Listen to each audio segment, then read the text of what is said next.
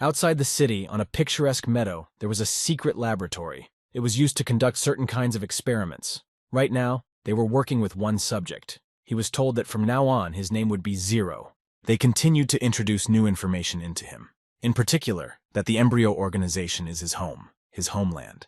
And now he has to forget about his past. He had to make sure that he became the most loyal member of the organization. Do everything for the sake of the interests of that organization. He does not need to hide anything from them. From now on, his existence is to follow the organization's orders. The guy was sitting chained to a chair. His head was tied with wires. He was told that he had to be ready to give his life in the name of the organization. The lab workers instilled new habits in him. It didn't matter to them how Zero would carry out the orders given to him by the organization. They told him that even if he had to become a scarecrow, he was still obliged to fulfill any order. After all these impositions, Hell's supervisor came closer to Zero and asked him if he knew who he was now. The guy replied dejectedly that his name was Han Xiao. Before he came here, he was a game booster. Han Xiao used to lead a carefree life, working online from home, playing games. He had his regular customers and found new ones. He was a powerful player. Among other players, he earned the nickname Godless Booster. Everyone hated him because of the level he played at. On the one hand, he was doing it to support himself.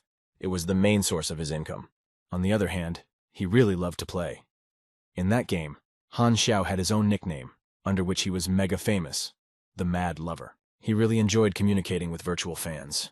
He was crazy about the admiring glances of other players. This time, while walking the streets of the virtual world, he met an electric bus reporter who asked him to give him a short interview. Han Xiao's face lit up with a wide smile. He was extremely pleased to hear such words, and he, of course, agreed to his admirer's request. The reporter was shocked that his hero agreed so quickly. He did not expect it to be so easy. Never before had such a mysterious fighter agreed so easily. The reporter thought Han Xiao would not be so open. He was in such a stupor that he even forgot that he wanted to be interviewed. It took Han Xiao himself to bring him to his senses and remind him that he wanted to ask him something. The reporter began frantically recalling all his questions.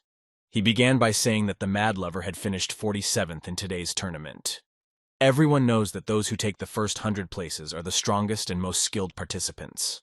And the first question in that interview was whether the hero had any plans to join the military, to which the Mad Lover easily replied that he did not.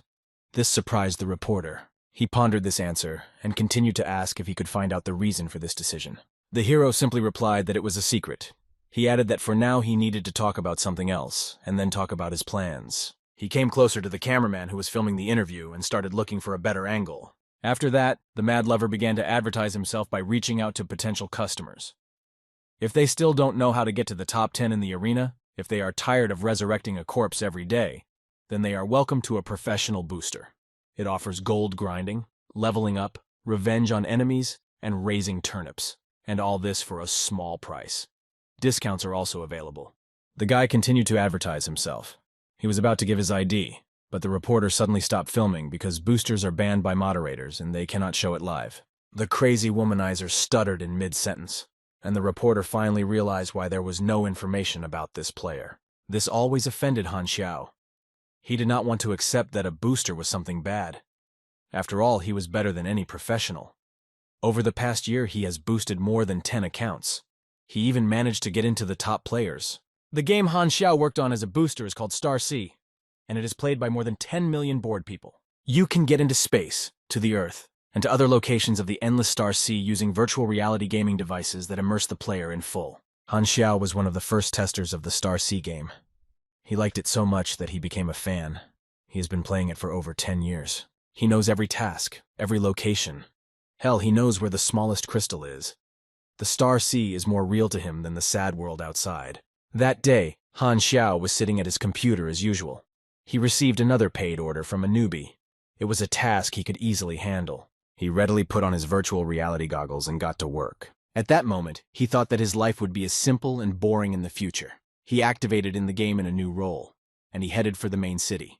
Someone's voice was heard in the laboratory, giving the order to inject the Valkyrie serum into the 24th test sample. And they began to observe the reaction 2 minutes and 45 seconds later. Han Xiao opened his eyes and tried to get up from the chair in which he was injected with the serum, so he was alive. However, I immediately heard the sound of a fire siren, which is activated when a disc or fire is detected somewhere. There was also a burning smell. Han Xiao held his head because it was hurting him so much. He did not understand why, and he did not know where he was. He saw the lab worker running out of the room as fast as he could, shouting to tell Miss Hell that the sample had come back to life. The boy wondered if he was the one they were talking about. The employee began shouting on the radio to call security and immediately take control of the sample. Han Xiao saw armed guards running toward him. This surprised him greatly, because he thought he was starting to play a game. And then such a strange beginning. The guy did not understand what had happened at all, and decided to get away from that place as quickly as possible. And since he was not tied to the chair, he simply got up and ran. On the way out, he was confronted by guards who used their weapons against him. Han Xiao defended himself with his hands because he was unarmed. He was very surprised why he was feeling 100% pain, because the limit in the game was 40%. He realized that in such a situation, he should disconnect from the game as soon as possible. But Han Xiao did not manage to escape. He was caught, brought under control, and put in a cage. Then the guards reported that the danger had been eliminated. They threw him into a small room with bare walls, right on the floor. He was massaging his arm because it was still very painful. He could not understand what was happening to him. Han Xiao paid 300 to the game's developers, and it broke. Something was clearly not going according to plan. He was angry because the developers had also given him a 6-month warranty. And then this happened. Nevertheless, the guy decided to start the game all over again, because his account was still newly created. He looked at the screen and saw only the usual information about the game's characteristics, but he could not find the exit button. Han Xiao was surprised that the game model was NPC, the first version, before the game was opened. But that was more than 10 years ago. However, the boy saw that the character's face was very similar to his own. He was looking for an explanation. There were thoughts that he himself had physically moved to the Starry Sea. Suddenly the door opened, and a whole team of people stopped on the threshold, whom Zhang Xiao could not see clearly. An armed woman with a magnificent uniform stood in front of me. She asked if this was the live specimen. Then she introduced herself to the boy. She said that her name was Chief Hell, and she threatened Han Xiao that if he tried to escape again, he would be killed. Han Xiao remembered who she was. He nicknamed her the Red Viper Hell. She was the boss killer of the newbie version 1.0. In the game, she was called the Fighter Sister. She ordered to take the boy for a blood test as soon as possible, because she needed the results immediately. On the way to the lab, Han Xiao recalled all the information about Hell's supervisor. She was the mistress of the Aquamarine Star. Now he also paid attention to the NPS costumes. They were the uniforms of the embryo organization of the initial versions of Starry Sea. Now Han Xiao finally realized for sure where he was. This was the Valkyrie Laboratory. It was here that a plan was created to develop superpowered warriors. It was a crazy organization whose goal was to overthrow the government. According to the scenario, Han Xiao is a specimen. He will be sent for an autopsy or brain cleaning, and then he will be sent to the battlefield as a trash. The guy was angry that he had been transported here so strangely and why the game had such a shitty start. Then he had a blood test, which showed no abnormalities. The laboratory worker whom Han Xiao saw wake up before the escape attempt said that in his opinion, the boy's period of short temper had already passed. He continued his report to the head of Hell. He said that the main effect of the essence was to stimulate brain activity. He suggested opening Han Xiao's skull, as he believed that analyzing the boy's brain would give them much more information. Han Xiao was nervous about this, but the supervisor, Hell, objected, saying that this was not the way to do it. And that's because Han Xiao was the first specimen to come to life, and there's no point in destroying it without studying it. The lab worker agreed, and said that now we just need to observe the sample. Dr. Hell added that one should be extremely careful here and that the sample should be sent for brain cleaning for overall safety. Han Xiao was very annoyed by this decision, as he had guessed that he would be sent for brain cleaning.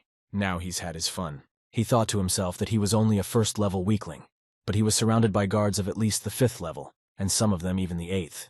However, the worst part of it all was that Hell's supervisor was right there, and this reduced his chances of escape to 0. So there was no point in even thinking about escaping. He had to think about how to avoid the brainwashing. Han Xiao began to think intensely about how to avoid the brainwashing. Suddenly his gaze stopped on a shelf of books.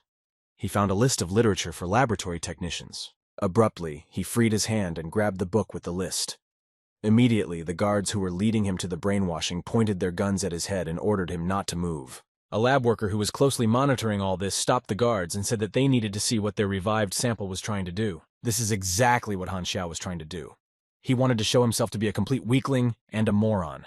The first successful sample was his own body. The guards lowered their guns and just watched the guy open a book and read something. Han Xiao opened the book to the page where the chapter on the basic concepts of mechanization began. So he started learning these basic concepts of mechanization, and realized that everything in the game was working as it should. Although he is now an NPC, he has a player system. This means that he can level up like a real player. Supervisor Hell and other employees were watching Han Xiao's actions closely, and the young man realized that now he could do whatever he wanted, and it would be perceived by everyone as model learning features. It was very convenient for him. The employee immediately took notice. He decided that the serum in the sample had enhanced his learning abilities. Hell's supervisor also noticed these unexpected successes. She thought that their sample could become a brilliant warrior. Then they would be able to produce many such warriors, and their cannon fodder would increase in value. Then she asked if they had prepared the equipment for brain cleaning. The guards replied that the system was already fully prepared, and then turned to Han Xiao, ordering him to stop reading and follow them. Han Xiao asked to wait a bit longer because he had almost finished reading, but the guard snatched the book out of his hands, calling him just a stupid specimen. However, the boy was lucky. He managed to finish the book and was able to acquire the skills of a mechanic. The mechanic's tree of knowledge is now open to him. He received the profession of novice mechanic, and also rewards: Chi energy +10, intelligence +1, endurance +1, empty attributes +2. They can be spent on other attributes. In the room where Han Xiao was brought, there was a huge screen with a picture of a brain. A lab worker told Hell's supervisor that they could start cutting the brain. The worker thought to himself that it was a bit of a pity to clean this unusual specimen. After all, they could ruin everything. He asked his supervisor, Hell, if he really couldn't do the autopsy before he started cleaning the specimen's brain. Han Xiao was very worried about this, because the lab worker insisted on performing an autopsy to examine his brain. It made him look like a pervert. Hell's supervisor told the employee to talk less and trust more. It was time to start the procedure. The employee agreed, and added that sooner or later the sample would end up in his hands anyway. He pressed some buttons on the machine's panel and wished for exemplary success. The brain cleaning process began. The danger is announced. Brainwashing begins. The device has requested a decision. Han Xiao's intelligence as a player was 5 units. His low spiritual plasticity was +3, and his free determination was 8 units. This was too little for free decision-making, and therefore his brain had to become completely clean in 15 seconds. Han Xiao knew very well that in order to avoid the brainwashing, he needed at least 10 units in free determination. He was very happy for himself that he had managed to raise his level. He immediately decided to add 2 free attribute points to the intelligence level. And then the decision that the sample was supposed to make was restarted. It was only a matter of time. In the end, Han Xiao successfully managed to avoid brainwashing. He went through some terrible moments, but he managed to get his way. Now he realized that in the future, he just needed to play along with everyone so that no one would guess anything. Supervisor Hell and the lab worker saw that the brainwashing process was complete. Han Xiao will now have to play a new role to fool everyone into thinking that everything went well for them. Hell's supervisor leaned close to the boy's face and told him that from now on his name would be Zero. She went on to tell him right in his ear that the embryo organization was now his home, his homeland, and that he must now forget about his past. Hell's leader told him that from now on he could not hide anything. He had no right to hurt any of the organization's members.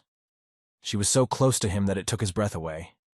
He noted that she was very beautiful, and he had passed her by so many times before. He realized that this was no longer a game. He looked at its forms while the Red Viper kept telling him that he now had to execute, and that the only thing he should be concerned about is doing everything for the greatness of the organization. This was his destiny now. Han Xiao stopped himself from thinking that it was a waste of time to look at the Red Viper now, because the situation was very dangerous for him.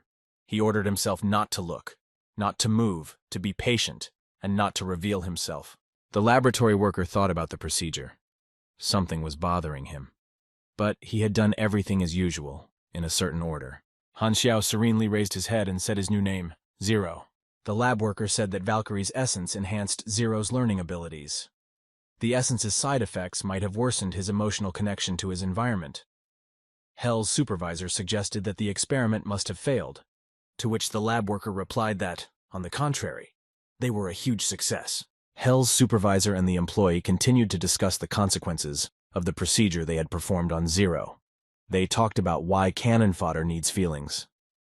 Now he heard and understood everything perfectly. Mentally, he was glad that he had escaped the brainwashing and knew that he would not become the usual cannon fodder of this organization. Hell's supervisor ordered Zero to be taken to the rest area.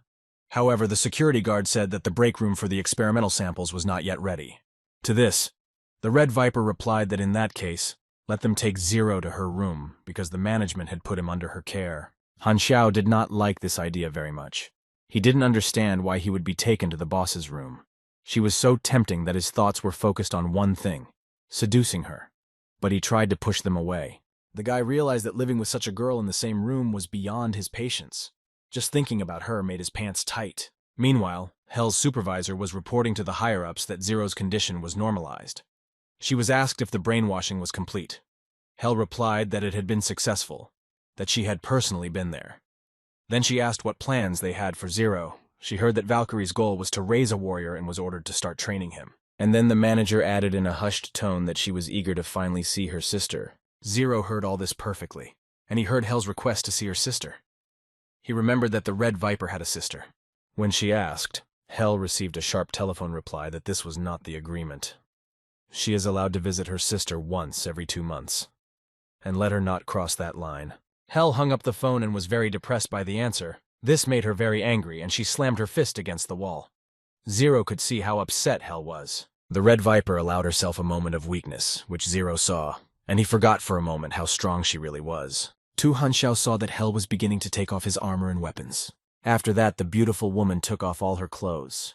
The guy did not know where to go. His imagination was playing tricks on him, and he could see her coming up to him completely naked. Han Xiao told himself to keep his temper in check, because if Hell realized that he hadn't been brainwashed, then a big trouble would happen. After Hell undressed, she went to her bed. Han Xiao breathed a sigh of relief that this time he had managed to avoid any problems and that Hell hadn't found out. And then the guy saw that there was only one bed in the room, on which a beautiful naked woman was already lying. He wondered where he should go to rest, but since he could not see another bed anywhere, he had to lie down next to the head of the department, Hell. It was very difficult for him to restrain himself, and he was worried about how the night would go. In the end, Han Xiao didn't sleep at all.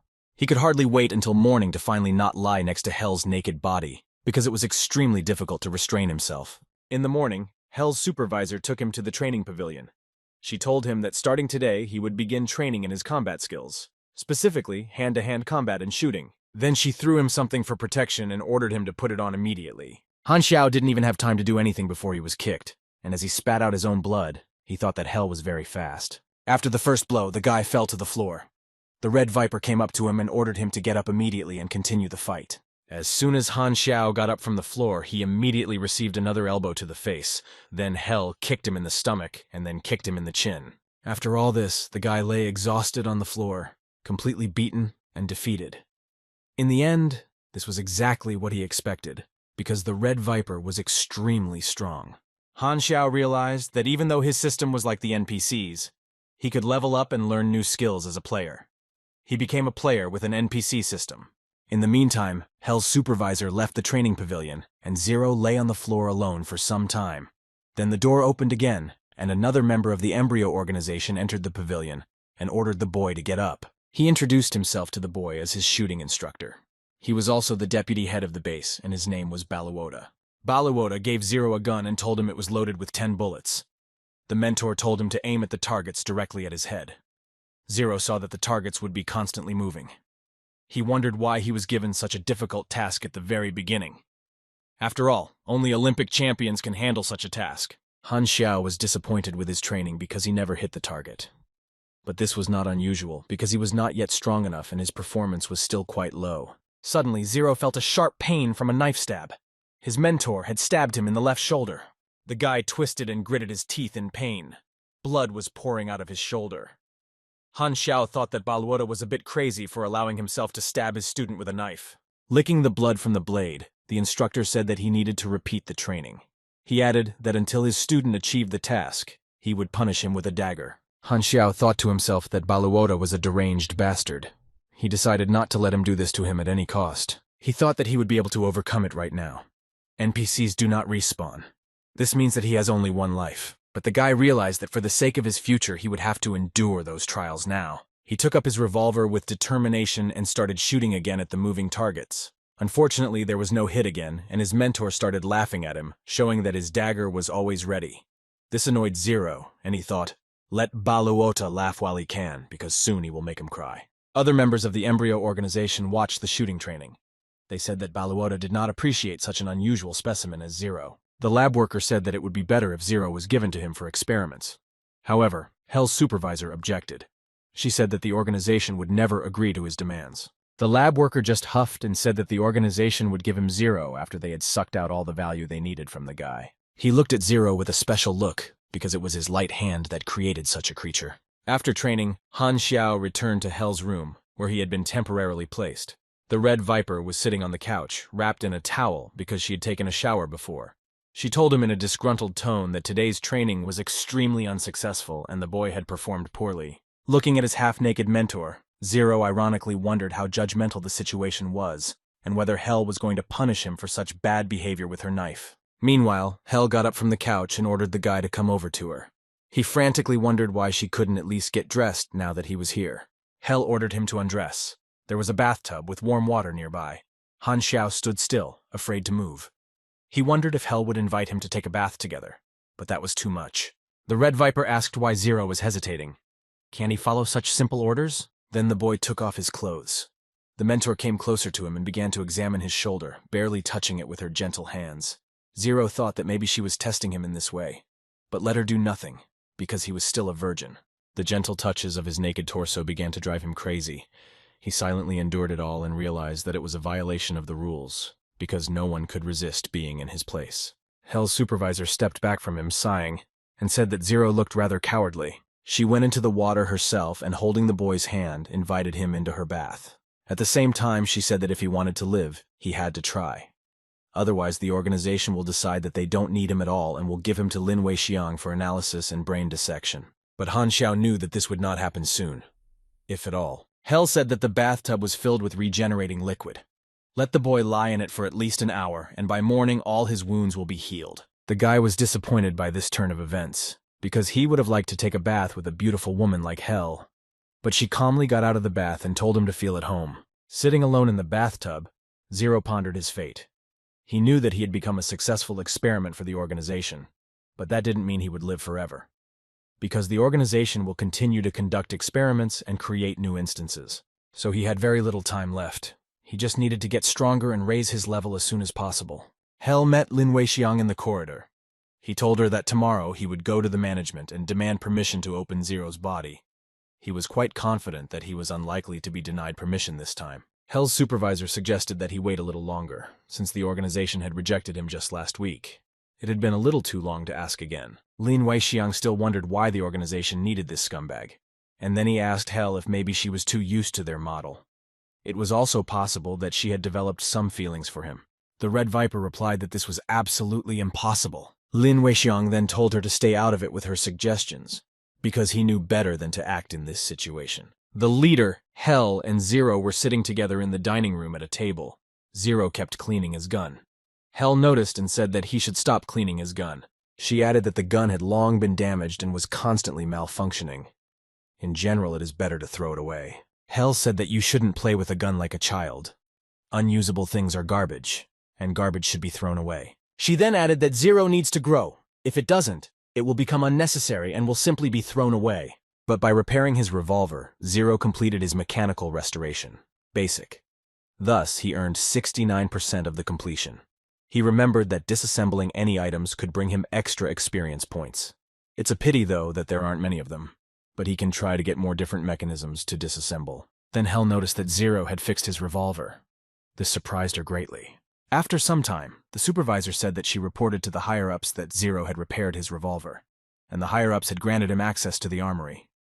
She could see that he liked to tinker with different mechanisms and weapons, so perhaps the armory was the right place for him. Han Xiao was very pleased with this decision because collecting and restoring various mechanisms will allow him to gain experience, which is exactly what he needs. He never dreamed that he would have the opportunity to get into an arms depot. So, Hal and Zero went together to the armory of the base where they were stationed. Seeing so many powerful weapons, Zero was incredibly surprised to find out if this was the same combat training of the embryo. The guy's eyes were darting around. He saw an incredible amount of weapons and realized how much experience he could gain here. And thus, he would be able to raise himself several levels up. Hel reminded herself that the boy had once liked a book about mechanization. She told Zero that she had found a few more books on mechanization. and that he could read them whenever he had free time. And then she walked out of the armory, leaving the boy to deal with all the mechanisms on his own. After Zero worked at the arms depot, he returned to Hell's room, where he was temporarily housed. It was a surprise for Hell. She was outraged that Zero came to her room. The mentor told her that the armory had a specially allocated restroom for the boy, and from now on he would sleep there. After all, he is a man, and it is considered unacceptable to share a room with her.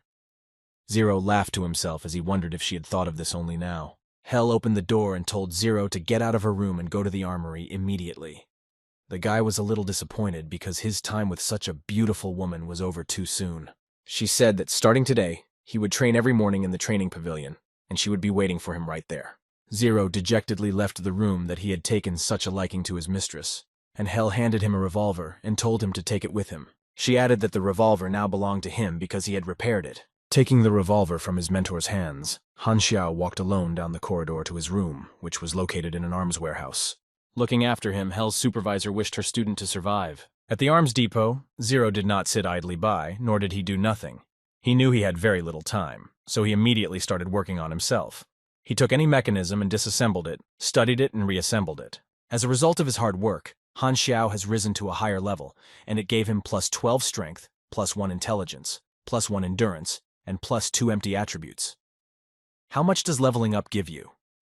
In 2 days, the guy got the 3rd level. He calculated that it would take him 6 months to get out of there. He was pleased to note that by that time no one would stop him here. The training continued. They took place every day. Zero did everything politely, listened to his instructors. Hell was still able to beat him with ease. She wondered why such a capable student hadn't achieved any visible results. After all, 3 whole months had already passed. Falling once again from his mentor's punch, Zero thought that he would not reveal to anyone what he had actually already achieved. Hell shook hands with her student and told him that Lin Weixiang had contacted the management again and asked to be granted permission to research Zero. However, the organization is in no hurry to grant him permission. Then she turned to her student more sharply and asked if he really thought the organization would continue to allow him to spend its money because he didn't look good. She asked the guy directly how long he thought he could last this way. Han Xiao knew that sooner or later he would be asked such questions. But no matter what, the guy continued to gain new levels and gain fresh experience. This is all he needed to make his escape. One day, he saw that one of the surveillance cameras in his room had been turned off. This indicated that the organization was no longer interested in watching him 24/7. On the one hand, this was a positive development for Zero. On the other hand, it indicated that he was in danger of falling into Lin Weixiang's hands.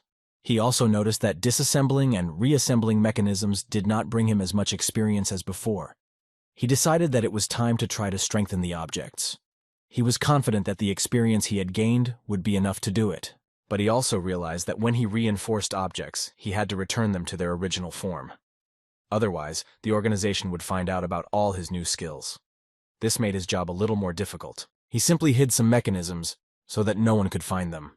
In this way, he tried to gain new experience for himself. At a regular meeting, Zero was told that the organization was disappointed in him, and therefore cut his funding by 80%. Zero looked at the clothes of the person who told him this and saw the number 1. This is how he realized that it was the second specimen to survive after him. Specimen 1 defiantly addressed Zero, saying that he knew he was the first surviving specimen created before him.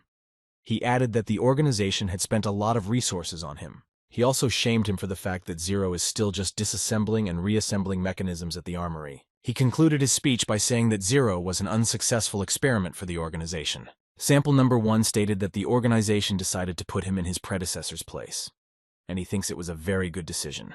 Han Xiao noted that sample number 1 underwent a complete brainwashing, and the embryo organization is a whole universe for him. It is his everything. He realized that he shouldn't interfere because he could give himself away. Since Zero's funding was cut almost completely, he was deprived of his place in the armory.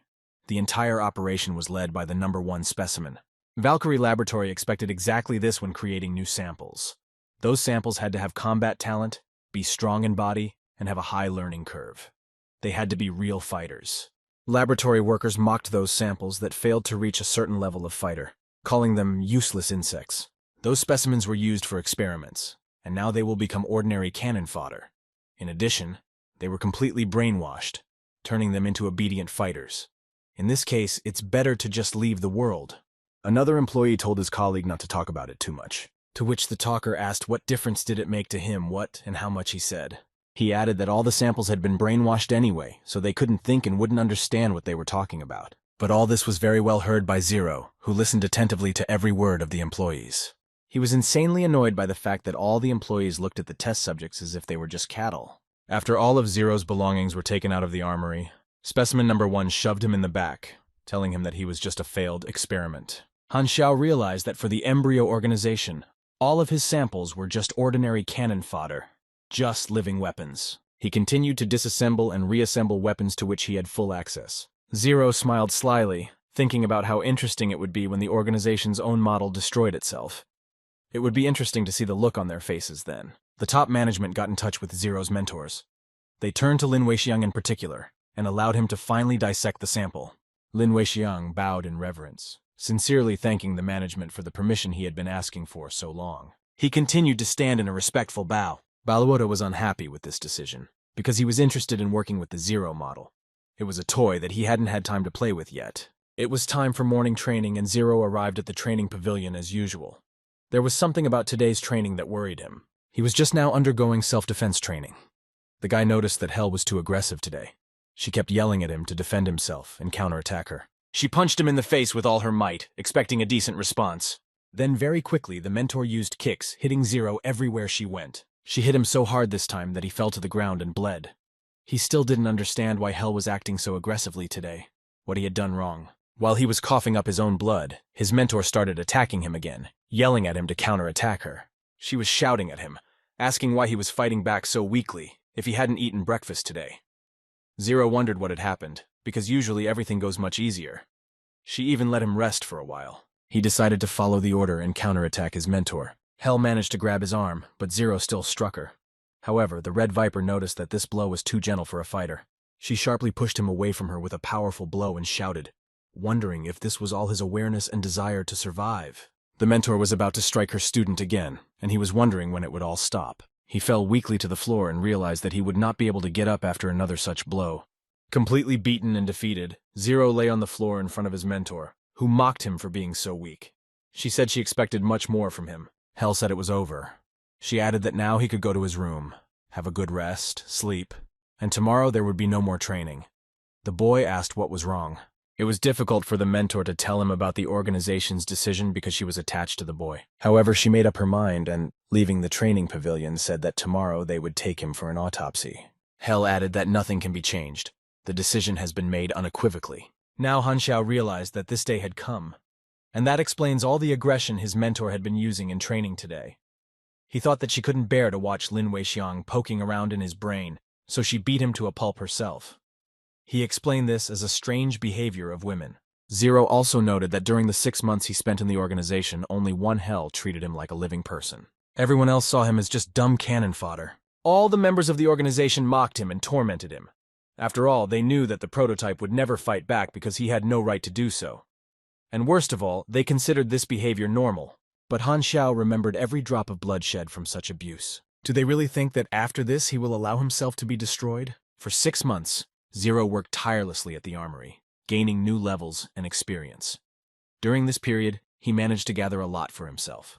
For him, these 6 months flew by like a month of normal life. Although he didn't kill mobs or complete any leveling tasks, he made up for it in the limited realities of the mechanic class. Here, he managed to raise a lot of experience while sitting in the same room. His current experience level was 600,000 points. Each character can have an unlimited number of professions, but every 20 levels, a challenge appears. To continue to level up, you need to complete a special task. The general maximum level restrictions change with the release of new patches. In version 1.0, the maximum character level is 60, but Zero's personal screen says that his level is unlimited. Thus, it means that he has a power that exceeds any other player. He was sure that the next step would be gambling drawings. Blueprints are the blue screens used by the mechanic class to create weapons and mechanisms. Creating blueprints is the most important ability of the mechanic class. 60 types of knowledge can be used with each other to create a mechanism. Each connection contains many blueprints, but after connecting the knowledge, only one direction of creation can be explored at a time. Some blueprints have preliminary requirements. Therefore, when knowledge is merged, it is not known in advance how many blueprints can be obtained as a result. But when knowledge and experience merge, the player loses points in any case. After all, there is a chance that another drawing will be created. That's why this stage is called gambling drawings. It was a little difficult for Zero to cope with this task, as there were drawings that he did not need at all. Over and over again, drawings were created that the guy did not need at all. The experience points he had gained were running out catastrophically. Zero might not have had time to create the drawing he desperately needed. Still, he was successful today. The guy managed to create a lightweight exoskeleton. Han Xiao was determined. He said that today everyone would learn what it was like to create their own enemy with their own hands. The third group of Sova fighters arrived at the laboratory. The team captain introduced himself and said his call sign was Yin Dao, which means Silverblade. Yin Dao said that they had received orders to transport a team of Valkyrie samples. Hell replied to the supervisor, "Let them do as they were ordered." The woman added that there was an SUV in the garage, but she was taking their helicopter instead. She irritably told them not to waste her time. Every 2 months, Hell leaves the base. Today, she left very early. This was to Han Xiao's advantage, because if Hell was on the base, he would have had a hard time. The guy had a firm intention to leave this prison today. Right now, Lin Weixiang came for him. Today was his last and only chance to escape. Suddenly, he saw a strange white envelope under the table. When Han Xiao opened it, he found a photo of Hell and her little sister, Aurora. Aurora also had superpowers, but at the same time, she was the complete opposite of Hell. She has very powerful healing and regenerative skills. She is even able to prolong life, and moreover, Aurora can resurrect the dead. At the end of the 1.0 version of the game, the Embryo organization created a huge amount of Second Life essences from Aurora's body. This angered Hell so much that she began to destroy everything around her. At this point, she was given the nickname Goddess of Death. Han Xiao was very impressed by this photo. He decided to do something for Hell, as she had once had great hopes for him. Suddenly, he heard a voice addressing him. He was told to report immediately to the central hall to receive orders. Immediately, the voice asked the security guards in the central hall to bring the Zero sample to his lab. This voice belonged to Lin Weixiang. Han Xiao put the photo back in the envelope, deciding that he would deal with the matter later, and that he needed to get out of here first. The entire Valkyrie base was under surveillance. There were surveillance cameras everywhere.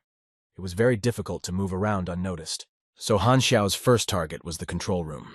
He ran there as fast as he could. It was necessary to exclude the possibility of following him. When Zero got to the control room, he eliminated all the guards who were monitoring what was happening at the base. So, the beginning was made. The all-seeing eye was eliminated. Next in line was Lin Weixiang. On the way to his laboratory, Zero did not hesitate to destroy everyone who came across his path at that moment.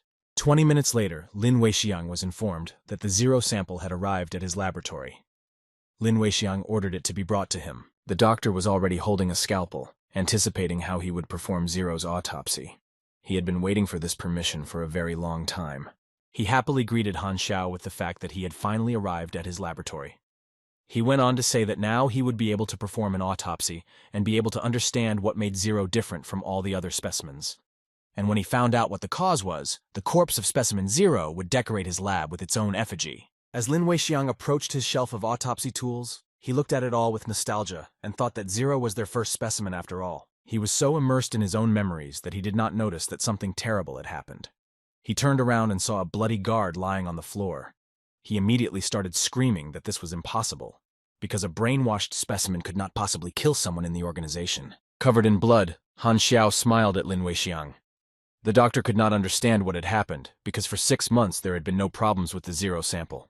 Lin Weixiang was immediately attacked by Han Xiao. The boy rushed to him with a knife and stabbed the doctor with great pleasure. Han Xiao told Lin Weixiang that he had killed everyone in the control room with his own hands. Bleeding to death, the doctor finally realized that Han Xiao had been skillfully playing the role of someone who had been brainwashed for 6 months. The guy asked him what he thought about what really happened in the lab. Lin Weixiang could not believe it. He said it couldn't be. That the guy couldn't have fooled all the members of the organization, stabbing the doctor's body one after another. Han Xiao coldly said that nothing is impossible in this world. The guy was just mocking Lin Weixiang, not inflicting a fatal blow to make him suffer as long as possible. The doctor asked him how he could do this to him. After all, he is its creator. After finishing with Lin Weixiang, Han Xiao took his keycard to move around the base more freely. He knew very well that only 3 people in the entire base had access to all the doors. Lin Weixiang was one of those people. He began to think about what he should do next. After all, if he went directly to the exit door, he would be stopped by the guards immediately, and the game would be over for him in just 10 seconds. He knew that this was not the way to go. So first, he changed into a security guard uniform. According to the basic plan, he first of all had to cut off all communication. He had to achieve at least a few hours of silence, so that no one would talk to anyone. The communication equipment is located 3 floors below the wall. The guy would have to use mechanisms to break through the wall. First of all, he had to go back to the 2nd floor and take the prepared mechanisms. He realized that there were several people on the base who might recognize him. They were Hell, Number 1, Lin Weixiang, and Balawota. The first 2 are not on the base. Lin Weixiang has already been eliminated. Han Xiao was also confident that other ordinary employees of the base, the guards, would simply not notice him. He was only worried about whether he would meet Balawota. As Han Xiao was thinking like this and walking straight down the corridor, he suddenly felt someone's hand on his shoulder and someone's voice asking him what group he was from, because they hadn't seen him anywhere before. And it was Balawota. The guy met him so quickly. He turned to his mentor and said that he was new here, from Group B. Balawota looked at Zero suspiciously and asked when the newcomers had arrived, and why he didn't know anything about it. And then he added that he had heard that voice somewhere before. Meanwhile, Han Xiao had already turned away to walk on, but Balawota pulled out his revolver and ordered the boy to show his face. Han Xiao said that he did not want to resort to Plan B, and he clutched his trusty dagger. Balawota heard him say something and asked him what he meant. Throwing off his cap and taking off his glasses, Han Xiao attacked his mentor with a scream, bringing his dagger over his head. Trying to strike him, he shouted that he had long wanted to tell Balawota to get himself checked by a psychiatrist. Han Xiao tried to eliminate his mentor, but Balawota was a good fighter. Of course, the mentor recognized his student Zero. The guards immediately reacted and the order was given to shoot. Han Xiao clearly knew that it would take him 2 seconds to reach the machinery room. He also knew that it would take 3 whole and 7/10 of a second for Balawota to get up. At the same time, he punched the guards. Han Xiao continued to think, as he ran as fast as he could down the corridor, that the 3 guards would not be able to harm him in 4 whole and 2/10 of a second, and the backup would arrive in 25 or 35 seconds. Meanwhile, Balawota got up and asked if Zero had really decided to hide in the room. He said that this was the worst of the options. The mentor continued to chase Han Xiao and said that he was very gentle. So he came to the door behind which Zero was. Suddenly, the door opened and a Zero specimen in excellent equipment appeared on the threshold. Its very appearance had already caused a list of pursuers. The guy mercilessly started hitting everyone who came under his hands. Balawota was shocked at how Zero looked now. He had not expected this from his student. After all, he considered him a complete moron. And so Han Xiao attacked his mentor and said that he might die now. He directed all his hatred at him. After those words, the boy struck a devastating blow to his crazy mentor. Falling exhausted to the floor, Balawota only managed to say how this could have happened. How had their demented specimen, Zero, managed to become so strong? Han Xiao used his armor to punch a hole through his mentor's body. Balawota had no chance of survival. Zero, having destroyed another of his enemies, had once again won. Now he had to think about what to do next, because he had caused quite a stir at the base. And now he was standing in front of his crazy mentor and remembering all their training sessions together. 6 whole months. During this period, Balawota constantly mocked him and managed to stab him 420 times. And now he would like to hear what his mentor felt when he was justly punished for all his cruelty. But he will never hear it again. After a while, armed guards came running to the place where Balawota was lying. They were shocked by what they saw. The guards tried to contact the control room, but there was no response. Then the commander of the security team ordered to immediately report the situation to Dr. Lin Weixiang. But he was immediately informed that Group C had found the doctor's corpse in the laboratory. No one understood exactly what had happened at the Valkyrie base. Now all the security guards at the base put on protective masks. Everyone was ordered not to panic and to immediately find the enemy. They were allowed to open fire on the enemy. Group A was sent to the armory. Group B was to check the control room. Group C was sent to the laboratory to protect sample data, and Group D was sent to the main gate. Suddenly, a loud sound of an explosion came from somewhere, startling everyone on the base. The group commanders tried to find out what was going on by communicating with each other by radio. But the commander of one of the groups could not answer anything. He was eliminated, as well as other members of his group, by a powerful explosion. Instead, Han Xiao picked up his radio and started talking into it, addressing the other teams. He said that part of Team C was dead due to severe injuries. He also said that they had blocked the target in the lab and that the guys had even managed to shoot him. Then Zero urgently called for help there. And he received a reply that the others would arrive soon, that Group B was already on the way. Group B fighters ran to the laboratory in full gear with their assault rifles aimed at immediate destruction. The group commander stopped and asked what was going on up there. Then he ordered some of his men to stay put and led the rest of them onward. Meanwhile, Zero used the keycard he had taken from Dr. Lin Weixiang to open the main gate of the base. The soldiers of one of the groups asked him why he did it, more precisely, how he managed to open the gate, and who he was, in general. Han Xiao took off his cap, and everyone could see that it was Zero. Meanwhile, the boy ran quickly outside, and when he went out the gate, he immediately closed it, putting the keycard to the lock. The soldiers who ran after him only bumped into the closed gate. They realized that Zero had locked it from the outside, and they let him escape. Han Xiao was finally free. He opened his arms to meet the warm sun he had been longing to see. Putting his face under its gentle rays, the boy breathed in the fresh air of freedom.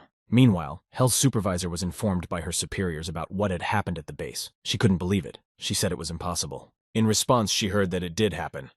Zero had escaped. She was then ordered to return to the base. Hell tried to object, because right now she was flying to her sister, whom she could see only once every 2 months. But she was immediately interrupted, not allowed to finish, and ordered to be silent. They reminded her that she had no right to bargain.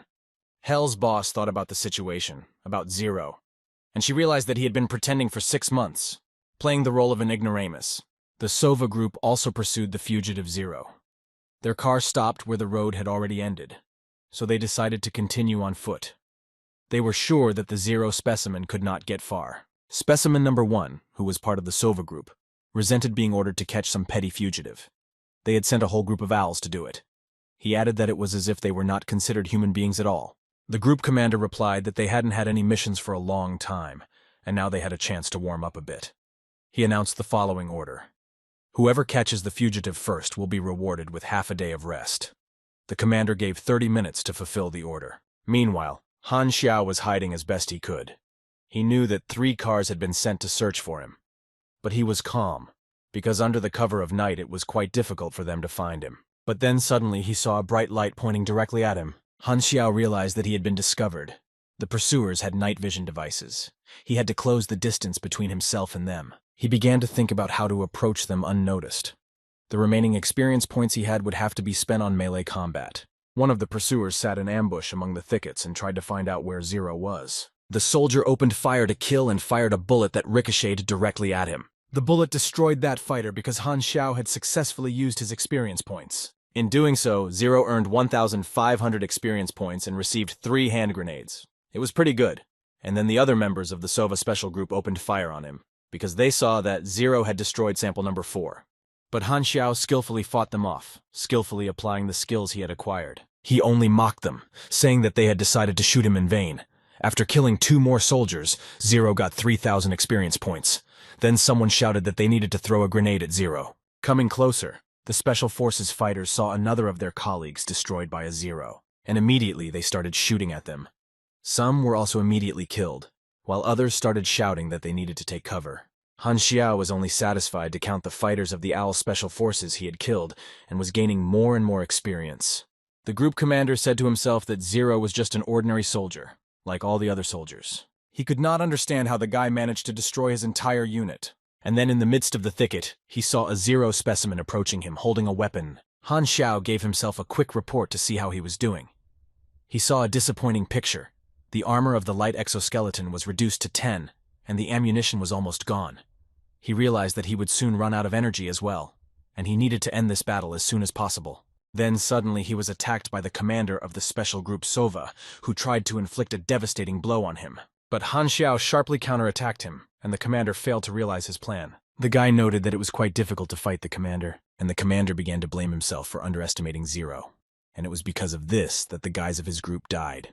He began to feel guilty that he would no longer be able to live in peace in this world. He pulled out his dagger and shouted to Zero that he would send the boy to hell with his own hands. The commander of the special group rushed at Zero, but the guy skillfully defended himself with his shield. Having repelled the attack with his dagger, he lowered his shield, looking at the attacker with anger. The commander's dagger was stuck in Han Xiao's shield. He could not get it out. Immediately, Zero struck him a crushing blow. The commander did not have time to defend himself. Zero was awarded 5,000 experience points for killing the commander of the special squad. He became even stronger. Han Xiao was pleased with himself.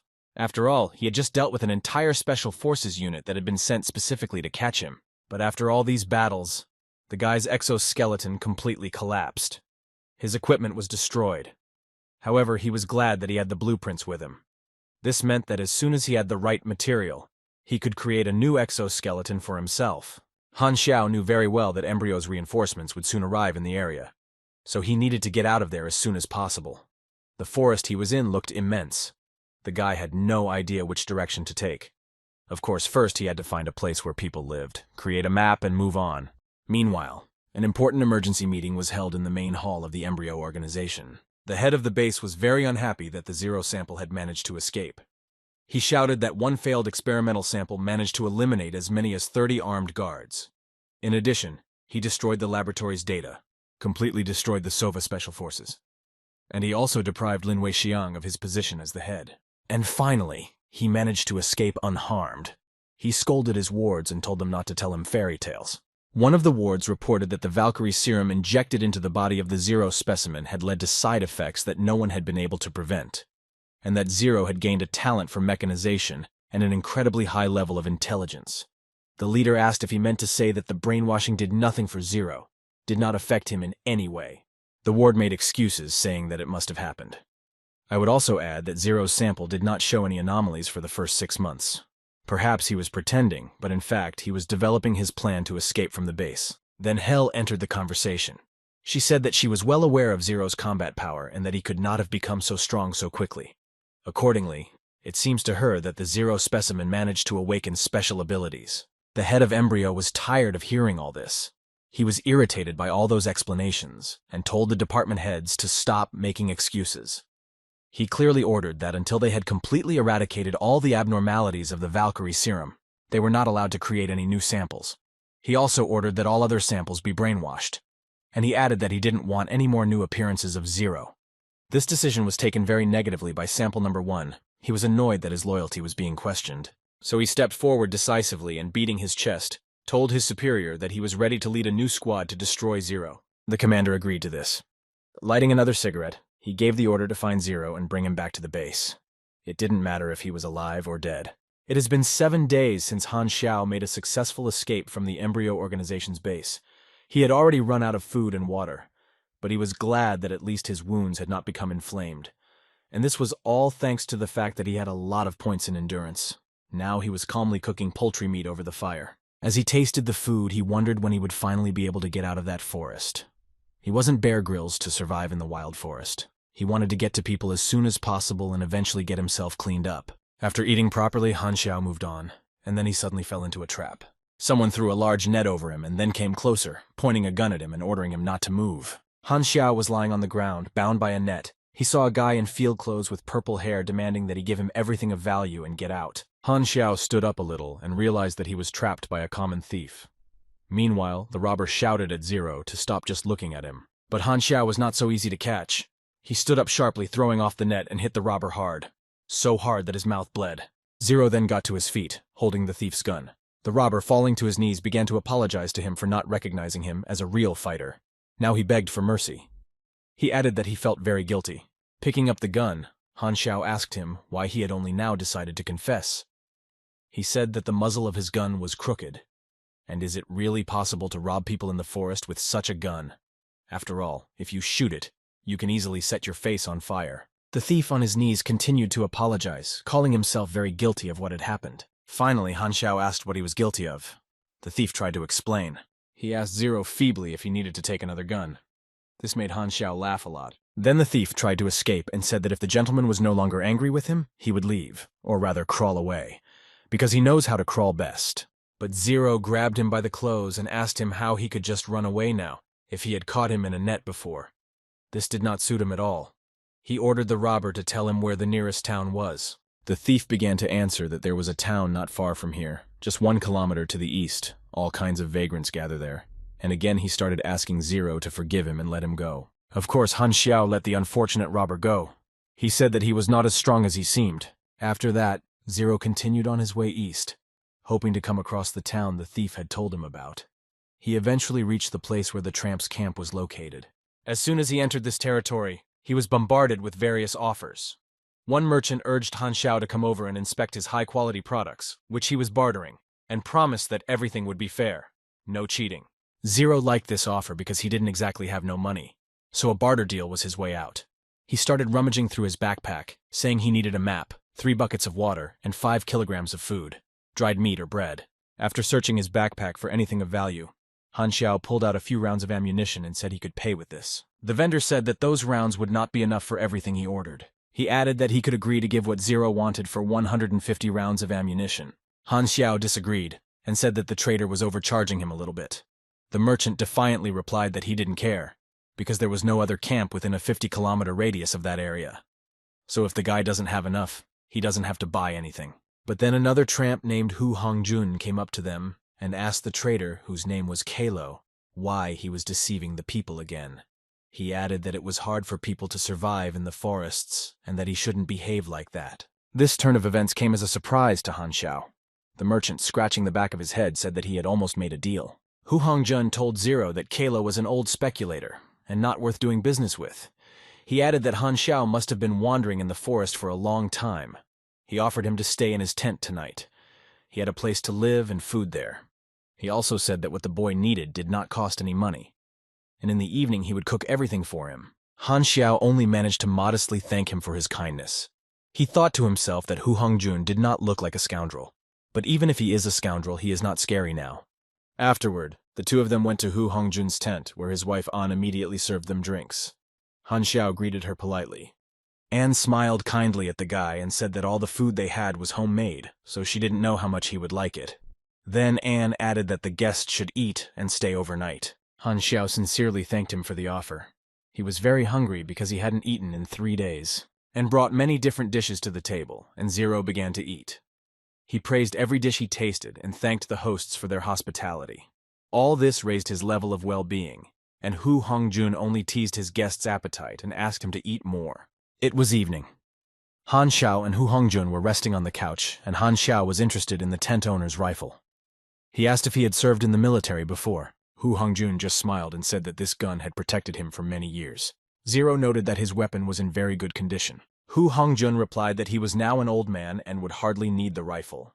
He said that his homeland had been invaded by another great power after the armistice. But he wasn't going to explain anything. He just said that a peasant like Zero wouldn't understand it anyway. He will not be able to understand Embryo's cooperation with 6 countries, but there is one thing Hu Hongjun definitely does not want anymore. Namely, he no longer wants to fight. He likes a quiet, measured life. Then he interrupted his thoughts and said that it was late. Let Zero go to bed, and in the morning he would continue on his way to his business. The boy agreed and went to bed to rest. And early the next day he was ready to go on his way. He sincerely thanked Hu Hongjun for such warm hospitality, and then he saw the thief who had caught him in his nets a few days ago. Han Xiao asked the owner of the tent if he was his son, but Hu Hongjun denied it. He said that he was his nephew, whose parents were killed in the war. Hu Hongjun added that his nephew came home very late last night, so he sent him to sleep in the car. He said that the kid was completely naughty. Zero noticed that the thief was behaving rather suspiciously. Han Xiao said goodbye to his benefactors, thanked his brother Hu once again for his warm welcome, and expressed his hope that they would meet again.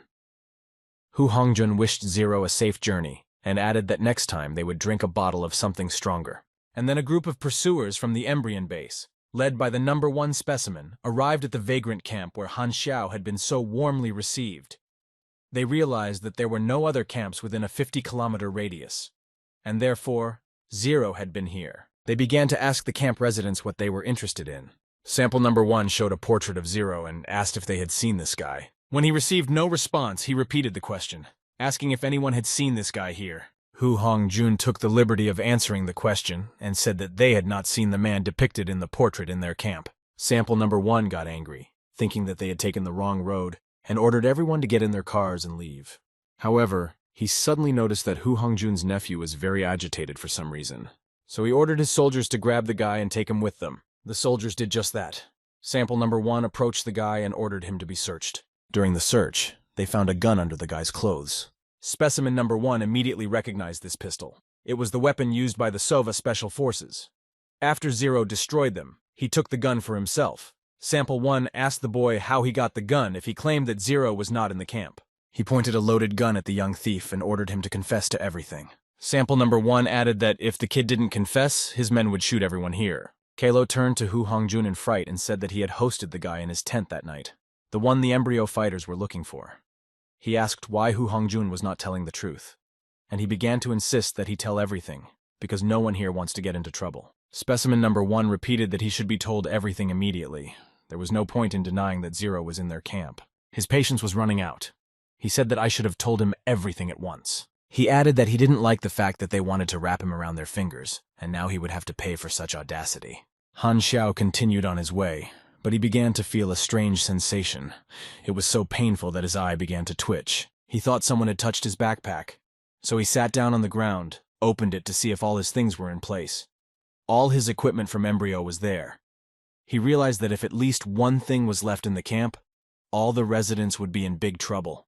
He started counting everything in his backpack. He counted 300 rounds of ammunition, 10 pistols, and then he noticed that one pistol was missing. He remembered how strange his brother Hu's nephew had been acting in the morning.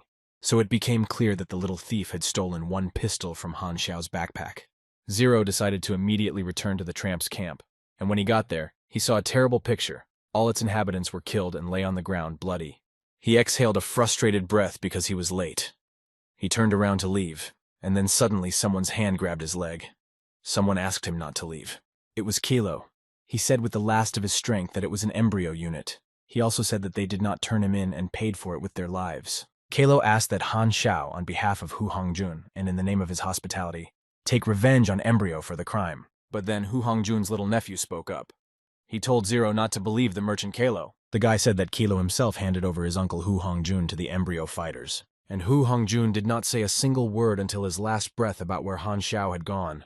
Zero fell to his knees in front of his brother Hu, who was already dead, and saw that his hand was pointing in the opposite direction from where he had gone. So he abruptly stood up, picked up a pistol, and pointed its muzzle at Kalo's head. Kalo began to ask the guy to wait and not shoot him, but to give him a chance to explain everything. However, Han Xiao was relentless. He said that Hu Hongjun did not give him up until his death. He did not give up a guy he had known for less than 2 days. And Kalo stopped searching for words and told Han Xiao that a real man died because of him, a scumbag like him. Zero only said that Kilo would have the opportunity to apologize to his brother Hu in the afterlife. Han Xiao knew full well that the path Hu Hongjun had pointed out led nowhere. This meant that the Embryo squad would soon turn in the opposite direction. So he decided to stay in the camp and set up an ambush. He activated a Class E task, that is revenge. The task was to destroy the sample unit. 15,000 experience points would be the reward for this. Zero really wanted to avenge his friends. In revenge, Han Xiao even took the gun of his dead friend Hu Hongjun. He was determined. His revenge would be terrible because innocent people had died. After preparing everything properly in the camp, Zero went outside the camp and took a comfortable position to be able to see the road leading to the camp. Driving through the area where Hu Hongjun had directed them before his death, the Embryo fighters finally realized that Zero was not there. That means he's in the other direction. Specimen number 1 was wondering how far Specimen 0 could escape. Suddenly, the car they were traveling in stopped abruptly, and the driver reported that the tire must have exploded. The squad leader started to get angry.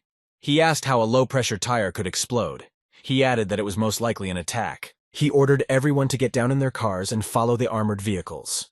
And when they got close to the target, they were to immediately get into the jeeps. Han Xiao heard all these orders and was very pleased with this decision of his rivals, because this was exactly what he had expected. The strategy adopted by model number 1 was correct, but very easy, and Zero easily figured it out. Therefore, he launched a surprise attack on the Embryo unit and immediately killed several fighters. The soldiers scattered as far as they could, but the faithful bullets caught up with them and did not allow them to escape. Zero's revenge was in full swing. Feeling weak, Specimen number 1 became very nervous. He screamed frantically, demanding that the person who dared to attack them show up.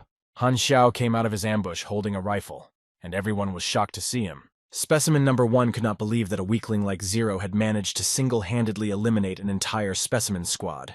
He kept saying he didn't believe it. Han Xiao only laughed, saying that he had heard such a phrase in his direction once before.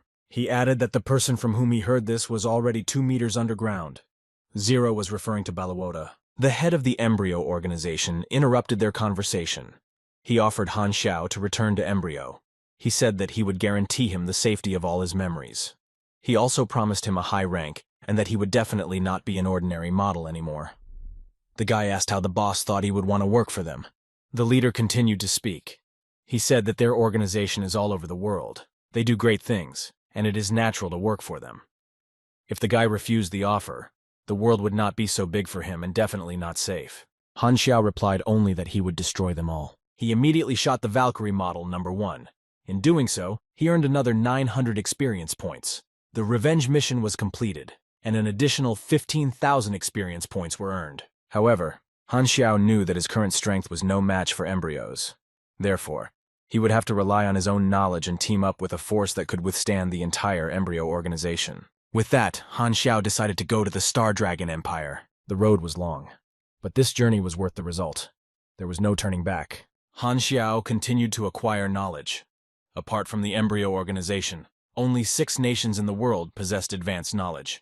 This meant to him that joining the 6 nations was a must to complete the task. Now he has started factional relations with the embryo organization. Embryo's goodwill has dropped by 1,000. The embryo organization is hated, another minus 1,000 points. Han Xiao received a Class A mission, the fall of embryo. In addition, he received advice. The mission will be long. The reward for it will depend on the progress of the destruction of the embryo organization, directly or indirectly. Currently, the progress is 0%. Han Xiao understood that since embryo was constantly expanding and developing, he was required to destroy 20% of it to complete the task. Thinking about it, Han Xiao came to the conclusion that he could not cope with the task alone. But he still made the choice to accept this task, as he considered it his main mission at the moment. Finally, after a long journey, he arrived in the western capital of the Star Dragon Empire. Since Han Xiao was now being searched for everywhere by the embryo organization, the Star Dragon Empire should have already received all the information. This meant that he was unlikely to be lucky enough to pass through the checkpoint. But he loved such challenges of fate and thought to himself that such a trifle would definitely not stop him. He knew very well that the players on the red list who were wanted by their people in their past lives could not pass the control. But that is until they find the hidden NPC in charge of smuggling and give him some money. Then he will take them to the city. Han Xiao was counting on this. He found a hidden NPC and asked him to take him to the city. And of course, he offered a certain fee for the service. The smuggler liked Han Xiao's payment, and he showed the guy where he needed to hide so that he could safely transport him to the city. The Star Dragon Empire is one of the 6 planets of the Aquamarine Nation. During the previous war, the embryo organization signed a secret treaty with the enemy Star Dragon Nation and organized several large-scale terrorist attacks on this territory. Thus, the empire lost its position among the 6 nations and began to be at odds with the embryo. Han Xiao remembered everything here well. And now he saw that this place hadn't changed at all. He began to recall where he would end up if he walked through this neighborhood and another 2 kilometers to the east. There is an inconspicuous repair shop at the end of the road. This is a hidden plot point. Han Xiao knows about it from the files of other people in his past life. Now he had no rivals, so he could get ahead of anyone. In his past life, he hadn't had this chance, but this time, he would definitely take it. As Han Xiao approached the repair shop, he peered through the window and saw the man he was looking for at a table. He was playing a board game. There was a fierce struggle. The game was not easy. Everyone wanted to win. Han Xiao went inside and began to watch the game that interested him closely, and saw that the black pieces were formidable against the white. He could see the intense tension during the game. The guy wondered why there was so much noise from an ordinary board game. But suddenly his thoughts were interrupted by someone's voice apologizing for his interference. A nice young girl in a black suit with yellow headphones approached him and asked what he needed to repair. It was strange for Han Xiao to see a girl in this place. He had been here many times before and had never noticed her. By the way, he noted to himself that the girl was quite cute. He apologized for his interference and asked if the workshop accepted students for training. The girl happily replied that, of course they do. She walked closer to Han Xiao, took his arm above the elbow and told him to come in and not to get cold. He asked if the word freeze meant sunstroke in their dialect. The girl showed him a device and said that it was a mobile terminal, and that it had been broken for a long time. She added that this would be a test task. If Han Xiao could do it, he could become an apprentice in the workshop and stay on to study. The boy agreed without any problems. Suddenly, one of the 2 old men playing Go at the table stopped the game and told me to wait. He asked Han Xiao why he should start studying at the workshop. Han Xiao was a little worried. Did the old man know who he was? But that was impossible. He needed to calm down and collect his thoughts. Finally, he answered that he was just looking for a job. And then the girl who had first started talking to Han Xiao interrupted the conversation. The old man who was asking the boy questions was her grandfather. So she told her grandfather to cut him some slack, that the boy was just looking for a job. She added that they finally had a student. He can't be scared away, because she already has a lot of work. The old man introduced himself as the owner of the workshop. He told Han Xiao that in order to work here, he needed to pass a test. Han Xiao was interested in what kind of test the workshop owner would give him. He said he was ready. The owner liked the boy's confidence and courage. He told him to listen very carefully, and he began to announce the task that Han Xiao had to do. To begin with, he had to make another old man a mechanical prosthesis in 3 hours. And if his rival liked the prosthesis, Han Xiao would be able to stay working in the workshop. Immediately, the old man's rival began to object to why he should be involved in all kinds of tests. Suddenly, that opponent looked closer at Han Xiao and said that he remembered him. The granddaughter of the workshop owner reproached her grandfather for saying that planning and drawing alone could take several hours, and to make a complete prosthesis in 3 hours is simply unrealistic. The grandfather told his granddaughter Lu Qian not to interfere. He said that Han Xiao had to show something worthwhile if he wanted to work in the workshop. Then he turned to the boy and said that if he was scared, he should get out of here before it was too late. But Han Xiao is not the type to give up so quickly and without a fight, so he agreed to the challenge. Lu Qian only said that he was crazy, because it was impossible to do it in the time allotted to him. Han Xiao immediately set to work. He could use everything he needed in the workshop to complete the test task. Lu Qian came to him and offered to help him create a drawing to save everyone's time. To do this, she brought a pile of paper with her. In return, she asked Han Xiao to tell her about his plan. Han Xiao just smiled and replied that he didn't need to draw a drawing. He had already thought of everything in his head. Lu Qian's mouth dropped open in amazement. She couldn't believe that it took 2 minutes to come up with the blueprints for making a prosthesis. Then his grandfather intervened and told him to stop showing off. He, like his granddaughter, said that it was unrealistic to come up with a complete drawing in just 2 minutes, even for a professional mechanic like himself. So he asked Han Xiao how he could do it, and he added that it was all hogwash. But the guy stood his ground. He only said that they would see for themselves later. The owner of the workshop was still wondering what the boy had come up with so quickly. Han Xiao was not wasting his time, because he was running out of it. He was completing his test task, and the prosthesis he was ordered to make was already beginning to take shape. The owner of the workshop decided to watch the boy work. He carefully studied all the parts Han Xiao had prepared to assemble the prosthesis, and saw that there was not a single missing part. It was hard for him to believe that the boy had really come up with all this in his head and not drawn a drawing. The old man saw Han Xiao already handling the folded prosthesis and kept repeating that it was impossible.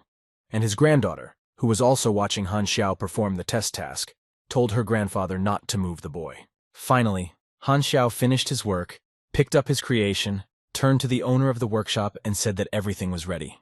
A friend of the workshop owner came into the room and asked Han Xiao to make the prosthesis for him. All 3 observers were shocked at the speed of the boy's performance, and Lu Qian could not believe that Han Xiao had completed the test in only 2.5 hours, not 3. A friend of the workshop owner took off his clothes to try on the prosthesis he had so kindly offered him. Putting it on, he immediately started testing the prosthesis, bending it at the elbow, clenching it into a fist, and was pleasantly surprised by such a skillful work. It was hard for him to believe that the prosthesis could be so mobile and that it was as functional as a real arm. Moreover, it is very smooth and does not irritate the arm at all. Han Xiao crossed his arms over his chest and told him that if he liked the prosthesis so much, he could have it. The old man thanked him and said that he was now indebted to the boy. Here the owner of the workshop intervened in their dialogue and sternly said that all the materials used to make the prosthesis belonged to him, so his friend would be indebted to him. He also made a remark to Han Xiao that he had not even asked the old man's permission, and the guy said that in that case he would ask for permission now, and he asked the owner of the workshop if he was skilled enough to stay in the workshop. The owner of the workshop allowed Han Xiao to stay. He added to himself that he would be interested to see how long he could stay here. The guy needed this because now he will at least have a place to live. He also realized that sooner or later he would get all the mechanical drawings he needed from the master. An acquaintance of the workshop owner, whose name was Buddy by the way, said goodbye to him, saying that they would see each other later. But Buddy was very annoyed about something and said goodbye rather rudely, telling him not to come back. Han Xiao was glad to be accepted as an apprentice in the workshop, because here he would be able to improve his level faster, and also to have a good rest. Meanwhile, Buddy's friend, the owner of the workshop, went to his car, where his personal driver met him. Suddenly his phone rang and the driver handed it to him. Already sitting in the car, he answered the call and said over the phone to inform the intelligence that Zero, who was wanted, had entered the western capital. And immediately this information was delivered to the address. It was received by the 13th Division of the Star Dragon Territorial Strategic Defense Headquarters. 2 intelligence officers were taking the elevator. One of them, a man, said that Zero was a deserter wanted by Embryon. There is a $150,000 bounty on his head. This means he is either a genius or extremely capable. The threat he poses is incalculable. The woman replied that they had been instructed to act carefully. The man added that they had to be prepared for any outcome. He ordered her to provide protection to the informant, and they also had to hide his presence in the Western capital from Embryon spies.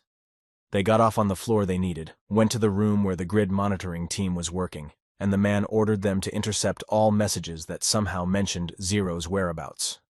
He also told them to make sure that no information leaked out. Han Xiao came to the Clow landfill in the 7th District. In particular, he needed the head of the gray zone of the 7th District, Leopard, who, lighting a cigar, asked the newcomer who he was and why he was looking for him. Han Xiao replied that it didn't matter who he was. In his opinion, Leopard would not mind working with him. At the same time, he played with a gun he had just stolen from one of the guards. Zero continued to announce the purpose of his visit and said that the arms trade is very profitable today, and he offered to cut costs, and in return he asked for a small fee. The Leopard was surprised to hear that the boy knew how to make firearms. He was very interested in the offer, so he put down his cigar and asked what kind of cooperation the guy had in mind. Han Xiao replied that he would present the list later. He needed materials and parts from Leopard, and he would do the production and assembly himself. He also added that he would work there for 2 hours a day. Han Xiao asked for $230 for each gun, and he will also be able to take any mechanical waste he wants from the dump. The Leopard replied that all the materials here belonged to him, and he could only pay Han Xiao $150. Han Xiao, leaving the premises, said that he was satisfied with the salary. He added that Leopard should prepare the equipment and materials, and he would return tomorrow. In the meantime, he was going to the landfill. Zero was putting all kinds of mechanical garbage in a big bag and thinking that it costs a lot of money to produce mechanisms, and he would miss his salary from the workshop. But then he added that he didn't have to worry about money now. The 13th Division would easily guess that he was working for Leopard to earn extra money. He realized that they knew how good a mechanic he was, so they would definitely come after him sooner or later. Finally, Han Xiao returned to the workshop, where he was met by Lu Qian, who demanded to know where he had been for so long. He replied that he had been digging in a landfill. Lu Qian said that the landfill was a rather dangerous place. She warned him not to go there too often. Han Xiao told her that he would obey her, so she shouldn't worry. The girl told him to wash his hands and go downstairs to eat. The guy was thinking about the fact that completing the task to level up to the 20th level requires mastery of 5 mechanical bases, and he still didn't have a weapon base or a book of basic materials. But he knew that old Lu had the entire collection. He just needed to find a way to get it. So when Han Xiao went down to the dining room, he immediately asked Mr. Lu to let him use his books on mechanics. Mr. Lu angrily replied that the boy shouldn't even think about it. He said arrogantly that he had no books for the boys. Han Xiao laughed back and told Mr. Lu not to be so greedy. He suggested that he think of this request as an investment in the youth and also as training a potential employee. This made Mr. Lu even more angry, and he said that the boy was very impudent, even more impudent than the old man had thought at first. He added that he would never give the boy his books. And then suddenly Mr. Lu Qian's granddaughter came up to him with a pile of books and said that her grandfather was just joking. It was nothing special, and she handed those books to Zero. Mr. Lu was shocked by his granddaughter's prank because he did not want to share his books with the boy. Han Xiao simply took the books and thanked Lu Qian. The guy immediately opened the book and started studying.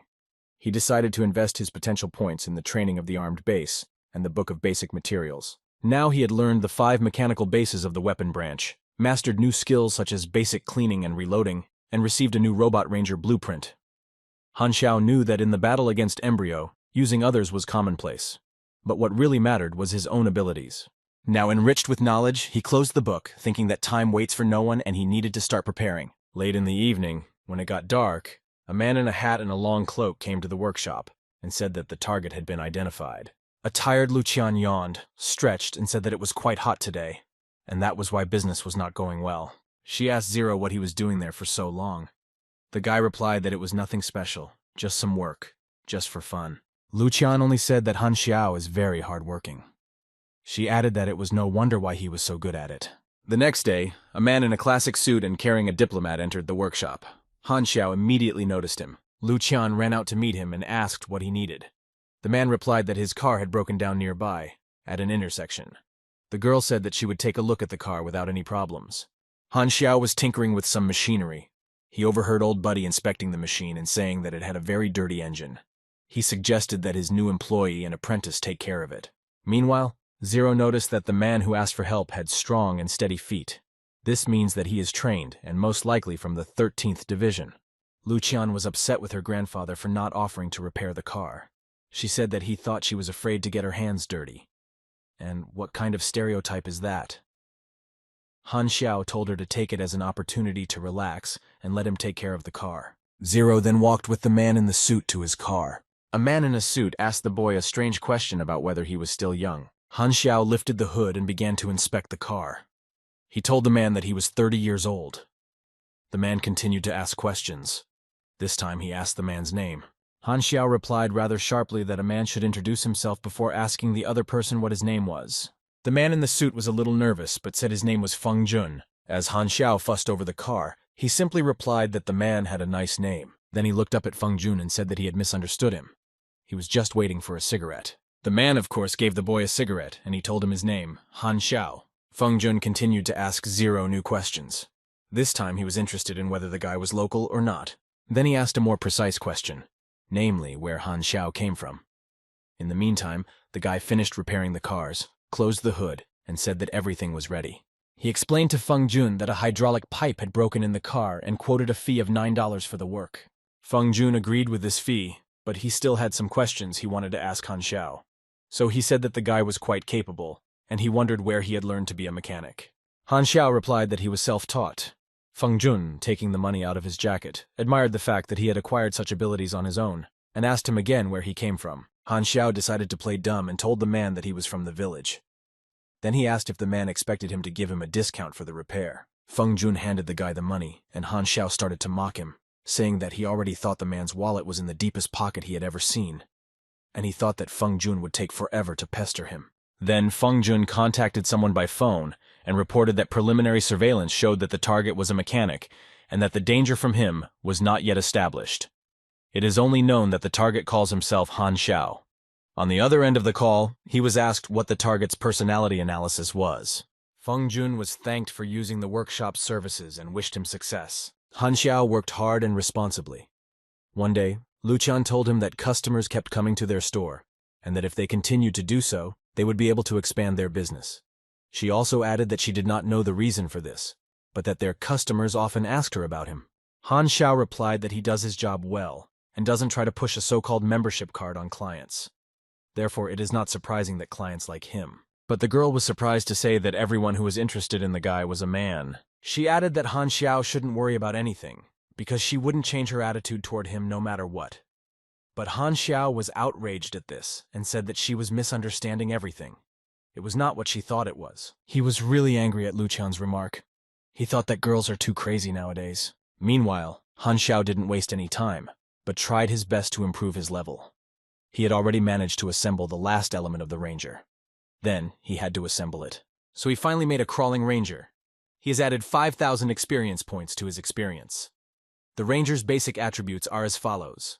Armor value, 800 defense, 18, engineering energy rank, 58, top speed, 23 kilometers per h, height, 118 m, weight, 65 kilograms. Han Xiao liked his work and decided to name his creation Ranger 1.0. Now Han Xiao had a new task. He had to escape. But he didn't understand how he could be chased if the western capital was heavily guarded. He realized that this was planned by the 13th Division to see how strong he was. So he accepted the task and thought, let them see what happens. Han Xiao then put the Ranger 1.0 on the cart, covered it, and told Lucian that he had somewhere to go, so he was taking the day off. Lucian was a very kind and compassionate girl. She thought Han Xiao was in some kind of trouble, so she did not hesitate to offer the guy her help, not knowing what it was. Han Xiao replied that he was fine, so she shouldn't worry for nothing. A beetle was parked near the workshop, with two men hanging around. They were watching Han Xiao. One of them was surprised to see a guy who was being promised $1 million for his life, because he looked like an ordinary boy. And those men were being watched by others who knew they belonged to the Stinging Bee Squad and were pursuing a target. Meanwhile, Han Xiao headed for the dump. And the guy specifically went there because he realized that if they had to fight, they could harm ordinary people in the city. And here it should be better. The boy approached the leopard and said that he had come to get some materials. The leopard said it was almost time for dinner and invited the boy to join him. Han Xiao agreed, noting how the leopard smiled slyly afterward. At dinner, the landfill owner said that he had spent a lot of money finding out who the guy really was, where he was from. He hadn't expected to get such information. He said he learned that Han Xiao was just a traveler who had just arrived in the western capital. Han Xiao asked Leopard if he had ever thought that the source of his information might not be telling the truth. Leopard, who was pouring drinks, said that for his own good, the guy should tell him everything he knew about making weapons. Then he added that he hoped for cooperation. Otherwise, he would have to get that information by force. Han Xiao asked why Leopard was so confident that he could easily deal with him. The Leopard just laughed and said that the guy was just a traveler, so what could he do to him? Han Xiao replied that it was obvious that the landfill owner's informant did not have complete information about him. He then suggested that Leopard open a computer and look up the price for his head on the darknet himself. The landfill owner did not relent from his position. He told the guy that many such assholes had bluffed him, and the last of them didn't even get a funeral. Han Xiao pulled something out of his backpack and asked Leopard if their conversation was over, and then he felt the muzzle of a revolver put to the back of his head. He just exhaled a tired breath. Han Xiao stood up abruptly and immediately started shooting at his attackers. None of Leopard's guards had time to fire a single shot as they were immediately killed. The Leopard watched what was happening with fear and could not understand anything. He immediately began to call all his bodyguards who were outside. He ordered them to run to his aid and kill Han Xiao. One of the guards said that it was just one guy, so why should they all run to help? The other agreed with him, because he didn't understand how the guards who were near Leopard couldn't handle one young man. And then a civilian mercenary organization, the Stinging Bee Squad, arrived. This was not good for Leopard at all. Han Xiao just laughed at them all. The squad leader said that they were in the capital of the Star Dragon, so they needed to keep a low profile and finish everything quickly. Meanwhile, Han Xiao had already escaped through various bunkers, of which there were many, and this saved him. The commander continued to give orders to his men. He ordered Group A to open fire to detain the guy and get closer to him. Then the squad leader ordered Group B to squeeze the guy from the rear. Some group managed to capture the target. Han Xiao had to urgently change his position. Meanwhile, Leopard's bodyguards were shouting in frustration, wondering where those mercenaries had come from. Leopard assumed that they were after the guy. Han Xiao was frantically thinking of a plan for how to proceed. He pulled out a laptop computer from his pocket, but he was glad that he had guessed this situation and was therefore prepared for it. The squad commander saw the robot, Ranger 1.0, which Zero had placed in his defense. So he immediately ordered the guys to open fire and destroy it. Han Xiao saw that he had only 27% of ammunition left. He realized that his Ranger 1.0 would not last long. He had to finish off the mercenaries here. The commander of the Stinging Bee unit saw some success in their cause and then ordered his men to continue shooting. The Leopard calmly watched the fight, lit a cigarette, and noted that the robot had just temporarily diverted the attention of the pursuers. And he immediately ordered his henchmen to use the chaos around them to their advantage and catch the fugitive. When the mercenaries got closer to the robot, Han Xiao noted with satisfaction that this was exactly what he had expected. He immediately pressed the button to start the self-destruction. The program began to load. Having already run too close to the robot, the mercenaries noticed that something was wrong with it. It was too late. The robot exploded! The blast wave was so powerful that it even knocked out the Leopard and its guard who were standing next to it. The landfill owner was shocked that Han Xiao had blown up his robot right in the city. It was crazy. The people who monitored the work of the Stinging Bee Squad heard the explosion. Their superiors were giving them a request for a covert operation, and now it would be on all the front pages of the news. They decided to get out of there as soon as possible. However, they were immediately detained by officers of the 13th Division and ordered to stay still, put their hands behind their heads, and surrender immediately. From his hiding place, Leopard Park saw the 13th Division's men arrive. He did not want to cross paths with them. He feverishly recalled what Han Xiao had told him at dinner. He could not believe that the boy was telling the truth, so he decided to take the guy's advice to look into the computer and check all the information himself. And there it was, stated that the guy's name was Zero. The bounty on his head was $1 million, and he was wanted by the Embryo organization. Zero is now a deserter from Embryon, the 13th Division, and the Star Dragon. The Leopard, having read all this shocking information, said that he had had enough. The 13th Division came for him and his bodyguard and arrested him. The commander of the Stinging Bee unit and his men who survived the robot explosion were also arrested by the 13th Division. Han Xiao didn't like what had happened, because the whole operation had gone awry because of those mercenaries. However, he could not let the 13th Division steal his skills. So he opened fire on the prisoners and hit the commander of the Stinging Bee unit. Immediately, a fighter of the 13th Division shouted who authorized him to open fire.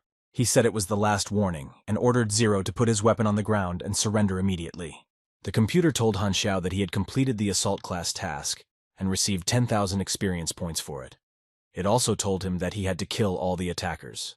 Therefore, he received a basic skill upgrade card. There was an offer to accept the reward, but the guy realized that it was not the right time. All the arrested have now been interrogated in the interrogation room. There was an intelligence officer from the Star Dragon National Strategic Defense Division sitting there. He told Han Xiao that it was not the first time they had met and asked if the boy remembered him. Han Xiao happily said that of course he remembered, because the officer was the man in the business suit who had asked for help at the workshop where the boy worked, and who had a very deep wallet. Another employee of the 13th Division did not like Zero's loose form of communication at all. He abruptly ordered all jokes to stop. He immediately addressed the guy directly and asked for an explanation as to why Embryon had put a bounty on his head of $1 million. And if he doesn't know why, he should give us all the information he has. Han Xiao continued to joke and said that the man looked very scary.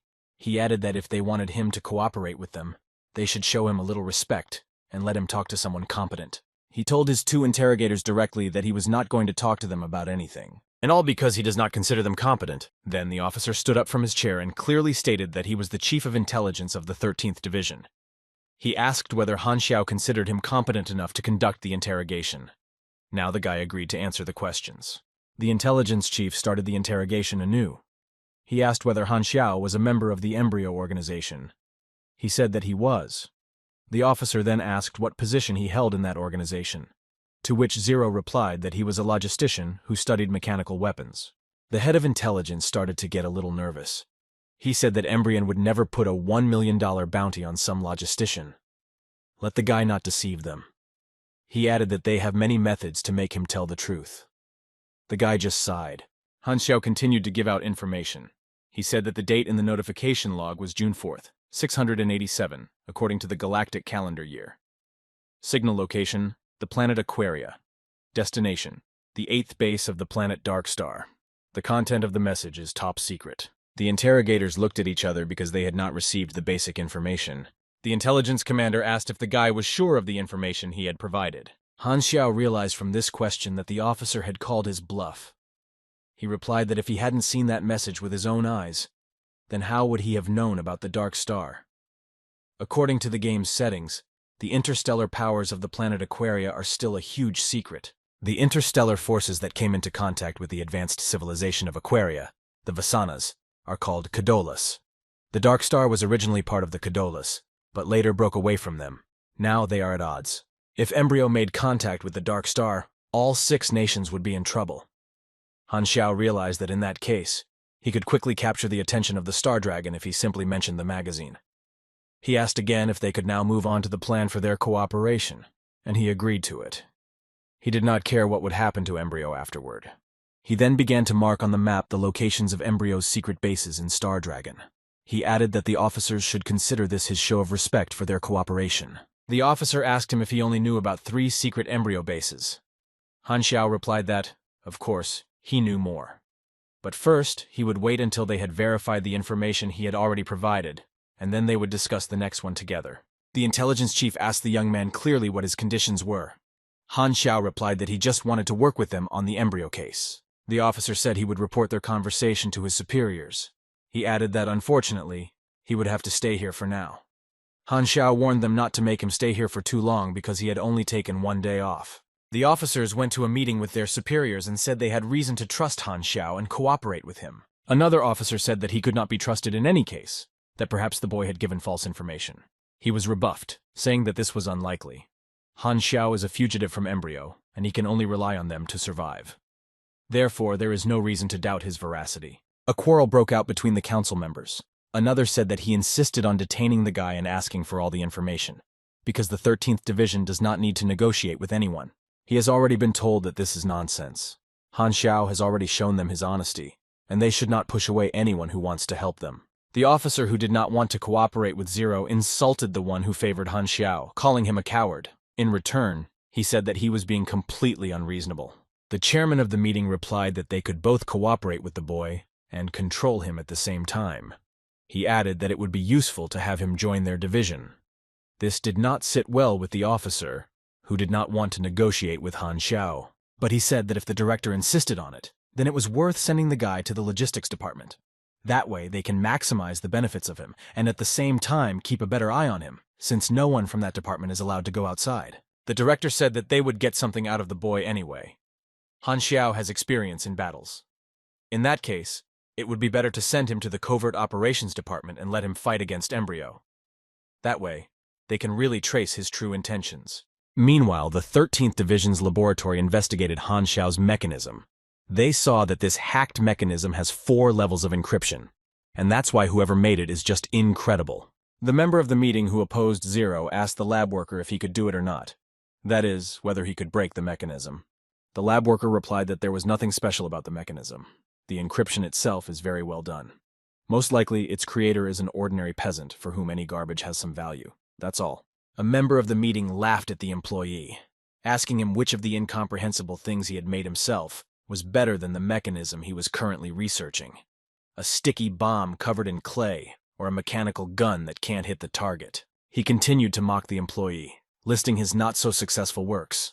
Among them were fake breasts with nipples that released poisoned games. He reminded him of the 2 agents who got stuck with their own needles because they wore the wrong breast. Those poor guys are still in the hospital. Meanwhile, the officer who defended Han Xiao reported by phone that he would make sure that the boy was taken to the Covert Operations Department. He was on the phone with an informant, the same man Han Xiao had made the prosthesis for. He was asked if he was sure the guy was really worth all the trouble. The informant said that the boy could provide them not only with the information they needed, but he had a feeling that he would play an important role in their fight against Embryo. Everyone was angry about how the Embryo organization dared to set up its secret base in their country.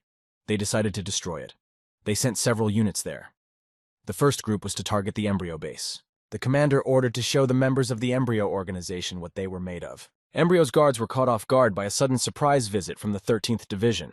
They wondered how the Star Dragon could have known their location. This happened on the territory where Embryo's secret base number 45 was located. In the Star Dragon Special Agent Department, the agents were outraged because they were supposed to be resting while their captain recovered from his injuries. But they were suddenly called away on an urgent mission. They said that their superiors didn't treat them like human beings at all. There were 3 special agents who needed to get inside the base. To do this, they had to break the access key. During the penetration, they were identified. The system began to initialize the format. An alarm went off at the base and a message was sent that the main security system had been hacked. A call went out for all units to immediately go to the main room. A female special agent shouted at her colleague Lin Yao to move faster. Lin Yao managed to get in.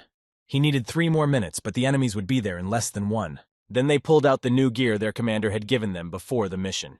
Lin Yao asked if they were sure this thing wouldn't explode, because the R&D department was full of idiots. The girl, putting the equipment on herself, said that they had no choice anyway. And if the data was damaged, all their efforts were in vain. All hope was in the arm, which was their equipment. Having dressed and prepared herself properly, she took a breath and ran as fast as she could. She hit the door with all her might and made a hole in it with her new equipment. It was a very powerful blow. It was unexpected for them. Lin Yao shouted that he would hack the enemy database and let his colleagues cover him. The enemies have already arrived. The fight began. Special agents skillfully fought them off. Lin Yao got to the main system and worked on the database. He formatted everything and started the self-destruct system. She asked him if everything was ready and received an affirmative answer. Now they could get out of there. It was already quite late. At one of Embryo's secret bases, they were still awake. A member of the organization reported to his supervisor that base number 45 had been destroyed. When the supervisor asked who it was, the short answer was that it was the Star Dragon. The leader asked how Star Dragon could have known about the existence of that base. He was told that it was unknown, but they suspected that Zero had provided the information. The supervisor asked how an ordinary test subject could learn about something as secret as the location of the base. He let his speaker go. The manager immediately decided to act. He logged into his personal line of communication. He ordered his agent to secretly check everyone who had access to information about the location of the base, and immediately inform him if he found anyone suspicious. He added that it was time to clean up the organization. Meanwhile, the Star Dragon special agents returned to their base, having done their job well. Their manager said that this time they received a lot of relevant information. The top management is very pleased with them. He added that the equipment they had taken with them needed to be returned to headquarters. Then he asked her how the mechanical arm was useful to them. The girl replied that it was thanks to that mechanical arm that they were able to evacuate quickly. And she asked the leader who made such a wonderful piece of equipment.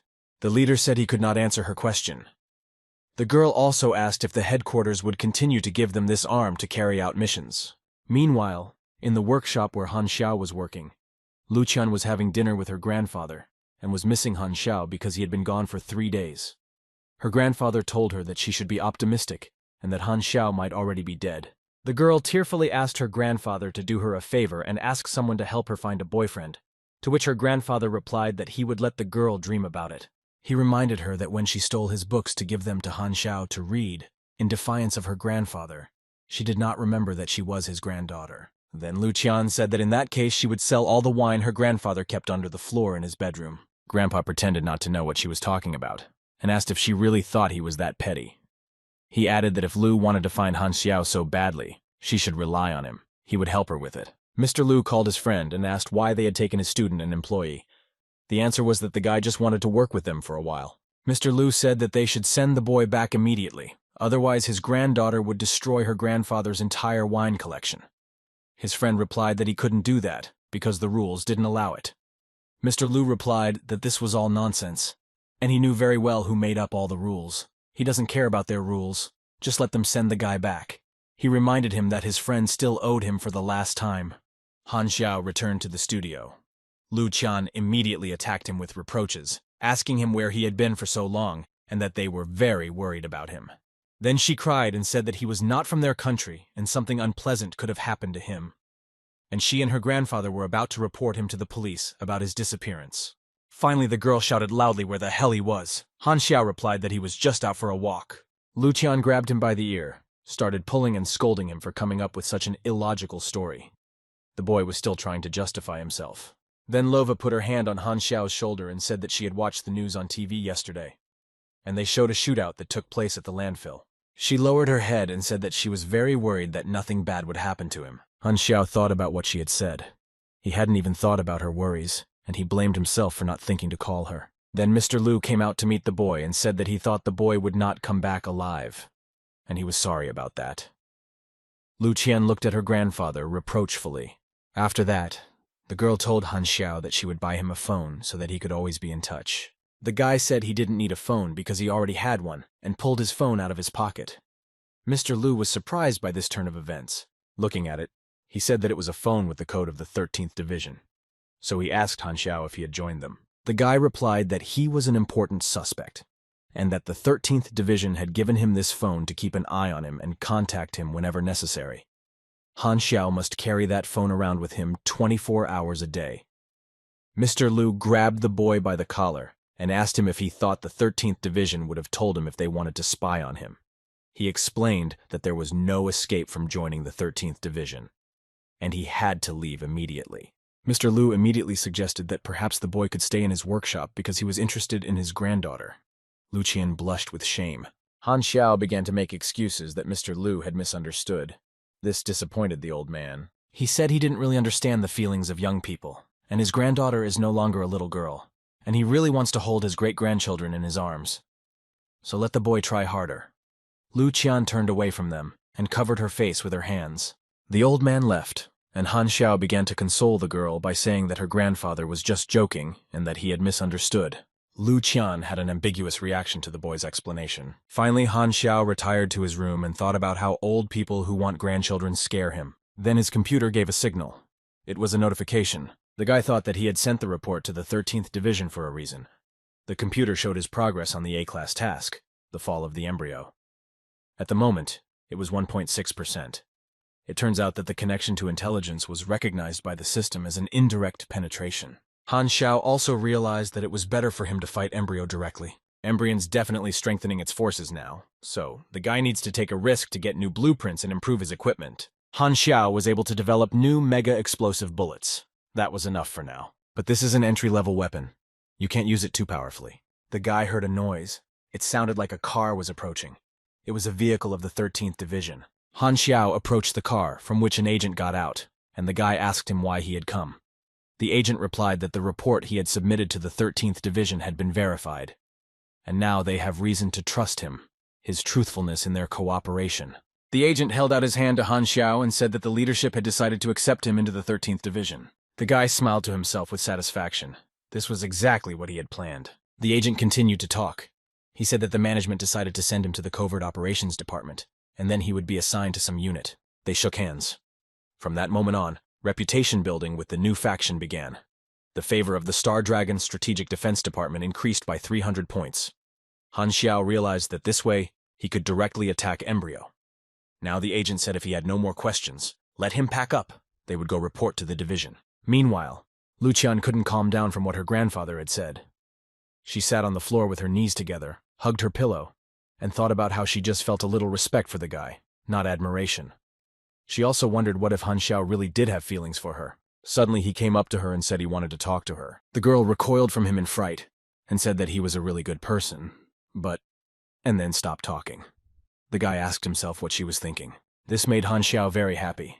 He said that since he was such an incredible worker, the country wanted him to become a civil servant, and of course, he couldn't refuse them. And then he added that he would definitely help with the workshop because he didn't want the business to suffer. Luqian calmed down. She was proud of Han Xiao and told him to be careful. And then she added sternly, let him remember that he had promised it himself. Therefore, he must keep his word. If not, she would cut his salary. Han Xiao agreed with this, and he exhaled that, apparently, there were no more misunderstandings. Meanwhile, the 13th Division's Logistics Department continued its routine work as usual. A special agent who had recently stormed one of Embryo's secret bases came in. She asked which of the employees was named Liu Xiang. All the guys in the department noticed the beautiful girl with 2 turquoise tails. One of them said that was his name, and asked who she was. The girl briefly replied that her name was Li Yalin. Then she said that she had heard that Liu Xiang was an ace in the logistics department. The guy was embarrassed and replied that he was not that good. But Li Yalin went straight to what she was interested in and asked if he had created the mechanical arm. Liu Xiang laughed and asked what was wrong with that hand. He went on to say that it was not surprising, because such a simple man had made that hand. The girl objected and said that she really liked the mechanical hand, so she came here to make a personal order. Liu Xiang was very excited, because it was not he who invented and assembled this hand. Li Yalin got angry and asked why he didn't tell her right away that he hadn't created the mechanical arm. She had just wasted her time. The guys around him laughed, but Liu Xiang said that the new guy who created the arm would most likely be sent to their department, and then he would take care of him properly. Han Xiao came to the Covert Operations Department of the 13th Star Dragon District. The other special agents were already waiting for him. Li Yalin was the first to turn to him and ask if he was the new recruit the director had assigned to their team. The guy introduced himself to his new colleagues. He said he was a mechanic. The first to answer him was a guy with short green hair, Hacker Lin Yao. Next, Sniper Lambert introduced himself in a sharp and stern manner. Li Yalin continued. She asked Han Xiao why he was wearing a mask, why he was hiding his face. Did he not trust them? Han Xiao replied that it was his personal privacy. This made the girl think. She wondered why this mechanic was hiding. She then asked if he was the same mechanic who had created the mechanical arm. Han Xiao asked how she knew. Then the girl came up to him, put her hand on his shoulder, and asked him kindly if he wouldn't mind creating another such hand just for her. Han Xiao said that any whim was on her, and he thought that he didn't even know her name. The girl seemed to read his thoughts and told him her name. She said she was a melee fighter. Han Xiao asked if there were only 4 of them in this unit. They replied that there were 5 in total. There is also a captain, a fist fighter. Right now he is in the hospital. The mechanic was stressed by the fact that even the captain himself was injured. He guessed that the unit was performing rather complicated and dangerous operations. Li Yalin replied that the captain was in the hospital due to poisoning. Suddenly, a notification came to his computer, and Lin Yao went to read the message. He said that a newcomer had just joined their squad, and the management had already dropped a new task on them. They needed to catch a black spider that was hiding in the western capital. Li Yalin asked if he was a well-known bounty hunter. She said that the last time their agents failed to catch a black spider, he even managed to blow up 2 streets. Now Han Xiao has a new task, to destroy the black spider. For this, he will be able to receive a reward of 9,000 experience points. In addition, he will receive a special reward of 4,000 points or a mind stabilizer. The boy thought that this was too small a reward, but still better than nothing at all. Meanwhile, Li Yalin continued to talk about the black spider and suggested that he would not dare to stay in the western capital any longer. Lambert asked when they would go on the mission. Li Yalin replied that they didn't need to rush because the intelligence department had already spotted the location of the black spider, so they will go there at night. The night came. The squad arrived at work. Everyone except Han Xiao got out of the car. Since this was his first job with them, he was given the task of simply getting to know the area. He will be the eyes and ears of the squad and must gather all the information. They are relying on him. Han Xiao agreed. He thought it should be a fairly easy task, but he really wanted to kill some mobs. The squad climbed to the top of one building, and Li Yalin pointed to a small building ahead. A black spider was supposed to be hiding there. The sniper pointed his rifle there. The girl went on to say that the black spider was on the 3rd floor, and he must be very careful now. She warned them to be as quiet as possible. Han Xiao radioed them that they should not be too quiet, because the black spider had already spotted them. Li Yalin sharply asked where he got this information from. Suddenly she noticed that they had already been spotted by the enemy. She adjusted her earpiece. And then they were attacked by armed men from the Black Spider Squad. Hacker Lin Yao shouted that the information provided by the management was false. On the other hand, the Black Spider himself pointed the muzzle of his rifle at them. He shouted at them that they had dared to put their paws on him again. If they did, he would destroy them. The moon illuminated his face, and it became clear that he had a spider painted on his cheek. He ordered his unit to destroy the agents of the 13th Division. Li Yalin told her colleagues to work on destroying the Black Spider Squad. She decided to personally deal with their boss. She drew her sword and began to attack the Black Spider with anger. The Black Spider quickly realized where the girl was going to strike and jumped away. The Black Spider arrogantly said that he respected her courage, but he would quickly destroy her. Li Yalin asked how he could be so sure. The Black Spider sharply raised his gun and fired a shot with the words of farewell to the beautiful girl. However, the girl managed to dodge the shot with lightning speed. The Black Spider realized that she was very skilled in close combat and fist-fighting, so it would be difficult to deal with her. While he was thinking about it, Li Yalin quickly attacked him and struck him on the head, which was uncovered. This inspired the girl because she realized that the Black Spider did not have good close combat skills, and now she has a very good chance to defeat him. That's why Li Yalin jumped up to him once more, sharply stabbing the Black Spider in the neck with her sword. Her sword had the ability to elongate at certain necessary moments. The wounded Black Spider fell to the ground, holding his neck. He was surprised by the power of his opponent's sword. He noted that the girl fought very well, and then he angrily asked her if she thought that was enough to destroy him. He confidently stated that she would not succeed. Falling completely convulsing to the ground, the Black Spider was still saying that it could not be destroyed. Finally, he completely lost consciousness. Li Yalin radioed Han Xiao to tell him that he had created a wonderful knife. The mechanic told her not to let her guard down, because the Black Spider was still alive. But the girl claimed, looking at her opponent's eyes, that he had already been eliminated. Han Xiao said that the Black Spider is a superhuman. It is not easy to destroy. He has no ordinary strength. He suggested that she take off his mask so that she could see for herself. Li Yalin just laughed at this suggestion. She decided that the newcomer was trying to make a name for himself, so he was making up all sorts of tall tales. The girl kept laughing. She said that she knew better how to proceed. But Sniper Lambert decided to listen to the girl's words and still remove the mask from the Black Spider. So he came closer, took off his mask, and saw a face that was not human at all. Han Xiao immediately told them to tear off the Black Spider's head and remove the masks from his entire squad. When the agents began to remove the masks from all the Black Spider fighters who seemed to be lying dead on the ground, they saw that they all had no faces. Han Xiao told them that in 3 hours, this corpse, which the drone he had launched now, would come back to life. To prevent this from happening, they need to cut off his head. The other corpse was to come back to life in 4 hours. The drone was guided from one to the other. Some corpses were supposed to come back to life in 5 or 6 hours. Han Xiao directed his colleagues in the squad from one corpse to another, and the agents took turns cutting off their heads. Finally, only one corpse of a Black Spider remained, and everyone wondered what to do with it. They heard its voice asking them not to destroy it. Then he got up and started to run away. Han Xiao offered to break his arms and legs so that he could not move. He started talking feverishly about how he could not be killed. Let them not waste their energy because they would not be able to destroy him anyway. But Lambert knocked him down, threw him face down on the ground, and began to break his limbs. The Black Spider screamed, wondering how they knew about his strength. Han Xiao replied that he had the ability to parasitically copy. This means that once in a while he can create copies of himself without a face. The clones he creates follow him within a fixed radius. In this way, he can reincarnate endlessly into nearby clones. There are only 10 of them here, and he has scattered the rest of the stragglers around the world. That's why they are his secret trump card. The Black Spider could not believe that someone had found out about his secret. He shouted out who the hell he was. The computer informed Han Xiao that the E-Class Black Spider task was completed. He received 5,000 experience points. The secret condition, capture the Black Spider, is fulfilled. Now he can choose his special reward, 4,000 points or the Mind Stabilizer. Han Xiao was unhappy with the offer of so few points. The Mind Stabilizer is only useful for psychic attacks. There are few other uses for it. The next day, Han Xiao went to the workshop and was greeted by Lu Qian. She told him that the workshop's permit was almost ready and that they would soon be able to use the new premises. She was very grateful to him for that. Han Xiao received a lot of orders from agents for a switchblade knife and was very happy about it, because in this way, he could get rich quickly. The logistics department of the 13th Star Dragon Division was having a heated discussion. One agent was indignant that the new recruit Han Xiao was unwilling to share his drawings.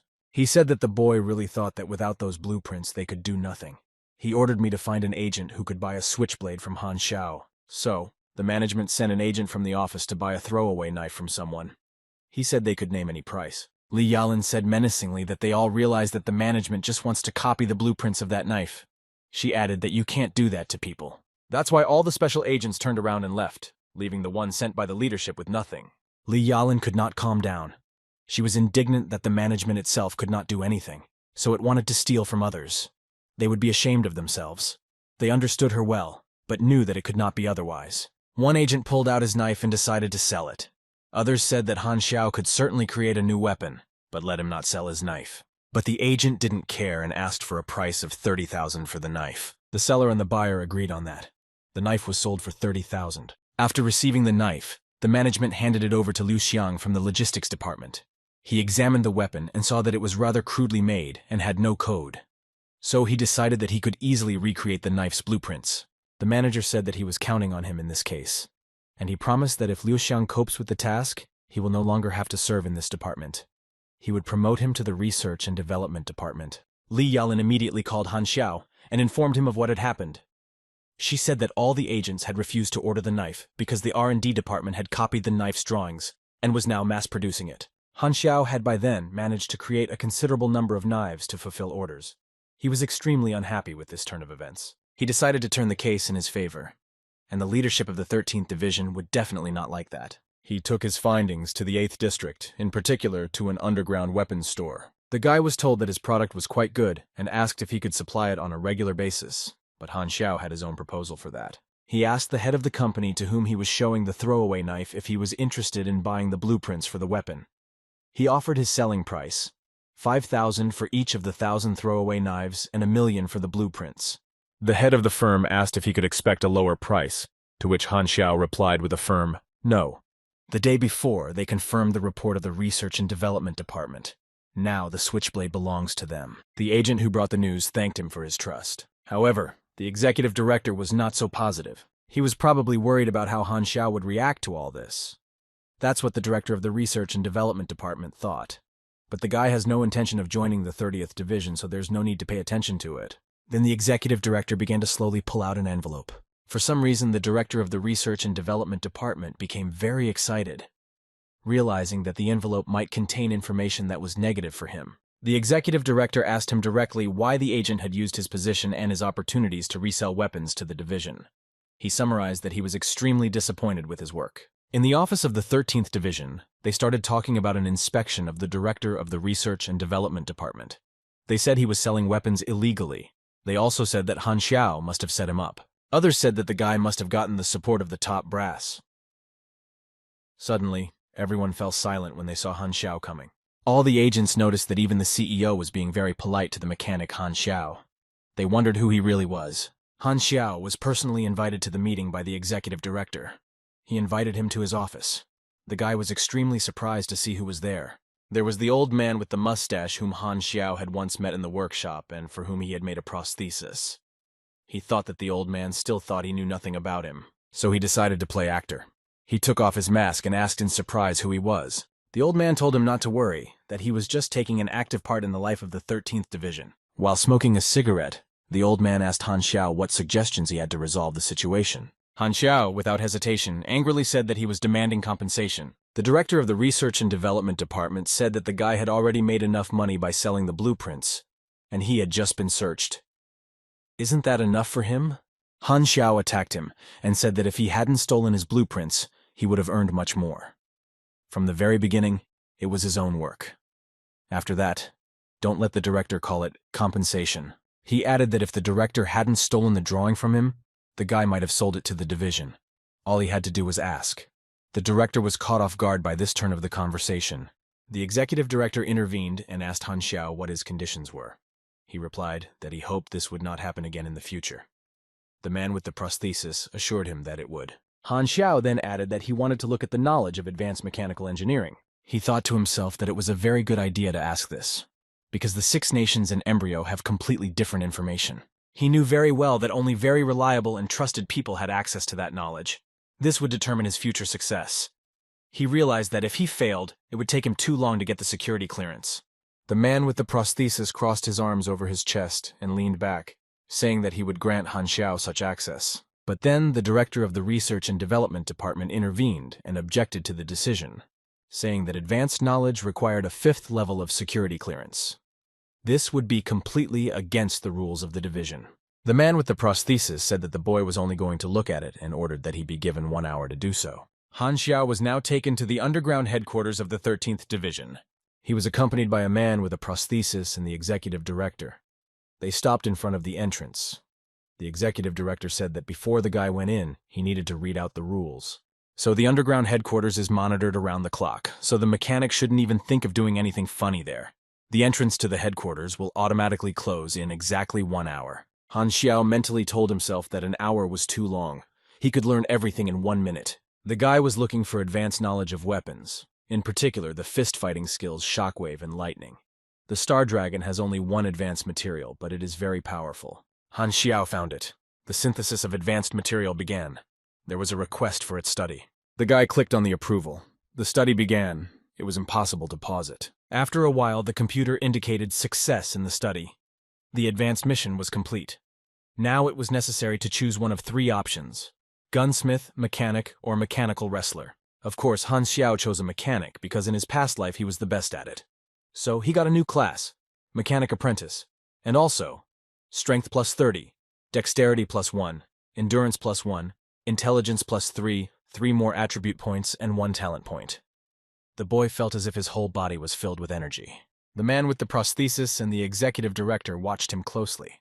The latter asked why their mechanic was smiling so much. Han Xiao closed his eyes in bliss and rejoiced that he had succeeded. After leveling up, his aura began to radiate magnetism, which is quite unusual for the mechanic class. Aura is the main power of superhumans. After learning the techniques of pumping his aura, his power will start to grow extremely fast. Han Xiao sat down on the floor. The computer reported that he had mastered the aura technique. His degree of perfection is 81%. Aura plus 3. It's a pity that training requires experience and stamina points. Since he still needs to craft weapons, he will be able to train twice a day. Suddenly, his phone rang. It was a message from Li Yalin. She wrote that the captain had been discharged from the hospital and urgently asked everyone to gather. Meanwhile, the Secret Service Department of the Star Dragon gathered for a meeting. One of those present said that Han Xiao would no longer sell him weapons. The other laughed and said that he didn't really care because Han Xiao was just a useless mechanic. If he really needed it, he would pay someone to resell it to him. But they were all very concerned about something. At a meeting of the squad, which included Han Xiao, the captain finally had the opportunity to meet him personally. Hacker Lin Yao told their mechanic that he was their captain. In general, they can only hire new people if the captain agrees. Lin Yao whispered in Han Xiao's ear that his candidacy was being considered by the leadership because their captain was undergoing treatment at the time.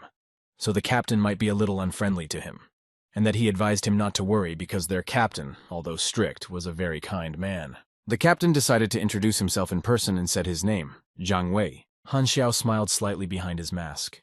He was amused by the captain's name because it was very popular in China. And they often joke that if someone is called that, then their parents are completely indifferent to their child. Meanwhile, the captain continued that there would be 5 of them in the team together with the mechanic. He ordered him to take care of the rear and supply. He frankly told the guy that he had no experience and had absolutely no faith in his abilities. The captain was peeling a tangerine and said that he would memorize all Han Xiao's instructions, and the boy was obliged to follow them carefully. But if he fails to meet the captain's expectations, he will immediately kick him out of the squad. It would not matter to him who made the mistake. And the captain defiantly threw the tangerine peel into the trash. Zhang Wei thought the guy had gotten into the unit by paying a lot of money. Even the Secret Service Department can now be accessed through acquaintances. No one thinks about the safety of their wards at all, and this made him very angry. He said that money can't buy everything. This offended Han Xiao quite a bit. He was uncomfortable with being perceived as a person with a lot of connections. Suddenly, hacker Lin Yao noticed that a fresh message had arrived on their computer. Their superior sent them a new, urgent mission that had to start immediately. The captain was worried about what had happened. Lin Yao read out the news that Ma Qingyang's squad was ambushed while preparing to surprise attack the embryo base. Therefore, their unit is asked to provide urgent assistance. The hacker said he would provide the rest of the information on the plane. Everyone quickly packed their gear and set off. The captain ordered Lin Yao to take care of the rear. Han Xiao said that he was still new, so he should learn from Lin Yao. Zhang Wei then added that it was difficult to accept change at first. He told him to fight to be useful to everyone. Han Xiao only briefly replied that he agreed. He surprised the hacker with this answer. Then he asked for another minute of attention. Everyone stopped and turned to him. He opened the black case he had brought with him. There were 12 red cartridges in it. Han Xiao said let them take it as a gift from him. Li Yalin looked at the new development of their mechanic with admiration. Han Xiao warned them not to use it too much yet. Now they all went to the airplane. Han Xiao received a new E-class mission, to the rescue.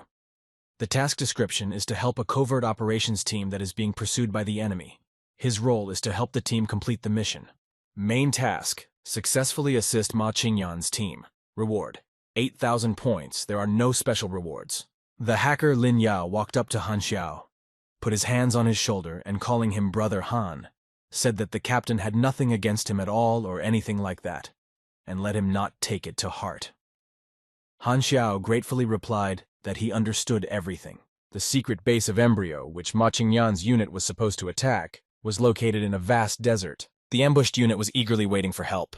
They could not do anything on their own. Immediately, a team from the Covert Operations Department landed from a helicopter to help those trapped. They all gathered and were ready to continue their mission. Captain Zhang Wei reported on the radio that they had arrived at the site. He was told that Ma Qingyang's unit was 13 kilometers away. There are 15 armored SUVs and another helicopter headed straight for them. Lin Yao said that the rendezvous point was 3 kilometers away on a hill. Their goal was to stop the enemy and successfully rescue the squad. The hacker had already sent them the coordinates. He gave everyone an order on the radio to get ready. Watching all this, Han Xiao saw that they had a prototype of an armored combat suit. This is the only one of the basic instances of Aquaria version 1.0. He copied this model for himself. It was incredible. The embryo fighters were ready to attack a unit of the 13th Star Dragon Division that had been ambushed. Their commander ordered them to open fire. An ambush attack began from all sides. They shot to kill. The soldiers of Ma Qingyan's unit were happy to see the arrival of the Secret Operations Unit. Ma Qingyan, the squad commander, told Zhang Web that there were too many embryo fighters and that they should retreat. An order was given for everyone to hide in a shelter. A psychological attack was used. They are superhumans. Han Xiao knew that the commander of the soldiers who had ambushed Ma Qingyang's unit was Red Viper Hell. Commander Zhang Wei gave the order to retreat immediately. He shouted at Han Xiao what the hell he was doing. Melee martial artist Li Yalin received a personal order and immediately began to fulfill it. Melee martial artist Li Yalin received a personal order and immediately began to fulfill it. She left the ambush and ran to attack the embryo fighters. Li Yalin attacked the embryo's combat commander, namely Hell. A close fistfight broke out between them. Li Yalin realized that the difference between them was too great. Even a melee fight would not give her much of an advantage, so she knew she would lose anyway. She asked Han Xiao to come up with something immediately. Han Xiao gave her recommendations to try to find a way to use the mechanical arm.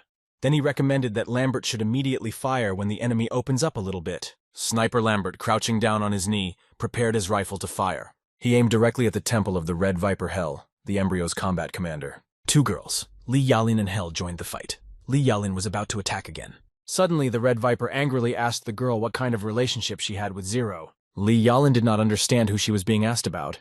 She did not know any Zero, so she asked who he was. Here Han Xiao told his commander Zhang Wei to take Li Yalin and immediately flee, that they should not linger for a moment. The commander immediately accepted the order from the rear and ran to take Li Yalin away. Approaching the girl, Zhang Wei took her on his shoulders and quickly carried her to the car. In the car, the squad leader Ma Qingyan was waiting for them, ready to move immediately. He said that Embryo's cars were slower than theirs, and the superhumans were quite badly injured. That's why they won't be able to pursue them. If they make it to the plane in time, they can escape safely. As he prepared to head to the plane immediately, the commander exhaled that everything should be in order now. But Han Xiao told them not to forget that the enemy still had a helicopter on alert. Lambert was ordered to shoot the enemies in the helicopter. But the sniper replied that he had run out of armored ammunition, and that regular ammunition was unable to penetrate the target. Will they really all die here? Here, Han Xiao reminded his colleagues of the gift he had given them before the mission began. The friends opened Han Xiao's black case and started taking out red ammunition. The squad leader, Ma Qingyan, asked what they were doing. Han Xiao only replied briefly that they would try it and then see what would happen. The commander, driving the car, said that their enemies got scared and ran away. Lin Yao said that their plane was almost there, and they had to hurry. And the squad leader, Ma Qingyan, was not satisfied and kept asking what kind of ammunition they had. They can pierce even an armored helicopter. He asked where the mechanic got them. Finally, the help task was completed. Han Xiao received 8,000 experience points, as well as plus 100 reputation, Star Dragon National Strategic Defense Agency. Red Viper Hell reported to her boss that they were on the trail of Zero. The covert operations team returned to the base. Hacker Lin Yao told Han Xiao that he was very cool. Han Xiao, laughing, asked if Lin Yao had just realized it. Suddenly, the commander of their squad told the boy to forgive him for doubting him earlier. He added that without his command and new equipment, they simply would not have survived. He extended his hand to Han Xiao. He said that he was happy to welcome him to their ranks. Han Xiao replied that there was no need to apologize for such trifles. They shook hands. The mechanic added that he was a nobleman after all. It sounded quite sarcastic. Now they were all gathered in a room. Ma Qingyan, the commander of the squad, came to see them. Zhang Wei asked him why he had come to see them because his squad was in a meeting. The commander laughed, scratching his head with his fingers, and said he wanted to ask if those cool ammunition they used at the very end of the mission was for sale. The commander of the covert operations unit, hugging his mechanic by the shoulders, asked him what he thought about it. Han Xiao replied that of course they were for sale. 1 round will cost 50. The squad commander, Ma Qingyan, folded his arms and said that he wanted to order 200 pieces in advance. Of these, 20 should be for a small caliber pistol, 150 for a submachine gun, and 30 for a sniper rifle. Han Xiao replied that they could pick up the order tomorrow.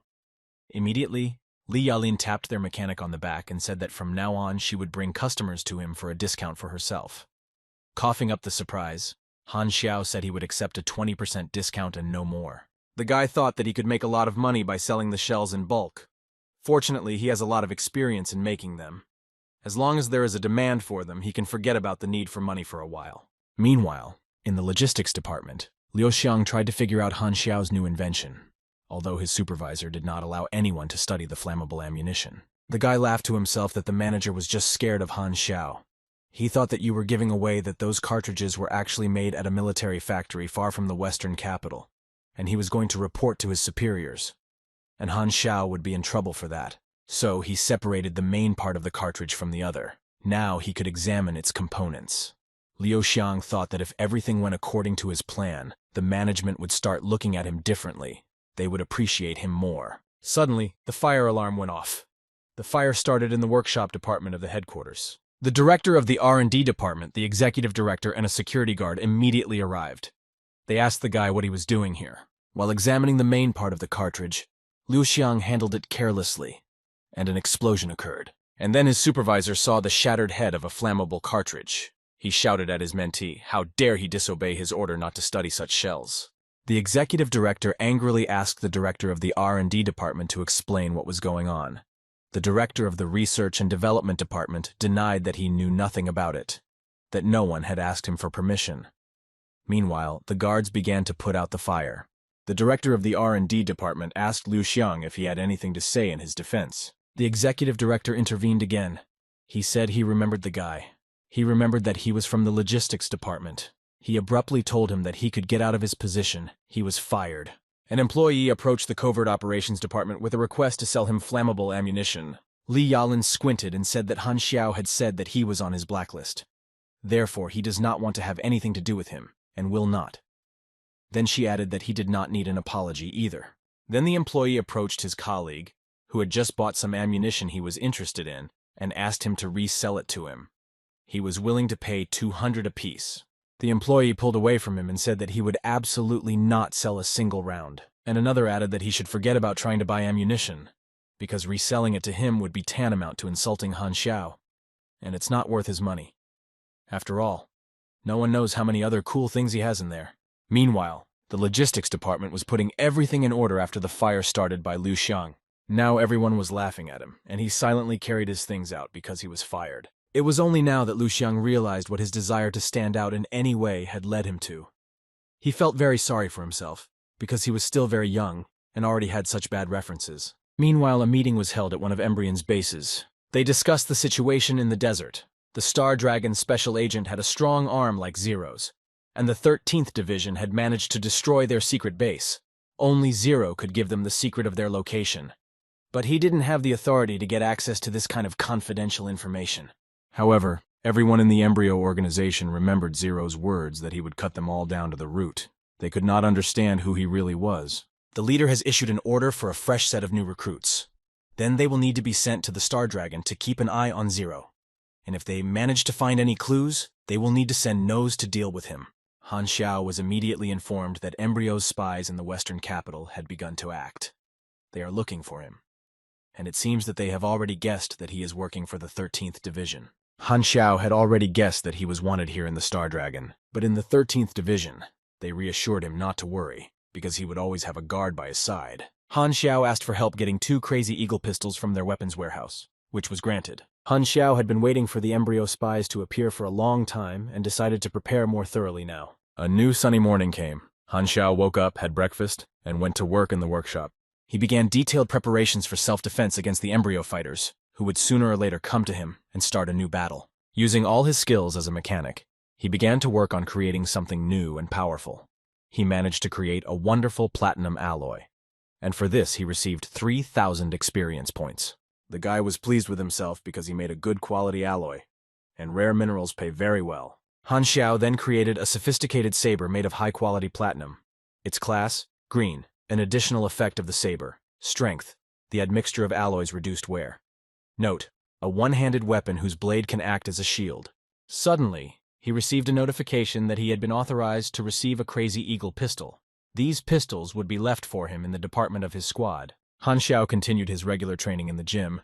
Now Li Yalin was there with him. She asked the mechanic about the newly created saber, whether it was an updated version. She asked to be allowed to evaluate it. After trying to fake the blows several times, she liked the saber. It was razor sharp, much better than the previous version. Meanwhile, Han Xiao practiced shooting. He fired the Crazy Eagle and noticed that the gun had a lot of power. When Li Yalin gave the boy the saber, she said that she was very sorry to part with it and asked Han Xiao to bring it back next time. The boy, of course, did not refuse her. In the evening, Han Xiao returned to the workshop. He now had enough weapons to face the embryo men. Suddenly, he felt his level rise again. Given the current development dynamics, it will surpass the first group of players by many levels by the time open testing begins. A closed test was planned to be opened. The data was collected and the time was set, namely 12 days. Han Xiao wondered why the testing would be closed. Apparently, it was because it would be held for a limited number of players a week before the open test.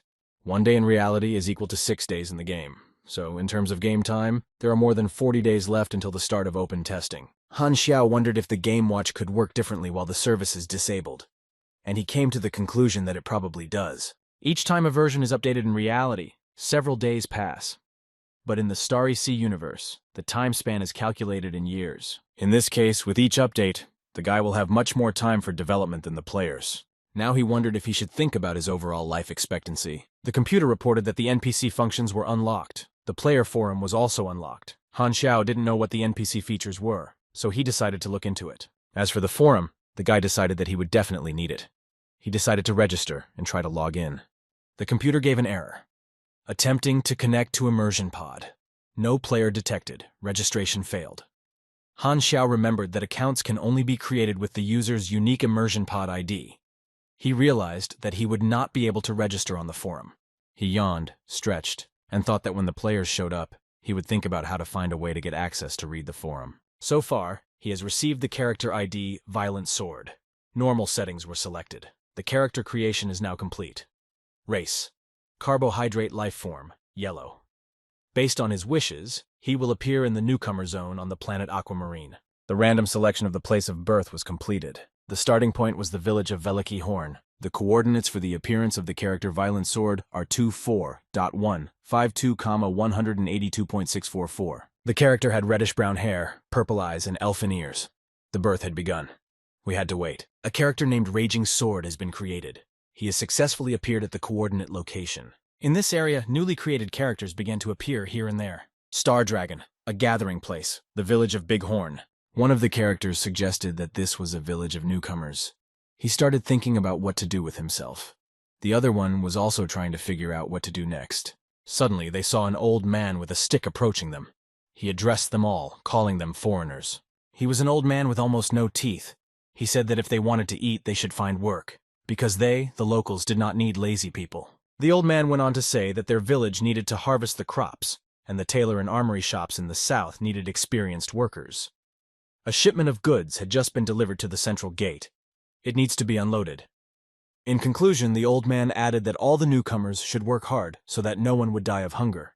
Violent Sword knew that there were very few resources in the newbie village. Closed testing would not last forever.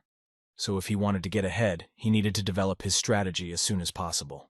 As he walked through the village, he was going to examine as many places as possible and settle down as profitably as possible. First, he decided to buy a map of the area. It cost 3,000. The map showed the territories of the Star Dragon Empire.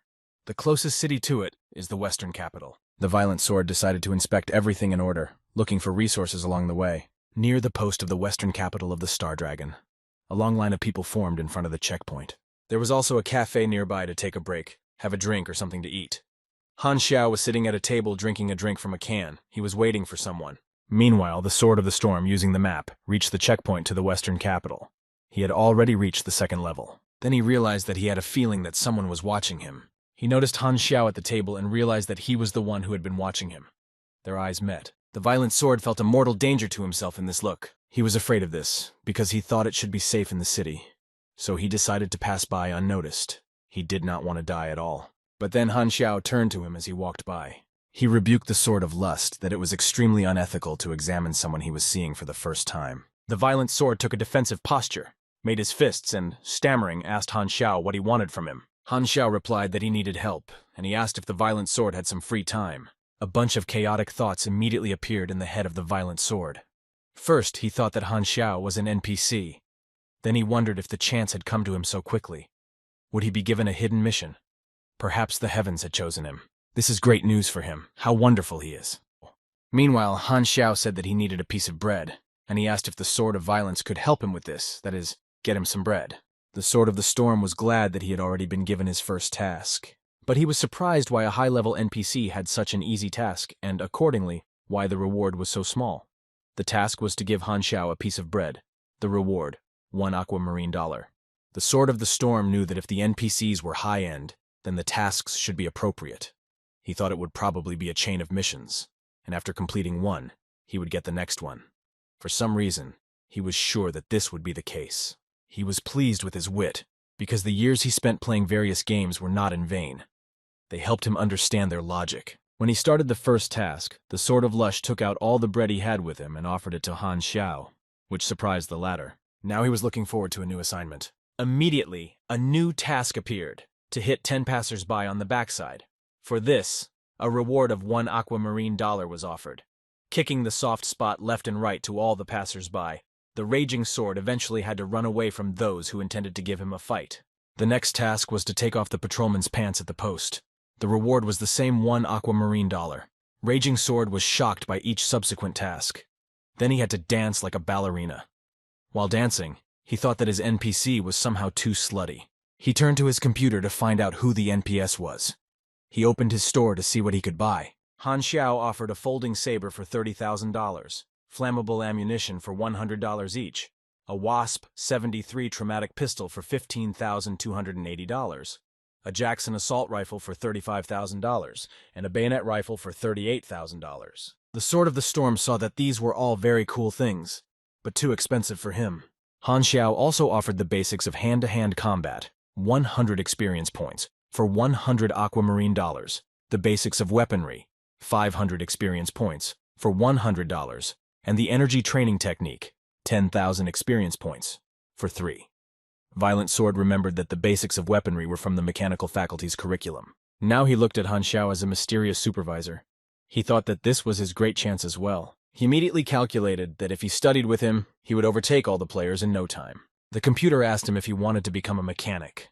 Swordfish realized that if he neglected this chance, he would regret it for the rest of his life. Meanwhile, Han Xiao went on his way, and the Violent Sword asked where he could find him later. He received a note with an address, and it was clearly written, Block 5, House 46, repair shop. The Sword of Rage decided that it was necessary to keep this NPC hidden from other players. In this case, during the closed testing, the Sword of Rage will be able to outrun any player. Han Xiao, meanwhile, thought to himself that the Sword of Violence was quite a busy man. He reminded himself that he had once been one of the 20 best martial artists who had made it to the semifinals in China. And now he's enrolled in the mechanics class. At first, this class is unremarkable. But if you set a goal, he will thank it in the future. Han Xiao saw many other new players in the city. They offered their help to various workers here and there to gain new levels. The guy concluded that many of the players had probably already completed the story of the newcomer's village. Suddenly, he saw a homeless old man sitting on the ground, and in front of him was a hat turned upside down, into which he asked him to throw money. Han Xiao saw that most players are obsessed with their own gain.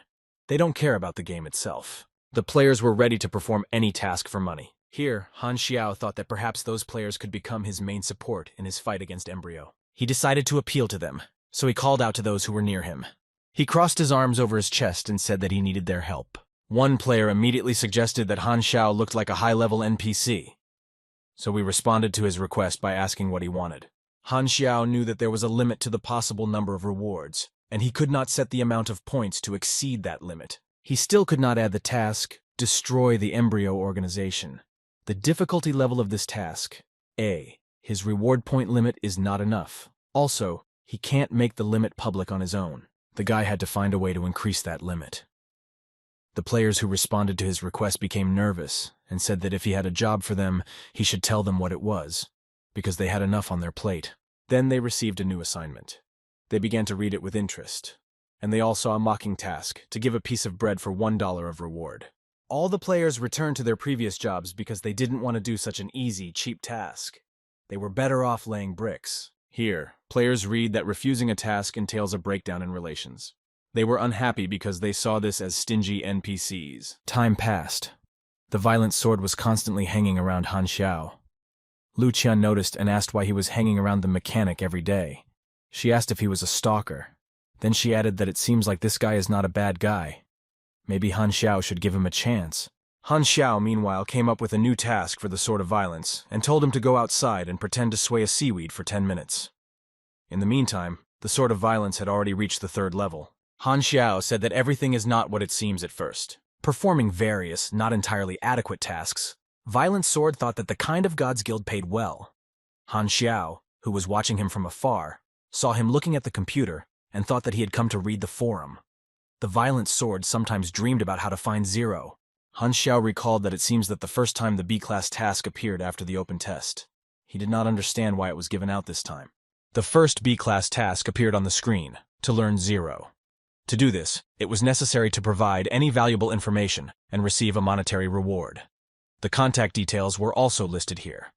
Below were 1,000 red envelopes that were to be distributed randomly to those who responded. The red envelopes contained a monetary reward as a gift. Han Xiao realized that his presence had changed the course of the game. So far, the players do not pose any threat to him, but we must not let our guard down. Lu Qian came out to him and said it was time for lunch, but Han Xiao replied that he had to go to the shop immediately. The girl thought to herself that the same thing happens every day. She concluded that workaholism is a very scary thing. The computer showed the guy that he had provoked a new sudden task, a secret murder. There was a hint that the killer would appear soon. He was required to survive, and there would be an unknown reward for completing this task. Han Xiao thought that the assassin had managed to hide from the 13th unit. He was sorry that old Lu was not at home right now. But before worrying about the players who will join the Embryo organization, the guy needs to deal with his killer. Lu Qian stayed in the workshop, so in theory, she would be safe. Thus, while wandering the streets of the city, Han Xiao wandered into a deserted alley. It was a great place to fight. Suddenly, he saw a black bird fly right over him. This alarmed the boy, and then the birds increased significantly. They all started circling around the boy. Han Xiao was not prepared for this turn, for the battle with the birds. He saw that his enemy was not so simple. He could not escape the trap he had fallen into here, in this deserted alley. He wondered if this was just another illusion.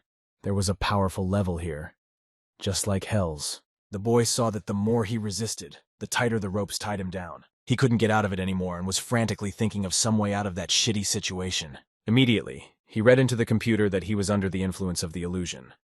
But since his intelligence level is above 50, he can definitely resist these effects. Therefore, Han Xiao immediately used his intellectual abilities and managed to completely destroy all the ropes that bound him. As soon as the fog of illusion cleared, Han Xiao saw that the muzzle of a gun was pointed at him, and the owner of the gun said goodbye to him. He pulled the trigger, and the corresponding sound was heard. Han Xiao used his sliding shot skill, so the bullet flew on without hitting him anywhere. The killer was shocked how Zero managed to dodge that shot at such a close distance from him. Han Xiao now activated his overload ability and began firing his 2 pistols in the direction of his killer. The guy saw that his killer had the same defense as Hal.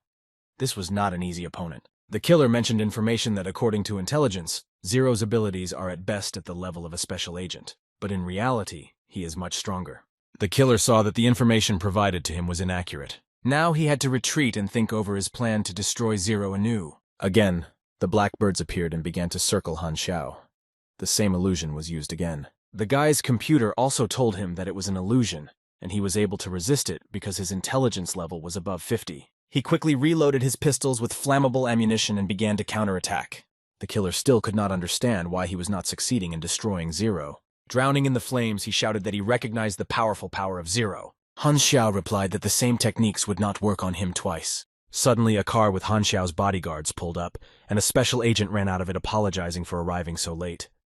Then he asked if the guy was okay. Han Xiao pointed to a fresh wound on his cheek, and asked if it was unnoticeable that he was not well. The special agent lowered his head and began to apologize, saying that he was very sorry, he was delayed, and that was why they were late. Han Xiao calmly told him not to blame himself, because the killer was an officer in the embryo organization, and the best killer who always saw his work through.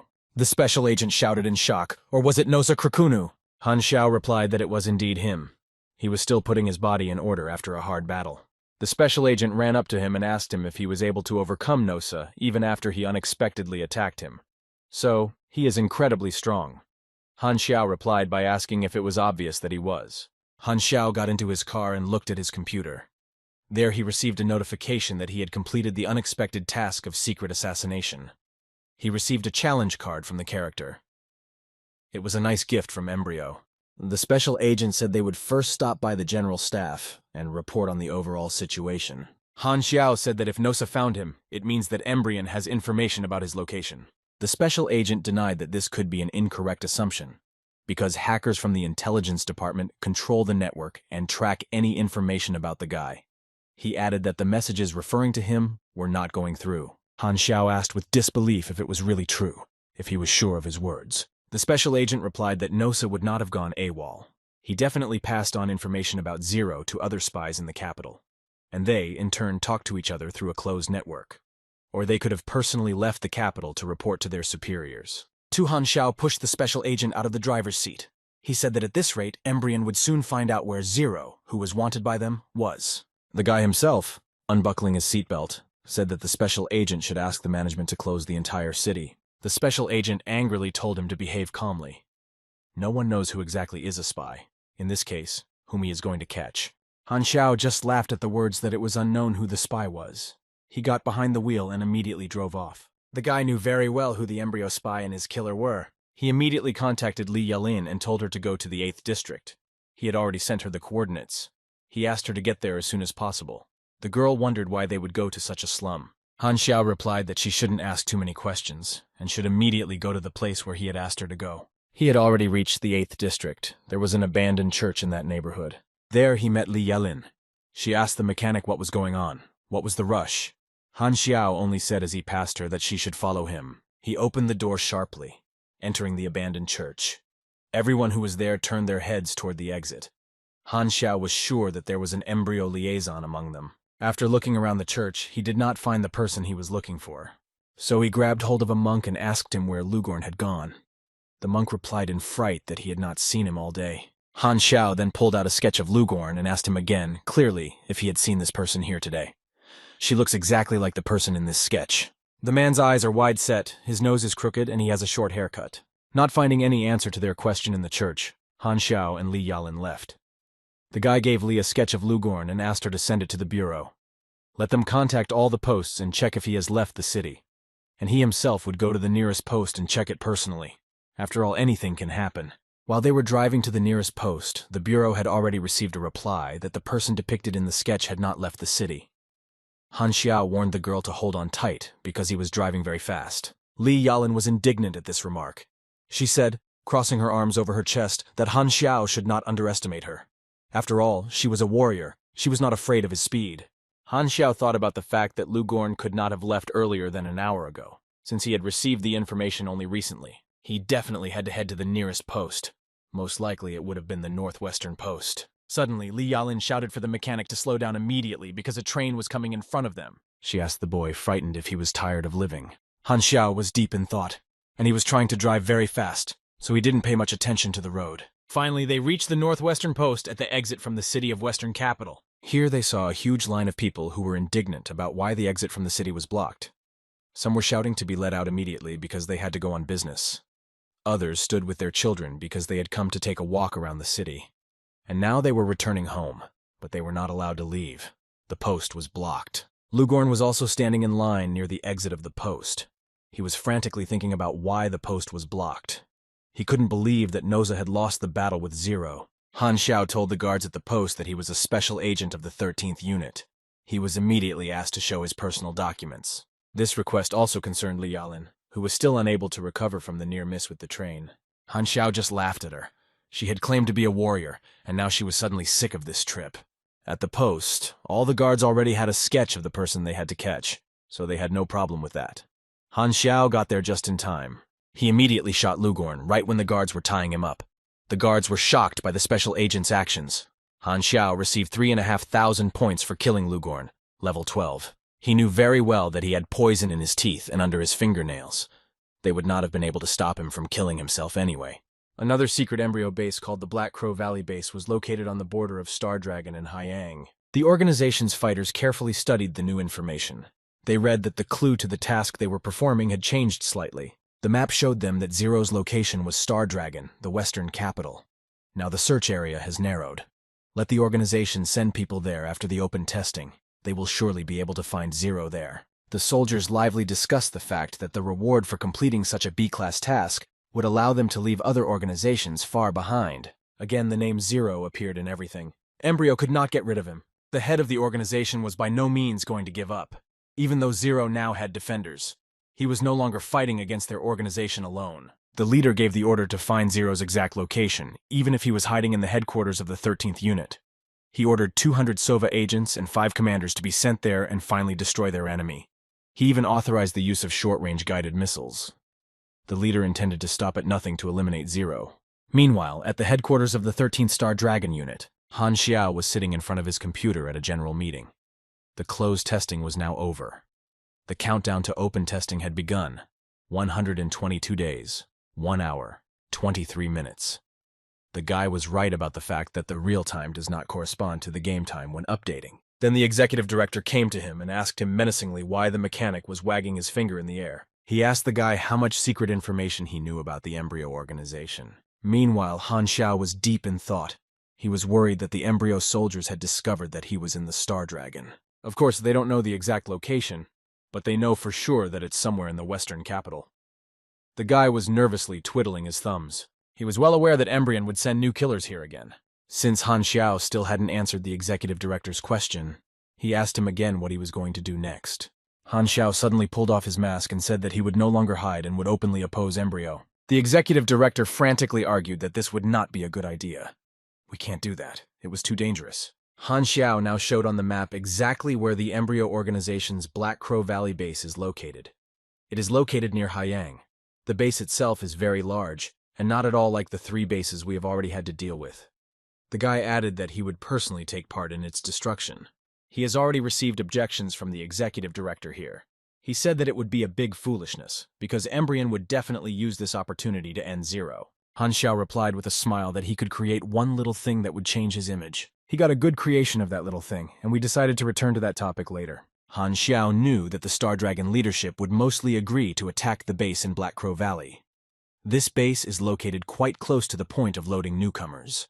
By destroying it, the number of players who would join Embryo during the open test would be reduced by several times. Returning to the workshop, Han Xiao saw that old Lu was at home.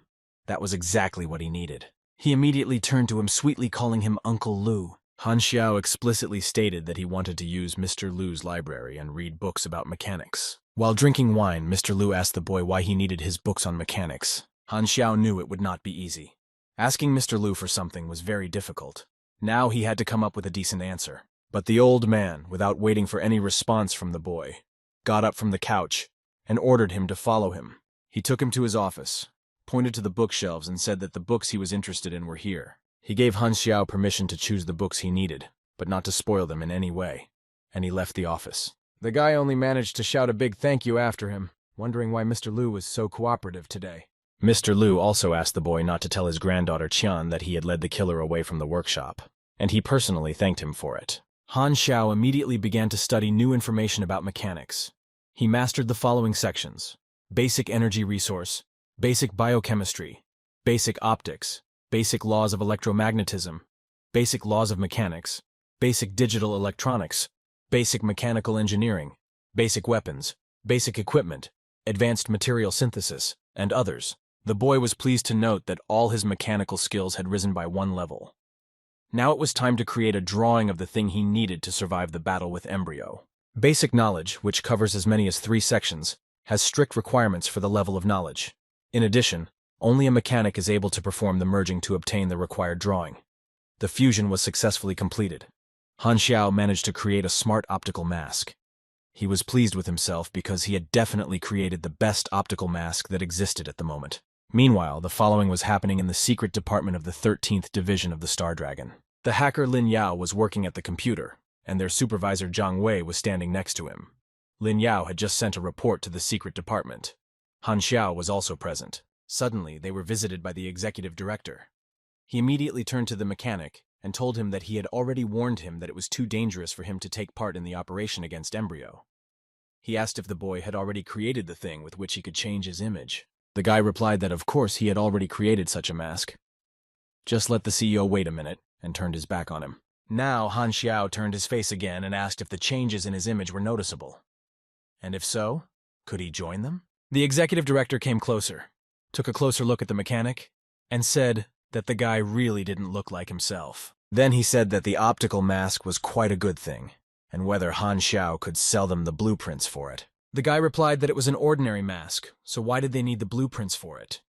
They could make one themselves, couldn't they? The executive director replied that it was probably true. Han Xiao exhaled because he didn't want to sell the drawings of his new creation. This mask not only changes the external image, but also scans the faces of other people, storing their features in memory. But he realized that it was better to keep quiet about this function of the mask. After all, the time would come when it would play into his hands. As he left the room, the executive director authorized the mechanic to join his squad for the task. He added that since there was still half a month to go before the task was to begin, they should all prepare thoroughly. Immediately, Li Yalin rushed to Han Xiao and asked him to let her try out the newly created optical mask. She really wanted to play with such a cool thing. But the mechanic told her not to make any noise now, because he had to tell his colleagues in the squad something very important. He first asked Captain Zhang Wei to send him his prototype armor later. The boy was going to adjust it. This made the captain very happy, because his armor had long been in need of some improvement. Han Xiao said that he wants to improve the energy efficiency of the vehicle, adjust the power mode, make it a little lighter, and add an endoskeleton to make it easier for Zhang Wei to move around in it. Then he will check the fire tracking and control system so that the captain's long-range weapon can be homing. And on top of that, if there is still time, he will install basic melee weapons on the armor. The captain was incredibly pleased with what he heard. Han Xiao summarized that if there were no more questions, he would let the captain pay for the assembly first. The captain said it was no problem and asked how much he should pay. I told him the price. It was 360,208. The guy added that they would agree on a price of $360,000. The captain was incredibly shocked by this offer and asked why it was so expensive. He recalled that it used to be a little cheaper. Han Xiao asked him if his parents were still alive. The captain replied that they had died a long time ago. The mechanic kept asking questions. He asked if the captain had any brothers or sisters. Zhang Wei replied that he was the only child in the family. Han Xiao then asked if the captain had a wife or girlfriend. The captain sadly replied that he was all alone. The mechanic summarized all his inquiries and asked the final question. Why would Zhang Wei in this case save up money? This brought the captain to tears. Lambert went to his commander to comfort him a little, and Han Xiao finally got ready to prepare the necessary equipment. From behind the closed door, everyone heard a voice telling him not to be disturbed in the near future. 10 days passed in this way. All this time, Han Xiao had been working diligently in Old Lu's workshop to perfect what his squad would need to successfully complete the mission. He did not answer any calls or messages. Li Yalin had already sent him several messages. She wrote when Han Xiao would finally get in touch. Then she wrote that she was being stormed by customers. Finally, she wrote to ask if their mechanic was still alive in his workshop. And Han Xiao was creating new interesting projectiles and improving the existing ones. He was carefully preparing for the great battle with the embryo. He also developed the Cloud Swallow hang glider. He modified it. Han Xiao did everything he could to maximize their chances in the fight against embryo. Finally, everything he had planned was ready. Now he could go to battle. The gathering was announced at the station of the western capital of the Star Dragon. Not everyone had arrived at the meeting point yet. The captain of the squad, Ma Qinyan, asked Zhang Wei on the radio where his men were. And then members of the covert operations unit drove up in a chic, cool car. Then a soldier with a mustache and glasses named Qi Baojia approached everyone from the train on the platform. He introduced himself to them and said that he would be leading their unit on this mission. He immediately offered to discuss all the details, so they will work together with the Haiyang Military Intelligence Department. The Haiyu military intelligence officers are already at the border and ready to move at any time. The task of their unit is to penetrate the enemy's territory unnoticed, determine the location of the guards, and report back. Qi Baijia went on to say that the Haiyis had sent them a map. It shows that the topography of the Black Crow Valley makes it inaccessible, hiding it in a dense forest. Because of this, the exact location of the embryo base could not be determined from the aerial photo.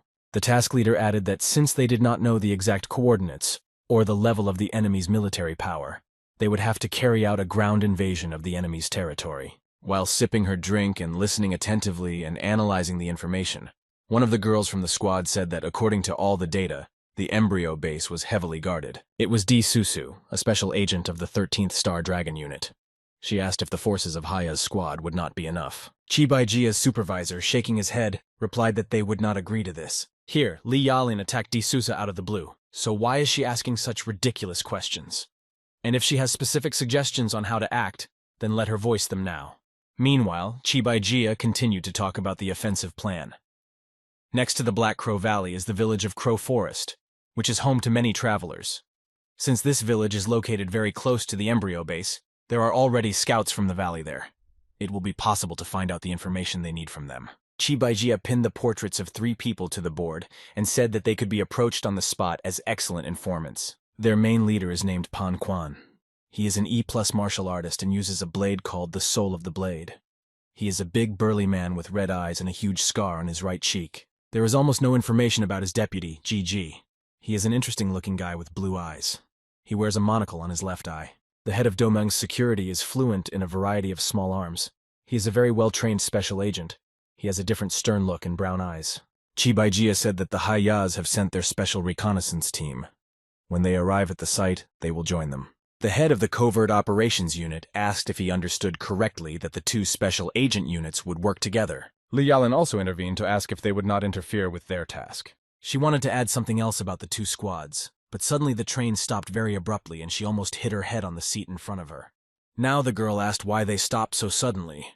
Perhaps they had already been attacked and needed to prepare for battle. And then a huge black monster burst into their carriage and began to destroy everything around them. It was a black earthworm. His level, 48. It has an unknown amount of health.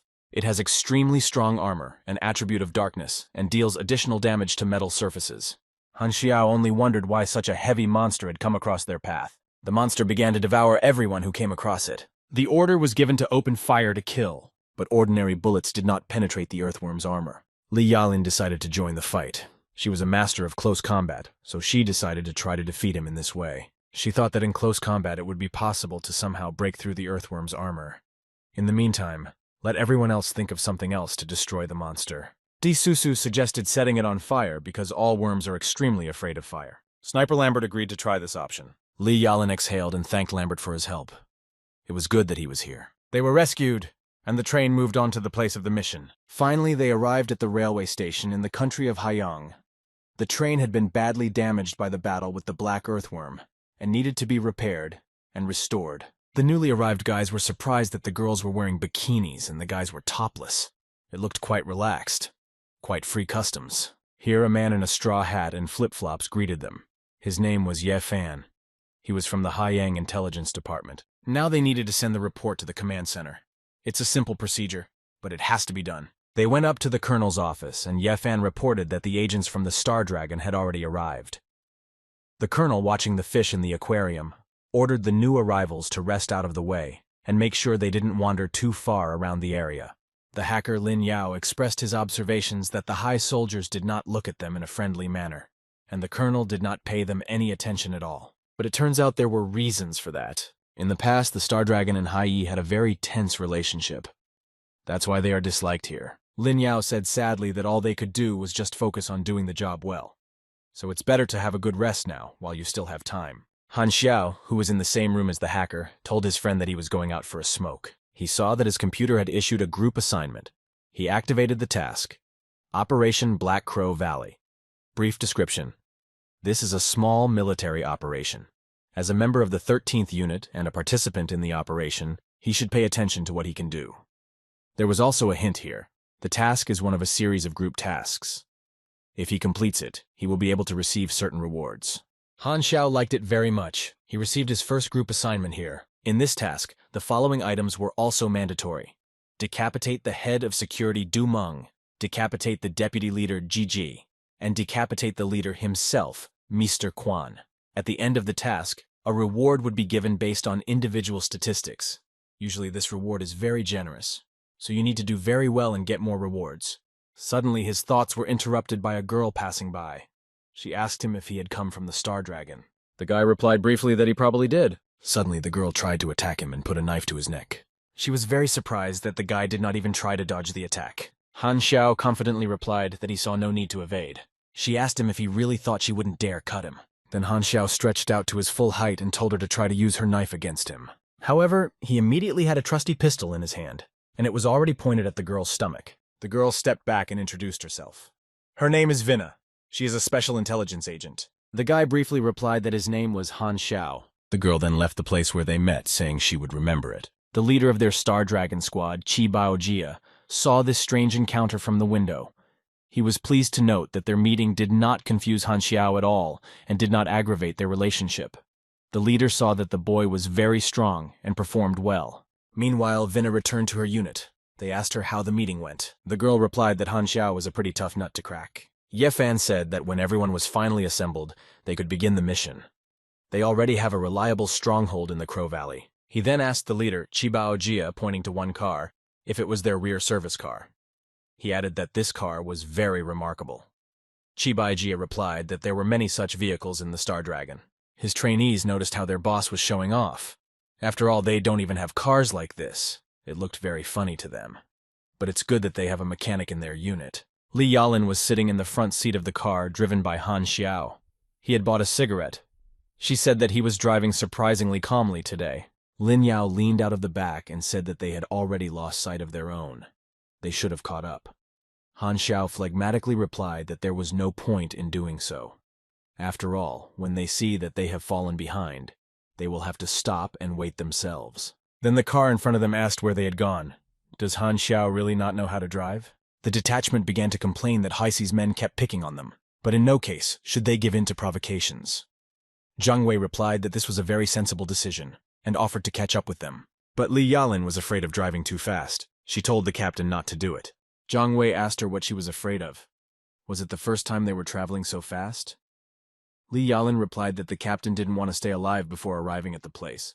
But Han Xiao said that he would only speed up the ride a little bit. He confidently stepped on the gas pedal and told everyone to hold on tight. Li Yalin shouted at her captain that he would regret suggesting that she go faster. Everyone was very shocked that an ordinary truck could drive so fast. Li Yalin started to have a real hysteria. She screamed that she wanted to get out of the car immediately. Lin Yao, the hacker, was also feeling a little sick. He asked Han Xiao to drive a little slower. Their truck was moving at an incredible speed, overtaking all the cars in front of them. As a result, they were the first to arrive at their destination. It was the Heisei stronghold in the Raven's Woods. Li Yalin looked out of the window and vomited all the things that had long wanted to come out of her during such a crazy ride. She only added that they had warned everyone about Han Xiao's driving. The mechanic just shrugged, saying that they had asked him not to follow behind, but to catch up with everyone in front. Zhang Wei finally began to come to his senses and asked the boy if he had ever driven a bumper car before. Han Xiao just smiled at all this. He said that he used to ride mechs. Sniper Lambert, who still hadn't gotten out of the car, threatened Han Xiao not to drive again. Otherwise, he's ready to jump out of that car on the move to avoid feeling so shitty after such a ride. The stronghold was quite unpretentiously built. There was nothing special about it. Just a simple place for temporary stay and shelter. Ye Fan invited everyone to a large room with a screen, and suggested that they immediately proceed to the briefing before the mission. He said they had 2 tasks. The first is to disguise themselves as travelers, sneak into the village of Raven's Forest and find out as much information as possible. The second was to find the sentries in the vicinity of the Black Crow Valley who were left alone and interrogate them. Winna suggested that they deal with the sentries and let the people from the Star Dragon go to the village of Raven's Forest to find out information there. Han Xiao noted to himself that the Haya people had given them a difficult task from the very beginning. After all, they were not familiar with the terrain or the locals of the Crow Forest, so they risked not only returning empty-handed, but also falling into the hands of the enemy. This was very mean of the Haisai people. Everyone from the Star Dragon squad realized that it was much easier and safer to catch a sentry who was alone. But everyone is silent because they are well aware of the benefits and costs of each of the 2 tasks they are about to perform. Ye Fan summarized his briefing by saying that if everything is clear and suitable for everyone, if no one has any objections, then we can start performing the tasks. For support, he suggested leaving 4 people from each unit at the base. The events will now take place in the Raven's Forest Travelers' Village. Disuzu said that everyone in the village would immediately pay attention to the newcomers, so she suggested that they first find a place where they can settle down. Han Xiao, as always, stayed in the rear to direct the actions of his colleagues in the squad. He told them over the radio that it was quite normal for travelers to be curious about the situation around them. If they deliberately hide, they will, on the contrary, arouse unnecessary suspicion. The leader of the Chibaijia said that ideally, it would be great to start acting tonight. The village of Voronyachi Les was quite large. The people from the Star Dragon who went there to collect information did not know how to track down the embryo organization's spy. Han Xiao said that there was a casino in the south of the village, where a bald man was supposed to be. It is from him that they will need to find out information about the Black Crow Valley. So our people went to the south of the village of Voronyachi Les. We arrived there in the evening. There was indeed a large casino of travelers there, so they agreed to go inside because there was no turning back. The casino lived its own life. People at the big tables were placing bets, winning and losing money. Disuzu, looking at all this from the height of the balcony, said that in such a place you can really find out a lot. Li Yalan suddenly shouted that she saw the bald man they were probably looking for. He was sitting on the couch, accompanied by 2 half-naked beauties with rabbit ears. She quickly ran down the stairs and attacked the bald man. The girls jumped aside in shock and did not understand what was happening. Han Xiao said that everything seemed to be going according to plan so far. He asked Lin Yao to take over his post because he wanted to get some sleep. Meanwhile, the fighters of the Hayu squad moved quickly through the Black Crow Valley in search of the lone sentry. Of course, they coped with their task quite quickly, as it was quite easy to accomplish. The firewall of the Black Crow Valley was breached. They gained full access to the information. When they went there, they copied all the information for themselves. Win smugly said that the results of their work would far exceed the results of the people from Star Dragon. Meanwhile, the embryo organization's secret base in the Valley of the Black Crow was restless. They realized that their secret network had been hacked. Now they needed to find out what data had been stolen. The organization's agent frantically began to report that the coordinates of the base's location, its layout, and the laboratory log had been stolen. Gigi, sipping his drink, calmly replied that it was nothing. They just swallowed the bait. Now all they have to do is wait for the fish to bite. Then he went to talk to his supervisor about the situation. He said that their external fake server was hacked. Apparently, it was the people from Haiyang. It is likely that they will be attacked soon. Mr. Quan asked him what he thought they should do in that situation. Gigi thought about it. The people from Haiyang had stolen fake information, but the existence of the base itself had been exposed. He recommends that the boss start evacuating, taking all the equipment and information. But first, he suggested defeating the enemy. The manager fully agreed with him. Mr. Quan, the chief executive of the embryo organization, said that if he needed to join the fight, he would only have to be told about it. Han Xiao noted in the computer that their task had begun. After that, he fell asleep. When he woke up in the morning, he asked Lin Yao how everything went during the night. The hacker replied that they had managed to find out the specific location of Embryo's base in the valley. But the people they caught were quite low-ranking and didn't know any particularly sensitive information. This is their result overnight. It was expected. If they had learned something more important, the computer would have shown Han Xiao that the Reconnaissance 2 mission had also been completed. It was agreed that their agents should return to the stronghold. Meanwhile, people from the Kaya unit returned here. Winna boastfully said that they had managed to obtain top-secret information about the embryo base in the Black Crow Valley. They had successfully accomplished their task. The head of the mission, Chibaijia, asked if it was really true, if they had succeeded.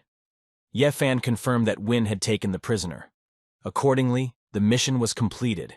He added that their men could now return to the stronghold.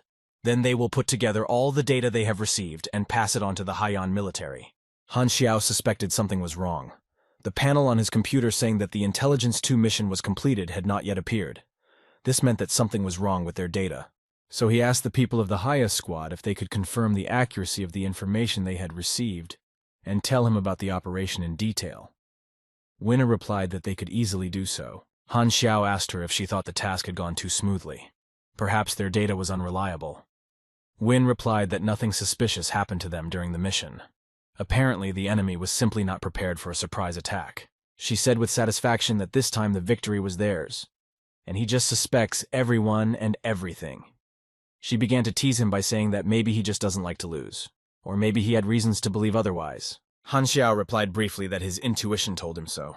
Yefan interrupted their conversation. He said that distrust is a good thing, but if there is no evidence, then you shouldn't go overboard. In short, he summarized that the task was complete. Tomorrow at dawn, they need to leave the stronghold. Han Xiao said if not, then not. He realized that he would need to figure it all out himself. To do this, he took his rifle and went to look for the embryo organization's guards. He managed to eliminate a bunch of guards. Accordingly, he received a lot of experience points. He completed one task after another. He knew that soon the embryo organization would have to send people from the base to check the situation. So the guy decided to set up a small ambush for the next guard who would pass by. To do this, he simply threw a rope around the guard's neck. Thus, I eliminated another chat room attendant and earned additional experience points. He heard a sound from the radio of the guard he had killed. The other guards took turns reporting on the general situation. When it was the turn of the guard who owned the radio to answer, the others were worried about where he had gone. But Han Xiao took over. He radioed in to say that he had found a dead sentry on his territory. He also assumed the guise of a security guard at the embryo base. He did not even expect that he would need the function of copying someone else's face so soon. The security guards of the embryon base went to that place and started looking for traces of the enemy. But they found nothing. Then the order was given to get back in the cars and return to the base. Finally, everyone arrived back at the base to further decide what to do. The base already knew that 13 sentries had been killed in the valley. GG said that their opponents had already obtained the necessary data, but why did they decide to stay and gather even more information? They are being much more calculating than they thought. The secretary told him that it didn't matter how vigilant they were, they still wouldn't be able to tell which information was false and which was true, and so they would very easily fall into the ambush created for them. GG said that their leader had already prepared for the evacuation. Reinforcements for them will arrive in 5 days, then they will retreat. In the meantime, they will prepare a huge surprise for Haya. Han Xiao was now at the embryo base. He could see that the Reconnaissance 2 mission was still not complete. He knew that there must be a secret location somewhere on the base. As he walked through the base, he saw that civilians were packing up all the equipment, while the soldiers remained on cover. It all looked rather strange. After all, Hai's men had invaded yesterday. That would have been enough time to evacuate, but it was unclear why they hadn't left yet. They were talking among themselves about whether everyone had received the evacuation order. They suspected that they had been targeted by Heisei's men. Others said that their leadership said that the connection with the scouts in the village of Voronyachai-Lis had been lost. Everything is going to the beginning of the battle. Here, the men turned to Han Xiao to tell them if he had noticed anything strange at his post. They were completely unaware that they were not talking to their colleague, but to the enemy in disguise. Now Han Xiao at least knew that the person whose face he had taken on was named Taramand. He replied that there was no optimistic news. He said that the enemy had killed all their sentries. Han Xiao saw that these were ordinary rank-and-file soldiers, who most likely did not have any secret information about the base.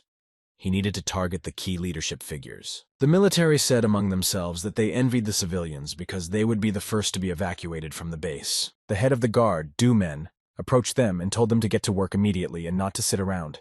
He ordered them to start carrying things. Han Xiao immediately realized that Domeng must have some secret information. He told his boys that he was going to the restroom. They just laughed at him, saying that he probably wanted to take a little break. Han Xiao did not have time to see where Domeng went. He started walking the corridors and looking for the secret door through which the head of the base's security had disappeared so quickly. He realized that he could not stay in that room for a long time because someone could come in at any time. Then he would feel very bad. He launched his little search spiders, which he had made just in case. And here he needed them. But he did manage to record the location of the secret door. Just then it opened and 2 agents came out. Han Xiao thought that the 2 agents must know something. It was necessary to finally reveal the mystery that shrouded the base. The 2 agents walked out the outer doors of the base to the street. Han Xiao followed them, but was stopped at the exit by a guard. He said that it was strictly forbidden to leave the base without a separate order. But Han Xiao replied that he had just encountered those 2 agents and they had accidentally dropped their ID card. He said that he would return the card to them and go right back to the base. The guard allowed him to do so. Han Xiao turned to those 2 agents in black suits and said that one of them had just lost his ID card at the base. The agents thanked me and wondered how this could have happened. But Han Xiao immediately attacked them and tied them to a large tree with a rope. They began to call for help. However, Han Xiao was not very concerned, because they were in the middle of the mountains and no one could come to their aid. Putting a knife to one of them's neck, he ordered him to give up all the secret information he had. The agent began to make excuses that they were both ordinary employees and had no access to classified information. However, Han Xiao insisted that he had seen the 2 agents leave the base's secret door in a cell. As a result, scared to death, they told Han Xiao everything they knew about the base. The guy is very excited about his next task. Now his computer was displaying that the Reconnaissance 2 mission had finally been completed. He received 8,000 experience points for it. Meanwhile, the Star Dragon squad was about to leave the stronghold. But they couldn't find Han Xiao anywhere. At first, they thought he had fallen asleep in the car. But since no one got out of the car, it became clear that he was not there. Zhang Wei decided to stay at the stronghold and wait for their mechanic to return. When the captain was asked whether it was necessary to wait for the mechanic, Zhang Wei replied that he was the one who had the keys to the car. The Haiyang squad was told that one of the Star Dragon squad had disappeared, so they decided to stay behind and wait for him to return. Ye Fan replied that they had actually agreed to return together. He asked who was missing. He was told that an agent wearing a black mask, Han Xiao, was missing. Win thought about it, because the day before, Han Xiao had rejected the data they had received for no reason, and today he had disappeared. It was very suspicious. They missed the point that Han Xiao was a spy for the Embryo organization. Meanwhile, they came to report everything that happened to the Hesia Operations Center. They told the head that an agent from Star Dragon had gone missing all night. He never came back. The manager asked if they were sure of their information. Win replied that after they returned from their mission with the data on the Black Crow Valley, he simply left without saying anything to anyone. Yifan added that the guy's behavior was extremely suspicious. The leader said that he would later ask Star Dragon for more specific information about this guy, but for now, let them tell him what they had learned during their mission. They reported that they had captured a prisoner who had already been interrogated on a lie detector. This means that he did not lie to them. They stole all the data from the enemy's network, so they can fully guarantee its authenticity. The leader said that in this case, it was necessary to attack the Embryo base as soon as possible, before they had time to change anything.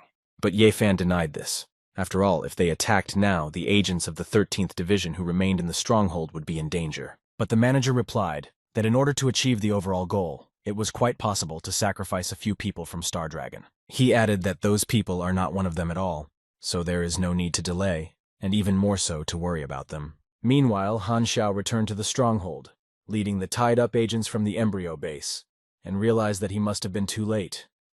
Now the agents finally realized that he was the very Zero their organization was looking for around the world. Han Xiao decided to contact his colleagues by radio. Zhang Wei started shouting at him, asking where he had disappeared to for the whole night.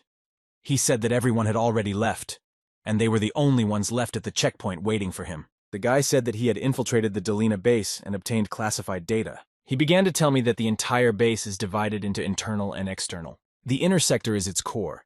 It is located deep in the mountains. Low-ranking personnel are completely unaware of the existence of that sector. The communication path between the sectors can be closed at any time. In the internal sector, there are many evacuation routes that can be used by the management to get out safely and unnoticed. After hearing all this information, the head of the 13th unit immediately called Colonel K. He calmly got in touch and asked what was going on. Chibangjia began to report clearly that one of his team members had obtained very important information that he needed to know about immediately. He suggested that the colonel speak to Han Xiao personally. The colonel said he already knew everything. He just wanted to know how he had gotten the information. Han Xiao replied that he managed to infiltrate the base and take 2 prisoners who were employees of the internal sector of the base. He heard the colonel shouting into the phone that he was lying. For some reason, Zasia's people were sure that the guy could never have pulled off such a thing. They don't know that he can change his appearance with the help of an optical mask, and copying facial features is his trump card, which should not be revealed to anyone. But the head of the 13th unit said that they had 2 prisoners from the base as evidence. The colonel ordered to bring them to him. At the same time, the colonel ordered the troops to go on a mission. Their target is the Black Crow Valley. The head of the 13th unit shouted on the phone that he was categorically against this decision, because his men were still there. By his actions, the colonel exposes them to direct danger. The colonel replied briefly that it was not up to him to decide what to do next. Han Xiao also heard all this. He realized that the colonel wanted immediate results. Therefore, he moved on to the stronghold, dragging his prisoners with him. He finally got there. He was greeted by friends and colleagues. He ordered Lin Yao and Lambert to take the prisoners' ID cards and infiltrate the inner sector of the base. They needed to find out more about Embryo's evacuation plans. Then he asked Li Yalin to take them closer to the base, while he created masks from the prisoners. Lin Yao was worried because he had no experience in espionage. Perhaps it would be better to let someone else go. But Han Xiao said that he was their only hacker. No one else would be able to handle the task. Meanwhile, everyone at the base in the Black Crow Valley continued to prepare for evacuation. Lin Yao and Lambert were returning to the base in the guise of prisoners. They were very worried about being discovered. Finally, they came to the main gate of the base and opened it with their ID cards. They were able to easily get inside the base. Next, they started looking for the cell with the secret door. Now they saw that the inner sector did exist. Suddenly, the alarm went off in the cell, but the guys realized it wasn't their fault. Gigi told the secretary that he had already heard that the Hai had sent their troops to them, so they were about to arrive there. Then he added that they have already sent an armed group from their own side. They will be able to hold back the enemy for quite some time, and let everyone continue to prepare for evacuation. Our guys here have already reported that the Hayas are going to attack Embryon, so they should all leave the stronghold. Jiang Wei could not calm down that the colonel had treated them so badly. As Han Xiao drove closer to the base, he told Lin Yao and Lambert to get out because they might get hurt when the attack started. Suddenly, their car was spotted by soldiers of the base. They had to immediately flee from that place. They immediately moved forward and were pursued by several enemy vehicles. Li Yalin was worried that they were about to be caught up. She didn't know how to drive too fast, but Han Xiao told her not to worry about it, because he had installed nitrogen acceleration in the car. This did not calm Li Yalin down, but rather made her even more excited. She shouted that they were driving in the mountains, and there was a huge risk that they would crash, unable to control the car at that speed. Han Xiao told his superior Jiang Wei to change into his armor that he had prepared for him, and we need to start the battle. Jiang Wei quickly pulled himself in and felt the full power of the advanced armor. He immediately began to attack the vehicles that were chasing them. The enemies fired back, but the armor reliably protected the captain from the shells. The captain was pleased with the performance of his new armor. He was glad that he had not paid such a huge amount of money for it in vain. The soldiers of the Embryon base tried to eliminate the captain in his powerful armor first. Han Xiao could see that Embryo had too many soldiers coming up more and more. Finally, the time had come to test his newest development, a time-delayed projectile. The shell fully met the hopes of its creator. The soldiers were smashed to pieces. After this battle, Han Xiao received many different awards and a lot of experience points. The next task, called Direct Conflict, was completed. He received an additional 35,000 experience points. All the soldiers were shocked that just one jeep managed to destroy a lot of enemy vehicles, eliminating half of the pursuers. They could not understand what kind of power it was. But the battle did not stop. The soldiers kept advancing and continued to pursue the detachment of the 13th unit. The order was to kill everyone. Han Xiao could see that they were not doing very well. Therefore, he ordered Li Yalin to immediately use nitrogen acceleration. He realized that they had decided to simply sacrifice the Hayas and blow them up along with the embryo soldiers. However, they were still alive and trying to escape from that hell. The head of the 13th unit tried to appeal to the colonel's common sense. He said that he could be charged with war crimes for his actions. But the colonel confidently said that he was just doing his job, and the people from Star Dragon have no right to tell him what to do. He ordered to take them to the medics. Han Xiao and Li Yalin arrived at the camp of the Haiyang Logistics Detachment. One of the soldiers had already approached them and said that he had orders from the colonel to take them to a doctor to treat the wounds they had received during the battle. Han Xiao suspected that they were simply being followed. He calmly told the soldier that he did not obey their colonel's orders. The soldier replied that their superior had also given orders to let them rest and make sure they were okay. Han Xiao thought that perhaps Chief Qi was worried that he would go to the front lines again without permission to risk himself. Then he got in touch with the hacker Lin Yao. He asked how he and Lambert were doing and if they were still alive. Lin Yao joked that unfortunately they were still alive and tried to report to the mechanic, which he learned on the spot while at Embryo's secret base. He said that the outer sector is now fighting off Haya's attacks and other employees have retreated. The exact evacuation route has not yet been announced, so for now they just have to wait for things to become clear. He also said that all the information obtained by the Hayu squad was fake. If they blindly follow that information, they will suffer a lot of losses. Han Xiao asked the hacker if he had already told them about it, but Lin Yao replied that he hadn't told anyone yet. He had only called him first. The mechanic said he didn't need to tell them anything. The hacker did not understand why. But Han Xiao explained to him that the colonel had deliberately set them up, putting them in direct danger. They all could have died. Lin Yao could not believe it, and Lambert said that if the Hayas did not hide their intentions to kill them, they would not help them. There was a bloody battle near the base in the Valley of the Black Crow. Heisei's soldiers confidently advanced, completely unaware of what awaited them next. They were simply following the orders of their colonel, who was blindly leading them to certain death. Haya's soldiers were somewhat comforted by their small victories. They even said that Embryo's defense was very weak, but this was false information that their scouts had obtained. Then they blew up the outer wall and moved to storm the base. The soldiers were inspired by their small victory and ignored safety rules. Eventually, they ran into an ambush set up by Embryo fighters. Kai's soldiers exploded on mines. They were scattered around the neighborhood. Fighters from the Embryon organization counterattacked.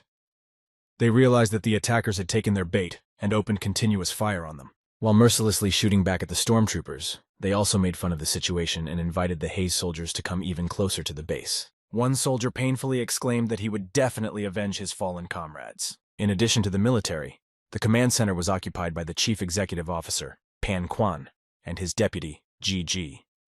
The soldier sitting at the console said that things were bad. The ambush they had set up for Haiyang's soldiers had worked, but many enemies had invaded the base. He said that not all of their men had managed to evacuate yet. To this, Mr. Quan said that he would join the battle and delay the advancing enemies. Everyone knew that Mr. Quan was a very strong, experienced warrior. His direct involvement in the battle would cause many casualties. The order was given for Hai's soldiers to fire at Mr. Quan exclusively. Embryo's lead singer, Mr. Quan, without hesitation, rushed into the thick of the attacking soldiers. Some soldiers threw down their weapons in fright. To Mr. Quan, they were all weaklings. Hai's soldiers immediately decided to attack him with tanks. Those powerful machines moved forward together, firing devastating shots. Mr. Quan rushed into the battle despite all the military equipment advancing on him. Then he was told over the radio that all employees of the internal sector had already been successfully evacuated. So if he did not want to continue the fight, he should join them immediately. Mr. Quan agreed. Hai's soldiers radioed that the third squad had encountered Mr. Quan. They also said that the entire unit was killed. Winna could not believe that one man had destroyed a detachment of 200 people. Now she saw that the data on the location of the enemy's defenses was too far off from reality. Yifan finally realized that their information was fake after all. Embryo used their own people as bait. This is very cruel. He realized that his boss, Carl, was too radical in his decisions. He should have listened to Han Xiao. Then they would have been able to save their people. The report that the troops had suffered heavy losses reached the leader. Yifan told him that the information they had received earlier was somewhat unreliable, so they should listen to Han Xiao. The commander just snorted and said that the result justified all the losses. He ordered the soldiers to carefully check the base wall, and if there was an inner sector, let them destroy it to the ground. Hai's soldiers entered the base and began to explore it. They were looking for a secret passage. 2 hours have passed since they carefully examined the base, meter by meter.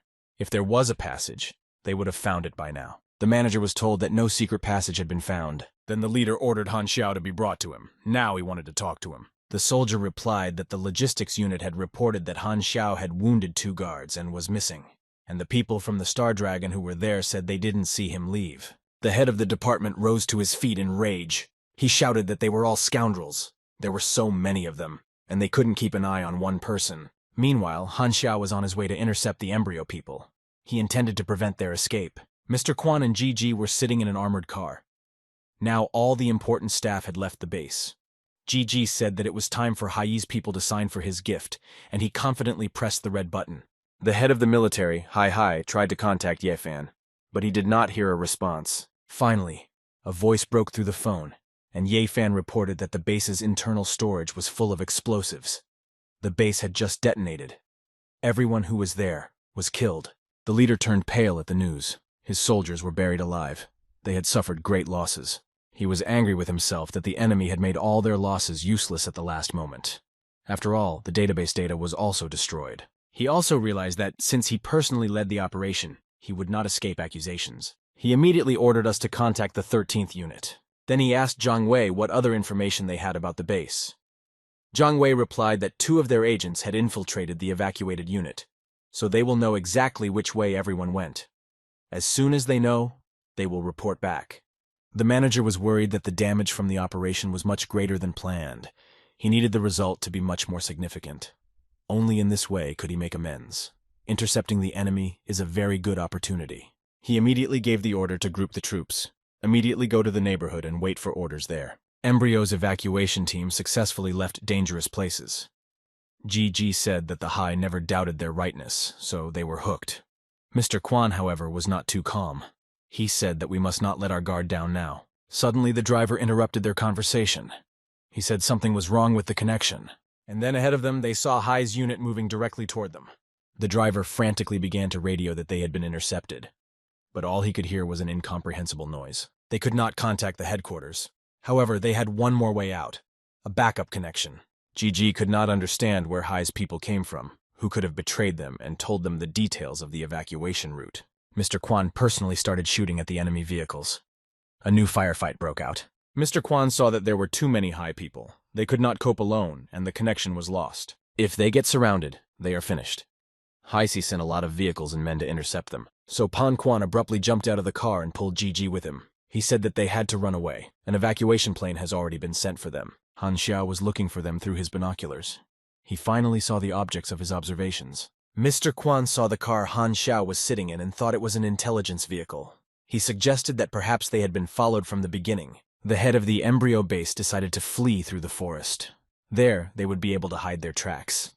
He kept telling GG to keep up. Han Xiao looked at the map of the area. He found the only road he could follow. So he began to prepare a trap for his enemies. To do this, he had certain instruments and tools with him. When he had everything ready, he still had plenty of time left. Now he just had to wait. All that was left was to wait for the prey. Han Xiao stood among the trees, looking for the fugitives from the embryo through his binoculars. He held his rifle at the ready. GG was weak to physical exertion, so it was difficult for him to make his way through the forest. He was also not dressed for hiking. Eventually, he fell to the ground and said he couldn't run anymore. Mr. Quan supported him.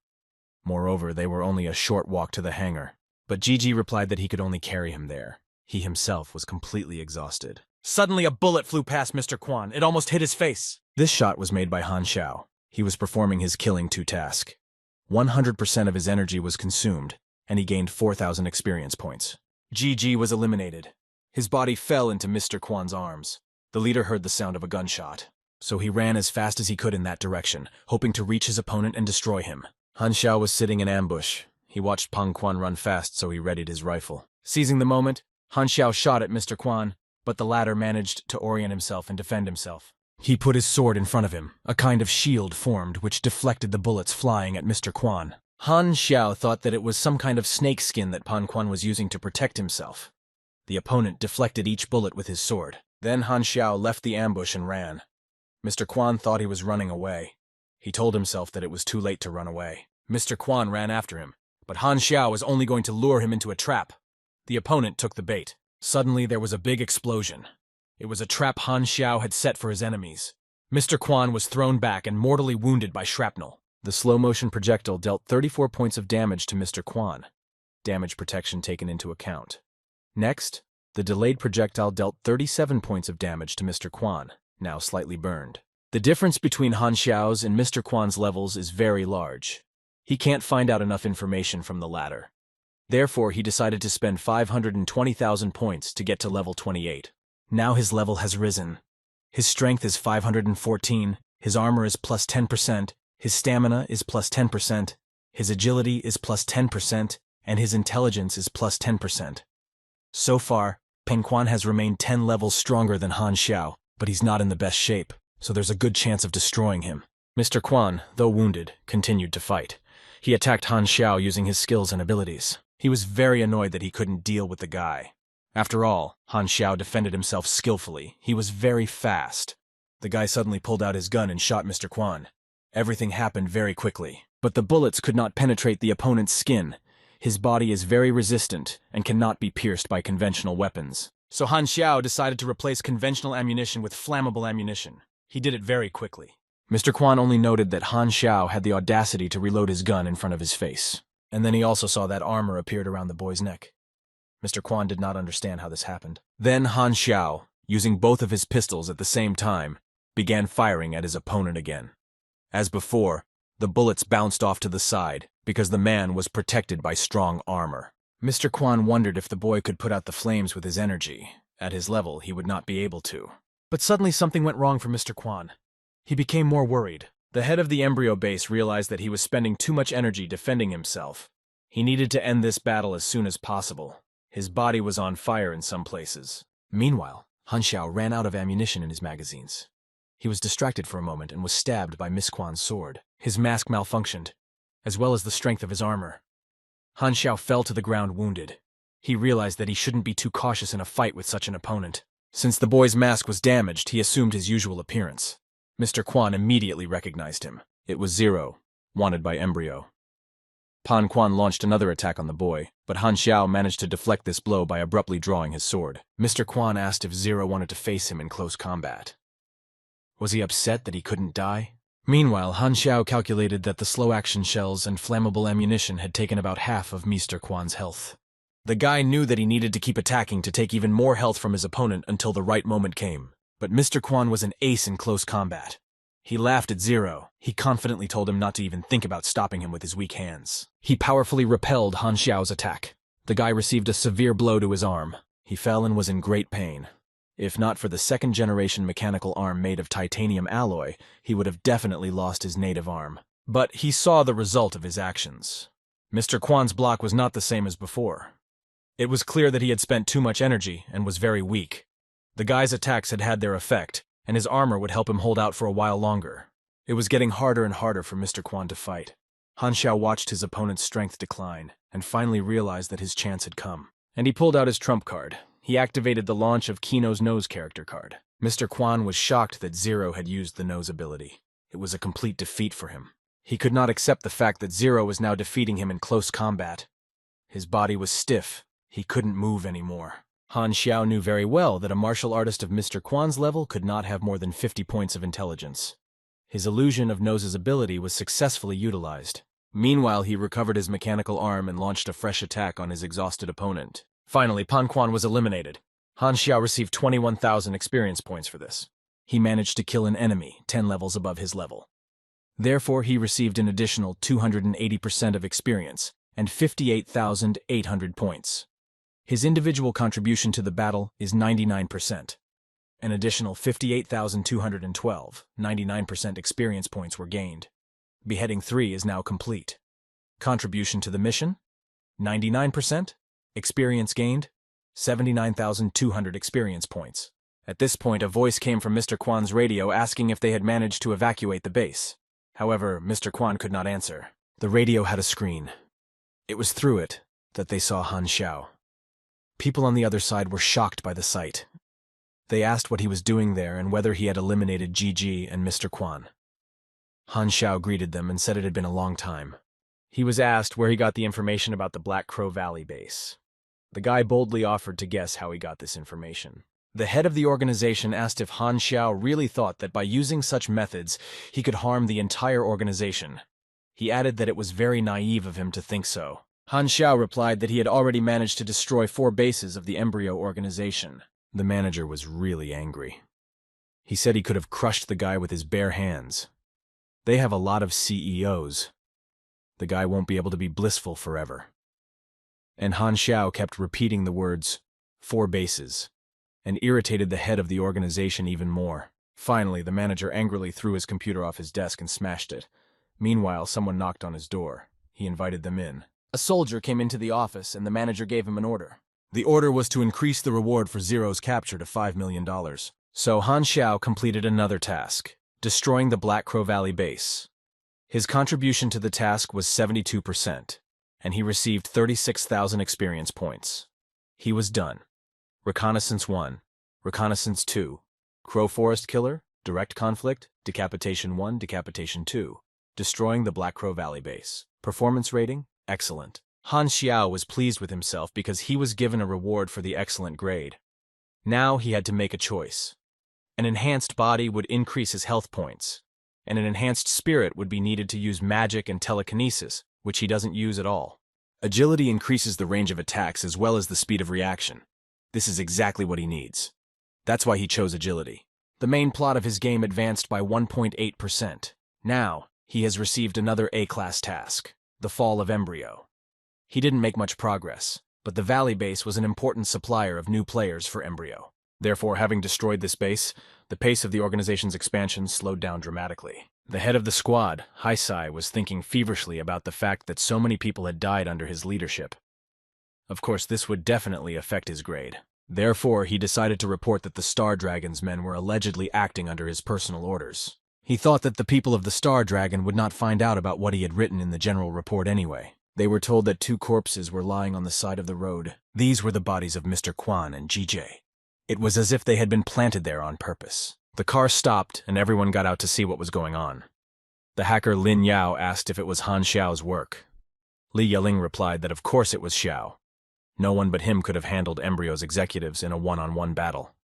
And after all, it's his style. Then she added that it was unclear why he had left them on the roadside. After all, a feat is a feat, but the Heisei will take credit for all the achievements. Meanwhile, the leader of the Kaisi military was very pleased with the discovery and decided to take credit for the victory. He immediately ordered the soldiers to load the bodies of Mr. Quan and Gigi into their car. The soldiers picked up one body, then another, and saw a mine under it. It could have exploded at any moment, so they ran back as fast as they could, leaving the bodies where they were. But their superior ordered them to return and examine the mine properly. The soldier did not dare to disobey the order, so trembling he approached the mine. He gently picked it up and felt that it was very light. Lifting it up, he shouted to the others that the mine was empty. Accordingly, it could not have exploded. Ye Fan laughed, wondering who could have played such a joke on them, and they were all very frightened. The special agents of the Star Dragon squad laughed even harder. They knew who dared to make such a witty joke. The head of the squad, Haisai, was angry that everyone was making fun of him, and said that he did not see anything funny in it. But then his speech was abruptly cut short by a shot. It was Han Xiao who fired from an ambush. The head of the Kai unit was liquidated. Han Xiao calmly lit a cigarette because he had gotten even with the leader of the Haiyang squad. You reap what you sow. Han Xiao hid in the Star Dragon from pursuers from the Embryo organization. While there, he was able to get their advanced technologies because he is a mechanic. At first glance, one might say that the people of the Star Dragon trust him, but the cell phone he was given was bugged. And now, Embryo's attention was focused on the Star Dragon. After all, Zero, who was wanted by them, was hiding there. Han Xiao therefore decided not to go back there, as it was inappropriate for him. So he took the listening device out of his phone and walked away. And there were still 3 months left before the open testing. The Star Dragon's task is the gold mine. Han Xiao realized that he needed to advance in the game as quickly as possible in order to accumulate more funds. But for now, the means he had were enough, so he just walked away. The boy used a paraglider he had made for himself and flew it. The world is huge, and all the roads in it are open. At Star Dragon, everyone was gathering in the conference room for a meeting. People talked among themselves that Han Xiao was going out of his way to attract trouble. At least he didn't leave any evidence. Otherwise, the High People would never have agreed to reconciliation. Others said that they thought the guy had done a really good thing. So finally, everyone gathered in the conference room. The leader asked the audience if Han Xiao's whereabouts were still unknown. One of the executive directors replied that they had traced the signal from a bug in the phone Han Xiao had been given. But that signal was interrupted 24 hours ago. They assumed that Han Xiao found it and removed it from the phone. He suggested asking the guy's partner again here, in front of everyone. So he called the hacker Lin Yao and asked if Han Xiao had contacted him recently. The guy replied that he had spoken to him this morning. Lin Yao was asked what Han Xiao had said on the phone. The hacker simply replied that his friend had said he had moved away from Sin. The chairman of the council asked if it was because of the murder of Colonel Hai. What he missed was that Han Xiao was afraid that they would not be able to protect him. But some people thought that the words, away from Sin, could mean that the guy just wanted to run away. At the same time, the information about the Han Xiao award was updated on the Darknet pages. Now it is 5 times larger than before. Obviously, the increase in reward is related to the destruction of the base in the Black Crow Valley. But the question is, how did Embryo find out about this? Is there really a spy among the Star Dragon people? If Han Xiao's reason for fleeing is that Embryo will come to Star Dragon to settle a score. Then his fear is justified. Therefore, while it is necessary to keep his identity a secret, it is strictly forbidden to give out information about him to anyone. An order was also issued to send a search team after him, and Han Xiao arrived in Haiyu, in the city of Morrowind.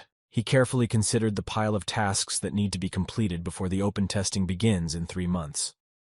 First of all, he needs to identify players and complete special tasks that are often passed off as rare skills and abilities. The guy was happy for himself that he hadn't forgotten how to complete such tasks. He sat quietly, drinking red wine. After that, he would need to strengthen the supply channels with parts so that he could complete tasks while on the road, thereby automatically earning experience.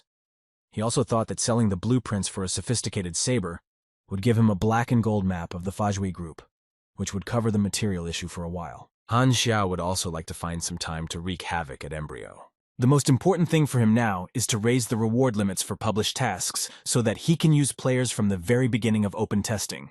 And this will be possible if he improves his reputation.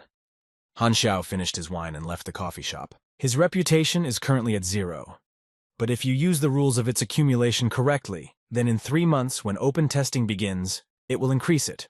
Now the guy has joined the Refugee group. He went to the administrator. He was given a list and had to prepare items from this list. Han Xiao had managed to accumulate a lot of livelihoods in the Star Dragon, so now he didn't have to worry about money. The administrator said that, with the black and gold card discount, the final cost would be $80,000. Han Xiao thought to himself, how wonderful it is to be rich. The administrator added that their specialist would soon deliver the goods to his room. Han Xiao then said that he still wanted to buy an entry ticket to the Darknet Blood Pact community. Darknet is an underground world of intelligence relays that maintains neutrality. The administrator announced the price at $200,000. This was quite suitable for the guy. The Blood Pact community is an organization that hires killers. If you show them the documents, you can become a contract killer. Previously, the players called this community the Assassins' Union. Han Xiao opened a new reputation for the camp. The easiest way to raise your reputation is to get to the top of some lists. Han Xiao wanted to stay at the Vitalia Hotel in Morrowind. For example, you can get into the top ranking of allied killers. Hotel Vitalia has branches in major cities in 6 countries. The organization behind it is Darknet. The hotel administrator told Han Xiao that unfortunately there were no rooms available. The guy was well aware that an ordinary person would not be able to rent a room here. But he asked the administrator if there were really no rooms available. He put the Darknet Blood Pact community's entry ticket on the counter in front of the receptionist and asked him to check the availability of rooms again. This time, the administrator bowed and invited Han Xiao to follow him. He took him to the office to register him. The administrator put a questionnaire in front of the guy and asked him to fill in his data. I also had to choose a code name for myself. Han Xiao decided to write Apostle Level Observer Hash 9527 of the Cardoon Star Cluster Red Empire as his code name. The administrator, scratching the back of his head, asked if he could shorten his code name a bit. Han Xiao then decided to call himself Black. But the administrator said that, unfortunately, this option was already taken. So he offered him the code name Mr. Black. And so it was agreed. The administrator summarized by saying that Mr. Black is now a preparatory level assassin. He has to complete 1 task, and then he will get the Scorpion level. The administrator also added that private work is also allowed, but in this case, they will deduct 5% of earnings. Before taking on a task, the boy can familiarize himself with the terms and conditions. Then a hot offer came up. 0 is wanted. He must be delivered dead or alive. The reward for this? $5 million. Coordinates: Western Capital, Star Dragon. Another task: wanted Wang Defu, deliver him alive. Reward $2 million. Details can be found in a personal conversation. Han Xiao didn't even know that so much was being offered for him now. Embryon is still looking for him in the Western Capital. He laughed to himself, realizing that the organization was wasting time and effort. The administrator told the guy that he had received a task. The reward for him, 100,000. Han Xiao thought it was too little. Apparently someone can't afford to hire an expensive assassin and decided to try their luck with a newcomer. But he decided that the task should be easy, since it paid so little, so he decided to give it a try. The administrator told him that the employer wanted to discuss the details of the assignment in person. Han Xiao went to meet with his employer. He gave him the materials to familiarize himself with. The target is Yue Yuju, located in Morrowind, with 12 to 20 bodyguards with him at all times. Han Xiao said that the payment was not enough for such a task.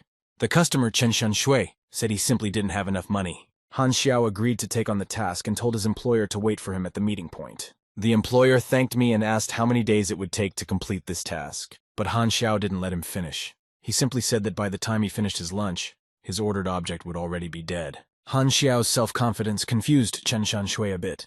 He didn't know whether to believe him or not. When Han Xiao left, a man came up to his employer and tapped him on the shoulder. He was another killer who decided to take up the job and fulfill the order because he had some free time. However, Chen Shanshui replied that he had already passed his order to someone else. The man left with nothing but said in parting that he would be ready to help if necessary. And then he received a call from Yue Yuju. He asked if he had time for a little work. He replied that he did, and would rest later. Then Yue Yuju said that he had sent him all the necessary information. The working conditions remained the same as they were, so the man needed to eliminate Chen Shanshui. The man was shocked by this turn of events. He wondered if there could be such a coincidence. Perhaps the task from the Shanshui member was to kill Mr. Yue. It was Yuju who was impatiently waiting for the answer whether the man would agree to fulfill this task. Since the man had already seen the object he needed to work with, he agreed. Then Yue Yuju started saying that he was sending him in advance, but his head was already at gunpoint. The next moment, Mr. Yue was gone. His bloody body fell to the ground. Everyone around them was in a frenzy. They saw Mr. Yue lying dead on the ground.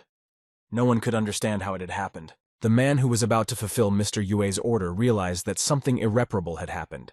Someone had beaten him to the punch. He knew very well that Yue Yuju had many bodyguards. For the money Chen Shanshui had, he couldn't hire anyone worthwhile. For such a reward, only a novice killer would agree to fulfill the order. The man wanted to see the person who had eliminated Yue Yuju so quietly. He wondered who it could be. The police immediately arrived at the scene of the murder. The area was fenced off. The police told everyone not to bump into anyone and not to interfere with the investigation, and they strictly forbade taking any photos. There were people who said that the killer would not be able to hide in broad daylight. But Han Xiao, with the help of a copying mask, quietly slipped out of the hands of the police while everyone here was recovering from the resonant event. He returned to his client to report that the job was done. Chen Shanshui was incredibly shocked that it was over so quickly. He said that the guy was really very strong. Chen Shanshui handed him a diplomat and told him that the payment for the job was there. At the same time, Hai Xiao received 25,000 experience points. The guy said that he would not count the money because he did not have time for that. He had to hurry to do his business. Chen Shanshui wished him a good day, but when Han Xiao left the restaurant, he felt that someone was following him. Soon he noticed his pursuer, who was allegedly reading a newspaper. That's why the man didn't like the way Han Xiao looked at him closely. He felt a very powerful energy in his address. He realized that the newcomer was very strong and dangerous. Meanwhile, Han Xiao returned to the hotel. He had successfully completed his first task. The administrator said that now the guy has a scorpion level. He will have great powers available to him. And from now on, he will be treated as a VIP in Vitali hotels around the world. After that, the administrator began to enter fresh data. He was extremely surprised that someone could raise his level so quickly. He told the guy that he would be looking forward to his next achievements. Han Xiao only asked where he currently stands in the ranking of Darknet killers. The administrator replied that only the highest-ranked killers are included in the ranking, so he was currently in the thousands. The man then added that young people are always in such a hurry to rise. Han Xiao, meanwhile, recalled that the top 10 spots on the list should be occupied by assassins at around level 40 with average abilities. Only 3 of them are relatively serious opponents, as their strengths are close to the upper limit of version 1.0. The rating consists of completed tasks and other achievements. The administrator was worried about whether he had offended the boy and hurt his self-confidence, so he decided to cheer him up a bit, telling him not to lose heart. He added that, judging by the way Han Xiao handled his first task, he had a bright future ahead of him. The guy knew that he needed to complete as many tasks as possible to move up the list, so he asked to see what other tasks were available. The administrator asked if he was interested in something more serious. He handed him the full list and told him to let the guy choose what he liked. He also said that beginners are encouraged to do something simpler, gradually moving forward. Han Xiao quickly chose a suitable task for himself. The administrator approved of the guy's choice, saying that for a beginner, it was just what he needed. But he was being completely sarcastic. He shouted at the guy, splashing his saliva, as if he didn't understand what easier tasks meant. He said that a lot of experienced killers had died on this mission, so why should he, a newbie, take it on? Han Xiao, wiping himself, replied that he would rather drown in his saliva than be killed by the enemy. He asked the administrator to help him get ready, and he would take care of the rest himself. After forming the task, the administrator sent him off and said that he had warned him about everything that could be done. If something happens to the guy, it's not his fault. The sent task information was received by the Central Information Management. An employee of the department entered the data into the general network. The task Han Xiao chose for himself was called Battle Rose. The administrator informed the guy that he was registered for this task. It was a C-level task, Battle Rose Bounty Hunter. Task information: the Sumal Desert is home to a variety of groups, including travelers and mercenaries. But something about this desolate land attracts so many powerful groups. Perhaps it has something to do with incidents in the past. The contractor had to study and explore the desert territory. Han Xiao saw that there was an additional reward for completing this task. This meant that the task would not be easy. The guy realized that he could not act without thinking through a plan. To begin with, he equipped himself properly. He reached the maximum level in the main class. The conditions for promotion this time were simple. To move to the next level, he had to study 20 drawings. But the guy didn't need to spend experience points to create unnecessary drawings. They are not easy to get anyway. In the next mission, Han Xiao will not have any partners, so he should stock up on a variety of ammunition for different situations. He researched and developed a double-edged piercing cartridge, a Heim cartridge, and a shocklight cartridge. In the Battle Rose, the entire staff is female. Their base is located deep in the Sumal Desert. They have a lot of enemies and they have their own mechanic. The guy decided to create a guided weapon. Han Xiao began to prepare. He didn't manage to create exactly what he wanted, but the sniper will need this thing in the future. So he continued to work, and he tried again. This time the combination was successful. Han Xiao discovered the electromagnetic pulse interference equipment. This equipment will be perfect for confronting enemies in the desert. The boy thought that he would need more minds. He decided to create a drawing himself. Self-made drawing. You need to use the knowledge and basics of creating other drawings to create a new one. Han Xiao was satisfied. The creation of the drawing was successful. He created a homemade drawing. Thus, a new one was created, a burning poison mine. He created exactly what he needed, and in the future, he will be able to create other drawings specifically for his needs. From there, he can create anything he wants. Finally, all his preparations were almost complete. It was time to hit the road. The first thing he did was make a phone call. We had to arrange for a cargo helicopter. Han Xiao was told that the helicopter is only used for large-scale operations. Even though he was a VIP, he would need to cover all the costs. The guy had no problem agreeing. The dispatcher began to clarify how many people would be transported and at what time the helicopter should be sent. He heard the answer that the helicopter was needed for one person, and immediately. The dispatcher tried to explain to the guy that this was an exorbitant cost. After all, the one-time rent costs 50,000. He tried to appeal to his common sense, but the guy confidently replied that he agreed and paid for the helicopter rental. And now he is flying to the desert to fulfill his mission, having previously studied all available intelligence. Looking at the area from the air, the guy recalled everything he had learned about the base. As Han Xiao flew closer to his destination, he saw that the data he had studied was correct. The Battle Rose base is heavily guarded and impregnable. It would be difficult to get there by storming, but it would be possible to ambush them and lure them out of hiding. Han Xiao ordered the pilot to get down in a certain place, and then prepare an SUV for him. After dropping the guy off at his destination, the pilot said that the Battle Rose base was not far away, wished Han Xiao good luck, and flew on about his business. The employees of the base went on their missions, but something was going wrong. There was no result. Dorothy said that they searched sectors E4, E5, and D4, and there was no sign of the felony. Wen Li and Cecile are dead. It happened during a battle with the Gedun people. Dorogi was an instructor of the Battle Rose. They had already lost many people during the search for this felony. The girls were beginning to wonder if the search was worth the sacrifice. Then an old lady interrupted the conversation. She asked the girl if she was local. My grandmother told me that this place used to be an oasis, and they all lived in prosperity. But the war changed everything radically. The legend of her homeland says that in the depths of the desert are hidden traces of an ancient civilization and its treasures, which have the ability to control the desert itself. Many soldiers came here in search of felony, and the indigenous people lost their homeland during the war and became mercenaries for them. They give their lives to find felony for someone else, and in return they receive resources for sustenance and shelter for their families. Felonia is their hope for the rest of their lives. Han Xiao tracked down his prey. He saw where the SUVs were headed and decided to proceed with the task. The girls saw electromagnetic pulse interference equipment. They were attacked by... They thought it was the Gedun again.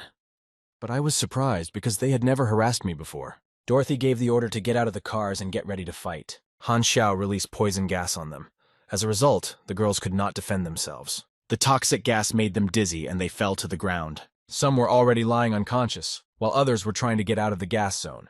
The shots continued. The girls tried to understand where the sound of the shot was coming from. They realized that this could not go on. They needed to defend themselves, to protect themselves. They needed to kill their enemy. And then a shot was heard again. Han Xiao was not wasting his time. He took advantage of the situation that the toxic gas had helped him create. One by one, the girls were wounded. Dorothy ran in the direction where the shots were coming from. She was very angry, but the guy was prepared for such cases and quickly pulled out his gun. Dorothy rushed to attack Han Xiao and swung her axe at him. The guy skillfully dodged the danger. A fierce battle broke out between them. He was invulnerable. Dorothy was also an experienced warrior. Han Xiao's bullet had not yet hit her. In addition to the axe for close combat, the girl also had a pistol. When she suddenly pulled it out and pointed it at Han Xiao, he became alarmed. Dorothy confidently said that no matter who her opponent was, he would not survive a shot at such close range. And the girl started shooting Han Xiao almost at point-blank range. She fired a bunch of bullets but did not do any damage to the opponent. The bullets bounced off him. Dorothy could not understand how this was happening. What was the reason? Who was her rival? Who had suddenly appeared on their path? All the bullets fired left a mark on Han Xiao's clothes. However, he was not injured at all. Most soldiers blindly believe that defeating a sniper in close combat is easy. Clearly, a regular sniper would have been weaker. Dorothy felt a sharp pain, and blood poured from her mouth. Han Xiao eliminated Dorothy. He received 7,500 experience points for this. Her level was 25. Han Xiao was an extraordinary sniper. He was pleased with his result. The dead girls were lying on the ground. They were all killed by the same weapon. The head of the battle rose and its soldiers arrived at the battlefield. The leader said that she noticed that the sniper who attacked them was working alone. She wondered if he was another wanted killer, so she called and reported that the battle rose had been attacked again. 20 people had been killed. She asked to have people sent to them to deal with the killer. The manager was gloating that the arrogant and impulsive guy who had attacked them would now become someone else's prey. 3 professional killers were sent to them. Yoke 3, Yoke 5, and Yoke 7. They asked them to report on the situation. Afterward, the killers were told that their enemy was an accurate, well-trained shooter. He went to the southeast. There are only 3 structures in that corps. The nearest one is the base of the Fujuan group. Su Li, the Battle Rose's mechanic, noticed shrapnel from the mines that had been detonated. She concluded that the enemy had anticipated their actions and set up an ambush. She was not familiar with the model of his mines. Their bodies were made of Fujuan materials. After analyzing all the data, Yarmo 3 said that it was no joke with a group of these enemies. They could not fight on their territory. He added that the enemy's target is the Battle Rose girls, so they will be bait. Yoke 3 told them to go as usual, and he and the boys would set up an ambush. As soon as the enemy appears, they will finish him off. The head of the Battle Rose ordered one of her subordinates, Hai Hu, to do as the killer told them. Han Xiao reached the base of the Fujuan group. It turns out that the Battle Rose has support from the outside. Now it's no wonder why so many killers died fighting them. The pilot who brought Han Xiao here said that military units in the Sumal Desert have their own sponsors. Political groups that clandestinely run killer training camps. The guy's client, the Chisrod's family, is one of them. Han Xiao was surprised that so much effort had been put into finding a felony. He asked what it was. The pilot, sipping coffee, calmly replied that he didn't know either. Han Xiao doubted the pilot's frankness. He thought that the felony had some important secret hidden in it, which might have a hidden reward for this task. So, if the opponent has a patron, he will send reinforcements to them. Han Xiao wondered what he should do in this case. First of all, he needs a driver, so that the guy himself could shoot. He told the pilot about it. But the pilot immediately objected, saying that the task was not his, so why should he help? Han Xiao replied that traveling is not an easy thing. So why shouldn't the man go with him to enjoy the beautiful scenery? The pilot pointed out the window at the sad, bare desert landscape and asked the boy if he was being ironic. Han Xiao told him to look deeper because in those places you can find mirages and in the mountains, water. The desert in general is an amazing place. The pilot replied unfriendly that he didn't think they were close enough to travel together. Then Han Xiao offered to become closer friends. In response, the pilot said that if the guy wanted him to take part in the mission so badly, then the reward would have to be shared. Han Xiao replied that he agreed with this. He could give the pilot 5%. But the pilot was not easy. He said it was too little because the driver is the first target for the enemy. 20% would be a lot more. Han Xiao was furious at this suggestion. He suggested that the pilot go and rob someone if he was so eager for almost free money. The pilot, in his usual style, calmly replied that this was what he was doing. Meanwhile, the Battle Rose was preparing for battle. They tracked down where Han Xiao had gone. They found him in Area C. The killers who came to reinforce the girls were pleased that things were moving in this direction. Han Xiao, wielding a shovel, was digging the desert sand. The murderers laughed at him for this. Yarmo 3 immediately ordered a small decoy unit to be sent there. Han Xiao got into the car and watched the area through binoculars. He saw someone approaching. Then he ordered his driver to drive southwest. The killers also went hunting. They were looking for their prey, and having spotted it, were ready to engage in battle. Han Xiao also prepared to fulfill his task.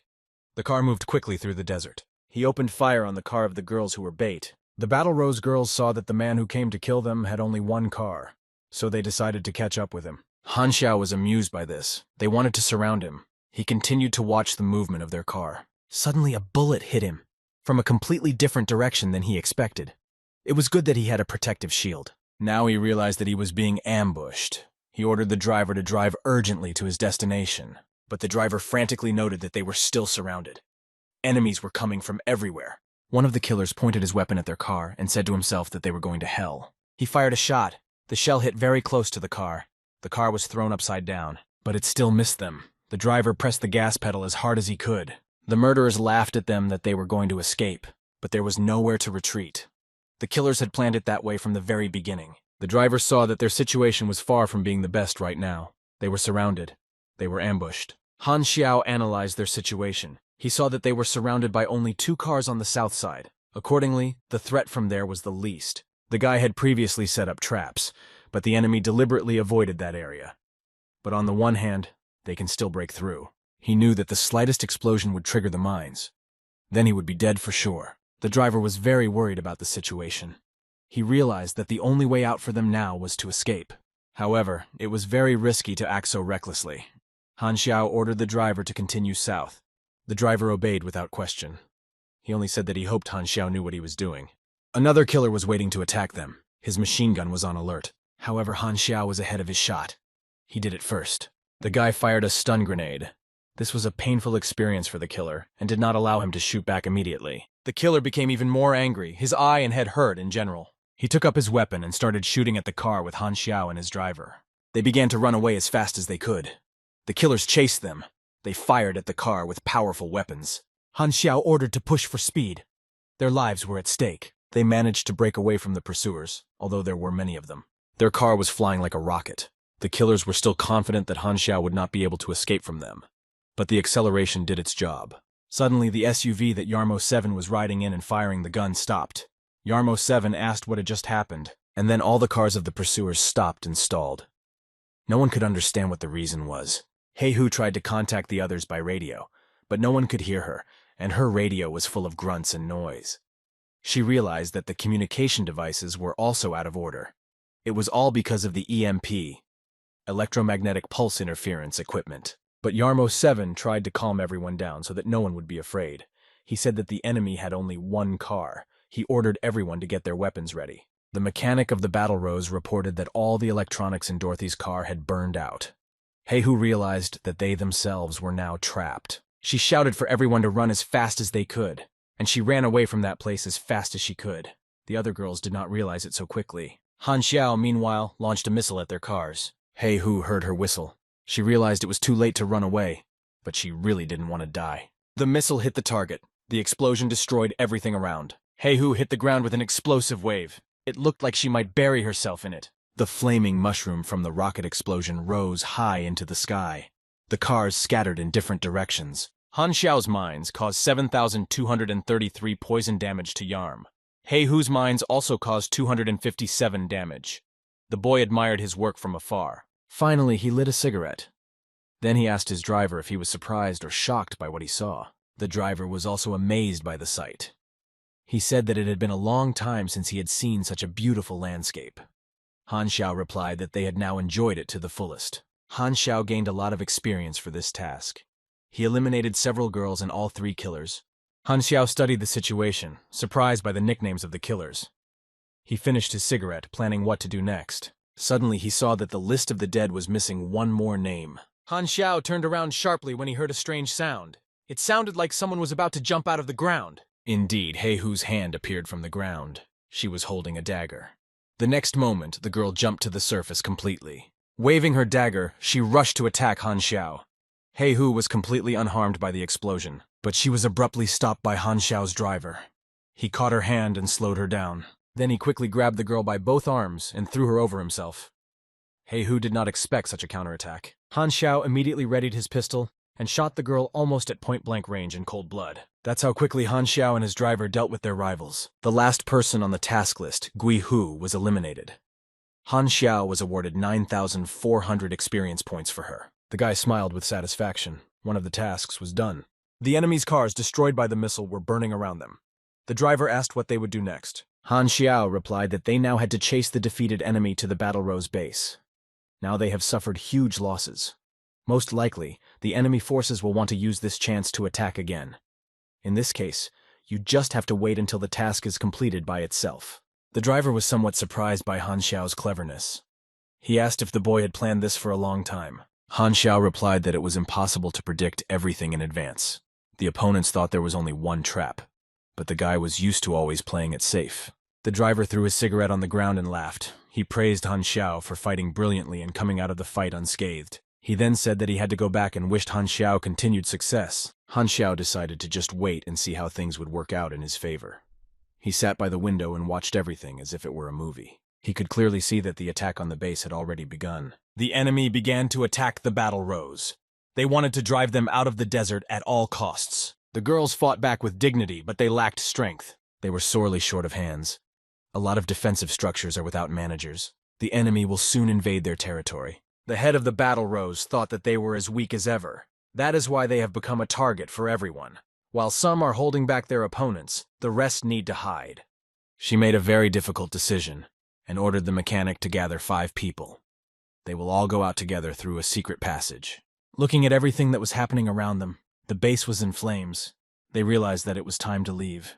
Meanwhile, Han Xiao was waiting for a notification about the completion of the task, but it still did not go through. He missed the idea that perhaps the main personnel of the base had managed to escape. The guy pulled out his tablet and started looking for information. He saw the fugitive's car, which was quickly moving away from the base. Several girls who had secretly left the base, led by the head of the Battle Rose, tried to get to neutral territory as quickly as possible. Then the head of the group looked out the window and saw that they were being pursued. She noticed the car that was catching up with them and noticed the spikes on it. The same spikes. And Han Xiao had already launched his projectile at their car. The head of the Battle Rose was furious. She realized that they had no way out. Choking on the gas, she ordered her girls to run away, one by one. The girl added that they would not be able to avoid the opponent's striking power. A grandmother and a small boy were walking near the scene of the events. They saw that the fighting was going on again. The boy was very curious to see the battle, but his grandmother strictly told him not to poke around because weapons have no eyes.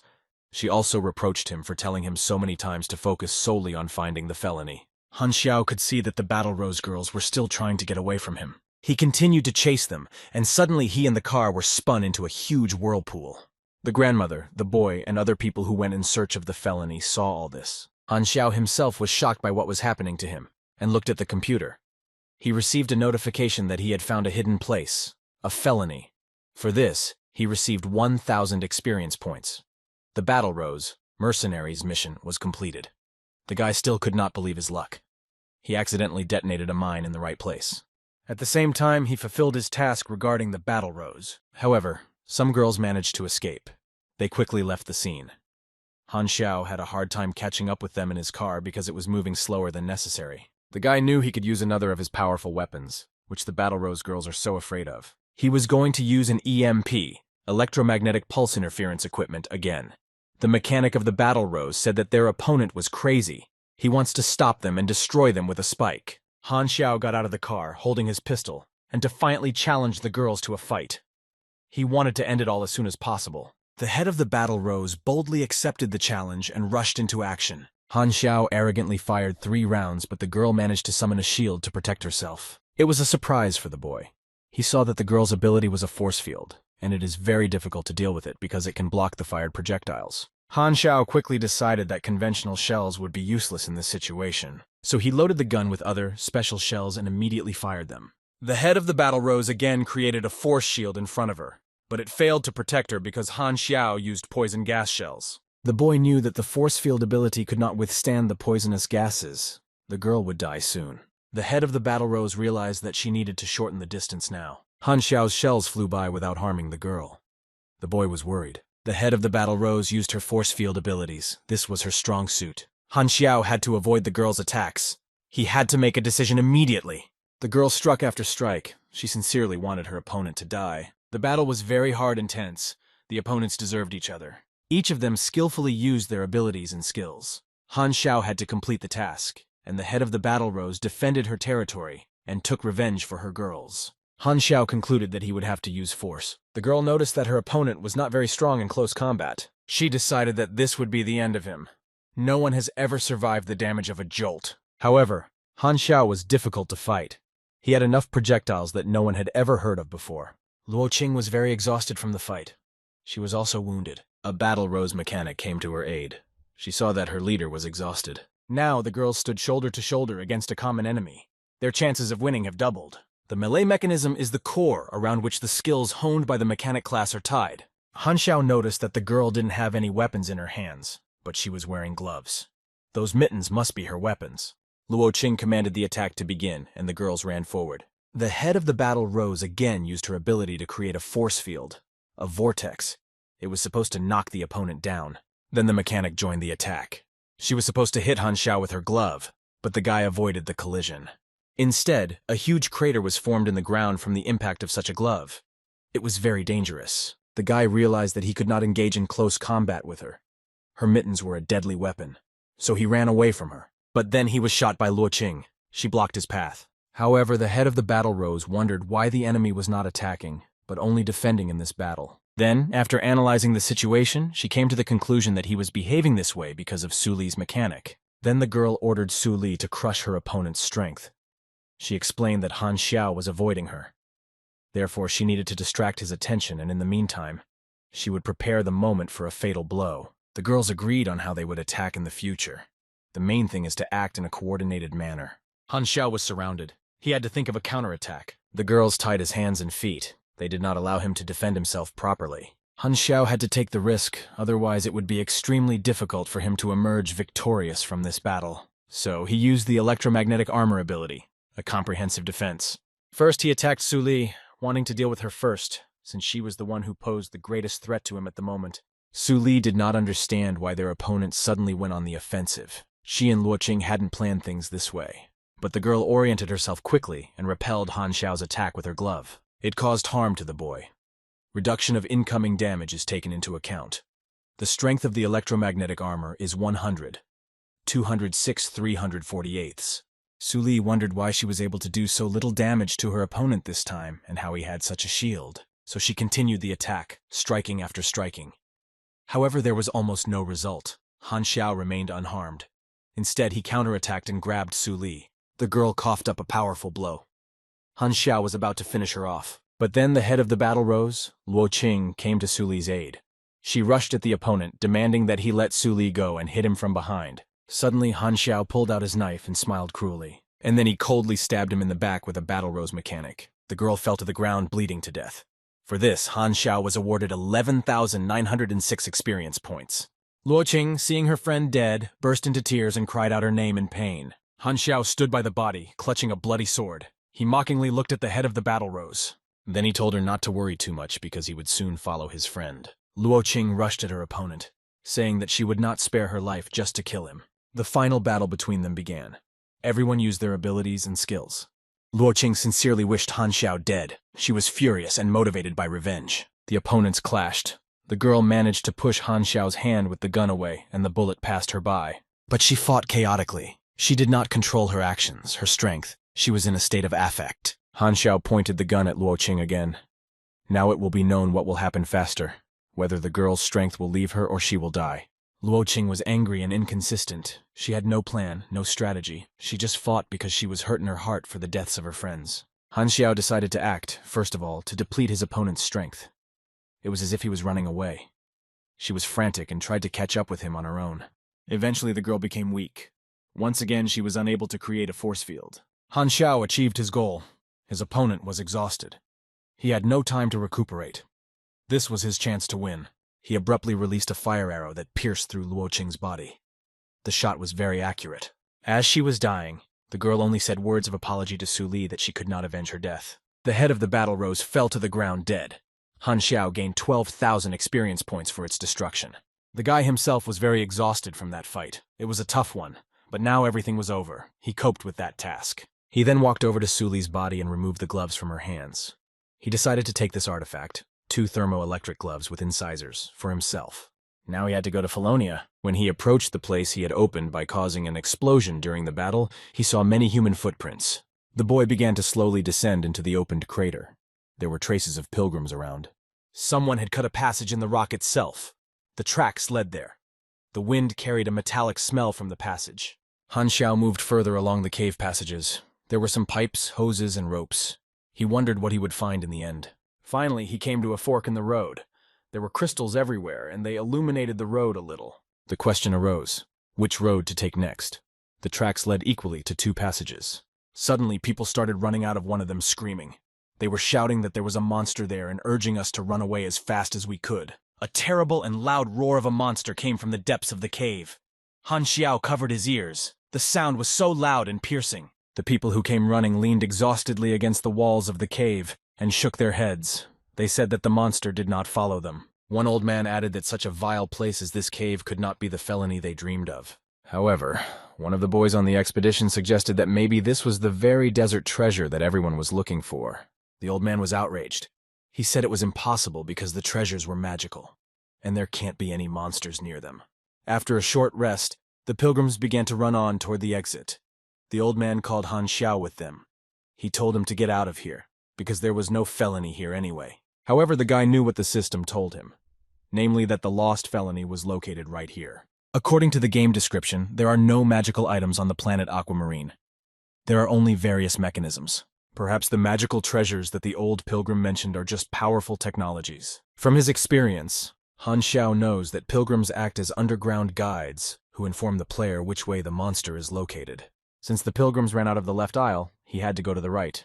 The guy put on his trophy thermoelectric gloves for additional equipment. Although perhaps on the contrary, they wanted him to go to the left. Han Xiao thought about the question. Such uncertainty and the unknown are more frightening than a monster. The guy decided to go to the right, because pilgrims were running out of the left aisle. As he walked down that aisle, he smelled a terribly foul odor. He had to cover his nose. Finally, on the floor, he saw a huge paw print of some kind of monster. There was also a large blood stain on that footprint. Then the monster appeared. Its red eye glowed in the darkness. The monster was coming right at Han Xiao. It was huge and strong with horns like a bull, fangs like a giant hyena, and a long tail like a reptile. Han Xiao jumped to the side. The monster swept past him without even hitting him. The boy realized that the monster suffered from chicken blindness. He could not see very well in the dark. And Han Xiao had night vision goggles, which he had prudently taken with him and was now wearing. That's why he was perfectly oriented in the dark passages of the cave. Suddenly, he heard something rustling from the ground.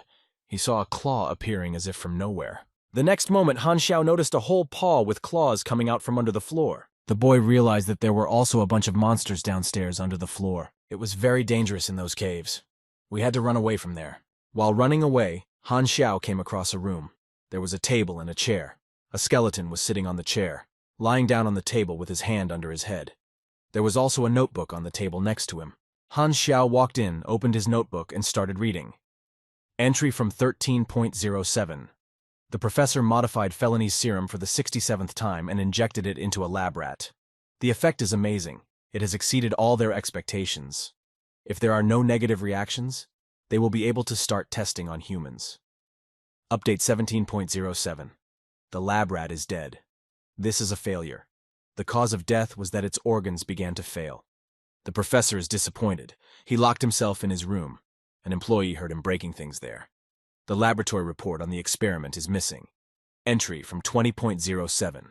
The professor insisted on conducting experiments on humans. Higher officials approved the request. This is insane. Perhaps they all forgot about experiment 000. The laboratory report of the experiment was torn up and disappeared. Update from 26.07. The database has released a new set of rules. All researchers must hand over their electronic devices. Employees are not allowed to connect to any external networks. Recorded on 5.08. It is the 7th day of the experiment on Human 008. The subject is in a stable condition. There are no major changes. The professor is nervous.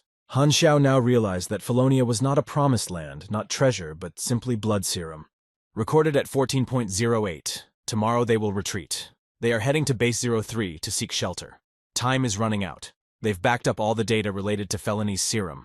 The guards are huge ignoramuses. They are trying to blow up the entire facility. The professor took a few serums with him. All the rest will be destroyed. Then several pages were torn out of the notebook. Han Xiao was a little disappointed, because it looked like he was out of luck this time, because the professor had taken the serum with him. Suddenly the boy's attention was drawn to a large chest lying on a shelf covered with cobwebs. A strange green light was coming out of that chest. Without any hesitation, he took the chest off the shelf and opened it. Inside, he saw what he was looking for. There were some capsules filled with liquid. It was Felonia's serum. 3 vials. However, the serum was incomplete. This is a serum with a healing property to improve the physical characteristics of the body. Today's formula is not perfect. A mutation may occur after use, and these were only 3 remaining serums. Suddenly, a monster entered the room. Han Xiao had been reading so much that he was not quite ready for such a meeting. The monster immediately began to attack the boy. It was several times bigger than Han Xiao. The guy quickly pulled out his pistol and used glancing fire. The monster was wounded. Han Xiao dealt 57 points of damage to Object 002. He has engaged an opponent. Additional information is now available for his level. The guy quickly read it. It said that his opponent's level was much higher. But he is in a very bad condition, so the chances of winning are real. Meanwhile, the monster recovered and stabbed the boy in the back in response. It was very painful. Han Xiao jumped up high, drew his sword, and decided that now was the right time to win. The monster stood at its full height. Han Xiao swung his sword, aiming directly at the monster's head. Then the boy sharply struck the monster's head with his sword, making a deep cut. He expected the monster to fall to the floor, but it kept moving. It moved with a cut on its head. Then Han Xiao decided to use his trophy gloves in the battle. Perhaps with their help he could defeat the monster. The monster finally fell to the floor on its knees, having received another powerful blow from his opponent. But he was still alive. Han Xiao did not understand what was going on, how he could destroy the monster. The guy picked up the gun again and started shooting in the direction of his opponent. Finally, the monster fell down dead. Han Xiao received 32,000 experience points for this. He had eliminated an enemy that was 10 levels stronger than him. Therefore, he received an additional 280% increase in experience. So, the total experience gained was 89,600 points. His contribution? 23.7%. He received an additional 21235 experience points. The guy was breathing heavily. He was exhausted. This fight was very difficult for him. And then the next monster managed to get to the surface right out of the ground. It looked like a huge red spider. Another monster began to crawl out behind him. Now they were all crawling out from under the floor, because the passage was broken. Han Xiao realized that the best thing for him would be to get away from that place. Some people were talking on the radio. They asked what the situation was inside. They were told that traces of human shoes, paws, and blood were found on the ground. In this case, it was necessary to urgently call for reinforcements. People exploring the cave inside saw that there was no one there. All the monsters had disappeared somewhere in an unknown direction. Suddenly, one of the monsters appeared to them and began to attack immediately. Several armed men were ready to shoot back at the monster's attack. They started firing at him from different sides with continuous fire. But the monster's armor was extremely strong, and the bullets could not pierce it. So the group of people decided to retreat. But there were a lot of monsters, and they were moving quite fast. The monsters began to attack the people. The group of people who went down into the cave was destroyed by underground monsters. The monsters were crawling to the surface. It was impossible to stop them. The people who had come to the cave but remained outside took up arms and began to go down. The manager shouted to everyone that the first person to find the thing they had come for would receive a reward. And suddenly his eyes came across something terrible. A huge army of monsters, desert termites, was crawling out of the cave to the surface. The leader immediately shouted that those monsters were very afraid of fire. He ordered them to be burned to ashes immediately. The soldiers used fire and scared the monsters away. The monsters scattered, and the soldiers continued their attack. When the soldiers entered the cave, they came across a room. Everything around was on fire. Suddenly, another monster came out of that room to meet them. The soldiers realized that they had not yet dealt with all the monsters. They started shooting at him with the weapons they were holding. The soldiers heavily wounded the monster and managed to defeat it. The monster fell to the floor. The head of the squad ordered them to move on in search of what they had come here for. They smelled a terrible stench in the room, but continued to search, keeping their weapons ready just in case. It was the same room Han Xiao had recently visited. The boss ordered him to examine everything carefully. Suddenly, one of the soldiers reported that he had found the researcher's diary. He assumed that what they were looking for must be here. But the monsters were attacking more and more often and in greater numbers. The soldiers had to repel the attacks. The manager suggested not fighting the monster, but shooting it in the limb so that it could not move. One of the soldiers decided to use an axe and hit the monster on the head with it. He jumped high to attack from above. However, the monster quickly realized where the threat was coming from and repelled the attack. The soldier failed to wound the monster in the head. The battle continued. Instead, another fighter was going to wound the monster's lower limbs. The leader of the squad shot the monster directly in the head and blew it off completely. But behind him was another monster, which immediately began its attack on the people. The leader did not have time to reload his weapon. However, the monster was caught in flight by a bullet from another soldier's assault rifle. It pierced his body through and through. Another battle was won in favor of humans. The monsters were dismembered and defeated, but there were casualties among the humans as well.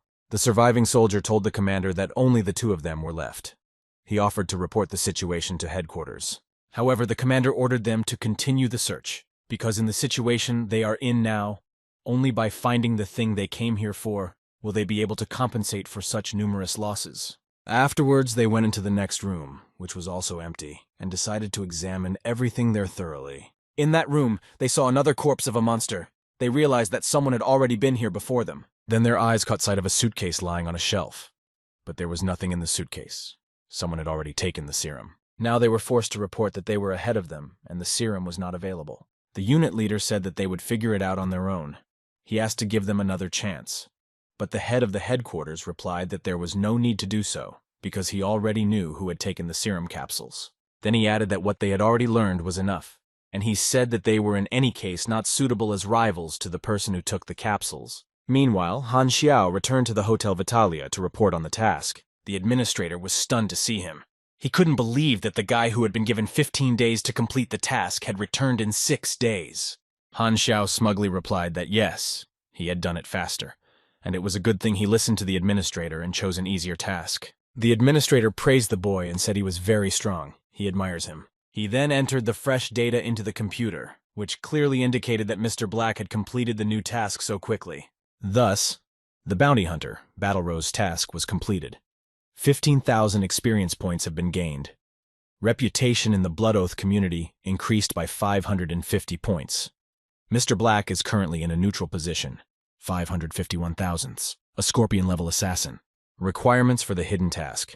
Find Felonia have been completed. Received 25,000 additional experience points. Received a special reward. Medium category mixed gene serum.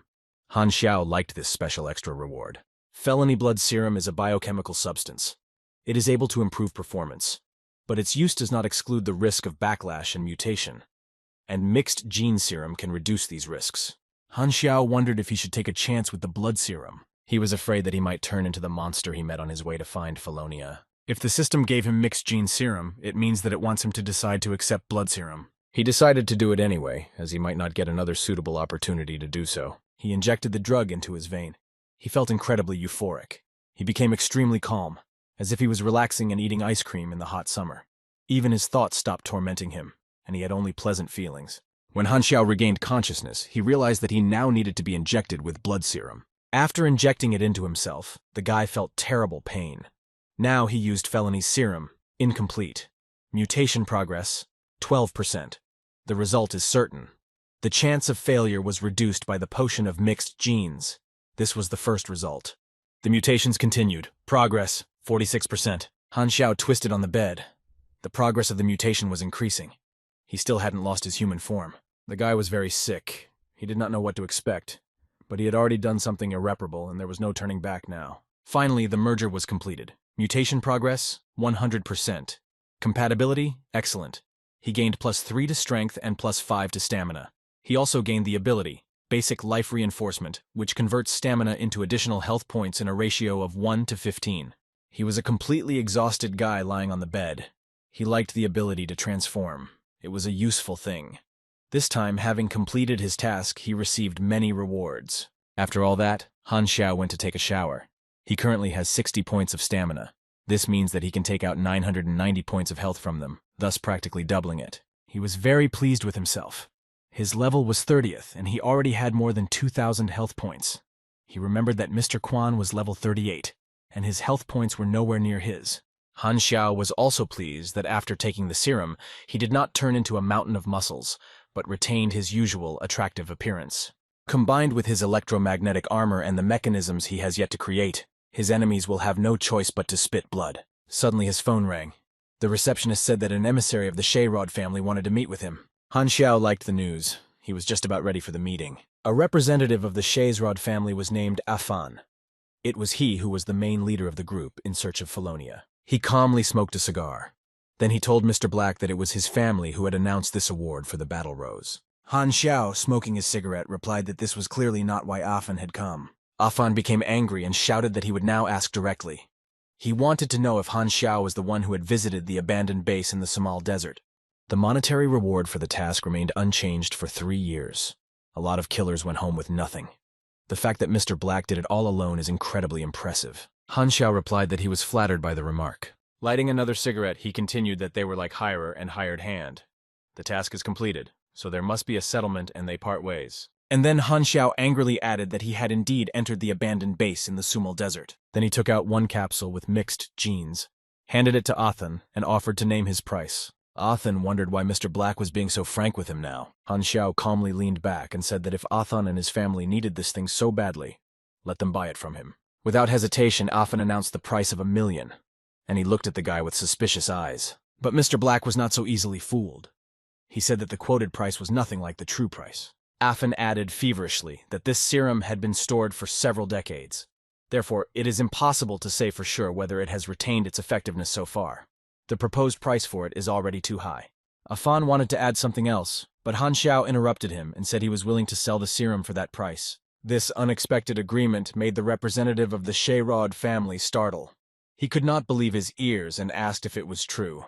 Han Xiao smiled ironically and said that Afan should consider it a gift to his friend. The Chizrod's family representative grabbed the serum capsule and said that payment would be credited to Mr. Black's account very quickly. At the end of the meeting, Afan added that both the Chizrod's family and he personally expressed their gratitude to Mr. Black. A new side of Han Xiao's reputation has opened up. His credibility with the Chizrod's family has been increased by 1,800 points.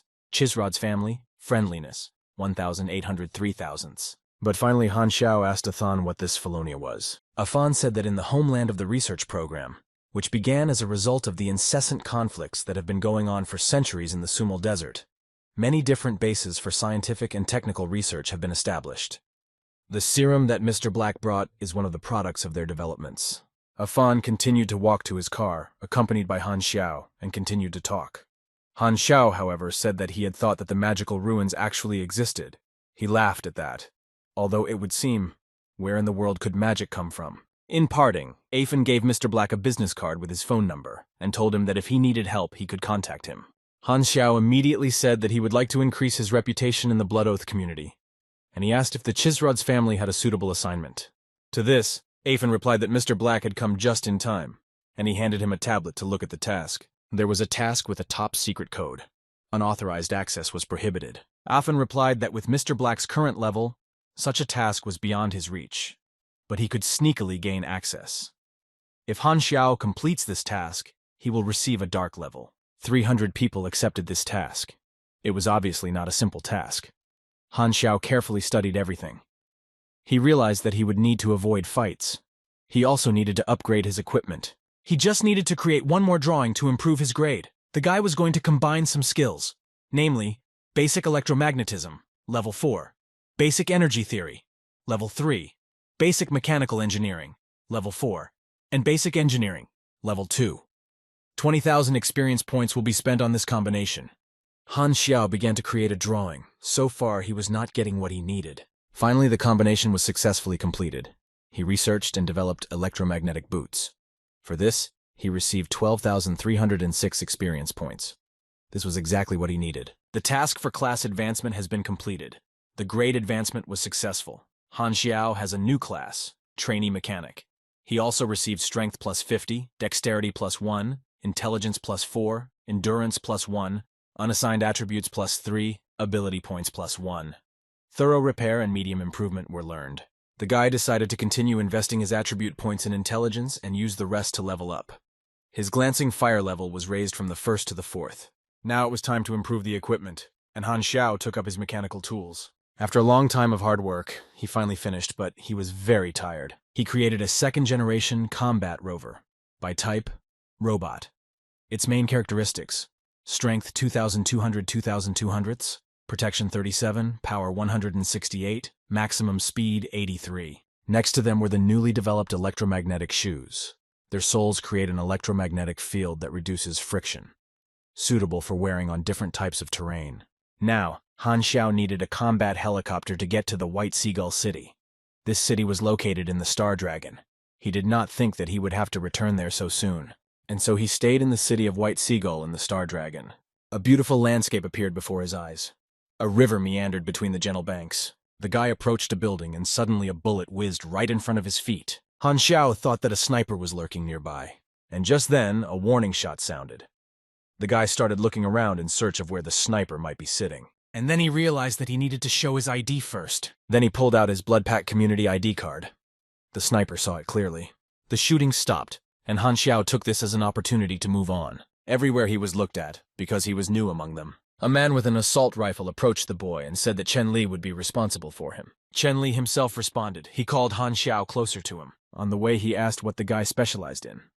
Han Xiao replied that he was a sniper. Chen Li exclaimed that this was great, because they needed someone to shoot from a long distance.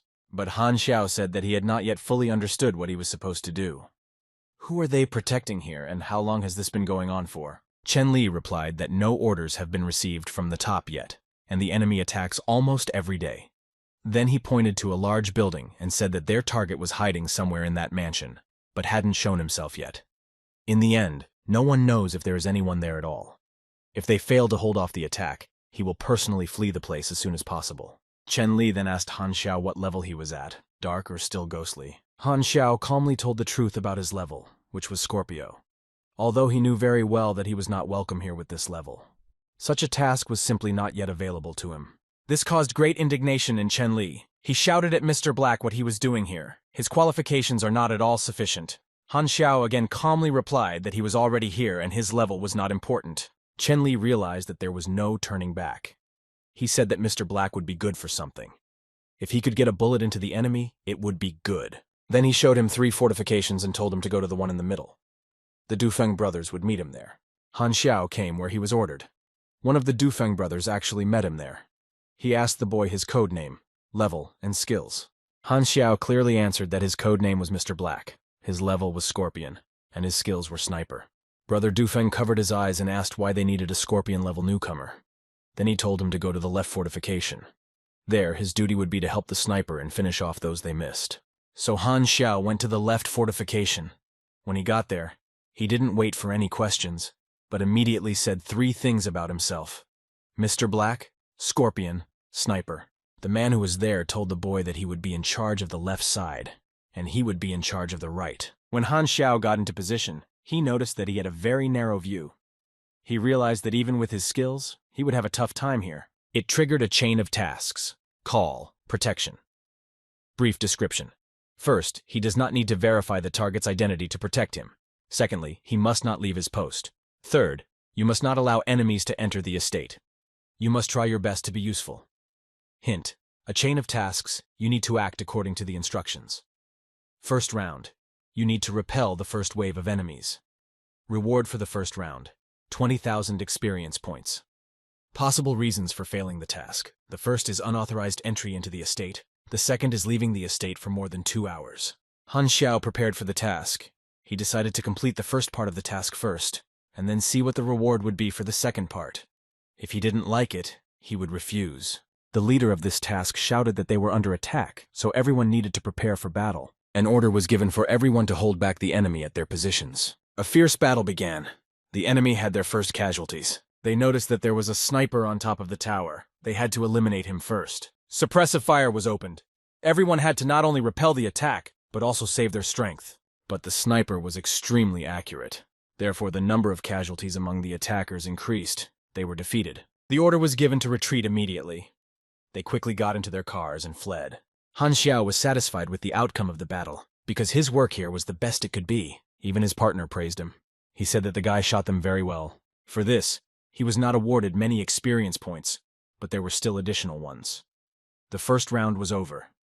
Han Xiao received 20,000 experience points. The task conditions were changed. The task for the second round was to defend the River Valley estate. Duration, 3 days. Reward, 80,000 experience points. Han Xiao thought about it. For the first wave, he was given 20,000. For the second, 80. Based on the proportions of growth, the third would be 320,000. With nothing better to do, he decided to go to the delivery department. Maybe he could earn some experience points there. And now he has come to the River Valley estate. One fighter asked to have his machine gun repaired, and the local mechanic Wang Shi said he would look at it later because now he wanted to sleep. Han Xiao heard this. He went inside and said that if help was needed urgently, he could help. He works very fast. It was a very appropriate offer for someone in need. The mechanic, Wang Shi, replied that the boy could be of no use. But Han Xiao got to work and said that whether it would be useful or not would be seen after he repaired the machine. The fighter liked Mr. Black's approach to the case. He saw that the guy understood it well and behaved like a master. And so Han Xiao completed his first repair in the River Valley. For this, he received 2,333 experience points. The soldier was very surprised by such fast work.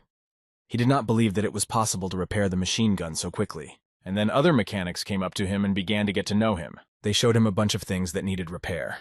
And they said that they did not have time to fix it all physically. Han Xiao was happy to take on the job and said he would be happy to help them repair whatever was needed. As soon as Han Xiao took up the first device, he immediately managed to improve it. The mechanic standing next to him dropped his jaw at what he saw. Han Xiao used all his skills and abilities. He easily coped with the task at hand and fixed everything very quickly.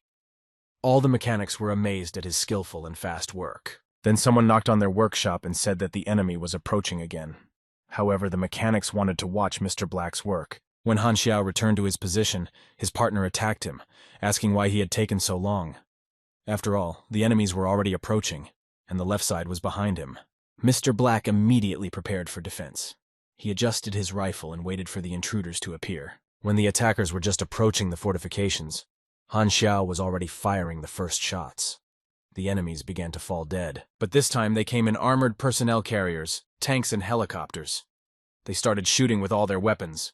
They had an order not to retreat. The attackers were talking among themselves that the opponents now have a great sniper. They are in trouble now. Han Xiao noted for himself that this time the wave of attack was much more powerful than the previous one. But for him, enemies were nothing. He knew exactly what was required of him and what he would do in general. He shot so well that the attackers were ordered to temporarily retreat, and they fled again with nothing. The second round was completed. 80,000 experience points were gained. The task for the third round is to defend against the next wave of attack. The reward will be 150,000 experience points. Han Xiao thought about it. After all, if such a reward is offered, then the wave will be severe. But there were many killed and wounded among them. Each subsequent wave brings more and more damage. The chances that they will cope with the next wave are simply negligible. Only 10%. That's what Mr. Black thought. It started to rain. The soldiers began to bring ammunition inside the fortifications to prevent it from getting wet. Han Xiao shared his thoughts with his partner. He said it was perfect weather for an attack. And if the enemy decided to attack again in the evening, his partner interrupted him, telling him not to jinx it. And then I saw enemy vehicles approaching the fortifications. The enemy immediately opened fire on the positions. A fierce battle ensued. The guards fired back at the attackers, but they also had to avoid enemy bullets. The first unit reported that they had a lot of losses. Now it's hard for them to hold their positions. Then, enemy attack helicopters arrived and started shooting. The defense sniper was ordered to shoot back only at the helicopters. Han Xiao nervously replied that he should not be rushed. After all, he knew exactly what to do in that situation. Other defenders said they would take over the helicopter. They will aim to shoot it down. However, Mr. Black has already noticed that the glass in the enemy helicopters is shatterproof. This means that conventional shells are unable to harm them. The opponents decided to deal with the sniper first. They were going to blow him up. Han Xiao realized that he had been exposed. He had to find a hiding place immediately. But the guy's partner did not understand what was going on. He called out to him where he was running to. As soon as Mr. Black jumped off the tower, there was an explosion. The fortifications were blown up. Someone said that an old friend should be kind in his actions. Han Xiao saw that he could take his time for now. He made his way to the ruins where he could hide. The enemy dealt many devastating blows, and now he decided to inspect the ruins. Mr. Black and his partner were found again. A shell hit the place where they were hiding. Han Xiao's partner said without hope that the attackers' helicopters were very powerful. They are smashing their fortifications to pieces. It's over. Mr. Black yelled at him to finally come to his senses and look for a place to shoot from. He decided to work on the helicopter. Han Xiao knew that he would need to use special shells he had created to destroy enemy equipment. Meanwhile, the attackers fired more and more shots from the helicopter, destroying positions in the fortifications. The defenders saw that the helicopter was searching for all the hiding places where they were positioned, and immediately struck. The enemy had already passed the second line of defense. Han Xiao saw a very favorable position for himself, ran there as fast as he could, and hid behind the ruins. Now he was invisible and struck one of the enemy helicopters from his hiding place. A well-aimed shot crashed the helicopter. The defenders were encouraged. They saw a chance to win this battle, and they were very happy to have such a sniper. Meanwhile, Mr. Black continued to shoot at the helicopters. Now he blew up the second one. He is a sniper on the move. During this battle, the guy learned a new skill called moving sniper. Now he has a reduction in accuracy loss when shooting on the move, as well as plus 2% to the accuracy of firing explosive shells, plus 1% to the rate of fire when using sniper rifles. It was very timely. In the current situation, we need to try it all out. Han Xiao raised his level with experience points. Finally, he set out to shoot down the third helicopter. With the new skill, it was a little easier. Mr. Black did an excellent job with his task. 3 enemy helicopters were destroyed by accurate shots from his rifle. Now the defenders were freer to act because no helicopter threatened them. They were going to avenge their fallen comrades. Therefore, they opened fire from all their positions where there were still fighters. The attackers did not have good shelters, and they did not have time to hide behind cars. They were mercilessly shot. The rest of the enemy, who were closer to the vehicle, quickly fled the battlefield with nothing. They suffered another defeat. The defenders exhaled a sigh of relief. Their enemies had almost broken through the line of defense.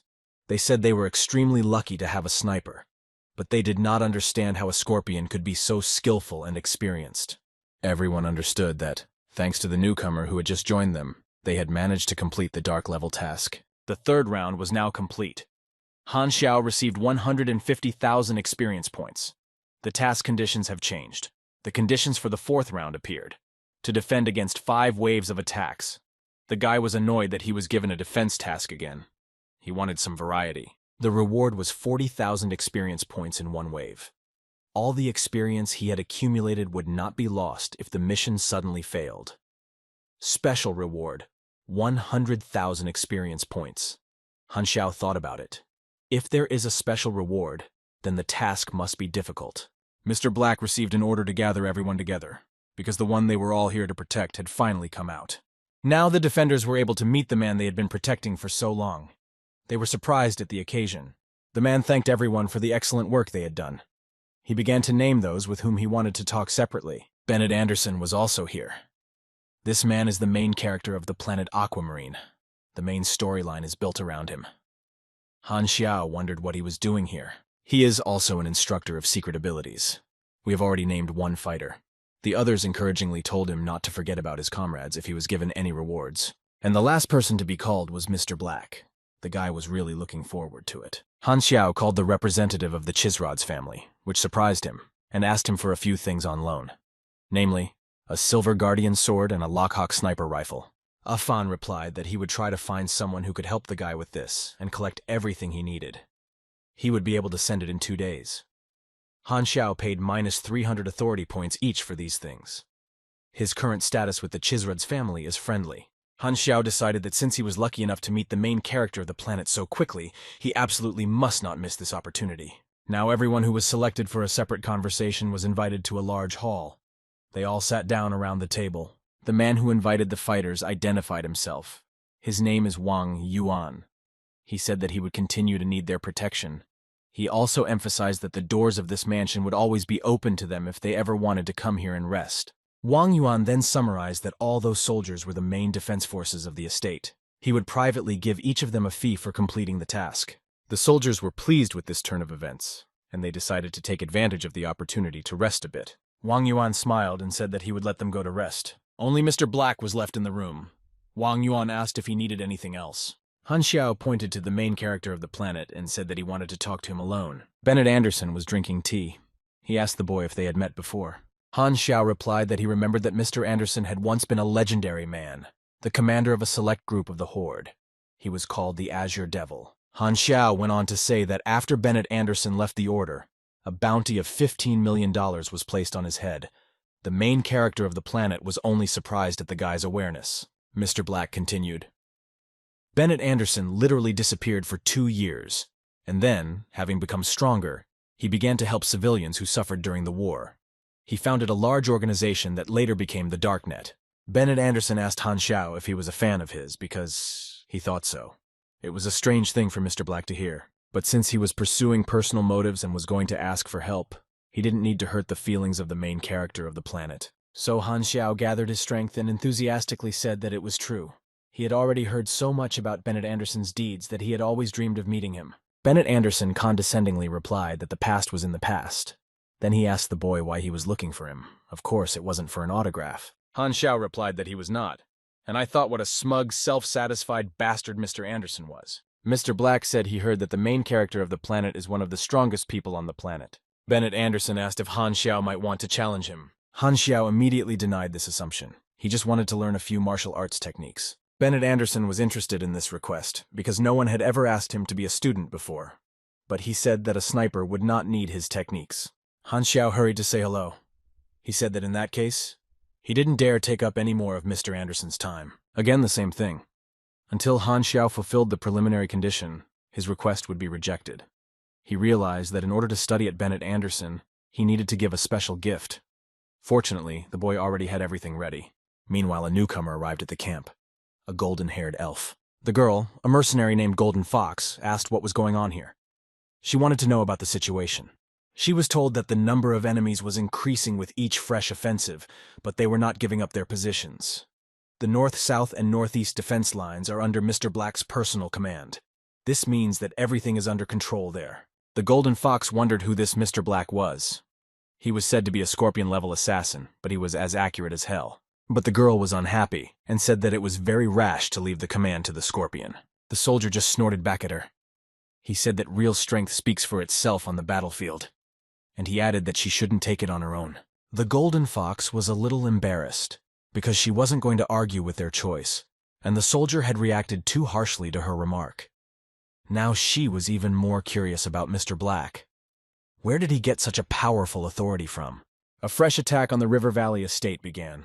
All the soldiers took up their positions. They were firing from the back slope of the mountain. The Golden Fox was also already at its position. She saw that the enemy's armored vehicles were also approaching from the other side. The enemy was sitting on the armored personnel carrier with a machine gun. The girl could see him clearly. The next moment, a bullet hit him directly in the head. It was Mr. Black's job. Golden Fox was amazed at how quickly their commander worked. She now recognized that he was the strongest sniper she had ever met on her journey. The fighters were satisfied with the way the battle went. All the helicopters were shot down, but they expected nothing less from Mr. Black. Meanwhile, Han Xiao realized that the third wave had begun, and the difficulty of the task was increasing. He knew that he could easily handle it, but he still didn't know what he needed to do to get the secret reward of 100,000 experience points. Suddenly, he received a notification that a man claiming to be a messenger from the Chisrod's family was looking for him. Mr. Black was pleased that his request was granted so quickly. He went out to the messenger to meet him, and the messenger handed him the suitcase he had packed at his request. Han Xiao knew very well that in the game, Bennett Anderson liked to collect vintage items that had already been discontinued. And, depending on the gift he received, he would teach him various cool tricks. The total number of gifts is limited, as is the number of players who can learn from him. In his past life, players used to gnaw each other's throats for various techniques, and he just needs to establish a relationship. So, Mr. Black went to the mansion in the evening to meet with Bennett Anderson. Bennett Anderson personally met him and invited him to sit down. He sipped tea and asked what the boy wanted. Han Xiao opened one of the suitcases, pushed it closer to Mr. Anderson, and announced that he wanted to learn some martial arts techniques from him. Bennett Anderson, putting down his cup of tea, tried to refuse the offer. But I looked into the suitcase with curiosity and saw a beautiful artifact there, the Sword of the Silver Guardians. He cried out in delight, wondering if Mr. Black was going to give him this sword. And how did he know about his passion for antique weapons after all? Then he added that the guy must really be a fan of his.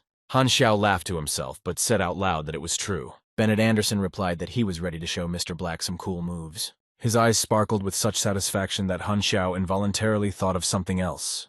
He recoiled in fright. Then Bennett Anderson grabbed the case with the Sword of the Silver Guardians and clarified that he wanted to start training. He asked him if he didn't understand without further ado. Han Xiao was pleased with the visit. Now the deed was done, and he was in for an additional reward. They moved on to the training room. Bennett Anderson said that in the old days, he had learned many techniques through trial and error to get rid of his weakness. One of them, which he nicknamed Flash of Will, was not working for him. Han Xiao stood there in anticipation, waiting for the very technique he had been longing to learn. The human body has a power that it does not use because of the burn of the brain. But if you break through the brain's limitations, you will be overwhelmed by a powerful force. However, the consequences of such an experiment would be very severe. Mr. Anderson has experienced many such experiments, but he continued to look for a way to remove the restrictions in combat without harming his health. And finally, he managed to find it. Bennett Anderson taught Han Xiao the flash of will technique. Now the boy's intelligence exceeds 100 points and he has fulfilled the necessary condition for learning the technique. His current progress is 3%. Now they started practicing. It was necessary to consolidate the skill. They sat on the mats opposite each other. Mr. Anderson told the boy to close his eyes and breathe calmly. So the flash of will was now 100% mastered. Han Xiao had gained a new ability. The boy laughed, and Bennett Anderson asked what was so funny, and whether he had already learned. Han Xiao replied that he was always a quick study. Mr. Anderson then prepared for the fight and ordered Mr. Black to hit him to see if he had really mastered the flash of will skill. Han Xiao immediately applied his new skill, and made a decision. His next attack would deal 136% of the basic damage. The guy learned the following information. Bennett Anderson is level 60. His condition, hidden trauma, reduction of all attributes, strengths, a happy glow. What he dreams of will come true, and adversity will turn into opportunity. Legendary fighting techniques. 12 attacks deal 40 to 70% additional damage. Skills. Strike at weaknesses. Level 8, instant shadow charge. Level 9. Bennett Anderson abruptly stopped Mr. Black's attack with one hand and told him not to strike him in the face.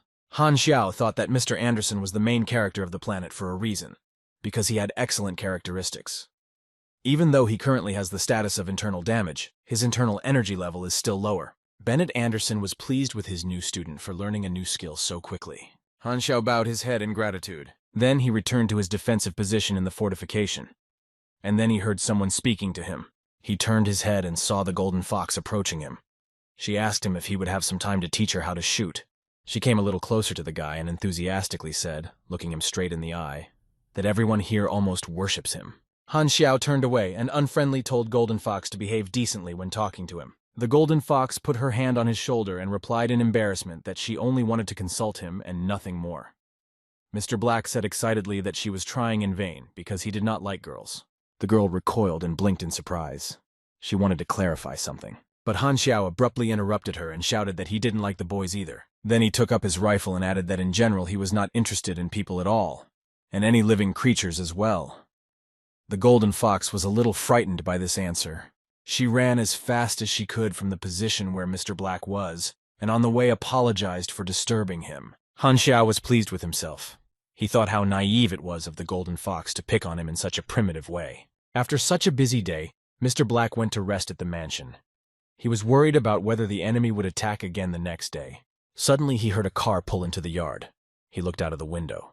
The car looked familiar to him. And then he saw a girl from the 13th unit. He wondered why she was brought here. Wang Yuan came out to meet them. Mo Ran shook his hand and said that it had been a long time since they had seen each other. Wang Yuan replied that more than 10 years had passed. Mo Ran is one of the trump cards of the 13th Division, and he is the head of the Darknet. If not for the current situation, it is unlikely that fate would have brought them together again. Mo Ran continued that the Star Dragon Empire has been at war for more than a decade, and this reflects very badly on it. He asked what they were doing in the end. Wang Yuan replied that their leadership is behind the neutrality of the party. However, there are some careerist cheapskates who are ready to trade him, and they, the conservatives, are preventing them from doing so. That's why the latter decided to get rid of them. Wang Yuan has already sent Zen to take action against them. Many of his men have already been killed. In the next 2 days, they expect the enemy to counterattack them. Han Xiao heard all this well and calmed down a bit, realizing that the 13th unit had not come to the fortifications because of him. He was a little worried that Di Sousa, who had come to visit them that evening, might recognize him, so he needed to be more careful. Mo Ran ordered Li Susu to take several people under his command in the fortification and carefully monitor the situation in the battle. Afterward, he would expect a report from her. And then another attack began. The enemy was getting stronger and stronger. The defenders of the fortification suffered more losses. But Mr. Black did not see that his rivals had become particularly strong. It turned out that the hidden condition for completing the task was to prevent the arrival of the 13th unit. If the guy had completed each battle quickly, without causing unnecessary waves, the unit might not have arrived. Meanwhile, the fifth wave of the attack was repelled. The fourth round is over. 200,000 experience points have been gained. The hidden condition of preventing the appearance of the 13th unit is not fulfilled. An additional fifth segment of the task is activated. Han Xiao was not particularly disappointed, because the chances of fulfilling that condition were still 50-50. Then he was told that Wang Yuan was calling everyone to his office. At the beginning, his task had only 4 segments, but the failure of a hidden condition activated another segment. He had no idea what it would be like. Meanwhile, everyone began to gather at the entrance to the mansion. Wang Yuan addressed the soldiers that he would need several bodyguards to travel to White Gull to meet with the 13th Division. He then asked Moonlight, Volcano, Hunter, Golden Fox, and Mr. Black, among others, to be his 5 bodyguards. Their rewards would of course be increased. If any of them refused, he would not insist. One by one, the men began to accept the job. Mr. Black also said he was joining. He realized that if he refused, his mission would be a failure, so he had no choice. The terms of the task have been changed. The requirements for the 5th round are to keep Wang Yuan company and cope with the impending danger. Failure condition, Han Xiao's death. Reward, 30,000 experience points. Special reward, 300,000 experience points. Han Xiao thought about the fact that now the condition for failure was death. They were facing a rather difficult and dangerous enemy. He thought that there could not be so much shadow. This is not a joke. So Wang Yuan, accompanied by 5 soldiers, arrived at the Star Dragon in the city of White Seagull. Finally, they were brought to the headquarters of the 13th unit. Wang Yuan, getting off the bus, told the soldiers that he would be safe here, so they could walk around the city in the meantime.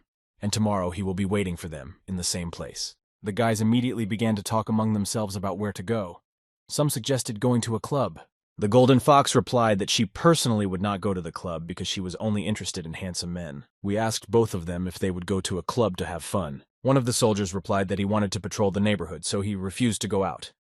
Mr. Black has not yet said anything, but he did not want to go to the club either. Meanwhile, the killer Bai Jin, sipping wine, read the terms of the task offered to him. Target, Wang Yuan. Location, Star Dragon City, 20 kilometers north of White Gull City, River Valley Manor. Security, 214 mercenaries, 14 contract killers, Moonlight, Dark, Hunter, Dark, Volcano, Dark, Golden Fox, Dark, Mr. Black, Scorpion. Defenses and firepower are sufficient. Reward, 2 million. Bai Jing snorted. Did anyone really think that he would move for 2 million? It was ridiculous. He repeated once again that he refused to perform this task. But they still asked him, explaining that there was a Bennett Anderson in the estate, and only Bai Jin is able to resist him. Then Bai Jing was immediately offered an increase in remuneration up to 6 million. The killer could not refuse this offer. He agreed to perform this task. Han Xiao was surprised that he was given time for personal matters on the 5th mission. He thought that danger could lurk anywhere, so he decided to be as cautious as possible. But he also realized that he could not just waste the time he had been given. It is best to complete the task that he will have to do in the city and receive the appropriate reward for it. Suddenly, he felt that someone was watching him. He became alert. It could have been either a friend or an enemy from the 13th unit. Han Xiao went into the restroom and destroyed the surveillance camera there with his mind. After a while, he came out of there, slightly changing his appearance. He thought smugly that his pursuers were still too green to follow him. Meanwhile, the control room of the 13th unit was closely monitoring what was happening in the city. The person who was watching Mr. Black reported that he went to the restroom and then simply disappeared. The surveillance cameras were out of order. The observer also collected data from other cameras in the city, but Mr. Black was nowhere to be found. Di Susu, who was also in the control room at the time, wondered if they had really found Han Xiao, but she had already rejected this idea. She realized that she could not assume that everyone who disappeared was Han Xiao. She must have worked a little too hard, and she needed to rest. Meanwhile, Han Xiao wandered into Antigna Street in the city of White Chaika. There I came across a shop. There was a nice shopkeeper who admired Mr. Black's beauty. She kindly asked him what he wanted to do in her shop. Han Xiao politely asked her for permission to go inside because he wanted to see the antiques. The girl opened the door for him, and he entered the shop and asked if she was the owner. The girl shyly answered his question in the affirmative. Han Xiao wondered why she was reacting so strangely to him. He was worried that his new look was too strange. She decided to take the customer further to show him more of the assortment. Han Xiao asked her where Tangshu was. Then he pulled out a gun, pointed it at her, and ordered her to take it to him. So the robber Tang Shu appeared. There can be no mistake. It's really him. The seller of unique items is out of this world. He is so elusive that the only opportunity to meet him comes at a time when a task with a prize fund is being conducted in this city. Han Xiao fired a warning shot into the ground, and when Tang Shu was about to run away, the guy warned him that the next shot would be at him. The robber thought that the guy was sent by some jack, so he excitedly began to ask him to wait until the job was done. Only then could he return the money to Jack. But Han Xiao sat down next to him and replied that he was looking for Tang Shu for a completely different reason. The robber calmed down a bit. Then Han Xiao confidently said that he wanted to join the case concerning a certain Jack. Tang Shu did not understand what the guy's goals were, why he was offering him his help. But it seemed to him that the guy was sincerely offering him his help. He said this because Han Xiao was still holding him at gunpoint. Han Xiao used 2,000 experience points to activate the task, return the antique.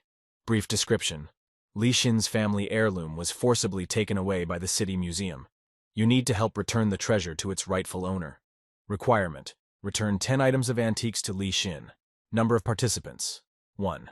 Accumulated reward. 102,000 experience points. Requirement. The task is 10% of experience for each returned item. Additional requirements. Antiques are very fragile. It is necessary to preserve their integrity and not break them. So the additional task is activated. And then he heard the girl, the owner of the antique shop, address him again. She asked him if she understood correctly that she had to rely on him now. She said that the museum used to ask her father for permission to exhibit 10 antiques, but when her father died, she took them back. However, the museum management got angry and stole them. Han Xiao put his arm around the robber, Tang Shu, and told them not to worry. Now he would take care of everything personally and return their belongings to them. The boy seriously asked when they would go on the mission. Tang Shu replied that as soon as Han Xiao completed his preparations. The robber then asked the boy what he wanted as a reward for his help. Han Xiao replied briefly that he did not want any reward. He wanted to start the task immediately, as he was running out of time.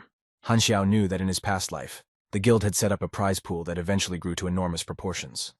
The revenue was incredibly huge. But since he would be the first, all the reward would go into his pocket. So at night, the two of them approached the city museum. Tang Shu said the building had 3 floors. This was their plan. Then he was going to suggest something else. But Han Xiao was not going to listen to him. He acted in his own way. This scared the robber very much. He quietly shouted to the boy to wait. He attacked him with the idea that they had to sneak into the museum secretly to avoid being found out. Han Xiao just laughed at that.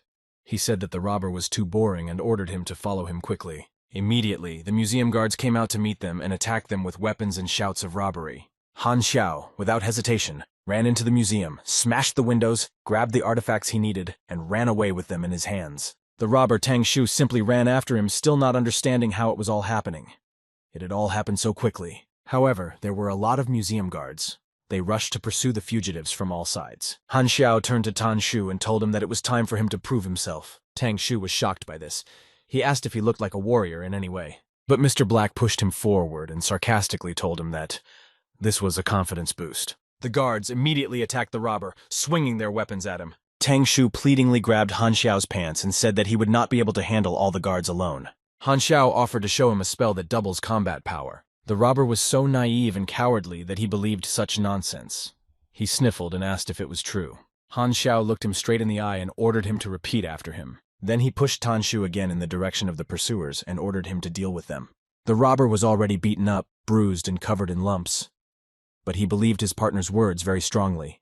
So he rushed into a fight with the museum guards. And he even succeeded in some things. He slapped one of the guards on the back so hard that he could no longer stand up. But that power was not enough for him for long. He said that he could no longer fight, and asked Han Xiao to use his pistol and finish off their pursuers. However, Han Xiao was relentless. Again and again he pushed the robber to fight alone. He told Tang Shu that he could support him morally, and of course he could motivate him again if he wanted to. Tang Shu decided to fight back with everything he could, and everything he could reach. The museum staff only complained that they could not touch the exhibits, which were cultural monuments. But the robber did not listen to them. He just threw an antique amphora at one of the guards. Suddenly the police arrived at the museum. Han Xiao and Tang Shu had already run outside.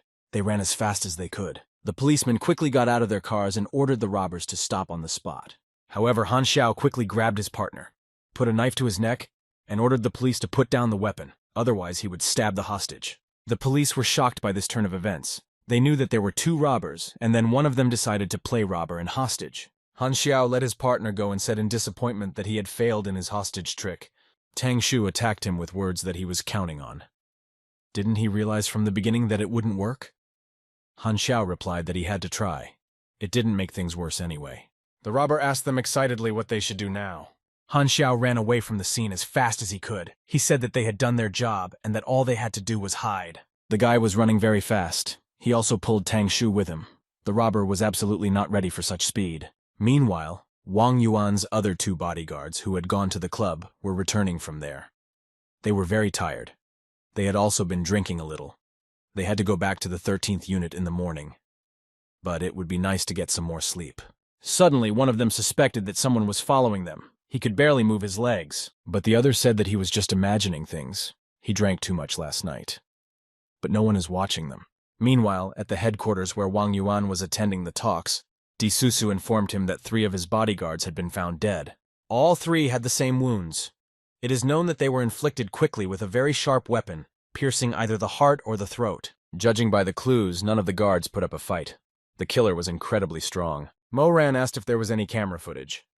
Disusu replied that there were no cameras in that area.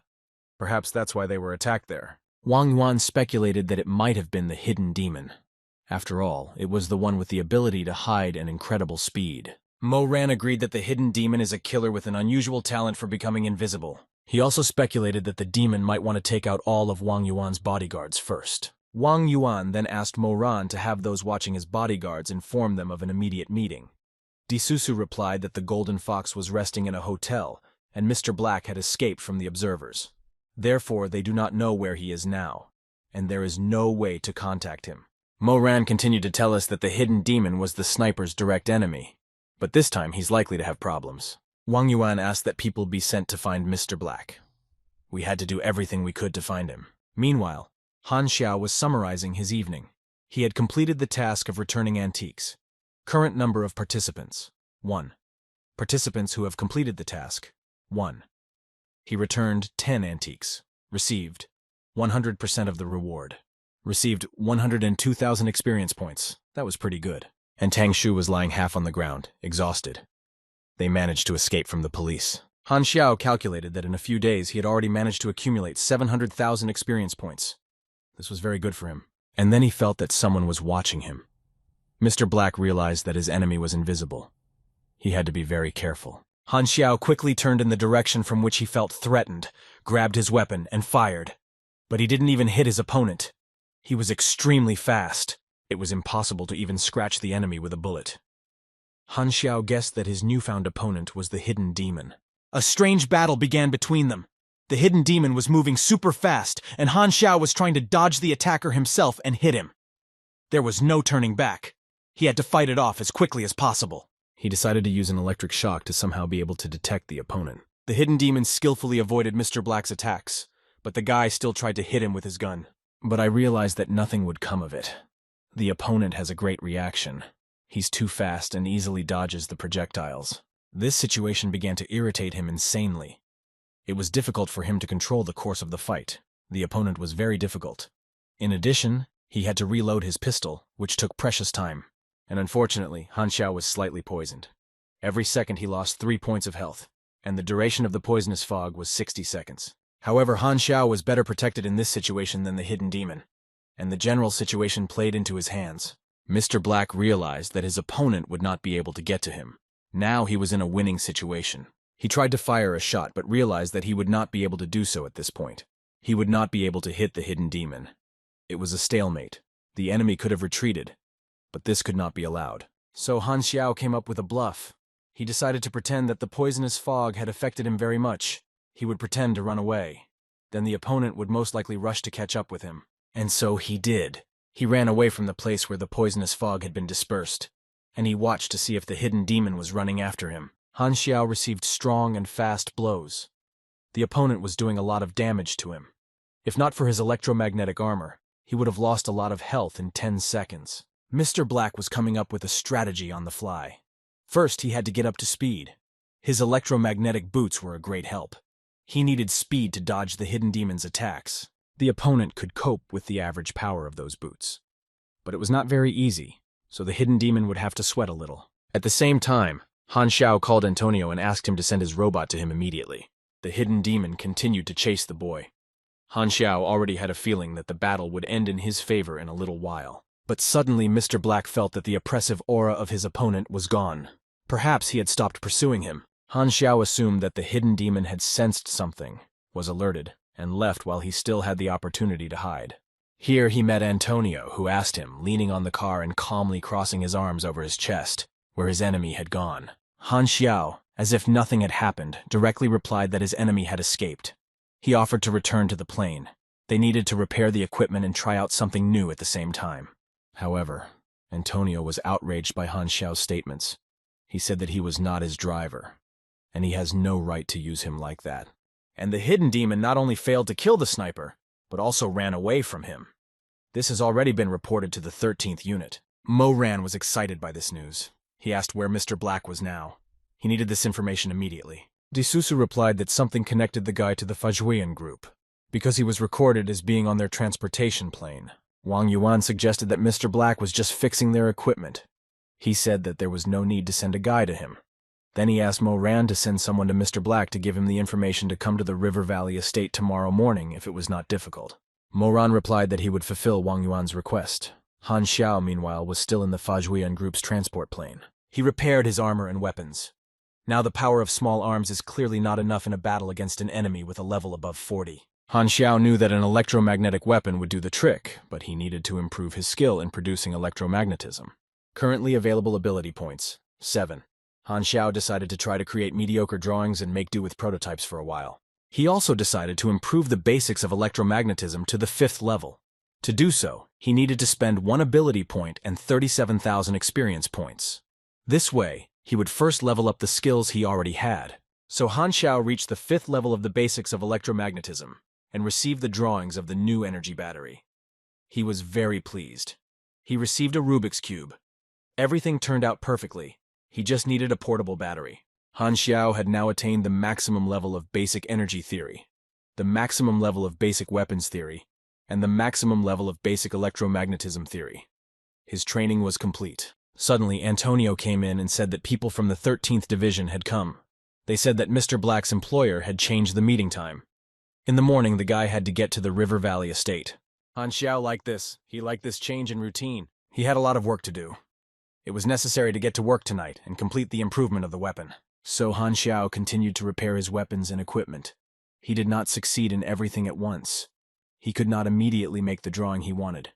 He rejected many models. Han Xiao was already complaining that he would probably not only have to work in the evening, but also stay up all night to make the necessary drawing. Meanwhile, Wang Yuan said that the Senna had captured all the traitors. This time the operation was very successful. Not only had they gotten rid of the rebels, but the organization had finally begun to implement its plan. To this, Mo Ran expressed his fears that he had a feeling that the war would start sooner than they thought. He added that it was necessary to prepare in advance. He also said that Darknet's help alone would not be enough. We need to start cooperating with other forces and organizations. Wang Yuan agreed with Mo Ran's plan. He said that perhaps 6 nations would agree to help them. But he is afraid that a party interested in self-interest will be looking at their resources. Mo Ran stood his ground.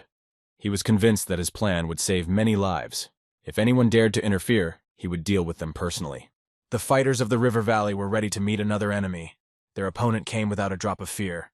He was very tired. It was the hidden demon himself, who had escaped from the battlefield with Han Xiao in the city of White Seagull. The soldiers were talking among themselves that Mr. Black was not at the mansion right now, and they would not be able to cope with a man who was many times their equal. But it was necessary not to stand by and watch, but to open fire to kill. And the firing on the hidden demon began.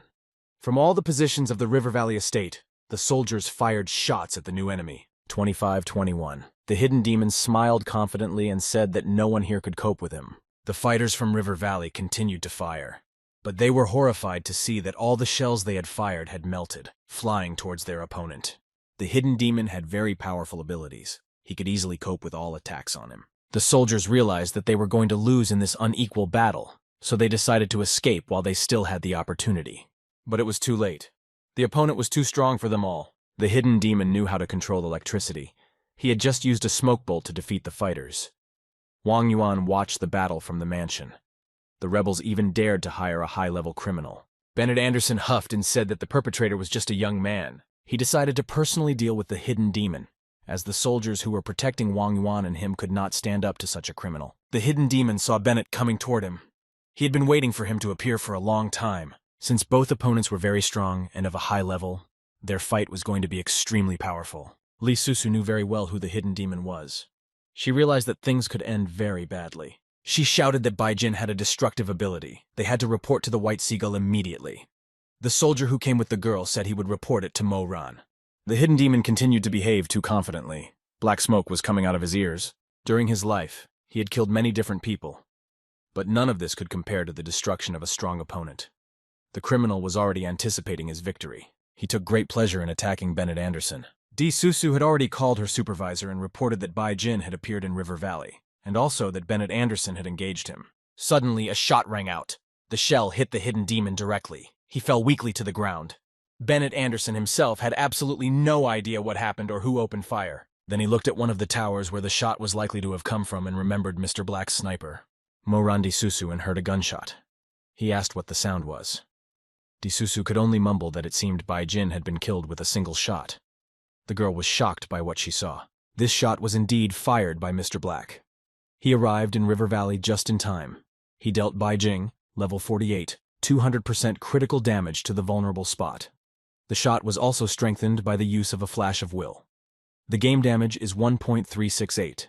He was holding a phantom rifle. He liked this weapon very much. It was a lightweight electromagnetic sniper rifle, level white. It had an additional effect, low recoil, which is typical only for electromagnetic sniper weapons. Shooting accuracy is slightly increased. Limitation number 1. Power and range are inferior to the full version. Limitation number 2. Due to technical imperfections, 10 energy points are spent each time. Limitation number 3. The rifle's components are subject to breakage. Meanwhile, the hidden demon was covering his huge wound with his hand. He could not believe that he could be killed so quickly and right here. He got up and, bleeding, began to move off the battlefield.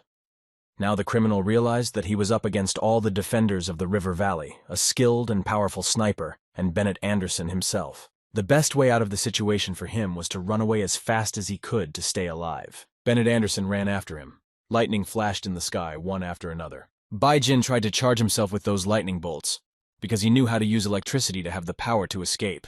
It was extremely difficult for him, because the large wound continued to bleed. Suddenly, another shot rang out from the ambush.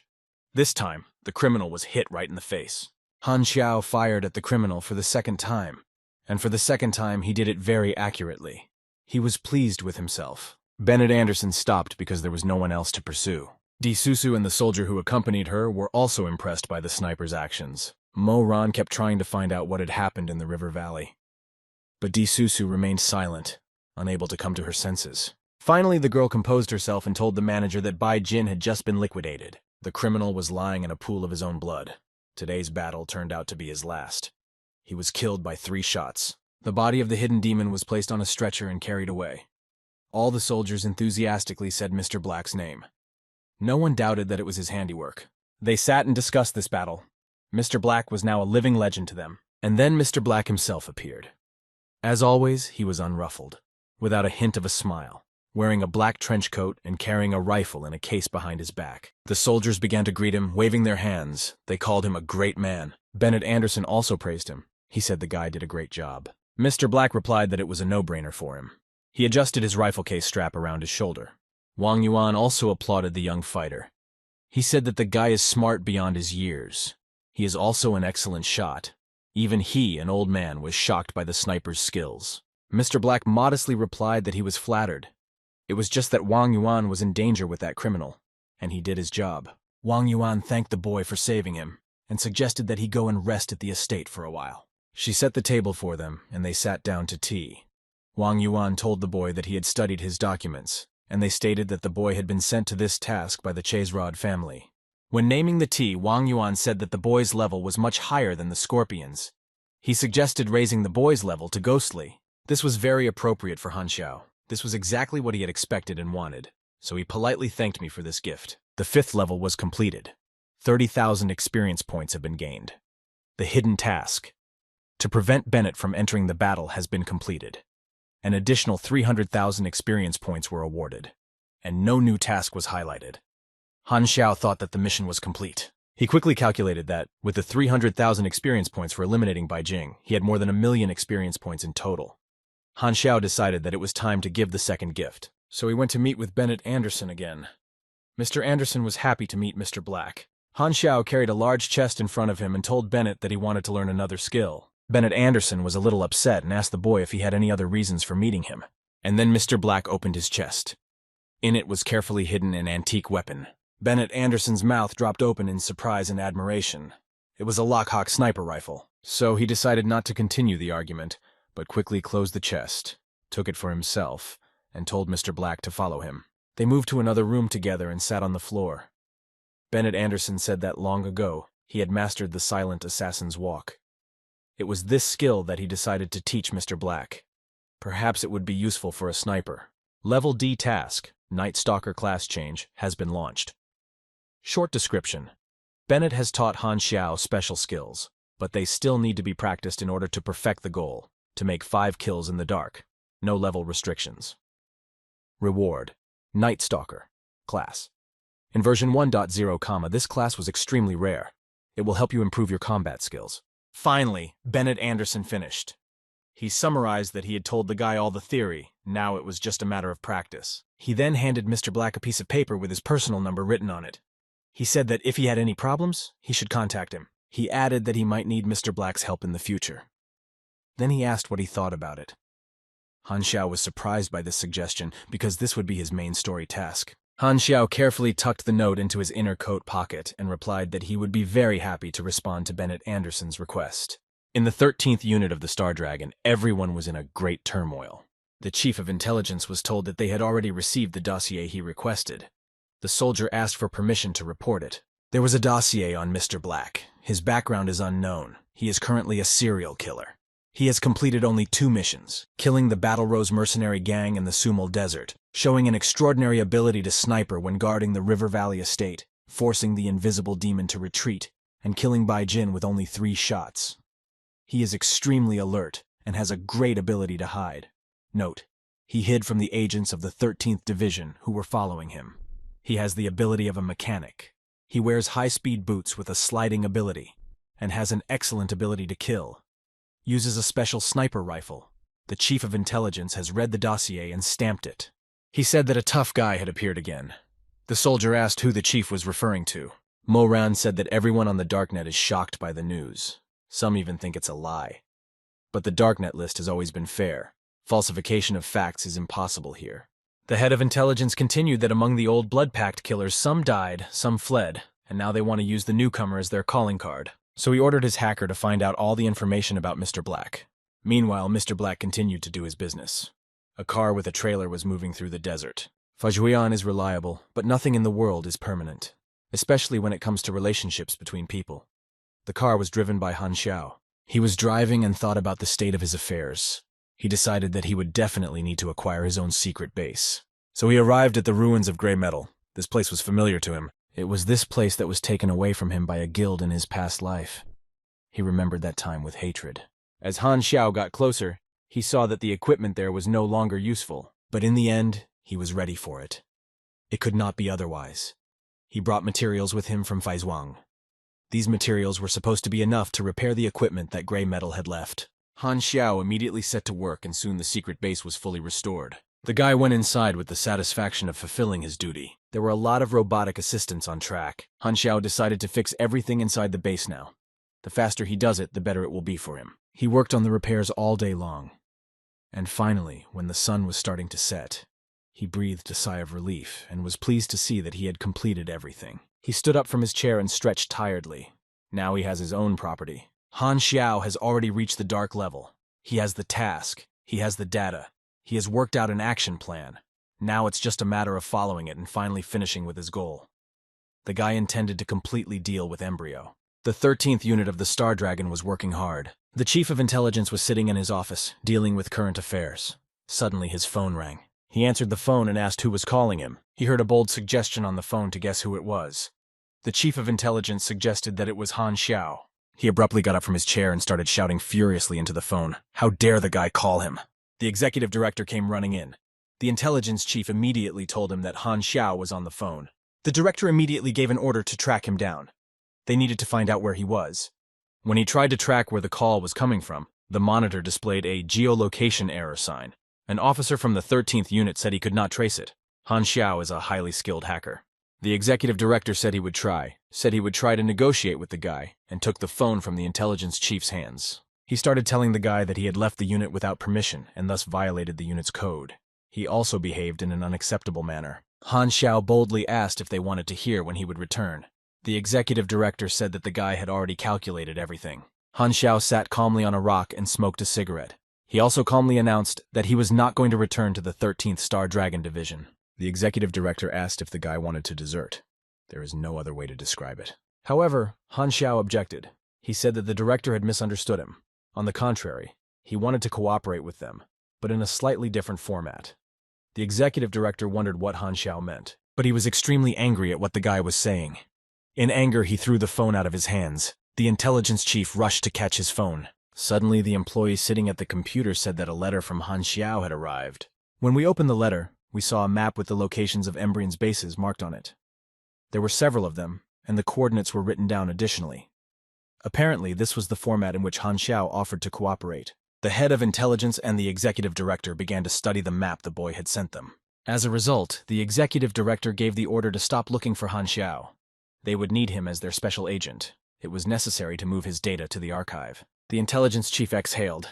He said that they were lucky that this guy was not their enemy. And then he immediately received a call from 5 other countries. The chief of intelligence wondered why they were all calling at the same time. We decided to take the call. The head of the 13th Star Dragon unit was asked if he knew who Zero was, for whom Embrion had set such a huge reward. The executive director was shocked by Han Xiao's unexpected behavior. He didn't even know what to say to his colleagues. All the leaders of the countries received information from Han Xiao about the location of Embryo's secret bases in different parts of the continent. But all of them are very cautious about information from unknown sources.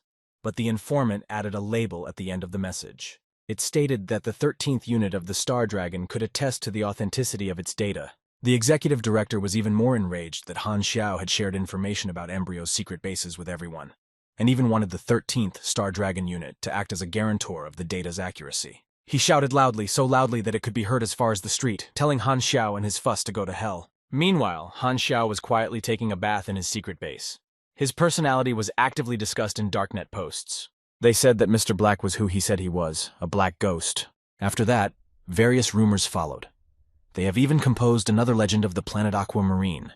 The legend says that it appears from the darkness of the night, and every time in a new form. No one knows when he will come. No one knows when he will leave. If someone sees him turning away, it means that death has already put its mark on him in the form of a fresh bullet hole.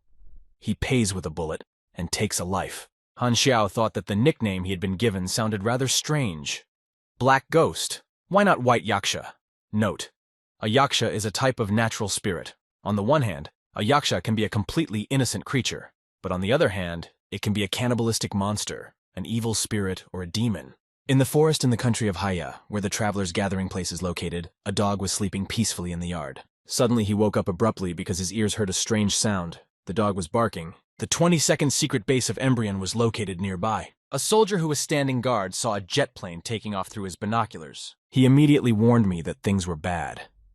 A Haiyu fighter jet took off. We had to raise the alarm immediately, but the soldiers wondered how the Hayas knew where their base was. The next moment there was an explosion that completely destroyed the observation post of the Embryona base. Following the planes, of which there were already several in the sky, several tanks moved to the base. Wang Yuan confirmed that war had broken out again. This time, 6 nations have united to destroy the secret embryo base. The unexpected turmoil forced people to become refugees. Whole families fled for their lives. Small children were crying. They did not understand what was happening. And every time they asked their parents how much further they had to go, because they wanted to go home. However, their parents told them that they could not return home. The mother explained to the child that it was impossible to return, and that her father and brother had been taken to the army to fight. The girl cried even more. She wiped her tears with her fists and said she didn't want to go on like this.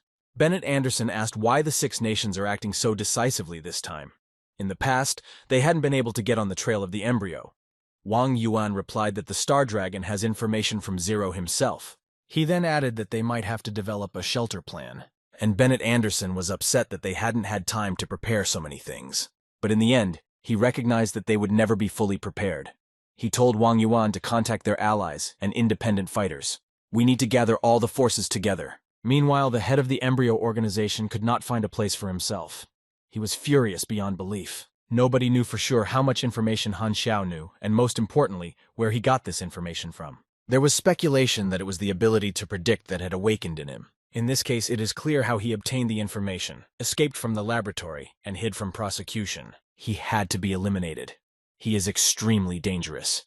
If Embryo's agents let him live, they will not be able to hide themselves. The head of the embryo organization ordered everyone to immediately move all bases. We should not be afraid of losses, and get rid of as many things as necessary. He also ordered the implementation of the hibernation plan. Everyone had to go underground. The scouts were ordered to carefully check Zero's tracks, not to overlook a single detail. The leader said that no matter how much Zero knew, he would not take any chances. Before they find Zero, the full-scale war plan must be stopped, for an indefinite period of time. Han Xiao sat in his secret base and watched with pleasure as his main task was being accomplished. The current progress of the fallen embryo was now 13.8%. He saw that the chaos had stopped a little. Now he had to go eliminate the embryo forces himself, who continued to evacuate in order to move deeper into the building. A new legend of the planet Aquamarine has emerged. The mysterious Zero betrayed the embryo organization, and thus he undermined its strong foundation with his own efforts. No one expected such an outcome. Zero became the organization's main enemy. Perhaps he needed to protect his identity, because many people were looking for him. Han Xiao realized that such rumors were spread because he had leaked Embryo's data. This caused great damage to the organization, and caused general unrest in Aquamarine. The guy was extremely pleased with himself. He knew how to create problems in the best way possible. It was 11:59 p.m. on Earth. The countdown began in the Star Sea. Many colored rays were directed at the Earth's surface, the former location of the Black Crow Valley base. Fighters of different levels began to arrive at this place from all over the world. A whole army began to gather through the portals. However, the soldiers thought the base was intact, but it had long been destroyed. When the soldiers were disconnected, this base was still standing on that lawn, but there is no trace of it left. Now they saw that the base in the Black Crow Valley had also disappeared. The soldiers were worried about whether their tasks had been lost, but the tasks were still there. The guys exhaled. Search for Zero, Level A. Zero is a secret traitor. He has done a lot of damage to the organization. It was necessary to find him, and then there is an opportunity to become a great friend of the organization. The fighters also noticed that the level had changed from B to A. They immediately realized that Zero was no ordinary player. At the official introduction to the game, it was said that each star has its own protagonist, and it seems that Zero is the main character on Aquamarine. Two travelers were walking through the woods carrying oranges. They were approached by the soldiers who had arrived. They asked if the travelers knew where the ruins in the tantalizing side came from. The traveling merchants first asked if the soldiers would buy tangerines. 20 for one. They are sweet. One of the soldiers was tempted and bought a tangerine. He spent $20. Then the traveling merchant told me that the ruins used to be a secret base of the embryo organization. A few months ago it was destroyed. It was the Star Dragon and Haya. It was an unexpected turn of events for the soldiers. They began to worry that all their previous efforts had been in vain. The head of the unit began to remember what had happened before. He saw that they still had their uniforms, and they still had their Class A mission. They needed to find their comrades so they could return to the embryo camp. Traveling merchants passing through the village offered tangerines to everyone, but the newly arrived players didn't want anything. They were disappointed. Meanwhile, in the western capital of the Star Dragon, the violent sword who had once come across Han Xiao's path was in a hurry. He ran to the workshop where Han Xiao had once studied and worked. The player remembered that Han Xiao had invited him to learn mechanic skills before. Old Mr. Liu was sitting there, drinking as usual. He was surprised that someone had come here looking for Han Xiao. He told the young man that Xiao hadn't been here for a long time. Mr. Liu took another drink. He also complained that Han Xiao hadn't even said goodbye to him, but had simply disappeared. And no one knows in which direction. The violent sword was disappointed by this answer. After all, he had hoped to learn from Han Xiao. Now he didn't know what to do or where to go. The embryo organization had its own laboratories. One of them was located on the continent of India. There were men in huge test tubes. They were being experimented on. They were currently being injected with a drug. In one of the tubes, a guy with yellow hair opened his eyes. He was happy with his start. His level was first, Electrolux. The guy raised his hand, a fire burning in his palm. Professionals in China will be surprised. The lab workers noticed that the guy with yellow hair had woken up. The tests were successful. They drained the liquid from the test tube he was in and opened the door. The guy was released, but they immediately handcuffed him. He was taken from one prison to another. The guy was twisted. He tried to resist. He said that he had just woken up. The guards treated him rudely. One of them shouted at him to shut up. Anyone who wakes up is required to undergo 5 stages of brainwashing and then stay for another month under close observation. Only after all this will they be released. The guy was almost in tears. He was worried that he would not be able to raise his level for a month. In that case, other players would quickly overtake him. Han Xiao watched the whole game closely. The server was up and running. It was time to communicate with the players, that is, to deceive them. He went to a village of newcomers located near Mount Arcturus. The traveling merchants immediately noticed the newcomer. They were interested in his personality. Han Xiao walked in the middle of the players, making them worry. The guys were talking among themselves that this NPC had just appeared. They hadn't seen him here before. They decided to look up information about him. The computer showed that a black ghost had come to them. They were unaware of its level. Features unknown. Danger level. Deadly. The players were immediately afraid that the level of danger was fatal. This NPC was of the highest category. They wondered how a character with such a level could be in a village of newcomers. Maybe he's the boss. But you wouldn't know it from the way he acted. One player said that, in his experience, he could tell that such NPCs usually give quests with big rewards. Han Xiao immediately saw that the players had taken his bait. Now he could play with them. All the players here have already begun to see what tasks the newly arrived NPC will give them. So the task of finding the snake venom herb appeared. The reward for completing this task was 1,000 experience points. That was pretty good. Now the number of rewards for tasks has become greater than before. The spread of the rumor increased Han Xiao's task limit. From now on, he can give D-level tasks. Maximum reward limit, 36.940 experience points. Rank 40, plus 12.000, plus 300 promotion level cap. Rank D, plus 10.000. Camps, Embryo, Sworn Enemy, minus 3.000. Unit 13, Friend, 2.130. Blood Pack Community, Respected, 3.950. Chisrod's Family, Friend, 1.300. And so on. Before Han Xiao could look back, he saw a strange picture. A bunch of players had already brought him the snake venom herb. They were waiting for their reward. Han Xiao stood leaning on his car. He politely thanked the soldiers. Then he said that if they wanted, he could give them weapons. The players were shocked by this proposal. They thought he was a mysterious traitor. Han Xiao offered the players a light mechanical hand. Left. Everyone gasped with delight. This is a unique thing. The main characteristics are striking power, 35, 58, defense 13, 17, power level 38, safety margin 370.370. It is very expensive, 20,000. Han Xiao asked if anyone could buy it. In addition, the requirements for use are 25 power points, level 10. And then he added that small arms are cheap. Only 1,500 for a gun. One by one, the players began to volunteer to buy a gun. They saw that the gun was of very good quality, and compared to the other NPCs, it's even perfect. The two players decided to try shooting it. They started firing shots randomly and almost hit other players. They started yelling at them what they were doing. They told them to stop immediately. The players who started the shooting stopped this outrage and apologized to the others. The shooter realized that without shooting skills, it was difficult to use the gun. Han Xiao heard that the player did not have the appropriate skills to use his gun and immediately offered his services as a teacher. The players were even more excited because the Black Ghost himself offered to teach them how to use weapons. To do this, you need 5 reputation points to learn one skill, and it costs $500. It's quite expensive. Han Xiao rejoiced at what a great trader he was. He had calculated everything. A girl approached him. She said that she had enough points to buy the skill of shooting the Black Ghost. Han Xiao told her to choose her own. The girl said that she wanted to learn the basics of the language. Other players were a bit indignant. They said that the forum said that it was extremely difficult to get professional skills. Another player said that he also had enough sympathy points, so he asked the Black Ghost to teach him too. Here, all the other players rushed to tell each other that they, too, urgently needed to acquire certain skills in the use of firearms. They jostled to see who would be first. Finally, everything was somehow resolved. Han Xiao dealt with everyone who wanted to learn the skills. He looked at his computer and saw that his appearance had attracted a lot of attention on the forum. It was written there that this high-level character could be used to purchase inexpensive firearms and ammunition of excellent quality. You can also learn basic knowledge if you increase your reputation to at least 5 points. In addition to the usual skills, such as basic shooting and other basic combat skills, you can gain a lot of knowledge in the mechanic class. Mechanic players will be able to immediately start leveling up by learning the basics. Someone wrote that they were excited because they had never seen such a high-level character. Another wrote that since the Black Ghost's danger level is lethal, he wondered if there were any daredevils who wanted to test his strength. He added that if that brave man dies, he will pay him money. He is not very rich himself, so he can only give a small airplane to the person who dies at the hands of the Black Ghost.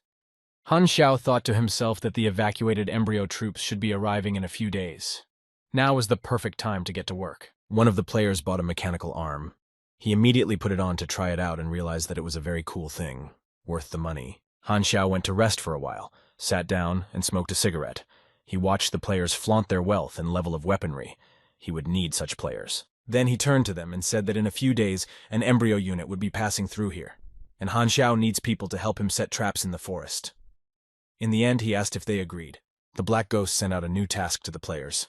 Everyone immediately went to read what it was. Some of them were dissatisfied with the Black Ghost's stinginess, as he offered them only 300 experience points for completing the task. However, another player said that you can raise 3 relationship points instead. Several times you need to complete this task, and thus accumulate the necessary points to get high-ranking equipment. The young blonde player resolutely told the Black Ghost that they would definitely help with setting the traps. Han Xiao was glad that he had thought it through so well. Using relationship points as bait was a very good idea. Even without any other bonuses, players would definitely agree to work for him. Yes, it would be hard, but they would be happy to do it. Then the players received traps, and went inside the forest to set them. They were unhappy that they were given some prehistoric traps. They did not believe that such traps could harm the embryo soldiers. Han Xiao calmly replied that they would not do any harm, but they could definitely scare them. And then the live broadcast from the Luxury Sanctuary Club began. Han Xiao decided to join it. People in the audience asked Mr. Song questions. One asked if he would switch to the Star Sea game in the future. Another asked why Mr. Song only joined during the open testing phase, and so on. Mr. Song replied that Starry Sea was the game of the century. Its potential was limitless. He was sure that it would become a phenomenon. The World Esports Association has already begun preparing the first competition. Not only he will take part in it, but other players from China will fight for the glory of their country. There was another question from Mr. Song. A French player named Lost Angel stated that he intends to defeat Mr. Song in the Star Sea. He was asked what he thought about this. Mr. Song replied with determination and fury that he was not afraid of any opponent. He said that he would succeed in the Starry Sea, become the champion of China, and destroy all rivals. Many esports clubs have announced their participation in the Star Sea. Starry Sea is becoming more and more popular. The game is about to open pre-sales. Han Xiao saw that there would soon be even more players. And so, newcomers began to arrive in the village of newcomers. Everyone who came was happy. The game looked as realistic as possible. And then they noticed that those who arrived in the first batch already had weapons. And at the forum, they were told that it would be very difficult to get weapons from the armed forces. They decided to ask where they could buy weapons, and they were happily told not to go to Mount Arcturus to buy weapons, but to head straight west.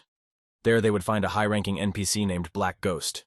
He has cheap pistols and can also help with class advancement. Han Xiao's trade was in full swing.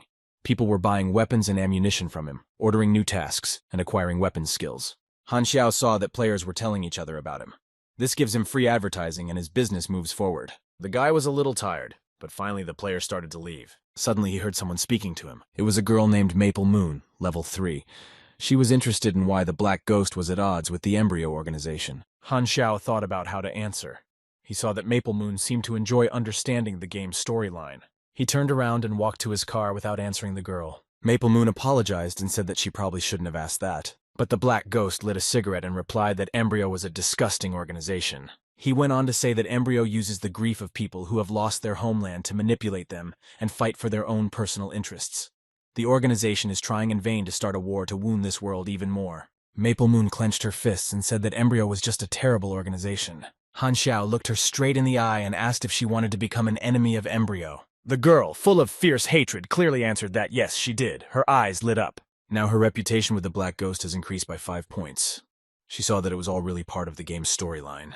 Han Xiao told Maple Moon that he could see she was very determined and handed her a cell phone. He suggested that she use this phone to contact him when she was stronger. The girl activated a new task. Invitation of the Black Ghost. She had to reach the 20th level and then contact the Black Ghost. The embryo troops should have been here by now, according to the Black Ghost's calculations. Therefore, he quickly organized a new task for the newly arrived players. The task had a good prize fund. The task, hunt for the embryo. You had to follow the Black Ghost to attack the squad. The task has a prize fund. The base reward is 35,000 experience points. 500 experience points will be withdrawn upon acceptance of the task and placed in the reward pool. The total reward will be proportionally distributed among the top 5 players, or teams. The players were happy with the offer of 35,000 experience points.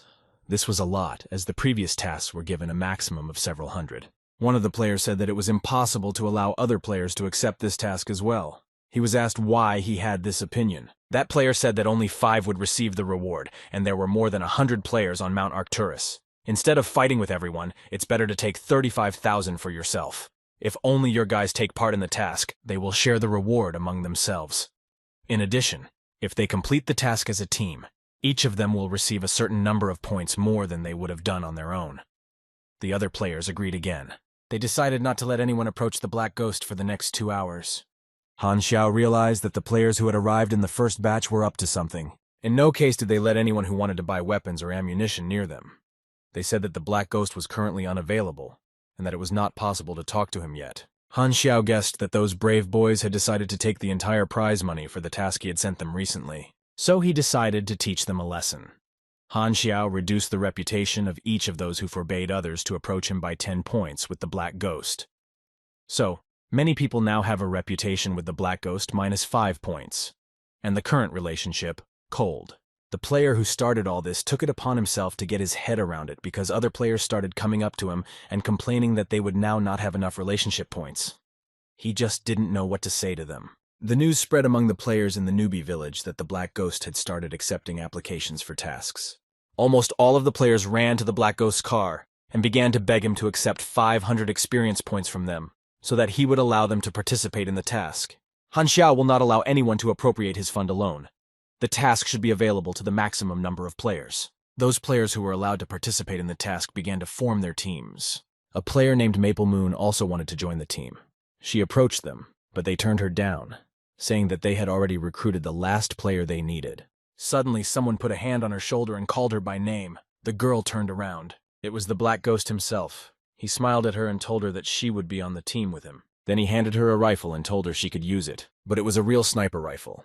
In order to use it, you needed to have the sniper skill level 1. So Maple Moon sighed with regret and said that she would not be able to use it because she did not know how. But the Black Ghost surprised her. He gave her his sniper skill. To do so, she had to spend 2,000 experience points. Maple Moon was very pleasantly surprised that the Black Ghost wanted to teach her the skills of a sniper. The 2 players, whose names were Azure Sky and Luffa, said that their main rival was the Kill-All Guild, which had besieged the Black Ghost. It is this guild that needs to be watched closely. The one who was on Strat's team still couldn't get over the fact that he had lost his reputation points so badly. Strata shouted at him not to think about it too much. Their first priority is to finish the mission. The experience they will gain from it will fully compensate for its loss. The main thing now is not to let Heavenly Territory get ahead of them. Meanwhile, the Black Ghost began training Maple Moon. Stealth was activated. Dexterity increased by 8%. Her next attack will have the effect of a surprise attack. The Steady Sight skill was used. Her next shot will have a plus 15% to her shooting power. Maple Moon was only surprised during the training. She noticed that she couldn't even hear the Black Ghost breathing when he was adjusting his sights on the target. He is a real ace. Han Xiao, meanwhile, remembered how weak he used to be. But now everything is different. Now let everyone see his strength. And then they saw the vehicles of the embryo organization arrive. Suddenly, the driver of the car that was moving ahead of the others stopped abruptly when he saw an unpleasant surprise in the forest. These were huge traps set by the players as they completed one of the Black Ghost's tasks. If they continue to drive, they will definitely puncture the wheels. The head of the squad, who was traveling in the car, said that they had to be very careful, as there could be an ambush. He ordered the sappers to check the area for mines. So sappers were the first to get out of their cars and start checking the area. Their metal detectors recorded that the area was mined. It was impossible to move further. The players were already hiding in ambushes and tracking down the embryo fighters. As soon as we were convinced that they had arrived, we opened fire on them. The soldiers received an order to lie down on the ground because they were under heavy attack. Bullets were flying everywhere. Soldiers were falling to the ground. There were no casualties so far. Soon, the embryo fighters realized that their enemy had no experience in fighting. All their shots were hitting the air somewhere. The squad leader gave the order to get up and launch a counterattack. Embryo's fighters had a lot of powerful equipment, firearms, and they were trained warriors. Gradually, the first casualties among the attackers began. Some were wounded, others were killed. Players were charged a penalty for death. They paid it with their experience points. The goal of the mission was to do as much good as possible. It didn't matter how many times they had to die for it. The leader of that guild gave the order not to be afraid and to advance. They attacked again. The embryo fighters looked at the attackers in surprise. They could not understand why these people were running to their deaths. The head of the squad said that they were not up to the task and ordered them all to be shot without exception. The players were defeated again. Almost all of them were killed, and again they paid with their experience points. One of them lamented that he knew this would be the case and regretted that he had not chosen long-range combat. The embryo fighters just laughed at them. This battle turned into entertainment for them. One of them decided to give the players an unpleasant surprise. The squad leader only warned him not to get too carried away, because they didn't have time for that. That fighter attacked the players with his sword. He started swinging it left and right, wounding and killing. His name was Saber, level unknown, class unknown, danger level extremely deadly. The players here were already very scared. They were being attacked by a vice-ranked fighter with a lethal level. Other players looked at Saber and admired his power. Some were already questioning who was stronger, Saber or the Black Ghost. Others told them to be quiet. Meanwhile, Saber attacked everyone who came across his path. The players had already begun to beg for mercy. They didn't want to die and resurrect incessantly anymore. Suddenly, a shot was fired and Saber fell to the ground dead. The players were shocked. They looked in the direction where the deadly bullet could have come from and began to realize that it was the Black Ghost. The players breathed a sigh of relief. Now they could calm down and get some rest. The embryo fighters were still standing there, not moving. They were going to end this meaningless battle for them. But then they received information that Saber had been killed. What shocked them most was that their powerful warrior had been killed with a single shot. The squad leader was very worried. He wondered what kind of high-level sniper would have to be able to kill a fighter like Saber. And then he realized that it could be the Black Ghost himself. The thought made him feel very ill. He started shouting frantically for everyone to retreat immediately, but the fighters could not move on, as they fell into a trap prepared for them by the Black Ghost. It was probably an EMP, an electromagnetic pulse interference. They got into it and were now under direct fire, and they could not get out. Han Xiao watched the excitement of the embryo fighters with pleasure. He saw how they wanted to escape, but could not. And then he showed me another surprise. In the middle of the clearing, the slabs had moved apart and a huge hole had formed. A machine gun with firearms suddenly came out of the ground. Similar installations came out of the ground in different places. Terrible shots began to sound everywhere. Vehicles and tanks of the embryo fighters were blown up. Wounded people were knocked back by the blast wave. The players watched all this from their ambush. They were amazed and admired the ingenuity of the Black Ghost. Anyone who knew a little bit about mechanics saw that the turrets, those installations that came out of the ground, had an auto-sight.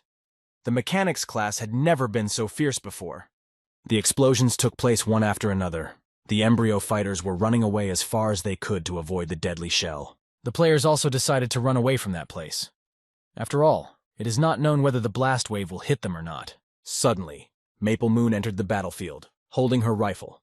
She put it on her shoulder and took aim. The embryo fighter did not expect anyone to meet him, but it was too late. Maple Moon shot him. Her bullet hit him in the leg, and then the Black Ghost came to her aid. He easily and skillfully shot all the soldiers around them. Having now completed the shooting, the Black Ghost praised Maple Moon for her work. And then, the head of the embryo unit finally became convinced that it was the Black Ghost that was attacking them. Han Xiao walked right up to him, confidently keeping his hands in his pockets. The leader was sitting on the ground next to his dead fighters. He told the boy that Embryo would never give up on him and would take revenge. The Black Ghost corrected the squad leader's words and said that he had mixed up something. He was the one who would not let the Embryo organization go just like that. Then the Black Ghost pointed the muzzle of his rifle directly at the head of the squad leader. The players who took part in the task and watched the whole battle were shocked that one person could destroy an entire squad. They realized that the mechanic class is very strong. The task was accomplished. The hunt for the Embryo is over. The prize pool is 520,000 experience points. Damage rating. Number 1, Maple Moon, solo. Number 2, Azure Sky, team. Number 3, Lufta, team. Players wondered how Maple Moon alone could outperform 2 guilds, Heavenly Territory and Kill All. They realized that she alone would receive 30% of the entire award. They began to envy her. The azure sky shouted for players to find this Maple Moon. Maple Moon has received a notification that it has taken first place in the embryo hunt challenge. When everyone saw that the black ghost had returned, they quickly ran to him to get a new task. Maple Moon approached Han Xiao. She decided to return his sniper rifle to him. All the players who ran to the black ghost saw Maple Moon approaching him and greeting her warmly with a sweet smile. They could see that the black ghost was treating her very differently from everyone else. Azure Sky guessed that Maple Moon was going through a hidden storyline in this game. And then the players ran to Maple Moon with open arms and an offer to be friends. The girl was afraid of such assertiveness from the other players. She asked the black ghost why they had surrounded them. Han Xiao told her to hide in his car, and he would drive her to the meeting point. Maple Moon thanked him and got into the car, and they went together to the place where the players' training camp was scheduled. The forum again discussed the latest developments, the combat potential of a high-level NPC. The top character was very strong, but he was killed in one shot. They asked if Black Ghost was an advanced NPC from Bighorn Village, what his level was. They wrote that they were very powerful, and apparently this class is very promising now. Someone wrote that unfortunately he was on a planet with magic and there were no mechanics there. Han Xiao is pleased that players are starting to show a lot of interest in the mechanic class. They arrived at Mount Arcturus, where all the players were to gather. The Black Ghost also arrived here. His arrival could not have gone unnoticed. All the players ran to him like scalded eggs. They wanted to become mechanics. They were pushing and quarreling over who was the first to run to him. When players became interested in the Black Ghost class, they immediately realized that if they wanted to level up their abilities as quickly as possible, they only needed to turn to it for mechanisms.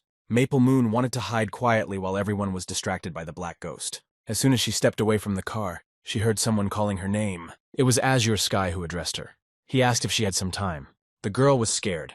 She didn't know what the players were planning to do to her, so she decided to warn them right away that any sexual harassment was prohibited in this game.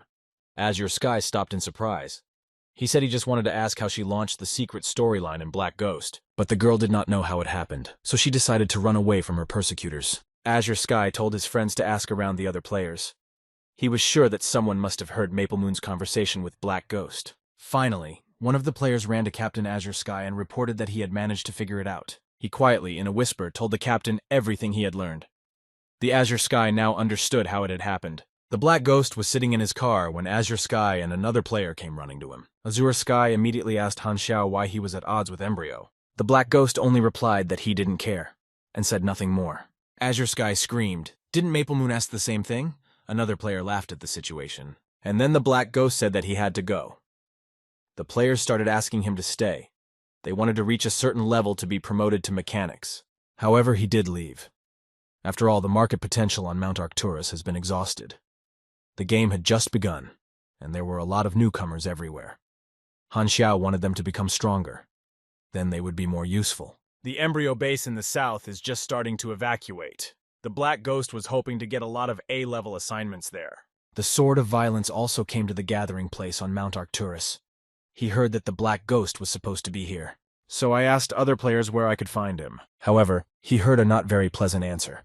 Namely that the Black Ghost had long since left the area. The Sword of Violence almost cried when he heard this.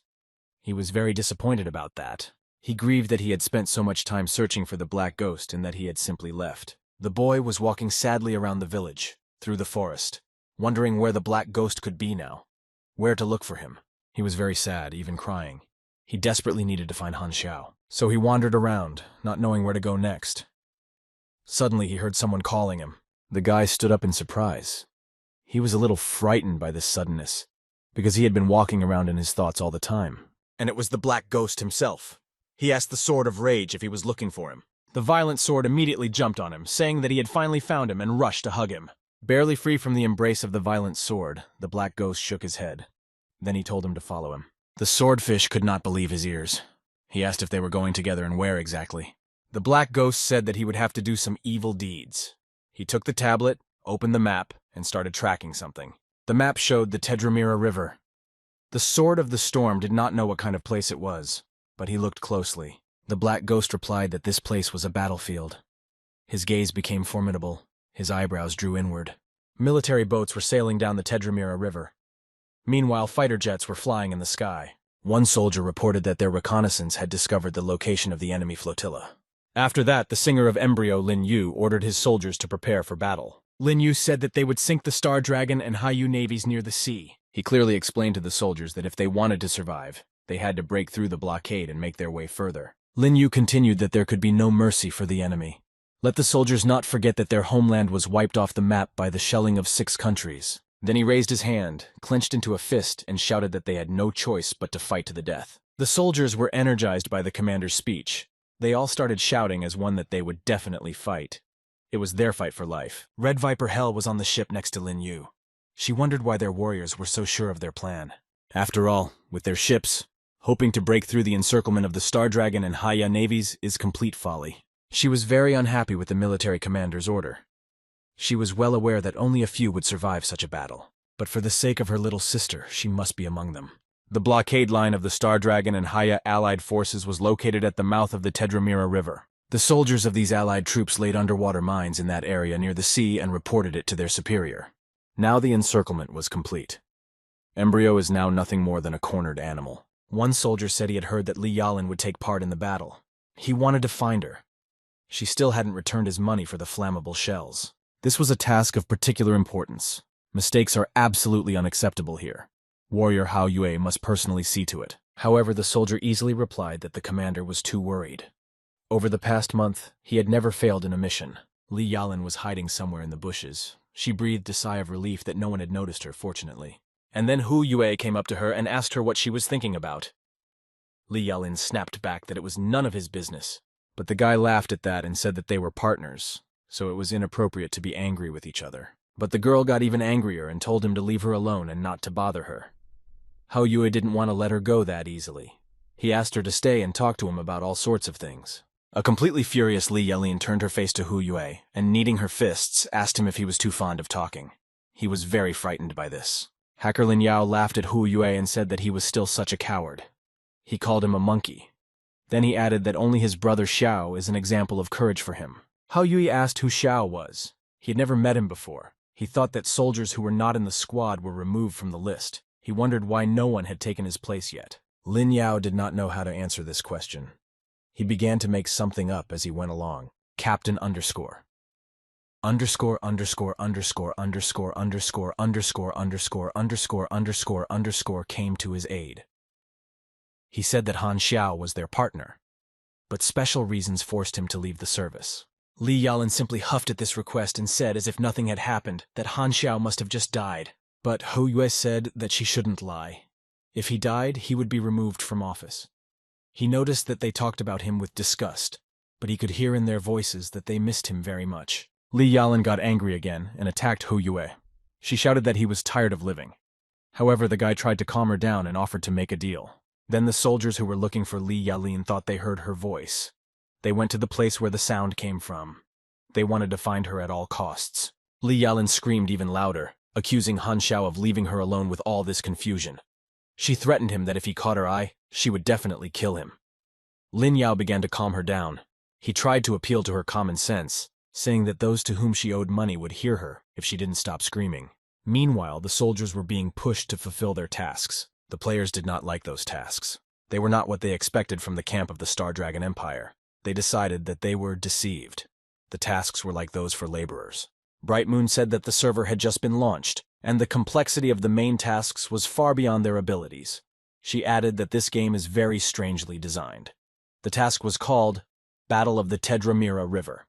To be done, transport 10 boxes of medicine, kill 10 embryo soldiers, kill the embryo leader, destroy the embryo vehicle. For new players, only point 1 was available. They had to continue to be ordinary laborers for the time being. Embryo has started a direct confrontation with 6 countries. In the past, it would have taken place 3 months later, from the moment open testing was launched. And by that time, the players already knew at least something. But Han Xiao disrupted the course of the main plot by provoking an early conflict. They will not be able to influence it in any way.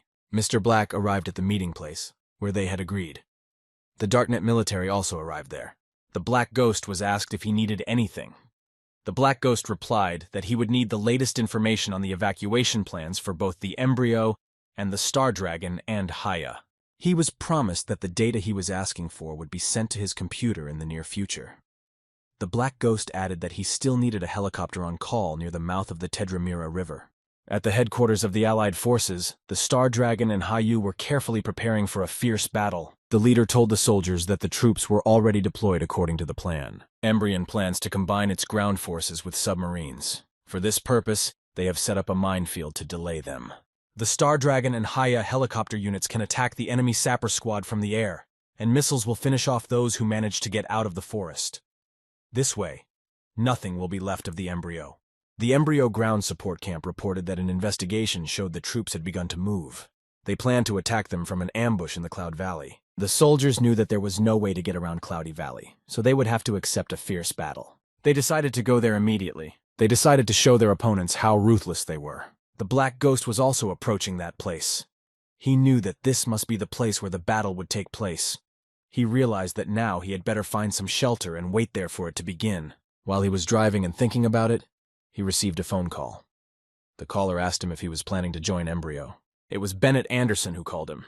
He emphasized to the Black Ghost that the Darknet remained neutral and that the guy shouldn't get carried away. The Black Ghost replied that Mr. Anderson shouldn't worry, because he never betrays his partners. And then he added that he would need Bennett Anderson's help in the near future. Raging Sword, who was traveling with the Black Ghost, developed severe car sickness. All of his attributes were temporarily reduced by 30%. He was really not feeling well. After getting out of the car, Raging Sword bombarded Black Ghost with questions. He wondered where they were headed, if they were going to fight the embryo, if they had been spotted, if the Star Dragon would attack them by accident. The Black Ghost reassured him. He said that there was no need to worry. Their truck was covered with anti-radar SUI. They could not be detected. But he did not go into details. He said that Raging Sword wouldn't understand anything anyway. He decided to give him a task so that he wouldn't be bored without work. Violent Sword was very disappointed with the task the Black Ghost gave him. It was like the same as when they met. The task was dancing. The Black Ghost laughed at him and told him to dance while they waited, to make it more fun. So Sword Rage had no choice but to do the task. The Star Dragon command camp was preparing for a fierce battle. A soldier ran to the tent and reported to his superiors that the radar had been disabled by strong electromagnetic radiation. The direction of the attack is the embryo's route of departure. The chief ordered to activate the backup radar, turn off the electronics, and turn it on every 5 to 12 seconds. Meanwhile, a jet plane buzzed in the sky. It was an Embryon Air Force plane. They decided to launch an air attack. There were several planes. They started bombing the area. The Star Dragon military camp was nearby. The chief gave the order to launch the interceptor missile system. A fierce battle ensued. Missiles were launched at the embryo aircraft. Lin Yu said that the Allies will soon restart the radar, so they need to break through immediately. And he ordered the mine detection machines to start searching. Then he contacted Embryo's performer Miux and ordered him to wait until they got out of the forest and then lead the strike team. They had to defeat the enemy by any means necessary. In the Star Dragon supply camp, players work at full capacity. A player named Flash Risotto was very scared of the missiles. He said he thought he was going to die as those missiles flew overhead. Bright Moon suggested that they focus on supplying resources, as combat missions are not their forte. But one player named Jung Yuta said that she really wanted to try other tasks. A Flash of Risotto replied that they were only carrying a couple of pocket pistols. There was nothing they could do with them. Bright Moon added that they would just die, and that was that.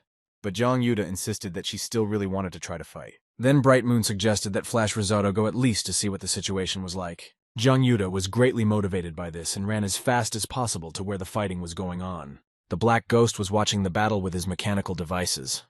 He saw that the trucks were burning. The embryo convoy was able to overcome the forest and drive to the plains. Then the Black Ghost looked through his binoculars toward the mouth of the Tedramere River and saw that the battle had already begun. He thought that it would be appropriate to prepare a gala meeting for Embryo right now. So he turned to the Violent Sword and gave him a new task. The boy had to bury one device that Han Xiao had given him in a certain place in the forest. The Violent Sword liked the task because it was rewarded with a very good reward. So he politely took the mines and, singing, went to bury them. He said that he was a master at burying mines. The Black Ghost noted that the tasks of setting traps and other things are perfect for players. Then he took his electromagnetic pulse controller out of the car. It looked like a traveling pillow. The Black Ghost lay down under the tree with this pillow under his head and decided to take a nap. The embryo column continued to move across the plain.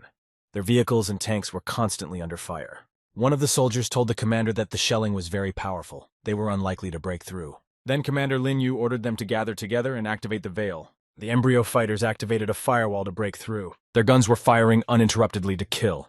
The combined forces of the Star Dragon and Hayu were worried that the embryo would soon break through the defense line. Their planning department has calculated several possible locations for the unification of Embryo's naval and ground forces. After looking at those calculations, the commander decided to change the plan. He ordered the blockade ring to retreat and let the Embryo troops through. In the Star Dragon Logistics Battalion, the players performed their tasks, and Jung Yuta still could not calm down.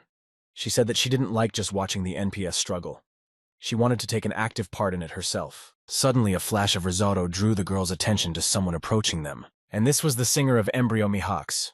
He and his crew arrived on motorcycles. As it turns out, Mihawks was a skilled biker. He had a great command of his motorcycle. The players saw that the Embryo squad was ambushing them. The Star Dragon and Haya fighters opened fire on them, but then decided to shoot at the fighters themselves. It would have been better to shoot at the motorcycles the bikers had come on to prevent them from advancing. A new battle began here.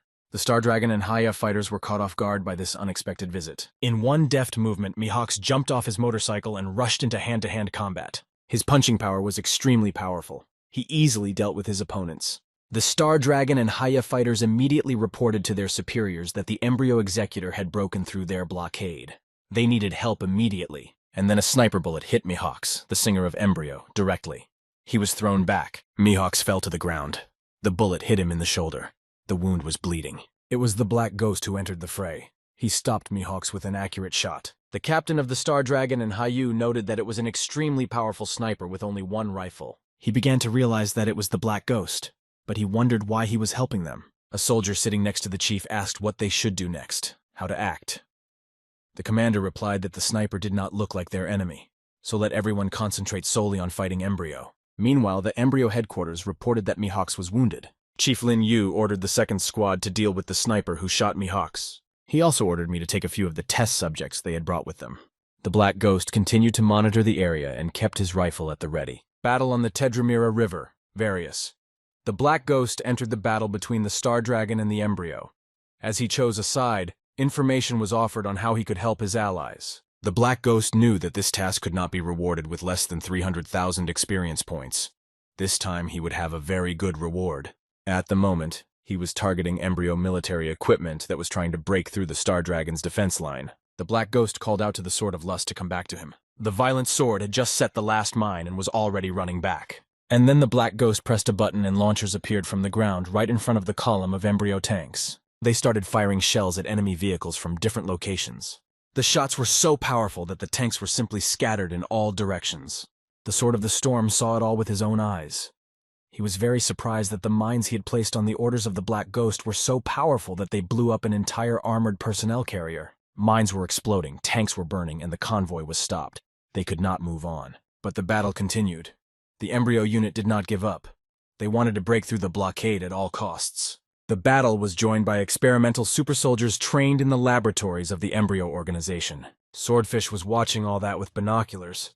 He saw those experimental super soldiers. They looked like monsters, and they were very strong. The Black Ghost was also a bit surprised by the appearance of such Embryo super soldiers. He thought that perhaps the Embryo lab had studied the mechanical arm he had left behind during his escape from the base. And this led to the acceleration of the plot, as well as the acceleration of the creation of super soldiers. But it was clear that the modification had not yet completely affected the entire body of the super soldiers. The Black Ghost's mine launchers continued to fire, but the super soldiers easily repelled these attacks. Their shields reliably protected them.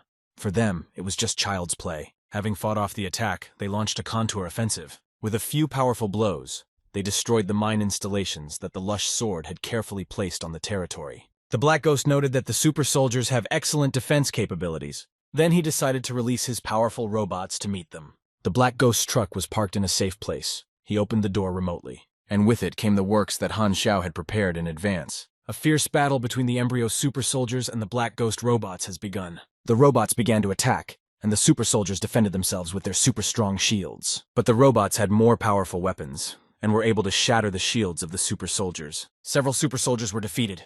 They were the first to be wounded, but this did not stop them at all, but on the contrary, made them angry, and they moved forward. The Black Ghost saw that the super soldiers were still alive, even after the attack by his robots. Apparently, the defense capability and strength of the exoskeleton significantly reduces injuries. It was also a surprise that the super soldiers had spare shields. One volley knocked out a fifth of their health. The Black Ghost realized that it was time to call for help, so he ordered the Sword of Lust to take out a suitcase with a red triangular marking, and he added that he had a little business for him.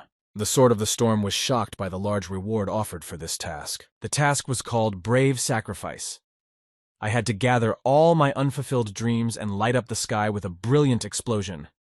And it was too late to refuse to complete this task. Holding the suitcase in his hands, Swordfish saw that he was already being attacked by an embryo super soldier. The super soldier jumped high up. The violent sword sat on the ground, preparing to attack. Then he got up and closed his eyes and said that he was ready to fight to the death. He completely took the super soldier's blow on himself. As a result, a powerful explosion occurred. This explosion completely shattered the super soldier. The violent sword was thrown aside. The wreckage of the super soldier landed on the ground after the explosion, completely destroyed. Now there are 2 more super soldiers left. The Black Ghost decided to deal with them on his own. He aimed his rifle at them again and triggered the Flaming Will ability. The first super soldier rushed to the attack. He menacingly wished Black Death. And then he got shot in the head. He was thrown back. With such a powerful shot, the Black Ghost eliminated 1 super soldier. He received 24,388 experience points for killing test subject 044. The Black Ghost saw that the assembly line soldiers were quite easy to deal with. He needed to eliminate 2 more higher-level soldiers to increase his rank. To get the 5th rank, he needed to eliminate 3 opponents of a level higher than his own. Meanwhile, the Sword of the Storm was very happy with the rewards he received. He saw that dying in that game was not at all unprofitable. With joy, he threw himself into the arms of the Black Ghost and asked him to give him more such suicide assignments later. The Black Ghost did not like being touched in this way, so he angrily threw the Sword of Violence away from him and ordered him to keep his distance. In a flash of risotto, he saw the Raging Sword, who was familiar to him. Then he also saw the NPC, the Black Ghost, standing next to him. The bright moon said that the 2 of them had left. A flash of risotto noticed that they were heading toward the Tedramira River. They all hurried after them. Embryo's executive Lin Yu ordered the enemy shells to be shot down. There was the headquarters ship Haisai. The commander ordered his men to prepare torpedoes, and when the embryo entered the sea zone, to fire. He also ordered them to continuously scan the surrounding area with sonar, in case the embryo received reinforcements. He asked where their fighters were. "We need them to sink the enemy battleships." Finally, the planes arrived. They began to fire at the embryo's navy. A fierce battle at sea began. Fighters were shooting at the ships. The soldiers were satisfied with the first result. They continued their work. Suddenly, the pilot found himself in a thick fog that came out of nowhere. In this fog, it was difficult for him to control the airplane. Suddenly, out of the fog, Embryo's executive director, Rene, appeared. With one blow, he smashed the window and rushed at the pilot with 2 knives. Then he slit his throat and said that the Heisei had started rejoicing too early. He called all the pilots weaklings because they could not withstand one of his blows. Then he returned to their command ship. He turned to Gila, putting his hand on her shoulder. He told her that he had already done his part. Now it was up to her. Gila snapped at him and told him to get his filthy paws off her if he didn't plan to die right now. Now the Red Viper also rushed to attack the Haiyu planes. It jumped high and looked like it had turned into a real demon. My eyes became frantic. The Red Viper began to scream shrilly. Her scream set everything on fire. It was deafening and deadly. The opponents began to bleed from the eyes, ears, and mouth. They tried to cover their ears, but it was no use. The soldiers could do nothing, but simply fell weakly to the floor, bleeding. As a result of the Red Viper's attack, not only Kaya, but also Embryo soldiers were injured. Then Gila landed on the command ship. Reneth was also affected by her scream. He asked why she was doing this to them. Then he asked if she was going to kill him, but the Red Viper will not stoop to his level. Embryo's leaders have destroyed the enemy fleet. It was time to act. The soldiers rushed forward. Every second counted. The captain ordered Units A and B to go to the ground to help the ground forces. Squad C was to remain on guard. The soldiers started acting very quickly according to the order, because there was no time to delay. They immediately rushed to the ship. The way was now clear, but at any moment they could be attacked again. Some of Embryo's ground troops broke through the blockade line and loaded onto the ship. Now they are unable to resist, so there is a fresh chance to attack them. Captain Heisei told the squadron's peacekeeper to prepare to launch a guided missile and start firing. Soon preparations for the launch of the guided missile were completed, but suddenly their radar detected several dozen objects moving very quickly underwater. Captain Heisei asked if this was a suspicion of Embryo submarines. He was furious why they were not detected by sonar earlier. How could they have missed it? Their ship was sunk by a single strike from an unknown underwater object. Being overconfident in their own rightness is the way of the high people. They had no idea that the Black Ghost would ambush them with submarines. Meanwhile, the Embryo ground forces have already been fully loaded onto the ship. According to all estimates, they will join the command ship in 30 minutes. Now Embryon had to prepare for the evacuation as soon as possible. The Star Dragon control camp had its own plans. The Haya fleet remains in place as before. If the Star Dragon continues to delay, there is every risk of missing the embryo. So the chief decided that he could not wait any longer. He ordered to gather special agents of the 13th Unit, as well as elite soldiers. They were to attack embryo. Special agents of the 13th Unit immediately responded to the order and boarded military boats. The goal of the strike group was to sow panic on board the embryo. It was necessary to delay their evacuation. A small group of special agents had to find the right moment to kill the embryo's leader. People from Embryon began to be pushed even harder as they sensed a clear threat of another attack. They could already see the enemy fleet ahead, which was inevitably approaching them. The order was given to immediately gather together and take the fight. The evacuation was halted for the time being. The embryo ships were attacked by the special agents of the 13th Star Dragon Unit, Captain Jiang Wei, Li Yalin, and their newest fighter Hu Yue. Soon they all landed on the deck of the embryo ship for evacuation. Li Yalin is a master in close combat. She was subjected to targeted fire. However, the girl was very skillful in fighting and also skillfully dodged shells. Captain Jiang Wei was wearing the same suit that their mechanic Han Xiao had once made for him. He created some kind of cleaving fire. Everyone who was hit by that fire was scattered by the blast wave. Hao Yue held a pistol in one hand and an assault rifle in the other. He had excellent firearms skills. He quickly dealt with his rivals. Many fighters were defeated. Captain Jiang Wei praised Hu Yue. He said he was good at something. The team was ready to continue attacking. Suddenly, something caught Hu Yue's attention. He turned his head in surprise in the direction of the sound. Some terrible flame in the form of a demon was coming at them menacingly. It appeared from the burning ship, Embryo. The Red Viper launched a counterattack. Thanks to her abilities, she jumped out of her destroyed ship and began to attack the fighters of the 13th Star Dragon Unit. She was immediately met by Li Yalin. She had already swung her sword at the Red Viper. The Red Viper immediately created its shield and protected itself from a direct sword strike. The Red Viper was absolutely furious. This was the second time she had fought a special agent who had something to do with Zero. This irritated her even more. The previous time, Li Yalin managed to avoid being hurt by Hila. Now the Red Viper has continued its attack. The girls fought a fierce battle. The Red Viper struck Li Yalin a powerful blow. Hao Yue saw that his partner was hurt and immediately rushed to her aid. He started shooting at the Red Viper with 2 pistols with hatred. But the Red Viper had an extremely strong shield. It did not allow a single bullet to reach it. After deflecting all Hu Yue's shots, Hila told him not to be too confident. And then she launched her own projectile at him. Hu Yue was unable to defend himself from her blow. The pistols fell from his hands and he fell to the deck. Meanwhile, Li Yalin had already recovered and was ready for a new battle with the Red Viper, who had also jumped up, waiting for the battle to begin. Li Yalin shouted to the Red Viper that she was her rival, not anyone else. The Red Viper just laughed at this application. Does the girl really think she can defeat it? She gathered all her skills, used her abilities, and summoned her demon flame. Li Yalin did not expect such a quick attack from her opponent. She did not have time to defend herself in time. The girl was horrified to think that it was all over, and that she was going to fail. Hila's punches were very powerful. She was a high-level fighter. But suddenly her body was pierced by a sniper's bullet. The Red Viper screamed and started to fall down. Hao Yue saw that Hila was wounded. He wondered when such a powerful sniper had appeared in the new strike force. Li Yalin realized that there was not a single second to lose. It was necessary to continue to put pressure on the Red Viper immediately. The Black Ghost expected this. That's what a future boss should be like. She has more abilities than Bennett. The only difference between them is sheer luck. Han Xiao took aim again. He decided to help them all. Li Yalin attacked the Red Viper strongly. She struck it with a powerful sword. The Red Viper had regenerative abilities. Its wounds healed quite quickly. The sniper was the one who confused her the most. His shots were accurate and unexpected. Hila was furious with him. The Red Viper was somewhat distracted by looking in the direction where the sniper might be, and let his guard down a bit. Jiang Wei, the captain of the 13th Unit, took advantage of this. He immediately attacked her. However, the Red Viper still managed to create its own protective shield and avoided a direct hit from the captain. She recovered and said that it was all children's games against her. However, Jiang Wei continued to attack the Red Viper. He attacked towards it to finally completely exhaust it, and thus he prepared his subordinates to continue the joint attack on Hila. Li Yalin again entered the battle. She attacked the Red Viper with her sword. Hila managed to protect herself with her shield. Meanwhile, Captain Jiang Wei attacked the Red Viper from the opposite side. He opened fire on it with an assault rifle. The Red Viper turned around and began to defend itself again. She created her own shield and shouted from behind it, did they really hope to corner her in this way? Then the Red Viper, without hesitation, counterattacked Jiang Wei. Li Yalin shouted for the captain to be careful. But then the Black Ghost fired again with his sniper rifle. The Red Viper was wounded by him for the second time in this battle. This prevented it from attacking Jiang Wei. The captain stopped in surprise. He gratefully thought that an unknown sniper had just saved his life. Li Yalan noted that the unknown sniper seemed to understand their style of fighting.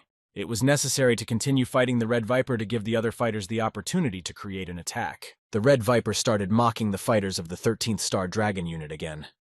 She said that she was already bored with this battle. However, the special agents of the 13th Unit continued to attack her. Hila was very angry with the unknown sniper. She wondered who he was because he was very skilled. Embryo's head Honcho Lin Yu watched that powerful battle from the command ship of the Embryo fleet. He was worried that Hila had been defeated, because nothing was clear yet. All he could see was that, judging by the style of combat, the unknown sniper was a black ghost. They were already approaching the sea. They would really need Hila's ability to deal damage in the area. It is imperative that she be released immediately. Lin Yu ordered one of his men, Ugar, to eliminate the black ghost.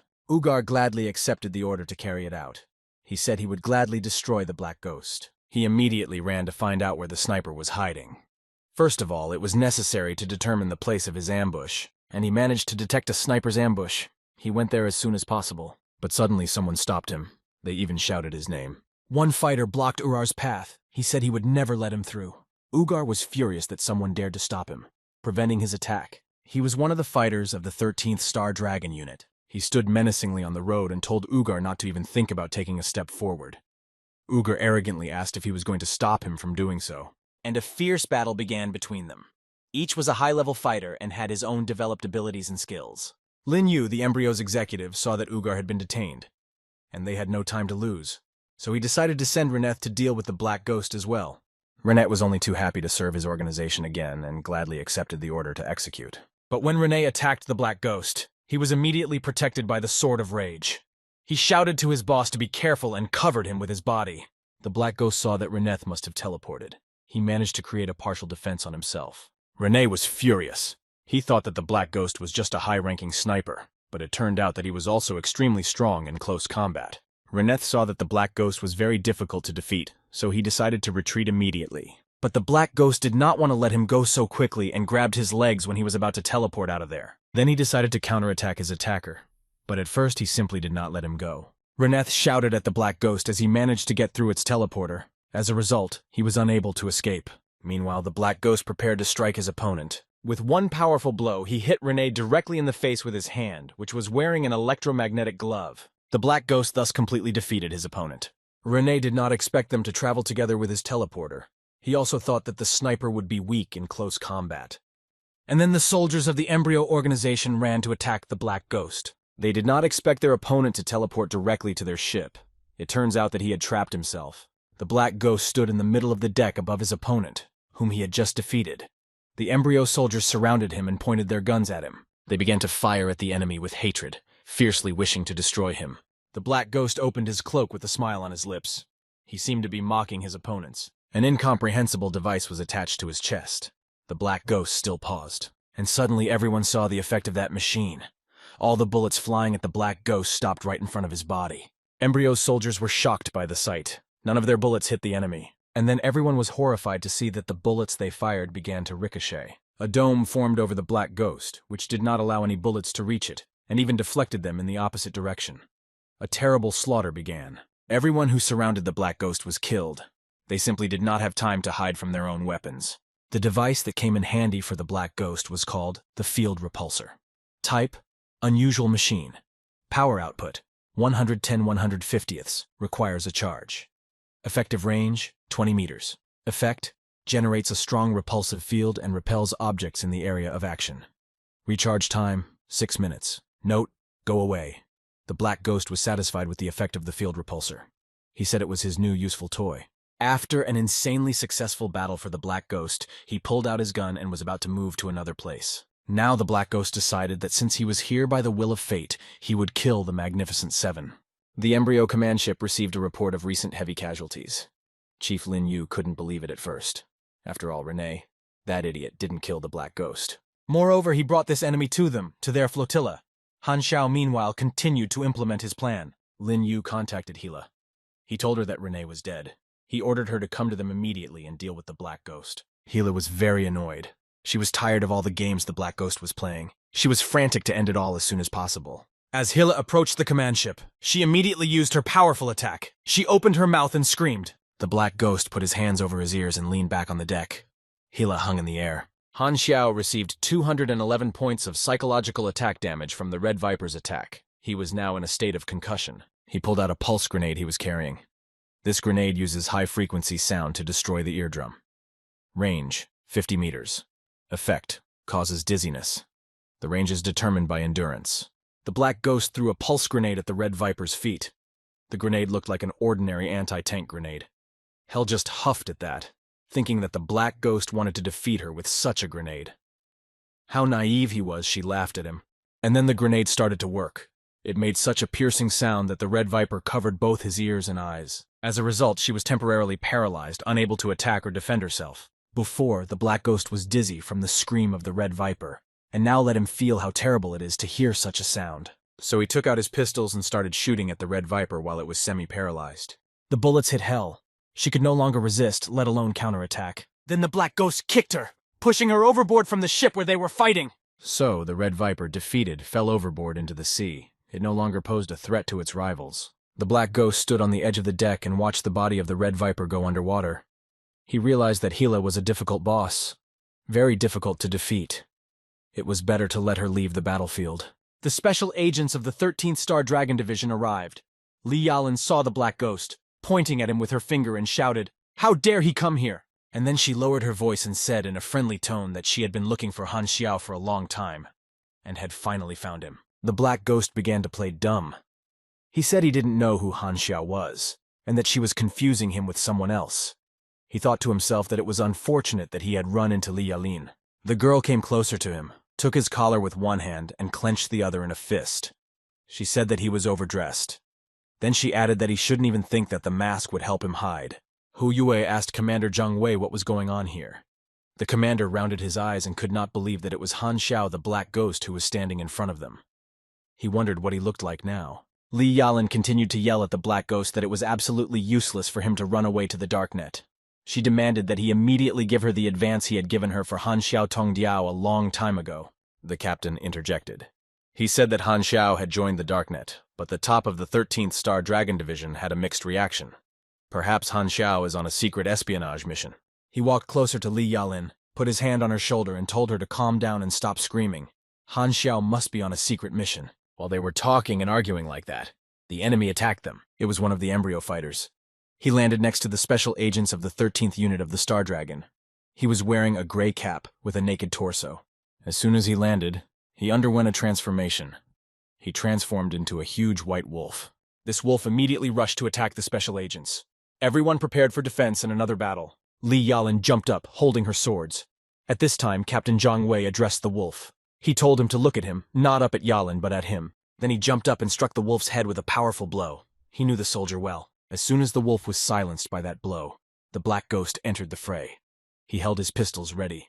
Han Xiao said that now was his chance. With 2 accurate shots, the Black Ghost hit the wolf right in the head. The wolf only opened its mouth. Blood splashed from its head. Li Yalin praised the Black Ghost for being a damn good shot.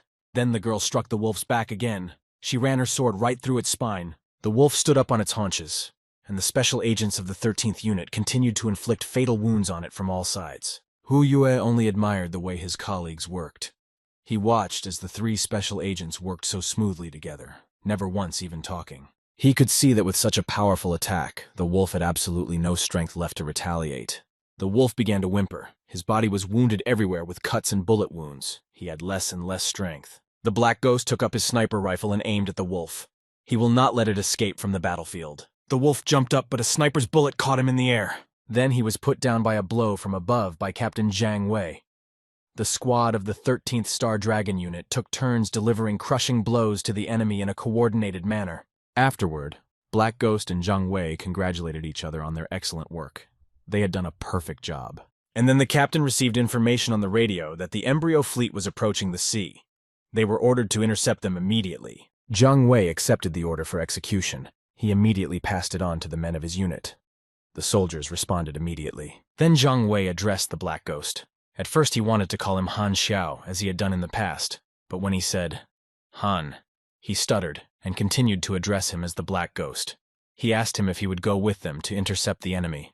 The Black Ghost refused and waved goodbye to the captain. Meanwhile, the Red Viper emerged from the water. She was extremely angry with the Black Ghost. She threatened him, though she thought to herself that she remembered him well. The battle continued at sea. Embryo could not evacuate in any way. They were being chased. Their ships were being destroyed. Haya's people were very nervous and wanted to make Embryo go away at all costs. But their leader reassured the soldiers. He had his own strategy. He put his hand on the shoulder of one of the soldiers and told him to stop being nervous. He said that this time, the Embryo lost 70% of its troops, while their losses did not even amount to 10%. Therefore, they were the winners in this battle. The Black Ghost continued on with the sword of violence on his own business. And Han Xiao decided to give the boy a fresh task so that he would not waste his time. He created a task in which the Raging Sword had to learn to bark like a dog, and he gave a lot of experience points for this. This incredible generosity of the boss surprised and delighted the lush sword. The Black Ghost said that this reward was for the boy's defense of him from an enemy attack. Meanwhile, the Black Ghost's case was moving forward. He advanced and got a second upgrade.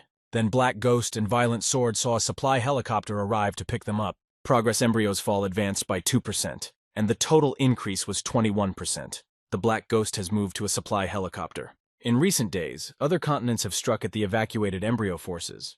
This may also slightly increase the completion of the task. The Black Ghost decided that after the Embryo completed the evacuation, it was necessary to go to its main base on the Andria mainland in order to earn even more experience points. When the helicopter on which Black Ghost and Violent Sword had boarded flew away to a safe distance, Han Xiao blew up his truck. The Swordmaster was a bit shocked by this decision. He did not understand how it was possible to blow up his property like that. But the Black Ghost explained that he didn't want to leave any traces so that he wouldn't be tracked. The Sword of Rage put it down to the fact that the Black Ghost was very rich, and money spoils people. At Embryo's command headquarters, the head of the organization lamented that they had suffered serious losses in breaking through the blockade.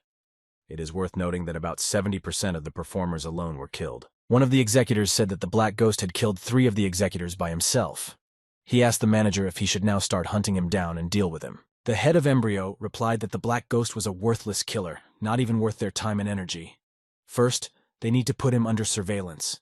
And for now, their first priority is to make their next move public. He said they had already lost all their bases on 3 continents. The 6 nations, who are doing fine with their internal conflicts, could attack their main base on the Andria continent at any time. Then, the perpetrator reminded the leader that they also had an intercontinental nuclear bomb, just in case.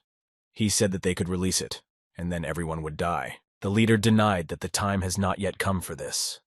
For now, they need to change the focus of the 6 powers so that they do not have free time to start a war for resources.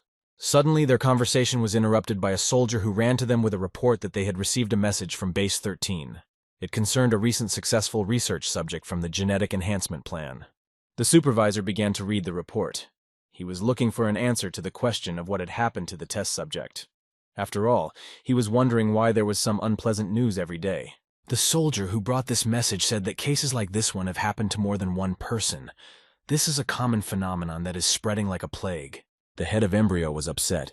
He thought that some very strange things were happening in their laboratories, but it seems to him that success is still on their side, and he said with satisfaction that now it was time for the 6 powers to worry a little. Meanwhile, the Red Viper had already managed to regain consciousness. She washed herself in the bathroom and looked at her wounds in the mirror.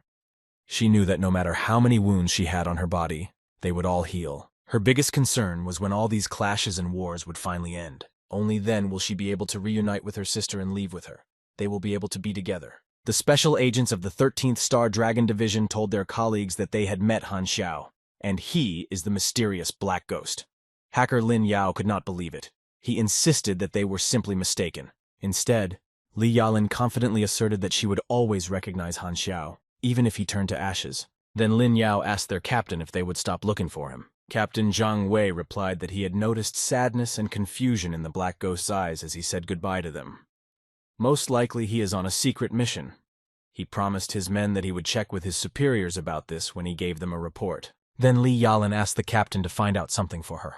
Namely, when Han Xiao is going to return the money he owes her. The helicopters returned to the base. The special agents of the 13th unit also returned to rest. Disusu was the first to meet them.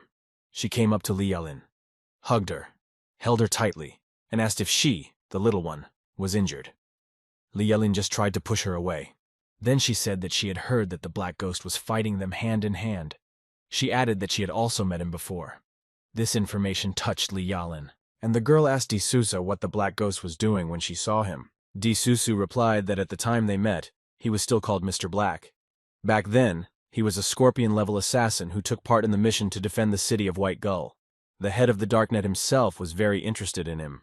Li Yalin grabbed her friend with both hands and frantically began to ask her if she had any more information about the Black Ghost. Disusu wondered why Li Yalin was so interested in him.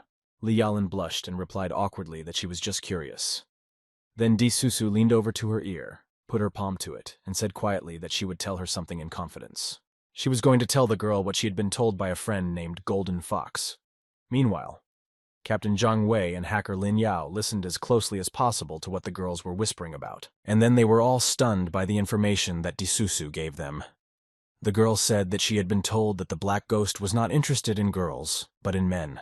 Disusu put her hand over her mouth, giggled, and added meaningfully that if they met him again, they should be more careful. Captain Zhang Wei scratched the back of his head and said that the Black Ghost was their partner after all, so they shouldn't jump to conclusions and judge him. The secret department of the Star Dragon was doing its usual daily work. The head of the secret department was informed that Special Agent Zhang Wei had requested a video call. The manager accepted this request, and Zhang Wei reported that they had met Han Xiao. The manager was extremely interested in this information and asked the captain to continue the story. He listened attentively. The captain reported that the Black Ghost from the Darknet had joined the fight. They fought hand in hand, understanding each other without words. And afterwards, they realized that it was Han Xiao. The Black Ghost is a top-level Darknet assassin.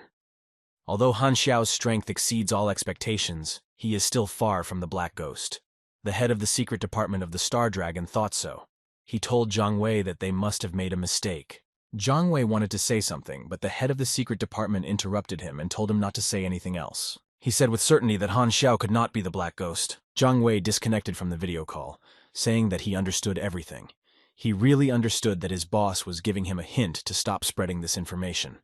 He decided that Han Xiao had most likely been sent on a special mission by someone higher up, and that was why it was necessary to keep everything in strict confidence. Another important meeting was held in the Star Dragon. At the meeting, the chief told the audience that Zhang Wei said that the Black Ghost had helped them a lot in the fight against Embryo. But it remains unknown whether this was an instruction from the Darknet or his personal decision.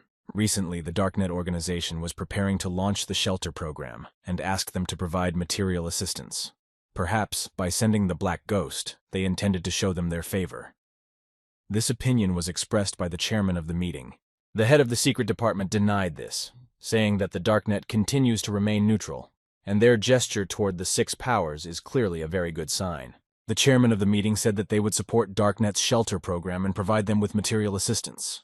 He ordered to find a way to establish relations with them. The events are transferred to the River Valley estate. Wang Yuan was talking to someone on the phone and he was happy about it. He had clearly received good news. After the conversation, he told Bennett Anderson that Star Dragon would provide them with financial assistance. Bennett Anderson was drinking tea as usual. He asked why Star Dragon would make such a decision. Wang Yuan replied that they were very grateful for their help. This surprised Bennett Anderson even more. He asked if they had provided any assistance to the Star Dragon. They hadn't done anything. And then Mr. Anderson realized that perhaps the Star Dragon thought that the Black Ghost was a Darknet person. Now Bennett Anderson owes the Black Ghost a debt. The other 5 countries continue to evade the question of providing assistance to the Darknet, but there is still a chance to bargain. Wang Yuan said that with Star Dragon's material assistance, they will have enough funds for the first step. It is necessary to put the shelter program into operation as soon as possible. Meanwhile, Mr. Black arrived by helicopter to the place where he needed to go. The Sword of Violence asked him for permission to leave for a while, unless, of course, he had any tasks for him at the moment. And the guy just disappeared from his seat, which shocked the pilot, who opened his mouth and said that the Sword of the Storm had simply evaporated. The Black Ghost calmly replied that the boy had mastered a certain skill for this. There are a lot of unusual abilities in this universe, but sooner or later, the NPCs will realize the peculiarities of the players, and then interesting events will definitely happen. The most important thing now is to raise the level, in order to become the strongest in Aquamarine. The second level up. To advance, you need to defeat 3 strong opponents whose level is 5 levels higher than yours. Han Xiao planned his actions to improve his own level. In 2 months, he had accumulated 6,100,000 experience points, taking into account what he spent on improving his skills and combining drawings. Everything was ready for promotion. Han Xiao's mechanic trainee level has now been upgraded to level 5. He gained plus 50 energy, plus 1 dexterity, plus 1 endurance, plus 4 intelligence. He gained 3 points of stats and 1 point of abilities. Han Xiao felt that the advancement seemed to have affected the development of his body. Now it feels more flexible and stronger, and his senses began to perceive everything more acutely. As a result, the world became much more magical. Han Xiao's new strength and abilities had a great effect on his overall body tone. Now, with his current combat power and mechanical equipment, he can be considered one of the best fighters, but he still can't compare to the main character, Bennett Anderson. The Black Ghost has used up all the experience he has gained. Now it's time for him to start improving his equipment and training players. To do this, he went to the village of Zelena Dolina, where he could realize his current plans. The village was surrounded by a high wall, which was constantly guarded by local soldiers. Now they saw through their binoculars that the same Black Ghost from the Darknet was approaching them. A responsible person in the Green Valley named Balsam ordered the guard to go talk to him and find out why he had come to them. There were many new players in Zelena Dolina village.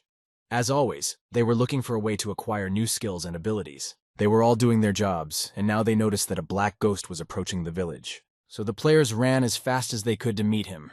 They all wanted to get the most out of it. By the time the guard went downstairs, as ordered by the person in charge, a bunch of players had already surrounded the Black Ghost. He only wondered how all these new recruits knew the Black Ghost. Suddenly, the Black Ghost heard someone next to him reporting. The journalist introduced himself as Ban Hidog. He greeted him and said that he was starting a new issue of Galactic Expedition. This boy also came to meet him to learn something useful. The Black Ghost paused, as if remembering something. That Ban Hidog seemed to resemble a famous game graphic designer. One of the new players asked the Black Ghost why he doesn't sell any items, but only teaches various skills, and requires reputation points for doing so. He asked how he could improve his reputation. Ban Hidog suggested that maybe you just need to buy this reputation. The opportunity to upgrade to the mechanic class costs 2,500 aquamarine dollars. It is up to each individual player to agree to pay or not. Finally, a guard sent by the man in charge of the village approached the Black Ghost. He said he was the deputy commander of Balsas. He asked to know why he had come to their village. The Black Ghost laughed to himself when he saw the deputy commander trembling as he spoke. Apparently, this is the effect of the various stories about him. He replied with a smile that he was passing through the village. He added that they should not worry, because he would not cause them any trouble. The deputy commander exhaled after hearing the information. He was clearly relieved. Then he invited him to their city of Alumera, and his commander Balsas invites him to dinner in honor of his arrival. But the Black Ghost refused. He said it was not worth the trouble, because he had decided to stay here. The deputy commander returned to his boss and told him about his conversation with the Black Ghost. He gave orders to keep an eye on the Black Ghost and to send someone to find out more information about it. He has a suspicion that the Black Ghost came here because of the new players. The new players, meanwhile, were thinking about how they could benefit from the Black Ghost's arrival. By the way, the players see the Black Ghost's nickname, but it's not clear how the NPCs know about it. The players wondered if the Black Ghost is so famous on this planet that literally everyone knows about it. And then it dawned on Ban Hidog that the Black Ghost was a hidden element of the world. He thought that his identity could be used as a background in the prologue of this world. The events are transferred to the Dragon's Horn high-rise in the Star Dragon.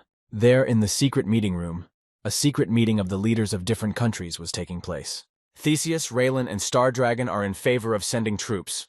Haya and Maple were against.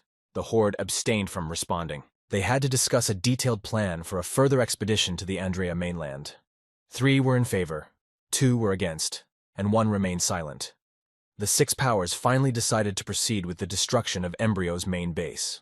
Everyone realized that this would soon lead to a new war. Meanwhile, in a certain village of newcomers on the western mainland, events were taking place. Players have seen the Black Ghost appear in different villages of newcomers. He had already visited the village of Big Horn, and now he was in the village of Green Valley. No one understood whether the Black Ghost's movements were simply the work of the game developers. Some have speculated that perhaps the Black Ghost is the protagonist of the planet, managing the information recorded on the network. Another answered that it was unlikely. The main character must be connected to the storyline. He cannot be introduced so quickly. Most likely, he is a mystical Easter egg character, but he has the ability and capacity to transfer to the mechanic class. Apparently, it is very difficult to transfer to this class, so the developers added it to the newbie villages.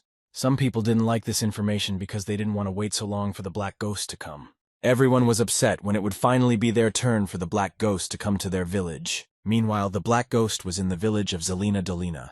Han Xiao himself never ceased to amaze the player's rich imagination. After all, he is considered to be both a mysterious merchant who is called upon to lead newcomers to prosperity and the head of the mechanic class. It was very interesting for him to read such incredible information about himself. He is also a character who can lead to a hidden storyline. So it's no wonder that so many players approach him to express their willingness to fight the embryo, and some even try to seduce him. And no one thinks he's a simple, let's say, good trader. While thinking and reading information about himself, Han Xiao saw that a new program had been released. It was the Galaxy Times program, which is dedicated to informing people about gaming. They said that the gaming career of players was their top priority. Han Xiao wondered if the content of this show would change after he changed the game's storyline. The program reported that the open testing has been going on for the 10th day. The players are trying their best not to give in to each other. There was a suggestion to see what has happened over the past few days. On the planet Brighton, with its highly developed magical culture, players have a very difficult time. It's extremely easy to reach the death limit there. On the planet Winterfrost, a race of void freaks has extinguished the possessions of a military association. They had a difficult start to the game. But there are also many newcomer planets rich in natural resources. The host of the program hopes that this information has pleased their viewers. The host then added that the most popular planet was Aquamarine. The Black Ghost NPS there caused quite a storm of discussion. Now everyone is wondering what role the Black Ghost actually plays in the plot of the planet. The information they have shows that the Black Ghost holds a high position, and his identity is shrouded in secrecy. Moreover, he and the Embryo organization are irreconcilable enemies. Perhaps the Black Ghost is on the side of the Six States. This remains unclear. To find out, you need to ask the game developers themselves. Han Xiao was not interested in hearing this, as there were no clear clarifications, only guesses. The program continued to say that the server had just launched, and the players were heatedly discussing the choice of class. It seems that those who did not choose the mechanic class are now very disappointed. And then the program showed a piece of chat where players expressed their opinions. They all wrote negative things about the mechanic class. Some of them didn't even hold back their emotions and wrote downright nasty things. The hosts urged the players to follow the rules of behavior. Han Xiao realized that sooner or later, players would realize that the class mechanic was completely unsuitable for combat, and then there would be more and more negative reviews. And this, accordingly, would have a very negative impact on his business. Meanwhile, the host said that if a player chose the mechanic class, they shouldn't be disappointed, and he offered to watch how the Black Ghost fights. The first footage was of a naval battle with the Embryo. After watching this, some players on the forum have already begun to change their minds in favor of the mechanic class. The next footage showed a battle between robots created by the Black Ghost. Then the program showed how the field repulsor machine works, when all the bullets fired at the Black Ghost ricocheted and killed all the attackers. This resulted in even more positive feedback about the mechanics class. In the next storyline, the Raging Sword appeared next to the Black Ghost. The players thought that it could reveal a secret storyline. The Black Ghost had no idea that someone was recording such videos. Now players will have a faith class again, which will increase its popularity. The overseer of the village of Zelina Dolina was informed that the new players had a special ability to resurrect. They are resurrected even after being gnawed by monsters. The deputy warden saw this with his own eyes. The warden thought that if he could lure those players to him, they would not be afraid of any enemies. But as soon as he decided to bribe the players, the Black Ghost appeared. Apparently, he wants to get the players' support himself. Superintendent Balsas still did not know what the Black Ghost's goal was. He was grasping for any information he could get. Meanwhile, the village of Zelena Dolina was once again attacked by huge gray wolves. There were a lot of wolves. They attacked the players and immediately gobbled them up. This is not the first time wolves have attacked the village, and not everyone always has time to hide from them. One wolf attacked a player named Big Cat Peppa. He knocked her down and bit her to death. The warden Balsas ordered an immediate alarm because they were being attacked by animals. Then he turned around and saw behind him the Black Ghost sitting on top of the tower, holding his sniper rifle. Balsas asked him how he got there. The Black Ghost calmly replied that he was going to sit here for a while the wolves raged below. Balsas had no answer to this, so he simply agreed. The Black Ghost did not really want to take on a task with a reward of a couple thousand experience points. He started an emergency quest to defend the village of Zelena Dolina, but he decided to wait a little while and let the players work on their own. The players started a fierce battle with a pack of wolves. They fought together, helping each other. A player named Bon Hidog stood on the side, and despite the beast's attacks, tried to record everything on his camera. In the fierce battle, he saw some great footage for himself. The Black Ghost was surprised that the player even had time to film the scene. In this case, he decided to help the newcomers fight the beasts. In one jump, The black ghost moved from the tower directly to the battlefield of the players with the wolves. He also thought that free advertising would not hurt him at all. After all, everything would be filmed. The only thing was that he didn't have much ammunition, and there was a whole pack of wolves. However, after raising the level of physical strength, the black ghost should have been able to deal with those wolves. At the same time, this is a good opportunity to test your skills. First, the black ghost looked to see where the leader of the pack, the Ashen Wolf King, was. He knew very well that when you start hunting a pack, the first thing you have to do is eliminate the leader. Bypassing all the wolves, the black ghost ran as fast as he could straight to the Ashen King. To those wolves who got in his way, the black ghost dealt accurate blows and simply destroyed them. As you can see, his physical strength was really enough for him at the moment. All the wolves' attention was now focused on the black ghost.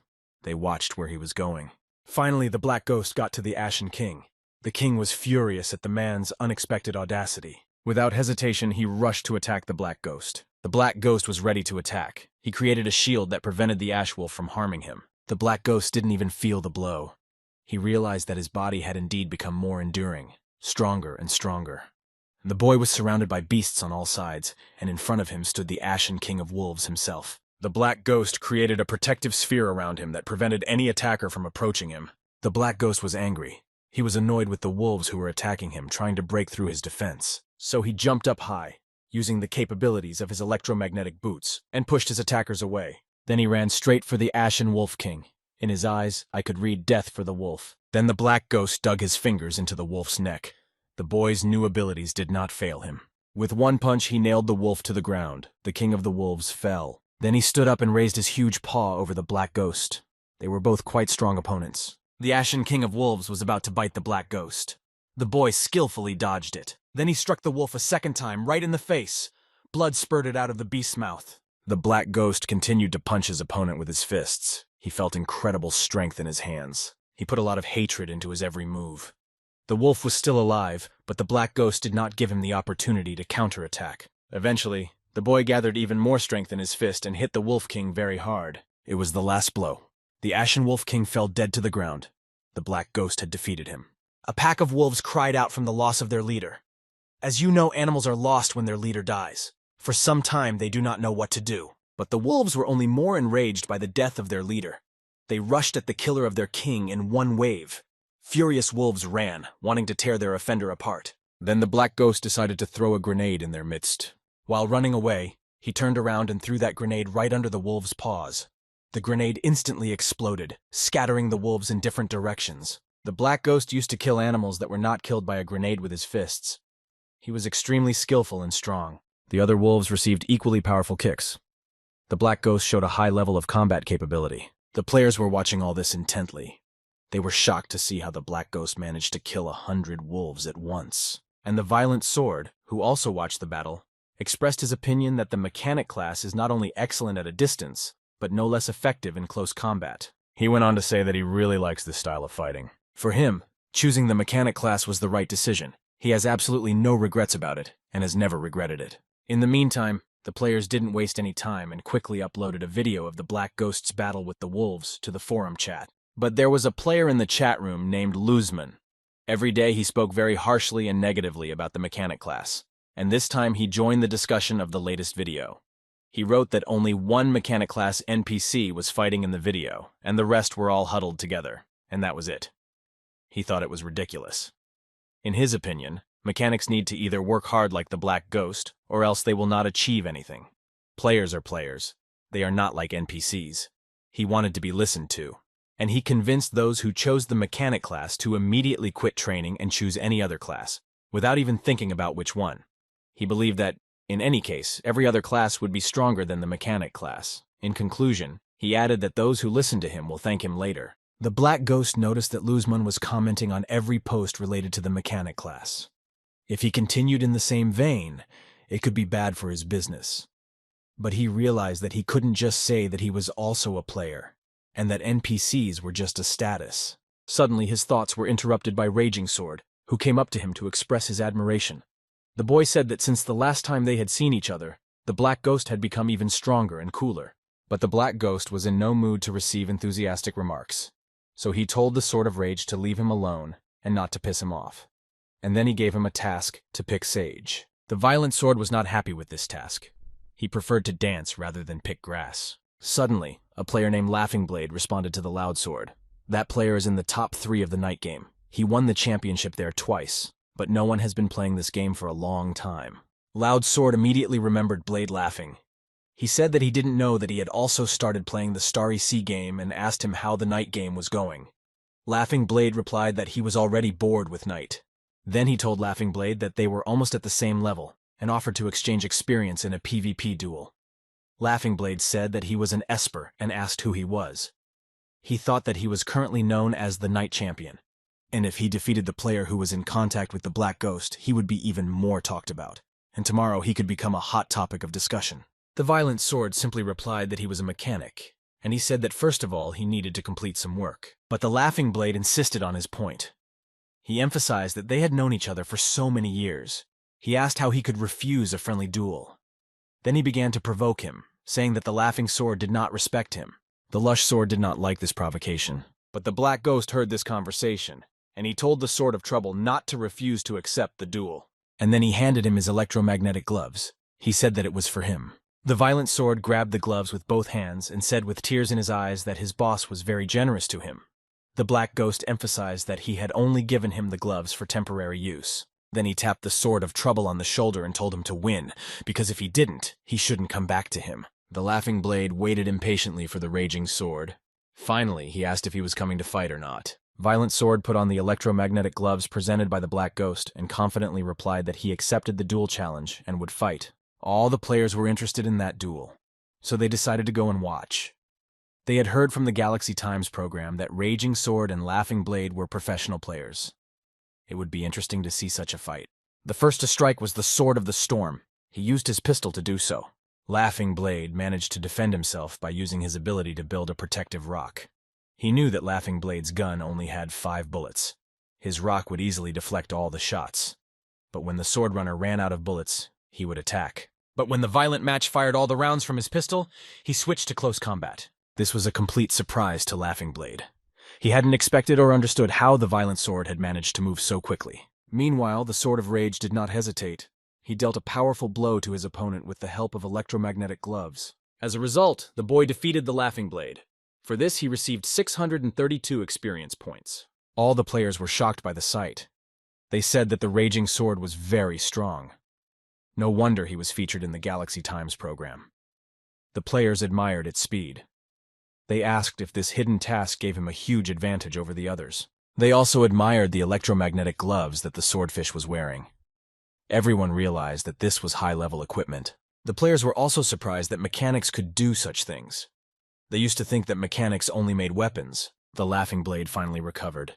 He reproached the Laughing Sword for agreeing to a friendly duel, but the latter simply killed him. However, the Sword of Rage apologized and said that he did not expect his opponent to be so weak. Laughing Blade was very angry about this.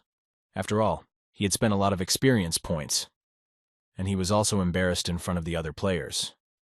His excuse was that his internet was not working properly, and he would take revenge on the Laughing Sword next time. After a resounding victory in a duel, the Lush Sword returned to the forest, to his boss. Firstly, he came to return the electromagnetic gloves to the Black Ghost, and secondly, he decided to ask his boss if he could buy the gloves from him. The Black Ghost said that he had already drawn up the drawings for those gloves, so he could easily sell them. He quoted a price of $80,000. It was incredibly expensive for a violent sword. He sincerely burst into tears and said that he would still try to save the necessary amount, although it would take an extremely long time. But he would try. Suddenly, the Black Ghost heard someone addressing him by name. It was the Laughing Blade who came. He said he had heard that the Black Ghost was at odds with Embryo, and he expressed a desire to join him in this fight. But the Black Ghost said that intelligence and strength are needed to fight the Embryo. Therefore, let the Laughing Blade work hard to make sure. The Violent Sword began to chase the Laughing Blade in the back, telling him not to listen to his boss, who actually wanted to say that he could not join him. Only he is the chosen one. Meanwhile, the Black Ghost saw that the video of the duel had already been uploaded to the web. He saw that Luzman was once again stirring up controversy. He is a newcomer himself, but he doesn't mind expressing his opinion about mechanics. The Black Ghost was watching the chat and reading all these arguments, but then something distracted his attention. He saw that someone had arrived in SUVs. The cars had Alumer's license plate. He wondered who was in them and why. Alumer's messenger, Mr. Xiao Jui, arrived here. The Black Ghost listened to what was going on. Xiao Jue folded his arms across his chest and said that he had not come here because of the disappearance of a nobody like Han Xiao. Everyone in the family thinks he's dead. Who would have thought that Zero, for whom Embryon had put a reward, would look exactly like Han Xiao? He added that the search for this asshole had already cost him 6 months of his life. If he wasn't the son of the head, who the hell would care if he was already dead or not? The warden Balsus bowed respectfully and said that since Mr. Jue had already arrived in the Green Valley, he should feel at home here. And if he needed anything, he should contact him. Then they went to rest at the table together. Xiao Jue asked why Balsus kept talking to him like that. After all, they, the foster children, grew up together, competed with each other, sparing no effort to get promoted. And Han Xiao is a bastard. Balsus laughed and told him to calm down. The family cannot force him to look for Han Xiao. 6 more months at the most, and Chairman Xiao will give up. And everyone knows that Han Xiao is not Zero. Xiao Jui decided to stop talking about Han Xiao. He asked me to tell him what had happened in the village recently. Balsus said that the refugees who are camped outside have the ability to rise from the dead, but their fighting power is very weak. Xiao Jui was surprised by this. He decided to report this to his family upon his return. Balsus continued to talk about the village. He said they had a killer from the Darknet, the Black Ghost. He's currently resting outside. This information made Xiao Jui tense. He thought that the Black Ghost had some kind of killing intent. Balsa said he had talked to the Black Ghost and that he was just passing through. They do not interfere with him because it is better not to annoy him. Xiao Jui's bodyguard, Liu Chen, flexed his fists and told his boss not to worry because he would definitely protect him. The Black Ghost is not his rival. Then I heard someone sneeze outside. The Black Ghost was sitting there. The Alumera family is just a small military oligarchy in a secondary storyline and has almost nothing to do with the main one. The boy realized that there was absolutely no point in paying attention to her. He decided to wait until these simpletons finished harvesting here and then go to the next village of newcomers. Suddenly they heard a shout that they had to raise the alarm because the army of the Black Pine settlement was approaching them. All the players saw that they each had a new task. The Black Ghost saw that he also had a new task, which he hadn't expected at all. But when he looked more closely, he saw that there was a mistake. Liu Chen is the son of old Mr. Liu. And then the Black Ghost realized that the only way to get a job from old Liu was probably through his son. So he decided that he should join in the fun. Balsus reacted unhappily to the appearance of enemies from the Black Pine settlement. He was already tired of them. However, Xiao Jui told him not to worry too much. They have someone else to use as cannon fodder. Balsus agreed with that statement. They have a bunch of immortal refugee weirdos nearby. They will help compensate for Liu Chen's combat advantage. Then he called a servant and told him to tell the refugees that he demanded that they detain Liu Chen's army. He added that if they succeeded, they would receive a monetary reward. Xiao Jue warned Balsus not to give away too much money, because the lives of those refugees were already worthless. So the two of them continued to drink wine. Meanwhile, the military equipment of the Black Pine settlement was steadily approaching Zelina Dolina. The commander-in-chief of the southern continent, Liu Chen, said that this time it would be necessary to completely destroy the Green Valley. As he approached, he saw a group of refugees armed with improvised materials. He thought Balsus was a mean man. After all, he had decided to use the refugees as human shields. Liu Chen pulled out a gramophone and addressed Balsus. He shouted at him, asking if he had decided to expose helpless people to certain death. Balsus said yes from the height of his tower, and if Liu Chen dares, let him shoot. Liu Chen was irritated by this. He addressed the people, giving them the opportunity to leave. Let them not die in vain. But the refugees did not understand how they could leave. Then they would not be able to fulfill their task. They decided that the NPC was simply out of his mind, but he was offering them experience as a reward. The commander-in-chief of the southern continent wondered why these people were not afraid of death at all, but he realized that his conflict with Balsus had nothing to do with those people. He could not open fire on innocents. Balsus laughed at Liu Chen's praise for the lives of refugees. He was losing his chance by doing so, and he even mocked the fact that his opponent was such a charitable man. He ordered his soldiers to get ready for the attack. So, an order was given to prepare for an all-out bombardment, and not to take refugees' lives into account. But then the Black Ghost stepped out in front of the refugees. He boldly approached the SUV in which Liu Chen was riding and asked him to consider his request. He asked to postpone the battle until tomorrow if they were so eager to fight. Balsus saw that the Black Ghost had interfered in his and Liu Chen's affairs. He did not like it at all. It was strange for the commander-in-chief of the southern continent to see the Black Ghost here. He ordered all his soldiers to lay down their arms. The soldiers stopped the attack. Weapons were lowered to the ground. The refugees were surprised to note that the troops of the Black Pine settlement were being saved after the Black Ghost's request. They did not understand who the Black Ghost was, who had such influence, and how great that influence is. They saw that the Black Ghost had subdued an entire army. They wondered what kind of reputation he must have on this planet to be able to do that. And Ben-Hidog, as always, was holding the camera on and trying to film another interesting story. 3539. Lu Chen's soldiers camped near the city gates and prepared for bed. Meanwhile, the Black Ghost decided to pay them a visit. He was about to approach the tent where Lu Chen was staying, when a guard blocked his way, pointing a rifle at Han Xiao with trembling hands and ordering him to stop. The Black Ghost could clearly see that the guard was scared to death of him, but he was still trying to follow the instructions he was given. So he told the soldier to calm down, because he was looking for his boss, and they needed to talk. A voice came from the tent with an order to let the Black Ghost through. Lu Chen was now finally convinced that the battle had been stopped by the Black Ghost. He asked him why he, such a famous warrior, had interfered in his conflict with Balsam. The Black Ghost calmly replied that he just wanted to help him. He had no personal goals here. Lu Chen was very surprised by this and asked if this was their first meeting. So on what basis did the Black Ghost decide to help him? Han Xiao said he liked him better than Balsam. It's much more pleasant. Lu Chen replied that it was true. Balsas is a very mean person. He even used the refugees to thwart him. But the refugees themselves also surprise him. For some reason, they are not afraid of death at all, and did not leave even when Lu Chen gave them the opportunity. The Black Ghost told him not to worry, he could help him deal with them. Lu Chen asked what the Black Ghost would ask for in return, but he replied that he didn't want anything. However, Lu Chen thought that perhaps in this case the Black Ghost had some hidden intentions, and as a result, he might end up in a huge debt to him. But he agreed to help. He said he was completely relying on him. After a visit to Lu Chen's camp, the Black Ghost found the Sword of Violence and told him that he had a task for him. He had to spread some information that the Black Ghost had given him. The Violent Sword was very happy to have such an easy task. Han Xiao decided to use his reputation to his advantage. Violent Sword immediately ran to fulfill a new task. He told all the refugees that the Black Ghost would take part in the battle because he had joined the army from Lu Chen's camp. The refugees thought about this information.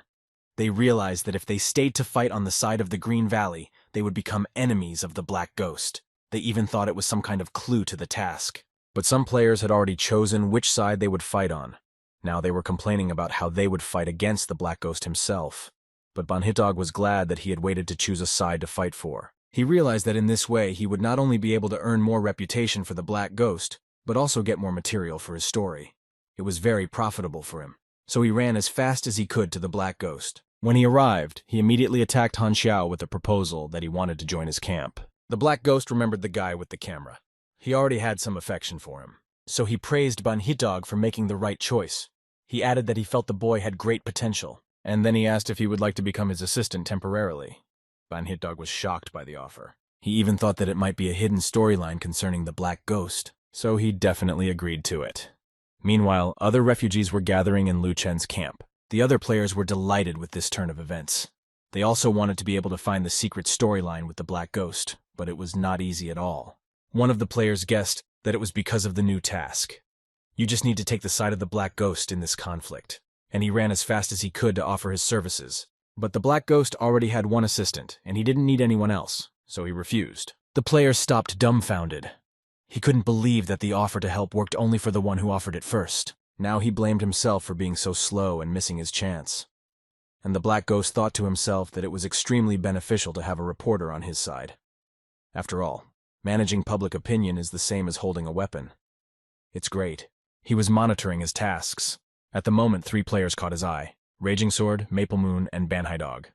This was not a small number at all. Now it was necessary to expand the number of reserve team members. But so far, the Black Ghost has visited only 2 villages of newcomers, and there are about 10 more. Local players are also eagerly waiting for him there. Meanwhile, Balsas carefully observed the events near the city's fortifications through binoculars. He could clearly see that the refugees had gone over to Lu Chen's side. He did not understand why and how this happened. Lu Cheng's soldiers helped the refugees to settle down comfortably in the camp.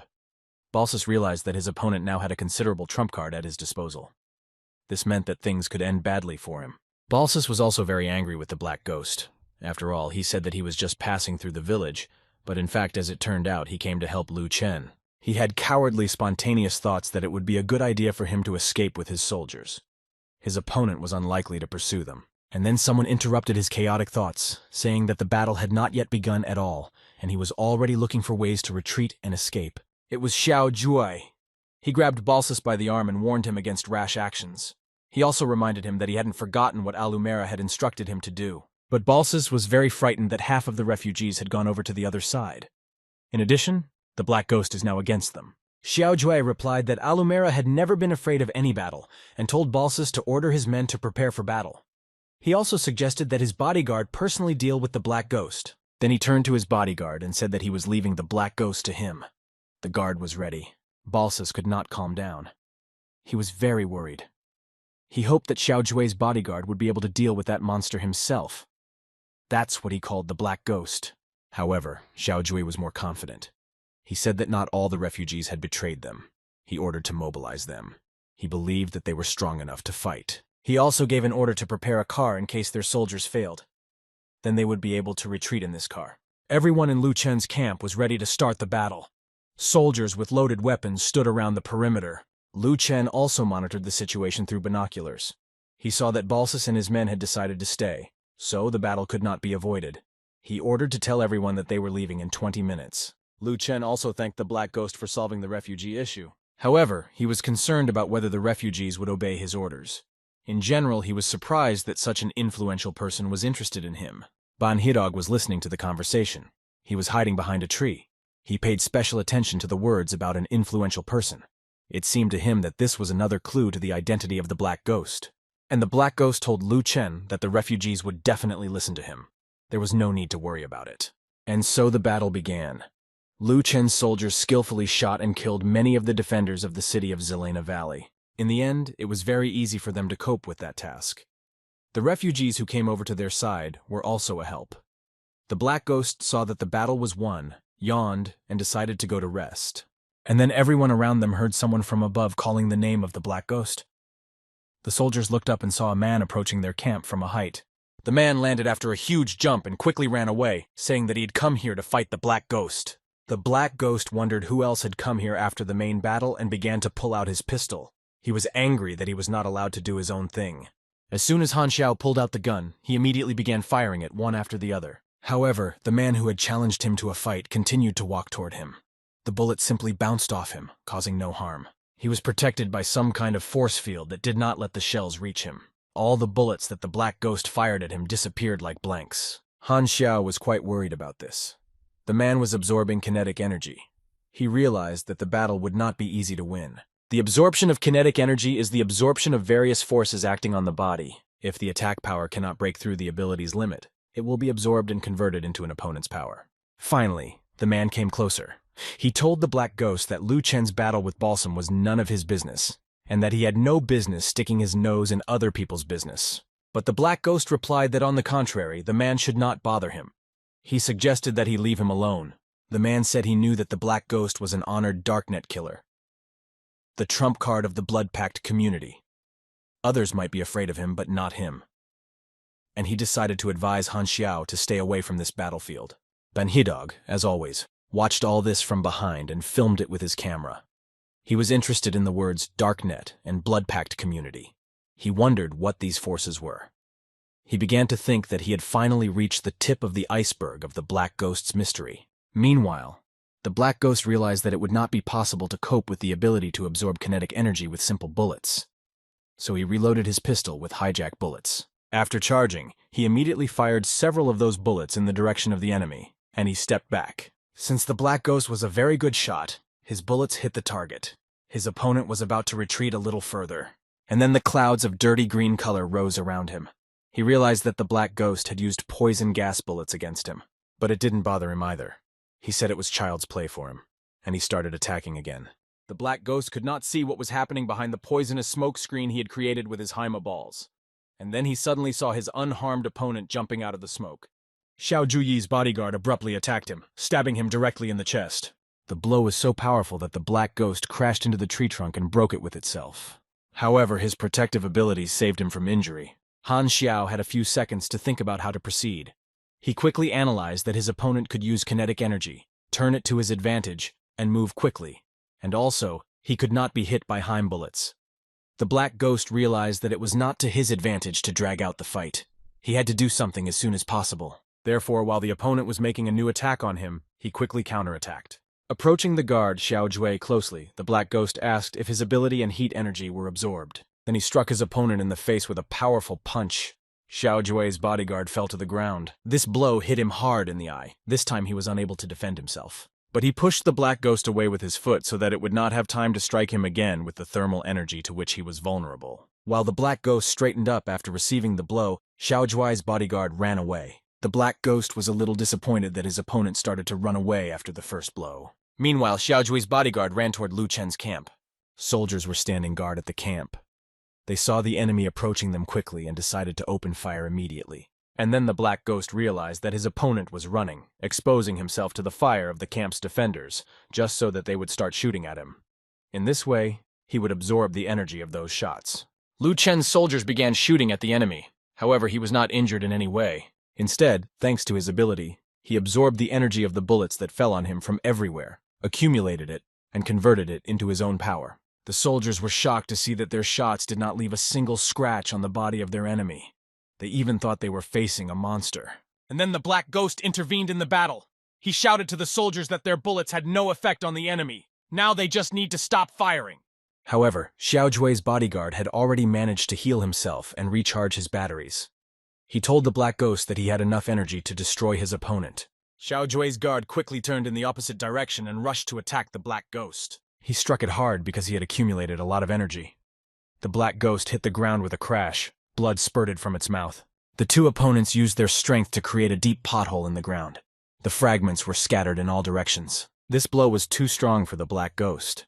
He did not immediately counterattack his opponent, but simply lay at the bottom of the pit they created. The strength of his magnetic armor decreased by 132 points. He suffered 241 points of damage as a result of this blow. But Xiao Jue's bodyguard felt very strong. He charged up the bullets that were flying at him and turned them into powerful energy. Almost immediately, he started attacking the Black Ghost again. However, the boy had already gotten up and was ready to defend himself. Han Xiao realized that here on the battlefield, his opponent had an unlimited ability to absorb energy and use it for his own benefit. And this is not at all favorable to him. So he decided to immediately flee from there toward the Green Valley camp and take Xiao Jue's bodyguard with him. After all, the soldiers there would not start shooting at him. Then he would have nowhere to get energy from. As he walked, the Black Ghost pulled out his pistol and, pushing hard, jumped over the city wall. He immediately began shooting the guards who were there. The soldiers shouted that they had been visited by the Black Ghost and needed to immediately inform their commander. They started shooting at Han Xiao. Xiao Jue's bodyguard, of course, chased after him. The soldiers guarding the city immediately stopped firing, as they could have accidentally hit and wounded Liu Chen in the firefight. But Liu Chen's energy was running out, and he had no way to replenish it. No one was shooting at him. His kinetic energy ability was useless here. He needed to defeat the Black Ghost before his energy ran out. The Black Ghost landed on the wall and covered his eyes with his hand. Xiao Jue's bodyguard was already approaching. As soon as Liu Chen touched the stone to damage his opponent, the Black Ghost jumped high and used a sliding shot. Liu Chen's energy didn't hit the Black Ghost at all. The entire impact hit the stone wall. Its pieces flew in all directions. Xiao Jue's bodyguard had already spent a lot of his energy and had almost completely exhausted his reserves. He slowed down because of this. Meanwhile, the Black Ghost jumped even higher. Liu Chen could not gather his strength yet. He wasn't as agile now. When the stones of the wall split and began to crumble, a column of dust rose above the wall. That dust got right into Xiao Jue's eyes, preventing him from seeing properly. This was exactly what the Black Ghost was counting on. Liu Chen was trapped in the dust from the broken stones.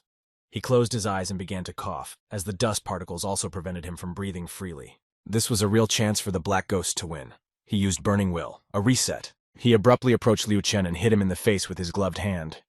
He, of course, did not have time to defend himself. Liu Chen's energy to continue fighting the Black Ghost was exhausted. He fell to the stone floor of the city wall. Now Xiao Jue's bodyguard has learned the hard way that the Black Ghost is a very strong warrior. And, of course, the fall of the Green Valley is only a matter of time. Liu Chen coughed up blood, coughing. He had almost no strength left. He needed to inform his master that things were very bad. He began to run from the wall toward the city, pulled out his radio and began to report on the move that he had failed in his task, so he would speak briefly. He proposed his escape plan. He would personally distract the Black Ghost to lure him away from the Green Valley. Meanwhile, his master would have to run away as fast as he could.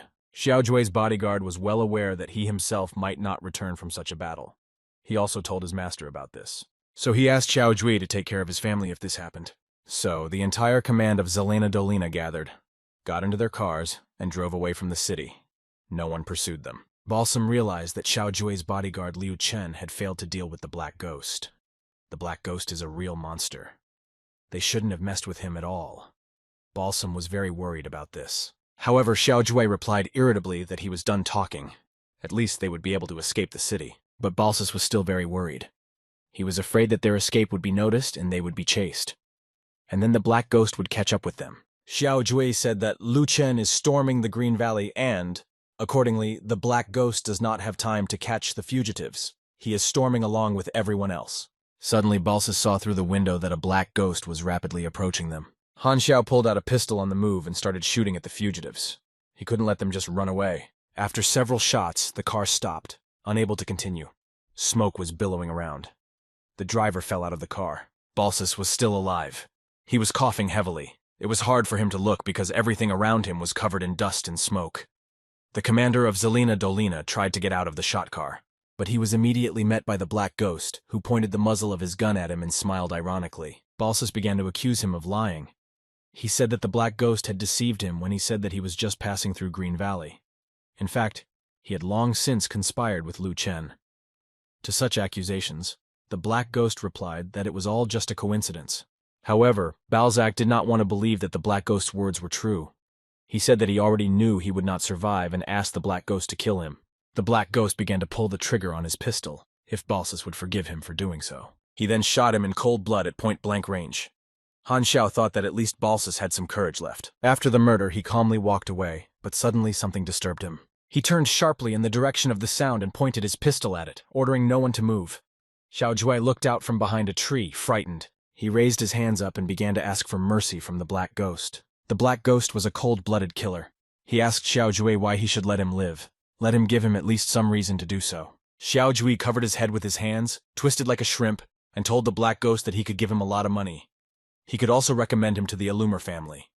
The Black Ghost still didn't lower his gun. He saw a piece of paper peeking out of Xiao Jui's pants pocket, so he ordered him to take it out. Xiao Jui pulled out that piece of paper and said that it was all nonsense, not worthy of anyone's attention. However, the Black Ghost still took the papers, unfolded them, because they were completely crumpled, and saw that they contained his photo, and a $5 million reward for his head. This was all offered by the Embryo organization. This surprised the Black Prince. He asked Xiao Jui why he was carrying an advertisement from Embryo in his pocket. Xiao Jui was frightened and said that the Wanted Zero was Alumer's second son, who had died long ago. At least he knows this information. But since Embryon had put out such a reward announcement, he was immediately sent to find Alumer's son. The Black Ghost tried to make sense of all the confusion. He is Han Xiao, Zero, the son of the Alumer family. Then he brought the muzzle of the gun closer to Xiao Jui's head and asked him menacingly if he was lying to him. Xiao Jui replied that he would not dare to lie in such a situation. The Black Ghost thought about the fact that it turns out he has brothers and sisters. Xiao Jui was even more surprised. He could not believe that the Black Ghost belonged to his family, and the Black Ghost pondered what benefits he could derive from his status. At the very least, he could get help from the commander-in-chief of the Alamera of the Northern Continent. Having received such valuable information, the Black Ghost did not hesitate to kill Xiao Jui with a single shot directly to the head. He realized that in his situation it made absolutely no sense for him to rely on the influence of Alamera, his family. Meanwhile, refugees who had fought on the side of the city's command gathered near the walls of the Green Valley, and on the walls stood Liu Chen. He told the refugees that the battle was over. He guaranteed the safety of their lives and their property for the future. The refugee gamblers realized that their task had failed. They would not benefit from it. They lamented that they should not have chosen a side to fight on so early. Ban Hidog decided to meet Raging Sword. He introduced himself and his name, and told his new friend what he was doing. Namely, he creates videos related to the game. Afterwards, he asked Raging Sword to tell him something about Black Ghost's past. The Violent Sword said that the Black Ghost's name was actually Han Xiao. He sneaked a glance at his master and, seeing that he was standing calmly aside and lighting a cigarette, decided that the Black Ghost did not mind his ward telling the other a little bit of his biography. This reassured him, and he decided to provide this information to Banhidog. Violent Sword began to recall what he knew. He said that the Black Ghost had once been in the service of the Star Dragon. However, He did not know any details about this service.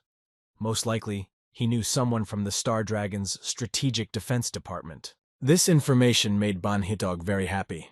He was glad that he had asked the Sword of Violence for this information. The black ghost stood silently by the wall and smoked a cigarette. Suddenly he heard someone speaking to him. It was Lu Chen. He sincerely thanked the black ghost for his help. He frankly said that without him, he would not have been able to defeat the Green Valley. He went on to say that the battle was over, and now he didn't know what to do with the refugees. He noticed that they were strange and could resurrect. Now he understood why they were not afraid of death at all. The black ghost said that Lu Chen could give them any task he wanted. He advised, for example, that he could use them as mercenaries. To do this, he would only need to pay them decently and nothing else. Lu Chen agreed to this proposal and decided to try to take advantage of it. And then he said that he was going back to Hornasosna tomorrow. So he offered the black ghost to go with him and rest there for a while. And he added that maybe there he could somehow thank him for his help. The black ghost agreed to go to Hornasosna. He also said that he would take his wards with him and pointed to the Sword of Lust and Ban Hydog. The boys did not expect such a turn. Finally, Lu Chen's soldiers broke camp from under the walls of the Green Valley and returned to their home in Black Pine. Lu Chen kindly invited the black ghost to his settlement. He began to tell me a little about what was in Hornasosna. He showed me which way the military plant was located. It is there that they make rifles and ammunition. The sword was in awe of the scale of Black Pine's military production. The plant was extremely large, and the boy realized that there was no place for newcomers. Ban Hidog also enthusiastically filmed everything with his camera. With the black ghost, he learned something new and interesting every day. Suddenly, the gaze of the violent sword rested on something that interested him greatly. He opened his mouth in surprise. He saw a large fenced area which was covered with a net on all sides, and there were some people there. Lu Chen closed his eyes and sadly informed his guests that the area was home to people who had contracted the acute form of the grouper disease. The fence was erected to protect the city from the spread of the epidemic. It is a kind of quarantine. The guests noticed this, and the black ghost asked if it was the same highly contagious genetic mutation. They saw a terrible monster near the net, into which a once ordinary person had turned. Now it was infected with the grouper disease. This disease caused terrible mutations in her body. As soon as any of the infected approached the net, specially trained security guards in special protective suits shot them down.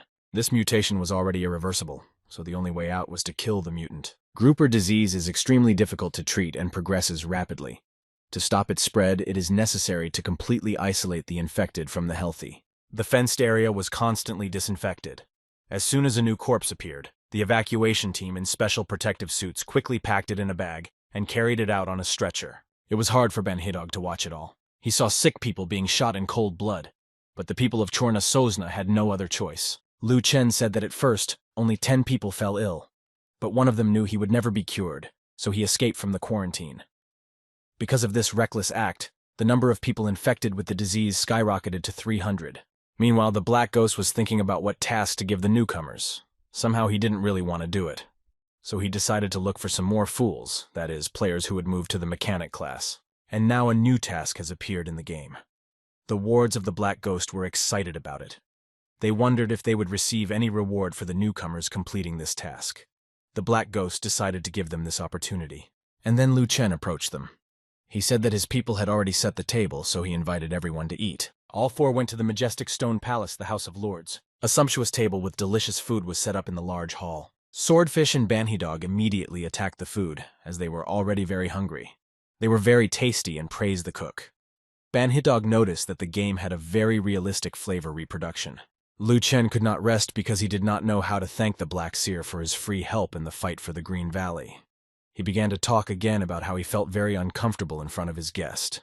With those words, he handed the Black Ghost his business card with his personal phone number and told him that he could call him any time he needed his help. The Black Ghost jumped at the opportunity and said that right now he would like to work in their shop for a while and use some of their materials. Lu Chen was glad that now he could at least somehow repay the Black Ghost and said that he would order his men to prepare everything for him. The Black Ghost then explained that the groupie epidemic was a real disaster. In fact, he himself would need to leave, but his friends would stay here and help. At the same time, he patted Raging Sword on the shoulder in a friendly manner, and the latter almost choked on his surprise. He asked the Black Ghost why he wanted to part with him. To this, the Black Ghost replied sharply that the Raging Sword was talking like a homosexual now. But he told him not to worry, because he was going to come back anyway, And of course, he wouldn't leave them without a benefit either. He again issued a task for his wards. They had to stay in Chornososnia and cope with the pandemic, and also to improve the situation with the camp in general. Banhidog saw that they would be given a lot of rewards for completing this task, so he suggested that they stay in Chornososna after all. But the Black Ghost decided to leave them there, so that they would not interfere with him and spoil his personal effectiveness. After having a good lunch and assigning tasks to his wards, the Black Ghost went to the workshop of the military factory. There he immediately set to work. He had long needed to work to improve his skills as a mechanic. Finally, he did what he had wanted to do for a long time and happily began to look at the result of his work. It was a portable flamethrower called the Sunworm. Its grade, blue, good quality. Rate of fire, 27, 34 per second, fire. Overheat, 60 seconds, maximum extension. Recharge, 20 seconds. Range, 7 meters. Output power, 92. Fuel type, flammable liquid fuel. Energy, 210 out of 210. Uses 1 point of energy per second. Weight, 9 whole and 4/10 of a kilogram. Additional effect, integration. Thanks to the additions to the fuel box, it is easy to carry. There was one more confusing note for the Black Ghost. Additional flamethrower effect. Concentrated fire. Fuel efficiency increase. Plus 33% damage, attack radius. Plus 25% damage. Every 0.6 seconds for 12 seconds. Uses 8 energy points per second. Overheating is eliminated immediately after 12 seconds of cooling. Additional effect. Extends the burn time of the target and increases the effectiveness of burns. Note. Dancing flame is a heat related to romance. It was this note that confused the Black Ghost. The newly created flamethrower, the Sunworm, was worn on the forearm like a sleeve. The Black Ghost made it quite quickly and put it on immediately. With a strength of 69, you can ignore the load. He liked his work. It looked pretty good on his arm. Then an old man came into the workshop and picked up the Black Ghost rifle. He admired the fact that it was an electromagnetic weapon and asked what kind of craftsman made it. The man then turned to Han Xiao and asked him if he could sell the rifle to him. He was willing to pay 500,000 for it. Then he quickly changed his mind and offered even 1,000,000. The Black Ghost was displeased with the stranger's unexpected visit to him. He sharply asked who he was. The old man said that he was the chief technical advisor invited by Lu Chen. Then he said his name, Lei Zhenyuem. Han Xiao knew about this man. He was a master mechanic from the time of old Lu. Lu Chen left his daughter and became the commander-in-chief, and old Lu sent Lei Zhenyu, his old friend, to help his son. The chief technical advisor repeated that he wanted this electromagnetic rifle, and he said to name the price for it. This was said in a commanding tone. He made it clear with his whole appearance that he would not accept any refusals. But the Black Ghost was not going to bargain. He just asked the old man if he looked like he needed money. By the way, there were many different rare materials in this shop. Old Lei Zhenyu replied that if Black Ghost didn't need money, he could teach him some skills. He confidently said that the boy would definitely need a good master like him to become better. He added that the Black Ghost had nothing to lose anyway. The Black Ghost was only laughing to himself. He noticed the striking resemblance between old Lu and Lei Zhenyu. Han Xiao knew that this man was a key figure in old Lu's 4 tasks. Therefore, he needed to establish a relationship with him. Meanwhile, the chief technical advisor asked the Black Ghost why he was staring at him like that. He even thought he looked bad. In addition, if the Black Ghost is not confusing anything, then Lei Zhenyu has advanced knowledge, but players cannot learn from him. Nevertheless, he had to try. He then told the advisor that he would sell the electromagnetic rifle, but in return, he asked for advanced information. Old Lei Zhenyuem was thinking. He realized that the electromagnetic kinetic weapon device was very interesting to him, but it was not valuable enough to share advanced knowledge for him. He waved his hand in protest and said that he would not teach the Black Ghost advanced knowledge, but he offered to create a mechanism based on it that would give it to him. The Black Ghost was not going to agree to this, because advanced knowledge is not so easy to obtain, but he agreed to the chief technical advisor's proposal. However, he offered to make a new weapon for him. Lei Zhenyu was very surprised and asked if that electromagnetic rifle was really made by the Black Ghost with his own hands. The guy calmly replied that it was true. He personally made such a kinetic weapon. The chief technical advisor had to admit that the level of the Black Ghost was quite high. This embarrassed him a bit. In the same room, there was a guard with a gun. He approached Lei Zhenyu and whispered quietly in his ear that the Black Ghost was not only a mechanic, but also a famous darknet killer. Then the chief technical advisor bowed, showing the Black Ghost his respectful attitude, and apologized for not recognizing him immediately. He then invited the boy to follow him. The black ghost rubbed his nose with satisfaction. He realized that if someone is very good at something, people start to take them seriously. Together, they went to the residential area of advanced research. This area was fenced off by a high fence. Armed guards were constantly standing at the gate. In the large hall, one wall was lined with bar racks. Lei Zhenyu immediately went there. He picked up a single bottle of alcohol. Below it was a small button, which the chief technical advisor was about to press. Immediately after pressing the hidden button, the door to the secret passage opened. Lei Zhenyu said that this was his secret hiding place. The advisor and the black ghost entered the vault together. Lei Zhenyu said that he had 4 items that were created using advanced knowledge. He told the black ghost that he could choose any of those items. One of the objects was a type I nurse. It was a living organism in granules that floated serenely in some green liquid in a flask. When injected into the body, it quickly relieves negative effects, cleanses the body of poisons, and quickly clots the blood. The second item is the farm condensate. It is used to cool the mechanisms from the inside, thereby reducing their reloading time. It looked like a ball filled with that condensate, to which 2 tubes were attached, red and blue. The third item is an I-9 colloidal bulletproof membrane. After receiving an impact, it becomes elastic for a short time to dampen the kinetic energy, and then hardens again, capturing the object. It looked like different-sized transparent plates stuck into a black platform. The fourth subject is PEO nanosynthetic fiber. It resembles the biological tendons of a living organism both in appearance and properties. The black ghost thought all 4 items were good, but 2 of them were consumables, and it was completely unprofitable to exchange them. And his titanium alloy is also quite resistant. He told Lei Zhenyu that he was choosing nanosynthetic PEO fiber for himself. The chief technical advisor shook his head in approval. He said that this was a very smart choice, because he also believed that this subject had the greatest potential. They shook hands in agreement. Then Lei Zhenyu packed the nanosynthetic PEO fiber into a special suitcase. He said that this was his entire supply and gave it to the black ghost. The black ghost was satisfied. There was a lot of nanosynthetic fiber. It would definitely be enough for the tendons of the skeletal system of light fur. Now he was one step closer to creating it. Taking the suitcase in his hands, the black ghost headed for the exit. But on the way, he said that he needed one more thing, but he didn't have the right connections to get it. He expressed his hope that Lei Zhenyu would help him acquire a Vatra miniature reaction furnace. Vatra is the center of an energy source near light fur, and the chief technical advisor himself would have a hard time getting it. He promised to ask around, but it could take months to fulfill such an order, and the price would be hefty. To this, the black ghost calmly replied that money was not a problem at all. After such a busy day, Han Xiao went to bed. The next morning he went outside, greeted his wards, and called them over. Swordfish and Banhidog immediately ran to him. The black ghost told them that he would be leaving Black Pine that day and they would stay here. If he needed them, he would contact them. Banhidog was not very pleased with this turn of events. He had not expected it to happen so quickly. However, Black Ghost emphasized that they would definitely need to find a way to deal with the epidemic. He then turned personally to Raging Sword and said that he would surely be able to show his full potential in that situation. Finally, the Black Ghost opened a suitcase of pistols and added that perhaps the Raging Sword would need a better weapon to complete the task. The eyes of the Sword of Rage lit up when he saw the pistols. He could not believe that the Black Ghost was giving him such a valuable gift. Then he pulled out one pistol, took it under his arm from his suitcase, and admiringly examined his new weapon. Banhidog asked if it was a bonus from the secret storyline.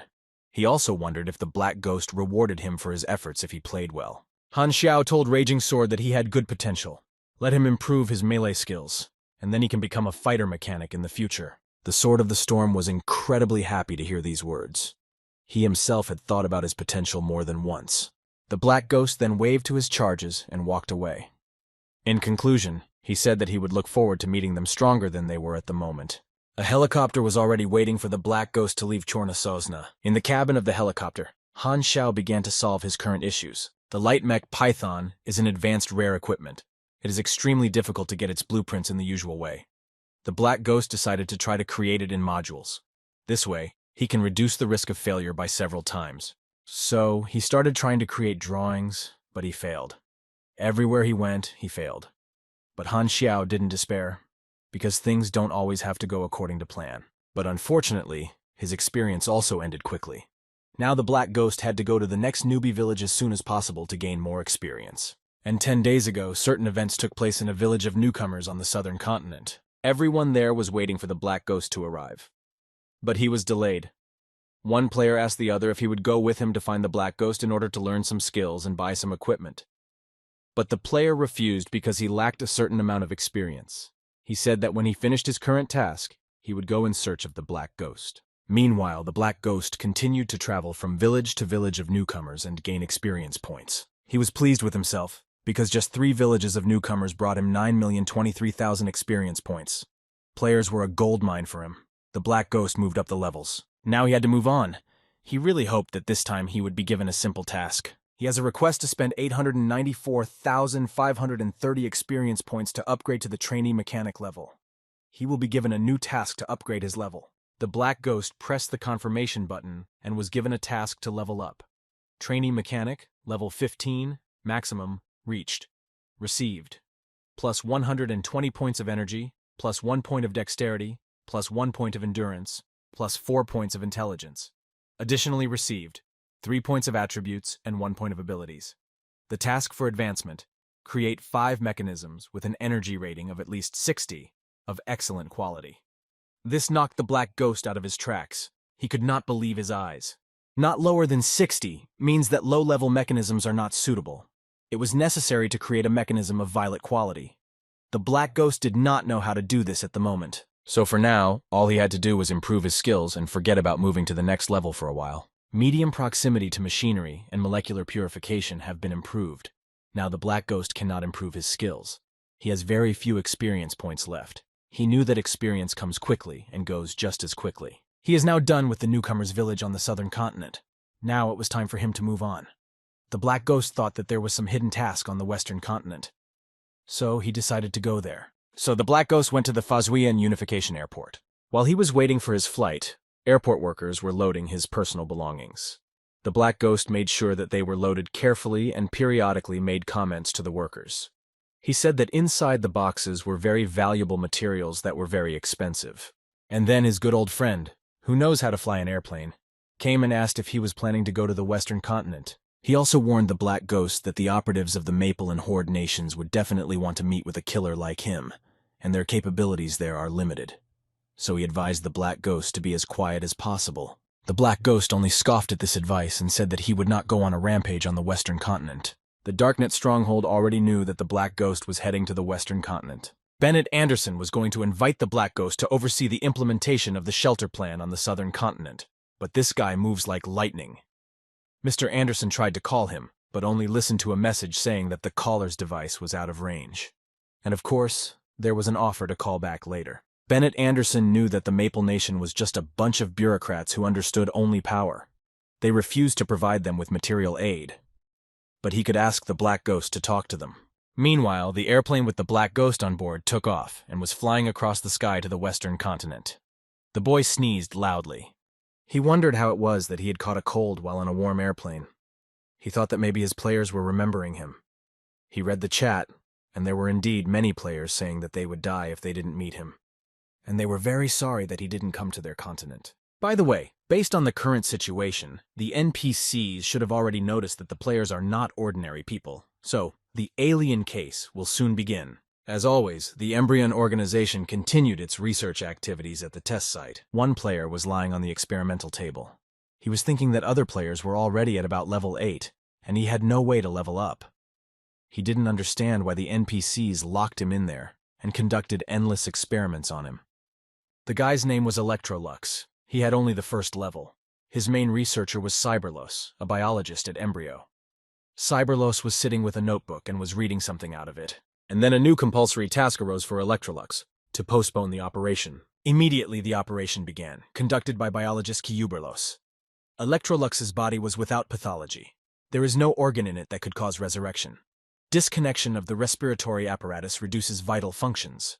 Electrolux did not survive the operation. He died during it, cause of death, an unforeseen situation. The doctors stood nearby and watched the patient.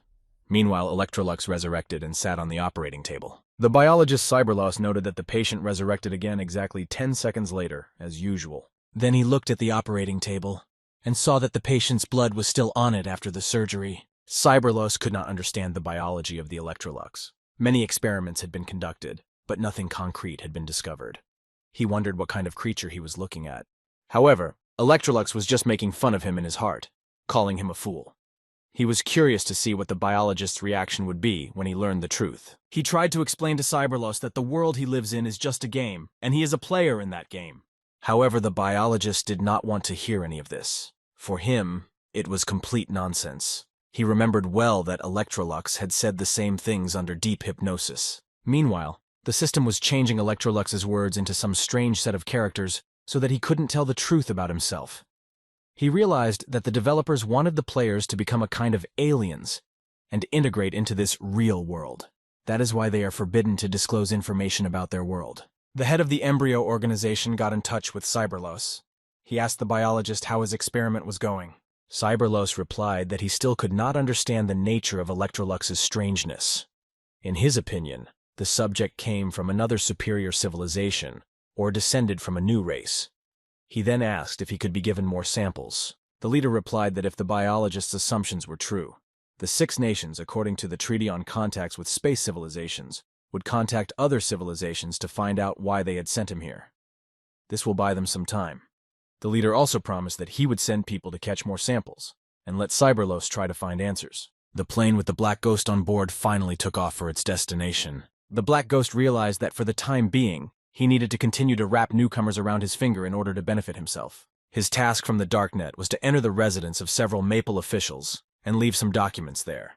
The Darknet agent would meet him on the Western continent and hand over the necessary documents, including specific information about the location and information about the Maple officials. The Black Ghost immediately called Bennett Anderson back to ask more specifically about the task he was given to perform. Bennett Anderson replied that there are a couple of rotten officials in Maple who run the finances.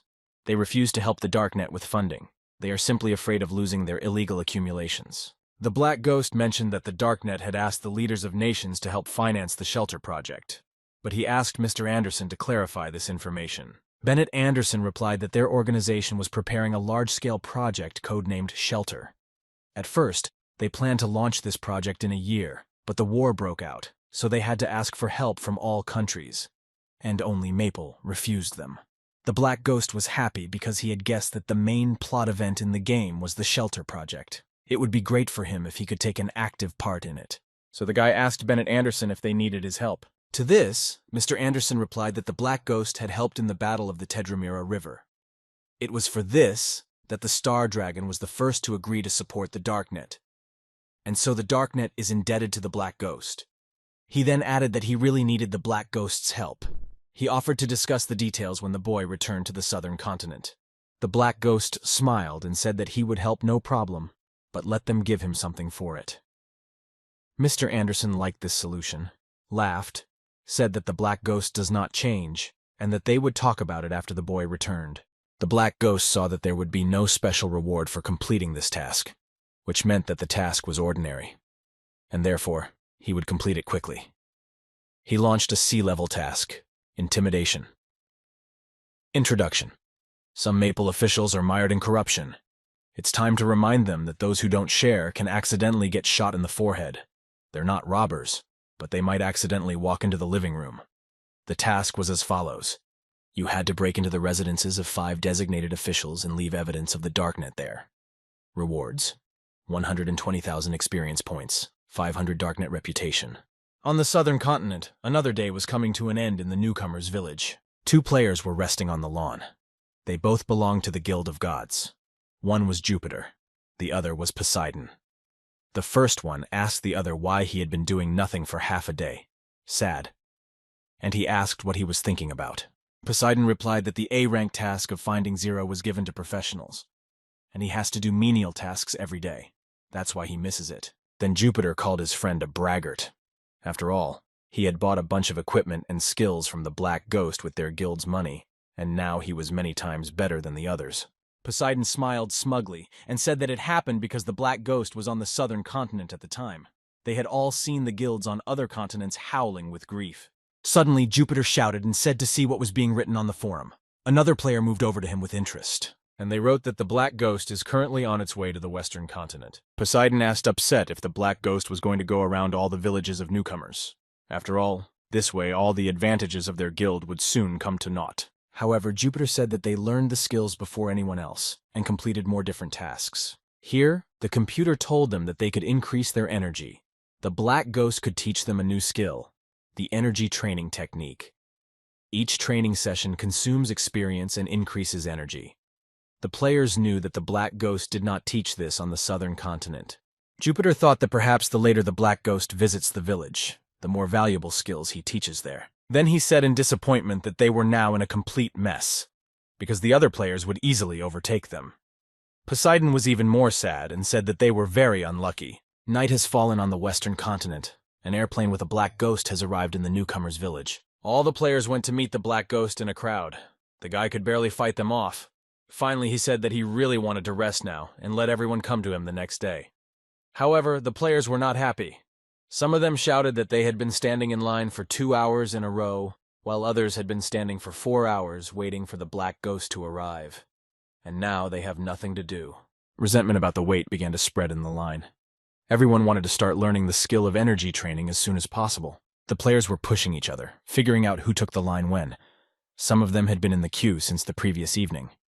The Black Ghost knew that the players had mastered the skill even after the first advancement, but the players themselves did not know it yet. Then the Black Ghost went to rest. In bed, he was thinking about the fact that he would get experience, while level 10 players would get skills that are only available at level 20. So there is no deception in this. Suddenly, he saw that his ward, Banhidog, had released a new video. The video was titled Diary of the Starry Sea Research Black Ghost 1. It already had a lot of views.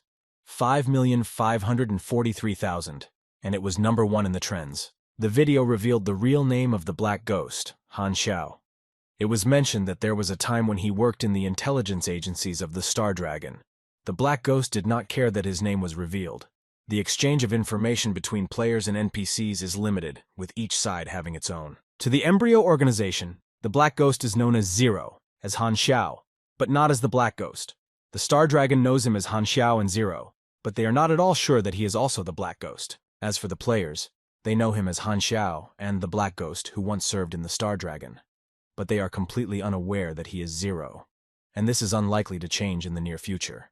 But for the Darknet, he is only the Black Ghost. Han Xiao was satisfied with this state of affairs, because there was no way he could be caught, because the original problem was created by Zero. Later in the video, Banhidog showed how the Black Ghost goes around the villages of newcomers, and so he took this as proof that the Black Ghost is the leader of the newcomers.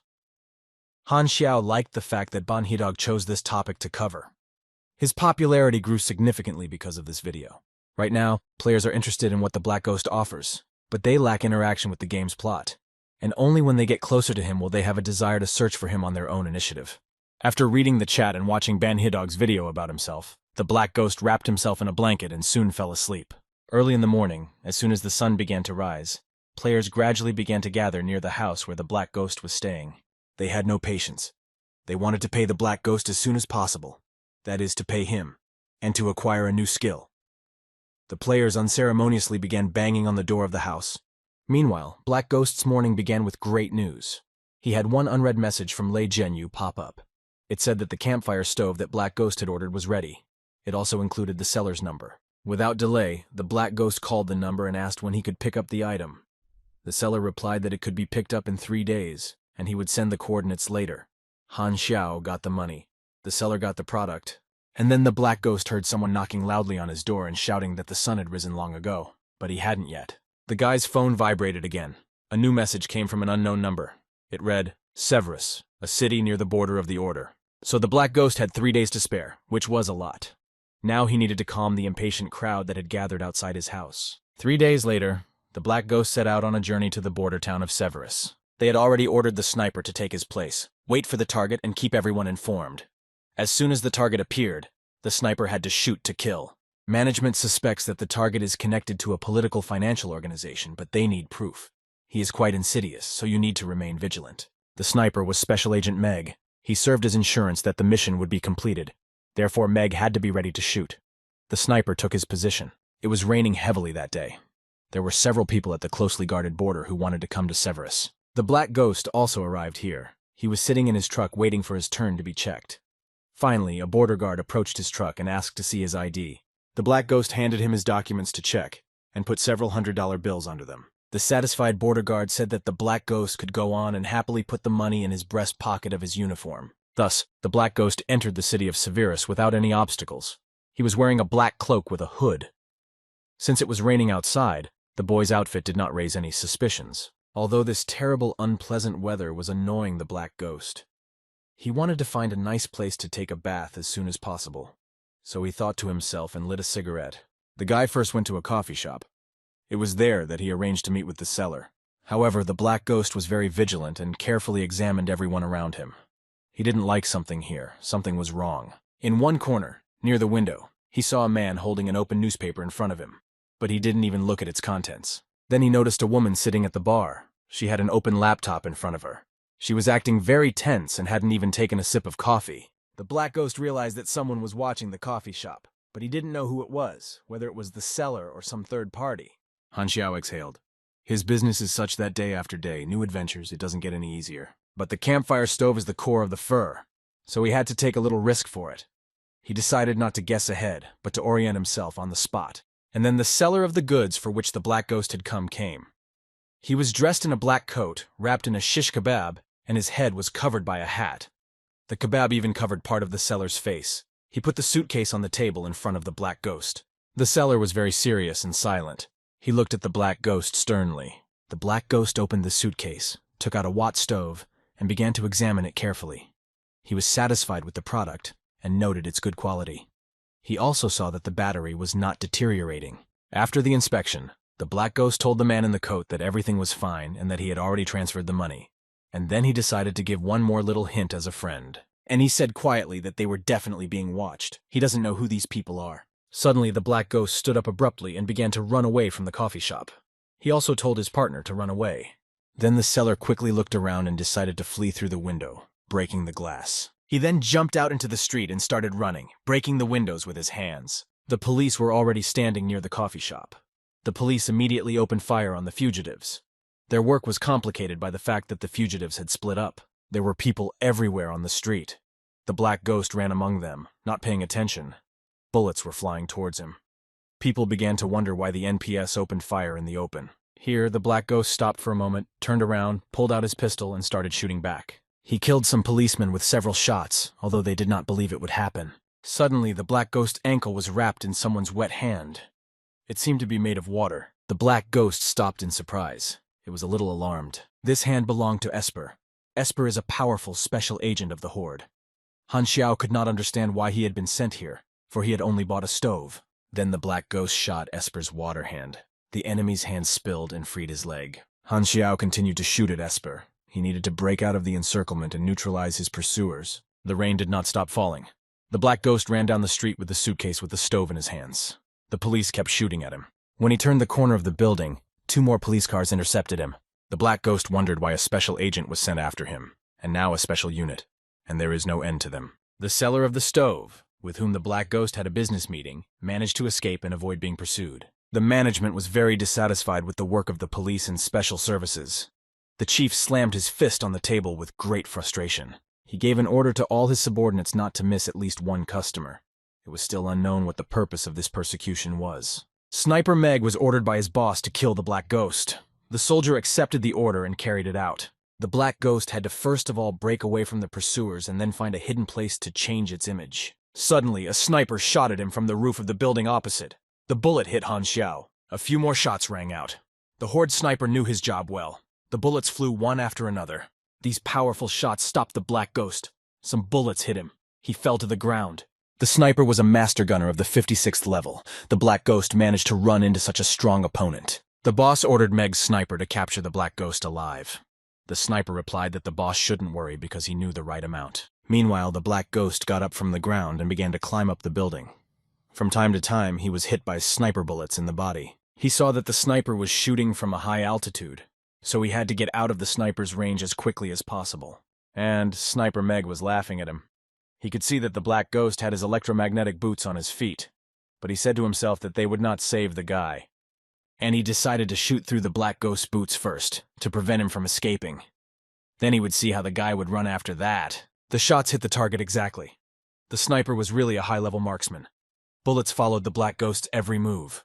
But the sniper saw that his bullets did no damage to the Black Ghost's electromagnetic boots. He concluded that these boots were armored. So he decided to make another super powerful shot, which he believed would not be able to withstand any armor, but would turn into papier-mâché. The Black Ghost heard the sniper make a strange shot, so he turned around and saw a powerful projectile approaching him. Since Meg's sniper was very accurate, the shell hit its target.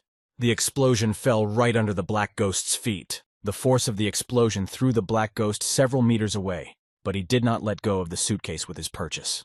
This super powerful blow did him a lot of damage. He stopped again and coughed. The sniper was watching from above. He was surprised that the Black Ghost could withstand such powerful blows. He used all his rifles in turn. The sniper wondered how long the Black Ghost would last in that meat grinder. The shots came one after another. Stones were falling everywhere and smoke was rising. The sniper got a taste of his work. He was so engrossed in his shots that he forgot that he had been ordered to keep the Black Ghost alive as a witness. Meg was sure he had killed his rival. He thought that as a result of his attack, he would only bring the enemy's corpse to the boss.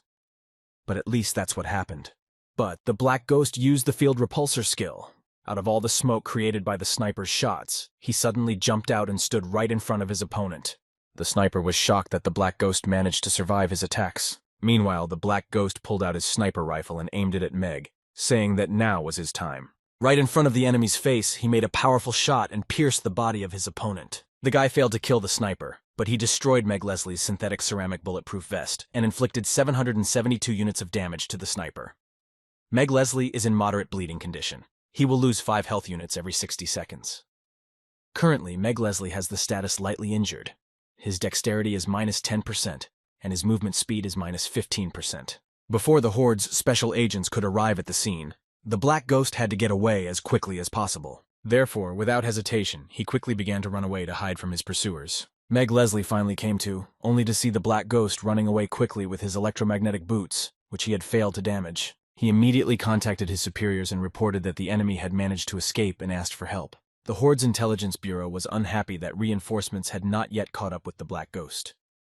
They started looking through street cameras to find him. But the Black Ghost disappeared into the blind spot.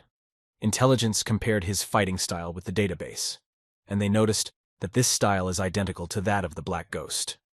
Only their appearance was different, so they assumed that the Black Ghost was wearing a mask. Then the leader said that in that case it was not surprising that Sniper Meg Leslie lost this battle. After all, only the Black Ghost is capable of such a thing. Then the manager asked if there was any information about the seller of the furnace. But the intelligence service knew nothing. There was only a phone recording and a message. The intelligence officer played the recording. In that conversation, the buyer was heard asking when he could pick up the goods. The answer was that it could be done in 3 days, and the coordinates would be sent later. The buyer also said that he would send his subordinate. The manager thought about this information. After all, if the subordinate was the Black Ghost, then the customer was the Darknet. At that time, Bennett Anderson was sitting in his house drinking tea as usual. He sneezed loudly. Meanwhile, the Black Ghost had already reached the border of Severus. It was still raining.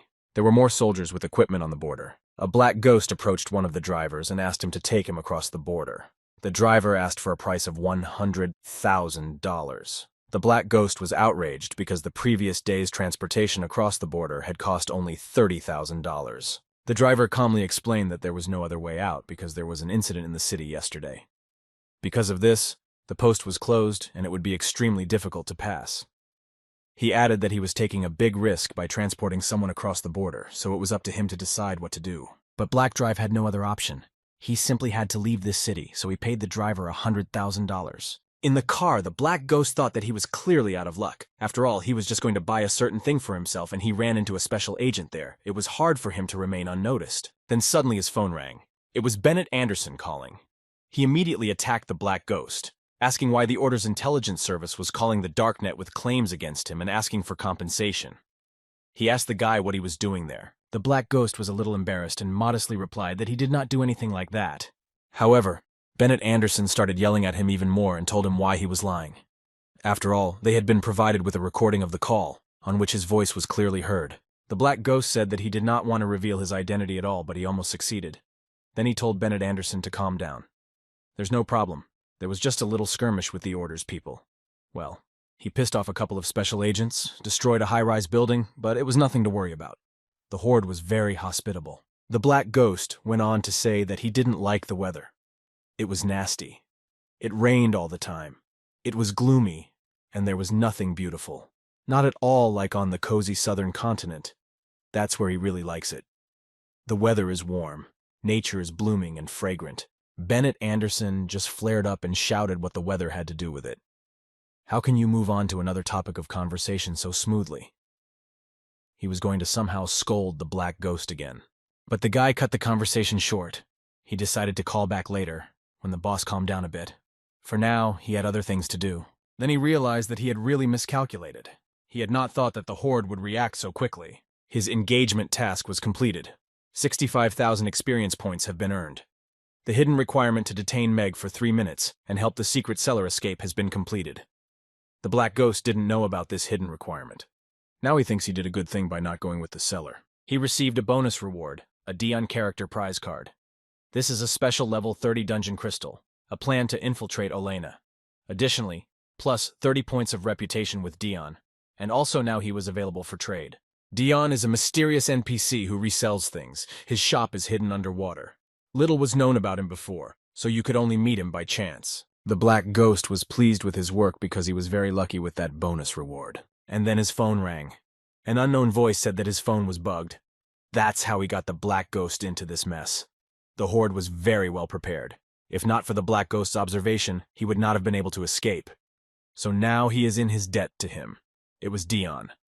The Black Ghost was happy to hear this information because he could buy rare materials for making fur from Dion.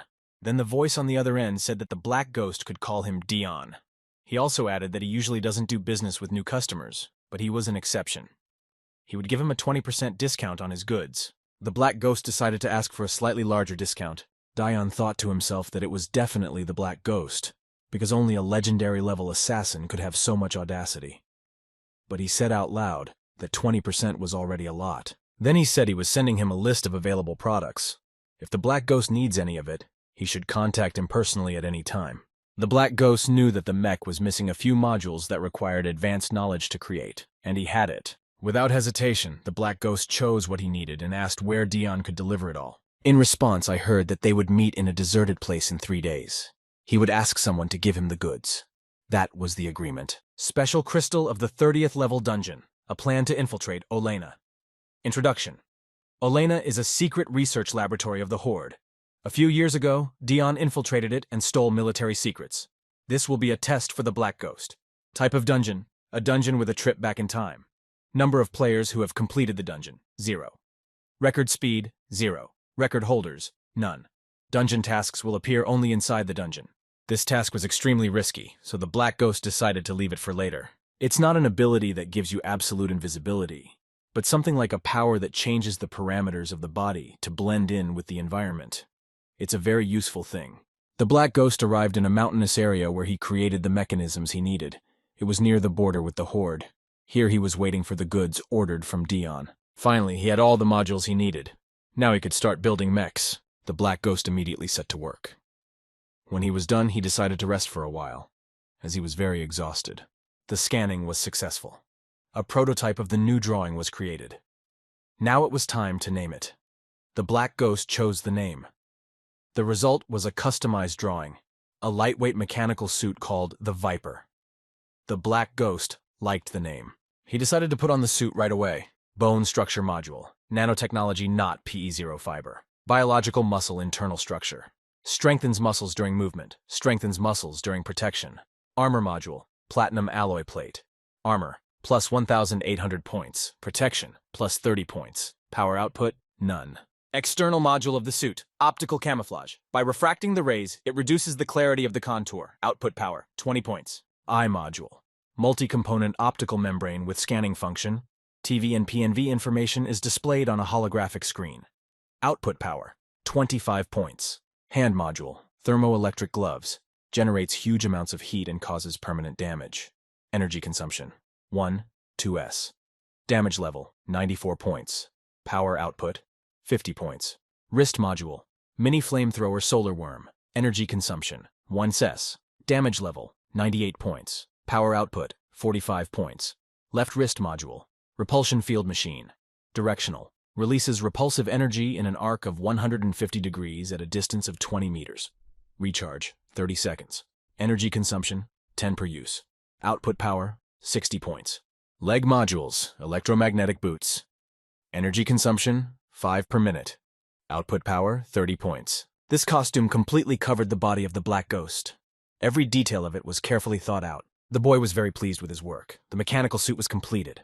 For long-range combat, he has a rifle. And for close combat, this suit.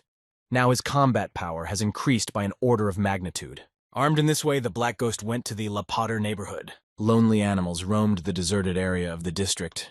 There was a kind of desolation everywhere. The local animals were infected with the death virus, which was spreading more and more and posed a serious threat to all living things. The situation was monitored by 2 men.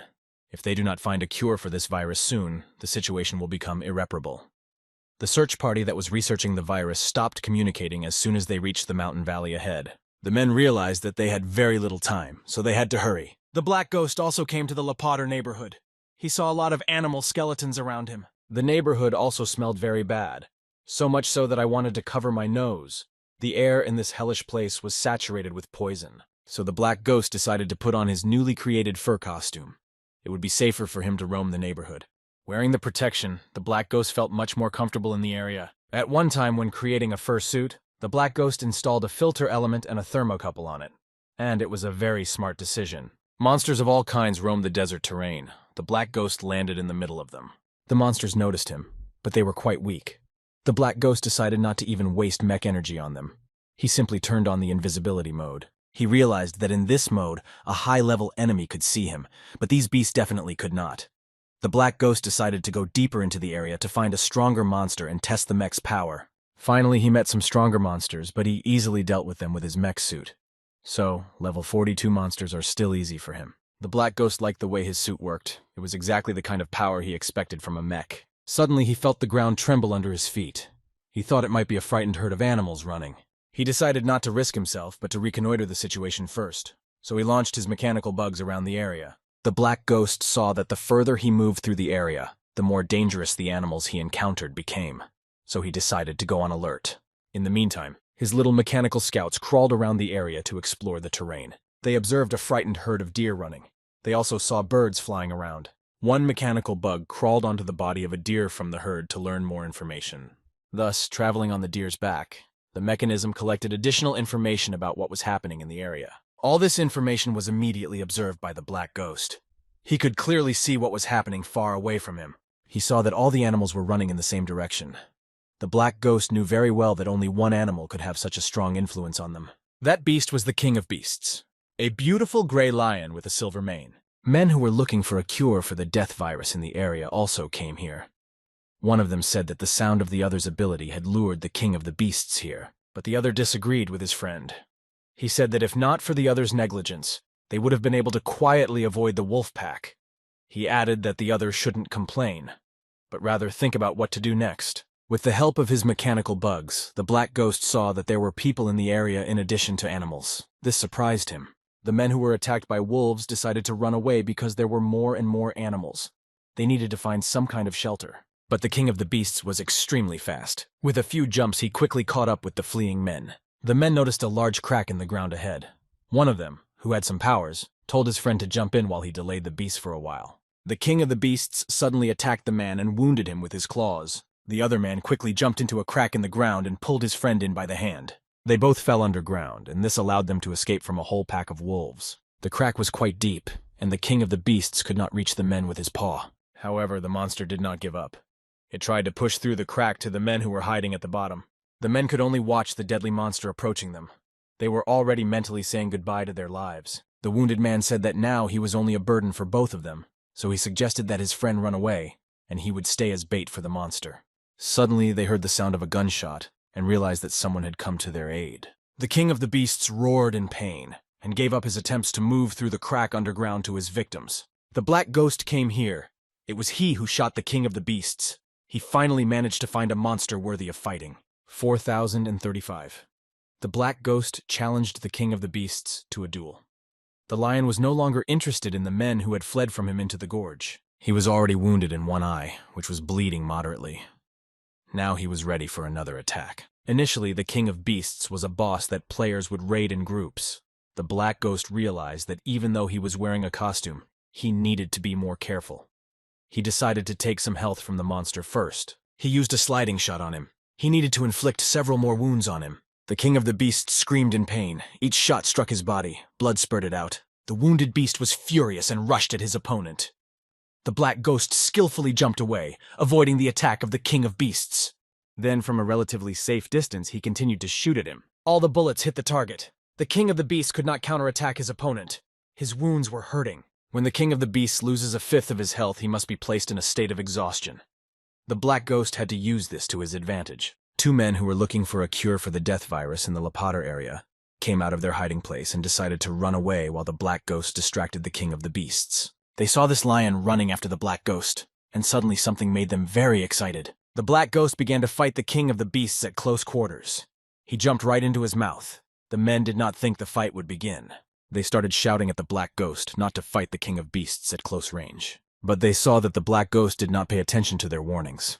So they unanimously decided that everything was lost, and they were all going to die. But the black ghost had a new mechanical mech suit.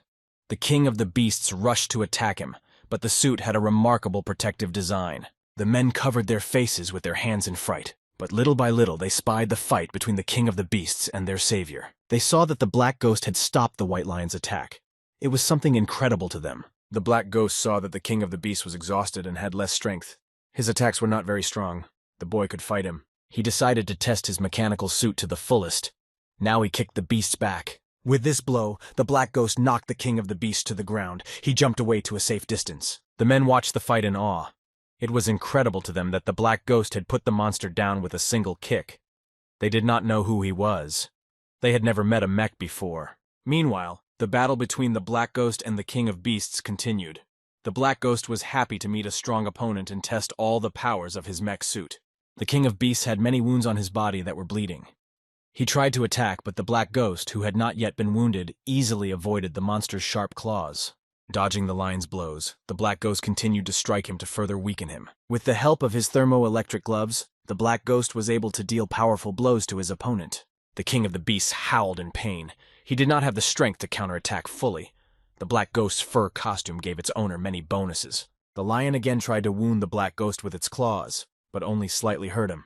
The black ghost jumped away to avoid more damage from the attack and fell to the ground. But he did not miss a single opportunity to inflict crushing blows on his opponent.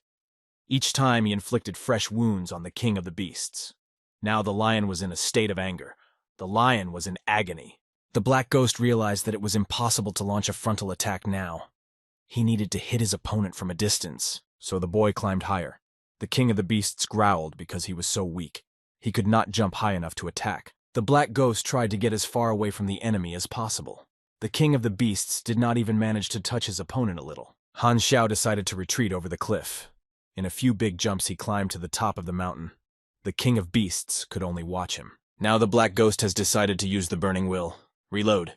He pointed his rifle at the enemy and took aim. Then a shot rang out, and the king of the beasts fell dead to the ground. The men who were searching for medicine in the Lapater area and watching the great battle were incredibly shocked to see how the black ghost had managed to defeat the lion. The defeated king of the beasts was lying on the ground. His lifeless body was bleeding. The black ghost, on the other hand, was not injured. This time his ability increased the damage by 4 1/10 times. Finally, the king of the beasts was finished. The black ghost cut a huge heart out of the lion. He succeeded in getting it. Having defeated the king of the beasts, he got a special object, a mutated heart. Han Xiao carefully put the heart into a special container, then into a suitcase. The potion permanently increases the attributes of the person who took it. The men who were looking for a cure for the death virus in the area sincerely thanked the black ghost for his help. They told him that they had come to this forbidden zone to save the search party. They were looking for a way to solve the virus, but stopped communicating. Then they hopefully asked the black ghost if he would help them. The black ghost looked into the computer. A D-class mission popped up, to rescue the research team. But leading people through the restricted zone was too dangerous. Han Xiao was not interested in these troubles. He gave up on this task. He had already accomplished his goal and had no reason to waste time. However, one of the men was grasping at the last opportunity to apprehend the black ghost. He said that these men, who were part of the research team, had put themselves in danger to stop the disaster. We can't leave them here to die. But the black ghost was relentless. He coldly replied, "Let them do as they please. But don't let them bring him into this story." Then he abruptly turned around and ran off about his business. He was no longer interested in further events in the area. The men were left with nothing. The Black Ghost was on his way to Louis's research facility. He had something to deliver there. Han Xiao changed his image again to conceal his identity and headed for the institution. He was carrying a suitcase. A young receptionist greeted him warmly at the reception and asked how she could be of service to him. The Black Ghost laid a suitcase on the counter in front of her, opened it, and showed that he had brought the heart of a dead organism infected with the virus. The receptionist led him to the lobby where there was a comfortable sofa and offered to wait here.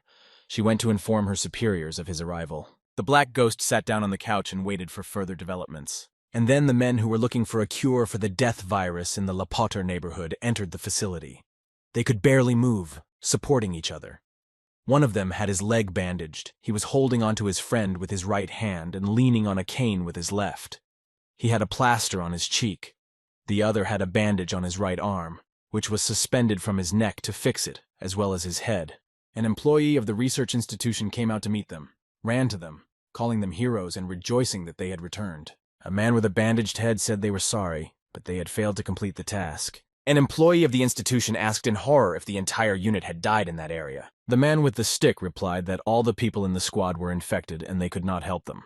He apologized again for that. Then he handed the employee of the institution a suitcase and said that this was all that was left of those people. Inside the suitcase was a sample of the source of the virus. The employee of the institution took off his glasses. Tears spilled from his eyes. He said that they would never forget the sacrifices of those people.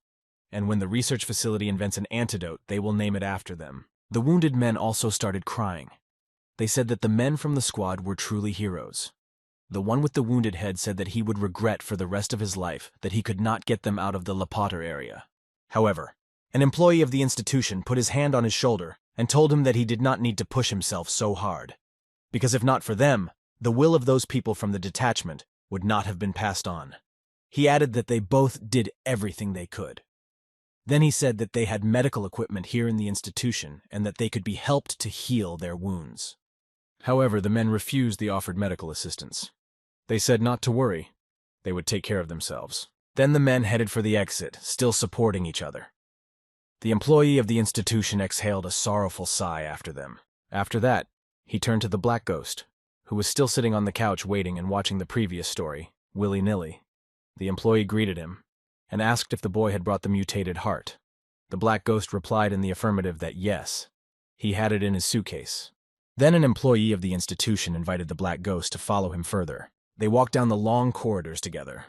Along the way, an employee of the institution told the Black Ghost that the main object of their research at the moment is the deadly virus, but the lack of appropriate samples is causing them problems. The worker then added that with the heart, they could make an antidote. And when it was ready, they could give the Black Ghost some of it and something else as payment. To this, the Black Ghost replied that he did not need any payment. He was only interested in the antidote. And then the guy asked what the researcher was carrying in his suitcase, if he said that they were very short of samples. The employee laughed at this question. He said that what was in the suitcase was for something else entirely. Finally, they reached the laboratory. An employee of the institution said that outsiders were strictly forbidden to enter. He asked them to wait outside the door. The Black Ghost handed over the suitcase with the mutated lion's heart and sat down on the couch in the hallway. The research facility had excellent soundproofing everywhere, but it was nothing to the Black Ghost's senses. So, sitting on the couch, he could hear everything perfectly, and even see through the wall. In the laboratory, an old doctor asked the employee who had brought the suitcase with the mutated heart if everyone from the search party had died. The worker replied that the two men who had been sent by the institution to search for the missing team had not been able to save anyone. The doctor calmly said that everything was fine. The main thing is that they now have samples for research. The employee added that the two men were still very ashamed that they had not lived up to the expectations of the institution, so they did not take the promised reward. The employee also said that the men were stupid and naive and that they were moved to tears by the lie that their actions were a big deal. The old doctor laughed out loud and said that the next time they had a dangerous case, they would definitely call those men. The Black Ghost heard all this perfectly well, and he did not like this hypocrisy. He thought that the employees of the research institution would probably not give him anything good as a reward either. So he decided to teach them a lesson. He waited for someone to come out to him. The worker to whom he handed the suitcase with the mutated heart said that it would take 1 day to make the antidote. Therefore, they would offer him a room to rest, and as soon as everything was ready, he would be handed his part. The Black Ghost agreed to this. So, an employee of the institution escorted the Black Ghost to his room in the guest lounge area. The Black Ghost decided to get to work immediately and hack into the research facility's database. He needed to check whether there really was an antidote to the deadly virus. When the Black Ghost managed to hack into the database, he read what he suspected. The antidote to the deadly virus is just a cover. In fact, the research facility is studying the virus's amplifiers using the samples they have obtained. The antidote constantly increases the attribute and with some probability can give away the skill. This is a very rare item. It used to be extremely difficult to get it. But this time, the Black Ghost will get it. Soon, an employee of the institution, with whom the Black Ghost had been communicating from the very beginning, knocked on his door and handed him the so-called antidote. It was an amplifier of the death virus, low concentration. The drug is made from some kind of gene-mutated virus. Its essence can be used on humans without side effects. Effects of consumption, strength, +1, agility, +1, chance to awaken, unique skill. The color of the antidote resembled blood, and nothing was known about its taste. The researchers had indeed given the Black Ghost a substandard product. But Han Xiao took what was brought to him and politely thanked him, saying that he was satisfied. Then the employee of the institution extended his hand to him and said that he would look forward to their cooperation in the future. The Black Ghost immediately said that he would like to buy more drugs, and asked if they were available. The employee of the institution was a little worried about this offer, and replied that they only provide long-term wholesale supplies to large organizations. The Black Ghost did not back down and asked encouragingly if it was really true. Then he decided to cheat. He introduced himself officially as the executive director of the Embryo Organization, and he called himself Heisenberg. This information surprised the employee of the institution. He wondered if the Embryo Organization had not left the Western contingent. He said out loud that the Black Ghost was quite suspicious and immediately apologized for his words. Han Xiao then offered to demonstrate the secret of the organization. This should surely convince the researcher that his words were true. And the Black Ghost pressed the activator of the mech suit.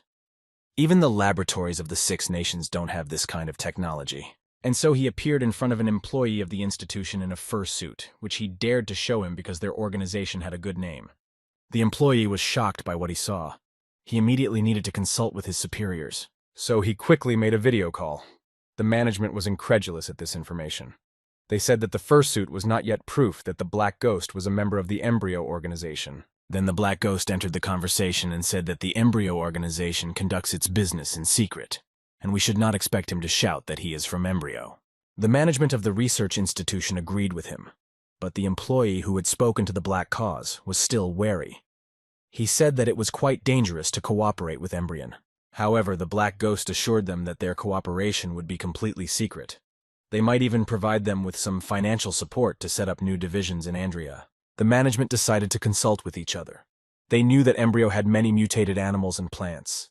They thought that Embryo was being very generous to them. This offer is very favorable for them. So, the leaders of the institution decided to take the Black Ghost to the room with the experimental samples. The Black Ghost took off his fursuit and went to see what was actually being researched in this institution. First, he was taken to the exhibition hall of medicines.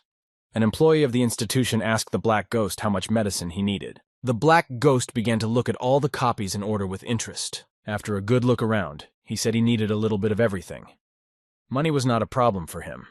And then he added that he would like to see what the research institution has in their warehouses.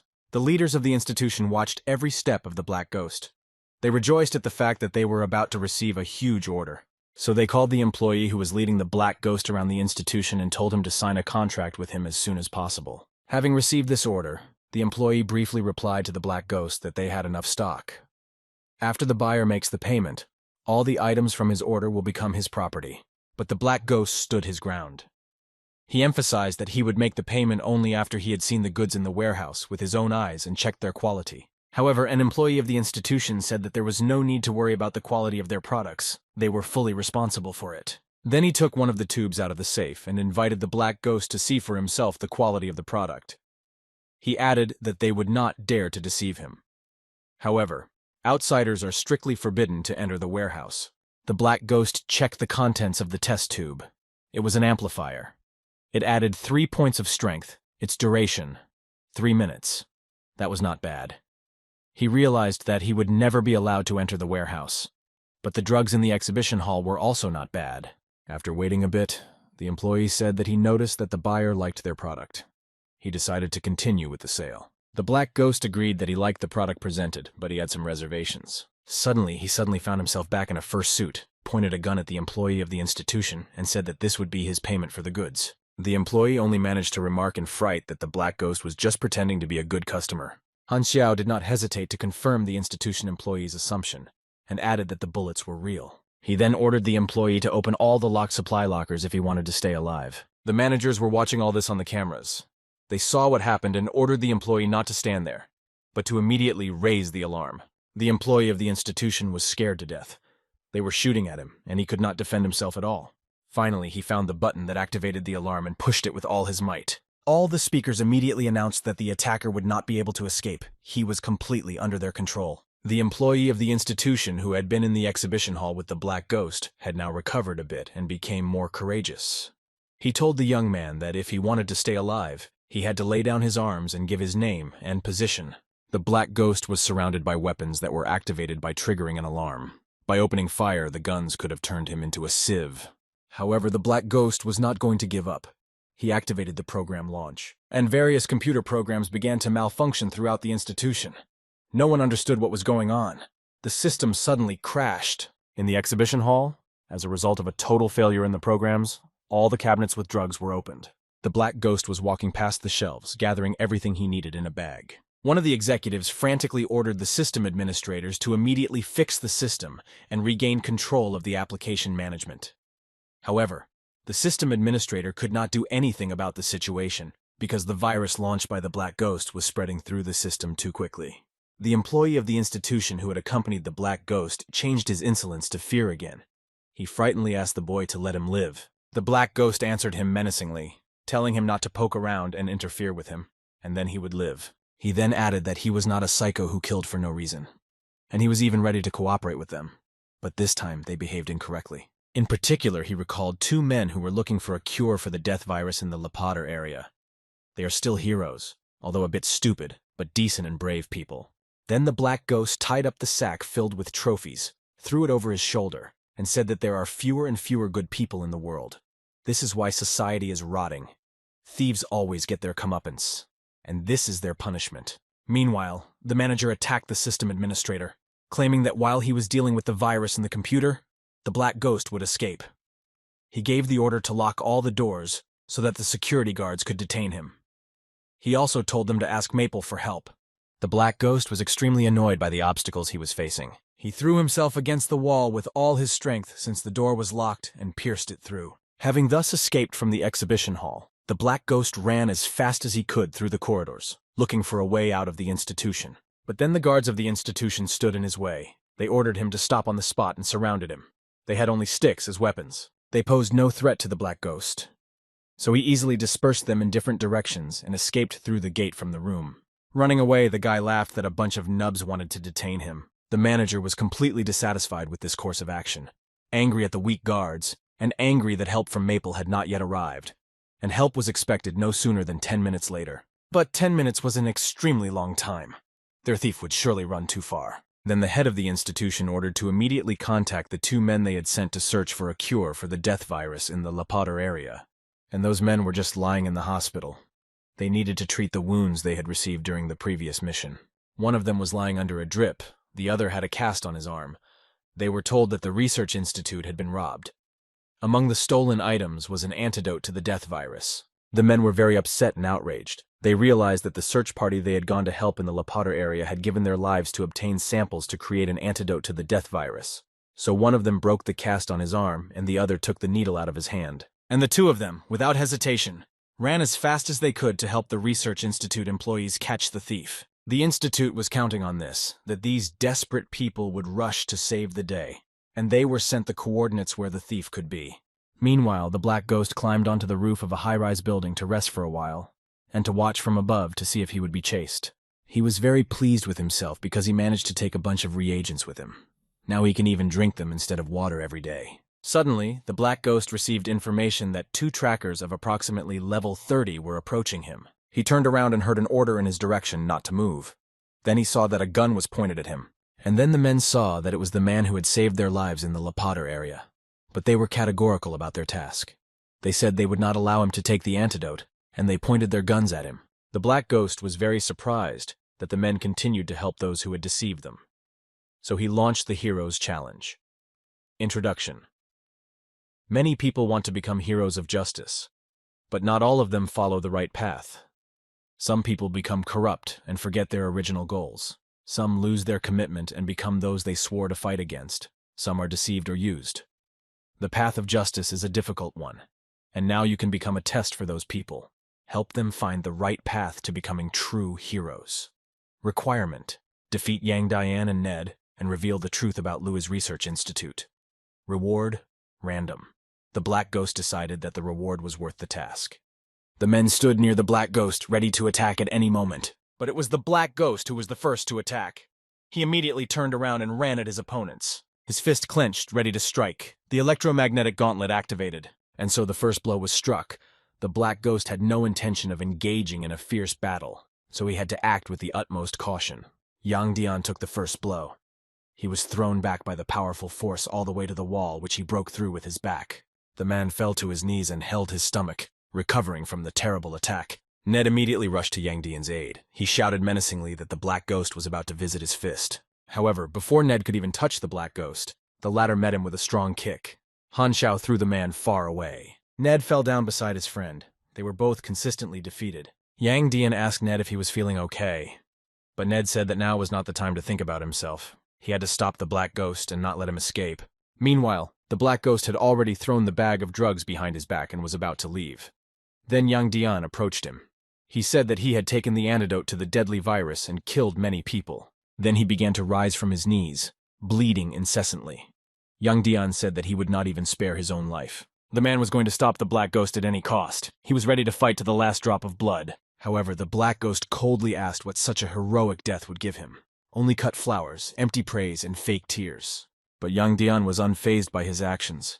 He said he didn't care how others saw him. If he was satisfied with himself, that was enough for him. Then the Black Ghost came close to him and put the muzzle of his gun to his head. He asked him if he still thought so. Yang Dian was frightened for a moment, and bitter tears spilled from his eyes. Memories of his happy parents, who are always waiting for him to visit, flashed through his mind. Then I remembered my beloved wife, my cheerful little daughter. Yang Dian had already mentally said goodbye to all his family and friends. He was ready to sacrifice himself for the common good, he thought. But the shot did not take place. This surprised the man. He thought that his opponent had simply run out of bullets in his gun. He asked the Black Ghost aloud why he hadn't killed him. The Black Ghost calmly replied that it didn't matter why he didn't kill him. Only what Yang Dian was thinking at that moment was important. Then the Black Ghost hid his weapon, threw the bag of drugs back over his shoulder, and turned around to walk away. Only finally did he throw something in Yang Dian's direction and say that it was for him. It was a digital storage device, a flash drive. Obviously, it contained some very important information that the Black Ghost wanted to share with the men. Yang Dian picked up the flash drive from the ground and was very surprised. He didn't understand what his opponent wanted to convey to him. The Black Ghost finally left with his medicines, and the men returned to their restroom to treat their wounds and recover from what had happened to them on the roof.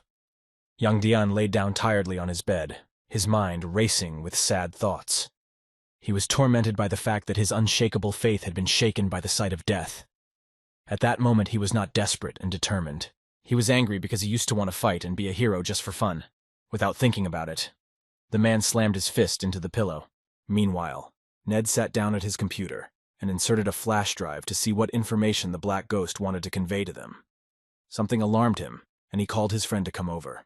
Yang Dian went to the computer, and the two men saw that the flash drive contained some secret information from Lewis's Research Institute. They opened a page that contained information about the antidote to the deadly virus. There was a report on the results of a study of the deadly virus amplifier. Yang Dian was very angry about this. Now the men realized that Lewis's Research Institute was developing body enhancers and biological weapons. Meanwhile, the Black Ghost had already repacked the drugs he had collected at the Research Institute into his suitcase and moved on. His task, the hero's trial, was complete. His reward for him was plus 40,000 favor points from Yang Dian and plus 40,000 favor points from Ned.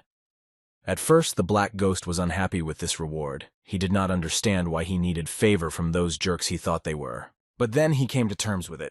He was satisfied with the fact that he received a bunch of useful drugs and also did a good deed by letting the two men understand what the Research Institute is really like. Meanwhile, the Darknet had already received a call from the Research Institute. telling them about the robbery. The Darknet replied that they would definitely find out the identity of the robber and then report back. Bennett Anderson concluded the conversation by saying that this time, a major scandal had broken out. The boy had stolen a lot of important drugs, and now financial organizations were also being targeted. Anderson lit a cigarette. Then he ordered to put pressure on Embryo. The Darknet now also has a reward announcement for the capture of the Black Ghost. And the Black Ghost returned to his room, rested, and then laid out all the looted drugs in front of him and began to examine them. He was pleased with himself. Rubbing his hands together, he decided to try his luck. Then he grabbed a test tube with some strange green liquid and said that he would start with this drug. It was a green lizard drug, average concentration of 23 whole and 0.3%. It is made from the genes of the green lizard, a lazy creature. After taking this drug, the patient will feel relaxed. The Black Ghost angrily threw the drug away from him. He did not understand how the research institute could benefit from such a drug. He felt sad that he had chosen the wrong drug to start testing. He thought he was just unlucky. Then the Black Ghost took the next drug. It turned out to be Eagle Predator, plus 3,000 points of agility. Now the guy was satisfied because this drug was more reliable. It was a pity that the effect of several containers did not add up. The Black Ghost also had 4 test tubes with a highly concentrated preparation of the deadly virus. He realized that he had a chance to awaken a rare ability. Previously, players were chasing this ability. Without hesitation, the Black Ghost decided to drink the deadly virus preparation. It turned out to taste very disgusting. Immediately after taking the drug, his strength increased by 4 points. Then he drank the contents of each of the 4 tubes in turn. He also gained 4 points of stamina. The Black Ghost was not satisfied with this, as he did not gain any rare abilities. As he drank the contents of the last 4th tube, he still hoped to get some rare ability. Finally, he felt that something had happened to him. The guy immediately decided to check whether he really got what he expected. He received a unique body constitution. It added 10% to health, 180% to recovery speed, and 8% to resistance to anomalies. In general, it was very rare to get a health boost. But the Black Ghost didn't understand whether the mechanic class needed it. It was evening. Something was happening at the Embryo base. The organization received a letter from the Louis Research Institute. The message stated that Heisenberg, an employee of Embryon, had stolen many different drugs from them. The manager said indignantly that it was all a lie, because there was no employee in their organization named Heisenberg. And since they lost, everyone started to think they were weak. The report from the Research Institute also included a photo of the robber and some videos of him. The head of Embryon said that the robber's mechanical suit was very strong. He decided to try to get hold of this suit. If he succeeds, the combat power of their soldiers will increase dramatically. He was tormented by the question of where such a fursuit could have been created. Perhaps it happened in one of the 6 powers. The head of Embryo ordered their organization's intelligence network to secretly follow the user of the suit. Let them find out all the actions and capabilities of the suit. Then the subordinate told his superior some more information. He said that recently the non-humans had begun to avoid capture, and some of them even resisted capture. As a result, they managed to catch only 2,103 non-humans. The manager only asked if Cyberloss had learned anything new about it. The soldier read that non-humans act purposefully, lack a lot of basic knowledge, and speak strangely. It also seems that they have some special way of communicating with each other. Cyberloss says that non-humans remind him a lot of time travelers from the past. It was very strange for the head of the government. He asked what the position of the 6 states was on this. The soldier reported that, according to their intelligence, 6 states had sent people to establish contact with the non-humans. Each of them had different approaches, ranging from the friendly to the outright violent. However, the leader understood that no one would give up preparations for war with their organization because of these non-humans. He ordered that more efforts be made to capture the non-humans. He had a feeling that they were their means of winning the war. The events moved to Maple's capital, Maple Leaf City, a multi-level 4-story villa. The doors open from the inside. 2 Special Forces patrols guard the outside of the building and another inside. In total, there are 18 intelligence agents. The target leaves the house every day at 8 o'clock in the morning, traveling in an armored vehicle with 2 squads following close behind. He returns at 6 or 7 in the evening. The same personnel guard the target on the opposite road. All this information was passed on by a man sitting on a bench in front of the villa. He looked like an ordinary vagrant. Suddenly, one of the special agents approached him and asked him menacingly who he was. Then, he ordered the man to show his documents. The man sat up in fright, pulled out his documents from his torn jacket, and said he was just a vagrant. Then he climbed up on the bench with his feet. The special agent carefully examined the documents that the man gave him, and then said that it was forbidden to be on this territory. He ordered the vagrant to leave. The man stammered and replied that he would leave now. This man's name was Hannes. He did leave the observation site and, walking through the city, told the service he worked for that he must have gone completely crazy if he continued to work for them after he had retired. This is what he told one man who spoke to him on the phone. There was also a woman in the house named Vernina. She told him to stop complaining like a woman or to go to the dacha to weed the garden. Hannes said they were asking him for help instead of looking for Bennett. The man sitting on the couch's name was Garion. He told Hannes that he and Bennett didn't get along. It would not work during the day, so they would better kidnap the target at night. He then told Hannes to come back, and they would discuss the plan of action together. He hoped there would be no difficulties. Mapley was home to a Darknet safe house. A Scorpion-level assassin, a man named Phantom Blade, asked why the Black Ghost had suddenly become the trump card of the Darknet. The Golden Fox replied that the Black Ghost is very strong, although he has some strange hobbies. Smoking a cigarette, Ghostblade huffed and said that it was unlikely that the Black Ghost was stronger than him. He was trained as a special agent in Raylan, and then the Black Ghost entered the room. He was escorted in by an old lady and told that 2 guests were already waiting for him. The Black Ghost saw the Golden Fox and was surprised that she was the one who acted as a liaison. Then he added a compliment that she had become even more beautiful. This alarmed the girl very much. She asked him not to fall in love with her. The Phantom Blade approached Black Ghost and said that he had heard enough about the boy's military achievements. He also said that everyone says that the Black Ghost is a legend, but he himself now sees that there is nothing special about him. Then the Golden Fox intervened. She told Phantom Blade not to compare himself to Black Ghost. They all have a very important task, and therefore, it is necessary to familiarize themselves with all the data first. The girl spread out the photos on the table in front of her, and said that they had only 5 targets. All of them are high-ranking officials who oppose their plan. Both at home and on the street, they are constantly under guard. Then she handed out maps of the target villas to the boys. The security and patrol forces are also marked there. The Phantom Blade confidently said that he had already developed his plan of action. Everyone just needs to follow it, and then everything will go smoothly. He walked up to the Black Ghost, put his elbow on his shoulder, and pointed to the special symbols on the map. Then he said that if the Black Ghost didn't understand what they meant, he could easily explain it to him. The Black Ghost did not pay attention to the Phantom Blade's words, but simply asked what their specific goal was. Then the Golden Fox took some papers and said that they needed to put these documents in the houses of those people in a visible place, so that they could immediately notice them. Those documents contain certain information that could harm those people. If they realize that they are in danger, they will not do anything rash. To this, the Black Ghost quickly replied that he could easily do it, and asked what they would do then. The Phantom Blade replied that he was only responsible for presenting intelligence. It was their job to carry out the task. However, the Golden Fox said that if help was needed, she would be happy to do so. The Black Ghost waved his hand. He said that this task was too easy, so he would do it alone. To this, the Phantom Blade added that if the Black Ghost stuck to the plan he had drawn up, he would definitely be able to accomplish the task easily. But the Black Ghost threw the papers that the Phantom Blade had given him with his plan on the table and said that the plan was too complicated. He would figure it out on the spot as he went along. This act angered the Phantom Blade, because he had been working on that plan for 10 days, and the Black Ghost knew absolutely nothing about it. However, the Black Ghost turned around and walked to the exit. In conclusion, he said that such a task was easy for him. Then he slammed the door shut. The ghostly blade took off running and through the closed door said that the Black Ghost would screw up if he didn't follow the plan. The Black Ghost immediately went to fulfill the task. The first target, Maple official Dorasi Farami, had just left the building. He was walking to his car. Armed special agents were standing all around him. The Black Ghost decided that he first needed to sneak into the escort unit and wait for a convenient opportunity. Then he suddenly saw that one of the security agents was stuck on the phone. The Black Ghost quickly ran up and neutralized the special agent. He didn't even have time to defend himself. The guy injected him with an anesthetic. It will last for several hours, and then the special agent will be able to regain consciousness.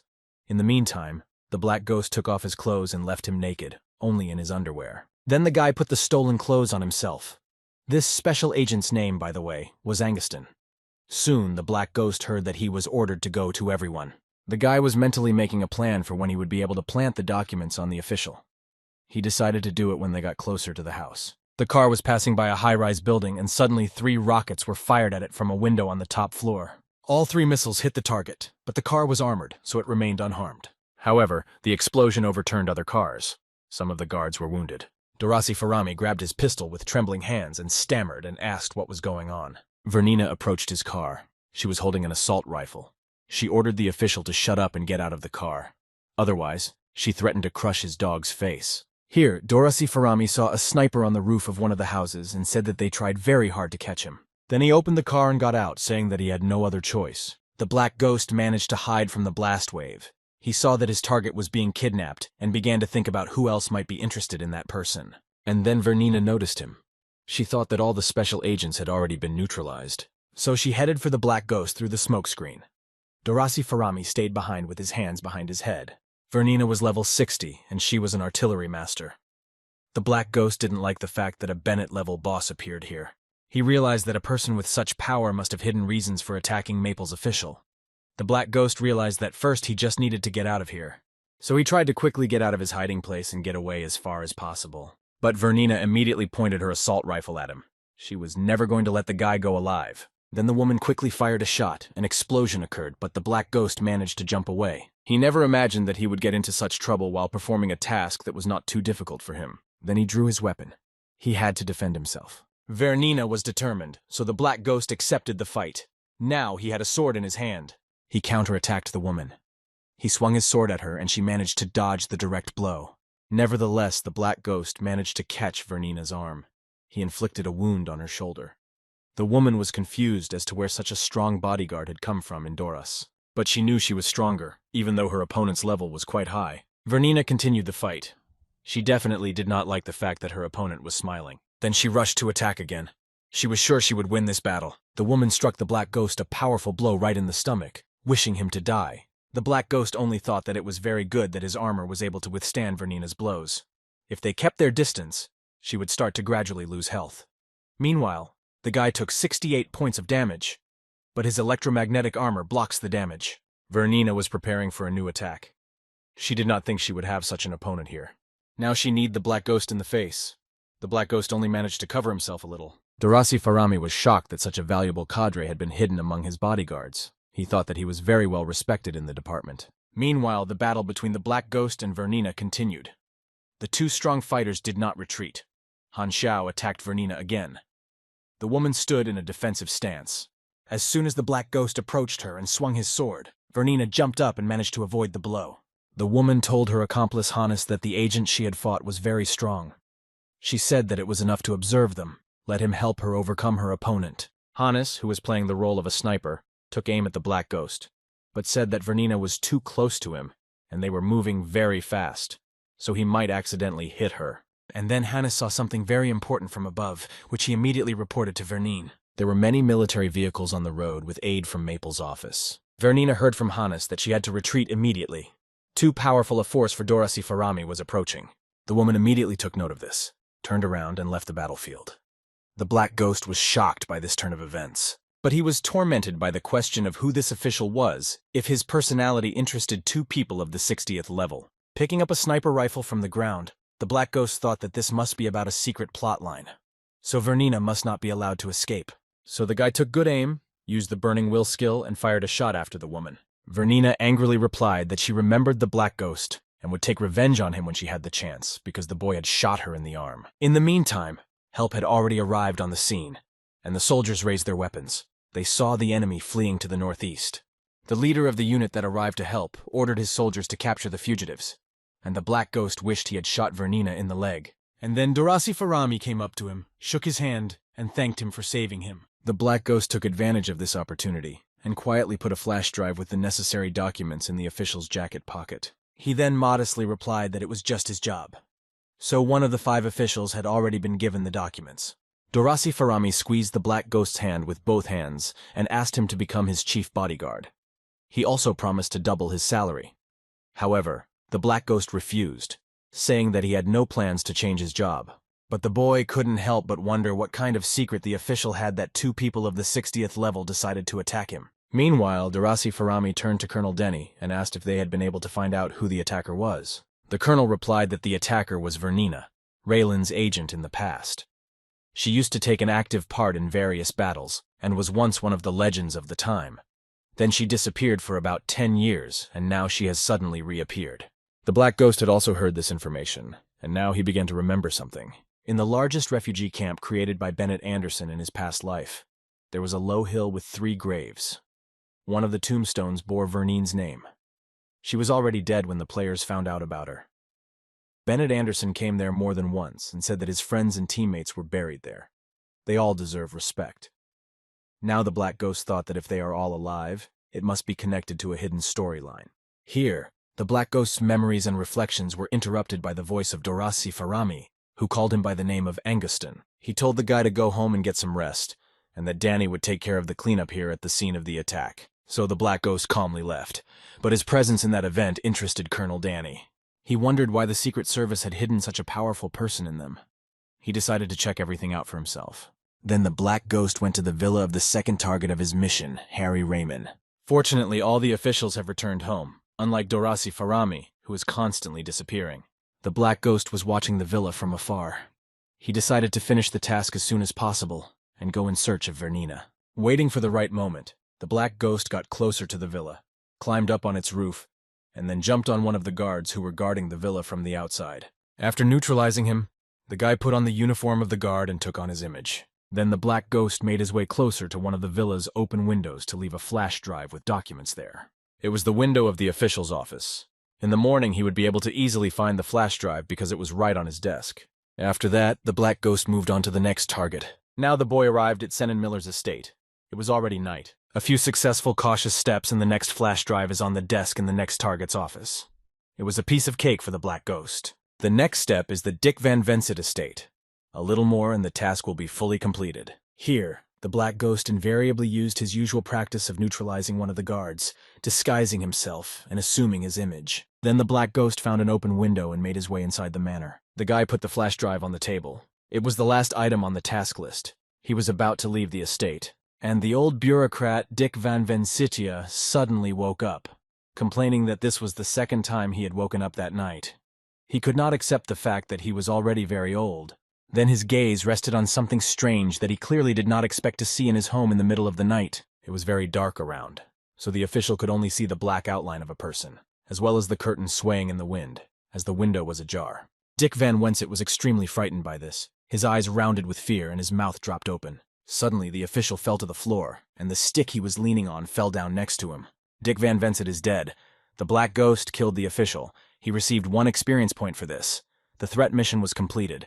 The guy received 120,000 experience points, plus 500 points to his relationship with the Blood Pact community. Current relationship. Respected. 4,456 thousandths. But the Black Ghost did nothing to make the official die. Meanwhile, Dorasi Farami returned home. He found the flash drive left by the Black Ghost in his jacket pocket and inserted it into his computer. Then he began to familiarize himself with the information that was recorded on it. He shouted angrily that it was all crazy. It was blackmail. Then a security guard entered his office. Dorasi Farami ordered him to find out what was happening to the officials who had opposed the funding of the Darknet. The guard said that he had come to the office for this very reason. He said that each of these officials had been threatened, and Dick Van Vancy died of a heart attack. It was a big blow to Dorasi Farami. He said he would have to agree to the terms of those bastards. Meanwhile, Vernina was chastising herself for the fact that the task she had been given was very simple, and she had failed because of her own carelessness. Harrion reassured her. He said that the intelligence was incomplete. It was not her fault. However, Hannes, who studied this information, disagreed with this conclusion. He said that in Maple's archives, Special Agent Anguston is represented by the most ordinary person. Accordingly, the conclusion is that it was not him who fought with them, but someone who had nothing to do with Maple. Garion asked with interest who it could be. Hannes helped him to find out some more information, and answered that it was a Darknet person. His target was Dorasi Farami. Vernina said that as far as she knew, only Bennett Anderson had that kind of power on the Darknet. Apparently they have new recruits now. Hannes suggested that he simply ask Bennett Anderson himself. He started dialing his number on his phone. The phone rang at Bennett Anderson's estate. Mr. Anderson picked up the phone. He was surprised to hear from Hannes, as he thought he had already resigned.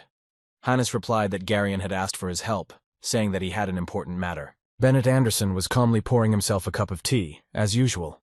Hannes asked if he had sent anyone on a mission to Maple. Bennett Anderson ironically replied that he didn't even know whether the person who was sent was so lucky, or whether Hannes and Vernina were unlucky. But Hannes kept asking who it was, who they had to fight. But Bennett Anderson asked them briefly if they wanted trouble. He advised them not to mess with the guy because he could easily kill them. Vernina said that yesterday's fight was a pure accident. She will not settle the score with that guy. Then Bennett Anderson did say that the guy's name was Black Ghost. He strongly advised him to memorize that name and not to get in his way. Then Harrion approached Hannes and said that he would like the guy to help them with something. On the border with Maple, there was a darknet safe house. The Black Ghost arrived here after successfully completing the task. The Golden Fox asked him in shock how he had managed to complete it so quickly. The Phantom Blade was extremely surprised himself. He claimed it was impossible. After all, according to his calculations, such a task should have taken at least a week to complete. However, the Black Ghost sarcastically replied that he had said from the very beginning that he had no use for the Phantom Blade plan. It was more like a child's play than something that could be used in a real battle. The Phantom Blade was completely crushed by this remark, because he had tried so hard to come up with a really good plan. Then the Black Ghost picked up the phone and started talking. He said it was about a task he had completed. He said that he had some difficulties. He called Bennett Anderson. The latter said he had no doubt that the Black Ghost would be up to the task. Then he added that he had something else for the guy. The enemy he met on the mission was actually his friend. The Black Ghost pretended to be surprised and said it was an incredible coincidence. Bennett Anderson said that he was surprised that the Black Ghost did not lose that battle. He remembers that when they first met, the guy was much weaker. He added that the Black Ghost's development is extremely fast. And the Black Ghost listened to those praises, and finally asked if that was why Bennett Anderson had called him. But let him continue and don't stop. Then Mr. Anderson said that Hannes had asked him to tell the Black Ghost that he really wanted him to help him with one thing. The Black Ghost jumped at the offer. He was glad that the hidden task had come to him. However, I mentally calmed myself down, because I needed to behave calmly, naturally, so that no one would guess anything. He told Bennett Anderson that he could help, but he needed to know the details. If the people who asked for help are his friends, then that means they are his friends. So, there is no need to attach importance to the small altercation that occurred during the task. Bennett Anderson said it was a fitting response. Then he added that he would be in debt to the Black Ghost for this, and his debt is growing. The Black Ghost calmly replied that Mr. Anderson should not worry and take his time. Just let him remember that. Then Bennett Anderson put him in touch with his friend Hannes. The old man immediately reminded him that they had met yesterday. The Black Ghost lit a cigarette and replied that Bennett had told him that Hannes needed his help. He asked what kind of help. Hannes said that this refers to an undisclosed secret buried deep in history. The Black Ghost had A-level assignments looming. He thought it might be from the hidden storyline. So the hidden main storyline of the planet Aquamarine was activated. A-class task. New era. Origin. The Black Ghost's cigarette fell out of his mouth. This hidden main storyline has never been activated before. There were 3 main storylines in Planet Aquamarine. 2 of them were the war between the 6 nations and the Embryo Organization, and the creation of a refugee camp. Another line was launched by the players themselves, but it was not the same. The Black Ghost was also tempted by the name Origins. This means that it will be possible to dig deeper into the history of the planet. The guy thought he knew the game's plot like the back of his hand, but suddenly a task appeared that no one had ever activated before. However, the boy was a little afraid because the task was extremely difficult if he managed to kill 2 of Aquamarine's strongest people with 60 levels. His hand trembled. However, the Black Ghost convinced himself that there was nothing wrong with that. After all, if no one else was able to cope with the task, then this should not be a reason to refuse it. The guy pressed the accept button with a still trembling hand. The Black Ghost resolutely stated that since he had been given the task, he would make every effort to solve all its mysteries. So the Black Ghost went to meet Hannes. The old man greeted him kindly. He said that although they had just met, the boy had already come to his aid. Hannes then added that he already owed him a favor. The Black Ghost thought that he already had a lot of debtors and congratulated the old man on joining their ranks. But the guy said out loud that he shouldn't worry about it so much. Better to let him tell me about the details of the assignment. Hannes said that this task is related to their yesterday's attempt to capture Dorothy Farami. Once upon a time, he was involved in a covert project. Everyone immersed themselves in the history of Aquamarine. Before the war started, Maple was famous for its soft policy. It was an ordinary and not very strong nation. The leader of the nation gave orders to reduce taxes if there was a drought somewhere in the country. When the war broke out, the leadership introduced policies that put a lot of pressure on the population. Many people expressed understanding and voluntarily contributed. When the soldiers came to collect taxes, the representative of the village himself said that they had already collected everything and asked the soldiers to take care of the rest at the front. The soldiers replied that it was their duty to defend their homeland. But after the war ended, officials who had tasted the sweet fruit of evil refused to return to the previous system and increased pressure on people even more. People could not continue to live like that. Many of them lost their homes as a result of the war. The situation inside the country was heating up. The old soft policy was gone. After Chancellor Ulrich passed a new bill on harsh levies, popular resistance reached its peak. Huge numbers of people took up arms. All the rebels headed for Ulrich's residence. They began to storm the walls, using whatever weapons they had. Ulrich's residence was exceptionally expensive. After an attack by the rebels, it was completely destroyed to the ground. The Black Ghost replied briefly that he was well aware of what had happened then. However, Hannes, as if he had not heard the Black Ghost's remark, continued to speak. Chancellor Ulrich also died during this assault. And half an hour after his death, the Special Forces received an order to kill all those who took part in the attack. In just 2 days, Maple's leadership passed 24 strict laws. In particular, it was decided to divide civilians into classes. This led to the mass eviction of useless residents from large cities.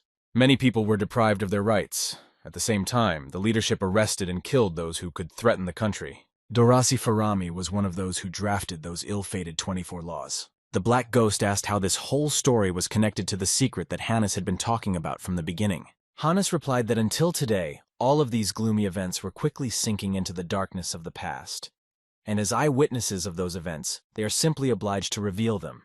The Black Ghost then asked what the old man would personally gain from this. Hannes replied briefly that there was no benefit. And then he added very menacingly that people have the right to know their true history. The Black Ghost nevertheless thought that despite the intentions of Hannes and his friends, the task was still extremely rare. Afterwards, Garion handed the Black Ghost a package of papers and said that this was the information they had managed to gather on the case. The Black Ghost took this folder and decided to familiarize himself with its contents. This is an open-ended task. The more targets he manages to close, the more points he will receive upon completion. Moreover, the endings can be different. The New Era. Origins task is a series of chain missions. At the moment, the following goals were available to the Black Ghost. Survivor's Ending. In the city of Blades of Raylin, it was necessary to find a guy with the nickname Old Devon and get an incomplete copy of Sally's document hash 485. Forgotten key objective. In the ruins of the capital of the country Zishan on the southern continent. Coordinates. It was necessary to find a key item that was missing. Attachment. The appearance of the item. This was the final result of the last exploration of the country of Zishan before they were destroyed. First round reward, 350,000 experience points. Bonus rewards will be given according to the task score. The Black Ghost thought about it, because a reward of 350,000 points for the first round alone is a reward worthy of the main task. The guy decided to give it a try. He told his customers about it. Heron said that he hoped that the Black Ghost would surprise him. The guy started to fulfill the task.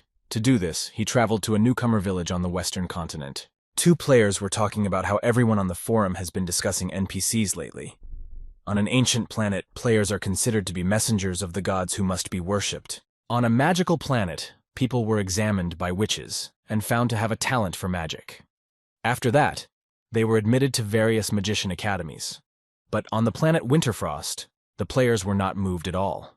But a player with the pseudonym Flying Naughty Shrimp said that it was better than risking being captured and cut to pieces by NPCs every day. He barely escaped from the research center. Another player said that a great expert told him in secret that the appearance of the Black Ghost on the planet Aquamarine was a kind of compensation for this. Flying Naughty Shrimp was very happy to hear this information, but I was immediately sad, because the Black Ghost has been gone for a long time, and there are great doubts as to whether he will come to them at all. Suddenly, both players opened their mouths in surprise. The Black Ghost has arrived in the village. The story task can be completed slowly. For now, he has time to take advantage of the situation. The boy realized that these commoners had already missed him very much. All the players ran as fast as they could to meet the Black Ghost. They were really looking forward to it. Everyone wanted something for themselves from that meeting.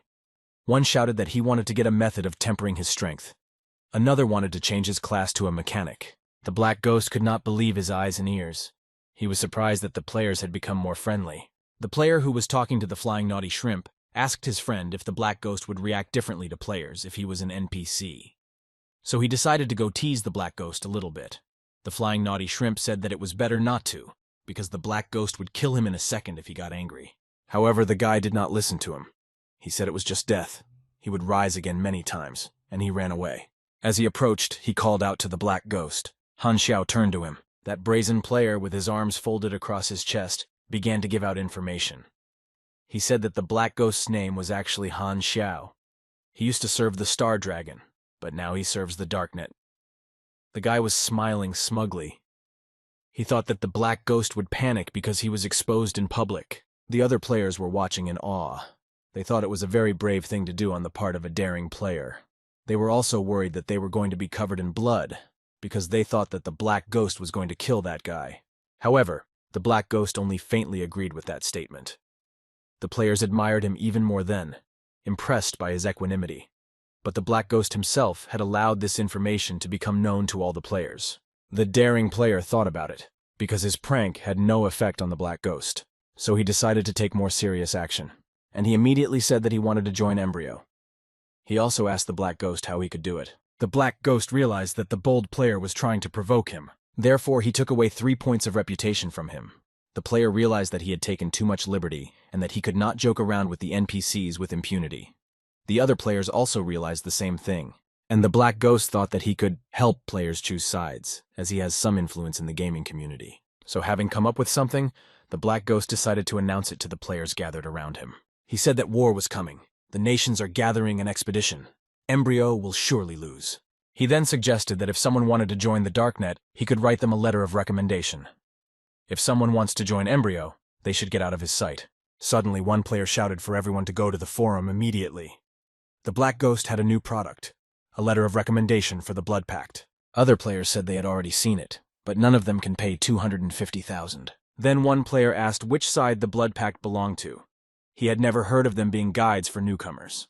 Another player recalled that the Black Ghost said that the 6 nations would fight the Embryo, which would definitely lose. Another player said that 6 nations is definitely for beginners, so he decided to join them.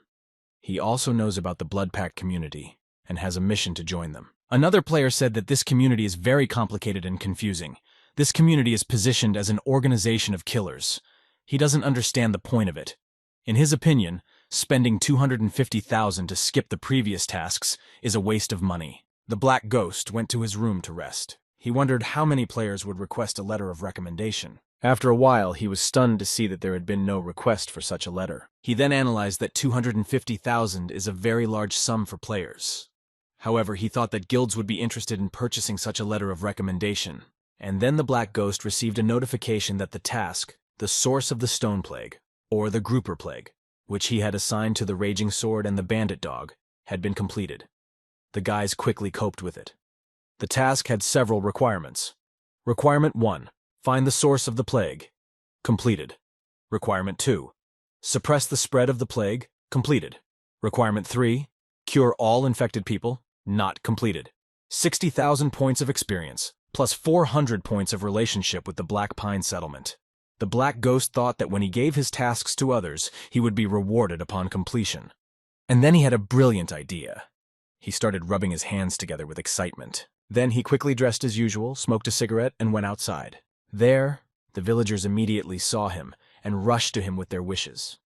One player, also in a hurry, said that he would be the first to change his class today, and quarreled with the others so that they would not even think of preventing him from doing so. The Black Ghost told the players that the flow of time had taken everyone forward. The truth of the past was buried and forgotten by the people who kept moving forward toward the future. Then the guy made a mysterious expression and continued that he needed a few reliable people to help him. And then the players had a new task with a very generous reward. This task was one of the main ones. The players were amazed that the Black Ghost could give the main story quests. It meant that he was a very important person in the game, so they decided to accept this task as soon as possible. But the players failed. They could not accept the task because they did not fulfill some condition. And then one player pointed out that there was a prerequisite for completing a new task, and this condition is the purchase of a letter of recommendation. Players began to get outraged and complain that it was a scam. They knew that they didn't need to spend any money to complete the task in the story, and, after all, no one had that much money. However, some of the players tried to borrow a certain amount of money from someone else, which they lacked to fulfill the condition to get the task. The Black Ghost calmly watched the commotion created by the players and smoked a cigarette. He had divided the first mission of Era of Origin into 5 separate missions for the players to complete. The Black Ghost was well aware that not everyone would be able to do it. But he needed only those players whose guilds would be able to pay such a sum, because they would most certainly be reliable guys and gals. The Guild of the Nine Gates took a very active approach to obtaining a new assignment. They discussed the fact that if they bought a letter of recommendation from the Black Ghost, they could join the story assignment. It was a very good chance for them. However, another player warned them that they risked losing and ending up spending a huge amount of money. He offered to unite with other guilds. My guildmates accepted this offer and decided to ask the Vagabonds Guild. And the Black Ghost calmly went to rest. He decided to stay in the newbie village for a few days until the guilds raised the necessary amount of money. Han Xiao was lying on a deck chair when he suddenly heard someone calling him. It was the players named Running with the Wind and Dragon Tail who approached. The one with the wind said they wanted to buy a letter of recommendation. The Black Ghost stood up and looked more closely. He remembered those two players. He remembered them as highly skilled players. Finally, his fish took the bait. Then the Black Ghost got up, took the letter of recommendation, and handed it to the boys. He told them to show it to certain people and that they could come forward to the Blood Pact community.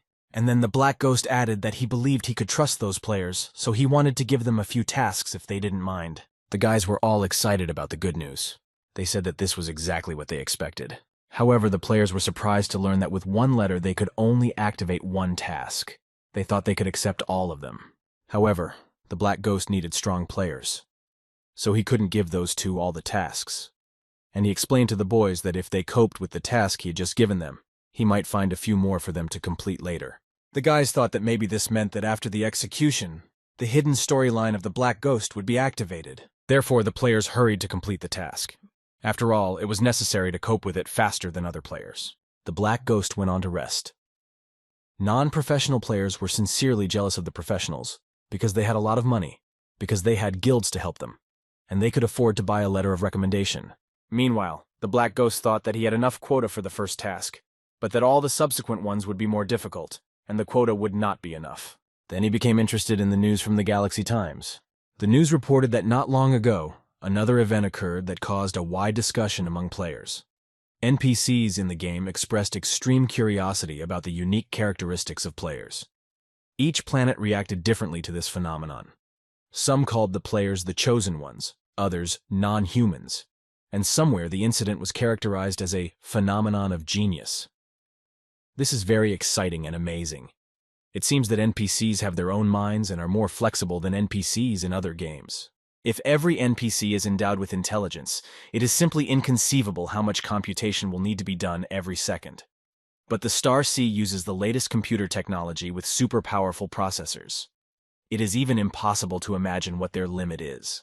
And then the news anchor introduced a professional gambler whom they had invited to visit the studio that day. His name was Li Jie. The player was asked to tell them what he thought about all this personally. Li Jie said that he believes this is part of the game's plot to make players feel like they are in reality. For example, when he played, he sometimes forgot that he was in a game. He believes that this is exactly what the game developers are trying to achieve. Just like in the real world, in this game, you have to constantly improvise, adapting to the general situation, and events almost never repeat themselves. This is all new and exciting. He has more hope for what Starry Sea can achieve in the future. The host interrupted and said that the International Esports Association had confirmed that it was creating the first pro league in the history of the Star Sea. The host then asked Li Jie if he would participate. Li Jie replied that he would hope for their support when the time comes. So, all major guilds will start preparing for the league. This means that the number of customers for Black Ghost should increase. The Black Ghost decided that now he would need to select his proxies. At the headquarters of the 13th Star Dragon Unit, weekdays went on as usual. Of course, in order to get into the headquarters building, you had to be authorized. The executive director entered the hall to contact the Horizon communication window with Star Zone 9, the planet Aquamarine. He stood at the control panel. A message asking why they had been contacted appeared on the huge screen. The director began to type a response. He sent a request for communication because of an anomalous phenomenon on their planet. They call it inhuman. The details are given below. Since their planet's technology has failed to solve this mystery, they are hoping for their help. If they succeed, the inhabitants of the planet Aquamarine will be very grateful for it. Ghidorah and Star Dragon will remain close friends forever. They'll be looking forward to seeing someone from Star Zone 9 send someone down here to do on-site research. The answer was that they would have to wait a whole year. Now the only thing left to do is to use non-humans as mercenaries, because they like it. The embryo organization was also in a frenzy about the unusual situation. Hell, the Red Viper walked through the corridors. Finally, she came to the door, where fully armed soldiers were standing outside. They told her that she had only 1 hour. Then the soldiers let Hell pass on. The woman passed the door and went on. Finally, she reached her goal. The Red Viper was shaking with excitement. She barely raised her hand to the glass. Behind the huge panoramic window was her younger sister. She was very pale with big blue eyes. Her ash-colored hair was cut short. Hell came to visit her. She always looked forward to those visits. The Red Viper touched the window glass with a trembling hand, and her sister did the same, opposite her hand. With tears in her eyes, Hell asked her sister how she had been doing all the time they hadn't seen each other. The sister said that people in white coats come to her less and less often. Her last injection was given 13 days ago. The poor girl had all her hands covered in plasters. Red Viper clenched her other hand into a fist. She saw that her sister Aurora was recovering more slowly now. Every time they take blood and bone marrow from her, she needs more time to recover. Aurora sat down and asked her sister to tell her a story. She wanted to hear the one that Hell hadn't told her the last time. Hell was very sad to see the condition of her beloved little sister. She gently asked where she had stopped telling the story. Aurora answered directly that Zero's uncle had escaped from the base. She asked what happened next, and if they had fought with him after that. Meanwhile, at Embryo's base, the head of the organization was annoyed that Zero, like a rat, had hidden somewhere very deep.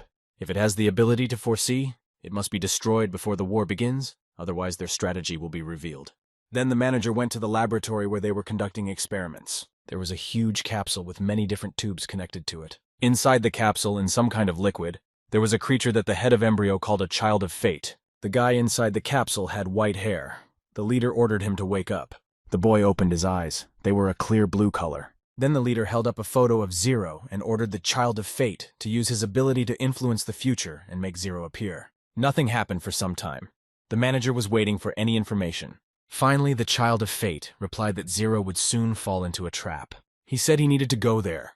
The manager asked hopefully when it would be. The child of destiny only said that it would happen soon.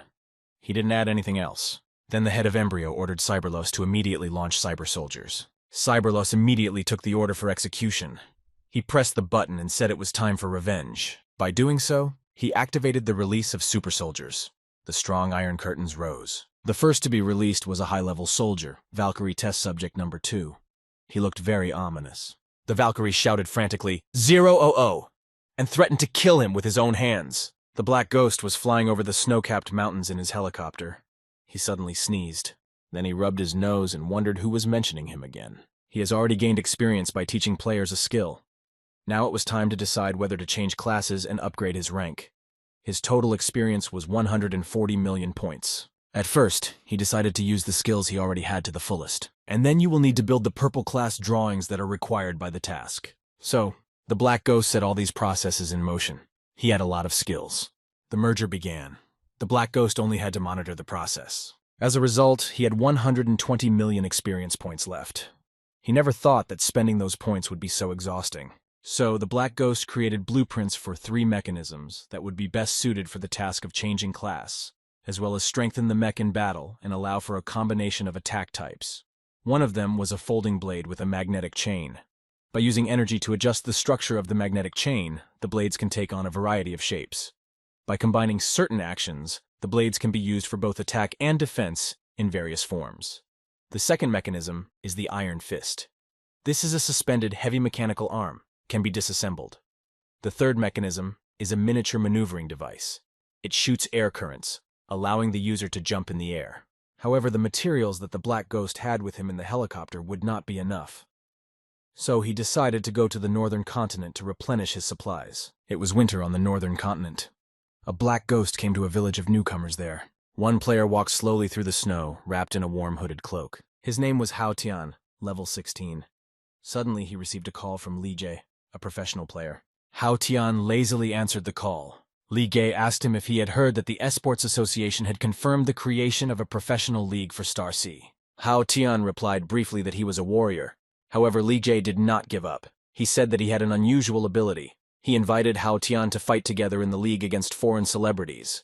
Hao Tian replied that he would not be involved. Suddenly Hao Tian stopped. Something alarmed and surprised him. A helicopter landed right there on the lawn in front of the village. The players went to meet whoever arrived on it. They asked each other if it was the NPS or the Black Ghost. There were already level 18 players in this village. and the Black Ghost needed to go through all the newbie villages as quickly as possible before any of the players reached level 20 and realized that the method of improving strength was just a lie. The players were happy to run to meet the Black Ghost. They had been waiting for him for a long time. Many of them wanted to change their class to mechanic. Suddenly, one of the players saw Hao Tian nearby and was very surprised. The players parted, letting the warrior go ahead. Everyone welcomed the Black Ghost to their village. Hao Tian went straight to the Black Ghost and said he wanted to buy a letter of recommendation. The Black Ghost thought about it. He knew that Hao Tian was a professional player. It would be very appropriate to give him a task to test his strength. Meanwhile, some people appeared in the forest near the village, ready for a battle. They even had a plan of their own. They came to fight the non-humans and decided that they could easily deal with them. And if the non-humans resisted, they would simply kill them. The head of the small unit said that the non-humans look like ordinary people, and I would not want to catch the wrong one. And then they saw someone in the distance. They began to look closely to see if it was a non-human. At first they decided that it was, because in this forest either animals or non-humans can walk alone. The men of the squad decided to attack immediately together, not to let the inhuman escape. Suddenly the squad leader stopped abruptly and shouted for all his subordinates to stop as well. The soldiers asked him why he was stopping them, but obediently lowered their weapons. The manager looked even more closely and said excitedly that he was not a non-human. The Black Ghost himself was walking toward them. People were extremely surprised by what they saw. The Black Ghost immediately asked them who they were and what they were doing in the forest. He also pointed his weapon at the manager and asked if he would tell everything himself or if he needed help. People fell to their knees, bowed their heads, and said that they belonged to the family of Alumer. They had been sent here to capture the non-humans, and they meant him no harm at all. Then they began to beg for mercy. The Black Ghost recalled that last time he helped Lu Chen attack Alumera. No wonder these people are so afraid of him. He ordered those soldiers to return to their homes and tell their supervisor that he would visit him personally soon. The soldiers returned home with nothing and told the leader of Alumer, Daryl, what the Black Ghost had ordered them to do. Daryl was furious. He said that not only had the Black Ghost killed his men, but he dared to visit them. They hadn't even had a chance to find him and take revenge, and now he wants to come to them. This is a complete disrespect for them.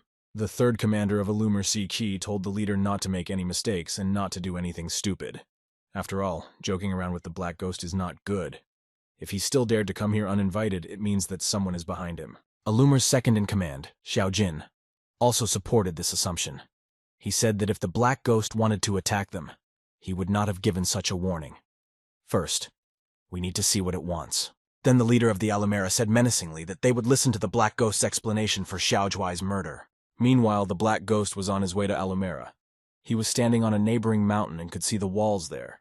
Alumer has one of the strongest commanders on the entire northern continent. The Black Ghost once treated them cruelly, but they did not go to get even with him. If he is already here, we need to be very vigilant. After all, it is not known what the leader and commanders of Alumera are up to. Finally, the Black Ghost moved on. He had now reached the gates of the city, where he was met by armed soldiers standing guard. The guards recognized that the Black Ghost was approaching them. The soldiers immediately pointed their guns at him and told him that he was strictly forbidden to enter the city. However, the Black Ghost defiantly asked what would happen if he went through. One of the soldiers timidly replied that it would cause them a lot of trouble. And then one of the leaders of the soldiers, Umil, came up to the gate and ordered the Black Ghost to pass. Umil then turned to the Black Ghost and said that he had heard that he wanted to visit them. He also added that this surprised their commanders, because not too many unpleasant things had happened recently. Then Umil, accompanied by his armed soldiers, escorted the Black Ghost inside the city. Along the way, he said that since the Black Ghost had come to them himself, he hoped that his intentions were friendly. The Black Ghost knew that, according to intelligence, this family was involved in factional struggles every year, and he simply asked Umil which faction he belonged to, the house or the others. Umil was flustered by this question.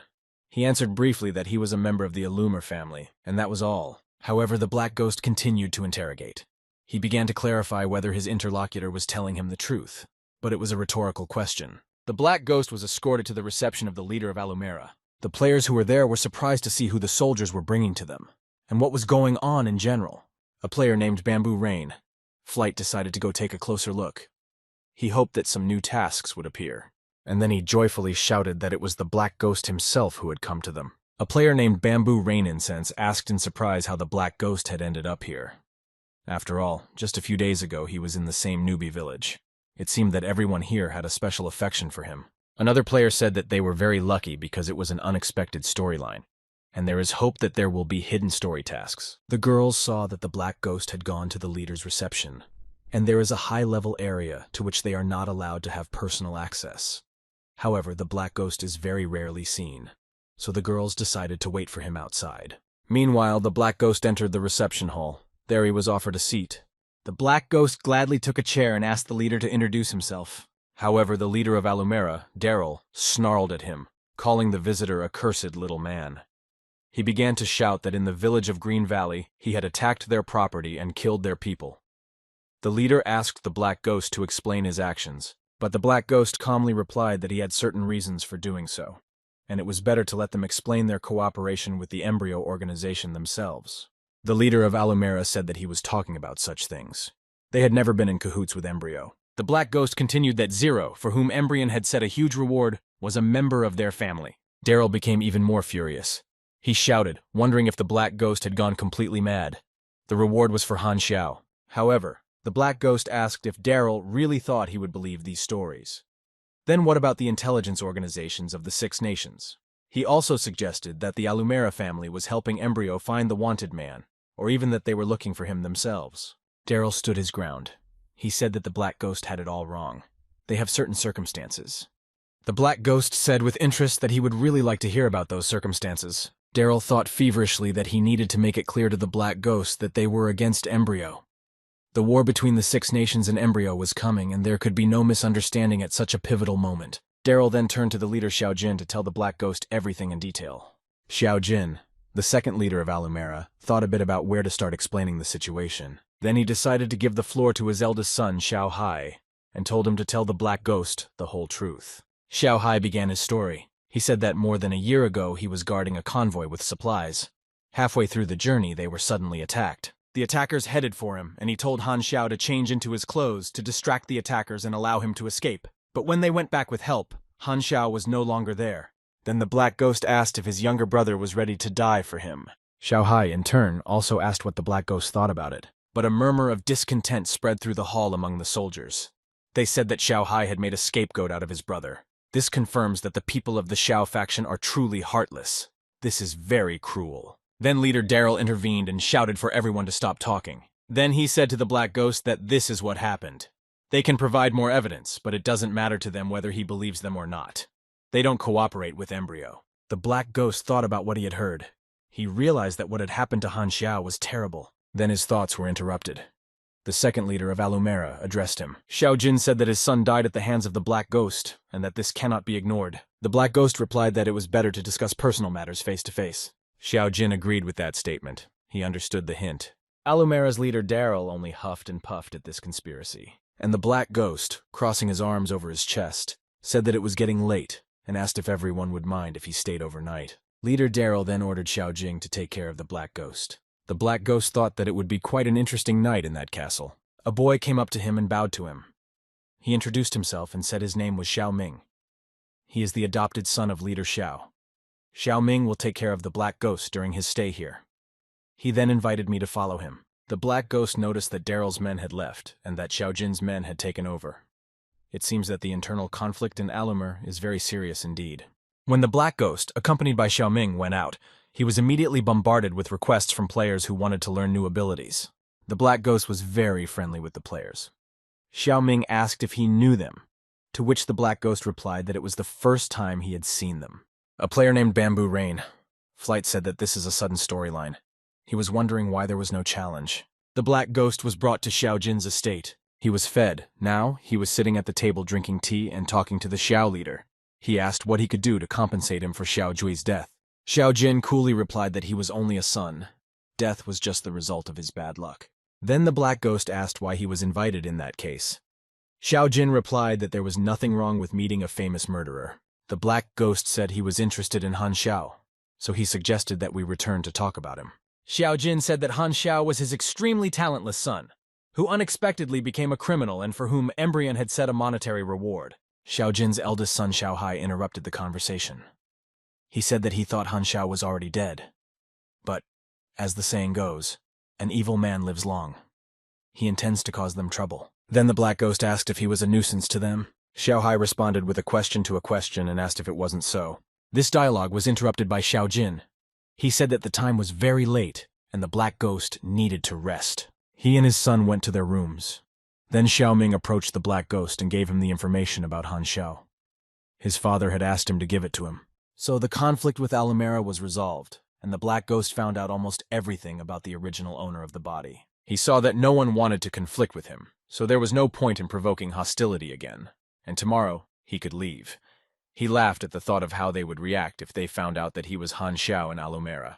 Meanwhile, the estate of the first leader, Alumera Daryl, was still awake. One of Daryl's sons reported to his father that the Black Ghost had left Xiao Jin's estate.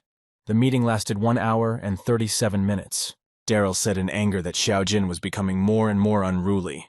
He dared to meet with the Black Ghost without his consent. Then the son asked if his father wanted to teach the Black Ghost a lesson, but Daryl told him not to provoke him. However, the son insisted on his point.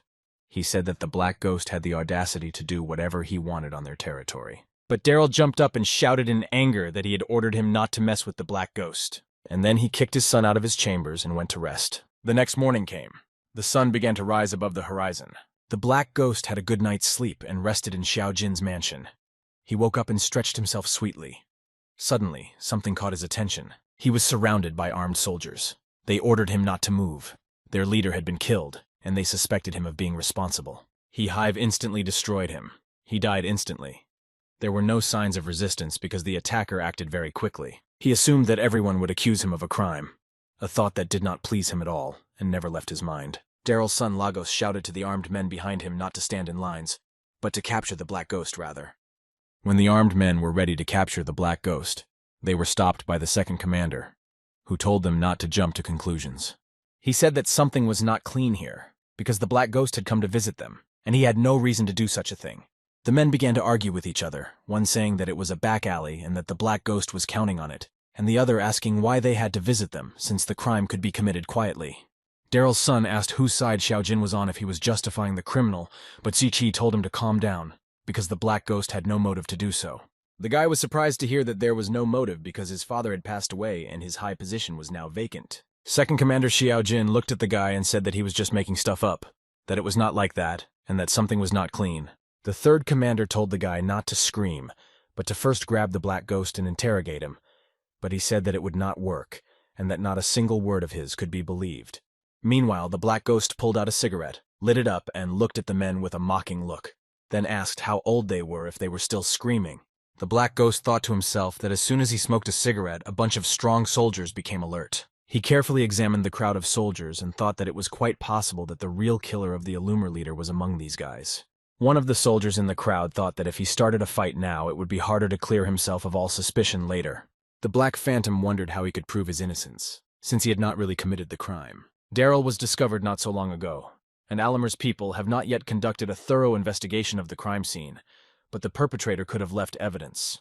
Daryl's son looked at the Black Ghost with anger, and ordered him to surrender and lay down his arms immediately, otherwise his business would be bad. The second commander told the Black Ghost that if he was really innocent, they would definitely find out. The Black Ghost looked at the commander and then at the crowd of soldiers and said that it was better for them to disarm and not to set conditions for him. Daryl's son was surprised by the Black Ghost's statement and asked him how dare he behave like that, and that he was wrong to doubt that he would not have the courage to send him to the other side.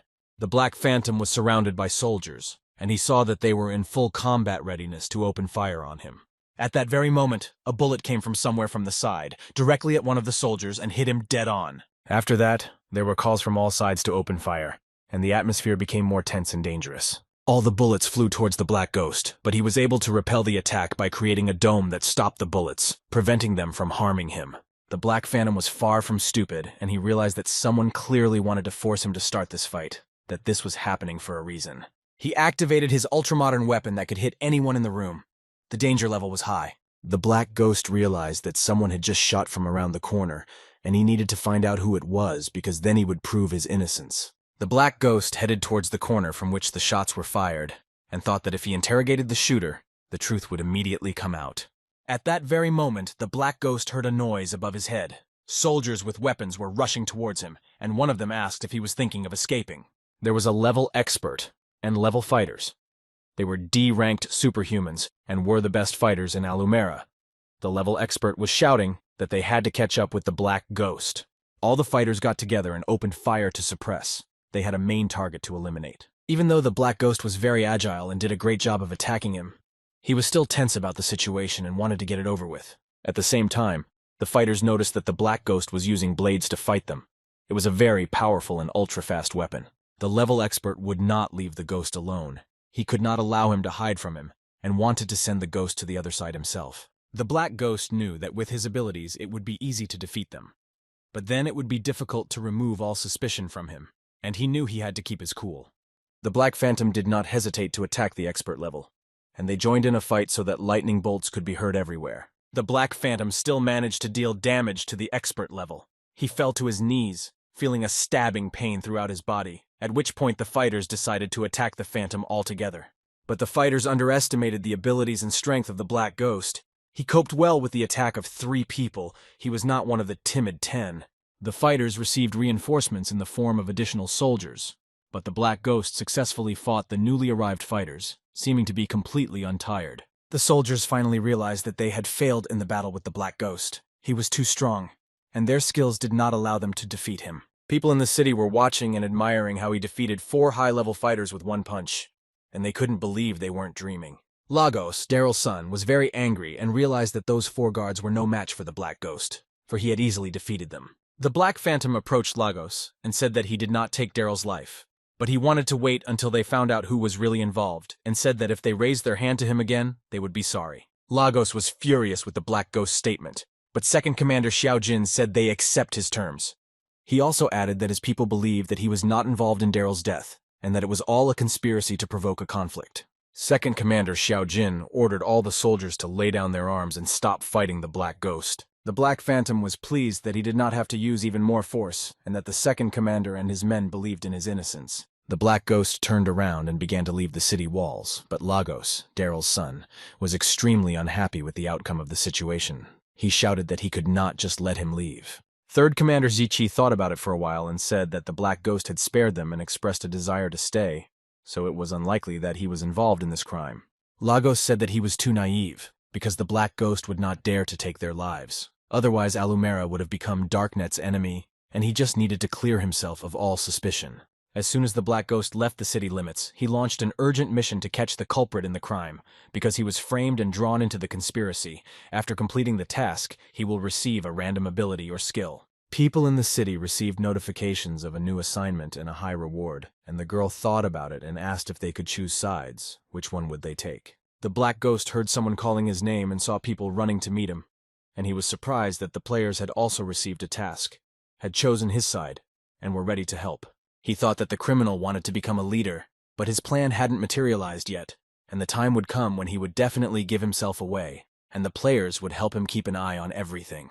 He thought about it a bit and told the players to follow him. They looked at each other and followed the Black Ghost. At that moment, 2 men in black cloaks were discussing that the conflict had failed, and their man had left the world for nothing, although intelligence had reported that the Black Ghost was a serial criminal. But this time, he had somehow restrained himself. The man said that fortunately, all the evidence had been destroyed, and the truth could not be revealed. The Black Ghost would remain the main suspect. This crime took place in Daryl's house, and there were many unanswered questions about how it happened and who was responsible. At the same time, in one of the rooms of Daryl's castle, there was a small meeting to discuss the leader's departure from this world, and to decide who would take his place. Without hesitation, Lagos, Daryl's son, pointed to himself and said that he would take the place because he was the most deserving. But then Daryl's younger brother intervened and said that Lagos was not suitable for the position and that they should think about other candidates. Lagos did not quite understand what Daryl's brother had said and asked him again what he meant. He was clearly not happy with this statement because he considered himself worthy of the position. Daryl's brother corrected Lagos, telling him not to call him you, but uncle. And he added that his older brother had passed away and that he should take his place in the family. Lagos was furious at what he heard. He said that this had happened only recently, and his uncle was already trying to seize power. He asked if he was being too impatient. He also added that his father had suddenly suffered a misfortune, and that Xiao Jin and Xie were already making plans, discussing how to seize power, while his uncle was arguing with his relative. Daryl's brother told him not to say that because he was still young and inexperienced. He added that he was just worried that he would make a mistake, and since Lagos wanted to be the head, he would give in. Lagos said that the most important thing now is to find the criminal and that the Black Ghost is the most suspicious, so he will hire a couple of criminals to deal with him and interrogate him after he is caught. The guy who had been listening to their conversation all along asked hesitantly, what if this black ghost was innocent? Lagos looked at him carefully and replied that it must be Xiao Jin, for this man was greedy for power and had been his father's close associate for many years. Daryl's brother added that on the night of the incident, the Black Phantom visited his mansion and stayed there for an hour. He also added that it is quite possible that Xiao Jin paid him a round sum for the crime, and then put on this whole show to confuse everyone. Meanwhile, Xiao Jin was having a conversation in the mansion, and he asked his interlocutor what was happening in the house faction, and the latter replied that Lagos was now in charge, and they were investigating the crime, but there was no news yet. He also added that no evidence was found in Daryl's house, and Xiao Jin asked who gave the order to bring the Black Prince to the scene. The guy said that he was the leader of Mira's team. He came to capture the Black Ghost and left this world the same day during the battle, killed by a stray bullet. Xiao Jin pondered the words of his companion once more, and then asked what the Black Ghost was doing now, and the man replied that he was doing nothing. He said that this was reasonable, and that until the truth about the incident was revealed, no faction would want to deal with him, and anyone who did would become a common target of the others. At the same time, in his office, Ziqi was on the phone, addressing the Major General and asking what they should do now. He was asked on the phone what he was thinking about, and he said that Daryl had left this world, and the position of leader was vacant. A new successor would have to be nominated, and he would put forward his candidacy. Ziqi added that he hoped for his support, and the Major General said he would help him get the votes of high-ranking officials. But when he takes over Alumera, he should remember who got him there. The players ran towards the Black Ghost and shouted that they had completed the task, and after the burial, they stayed in their house and received a call from Shi-Ki. The Black Phantom thought that they suspected him and did not allow him to freely investigate, but these players could become his ears and eyes. He also thought that the real perpetrator's goal was likely to seize power and shift the evidence to him. The current evidence was conducive to this, and Alumera would give him trouble again. He heard footsteps behind him. Lagos was standing behind him with his men, saying that he suspected the Black Ghost of colluding with Xiao Jin, and that he had committed a crime against his father. Lagos also ordered him to follow him, and the Black Ghost looked at him and asked him why he was not taught anything by life. But it seems Lagos wasn't ready to just give up. He called in the legendary mercenary Vanessa and the mercenary Luan. It seems Lagos was satisfied that he had beaten the Black Ghost. The Black Ghost looked at the mercenary Vanessa and the mercenary Luan with a smile and told Lagos that he must have spent a lot of money. At that very moment, the Black Ghost heard someone call out to him and tell him that they hadn't seen each other for a long time, and he immediately realized that the invisible demon was also there. Lagos angrily told the Black Ghost that when he was captured, they would beat all the information he needed out of him. It seems that the Black Ghost did not take Lagos's words seriously at all. He looked at him with a sneer and asked if he was tired of living. The players watched in horror as they saw that 3 high-level enemies were fighting against the Black Ghost, and that he was in big trouble. Lagos watched the Black Ghost with undisguised mockery, thinking that he was definitely trapped, so he asked him if he was scared and suggested that he lay down his weapon.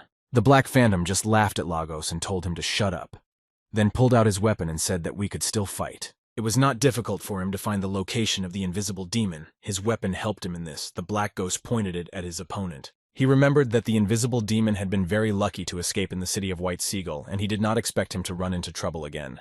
At that very moment, the legendary mercenary Luan was charging at the Black Ghost, and he shouted at him not to get cocky and think he could defeat them.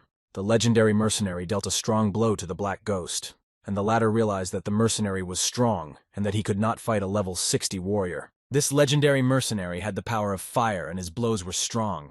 He asked the Black Ghost if he had any strength left and sent another powerful blow at him. The blow was really powerful, and the Black Ghost was unable to stand on his feet. He fell with a thud to the ground and seemed to have been badly injured. He realized that Luan had pumped up his abilities and became stronger, so he decided to get rid of the girl first and then focus on the mercenary Luan.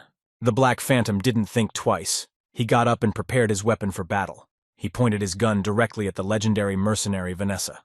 But the girl didn't seem to be too embarrassed by this. She brushed all the bullets away and didn't take any damage from them, as if she was wearing invisible armor. After a moment, Vanessa turned to the Black Ghost and pointed those bullets at him. They flew toward the ghost and seemed to obey her. The Black Ghost thought that Vanessa had also upgraded her abilities, and that in the open air it was like playing tennis. Then the Black Ghost decided that it was time for him to activate the mech, and then he would show what he was really capable of. Luan looked at the house and said that the Phantom was hiding in the house, and Vanessa calmed him down and said that he was a mechanic and could set a trap there. Luan decided to waste no time and prepared to deliver a crushing blow. With his newly upgraded abilities, he could deal heavy damage. He aimed his fireball directly at the house where the Black Ghost was staying, and the mercenaries thought he was finished. But Luan was very surprised when he saw a figure emerge from the ruins of the house, and he immediately realized that the Black Ghost was still alive. The Black Phantom appeared in a suit that could select a strength mode, which is why he managed to survive such a strong blow. Luan was furious at this. He asked the Black Ghost if he really thought that if he put on the mech, everyone would be afraid of him. Luan struck him and did not understand what the Black Ghost's armor was made of, as it was able to withstand strong blows.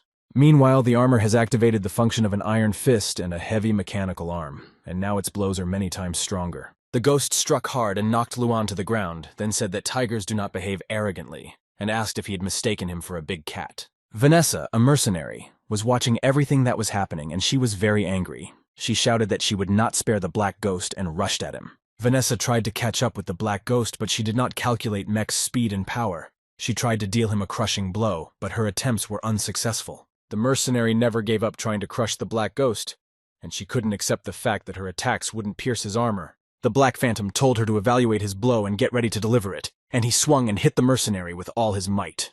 He crushed Vanessa with his powerful punch, and she lost her bearings for a while, but then got up and prepared to escape. But the Black Ghost stopped her attempt. After he struck the mercenary with another blow, he heard someone's voice behind him, and the Black Ghost realized it was Luan. He turned his head and saw Luan running toward him, about to strike the Phantom, his hands burning with fire in anticipation of the blow. After the Black Phantom spotted Luan, he switched his weapon to the mode of Burning Will and Critical Strike, and the weapon was overloaded. The Black Phantom struck with his upgraded weapon and hit Luan, but he still didn't go to the next world because his armor was high enough. He realized that Luan could not be crushed by mere weapons, so the Black Ghost decided to use his special punch and see how Luan would stand. The Black Ghost struck him hard in the head, and Luan did not expect the blow to be so strong and send him to another world.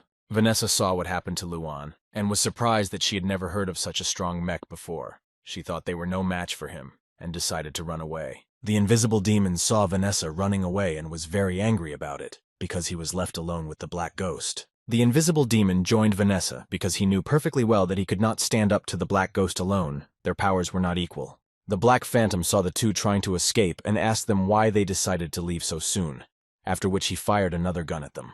Vanessa and the invisible demon didn't understand what these weapons were. They looked like small watches and grenades at the same time. The invisible demon was struck and fell to the ground. He was dizzy, and the Black Ghost thought that this would buy him some time. Vanessa was the only one left, and she had to be dealt with as well. The Black Ghost activated his electromagnetic shredder gloves and prepared to strike her. Vanessa was also crushed and went to the other side, while the Black Ghost gained 175,000 experience and was satisfied that he had defeated 3 strong enemies.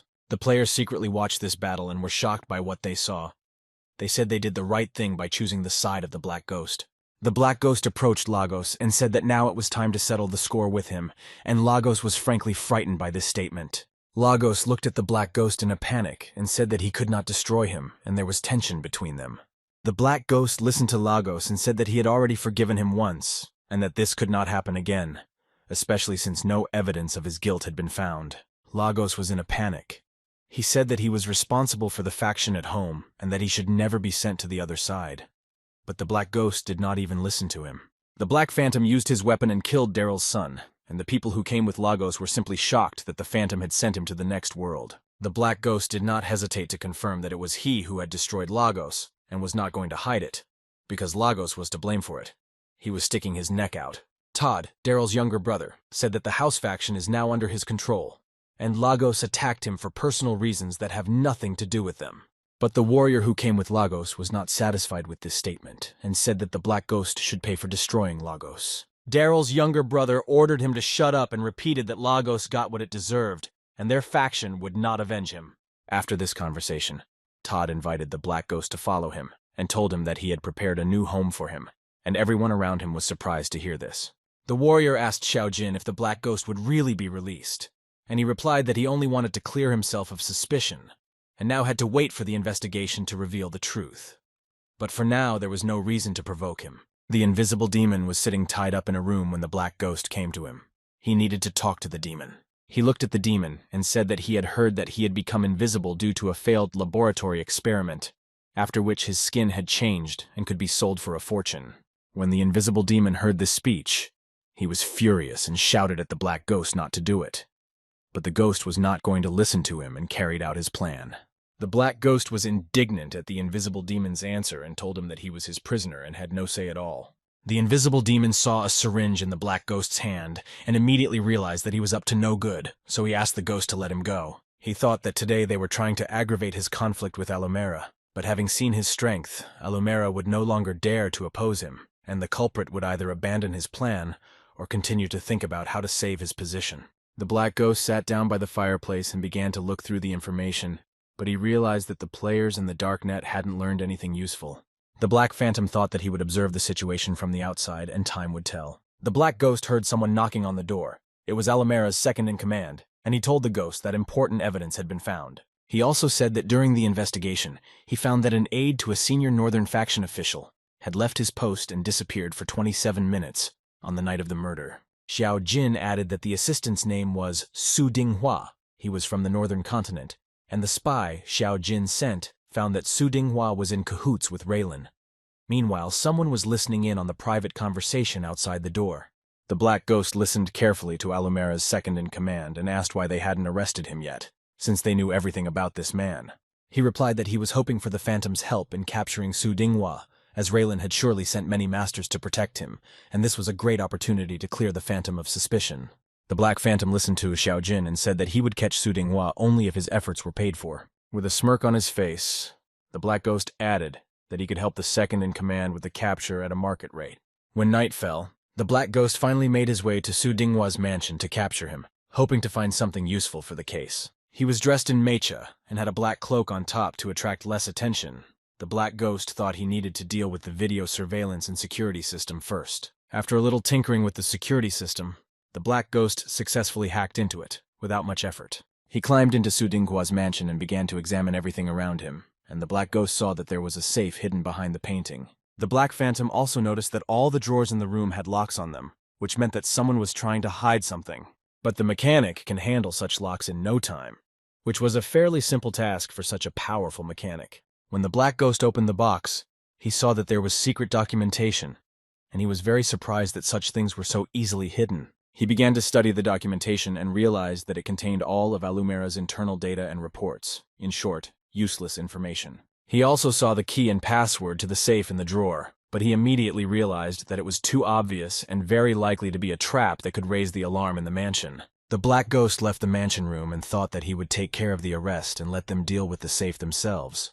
He didn't want to be involved. The black ghost began to scan the mansion's life activity with the help of his mechanic, which took only a couple of minutes. He saw that there were guards of different levels sitting at a large table, and they were unusual guards and well-trained guards. There could be even stronger ones inside. The black ghost thought that it was strange for a simple assistant to set up such a serious security system. Something was clearly wrong. Without hesitation, he broke through the floor beneath him and jumped into the room where guards of different levels of training were gathered. One of them ordered to prepare weapons and open fire, their goal being to destroy the black ghost that suddenly burst in on them. After numerous bullets were fired, one of the guards realized that shooting against him was not working, and that it was pointless. Without hesitation, the black ghost delivered a crushing blow that knocked the fighter down, for the power in the mechanic was enormous. After the black ghost crushed the first guard, he saw a level Raylan special agent in front of him, and he prepared to strike. Then the black ghost realized that Su Dinghua was actually in cahoots with Raylan, and he was going to deflect the blow from the special agent. The black ghost was outraged that an ordinary special agent of the 40th level thought too much of himself, because his power was not equal to the mechanic's. One punch from the black ghost was enough to crush the special agent, who fell to the floor and could no longer move. The Black Phantom sent Special Agent Raylan to the other side and gained enough experience to show that there was no point in fighting him. Shi Dinghua went up to the black ghost and asked him why he had broken into their house and hurt everyone. He was clearly in a negative mood. The Black Phantom immediately told him that he could stop pretending and that his plan had long since been exposed. After that, the second-in-command of Alumera, Xiao Jin, entered the room and surprised Shi Dinghua with his appearance, who was clearly dumbfounded. Shi Dinghua fell to his knees in front of Xiao Jin and asked how they had managed to find out and reveal his plan, since he had carefully concealed everything. He replied that Shi Dinghua had long been in secret contact with Raylan and had replaced all his bodyguards with his special agents over the past few years. When the black ghost appeared, he decided to blame him for the destruction of the chapter. bribed the guards to capture the Black Ghost, and tried to provoke him into a conflict. Shi Dinghua realized that he could not get away with it, because his whole secret had been revealed, and he confirmed that it was exactly like that. He was confused and started shouting that Raylan had provoked him to do this, and that he had sent this special agent to follow him. But no one wanted to listen to Shi Donghua's excuses, and Xiaojin's fighter told him to save his words for prison.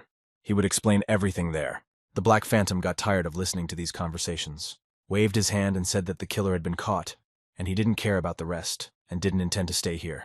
He went back to his apartment and thought that he had completed the task ahead of schedule, and that all the troubles in Alamera were due to their internal conflicts, and that until they elected a new head, his task would not end. He heard footsteps approaching his room, and he wasn't surprised, because he had expected to see Xiaojin after the task was completed. The Black Ghost asked the incoming second-in-command why he was looking for him, and Xiaojin asked why he hadn't left Alamera if he had already been acquitted. The Black Phantom replied that he had come to visit them with pure intentions, but in the end, they blamed all the troubles on him, and even their people wanted to destroy him. He added that he could ask for compensation. Xiao Hai, who was standing next to Xiaojin, was furious at what he heard, and shouted that it was all planned by Raylan, and that the Black Ghost had sent their people to the other side, and now he was talking about some kind of compensation. But the Black Ghost was not at all embarrassed by Xiao Hai's objection. He only added that Raylan was far away, so he would ask them for money first. Xiao Hai said that this was a real robbery, and the Black Ghost did not object to him, only asked what he would do to him now.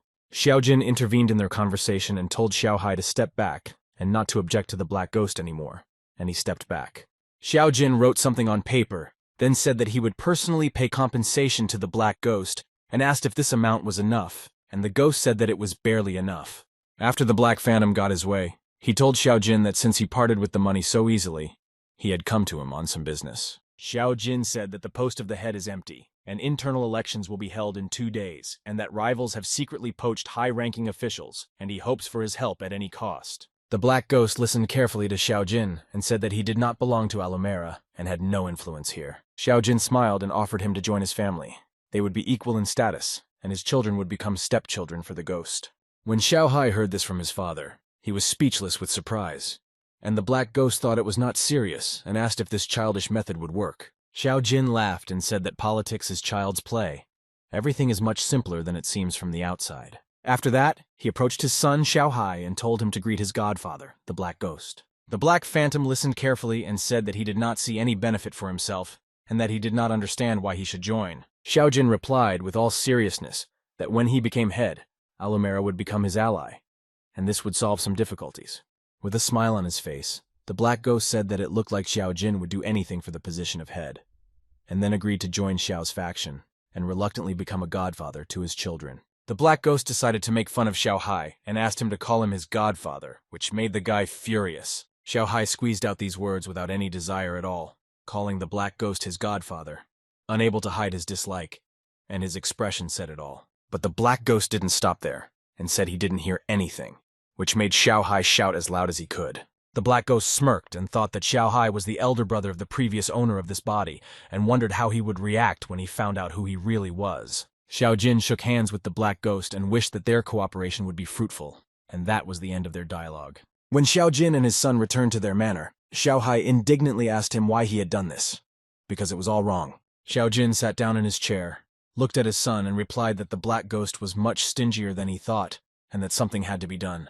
He also added that he thought that if he helped the Black Ghost get rid of suspicions, he would be grateful. But it didn't work out that way, and when he became the head, it would cover everything. Xiao Hai realized that this was a good move, and that after this, they would no longer need to worry about the Black Ghost. The issue would be resolved once and for all. He added that it was not so simple, and that as a leader he would have to fulfill his promise, otherwise he would not live. Everyone saw that the ghost was very strong, and as long as he was on their side, he would be their support. Xiao Hai replied that he understood him. Everyone has already gathered in the Alumera boardroom to decide who will become the head after Daryl and Lagos die. It was clear that after Daryl's death, every faction would fight for his place, because there was so much power at stake. The Black Ghost also attended this meeting and remarked that it was an interesting show with all the representatives of different factions gathered here. The meeting was called to order, and Daryl's brother announced that there were 4 people running for the position of chairman: himself, Xiao, the second chairman, Ziqi, the third chairman, and Mr. Angleton. Ziqi thought that he had made a deal with all the high-ranking officials and that he would definitely win. After the voting, Mr. Angleton realized that he would not become the head because he had received the minimum number of votes, and Ziqi thought that participation was more important than victory. His confidence melted as soon as he saw the number of votes cast for him.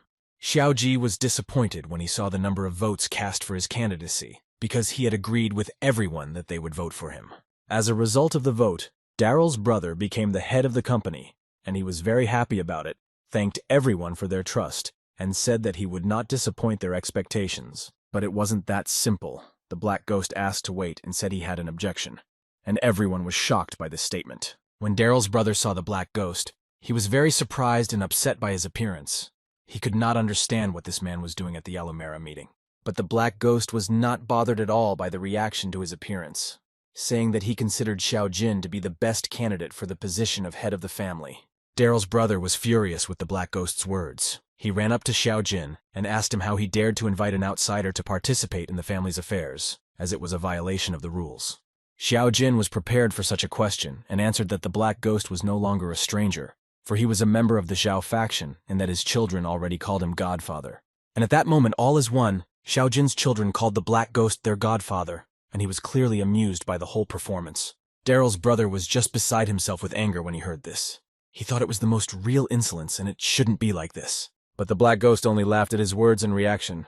He asked the audience if anyone wanted to throw the ballot. As soon as the Black Phantom suggested that the ballot be returned, most of the voters rushed to Xiao Jin's ballot box and wanted to vote for him, saying that they had made a mistake. The voting ended with a different outcome, with Xiao Jin becoming the new head, having gained the most votes and outperforming all his rivals. Ziqi was outraged by this outcome, because he had paid so much money to bribe officials, but it was nothing compared to the mere presence of the Black Ghost.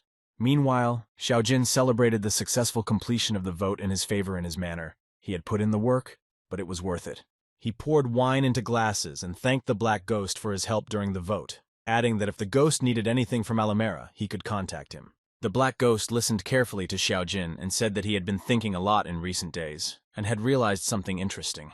He said that Xiao Jin had known about Su Hua's plans for a long time, but he let it happen in order to become the head of the family, and while everyone doubted the Phantom, he believed and took the opportunity to gain his favor. The Black Ghost also added that it was logical to use his power to suppress other contenders for the position of head. Xiao Jin replied that he could not call the Black Ghost a criminal. He was the oil that fanned the flames for his own purposes. He added that it was a very interesting theory, but it was not like that at all, and said that it was just the Black Ghost's speculation. But the Black Ghost immediately replied that he did not need proof, because if he believed something to be true, it was true.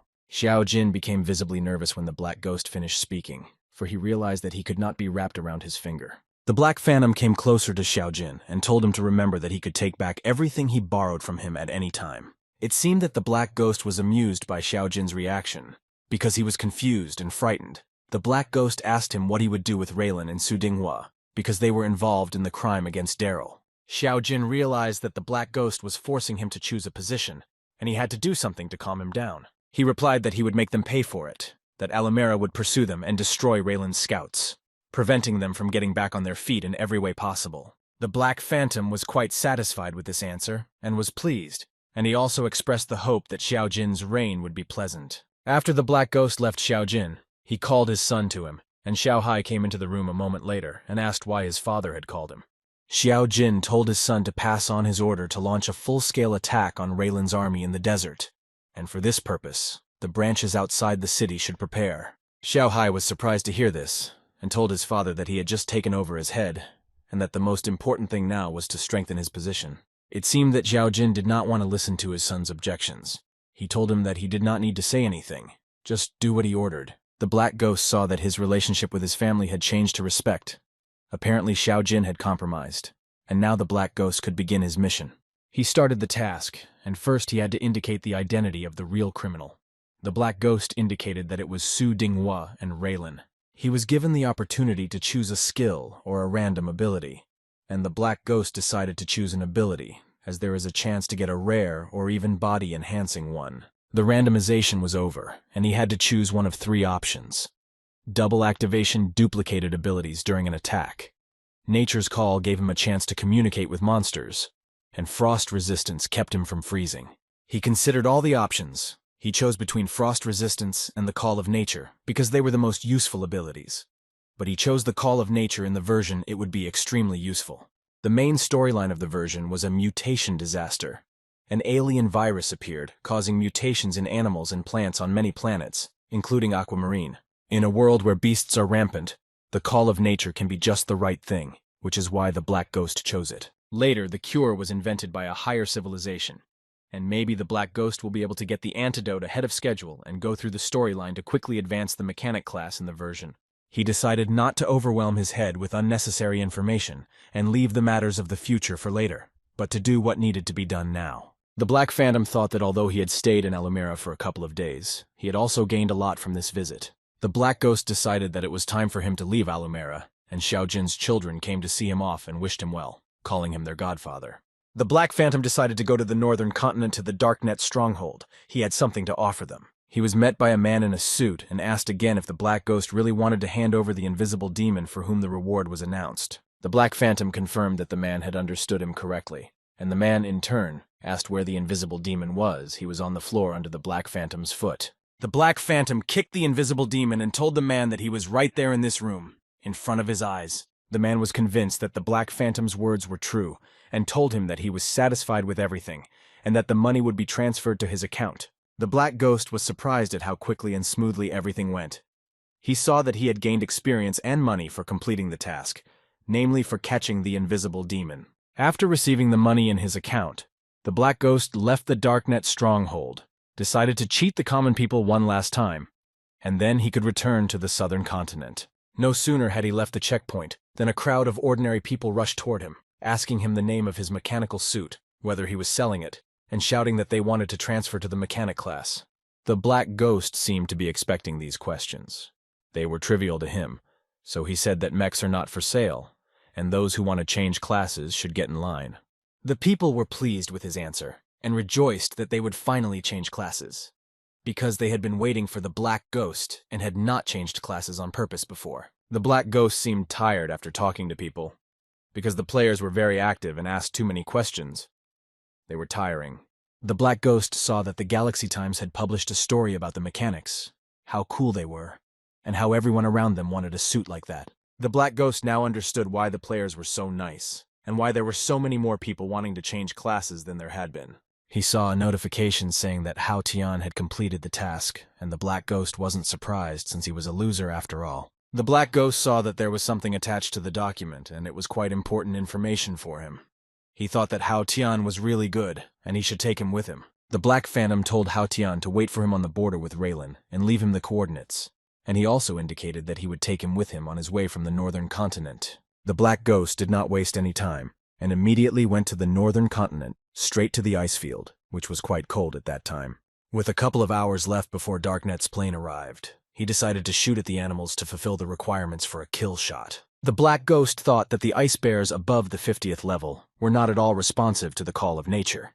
They were aggressive, and remained so. After Black Ghost hit a level ice bear, a level 12 ice bear cub ran up to him, and Black Ghost still thought that the ability had partially worked. The Black Ghost started waving his leg to make the ice bear cub leave him alone, saying that he was not a tree and that he should not climb it. But despite the fact that the Black Ghost threw the bear cub away from him into a snowdrift, he got up and ran back to him and climbed up his leg. He thought that the call of nature is influenced not only by charisma, but also by its difference with the beast in levels, and that animals also have a concept of charisma. The Black Ghost thought it over again, then picked up the ice bear cub and took it in his arms, and decided that the cub would be his pet. He was on the border with Raylan. Hao Tian approached him. The Black Ghost said that he was returning to the southern continent, and that he would fly with him.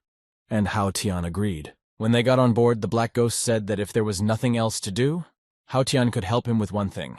At the same moment, a cub of an ice bear climbed on top of Hao Tian, who was surprised to see any animals in the cabin, let alone a small bear. Hao Tian tried to put a diaper on the cub, but he was not very good at it, because the cub was constantly turning around, and the Black Ghost was laughing when he saw him trying to accomplish this task. After a while, the plane arrived in the South Continent at Fujian Airfield, and the Black Ghost was met by a man in a suit, who was clearly happy that the ghost had returned alive and well. The man said that it had only been a month, and the Black Ghost had managed to do a lot of things, and added that he was so fast, and the ghost said that this was not true.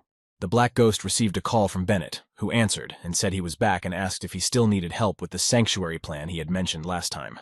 The Black Ghost met with Bennett and he showed him where the first shelter was being built, which was an impressive building. The Black Ghost looked around the huge building and saw that the first asylum was named after Bennett. He asked him if it was too modest of him. Bennett laughed at this remark and invited the Black Ghost to go with him to an official meeting. The Ghost was surprised and asked what he had to do with this meeting. To which Bennett replied that the Black Ghost was also one of the high-ranking participants and should be present at the meeting. While being authorized to proceed to the meeting, Bennett told the Black Ghost that he had vouched for him and hoped he would not disappoint him. The Black Phantom looked at him and asked with a smile on his face that he had never disappointed him, that there had never been a case when he had let him down. The first sanctuary was a test project and was progressing quite well. It will have amenities to meet the needs of the residents. Even if war breaks out in the outside world, the shelter will be able to withstand it. Bennett also added that in the event of an attack, the walls of the shelter are equipped with various defense mechanisms against various kinds of enemies. Bennett wanted to build at least 3 to 5 shelters on all continents, and the Black Phantom said that even one shelter would cost a lot of money, and he wanted to build several. Bennett replied that if they succeed in preserving civilization, any costs will be insignificant because people's lives are much more valuable. The Black Ghost smirked and said he could almost see a halo of divine light over Bennett's head, and they both laughed at that. They both proceeded to the meeting room of the first asylum. Bennett announced that the Black Ghost was here and they could begin the meeting. Bennett started first and said that the shelters would have been better off being built in advance, and that he decided to start building the second and third shelters immediately. One of the attendees asked if Bennett was rushing things too fast and why they shouldn't wait until the first shelter was completed. Bennett did not understand the meaning of this question, as everything was obvious. But he replied that the war was about to break out and they had little time, so it was imperative to speed up construction. The man was not entirely satisfied with Bennett's answer and asked who would be responsible for the second shelter, because it was serious and required strict control. Bennett said that Xena would be in charge of the second shelter, and the audience confirmed that she is a talented current director of Darknet, and she is the perfect fit. After that, Bennett added that the Black Ghost would be responsible for the third shelter, and pointed directly at him, which stunned the Ghost, who had not expected such a turn of events. He was obviously surprised, and could not believe that Bennett trusted him enough to let him run an entire shelter. Everyone present at the meeting was against this decision. They started saying that he had little experience, and that this was not good. Someone else should be chosen. To which Bennett replied that every shelter needs someone with extraordinary strength to guard them, and if they have someone stronger than the Black Ghost, he will definitely listen to them. The Black Ghost read that he had launched an A-ranked mission, which meant that he would now be in charge of the third safe house. Bennett also added that the third shelter would be located on the ruins of Grey Metal, and the Black Ghost thought to himself that his little secret base was located there, and that this was all very convenient. Bennett noted that there are also small problems.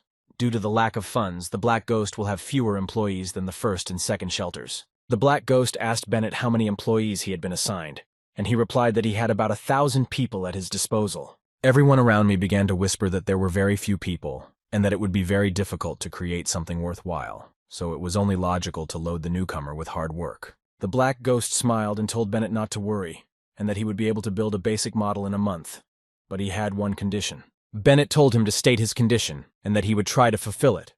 The Black Ghost said that the third shrine should be named in his honor, and Bennett agreed. He said that the Black Ghost didn't have much experience, and everyone present had participated in the construction of the first sanctuary, so Bennett appointed Huang Yu as a consultant and assistant. Huang Yu accepted the appointment, but his expression showed that he was not eager to help the Black Ghost. Everyone began to discuss Huang Yu's dissatisfaction. They realized that he would not earn much from planning, and he would have little merit in the status of assistant, and people did not understand why he was not given a normal assignment. Huang Yu told them to gloat less and that he was not going to help him much, and that he would just rest and take a vacation this month. Later, Black Ghost was flying on a plane with Mad Sword, and he noticed that Hao Tian was in the cabin, so he sat down with him and asked when he had revealed the secret storyline. The Black Ghost, meanwhile, was thinking that there were already too few workers, and Bennett had given him a lazy man who had no enthusiasm whatsoever. But it wasn't that simple. They didn't know that the Black Ghost had a lot of helpers who could be used to build the third shrine. Meanwhile, on Andrea's continent, the forum at which the Black Ghost was present was being discussed, and he was a popular figure. The guy said that everyone was talking about an advanced method of energy training that unlocked itself, and he added that the Black Ghost had deceived them. Another guy said that this was not entirely true, because it is a pumping technique, and the sooner you get it, the faster you will raise your level. They did not understand when the Black Ghost would appear on Andrea's continent, because everyone was waiting for him to change his class to mechanic. One of them replied that the continent of Andrea is under the influence of the embryo, the enemy of the Black Ghost, so he is unlikely to come here. The guy with the glasses added that judging by the video that Banhitdog had just uploaded, the Black Ghost had already returned to the South Continent. Banhitdog, on the other side of the screen, said that the Black Ghost had led them to a special location where work was underway. Banhitdog also announced that he would be taking on a new main assignment here, called the Third Black Ghost Shrine. The guys were surprised that a city was being built there. It was a large-scale storyline, almost like an expeditionary war. Rather, it was also part of the main storyline of the planet Aquamarine. Banhitdog offered to listen to the Black Ghost's rallying cry, and the latter said that the dark clouds of war hung over Aquamarine like the wings of death. The Black Ghost said that the wounds from the previous war had opened up before they had time to heal completely. He added that only a few decades have passed, but no one has forgotten the pain that the war brought with it. He said that the war still affects the ground under our feet and the sky above our heads. Radiation, dust clouds, extinct lands, and vanished civilizations, all of which are consequences of the war. States destroyed ordinary defenseless people for false and empty motives, and the war took countless lives in a whirlwind. He said that because of them, the planet is slowly being destroyed. The world may end one day, and the construction of the sanctuary is intended to preserve our civilization. The Black Phantom also said that even if it happens tomorrow, he wants to save at least the last bit of civilization, and added that he is not great, but the world is filled with petty people. The Black Phantom, with all seriousness and responsibility, said that if no one wants to pay the price, then he will be the first to do so. He also added that he would not be the last. People liked his speech, started shouting words of support, and changed their minds about the Black Ghost. The guys watched Black Phantom's performance closely and really liked his opening speech. They thought he was very cool. The guy suddenly said that he had a proposal. Instead of wasting time on the embryo's lands, he offered to go over to the Black Ghost's side. Everyone supported him at the time, because no one wanted to sit around meaninglessly. They wanted to escape from there, but they had to be quiet so as not to be discovered. Black Ghost observed that after Banhitdog's video, a large number of players wanted to join him. Bennett went up to the Black Ghost, hugged him, and said that the speech he had given had touched his heart and that he was his soulmate. The Black Phantom thought with a smirk that these were Bennett's words. Only he was the first to voice them, and that players like it when additional information is given about a character, revealing a different side of him. It helps to win their love. Suddenly, he received a mission to protect the convoy until it reached the ruins of Grey Metal, and the Black Ghost thought that such sudden assignments do not go peacefully. The Black Phantom thought that military might would not be enough, and he needed to strengthen his team, so he decided to call Antonio. He went to a temporary camp, and the fighter said that perhaps the initial changes to the entire city would be completed within 3 months. Huang Yu added that this plan was designed for 30,000 workers, and they only had 1,000. The Black Ghost turned to Huang Yu and asked him if he had any suggestions, and with an indifferent expression, he replied that he had no suggestions and did not know how to help in this situation. He thought to himself that there was no cohesion, and he would not rely on Huang Yu, then said that labor was not a problem, and that he planned to finish building the prototype in a month. Antonio said that it would take at least 100,000 workers, and even the first sanctuary didn't have that many. But the Black Ghost told him not to worry, because he would take care of it. After the conversation, one of the soldiers was told something on the radio, and he was seriously concerned. He was stunned by the news. The fighter turned to Black Ghost and said that an unknown aircraft was approaching them. He did not know anything about it. The Black Ghost smiled and said that everything was fine and that his order had arrived, so there was no reason to worry. Huang Yu thought that the Black Ghost had far more connections than he thought, and he was able to order weapons and ammunition from the well-known Fabian company. The Black Ghost was busy disassembling the new weapon. He saw that the defensive mechanisms were ready, and only needed to replenish ammunition. The silence was broken by the soldiers, who were running from all sides and shouting that they were being attacked by animals, and the Black Ghost did not understand what was happening. He suddenly saw that one of the soldiers was being dragged by unknown creatures. They had claws like spiders, large fangs, and red glowing eyes. They did not bode well. These creatures were approaching their tent city from all sides. There were so many of them that the soldiers were forced to open fire. The Black Phantom did not understand how it was possible that so many huge spiders lived in this neighborhood. He said to report the situation. A fighter who was outside and holding back the attack said that they were surrounded by a colony of these spiders. They were furious, and there were a lot of them. Huang Yu shouted to the Black Ghost that this spider colony was unstoppable and that he should get on the plane as soon as possible, because the situation was getting out of control. But the Black Ghost refused to get on the plane and fly away. He said he would not leave the fighters and would stay here, because the fighters themselves would not make it. Huang Yu looked at him and thought that let the black ghost do as he pleased. He did not understand why he refused to leave and stayed in such a dangerous situation. The soldiers looked at the plane flying away from them and said that they had been left here with these spiders and had escaped. But the black ghost remained calm and unwavering, seemingly in control, telling the fighters that they had him and could relax. After saying that, the black ghost launched something on his tablet, and at the same moment robots appeared. The fighters did not expect to see them here, because they came out of nowhere. They looked at the robots and said that they looked fierce. They were powerful robots that could fight to the end. The Black Phantom ordered the soldier to move all the metal discs from the car and place them on the sides, and he obeyed his instructions without question. The Black Ghost also added that the artillery would deal with the insects, while the soldiers would deal with the criminals. Despite the fact that the number of spiders was huge, the artillery was successfully coping with this task, and the spiders had less and less chance of overcoming the humans. One of the fighters was watching the scene and was amazed at how powerful the shooting was. He could not fully believe it. The soldiers were equally impressed by this shooting, because they hardly had to do anything. The robots did everything for them, and it made their situation much easier. 15 minutes later, the battle was over, and the soldiers still didn't understand how it happened, as it seemed that their chances of survival were negligible.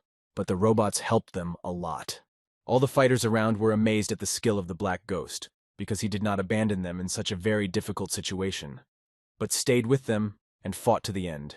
Ben-Hidog looked and saw that the task was completed, and noticed that the main task gives a lot of experience, and Mad Sword added that the mechanic class is strong, and that reclassification was a great choice. Ben-Hidog was pleased that he still managed to gather material for his stories, which was to his advantage. One of the fighters told the Black Ghost that they had caught a vagrant near their camp, and he ordered them to bring the unknown man. The soldiers brought an unknown man with his hands tied. He was unremarkable and said that he was just hunting here when he saw them here and wanted to watch. The Black Ghost asked the soldier if there were any houses nearby, and he replied that there were a couple. The Black Ghost examined the unknown man once more, and ordered Liu Zhao to give the vagrant some food and drink. He looked hungry and tired. He turned to the vagrant and said that they would build a city in the ruins of gray metal and that they needed many workers for this. And as a thank you, the vagrant could give this to his headman. They handed the vagrant a large box. He thanked them and went on his way. Liu Zhao told the Black Ghost that they also lacked materials and asked what to do. The Black Ghost smirked and asked if they needed a worker, then added that vagrants would do just fine.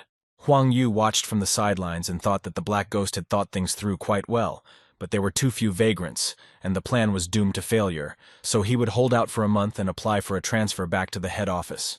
The Black Ghost told Liu Zhao to take some people and go and distribute food to the vagrants, while telling them about their shelter.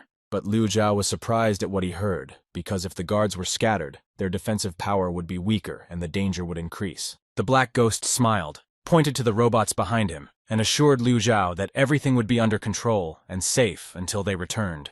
Liu Zhao said that they would follow the Black Ghost's instructions. He gathered people, they took provisions, and went to the vagrants. The Black Ghost helicopters flew up to the ruins of gray metal. They looked gloomy and gave the impression that this place was absolutely not intended for human habitation. The Black Phantom saw that the goal of the assignment had changed, and now he had to complete the design in 3 months and meet the construction requirements during that time. The Black Ghost heard a noise from the street. Someone was shouting about a convoy. When he went outside, he saw a fighter pointing to the side and saying that something had happened there. He saw a large crowd of people, quite a lot of them saying that they had come to fulfill his task. People said that they had heard about his intention to build a shelter, and they would be happy to help him with this. They no longer had any hope after a long wait. The soldiers put their weapons on alert and did not understand what this crowd of people was going to do. They did not expect anything good from them, but the Black Ghost ordered them to lay down their arms. He said that he was very grateful for their help and asked them to give way to the people, and the Black Ghost added that when they planned the construction, they would have a lot of work to do. Huang Yu thought that the outsiders, who were a huge headache for all states, were treating him well. He did not understand why, and decided to report it to Bennett. Huang Yu approached the Black Ghost and said that they first needed to clean up the territory, but there were not enough workers to do so. The Black Ghost looked at him and said that there was a crowd of strangers idling outside, and why not address them? And Huang Yu agreed. He went outside and shouted to the strangers that the Black Ghost needed someone to clear the area near the safe zone, and asked if they could help with this. At the same moment, they had a task in front of their eyes, and they saw that they would get a lot of experience as a reward for completing it, so they immediately agreed. The strangers got to work, clearing the area of rubble, construction debris, and other unnecessary garbage as much as possible. Huang Yu was very surprised that these strangers had obeyed him, but then he realized that it was all because of the mention of the black ghost. In the vicinity of gray metal, everyone was busy. While the outsiders were clearing the area of rubble, the fighters were counting armor and materials. At the same time, people were chasing Banhitdog and asking if he'd release something new and promising to break his leg if he didn't hurry up. But he replied that they wouldn't catch up with him because he was at a higher level. Mad Sword, meanwhile, was sitting there thinking that the mechanics were strong, but he liked being a warrior better. It was his profession, and he needed to think things through. The Black Phantom looked around the city and realized that it was getting livelier. Everyone was working hard, and things were getting off the ground. The players involved in the creation of the city have a very strong sense of belonging, and this place may become the first zone of players in Aquamarine. But one thing that confused the Black Ghost was that the number of points it could give out for tasks was severely limited. He thought that if he allowed other players to issue tasks, he could get around the limit, since he was in charge of the construction. He just needed to plan the general direction of the work and let the players contribute. The Black Ghost called the fighter and ordered him to contact all the leaders. He wanted to hold a meeting, and the fighter unconditionally fulfilled his order. The Black Ghost began the meeting by saying that building a shelter from scratch is a very big project that requires a lot of investment and effort. He also added that he has divided the project into items that include construction, search, and other management matters. He thought that he needed to manage the responsible persons to coordinate the whole work, and said that someone would be responsible for each point of the plan, his goal being to complete the construction as quickly as possible, ideally in a month. All the leaders listened to the Black Ghost and went about their business, satisfied that they had understood him and accepted his instructions. The Black Phantom stopped them at the exit, as if he had forgotten to say something, and the leaders stopped, ready to listen to him. The Black Ghost said before they wrote in the name of the shelter, let them not forget that it should include his name. He saw a notification that Maple Moon had already reached the 20th level and was on its way to the ruins of gray metal. She used to be a mechanic, and when the Black Ghost was down, just watching her play lifted his spirits. But she was only good in the 3rd and 4th versions, and then changed classes. Black Ghost wonders if his meeting with Maple Moon will change anything, and how she will react to him when she sees him in gray metal. After a while, Maple Moon came into the tent where Black Ghost, Banhidog, Haotian, and Mad Sword were sitting, and she was happy to see them. The Maple Fox saw the little bear cub in Haotian's arms and said that it was a very cute creature. She came closer to get a better look at the bear cub, liked it very much, and asked if she could hug it. Haotian gave her the teddy bear and told her to control her emotions better next time. But Maple Moon didn't really listen to him as she played with the bear. The Black Ghost watched Maple Moon and Banhidog play with a bear cub, still unsteady on its paws, rather clueless but so cute. The Black Ghost told them to stop playing with the bear because they had more important things to do than play, and they didn't have much time. He said that he was building a shelter and they could help him with that too, because there was a lot of work to be done. Banhidog saw that they needed to complete a certain number of tasks to get additional rewards, and Mad Sword added that they had a good boss. Haotian, Maple Moon, Banhitdog, and Mad Sword rushed out of the tent, wanting to complete the task and get their reward as soon as possible. The Black Ghost thought that his limit would be more than enough for these four, and he would look forward to their success in the competition. The workers noticed that these strange people were working like crazy and didn't seem to need any rest. They said that they would definitely be able to finish the initial form of the shelter in a month, and that this time they would get a lot of awards. Huang Yu thought that if he succeeded, he might be awarded as an assistant in the Darknet, and this would be very good for his reputation. But he realized that his previous attitude might have offended the Black Ghost, and now he was not giving him any instructions. Huang Yu realized that he needed to correct his mistake as soon as possible. Huang Yu came to the Black Ghost. He obviously wanted to talk about something. The Black Ghost asked him why he came, whether it was on business or not. Huang Yu smiled and said that he would like to take over some of the work, since he was his deputy, and he looked confused. The Black Ghost told him that he didn't want to work, and he entered his position and gave him a vacation. He didn't understand why Huang Yu was unhappy. Huang Yu was not satisfied with the Black Ghost's report and told him that he was his assistant and could contribute to the construction of the shelter. Huang Yu thought that he had really angered the Black Ghost. He was worried that he would be able to forget about the rewards, and he did not like this situation. The Black Ghost gave him a folder and told him that it was a plan for building a shelter. He needed to systematize the data and report back to him on the results. Huang Yu was happy that all was not lost, and told the Black Ghost not to worry, and that he would do everything in the best possible way. The western district of the third shelter was the least favorable for construction, with a tower bell in the center of the district. The workers went inside the building, and it was no wonder that no one was doing anything here, because there was dirt and stench, and the building looked unfit for human life. They moved deeper into the building, and one of the workers said they only needed to inspect the drainage pipes. When the workers went a little further, they heard some noise, and the guy said that there was something there, and they should run away as soon as possible, because it was dangerous. One of the players saw a message that he was under the influence and in a state of fear, which did not bode well. Suddenly, the players saw something black rise out of the drainage pipes, which was clearly not good, and put them all in danger. This black entity struck the workers with a blow that sent them scattering across the room. After that, the entity flew out into the street. It was a black blob of energy that was very strong and dangerous for people.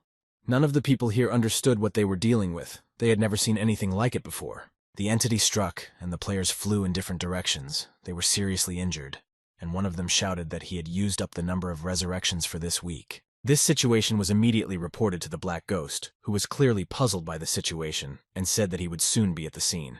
When he arrived at the scene, he asked eyewitnesses if they could make out what happened, and the player replied that no, everything happened very quickly, and if he hadn't reacted in time, he would have gone to the other side. The Black Ghost approached his assistant Huang Yu and asked what their losses were after the incident. He replied that a monster had appeared in the area where the power grid was being laid, and that was why the power plant was destroyed.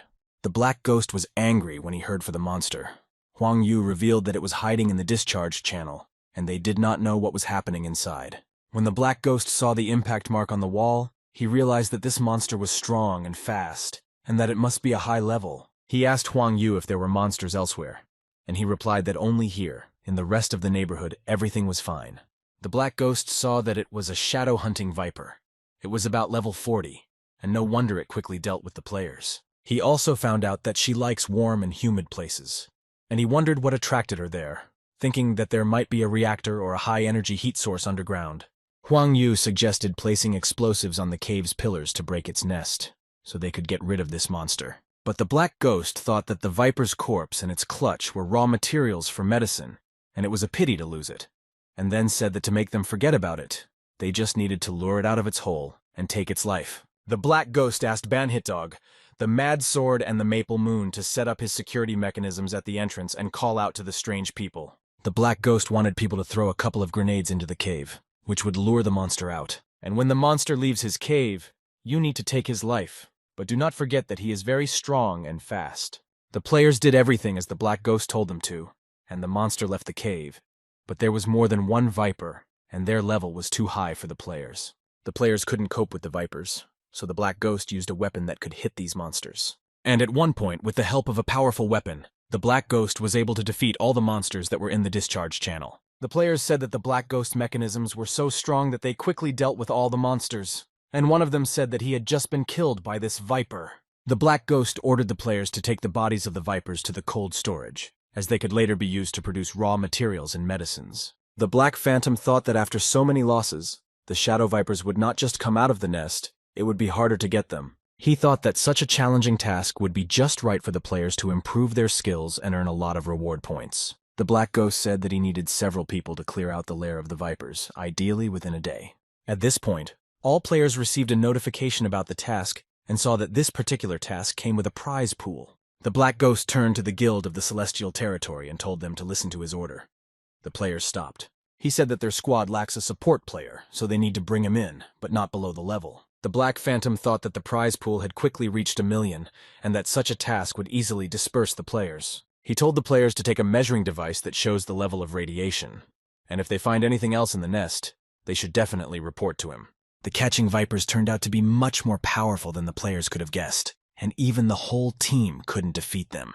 The Black Phantom thought that the current players were too strong for the catching vipers, but for the reward they would definitely want to buy the equipment he had prepared for them. The Black Ghost went to the warehouse where the ammunition was stored, looking for something that could be sold as equipment that players could not do without. One of the requirements for advancement in the class was to create 5 purple quality equipment, but there were many times more unsuccessful inventions. The Black Phantom thought it was time to get rid of the unnecessary stuff that was only cluttering up the warehouse, and now was the time to sell it. After a while, the Black Ghost was visited by players who wanted to buy equipment to fight the vipers, as they were much stronger than expected. The Black Ghost smiled because he knew that the players would come to him and told them to choose their equipment for the fight. The players were surprised by such a wide range of equipment. There was at least green quality and even blue. They had never seen anything like it and wanted to buy everything. A player with red hair saw a lightweight mechanical arm among the assortment of equipment, and it was perfect for him, but also very expensive. The player thought that there were a lot of guilds now, and they would only achieve good results if they increased the gap between them. But he thought he definitely needed this equipment and said he was taking it, and all the players around him started shouting out what positions they were buying.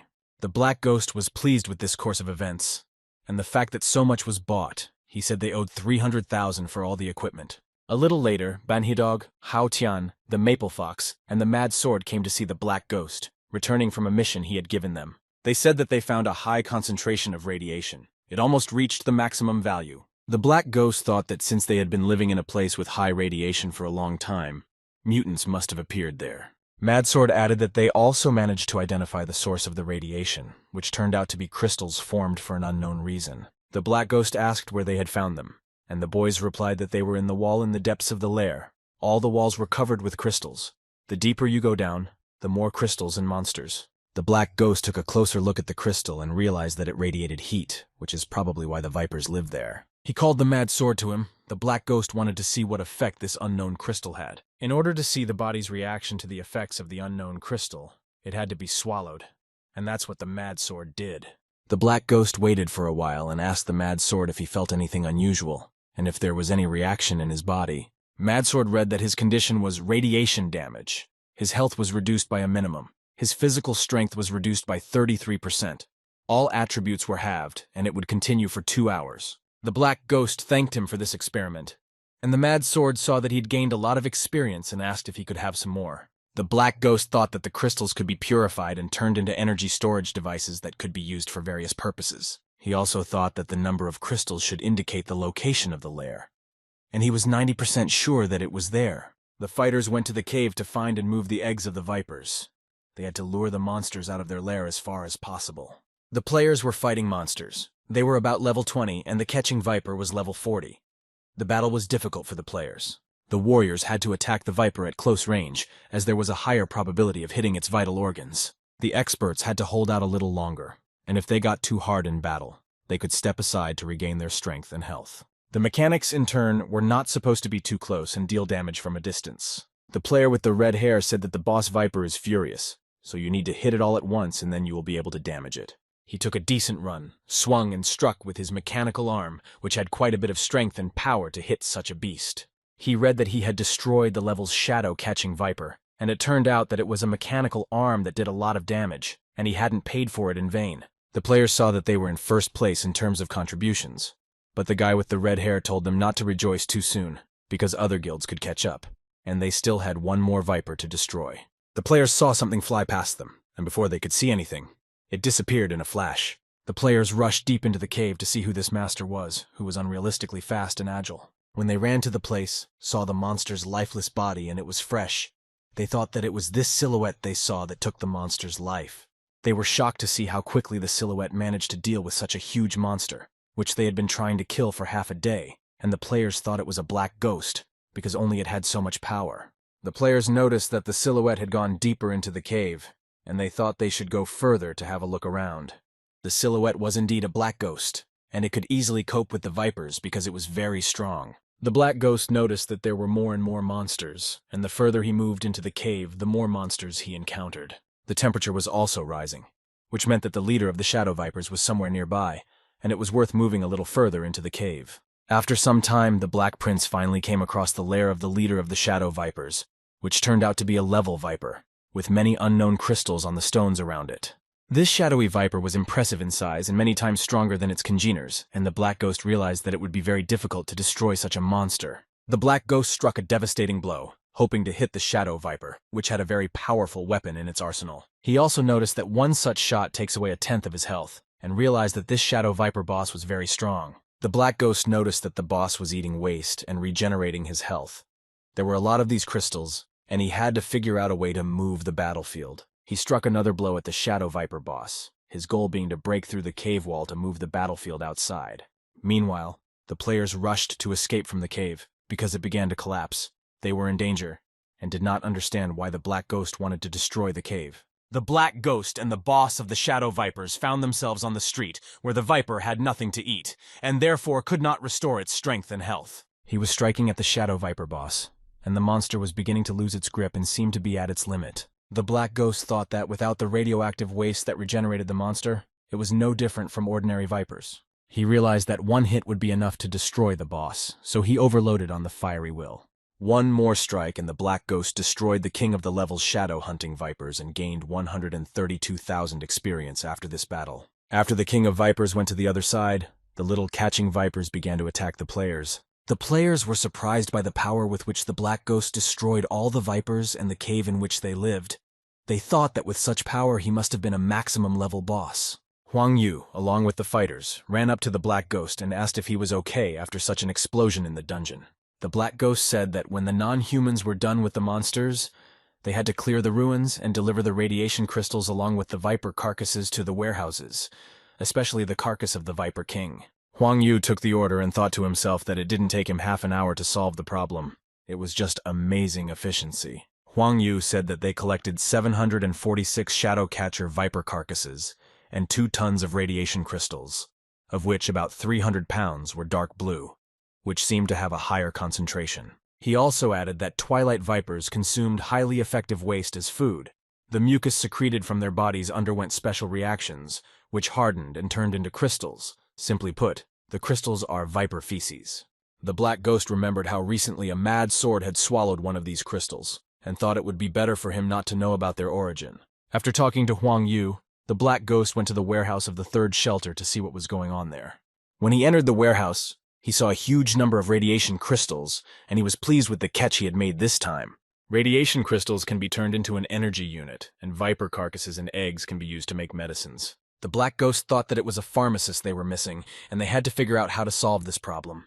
At this time, it was time for the 6 powers to meet in the Star Dragon, namely in the secret meeting room. Right during the meeting, Gu Hui's phone rang. He ordered the meeting to be stopped, and those present said that they had a serious incident, and how could they not turn off the phone? He left the meeting room, looked at the phone screen and saw that a black ghost was calling him. Gu Hui asked what he wanted this time. The black ghost replied that he needed someone, and that person should be with him as soon as possible. Gu Hui asked who exactly the black ghost needed, and he replied that it was the Emerald Herb, and she was a pharmacist. He was displeased with what he heard and said that she was a dangerous criminal, and even he could not take people from the island of the Bell of Destruction at his own discretion because it was illegal. The black ghost spoke as he heard that they would soon begin an expedition and 6 nations would unite to attack the continent of Andria from different directions. The black ghost asked if Gu Hui hoped that the embryo would surrender to them, and he didn't understand how the ghost could have known this information. The black phantom replied that he knew a lot, including the location of the embryo's base and its battlefield defense. Gu Hui promised to bring the emerald grass, and the black ghost said that it was a pleasure to cooperate with him and that he would soon send the data on the embryo. He thought that the emerald grass would not only help in the study of the cure, but also develop an antidote that would suppress the virus that had spread in the version, and if his hideout was the first to create it, then his reputation would increase. It occurred to him that if the Star Dragon found out that emerald grass was working here, they would find out that Han Xiao, Zero, and the Black Ghost were the same person. However, this will combine the authority of Zero and the Black Ghost, as well as the fact that he is now supported by the Darknet and is quite strong. The Black Ghost realized that there was no longer any need to hide, but in case the secret police were sent to him, it was better to wait. Meanwhile, people gathered at the Green Dragon organization, and it seemed that something was about to happen. The soldier told his commander that they brought the girl. She was sitting with her eyes closed, tied to a chair. He said that this is one of the 4 most important criminals of the island of the Bell of Destruction, and that one should be careful with it and not fall for its tricks. The man, who was wearing a mask, said that there was no need to worry because he had given her a large dose of tranquilizer and she was sleeping soundly. They were met by a black ghost, wearing a silver mask and a black cloak, who said that he had come for the emerald herb. The military said that the emerald grass was ready for transportation, and he could take it. No one intends to keep it for long. When the black ghost boarded his helicopter, he turned to the emerald grass and told it not to pretend and to open its eyes, because it was a pharmacist and had developed resistance to drugs. The girl opened her eyes, looked at the black ghost, and said that she could see right through him. He was very brave and courageous. The girl said that Star Dragon thought that she did not know about the bug that was planted in her body. She also said that he must have an interesting relationship with this organization, and asked what she was exchanged for. The black ghost was not going to hide anything from her, and said that she had been exchanged for a small amount of intelligence. Emerald Grass looked at the black ghost and said that she could feel how strong he was, and that she was unlikely to be able to escape. The black ghost took off his mask, smiled at the girl, and said that she was very smart, and there was absolutely no point in running. The girl asked what was required of her, and the black ghost replied that he would tell her everything as soon as they reached their destination. The black phantom thought that she was scared for now, but in the future she would try to escape, and he didn't have time to follow her and needed to make her want to stay in the shelter.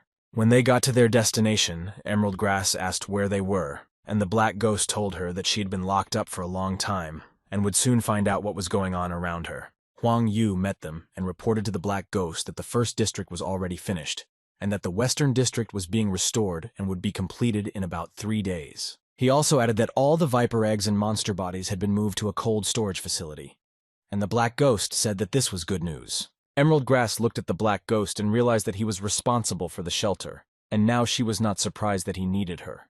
The black ghost brought the emerald herb to the cold storage and said that her task was to make a medicine from this raw material. She noticed that there were a lot of shadow vipers and asked if they could be used to make medicine. The bodies of the vipers are suitable for creating hormonal drugs, and the eggs contain a substance for growth and metabolism, which can be extracted to create an effective health potion. And since there are so many eggs, she will try to breed vipers. The black ghost listened to her carefully, but understood almost nothing because she used pharmaceutical terms, and he asked her again what substance she was talking about. But the girl replied that he wouldn't understand what we were talking about anyway, and asked him to leave it to her, as she knew about substances like no one else. The Black Phantom said that if she needed to test the regent, she could ask the people outside, because they could not die, so they would be happy to help her. She reflected that there were undying beings in a shelter that offered freedom and safety, and she decided that she could stay here, as she still needed time to figure out her current situation. In her studio, Emerald Grass decided to do some research on the Black Ghost and the situation around her. The girl realized that the Black Ghost turned out to be a rather famous person. There was a lot of information about him. She also read that one traitor had driven the entire embryo organization into a dead end, and she wondered who Zero was, and the article also said that 6 nations were going on an expedition. Emerald Grass realized that in the few years she had been in prison, the world had turned upside down and everything around her had changed. The Black Ghost watched the Emerald Grass and realized that the girl was a liberal who never bowed to anyone. The Black Ghost decided that he needed to keep an eye on the Emerald Grass so that it would be safe for her at work. Huang Yu came to the Black Ghost and reported that he had arranged the Emerald Grass in a new place, and that it would be fine. Huang Yu noticed that the Black Ghost was peeping at her and thought that this was his hobby. The Black Ghost turned his head and saw that Huang Yu had seen the Emerald Grass on the screen and must have misunderstood everything. The Black Ghost turned away from him and said that if he told anyone what he saw on the screen in his office, he would lose his life. Huang Yu replied that he would not tell anyone and was not going to do so. Everything would be fine. After a while, Emerald Grass had some success in the pharmaceutical industry. She said she needed 1 volunteer to experiment with the drug. There were many people in the crowd who wanted to take part in this experiment. They could choose anyone and any number of people. Emerald Grass thought that non-humans were really very entertaining, because who else would argue with others for the right to be a guinea pig, so she chose one from the crowd and invited him along. The girl thought that the 3rd shelter was a very good place, because here everyone helps her to achieve the final results in the development of the drug. The girl asked him if he could buy various medicines here, and why the emerald herb was gone. And he told her that he only opened the pharmacy in the evening, and during the day he could do drug testing tasks for a good reward. Some guy in the crowd called out to the dark-haired girl and said that if she hadn't tripped him, he would have been the first to ask for a job and asked how she was going to pay for it. The dark-haired girl was outraged by his statement and said that he had pushed her, not her, and could at least apologize for his behavior. The guy was surprised and outraged that she was also arguing with him. He told her that if she had the courage, they could fight, and the girl replied that she was not afraid of him. Soon, a black ghost appeared on the street and said that it was not good to fight and destroy the shelter that everyone had built so carefully, and henceforth he forbade fighting. The black ghost pointed to an abandoned city and said that if they wanted to fight, they could go there, not on the territory of the shelter. The guy didn't understand why he couldn't fight on the spot, and the new girl immediately agreed to the black ghost's ban. The guy and the new girl decided to resolve the conflict with a fight, so they went to an abandoned city, followed by other non-humans. The Black Ghost thought that it was necessary to build a safe zone in the shelter, prohibiting fights, so it would be possible to protect the players. But this would not be enough. Later on, players like Emerald Grass should be attracted to develop the city's functionality. At the same time, a meeting was taking place in the Embryo's secret boardroom to discuss that all their ports on the Andrea continent had been lost, and the 6 nations were blockading the surrounding waters. Looking at the map, the meeting said that their ground forces were preparing to land and move inland. Raylan and Theseus sent elite troops to the missile base in the east, and their plan was exposed, with traitors among them, of course. One of those present said that it was all the work of Zero. He had pulled it off in such a way as to confuse them. He also added that they would have a chance to win only after they destroyed Zero and he was no longer under their feet. Meanwhile, at the third Black Ghost hideout, he was on the phone with Bennett, who asked if he had completed the initial phase of construction. The Black Ghost could not help but be proud of himself, for he had accomplished the almost impossible, completing the initial phase of construction in such a short time. He told Bennett that he could praise him. Bennett was pleased with the answer, and said that the speed of the Black Ghost exceeded the speed of construction of other shelters, and he had high hopes for them. He also added that the Six Nations started the expedition because Darknet is neutral, and the Black Ghost should not join them. The Black Ghost said that he would not join the Six Nations, but he still held his own on this point. The Black Ghost finished the first phase of the shelter and everything went well. There was no need for him to be there anymore. His reputation with Darknet had risen to the level of respect. He thought he could finally concentrate on something else, and opened the notification on the screen, which indicated that the embryo's fall had advanced by a percentage point. The Black Phantom thought that the war had already begun, and the embryo had plenty of things to do, so it was time to visit them. Before going to the embryo, the Black Ghost entered the workshop of the Third Asylum, at which point they were finishing the production of a part. The workshop was making a violet-quality item that was necessary to raise the skill of a Black Ghost. In order to be promoted, it was necessary to fulfill the requirement, namely to collect equipment of purple quality, and the Black Ghost successfully passed the promotion. Black Ghost has also learned high-level mechanism affinity and shock mechanical power, which will help him become even stronger. He did not stop there, but studied electromagnetic energy extraction and energy modification. After this training, the Black Ghost gained the specialty Magnetic Sphere Mechanic, added points to energy, dexterity, endurance, and intelligence, and the final level became. The Black Ghost realized that he had reached the maximum level in the version as he expected.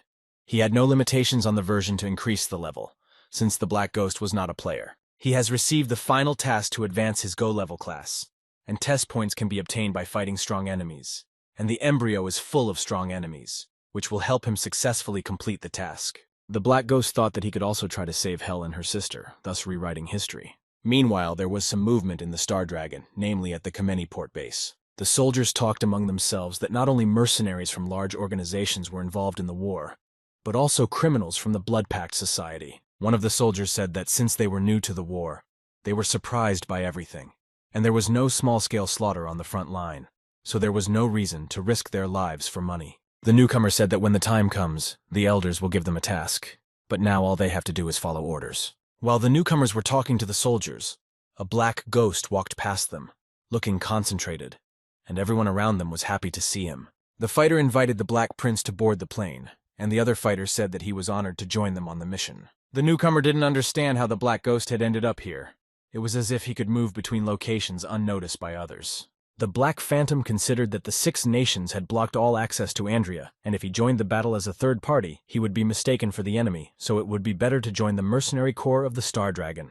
As soon as the plane took off, the Black Ghost received a call from Bennett, who was furious and shouted for him to come back immediately, and the Black Ghost asked him not to shout. Bennett didn't understand why the Black Ghost didn't talk to him about it, since he was a representative of Darknet and their participation in the war meant that they were no longer neutral.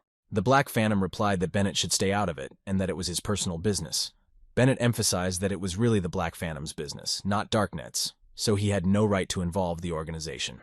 The Black Ghost added that the embryo is not even able to take care of itself now, so why not take advantage of this situation? He also asked how important their neutrality is at a crucial moment. Bennett seemed to become even angrier as they talked, asking if the Black Ghost had even listened to what he had just said about him. But the Black Ghost wasn't going to answer his questions. He pretended that the connection was lost when the plane was landing. The Black Ghost saw on the news that 6 nations had expressed their intention to suppress Darknet, and it no longer mattered whether the organization would maintain a neutral position, because if the embryo was destroyed, Darknet would be next on the list. The military guy approached the Black Ghost and said that in 8 hours they would arrive on Andrea. He also provided data on the current situation on the southern battlefields and some tasks. The Black Ghost said that the soldier would give him a map of the entire battlefield with the organization's territory and their main troops. The soldier immediately gave him a map, and the Black Ghost thought that the reason the Star Dragon treated him so well was due to his reputation. He saw that Embryo's headquarters was surrounded by a large number of defensive positions that were marked on the map, but there are small gaps between them, and he could have used them to get in and attack, although these gaps looked too obvious and strange. After some time in flight, the plane landed on the continent of Andrea, namely in the border area of the fighting. There were a lot of refugees on the continent and they needed to evacuate urgently. The fighters showed them the direction in which the evacuation with Andrea was taking place.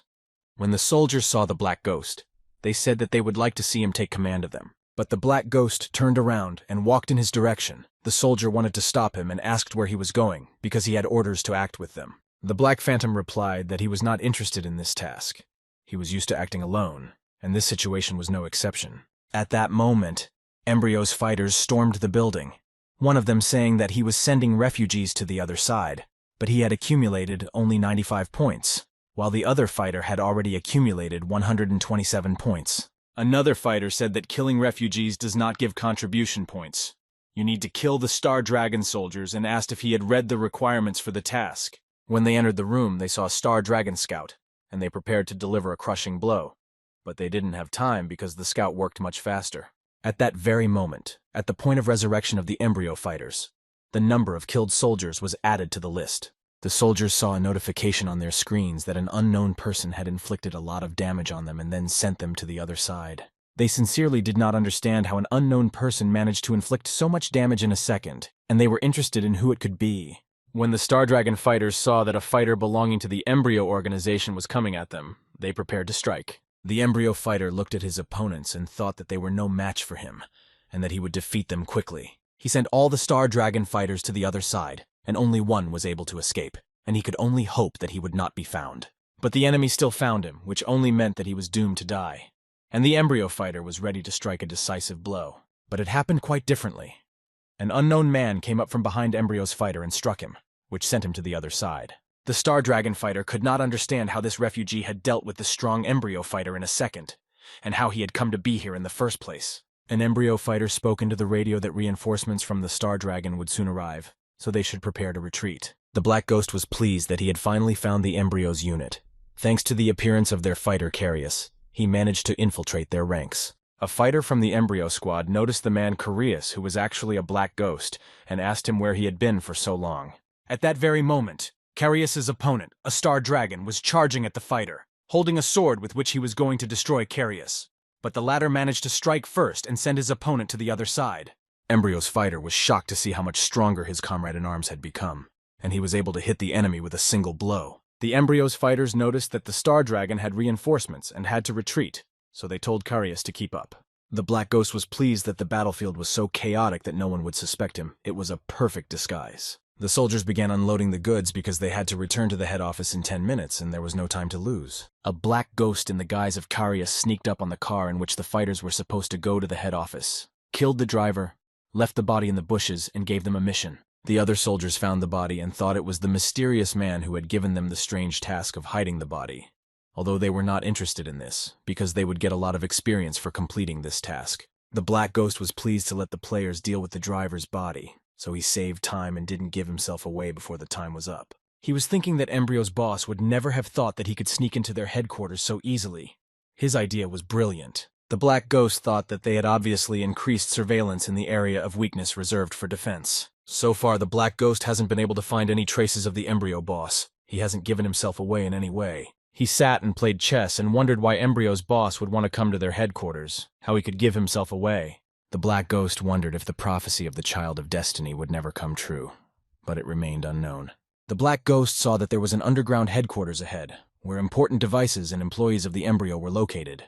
In order to save Aurora, he needed to disable the protection through the main computer, and for this he would need a hostage who had host privileges. He suddenly remembered that there was an experimenter in the Embryo, Cyberlos, who was in charge of research and responsible for Aurora. This experimenter had absolutely no principles. He was ready to do anything to save his life. The Black Ghost had a task to find the Cybermoose laboratory, which was not as easy as it seemed because there were many different rooms in the dungeon. He suddenly realized that there were players here too, and he had to take advantage of this to find the experimenter's laboratory faster. At the same time, the player was given a task to find Cyberlos, and was pleasantly surprised to see that this task was rewarded with a lot of experience. The player, without hesitation, ran in the other direction to look for Cyberlos, and the black ghost only had to wait a little longer. The player soon found Cyberlos's laboratory. It was surprising that no guards were posted, probably because he was constantly at the headquarters. But it was only better for the black ghost. He went into the lab and saw Cyberlos experimenting on something. There was a lot of different equipment and test tubes with unknown substances. He took another test tube in his hand and heard someone enter the lab. It was an embryo fighter, but he pointed a weapon at him. Zero told him not to twitch or shout. He added that Cyberlos should act as if nothing was happening and listen to him carefully. Otherwise, he would go to the other side. And the scientist replied that he shouldn't do anything stupid and asked what he needed. Zero ordered him to leave the lab and behave naturally and not raise the alarm. Otherwise, he would go to the other side, and Cyberlos agreed. They left the lab and the experimenter asked what to do now, and Zero told him to take him to the room with the main computer and not to try anything tricky. Zero said that if a scientist does something wrong and raises the alarm, he will turn him to dust in a second. Cyberlos said that he agreed to everything and that extreme measures had to be taken. He was not going to raise and panic. After saying that, the experimenter looked at him and asked if he was Zero. The black ghost was surprised how Cyberlos could guess. The scientist was authenticated and added to capture Zero. The boss set traps all over the headquarters, but he still managed to slip through. Zero realized why the embryo had arranged the troops' position so strangely. They wanted to catch him, but no one knew about his plan. He wondered if there was anyone here with a talent for seeing the future. He also thought that if their boss really knew his plan, he would have carried out the attack by now. Zero turned to the experimenter and asked who told him that he was Zero, and he ordered him to tell him everything he knew. They walked further down the corridor, the experimenter still silent, but then he said that the Child of Fate had informed him of his arrival. Zero wondered if there was such a person in the embryo, and Cyberlos said that the Child of Destiny could foresee and even influence the future. They did not fully understand it themselves, but he predicted Zero's appearance. Zero wondered if it could be that the Child of Destiny's ability made him decide to come here.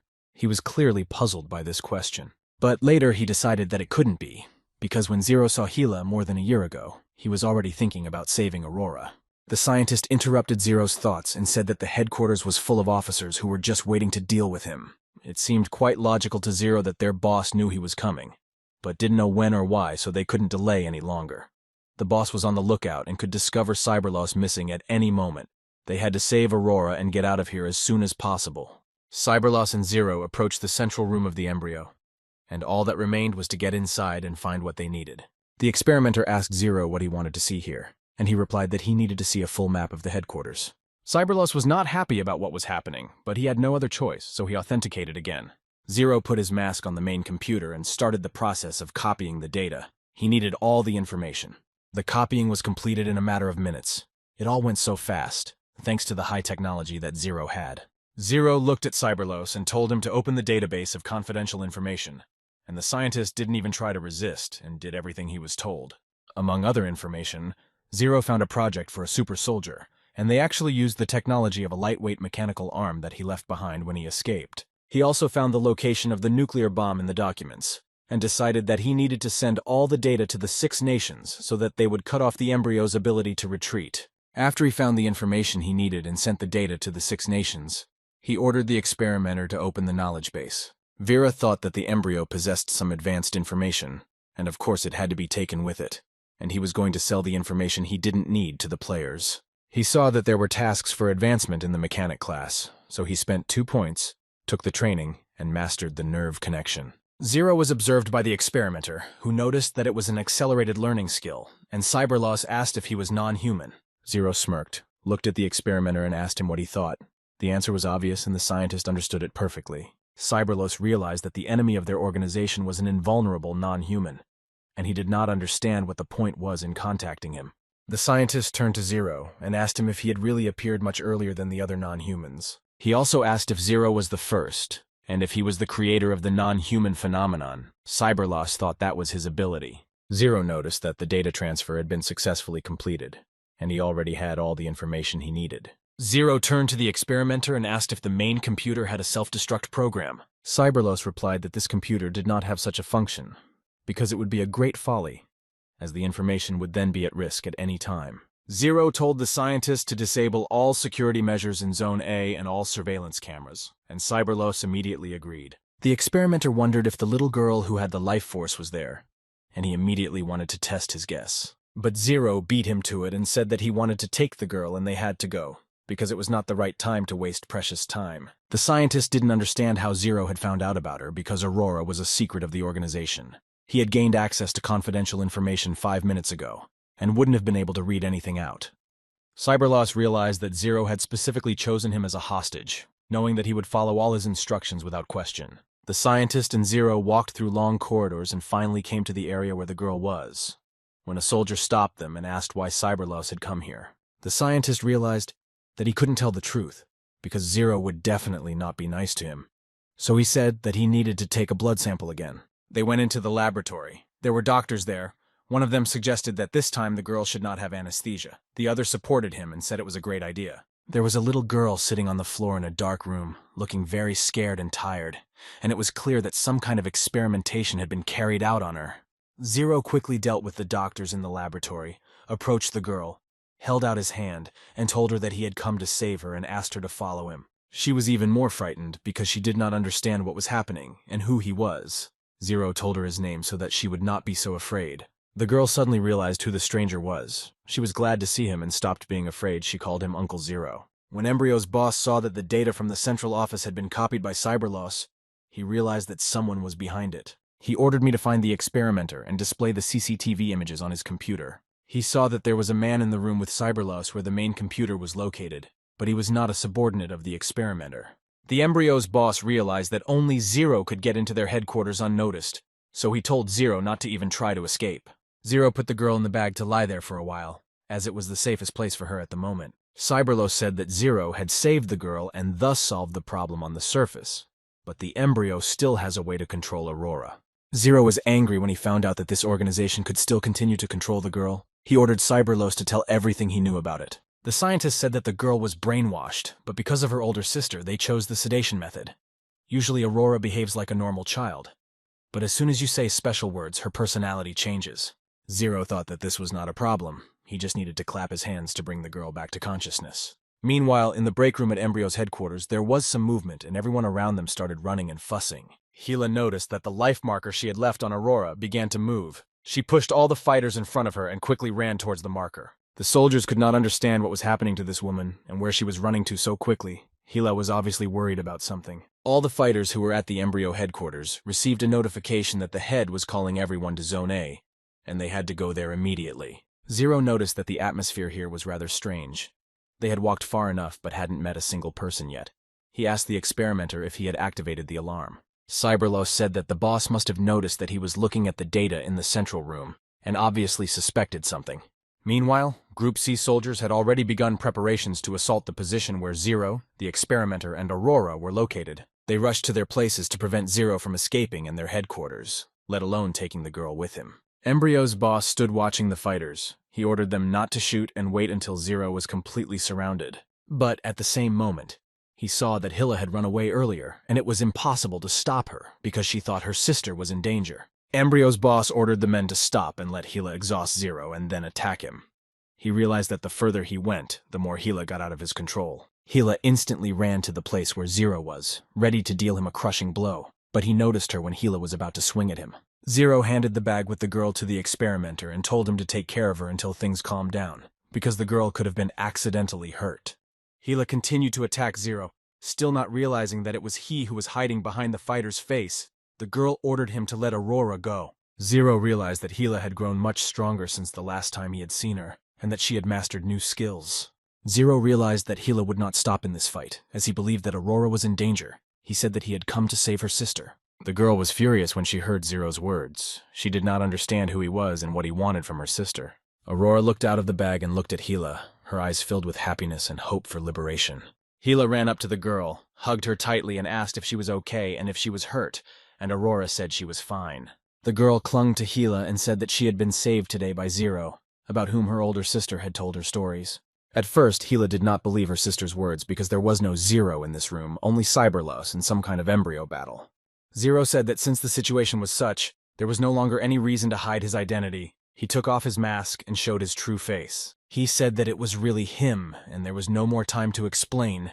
He had already saved the girl, and no matter how much Hilla believed in what was happening, he intended to save her too.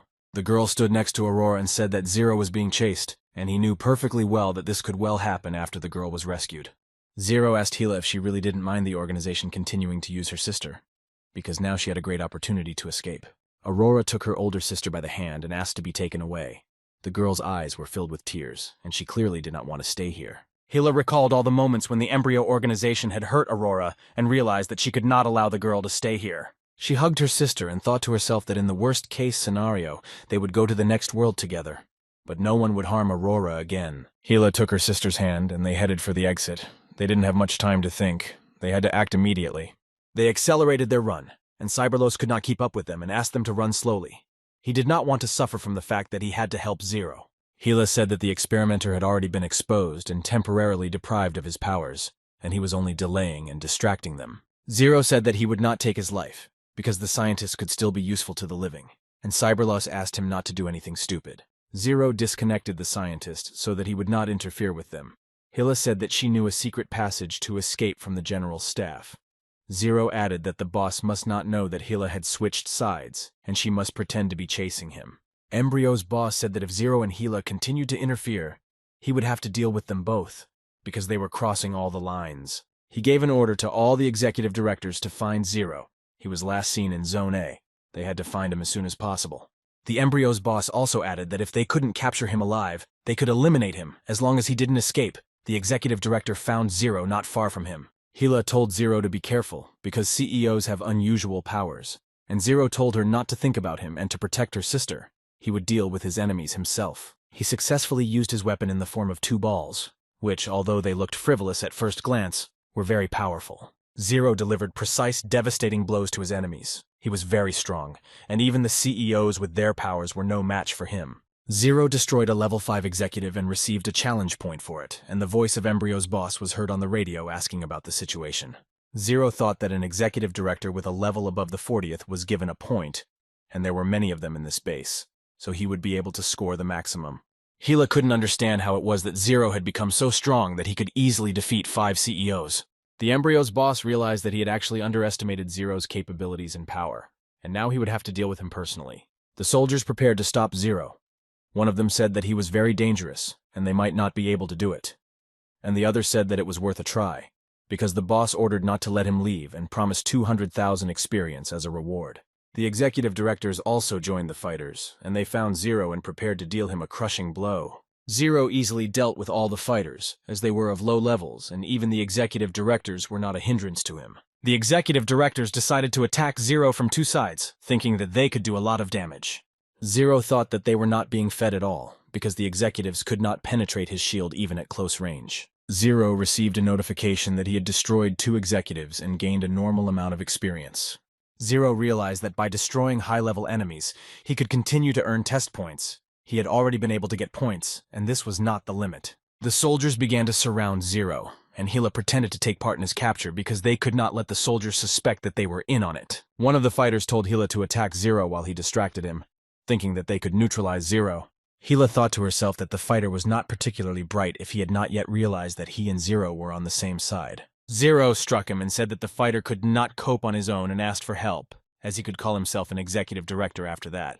Zero took care of the executive director and they continued to run. He told Hila that the other executives were nothing but her. Hila told him not to relax because these directors were only the front-runners, and the main forces had probably set up an ambush on the 2nd floor, so they could escape through a secret passage. Zero said that sooner or later they would find out about her betrayal and that she should take Aurora and leave, while he would distract the soldiers. The girl asked what about him, and Zero asked where the secret passage was and said that as soon as he distracted everyone, he would come to them. Hila thought that if she lied to him, he would not be able to escape and thus buy her time, and for her sister's sake, she was willing to use any means to reduce the risk. The girl thought about her decision once again, and said that the code of the room 0H needed was the secret passage. She added that there would be a brick on the 4th floor on the left that would open the passage, and Zero said he had memorized everything, and they could go. When the girl left, he thought that to get everyone's attention, he would need something impressive and quite loud. Zero had no choice but to blow up the corridor, which was the right decision, because all the fighters heard the explosion far from the epicenter. The soldiers were surprised by such a powerful explosion, and realized that Zero could be there. They ran to the place where the explosion was supposed to have taken place. At that moment, a cyborg appeared in front of the soldiers. He was test subject #2. He told them to stay in their places and he would deal with Zero himself. He approached Zero and said that he had been waiting for this day for a very long time to pay him back twice for what Zero had done to him. The cyborg prepared to strike, but Zero dealt with him very quickly and eliminated the cyborg. Soldiers and executives from all sides ran to the place where Zero was. They could not let him escape. Zero realized that they were sending more and more reinforcements, and he really didn't want to run into them. It would add to his problems and drag on. He decided to activate the ability of the character Dion, namely, You Can't See Me. The ability was that the sense of presence of others weakens, and he becomes invisible to others. All the soldiers ran past him and did not notice Zero's presence at all. He literally became invisible and unnoticeable. Zero was very pleased with this ability, because all the fighters and executives did not notice him. He could easily leave the place. Hila and Aurora got into a secret passage and hid there. The girl asked her sister if they managed to escape, because she was in a bag and did not see anything. Hila said that they almost escaped.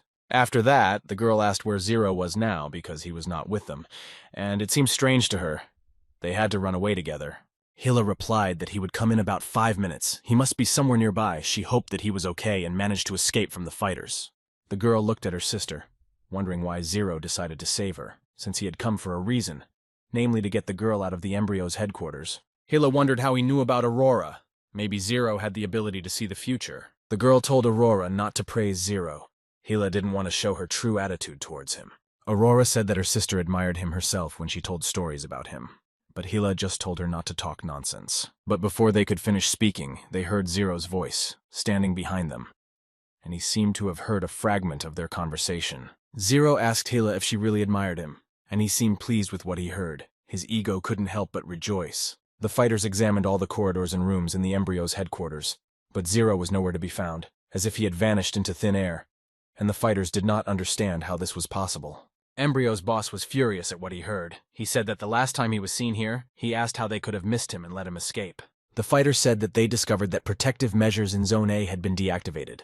The guards had been eliminated, and the girl was gone, all of which was definitely connected to Zero. The embryo's boss was very unhappy that the girl was taken away. He wondered if Hila was in league with Zero. He didn't understand how they managed to outwit him. He saw on the camera that they were fighting all the time, but Aurora was not hurt at all.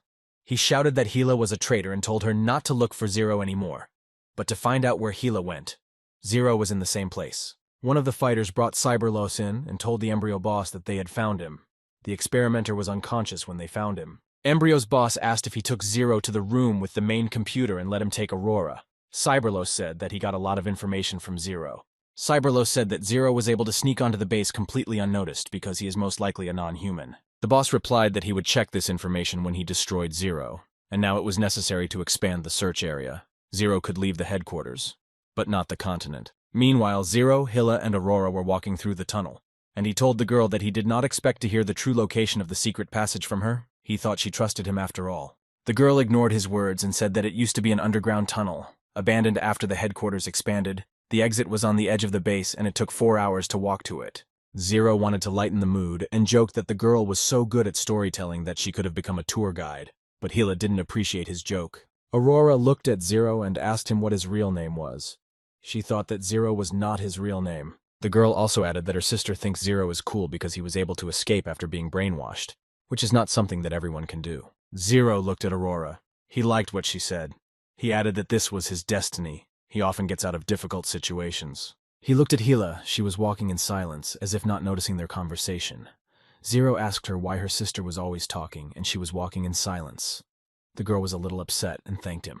Zero said that it wasn't very sincere. Judging by the tone, he had gone so far to save her sister that he deserved at least a little courtesy. Hila looked at him with surprised eyes and asked him how he had even heard about Aurora and what his future plan was. Zero lit a cigarette and asked Hila if she doubted that he would do the same as Embryo and keep the girl for himself, and he added that he might try to do so. Hila rolled her eyes in indignation. She said how good it was that he had the energy to make jokes and asked what he was trying to achieve, and Zero said he wanted world peace. Hila didn't share his good mood and asked if he could say anything serious, but Zero didn't answer her and they continued walking. They reached the end of the road and there was no further road. He didn't quite understand how they were supposed to get out of here if it was a dead end.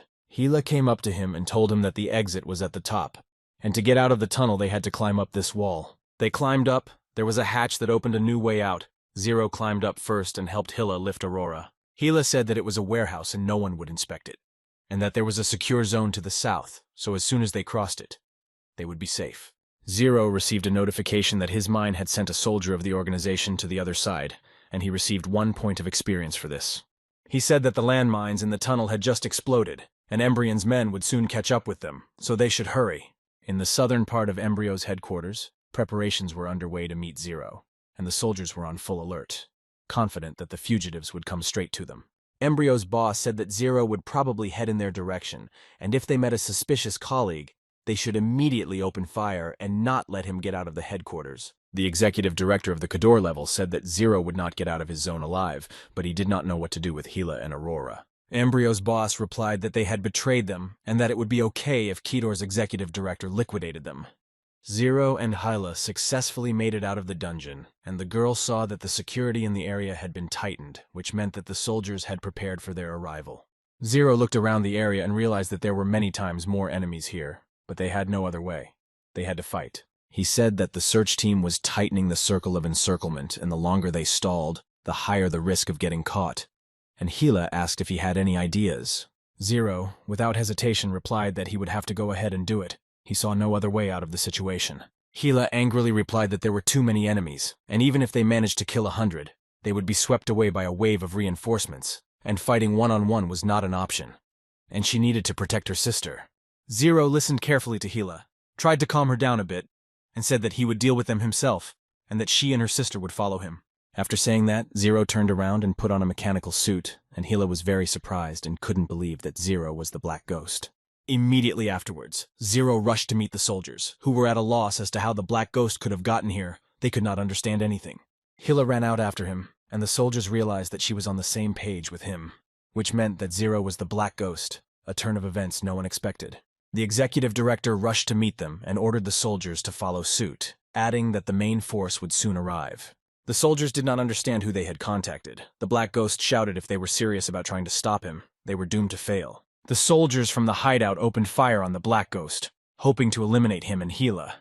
But it seems they did not realize how strong he was. The Black Ghost could easily cope with the soldiers. Their strength was not enough to inflict serious damage on him, and the bullets did not hit him at all. The Black Ghost picked up a weapon with a lot of ammunition and shouted that it was their turn to take cover from the bullets, as he had just done. The tanker received orders to open fire on the Black Ghost and not to let it break through the encirclement.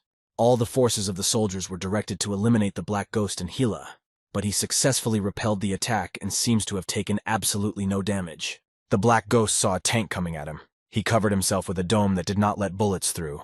He was completely safe. It seemed that the tank was absolutely not dangerous for him, because the Black Ghost was unrealistically strong and his skills were on top. When the embryo's plan with the tank failed, the Black Ghost heard the sound of a fighter jet and realized that they had decided to use all means to defeat him. Full-radius missiles were flying at the Black Ghost, and there would have been no chance of survival. But this was not a problem for the Black Ghost. He redirected the missiles in the direction of the fighter with a single movement of his leg, and in a moment there was nothing left of the fighter. It was blown to pieces. The force of the explosion was so powerful that the soldiers and executive directors were scattered in different directions. No one expected such a turn of events. The Black Ghost realized that he needed to shoot down all the other fighters so that they would not interfere with his progress toward the exit from the headquarters. Gila watched him and thought that he was very strong. It was no wonder that he was acting alone. He was the strongest man whose power was comparable to an entire army. Gila continued to watch the Black Ghost deal with the soldiers and thought that he used to be extremely weak, and what had happened to him in a year. Her thoughts were interrupted by a Black Ghost, who asked her why she was frozen in place and said that they should leave as soon as possible, before the right moment came. The players realized that the Black Ghost was Zero, and said that he was the main character of the planet. One of the players filmed the battle and decided to post it on the forum. He thought that the players would definitely post the video on the forum, and then everyone would know that Zero and the Black Ghost were him, and his popularity would increase dramatically. The players did not understand how it was possible for them to have a negative reputation with a Black Ghost.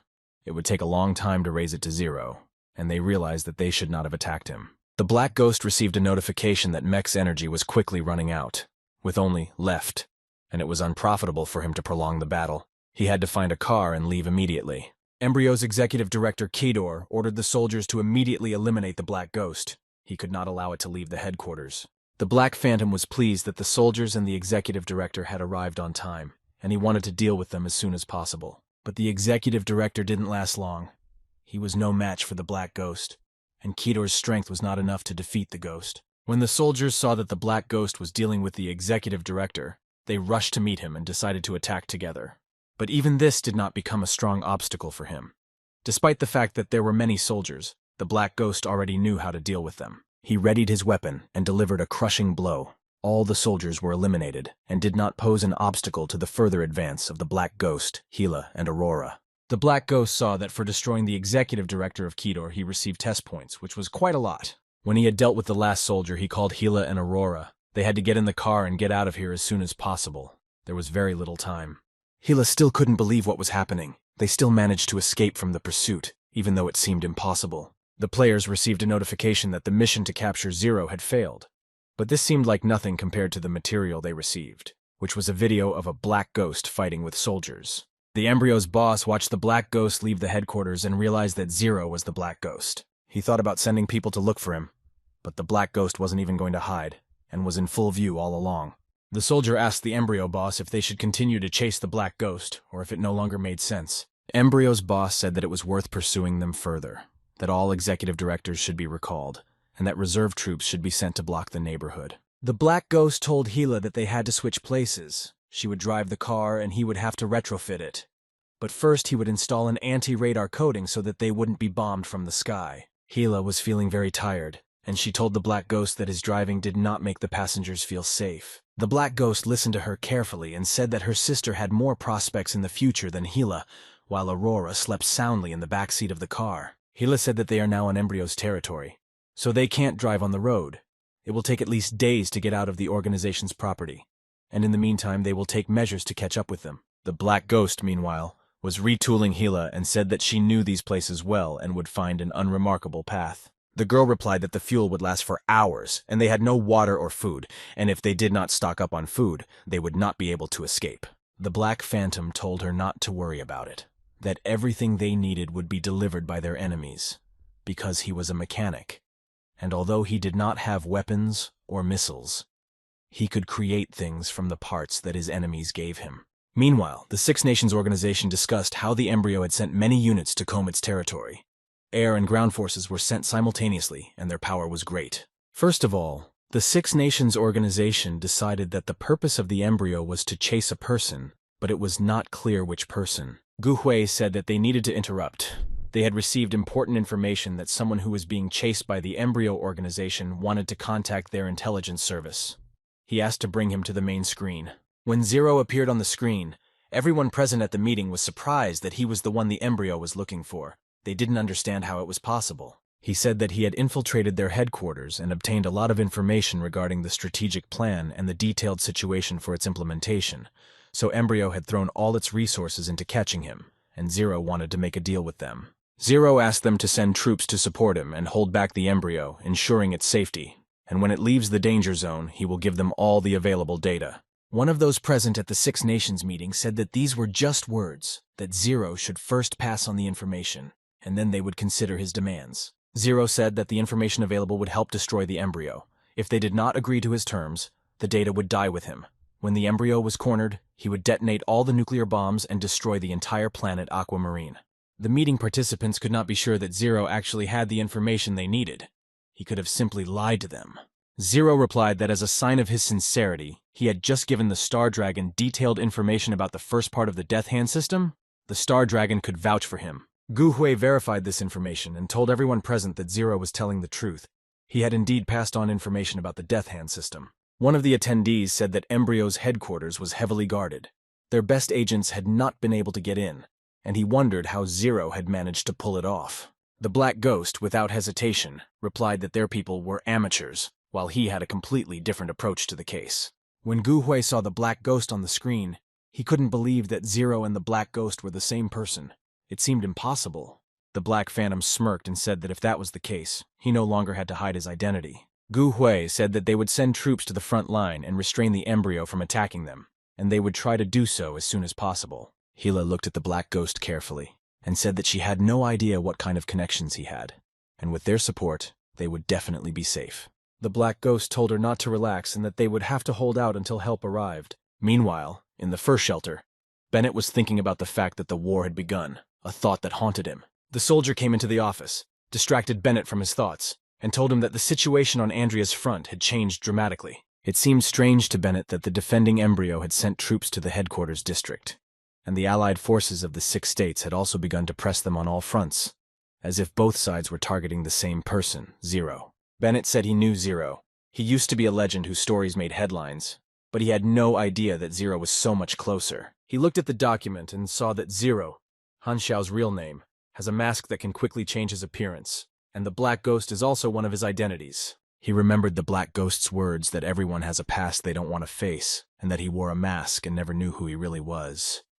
And Bennett realized he had been fooled. Bennett threw the folder with the Black Ghost expose out the window. He was very angry with Han Xiao, and the fact that he had hidden the whole truth from him.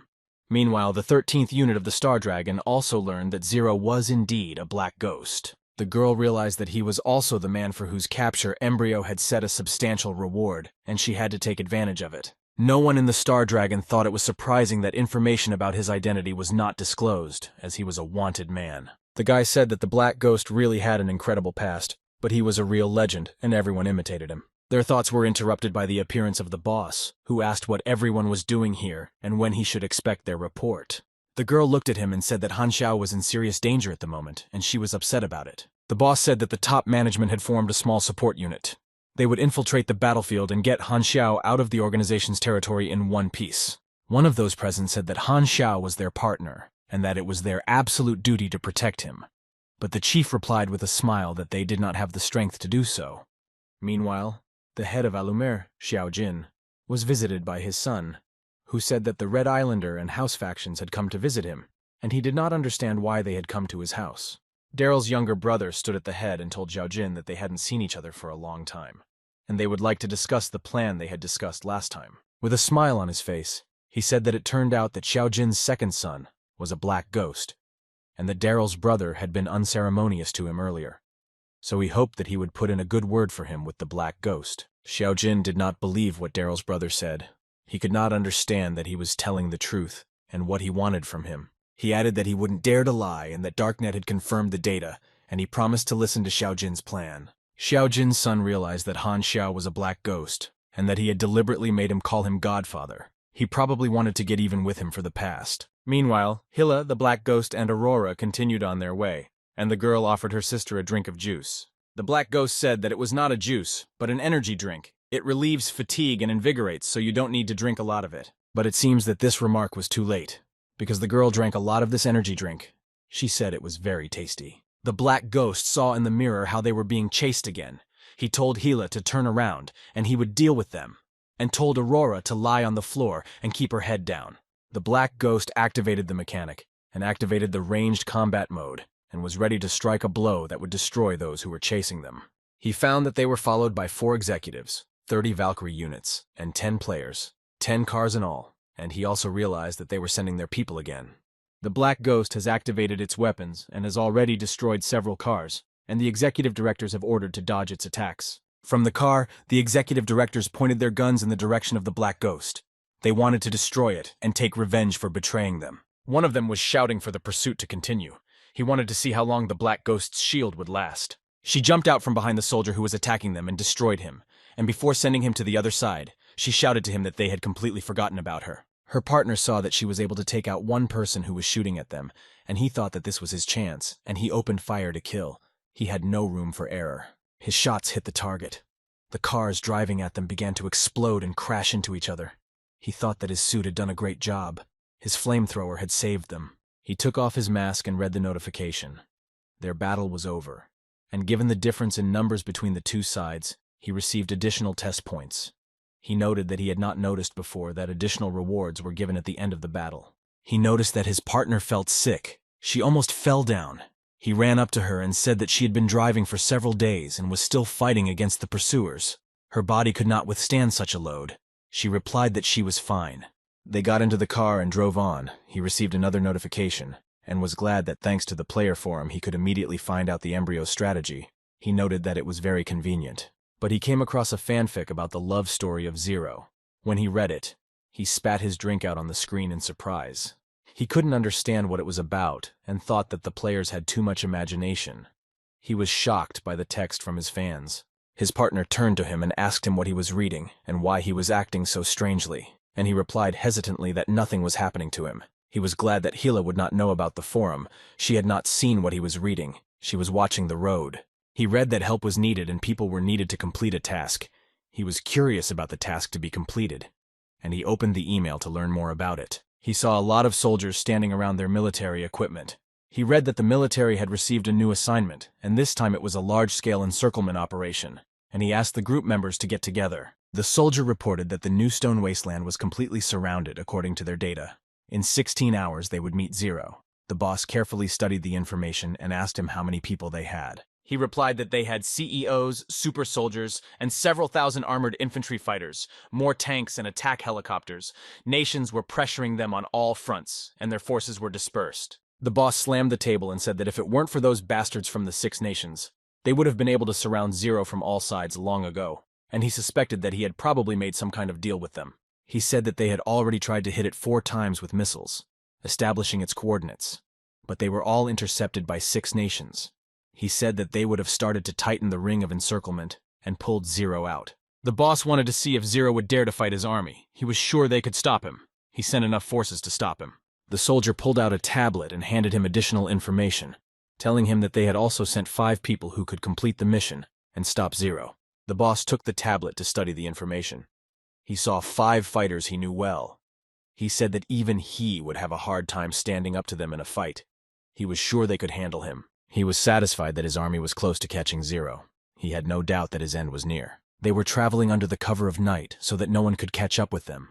But suddenly, Zero asked Hell to stop, and she replied that she could barely get away from the pursuers, and if she stopped, they would have caught up with them. Zero exhaled heavily and told her the unpleasant news. He told her that the embryo had already surrounded the New Stone Wasteland and there was nowhere for them to go. Hell asked him how he could know that it was not safe for them to go to the Stone Wasteland, and he thought he was a prophet and could see the future.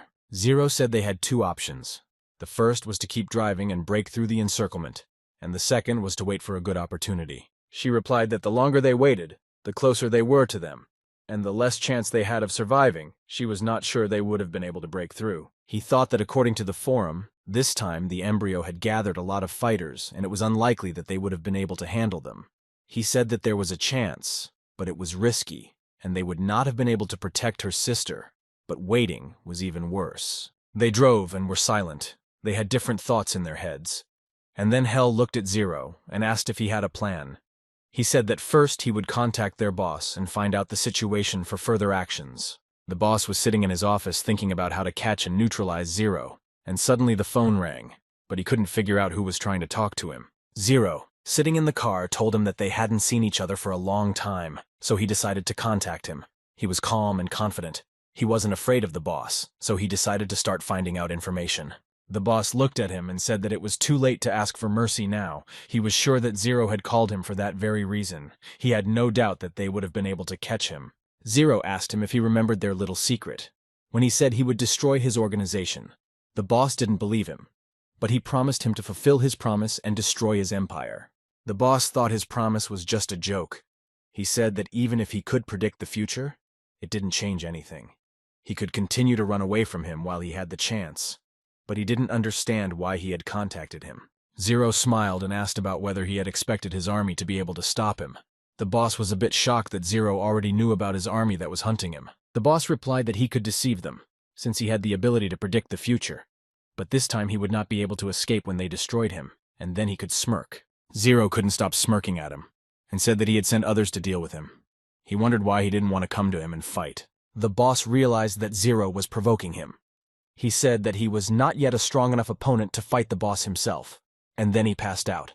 Zero exhaled and said that the head was very confident, which meant that the troops were already fully prepared. He said that they needed to contact the reinforcements of the Six Nations, just in case. She said she understood and would contact the Six Nations. They drove on. She noticed that something was wrong with him, and she asked him what was wrong, why he was so tense. Zero said that the embryo hadn't detected them yet. Tomorrow, when they reached the encirclement, the Six Nations would help them. Tomorrow they would start the operation, but they couldn't take her sister with them. It was dangerous. They needed to focus on the battle. She decided to turn to her sister and try to explain everything. And her sister looked at her and asked if she had to stay here, to which Hel replied that it was just for a while, and it would be safer for her. Her sister agreed with her. They got out of the car to hide her. Zero told her that she had enough supplies to stay here for days. If she heard the embryo search party approaching, she had to not make a sound. Hel was just about to leave when her little sister told her that she would be waiting for her. She would be looking forward to picking her up. It hurt her to leave her sister alone, but there was no way out. They hid it well and headed for the car. They needed to keep moving to lead the search party for the embryo. When they got into the car, Hel asked if he was sure of his actions, to which he replied that he was as sure as ever. She said, with sadness in her voice, that if she had fallen on the battlefield, she would have wanted him to take care of her younger sister. She realized that he had a better chance of survival. Zero replied that if she continued to talk like that, death would indeed come for her. He was sure they would have survived. He asked her to calm down, even if it was difficult. Reinforcements would join them, and if things didn't go according to his plan, they wouldn't need them. Zero asked her to concentrate on the task at hand and not to think about the bad. She had to remember that in 10 hours, they would start acting. He handed her a watch and told her that she had to put on the mech. She would need to master all its weapons and controls as quickly as possible. She put on the suit and the system notified her that the owner had been changed. She asked what was up with him. She added that they were prepared for his cloaking ability. He replied that he would use stealth to get to their vehicles and ammunition so that he could wreak havoc on them. She said that following his plan, it turned out that she had to pretend to be him, because he was their target, and Zero replied that she had understood him correctly. The executive director, Devon, was sitting outside their base. He thought he didn't want the Black Ghost to go in his direction. He thought he couldn't handle it. Suddenly, the lights on the watchtower caught fire, and the soldiers started shouting that something was in the northwest. But they could not yet understand what it was. When the object approached their base, they saw a car moving in their direction. It was coming at them at high speed, and it was not going to stop. Director Devon shouted to everyone to prepare for the destruction of Zero, to be ready for the attack. The soldiers were confused and in a hurry began to prepare for the battle with Zero. Hel in the mech suit immediately launched an attack. She had learned the controls of the suit and knew what it was capable of. Zero continued to drive in the car. They split up and began to implement Zero's plan. It was already as close as possible to their first defensive unit, and the soldiers did not hesitate to open fire on the moving target, hoping to stop it. The soldiers could not hit her. She deftly dodged all the shells flying at her. She was almost perfectly in command of the suit that Zero gave her. She was already near the soldiers who could not shoot her down and hit her. Hel attacked them. She successfully managed to disarm them and neutralize them. They were too weak to fight her on equal terms. The head of the organization radioed everyone that a black ghost had appeared at their base, and he ordered everyone to take immediate action before it destroyed their base. Executive Director Devon saw that the ordinary soldiers could not hold the black ghost, and he realized that only he could do something about it. He decided that the best option for him would be to pretend that he was fighting, but at the right moment he wanted to slip away from the battle. He didn't want the black ghost to finish him off. She attacked a standing executive who tried to avoid the fight with the black ghost, but he managed to catch the blow and avoid taking damage. CEO. Devon couldn't believe he had managed to stop the black ghost's attack. He was sure it was much stronger, but now he wasn't so sure. He grabbed Hel by the arm and threw her to the ground effortlessly. He was sure that he was fighting the black ghost itself, and he was able to defeat it. CEO. Devon thought that it was as if he had become weaker. He was quite surprised that he was able to stop his attack. His subordinates wished him good luck in the battle. They were happy that he was able to give him a fight. He told them that he understood why he had become weaker. He thought that the black ghost had been running away from them for too long, so he was physically exhausted. The executive director Devon rushed to attack and shouted to his soldiers to attack him all together. They had to take advantage of his condition and finish him off. Zero watched them and did not interfere in the duel. This was part of his plan, and he stuck to it. He knew that the character's summoning card was activated from, and it would soon disappear. He used invisibility and started running past the soldiers who couldn't detect him. He needed Hela to hold out a little longer, and he started putting bombs on their combat vehicles. Hel distracted them as best she could. It was becoming increasingly difficult for her to defend herself. She fell to the ground, and Zero told her that he had stolen the SUV and had planted explosives. They would go off in seconds. She had to take her chance and escape. The executive director was already happy that they had managed to defeat such a powerful enemy. He was ready to strike the decisive blow. While she was lying on the ground, he directed his attack at her in the hope of destroying the black ghost. Suddenly, cars started exploding behind him, which Zero managed to handle. The director was at a loss to understand what had happened. He saw that the black ghost had escaped and ordered everyone to go in pursuit of him. Hell ran towards Zero. No one could see her because of the smoke coming from the burning cars. She threw him the watch and asked him to take his combat suit. She opened the car door and was about to get in. She asked Zero to hurry into the car, but the executive director was right in front of them, preventing them from escaping. The executive director was furious that the black ghost was going to run away. He wanted to continue the fight. He didn't understand how he dared to run away from him at such a moment. He threw a powerful punch at the black ghost, but he managed to block it. They hit fist to fist, and then the executive director was sure that Zero's arm was badly damaged by the blow. But the black ghost's arm was fine. From the force of the blow, the director's arm was broken in several places. He was shocked and didn't know how to fight on. Zero attacked him and managed to successfully knock him down. The black ghost told him that he could hurt Hila, but not him. He would not be able to defeat him. He was in perfect command of his supersuit, and he knew what he was capable of. The executive director could not understand how he could suddenly become so strong. He was sure that together they would be able to destroy him. But he was incredibly strong again. He asked them not to approach him. The black ghost was not paying attention to all his words and was getting closer and closer to him to finish him off. He knew that he would have needed one blow to destroy the director, and he delivered his decisive blow. The executive director was destroyed. He was unable to defend himself against his attack. The system notified Zero that he had destroyed Devon and received experience points. He also received a challenge point. When the soldiers saw the body of their commander, they were incredibly shocked. They could not believe that the black ghost was able to defeat him with just one blow. It frightened them. They began to run in different directions in panic. They shouted that the black ghost could scatter them like children. They raised their hands in the air and shouted that they did not want him to destroy them. Zero and Hell got into the car and were ready to go after her sister. She took a deep breath and said that they had succeeded and now they could safely go on. But suddenly 3 helicopters appeared above their car, flying very close to them, and one of the directors said that the target had been detected and he was ready to start attacking them. Zero turned to her and said that it was her fault that they had discovered them, that she had predicted that they would not succeed, and asked her to keep quiet next time. He stuck his weapon out the window and fired a shot at the man sitting in the helicopter, but it blocked his shot. He realized that the owner of the force field was at least level 55. The director, who was in the helicopter, decided to demonstrate his power and used a force field to destroy the road they were traveling on. He did it quite easily, and now they had to overcome this obstacle. Their car was almost unmanageable. Hell could barely control it, and they drove down the steep cliff as carefully as possible to avoid crashing into a pile of rocks. They realized that they wanted to destroy the road so that they would have to get out of the car and run away from them. But they decided not to leave the car until the last moment. One of the helicopters started attacking them with missiles that could have destroyed not only the car, but also the 2 of them, and they fired several missiles to make sure they reached their targets. The rockets hit the car next to them, destroying the road. They could no longer drive in it and had to jump out of it to stay alive. They managed to leave the car at the last moment before the next rocket hit it. They quickly got up and started running. They couldn't stop. Otherwise, they could be caught or killed. They didn't want to risk waiting for the helicopters to land near them. Hell recognized the directors who attacked them. She told Zero that there were 5 top executives. 2 of them were Esper, and the other 3 were fighters. Zero managed to put on the mecha suit, grabbed her hand and asked her to shut up and keep running. They couldn't slow down. Otherwise, they could die if they engaged in a fight.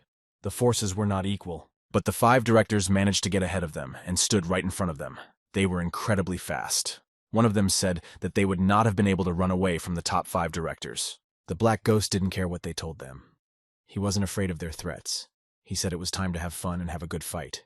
He started attacking them first. He threw a combat tesserae hidden in his hand at one of them, which almost hit the target, but the director managed to react and dodge the unexpected attack. Zero shouted at her to run as fast as she could, but one of the directors who had made a huge stone wall stood in their way, telling them not to even hope to get past it. Hell attacked him, and they continued to run away.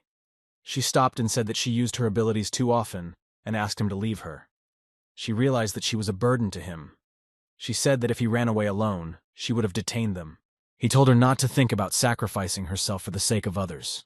He was sure that she could not hold them off for long. They were outnumbered and stronger than her. She had virtually no chance of survival. She looked at him and replied that he did not understand the situation, and if he left her, he would have more chances to escape, and she took her hand away. Zero told her that she was not particularly valuable, that if he really needed help, he would not hesitate to leave her.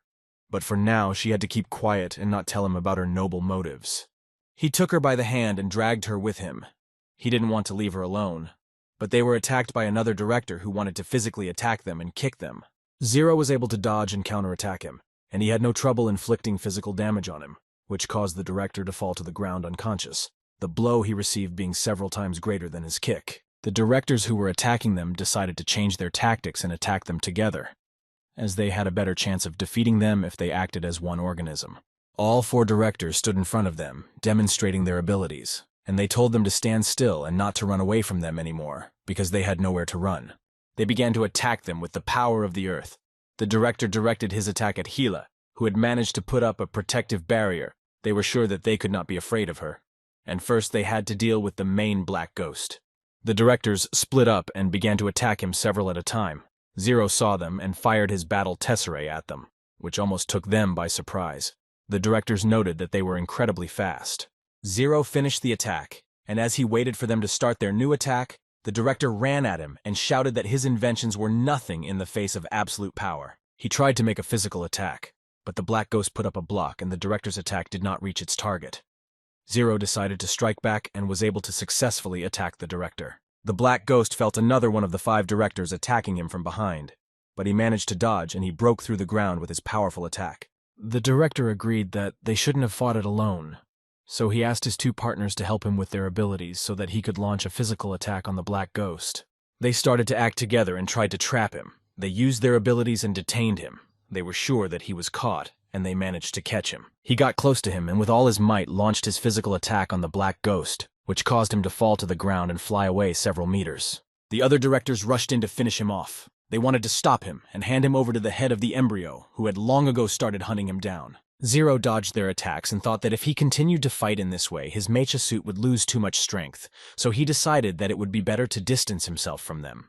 He didn't notice that one of the directors used his ground ability and made a huge hand that stopped him. He was pinned down, and the 2 fighters attacking him were able to strike him with their own blows. Zero was not going to give up. He realized that they were too weak for him. Despite the fact that they had now launched a successful attack, he used a protective barrier, and they flew in different directions. He thought that Ingress, by controlling the land, was restricting his movement. He had to deal with her first. He decided to try to overcome her with a burning will. But if Jaros noticed, he would protect her with his force field. Zero asked Gila if she could use her punch to weaken the force field Jaros had created. He needed her to prevent him from using his ability. Gila told him that she needed a few minutes to deal with the directors who were attacking her. She was already at the end of her rope, but she was not going to give up. She concentrated and began to use her ability, and when the principals saw this, they thought she was going to use some strange ability and prepared to defend themselves against her attack. Gila directed her gaze and attack at Ingress, who was unprotected, but Jaros managed to put a protective barrier in front of her, and she was unable to launch her attack. She wasn't going to actually attack Ingress. That was part of the plan, and she executed it. As soon as Jaros put a protective barrier in front of Ingress, he realized that Gila was aiming to attack him. Gila was able to destroy Jaros, leaving Ingress unprotected, who watched her friend get destroyed, but she was in no position to help him. Zero had already targeted Ingress and told her she was looking in the wrong place and attacked her with a blazing will. He fired at her and hit the target. The system notified him that he had activated the critical strike skill. He was able to increase the damage level and activated the lethal shot. The enemy received pure damage, ignoring physical resistance. Zero was able to gain experience points and test points. He thought that it had been almost a year since he had learned this ability, and now he was able to deal maximum critical damage for the first time. The directors could not believe that he was able to defeat 2 of their partners. They thought it was impossible. They attacked them 5 times, and they were able to destroy Ingress. They thought he was a monster. Zero didn't waste any time. He told Hela to run to the car as fast as possible. They had to get out of this place as soon as possible. They could be attacked at any moment. His suit and Hela were already at their limit. They turned around and noticed that tanks were already moving towards them and fighter jets were flying. Zero said that reinforcements had arrived, and now they were in danger. They had to come up with something urgently. The fighters fired a volley of missiles at them, which almost destroyed them. They managed to dodge a direct hit, but were thrown to the ground by a blast wave. Ingress caught Zero again with his ability. He held him down so that the fighters could hit the target accurately.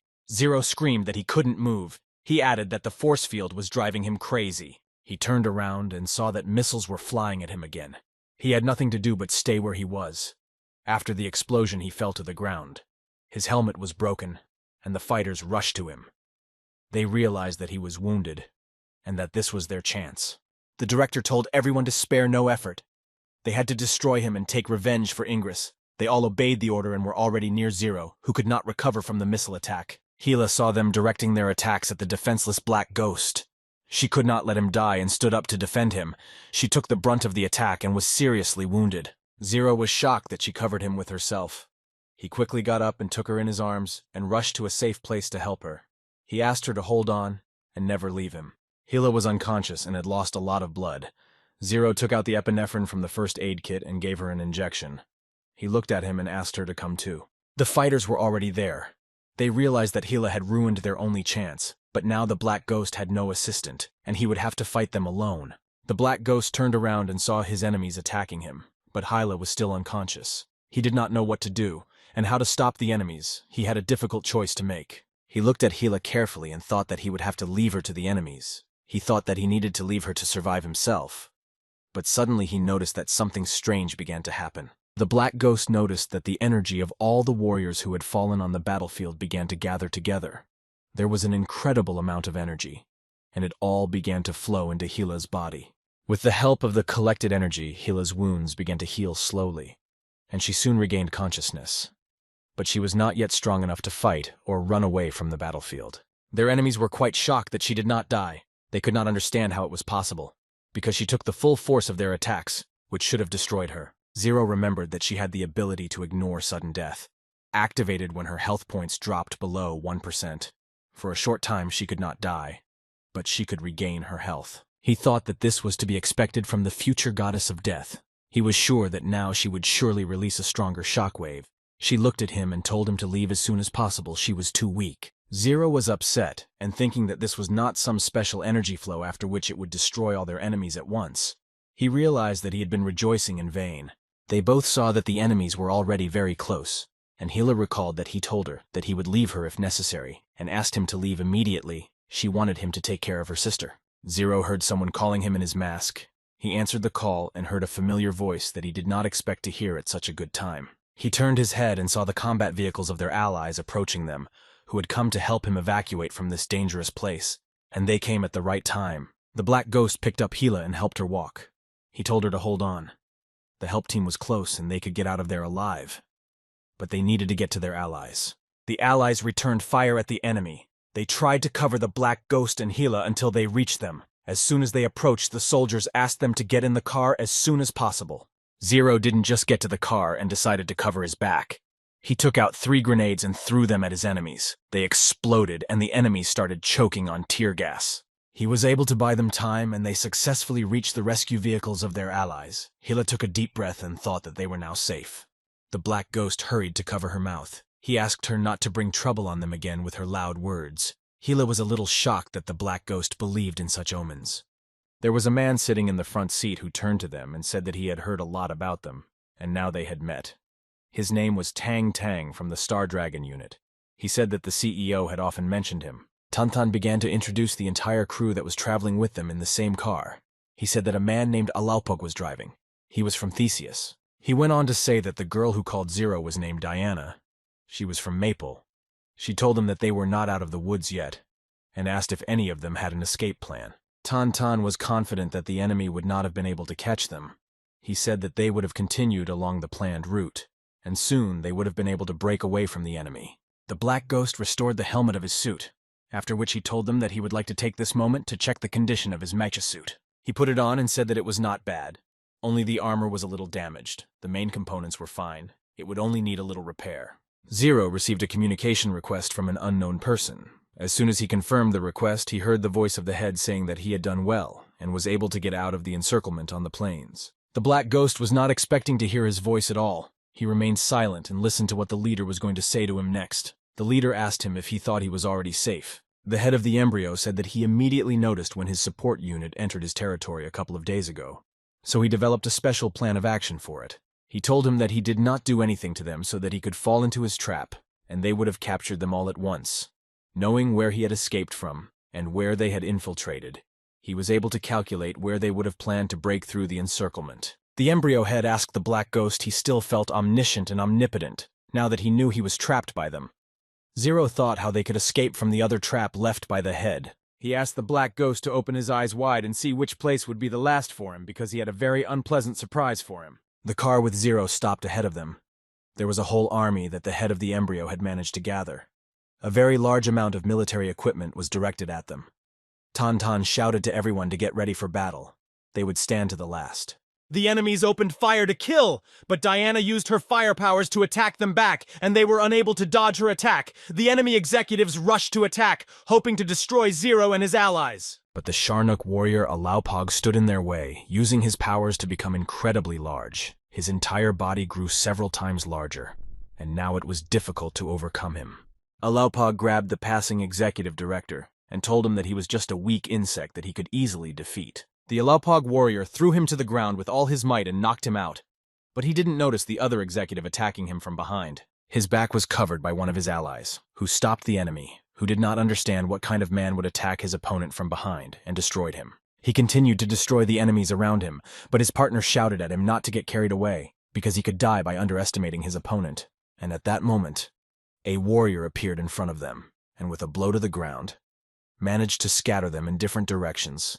They could not repel this attack or defend themselves against it.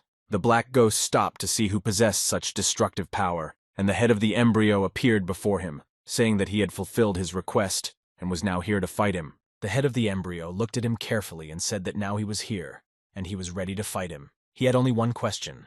Would the Black Ghost have the courage to attack him? Zero received a notification that he had initiated a special C-class mission, ambush the traitor. He had to defeat the embryo boss. He did not expect the boss to personally appear to destroy him. The Black Ghost looked at his characteristics and thought that the boss was the main character of the planet Aquamarine, and he was very strong, and his current state was not the best. He thought about it for a while and decided that he had to try his best to defeat a very serious and strong opponent. He had never had such a powerful opponent before, but he was not going to run away or give up. Zero checked his costume and was ready to start the fight, but suddenly he noticed cars approaching them. They stopped not far from them, and out of the car came Bennett, who said that Zero was playing too hard. He looked at Bennett carefully and asked him why he had come. He was sure he could have handled the head of the embryo alone, but he was still curious about the reason for his arrival. Bennett told him that he had caused such a stir that it was impossible to do otherwise, and he decided to come personally to help them get out of the evacuation safely. He added that no one had seen the embryo boss go all out, and it looked like it was his lucky day. He told the boss that he would not let him touch his people without his permission. Bennett clenched his fist and decided to attack the embryo boss for threatening his people. He used his ability of burning will, but the boss stood calm and waited for him to approach him. The head of the embryo asked Bennett not to interfere in their affairs. He wanted to personally fight the Black Ghost that had summoned him to this duel. Bennett attacked him, but the head of the embryo also used his ability. But no one could understand what kind of power he had, and how strong he was. Their blows were incredibly strong. They were felt by everyone present. Zero covered his face with his hands from the blast wave, and was amazed by their incredible strength. He thought that now there would be a battle between the two main characters of this planet. He was surprised that the head of the embryo had withstood Bennett's blazing will, which meant that it must have had some incredibly strong ability. Zero realized that his attacks were weaker than Bennett's, and they were useless against the boss. He didn't understand how he could get a percentage of the total damage in such circumstances. The soldiers of the head of the embryo decided to help their leader. They opened fire with all their guns. They wanted to destroy the army of the Six Nations while they had the opportunity. Fazad, the patron saint of violet radiation, put a protective barrier in front of them so that enemy shells could not destroy them. He was able to protect all the allies of the Six Nations. Tang Tang was incredibly impressed by how strong the embryo boss was. Only Bennett could counter him. The others were too weak for him. Fazad replied that they were both legends. They did not need to interfere in their fight. He added that they should have seized the moment and destroyed the enemy troops in an ambush and broken the deadlock. Zero thought it was a great opportunity. All the CEOs present were elite and would give him a lot of challenge points. He decided to accumulate enough and complete the promotion task and would be able to beat the boss. He looked around and decided to find a target that he would destroy first. He noticed that two soldiers were fighting without weapons, and thought that the enemy was on the verge of death. Zero pulled out his weapon and decided to finish him off. He took aim and fired. He was able to hit the target perfectly, and his enemy was defeated. The Black Ghost thought that as long as there was confusion around him, no one would notice what he was doing. The Black Ghost looked carefully at his enemies and chose his next victim. Diana noticed that the Black Ghost stood aside and did not stand out on the battlefield. She could not understand why he was hiding there and did not help them defeat such a strong enemy. She told the Black Ghost to leave the superhumans to them. They would deal with them. He needed to deal with the ordinary fighters in the neighborhood. The Black Ghost pretended not to hear her. He didn't want to tell anyone what he was really doing and why he was destroying superhumans. He didn't want to reveal his plan to anyone. Diana said it was for his own safety. They couldn't spend their energy protecting him. She couldn't understand that he was behaving so liberally because he was under their protection. The Black Ghost did not listen to her and continued to do his job, destroying executive directors and receiving additional test points for them. He destroyed one by one the executive directors of the embryo of different levels. And the reward was just as different. The higher the level, the higher the reward. After a while, the Black Ghost realized that he had accumulated a lot of challenge points, and he only had to finish off one more executive. The enemy attacked Tantan, who was standing nearby. With his magnetic field, he held him down and shouted to his partner Ares that he had him and he could target him. But a Black Ghost stood in their way and managed to break the magnetic field and free Tantan. He thanked him.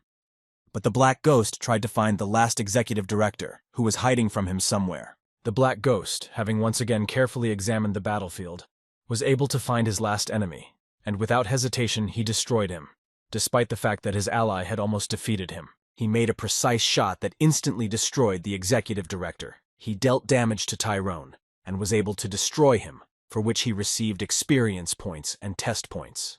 His weapon had not yet cooled when the Black Spectre realized that he now had enough test points and was almost ready to step into the duel with the head of the embryo to replace Bennett. The Black Ghost thought that he needed to exit the battle mode to level up. He abruptly rose and decided to run away as soon as possible to do what he had planned. Diana saw that the Black Ghost began to run away from the battlefield, leaving them all to fight the enemies from the embryo, and she thought that he was going to run away from them forever. The head of the embryo also noticed that the Black Ghost was running away, but he could not let that happen. He had come to fight him, as he wanted, and he could not let him escape. Repulsing Bennett's attacks, the embryo's head shouted to his men that they were in pursuit of him. They needed to destroy him when they had the chance. The Black Ghost tried to accelerate as fast as possible to leave the battlefield. He deftly jumped the gorge and soon managed to get out of combat mode. He opened the notification window, where it was written that the mission to advance in the class level was completed. His characteristics increased. He carefully looked at what could be improved and distributed his points. The Black Ghost distributed the points. He made his choice and confirmed it. An evolution began for him. He chose the space race of humans, and the process was launched. His body was subjected to incredible pain. All his bones were changed. He could hardly bear such pain, but he had no other choice. He had to defeat the head of the embryo. The process took a lot of time, and the longer the evolution was, the more pain the Black Ghost experienced. He screamed in pain, but could do nothing. But still he managed to complete the evolution. He was able to overcome the limitations of this version of the game. He saw new characteristics in front of him, and his new skills. The embryo fighters could not understand what was happening in the depths of the forest. They saw a bright blue flash, but could not understand what it was. The soldiers who were chasing him did not pay attention to this. They had orders to destroy Zero. They realized that he was running out of strength and they had to act quickly. After evolving, Zero thought that all he had to do now was use his accumulated experience points and attributes to become the strongest being on the planet. Now he had reached the level. He had increased all his characteristics. He was qualified by the game system as a space explorer. Zero was ready to test his abilities in action. A squad of the embryo head's men were approaching the place where the Black Ghost was evolving. They spotted it and decided it would be safer to attack it together. The Black Ghost did not wait for them to come even closer to him and launched his battle tesserae at them. They did not expect it, and he was able to destroy Jaras with a single blow. The other fighters gathered around Jaras's body, shocked and frightened. But soon Zero, whom they had been chasing, stood in front of him, shaking with fear and begging for mercy. But the Black Ghost decided that he would not spare anyone. He realized that if he were in their place, they would have destroyed him long ago. He dealt with them, and leaving warned the embryo to prepare for his arrival. Tang Tang continued to defend himself against the embryo army that was trying to destroy them all. He fought back with dignity against the attacking CEOs, but his strength was not enough. He turned his head and saw a Black Ghost approaching him at an incredible speed, and Tang Tang couldn't understand why he turned back. Diana assumed that he must have met a stronger enemy whom he could not defeat on his own. He was afraid of him and decided to return back under their protection. Hila noticed that his health and strength seemed to have changed. He moved very quickly and agilely, and now the embryo fighters were in big trouble. His power grew several times. He could destroy several executive directors who stood in his way with a single blow. He was ready to fight the head of the embryo. Diana was also shocked by the power the Black Ghost had, thinking that he had suddenly become different. She couldn't understand how he had managed to do it. The Black Ghost was already almost at the head of the embryo. And Bennett. The head saw him and thought that Zero had the nerve to come back. It surprised him. The head of the embryo ordered his soldiers to fire only at Zero, and his entire army obeyed the order, with all the fighters and tanks directed at him, firing at him without ceasing. The Black Ghost dodged the missiles. He used the force field to get rid of the missiles in one blow. He headed for the tanks and managed to disable them. When he appeared in front of the soldiers, they realized that they could not stop him. Zero walked past them, telling them to get out of his way if they didn't want to die. The men obeyed him and didn't attack him, letting him pass. The Black Ghost approached the fighting Bennett and the head of the embryo. He looked at Bennett and said that he had done a good job. But now it was his turn to fight. Bennett smiled and went to him. He put his hands on his shoulder and said that he could start his battle. He would not interfere with him. He was sure that he would have handled the head of the embryo. The head of the embryo saw the Black Ghost heading towards him. He said that until now he had been protected by Bennett, but now he was voluntarily coming at him. He added that if he drained his strength, he would be able to deal with him. He was sure that one punch would have been enough to deal with the Black Ghost, which kept coming at him without stopping. The Black Ghost took out his gun and fired several shots at the head of the embryo, but he was able to easily stop them. He said that it was nothing for him, and he would not be able to defeat it with such attacks. Zero fired a few more shots, and the boss was still able to dodge them. But now the boss started his attack, and as he approached him, he struck him with a precise blow. But Zero managed to put up a block. The Black Ghost jumped to a safe distance, but he wasn't going to stay there for long. He quickly began to attack the boss. He jumped in front of him and struck him with a very strong and accurate blow. The head of the embryo failed to put up a defense unit and was thrown several meters away from the impact.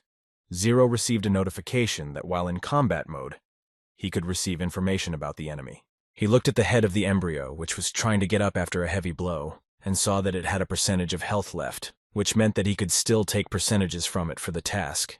The head of the embryo realized that the Black Ghost was quite a strong opponent. He told him that he had underestimated him, but it would not happen again. He got up and decided that it was time to show him his real, true power. Now he would attack him with all his might to destroy him once and for all. The head of the embryo began to move much faster than before, and it had already approached the Black Ghost and dealt it a powerful blow that could have destroyed all its armor. The protective helmet of the Black Ghost was partially destroyed by the incredibly strong impact, but the head of the embryo did not stop and continued to deliver its deadly blows to him. The Black Ghost fell down but soon got up. He spat out blood and thought that he could do a lot of damage to him in melee.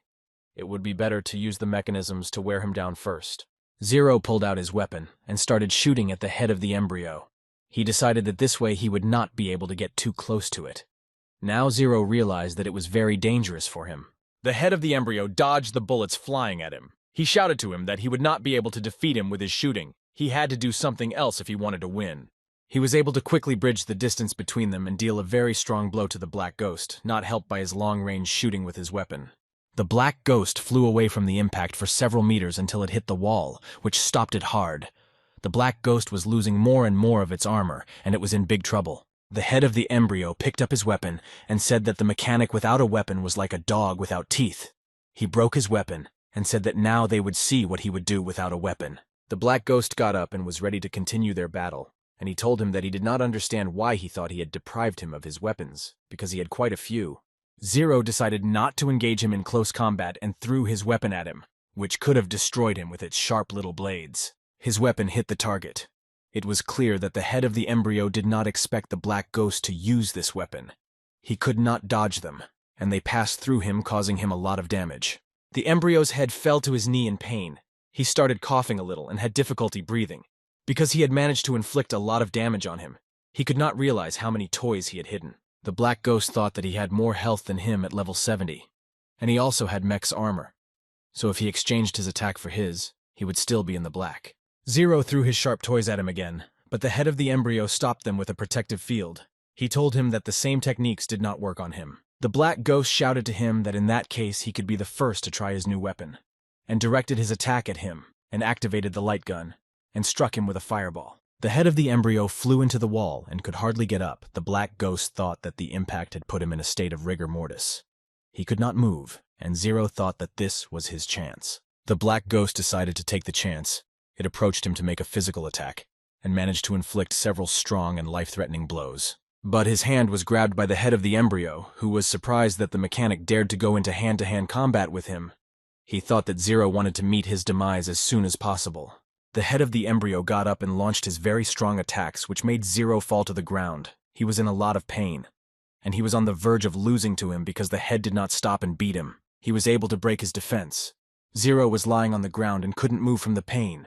The head said that without the shield, he could have crushed him and could have tormented him as he wanted. The head of the embryo gathered all his strength to destroy Zero. He ran at him to deliver his last blow.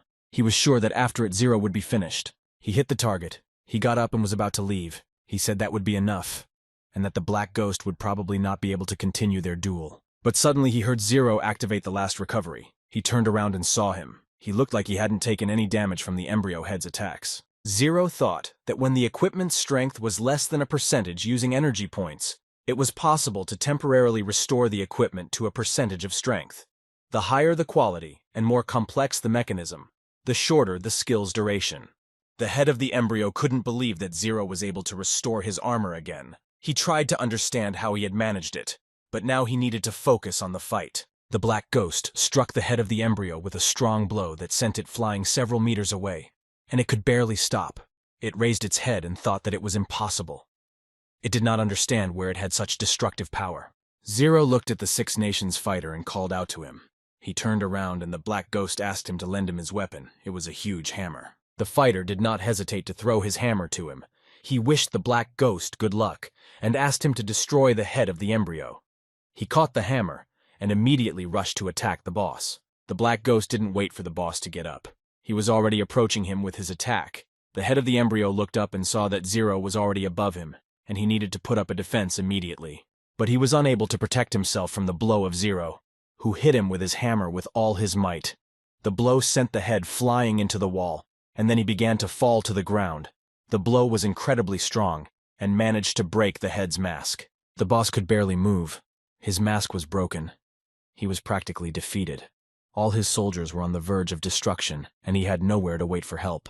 Tang Tang was amazed that the Black Ghost was able to break his mask, and now they could see the true face of the embryo head, which no one had ever seen before. The embryo's head rose, and everyone saw what it really looked like. It looked at its opponent, and said that Zero was able to pleasantly surprise it. He started walking toward the Black Ghost, and said he was impressed that he was able to restore his armor when he thought he had already dealt with it. The head of the embryo began to attack him. He shouted at him that even though he had managed to restore his armor, he was ready to break it again, which is exactly what he tried to do again.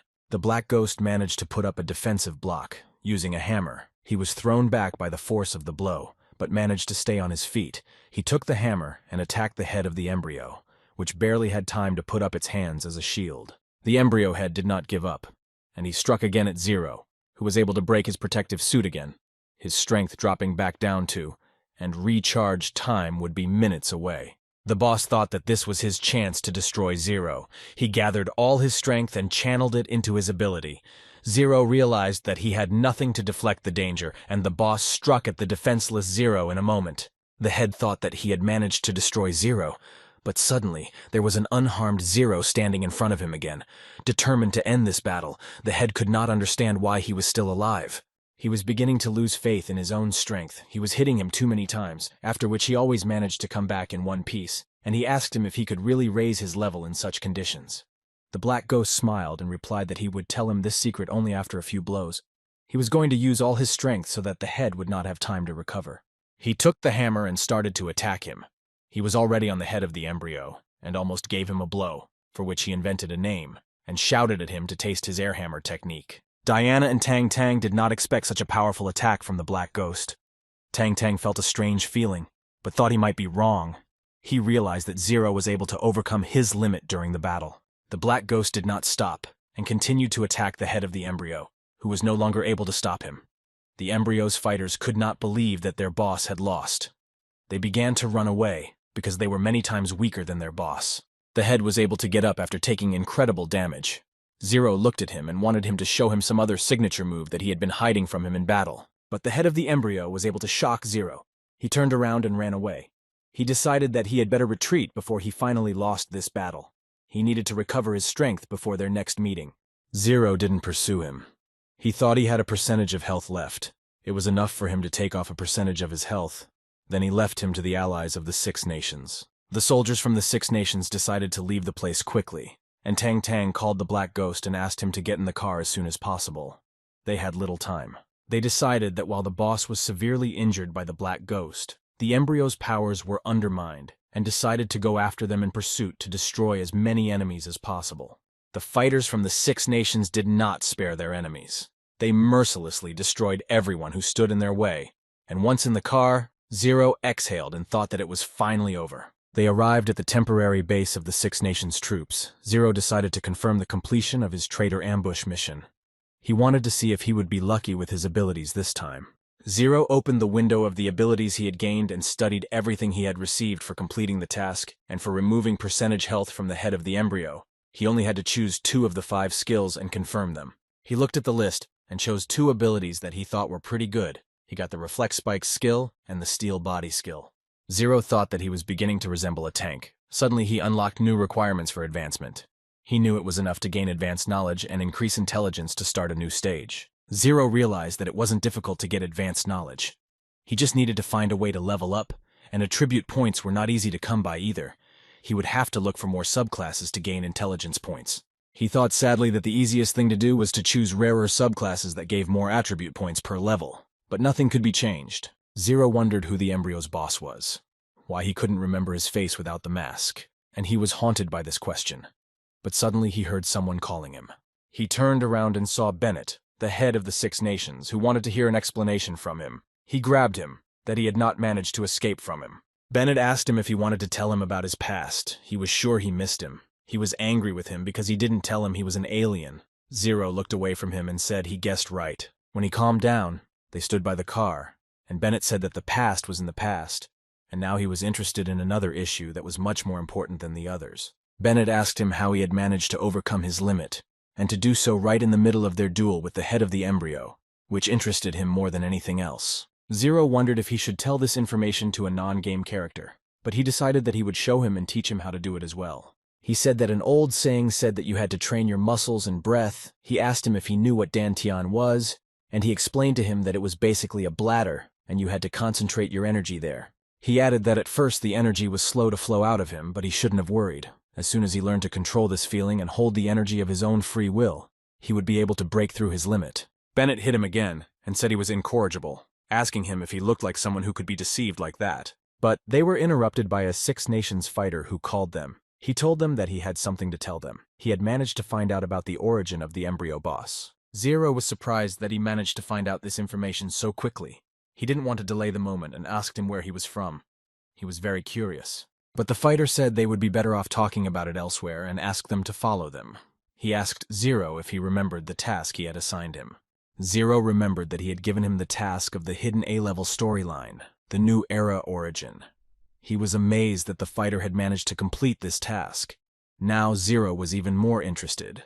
The fighter said that the data he found gave them new clues, and during their investigations they were able to find a reference to the embryo organization in a sealed confidential scroll from a vanished country. He handed him a tablet that he could look at himself and study the information he found.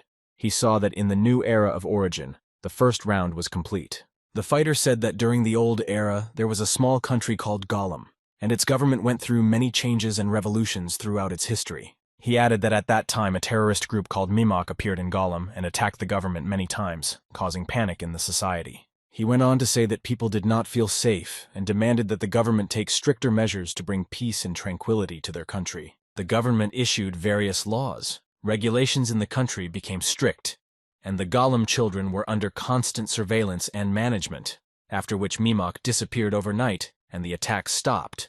They thought that the measures worked. However, in reality, Mimok was an organization secretly created by the Gollum government. The government controlled them and told them who they should attack. For security reasons, the residents of Gollum willingly accepted strict security, while the government deprived people of all their rights one by one. All the media and any platform that could give people a voice was under strict government control, and people could do nothing about it. Bennett realized that they had created an image of the enemy for the people and began to defend themselves against it, and that fear had prompted most people to give up their freedom in exchange for security and the adoption of strict rules. The fighter told them that some people had found out the truth about Mimoke and exposed their organization, and they were distributing leaflets to make people aware that they had been brutally deceived. As soon as they learned the truth, the people of Gollum were furious. They showed their anger, protested, and created a civil resistance organization to fight back against the government. But when the conflict in Gollum reached its peak, a galactic civilization emerged that gave people knowledge that could change their world. The emergence of a galactic civilization plunged the world into absolute chaos. Gollum was invaded by a neighboring country, the government fell due to threats both inside and outside the country, and Gollum was wiped off the map. N added that Mimak was the current embryo organization. The current leader of the organization was a member of the Gollum Civil Resistance. These events happened a long time ago, and detailed information about his identity has not been preserved. Gollum fell, but Mimak was freed from control. The organization was active during the War of the Old Era, but then disappeared. When it reappeared, it was called the Embryo Organization. Zero said that since the relationship between the Resistance and Mimak was not hostile, he understood that it looked like the boss had seized power in Mimak. The fighter replied that no one knew how he had become the head. Only one thing was clear. When Mimak reappeared, he became the enemy of 6 nations, and his power had increased. He added that the nation that had invaded Gollum was now called Raylan. Zero said that they now knew the reason for the embryo boss's hostility to the 6 nations. It was because he had lost his homeland, so he wanted revenge. He looked at what awaited him in the second round, where the main reward was thousands of experience points. The reward for the assessment was unknown, and he was unclear how the excavation of historical secrets would affect the Aquamarine. Zero stood there thinking that he might have found something that would change the way people view the world, and he was suddenly approached by Hyla, who asked him when they would return for her sister. She was worried about her. He told her that it was too dangerous for them to go back. He told her that the people of the 6 nations would not have agreed to take such a risky step for her sister. Hyla couldn't leave her sister in that terrible place. She was already running out of the supplies they had left her, so she suggested that they go together and save her sister. Zero nodded his head in the negative and said that if he went back, the head of the embryo could reappear there, and they would be in big trouble. Hyla did not understand him, because they had made a promise that they would save her sister. Zero lit a cigarette and told her to calm down. He had a candidate who was better than him. The New Stone Wasteland had not yet cooled down from the battles that had taken place on this land not long ago. In the distance, equipment was still burning, but people were no longer to be found here. Hyla's little sister, who had already eaten her 13th ration, was running out of food, sitting quietly, not making a sound, only thinking about when her sister would come for her. Suddenly she heard sounds. Someone was making their way to her shelter. She didn't know who it could be, but she hoped it was her sister.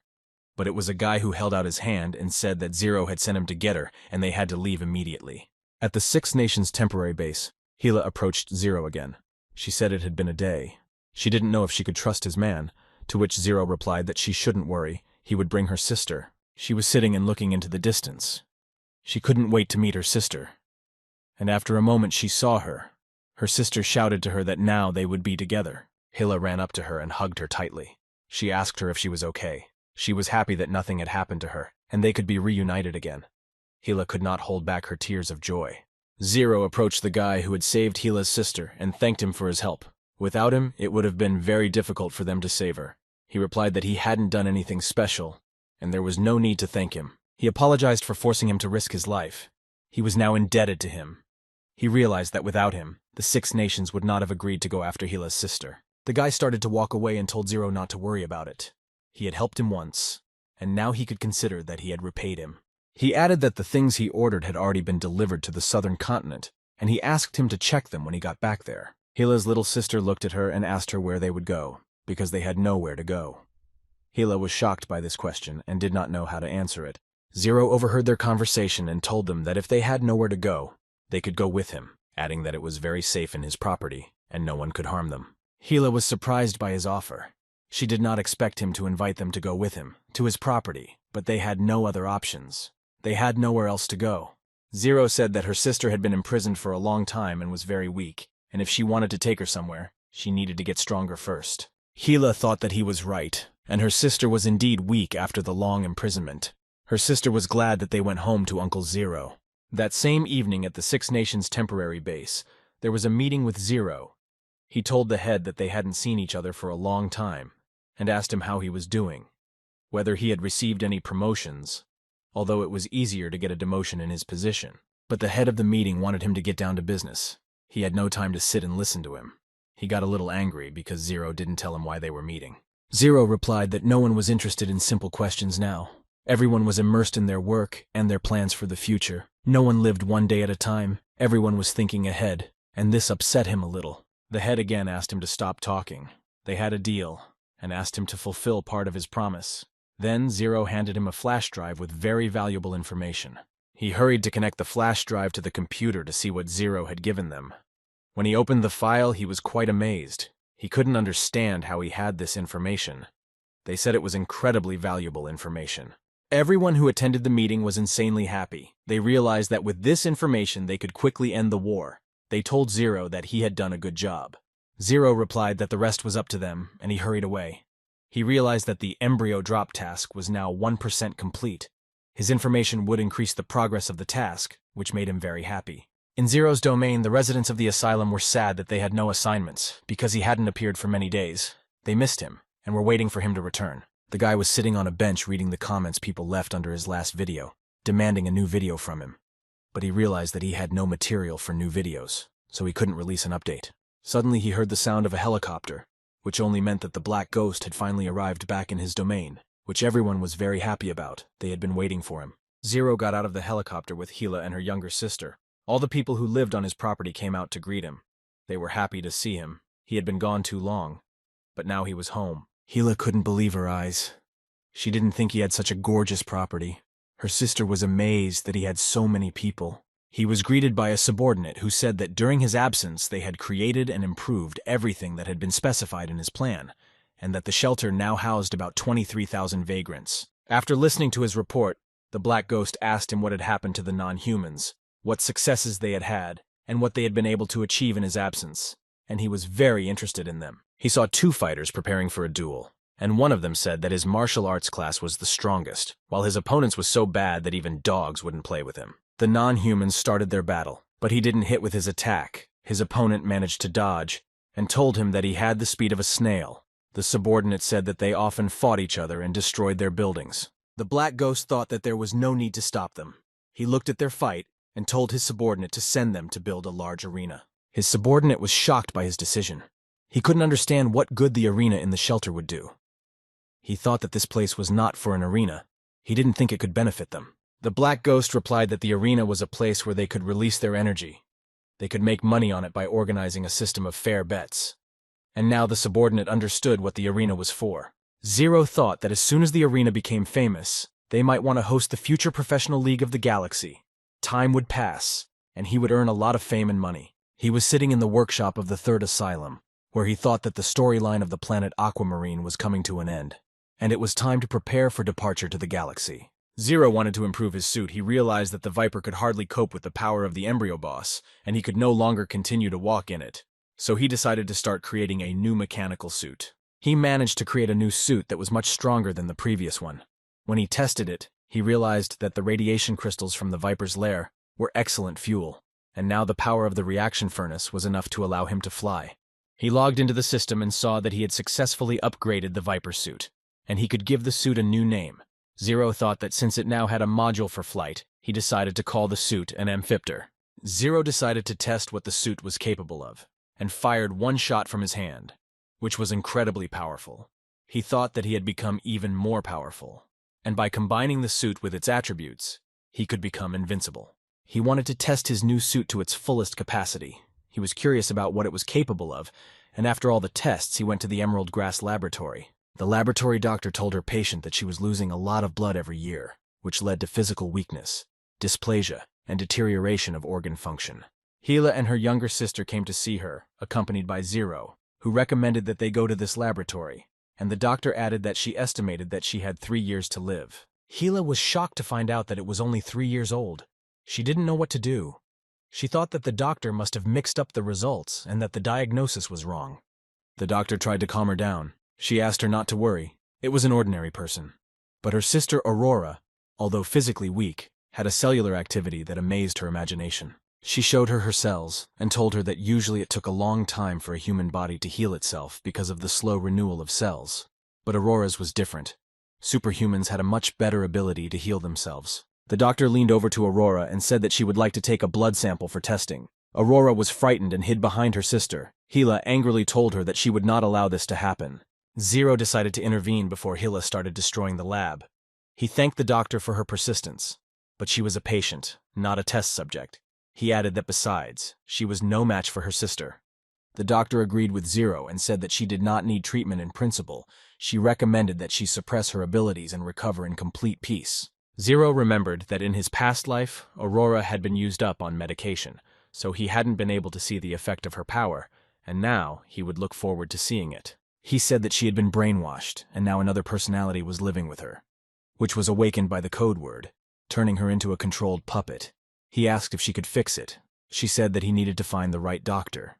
Zero asked Gila if mind control wasn't her strong suit, and Gila hesitantly replied that her abilities were too aggressive, and she was afraid of accidentally hurting her sister. He realized that this was too risky for Aurora, and he told Gila that in that case, she needed to work on it better so that she could control her abilities. The doctor said that if they had no more business or questions for her, she asked them to leave. She had arranged for a couple of non-humans to test her drugs, and asked them not to interfere with her research. A couple of non-humans were already standing outside the door listening to their conversation. The late girl asked if today's drug testing assignment had started yet.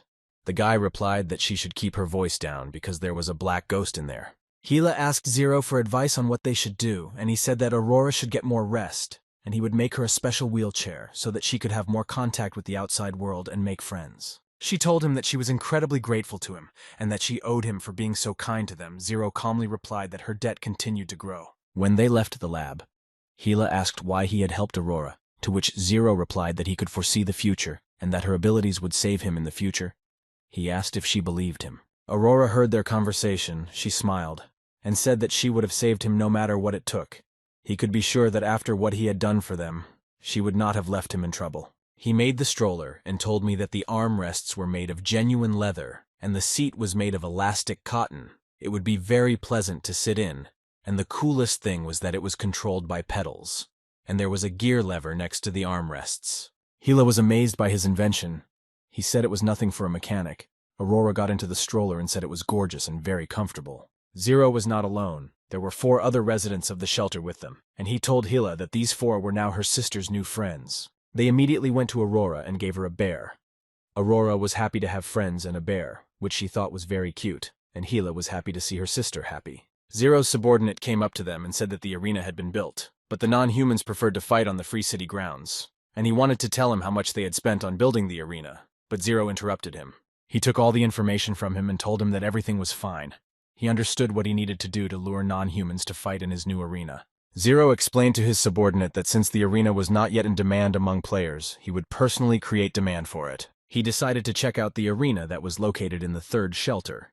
He needed to attract players to fight in his arena. He had a plan to do it, but first, he decided to visit his arena. Several players were with him. A player with the nickname Rebels Rule said that their guild was quite large. He told about its advantages. Zero knew that he was the deputy head of the Heavenly Territory, and it was a good option for him. Zero heard that he was trying to lure a player with the nickname Cake Moro to join his guild. The player almost agreed to join their guild. Zero turned away from them, took a deep breath and said how unlucky he was, which drew their attention to him. He thought that when a non-player character talked to himself, it meant that a task was about to appear, and a player with the nickname Rebels Rule asked him what he was upset about, and if they could help him in any way. But Zero pretended that they couldn't help him. He told him that he needed at least 10 people, and then maybe they could help him. The player turned around and shouted to everyone else to come to him. He managed to activate the group task from the Black Ghost, and all the other players hurried to him. The Black Ghost waited for everyone to come up to him, and then he told them that one of his robots was malfunctioning and out of control, and he hoped they could help him get his chip back. The system notified the player and showed them the task of finding the faulty chip. It was a group task in which they had to defeat the Rover Ranger and return the chip to the Black Ghost. The player was shocked that it was a chain task, and the first reward for completing it was a point of relationship with the Black Ghost. He said that it was impossible to get more than 10 even for money, but by completing this task, it was possible. He was very excited about this task. He said that he had been wanting to buy equipment from him for a long time, which required more than 10 relationship points, and all the players went to fulfill this task. The 2 players, Mosaic and Jupiter, thought they were incredibly lucky, but it was strange that they were also here. Why didn't the task activate for them? Zero noticed them and thought it looked like they were from the Guild of Gods. Zero decided to involve them in this task. He took another deep breath and repeated that he was unlucky. The players noticed and were happy that the task appeared for them as well. More players gathered around him, shouting that they would help him. They were happy to have the opportunity to get points to get closer to him. It was a very valuable reward. In the northern part of the shelter, all the players who accepted the task were chasing the robot. They noticed that it was incredibly fast. They did not understand whether it was more familiar with the terrain than they were. It easily escaped from the chase. The robot turned the corner of the building and slowed down a bit, and the players who were running after it accelerated in the hope of catching it when the opportunity arose, and the robot ran away from them more slowly. Zero saw that the players were trying their best to catch up with his robot, and he laughed at their attempts to stop the robot because he was controlling it personally, and he could control all its movements with the joystick. He saw that the players had almost caught the robot, so he decided it was time to use acceleration, and the robot started moving even faster than before, and the players couldn't believe that it had gotten away from them again. A group of other players who were hunting for the robot on the other side of the shelter went looking for it between the houses, hoping to be the first to find it. One of the players shouted that he had found it, and it was right in front of them. He was insanely happy that they had managed to find the robot. Now they had to find the chip. The robot stood motionless in front of them and pointed its weapon at them, but it did not attack them. It was waiting for further actions from the players. They did not wait for the robot to attack and opened fire on it. They shot at it with their weapons, and the robot did not respond to them. They completely destroyed it, but it did not fall down yet, and they continued their attack until the robot was completely destroyed. The players were shocked that the robot collapsed after a couple of shots. They couldn't understand why the task was so simple and easy. They expected more resistance from the robot. A group of other players who were running after the robot, they were trying to run faster to catch it. They saw that it was very close to them. The players were very upset that they were late and that this task had already been completed by other players. They were shocked. They were very close to catching this robot. They wondered how they were able to catch the robot so quickly, because it had a very high speed of movement, and all the players were discouraged that they had the same task. The black ghost was watching them from the side. When he saw a conflict brewing between them, he thought it was great. They ran into each other. He heard the late players threatening to steal the task from them.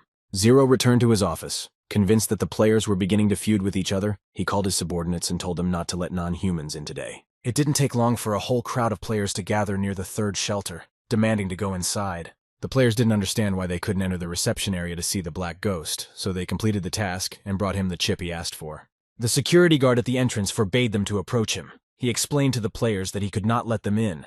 It was an order from above, and now outsiders were not allowed to enter. The players from the Heavenly Territory Guild also came to the reception. They told the players from the Gods Guild that they had ruined the task for them. He asked them if they had a conscience. Jupiter from the Guild of Gods answered him that coming on time was better than coming early. He said that this time they were just unlucky, and it was not their fault. The Rebels Rule player asked him to give him their item, which they had first started hunting for, but Jupiter replied that now they could only dream of it. He could not stand it and suggested that he go to the arena, where they could find out who had the right to take the chip for themselves. He believed that Jupiter should have accepted his challenge. But Jupiter didn't understand why he had to fight him, since the chip was already his. He and his team were the first to catch up and neutralize the robot. It wasn't his fault that they didn't get the chip first, so this battle was useless for him. The Rebels Rule player was beside himself with anger. He offered him to bet money, weapons, items, anything. He added that if they were not cowards, they would accept his challenge. But Jupiter smiled and told him that he was denying him and rejected his challenge. He already had the chip, and he didn't want to risk losing it. It would not be wise of him. The players didn't know what to do to get the chip. The Rebels Rule player decided to take extreme measures and told everyone to post on the forum. They needed to provoke them. If Jupiter refused, they would have to force him to change his mind. Zero sat back and watched what was happening. He noticed that there was already a lot of buzz on the forum, and he realized that it looked like his arena would be useful to the players very soon. People had already begun to gather in the arena to watch the fight, and two guys noticed that the arena was already quite crowded, and one of them asked who he thought would win today, to which he replied that it would probably be the Guild of the Gods. He expressed the opinion that their actions were immoral, but the guy next to him disagreed. Thinking it was a joke, he didn't understand what was wrong with stealing a kill in the game, and asked not to blow the issue out of proportion.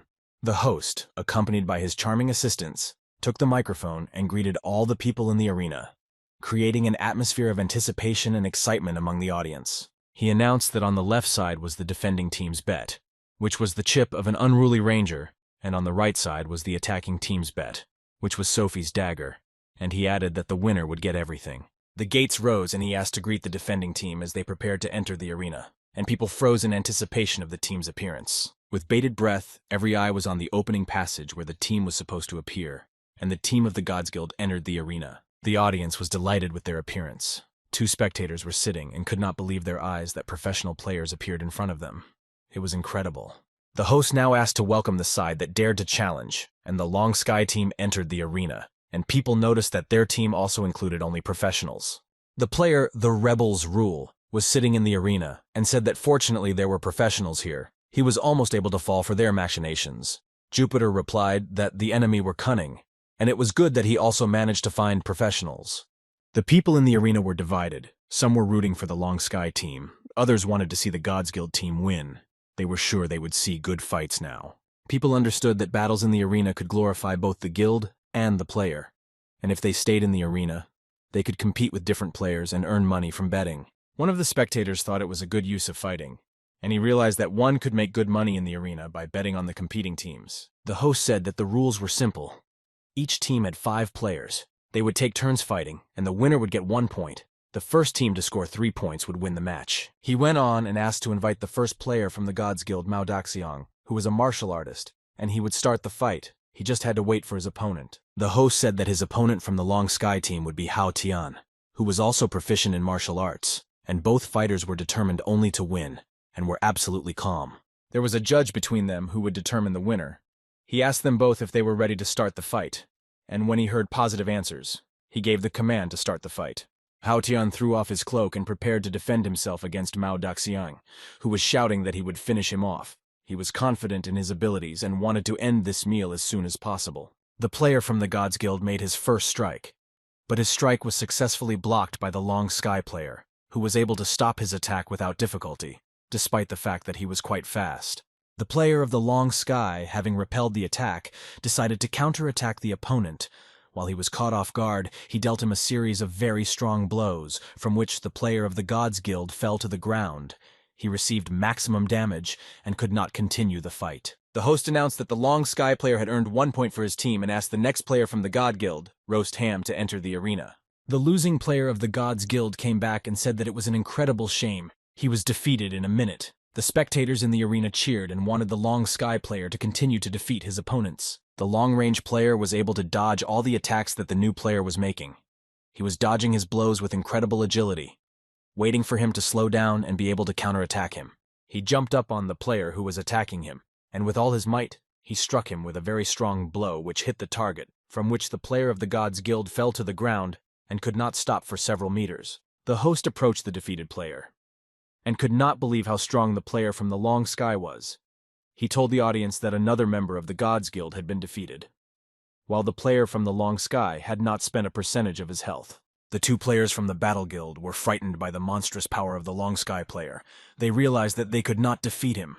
He was too strong for them. They were not his opponents. A girl player standing next to them said that they were quite pathetic. He couldn't believe that they were afraid of a player like them. She told them that it was her turn to fight him. She confidently stepped into the middle of the arena and asked her opponent to attack her.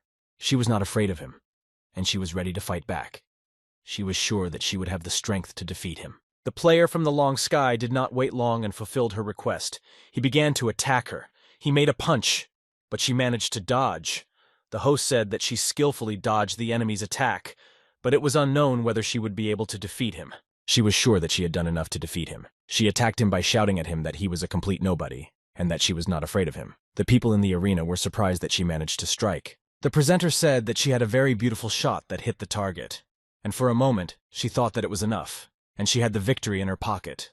But the fight was not over yet. After she attacked, the Long Sky player unexpectedly counterattacked her. He struck a very strong blow that she did not have time to dodge. The host said that he had deliberately succumbed to it so that he could stun his opponent later. She fell to the ground and tried to get up, but she couldn't do it, and soon she realized that it was over, and she had underestimated her opponent. The Long Sky player did not give her a single chance to win, and decided to end the fight. He launched an incredibly strong attack, which the spectators in the stands were delighted with. They were impressed by the destructive power of the Long Sky player. The host couldn't understand how this happened, so he announced to everyone that the player who had managed to earn 3 points without spending even half of his health had won. And now the Long Sky players could take the award for themselves.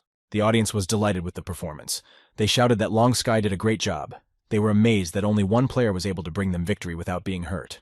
Jupiter was upset that the Guild of Gods was defeated. He was sure that if their boss was here, the Long Sky player would not have been able to defeat them so easily. The Rebels Rule player thanked Hao Tian for getting them the item they needed to complete the task. They told him that he did a good job. Hao Tian thought that the hidden storyline of the Black Ghost had taken him very far. He realized that he should have continued to follow it. The Black Ghost thought that the arena was one of the factors that would attract people to the city. Another was holding various events.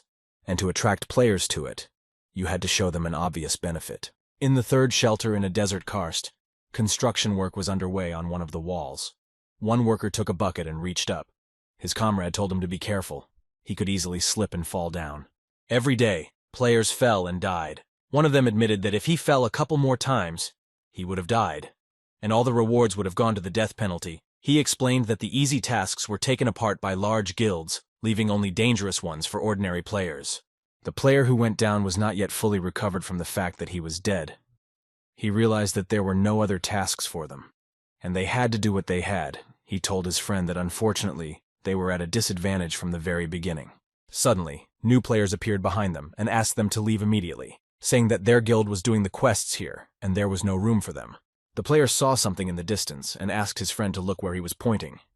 At first, the friend couldn't see it, but soon noticed a strange shadow on the horizon that seemed to be moving and shimmering in the sun. They noticed that a lot of people had already gathered in the square, and they thought that this most likely meant that a black ghost had appeared in the arena. The players who were working on the construction site decided to come down and watch as well, thinking that they might have a good chance and would no longer have to work on the construction site.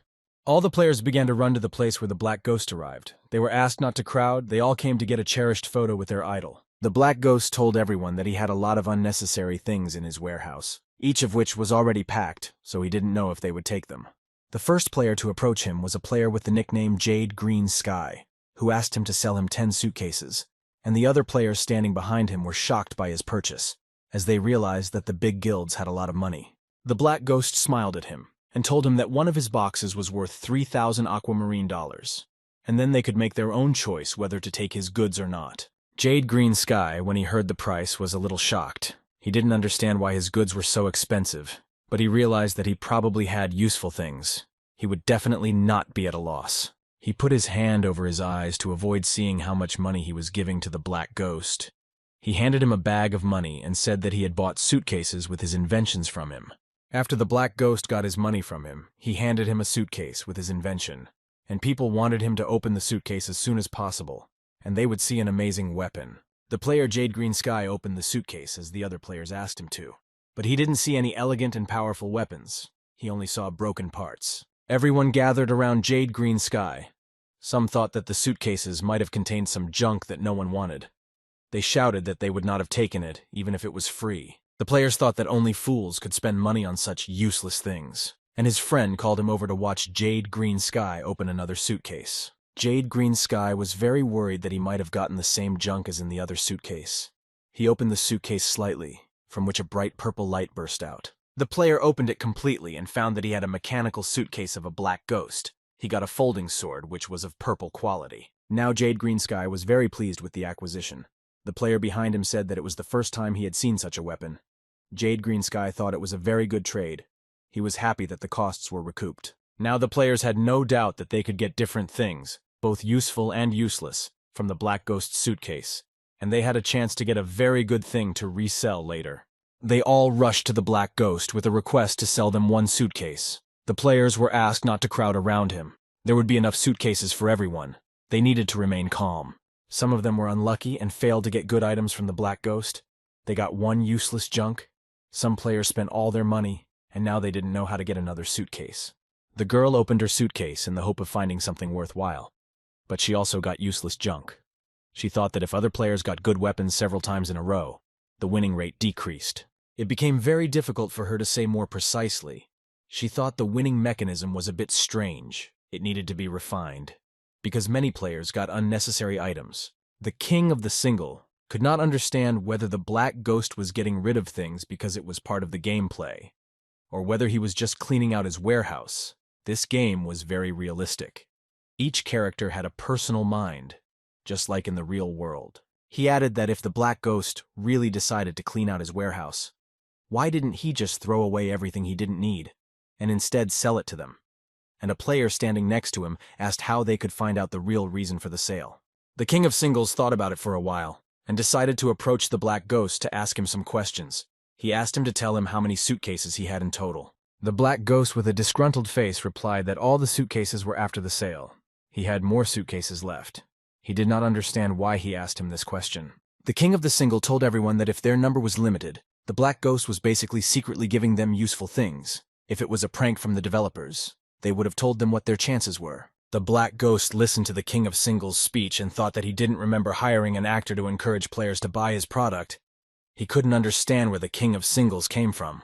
After the King of the Singles shared his thoughts with the other players, they became even more eager to buy the Black Ghost's items. Some buying one suitcase from him, some buying. Zero was driving in a truck and thought that the players were already used to him selling loot boxes. When they saw him, they immediately followed him to the square. There were many posts about it on the forum. He knew that the more deliveries he made, the more players he would attract. The players were literally delighted to see the Black Ghost's truck arrive at the square, and they were ready to buy almost any of his goods. They talked to each other, asking if any of them were going to buy goods from the Black Ghost today. And the atmosphere in the square was friendly, and everyone was happy that the Black Ghost was selling them his inventions. Suddenly, a player with the nickname Poor Only Money Left appeared on the square, and shouted to the whole square that he had come to buy 100 loot boxes from the Black Ghost. 100 loot boxes cost 300 aquamarine dollars, and the players thought he was a money spender because only large guilds used to take 10 boxes each, and this guy was mega rich. A player who bought 100 loot boxes decided to open them right on the square. He didn't put it off, and when he was finishing, he realized that the last loot boxes were completely sad. He realized that out of the 100 boxes there was a solid blue outfit. It was very cute. The players admired his courage. It was a ready-made plot for a new documentary called Starry Sea, The Fall of a Rich Man. The Black Ghost thought that he hadn't set up a mechanism to ensure that such players and guilds didn't buy up loot boxes and monopolize all the winnings. The King of the Single said that it was expected. There was no point in throwing away so much money at once. It was enough to observe and think a little to determine the chance of an item falling out. He decided to simply not talk anymore. And to demonstrate his ability to choose loot boxes, he looked at the players and said that it was now his turn to see what he could get. The King of Singles approached the Black Ghost and ordered a single loot box from him. The Black Ghost smiled and handed him his order. He was also curious what he would get. He turned to the players around him and asked them to look closely at the loot box. He was sure that there would surely be a very good thing there. The King of Singles started to open the box slowly. The players were expecting to see an unusual item, but when he opened the box completely, everyone saw that he got 3 small pieces. The players said that it was even worse than usual. He told them that it was a matter of probability. If they didn't succeed the first time, they had to try again, and then they would definitely succeed. The King of Singles picked up another loot box with full confidence that he would get something special, but when he opened the box, he got garbage again. He started trying again and again, and all the time he was pulling out garbage, and the other players were already doubting that he could pull out something normal. The players recalled that he told them beautifully how to choose the right loot box, but it was all in vain, and his advice did not work. He could not understand why this was happening. He could not believe that he had made a mistake in his calculations somewhere. He thought that the loot boxes were fake, and the whole world was fake.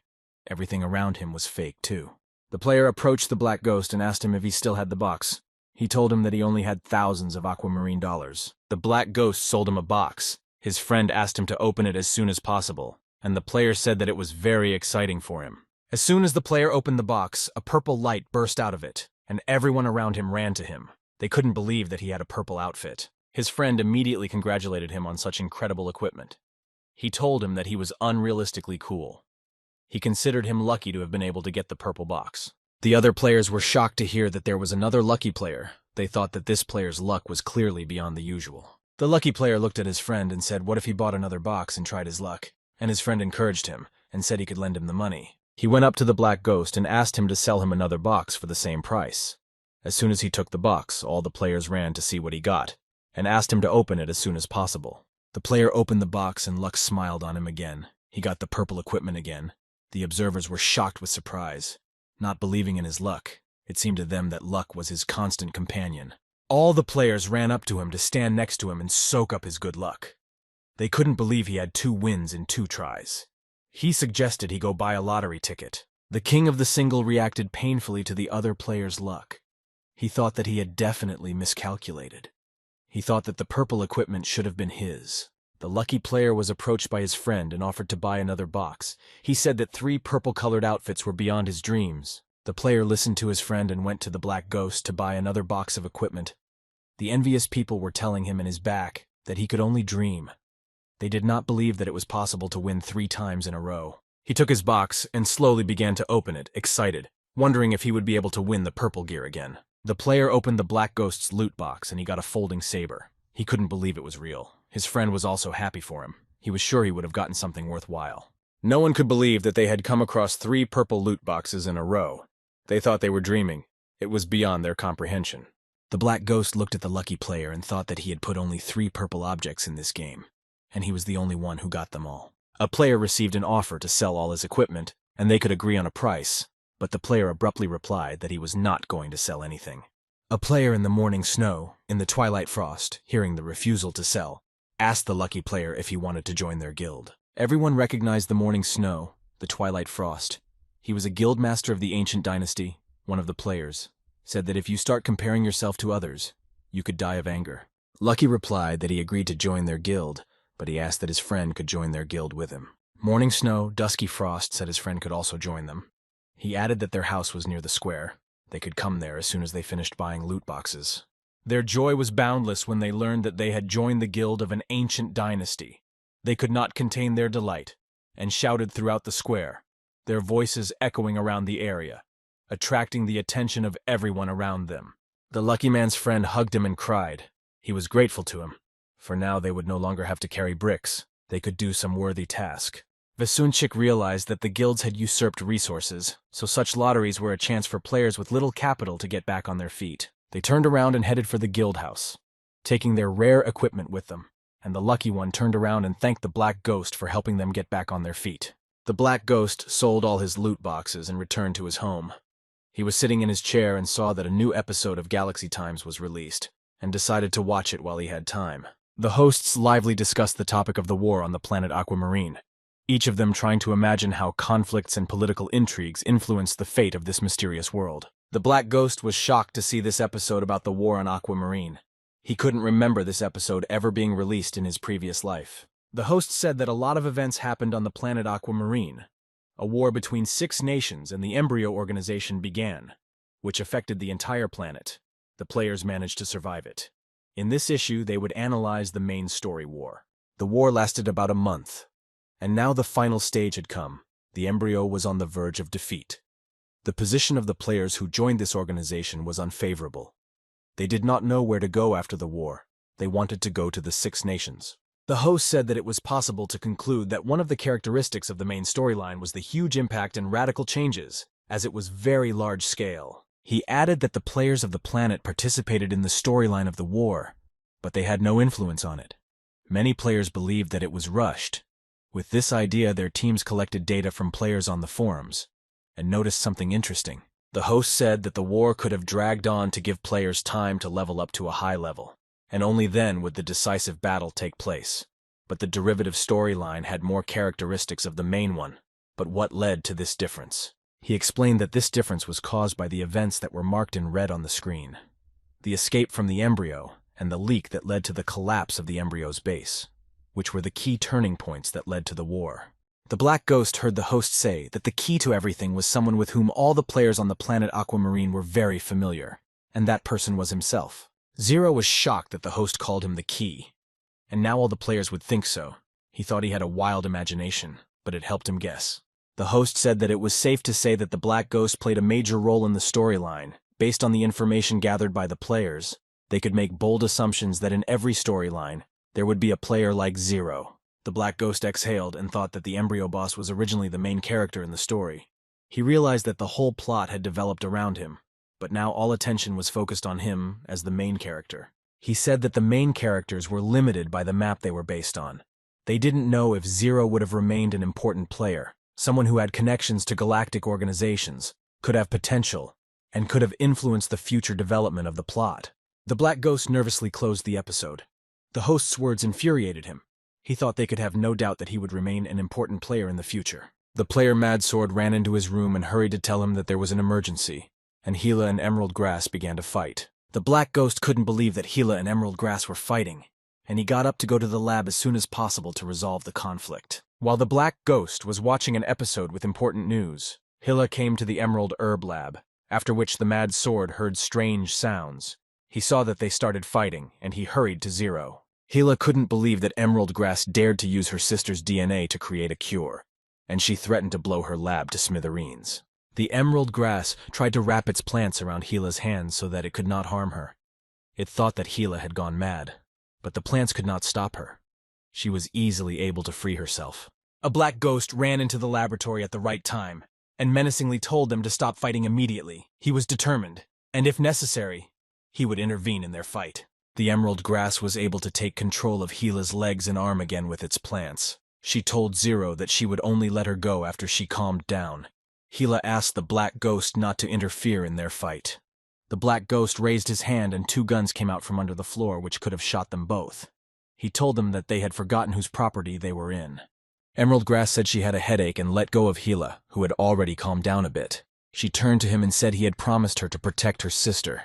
She told them that she had used the DNA obtained from Aurora's hair, which had fallen out of her head, that she had not done her any harm, and that she did not understand why she had to be so angry. Gila looked at her and asked her what else she could have done.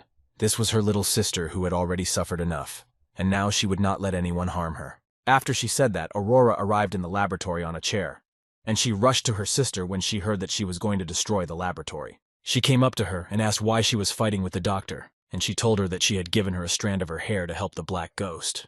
Gila was incredibly surprised that she had given her hair to her, and Aurora asked her sister not to worry about her. She was not as fragile as she might have thought. She finally calmed down and believed the words of her sister, who definitely could not have deceived her. She breathed a sigh of relief, felt the tension leave her body and her heart fill with warmth and trust. The Black Ghost asked the guards to clean up the lab, his voice sounding confident and authoritative. He wanted them to hide the weapons again. He had to use. Emerald Grass looked at the Black Ghost and said that she didn't know there were so many turrets near her lab. She wanted to know if he needed them to keep an eye on her. She saw him think about what to say, and then she added that he shouldn't worry, that she wasn't stupid and understood that she was just a tool for him, and that he didn't care about her opinion. The Black Ghost sighed and headed for the exit.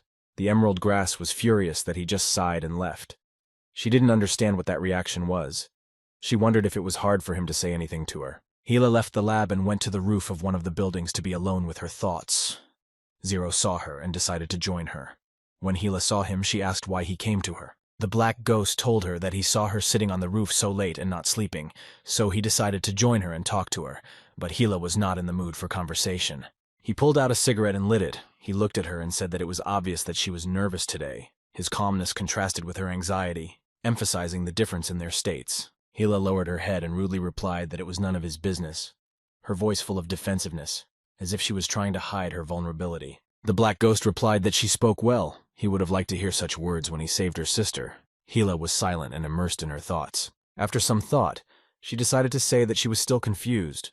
Her words sounded uncertain. It seemed that the situation was more complicated than she could express. The Black Ghost said it was easy to settle. He said she could take her sister and go back to the embryo. He could guarantee that they wouldn't be bored there. Gila explained that she hadn't taken good care of her before, which caused her to go through a lot of difficulties, and she admitted that it was entirely her fault. She said that to protect her sister, she was constantly practicing. Even now, remembering the people she destroyed, she did not feel sorry for them. Gila added that the more blood she had on her hands, the calmer she felt, because it was the only way she could prove that she could protect her sister. She told him that in the fetus, they could not see each other for long periods of time. She knew that her sister wanted to live outside those walls. Well, now she had a new life, new friends, and even a favorite pet, and she no longer needed her stories. The Black Ghost answered her that the pet she was talking about was his. His voice was cold, he was confident, he left no room for doubt. She said that she had dreamed of saving her sister, and now that she had succeeded, her sister no longer needed her protection, and it upset her. She used to spend all her free time training to become even stronger, and now the embryo was on the verge of destruction, and she and her sister were in a safe place. Gila told the Black Ghost that for some reason this life, which was like a dream, made her feel confused. He told her that she was constantly in danger, so she could not get used to relaxing, but he was inclined to the other option. She had warrior's blood in her veins, and she craved battles. He thought that peaceful life was not for her. Hila replied that he said she needed to get involved in something so that her feelings would return to normal, and she could relax. And he said he needed to say something to calm her down. He said her sister didn't want to see her suffer by suppressing her nature. She wanted her to be herself. He said she wasn't the strongest on the aquamarine. He could handle her, and the universe was full of people who were stronger than him. Hila was surprised by the Black Ghost's words that he could handle 10 of her kind. She had no idea he was so strong. The Black Ghost turned around and looked at her menacingly, asking if she wanted to see if he could handle her or not. Suddenly, Hila felt threatened by the Black Ghost. She couldn't believe that he was serious about fighting her, and she jumped to a safe distance, preparing for a possible attack. The Black Ghost turned around and said that it could happen that one day he would lock her sisters up like the embryo did. If by then she didn't have the strength to resist him, he asked her to continue her training to keep fit. As Zero was leaving, he told her that if she wanted, he could make training robots for her, or she could look for non-humans to practice with. He added that he hadn't finished his cigarette yet, and decided to leave her his cigarette. Hila picked up the burning cigarette, looked at it and wondered what kind of black ghost the monster was. Her eyes reflected deep disappointment, and she took a deep drag of cigarette smoke. She looked out at the sunset, and suddenly realized that she was as much a monster as the Black Ghost, a shadow of regret flickering across her face, emphasizing the gravity of this discovery. The Black Ghost went to Bennett's first hideout, to which he had summoned him. Zero asked him unhappily why he had rushed him to come to him. Bennett told him that after the official end of the war, a secret council meeting was held to discuss what had happened in recent days. The Black Ghost sat down on the table and asked him what the situation was like. His voice was calm, but there was a hidden wariness in it. Bennett took the control panel and wanted to show him something important. He told him that the situation was a bit complicated, and he would soon be able to appreciate how complicated it was. He said that the embryo's supporters were destroyed. All available forces rallied around the general staff. He added that 6 nations formed a cordon, but none of the parties did anything to attack, and the front was frozen.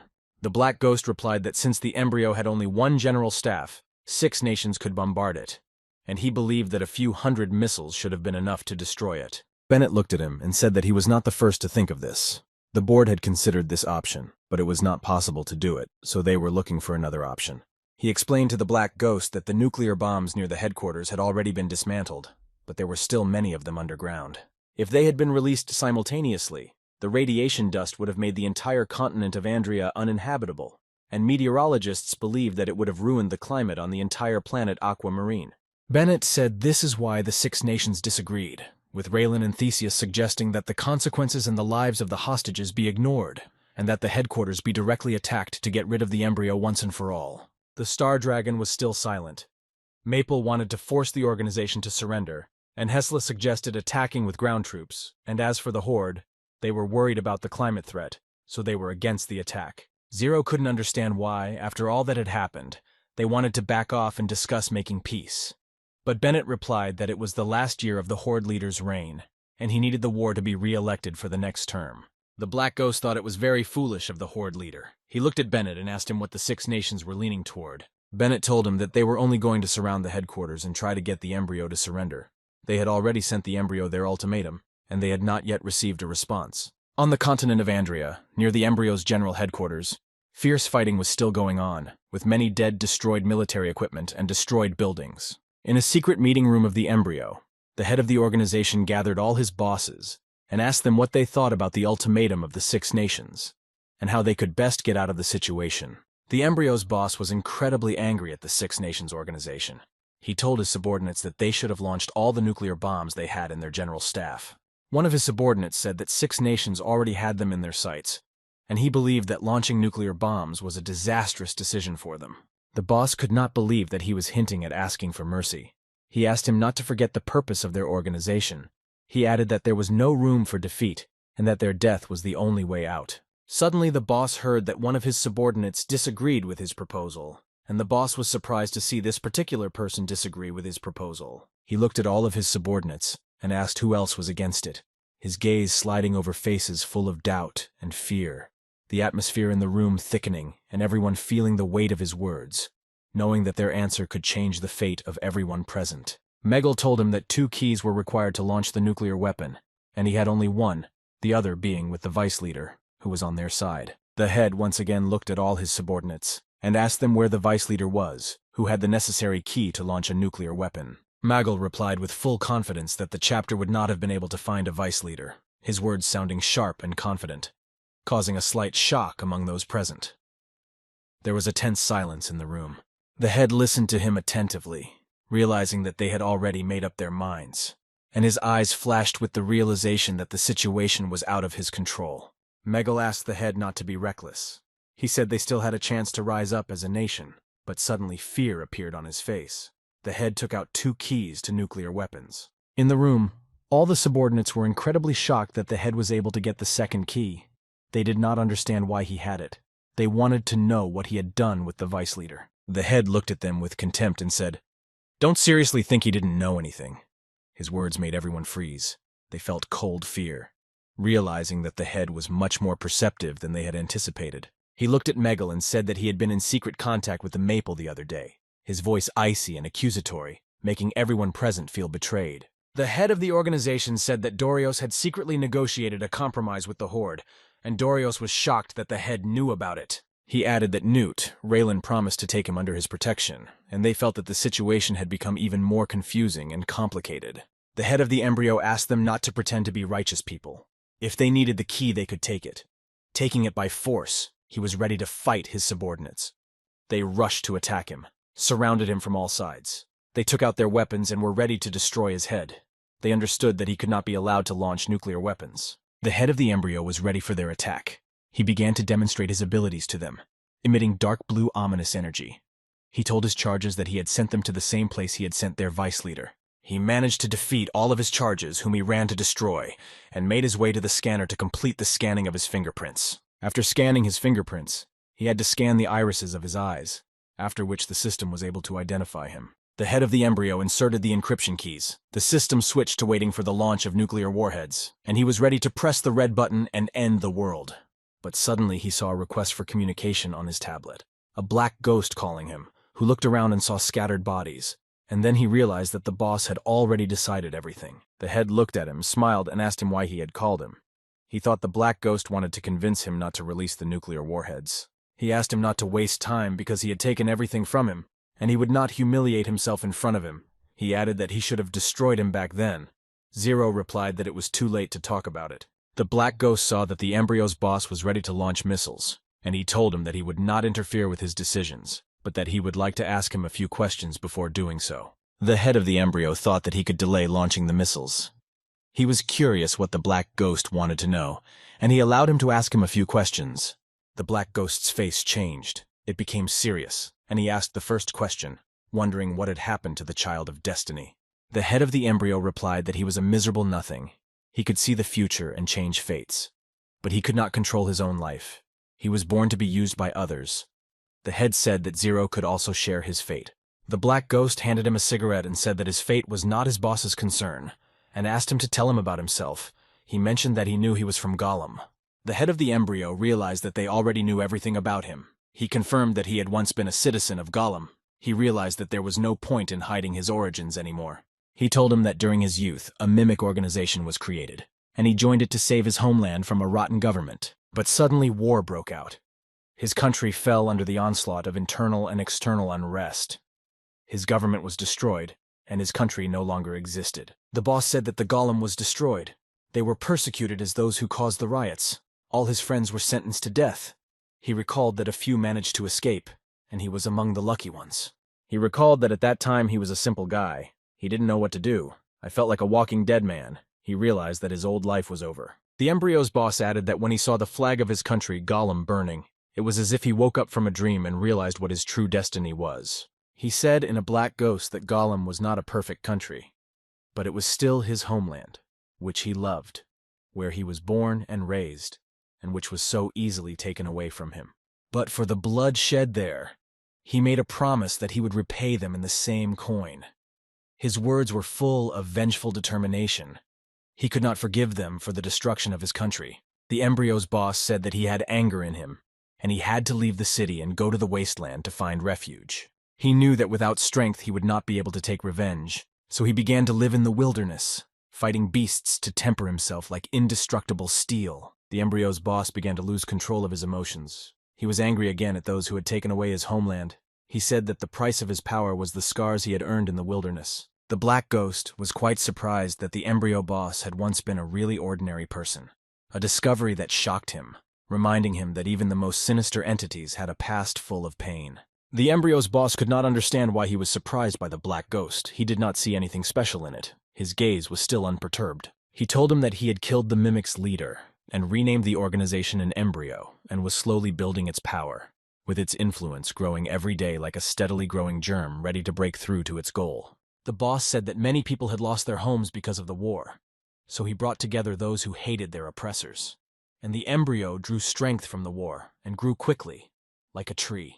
He added that the Black Ghost knew the rest of his story very well himself, and now the secrets of his past had been unraveled, and he had nothing to add.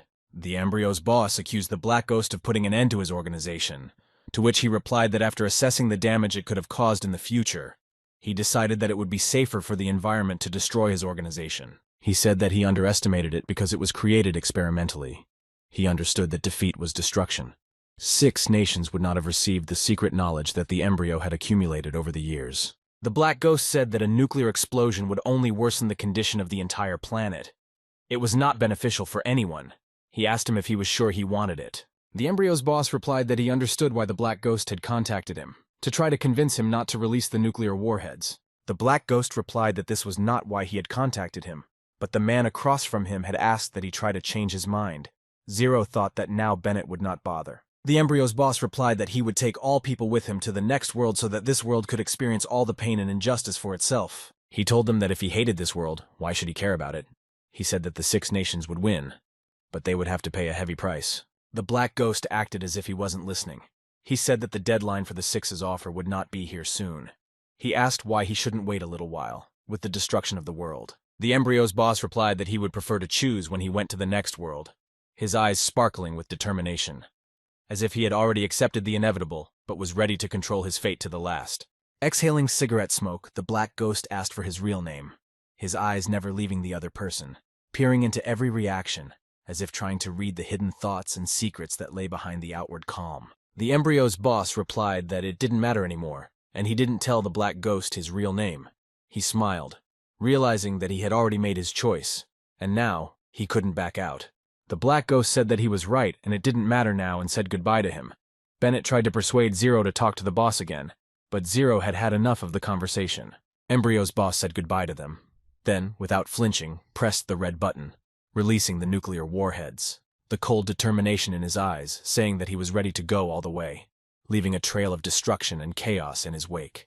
An alarm was sounded at the 6 Nations base, and everyone was warned that high-speed moving objects were taking off from the embryo's headquarters. All the soldiers panicked. They were afraid that the embryo had launched nuclear missiles at them, and they decided to immediately activate air defense. Air defense began to fight against the missiles, shooting them down while still above the water. Explosions were heard in the sky, and debris fell into the sea as the defenders tried to minimize the damage to their city, preparing for the possible consequences. But the defense forces could not hit so many missiles fired by the embryo, and soon there was a huge, powerful nuclear explosion.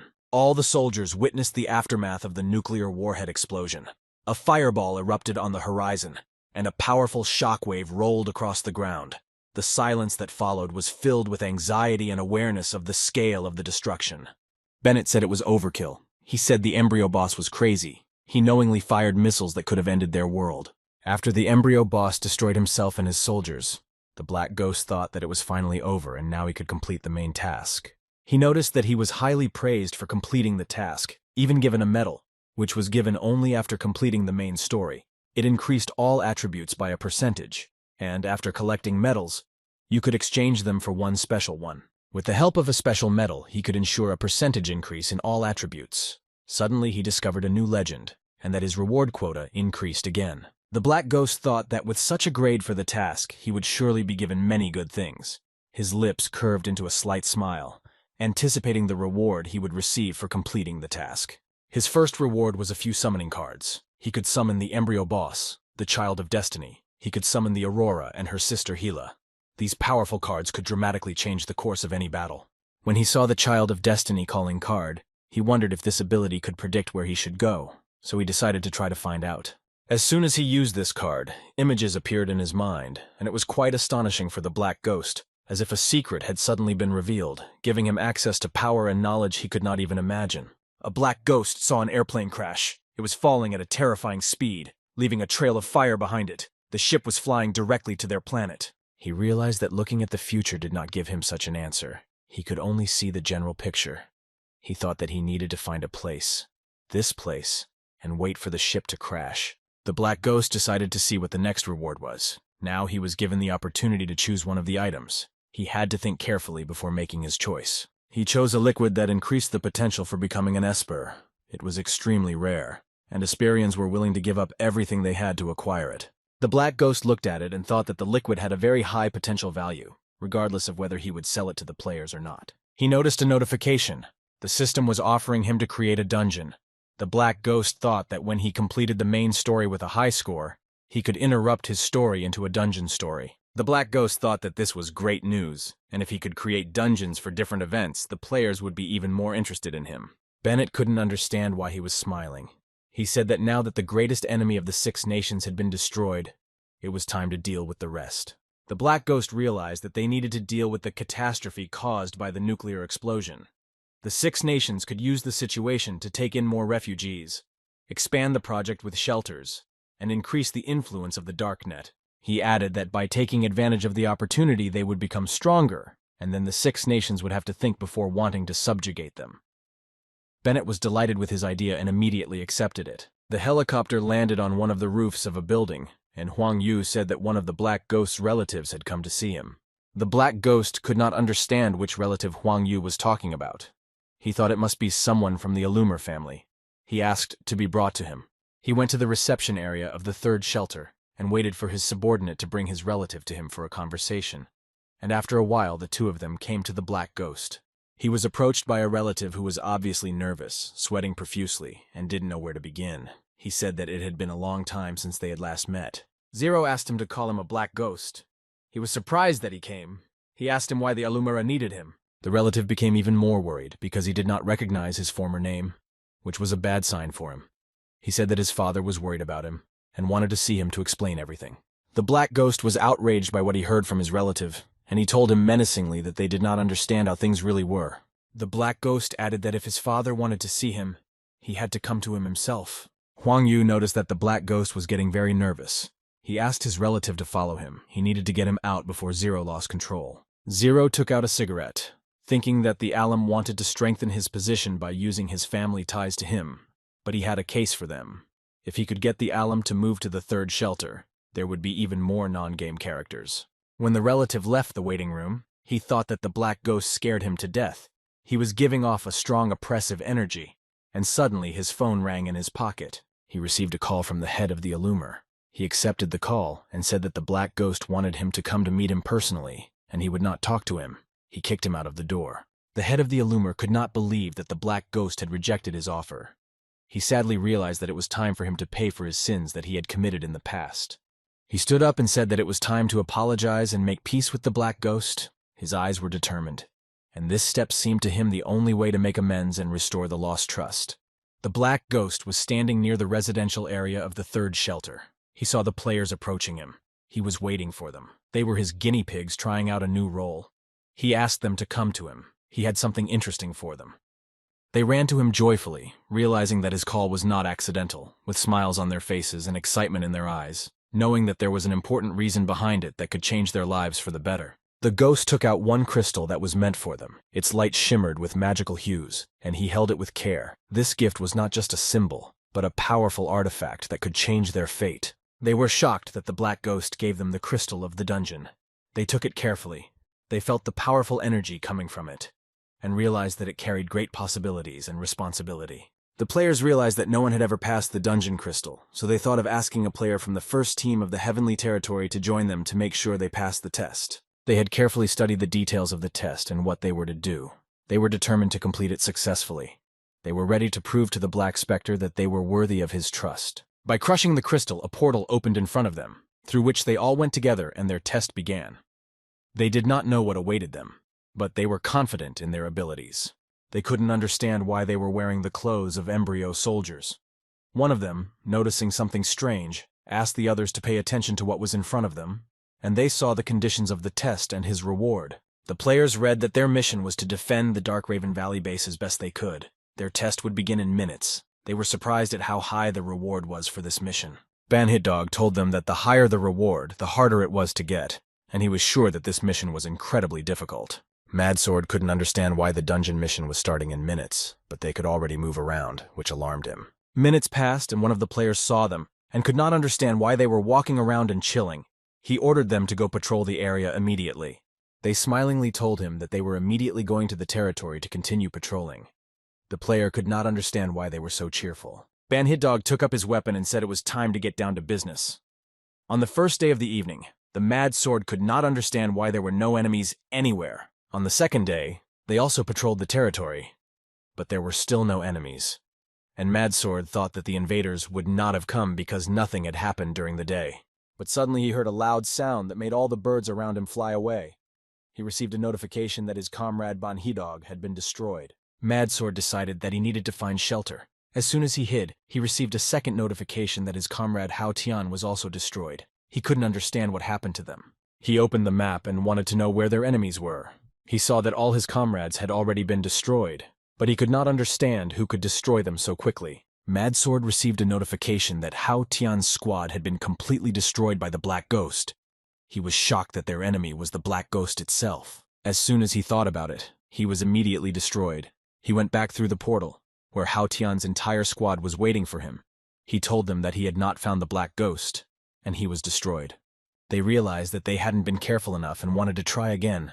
Zero heard what they were talking about and thought that the players liked the dungeon crystal, but it couldn't be sold, so he started thinking about how he could make money from it. But suddenly a brilliant idea came to him, and he realized that he had been thinking wrong. He would not have had to sell those crystals. The Black Ghost came to the town square of the third refuge, and the players immediately noticed his presence, and immediately formed a line for the loot boxes. Before players had time to line up, they already received a new task. They were surprised that it appeared immediately.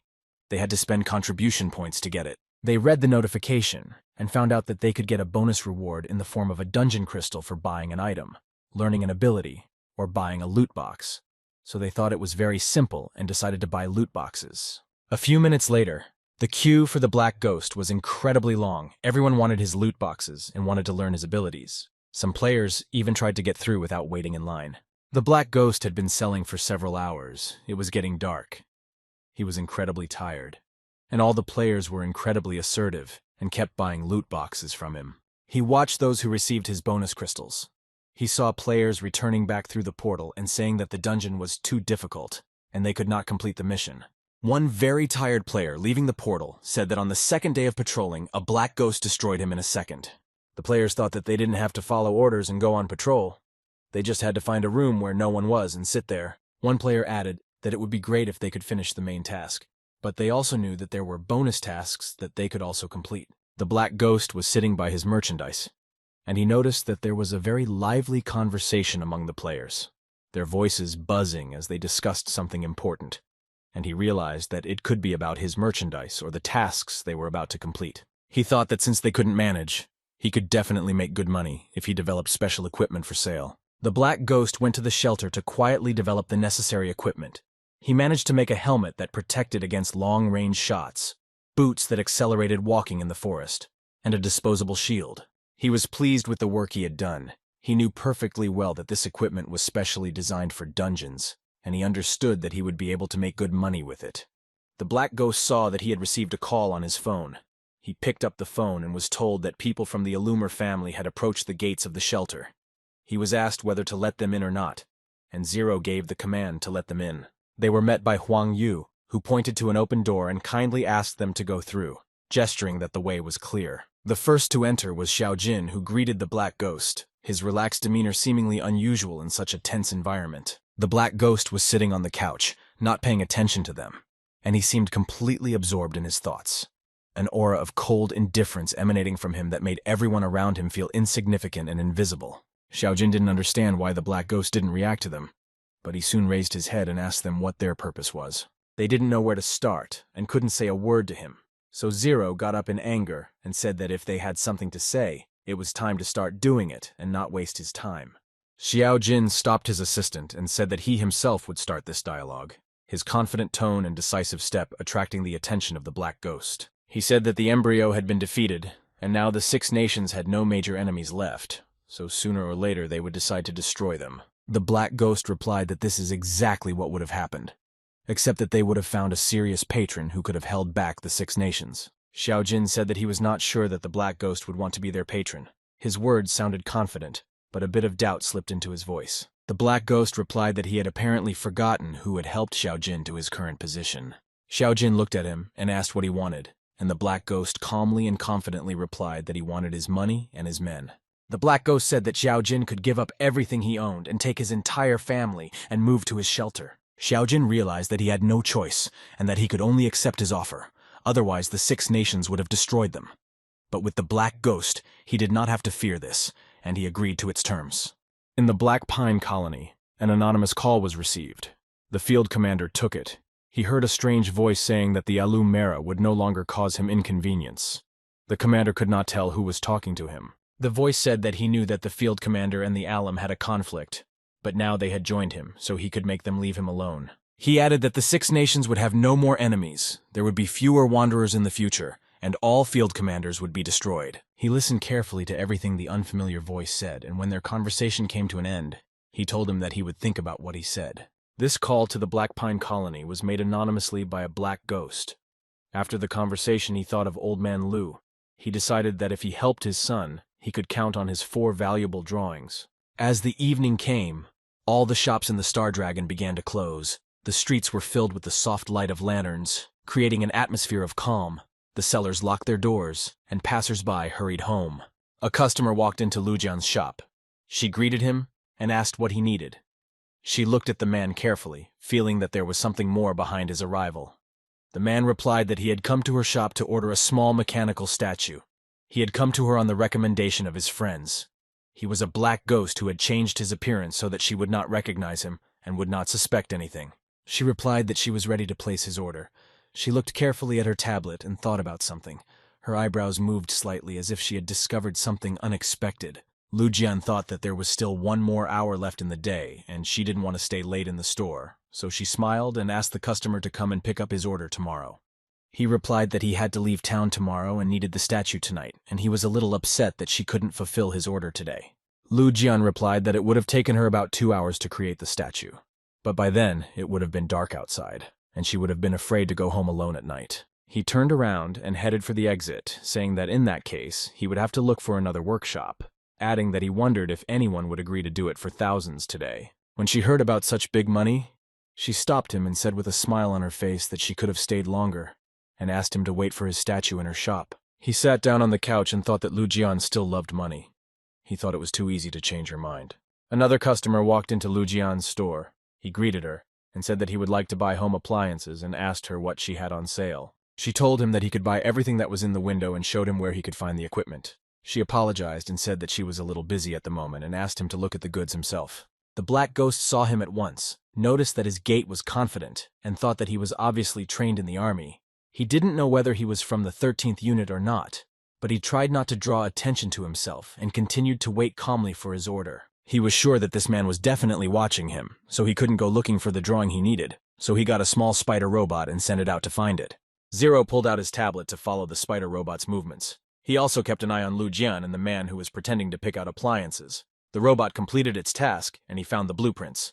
They were in a room on the 2nd floor. He approached Lu Jian to ask where the restroom was. She turned to him and said it was on the 2nd floor, and was going to show him. He stopped her and told her to continue working on the statue. He could find the restroom himself. The man who was choosing the equipment said that he also needed to use the restroom. The Black Ghost was not surprised that he would follow him. The Black Ghost went first. He hid behind a corner on his way to the restroom and waited for the man. As soon as he approached him, he struck him with a powerful blow that knocked him to the floor. Zero said goodnight to him. The man was unconscious and could no longer continue to watch him in the shadows of the room. Zero smiled, knowing that his plan was going well. The Black Ghost headed to the room where his little robot spider assistant was waiting for him. He approached the safe and thought it was good that he remembered the password to it. He opened the safe and took out the blueprints he came to this store for.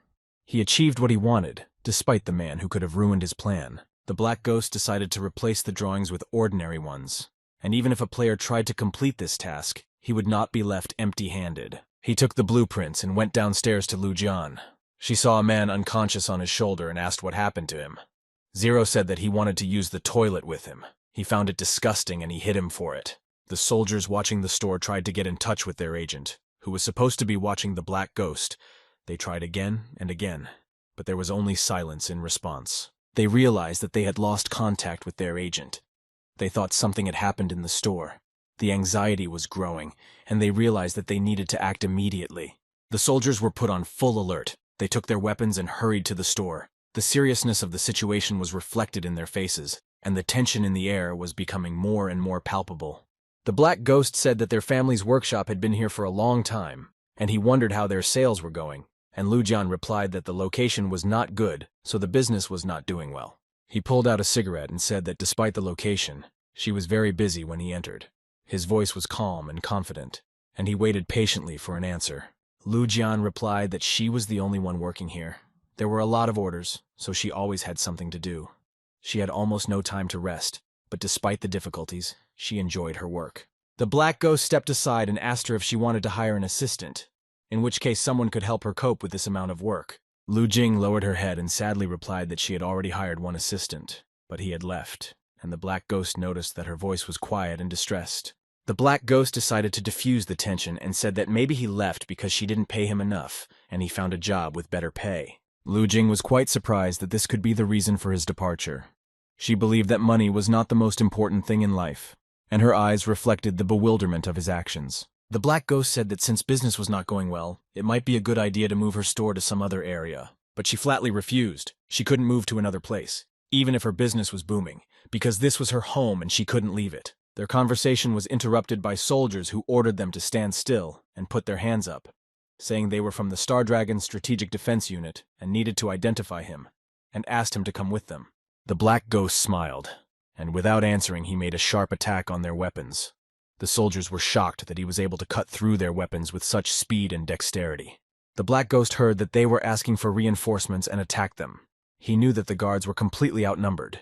He hoped that what happened would force the unit to strengthen security, but it would have been better if they hadn't even let the players in. Lu Jing was shocked at how strong he was. She noticed that he didn't have a single scratch on him. She looked at him and asked if they had met him before. The Black Ghost confidently replied that they had never met before, and this was their first meeting. He turned around and left her store. Lu Jing wondered if it was Zero or if she was mistaken.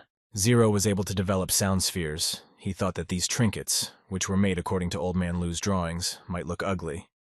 But thanks to them, he would have a unique fighting style. After holding them in his hands for a while, the Black Ghost decided to test them in action, throwing 3 sound spheres to test the stun effect on his robots. He noticed that the sound sphere produced a high-frequency sound that caused dizziness, disorientation, deafness, and more, all of which lasted for seconds. The Black Ghost took out 3 more sound spheres and threw them at the other robots to test the splitting effect, which was already accompanied by a powerful explosion.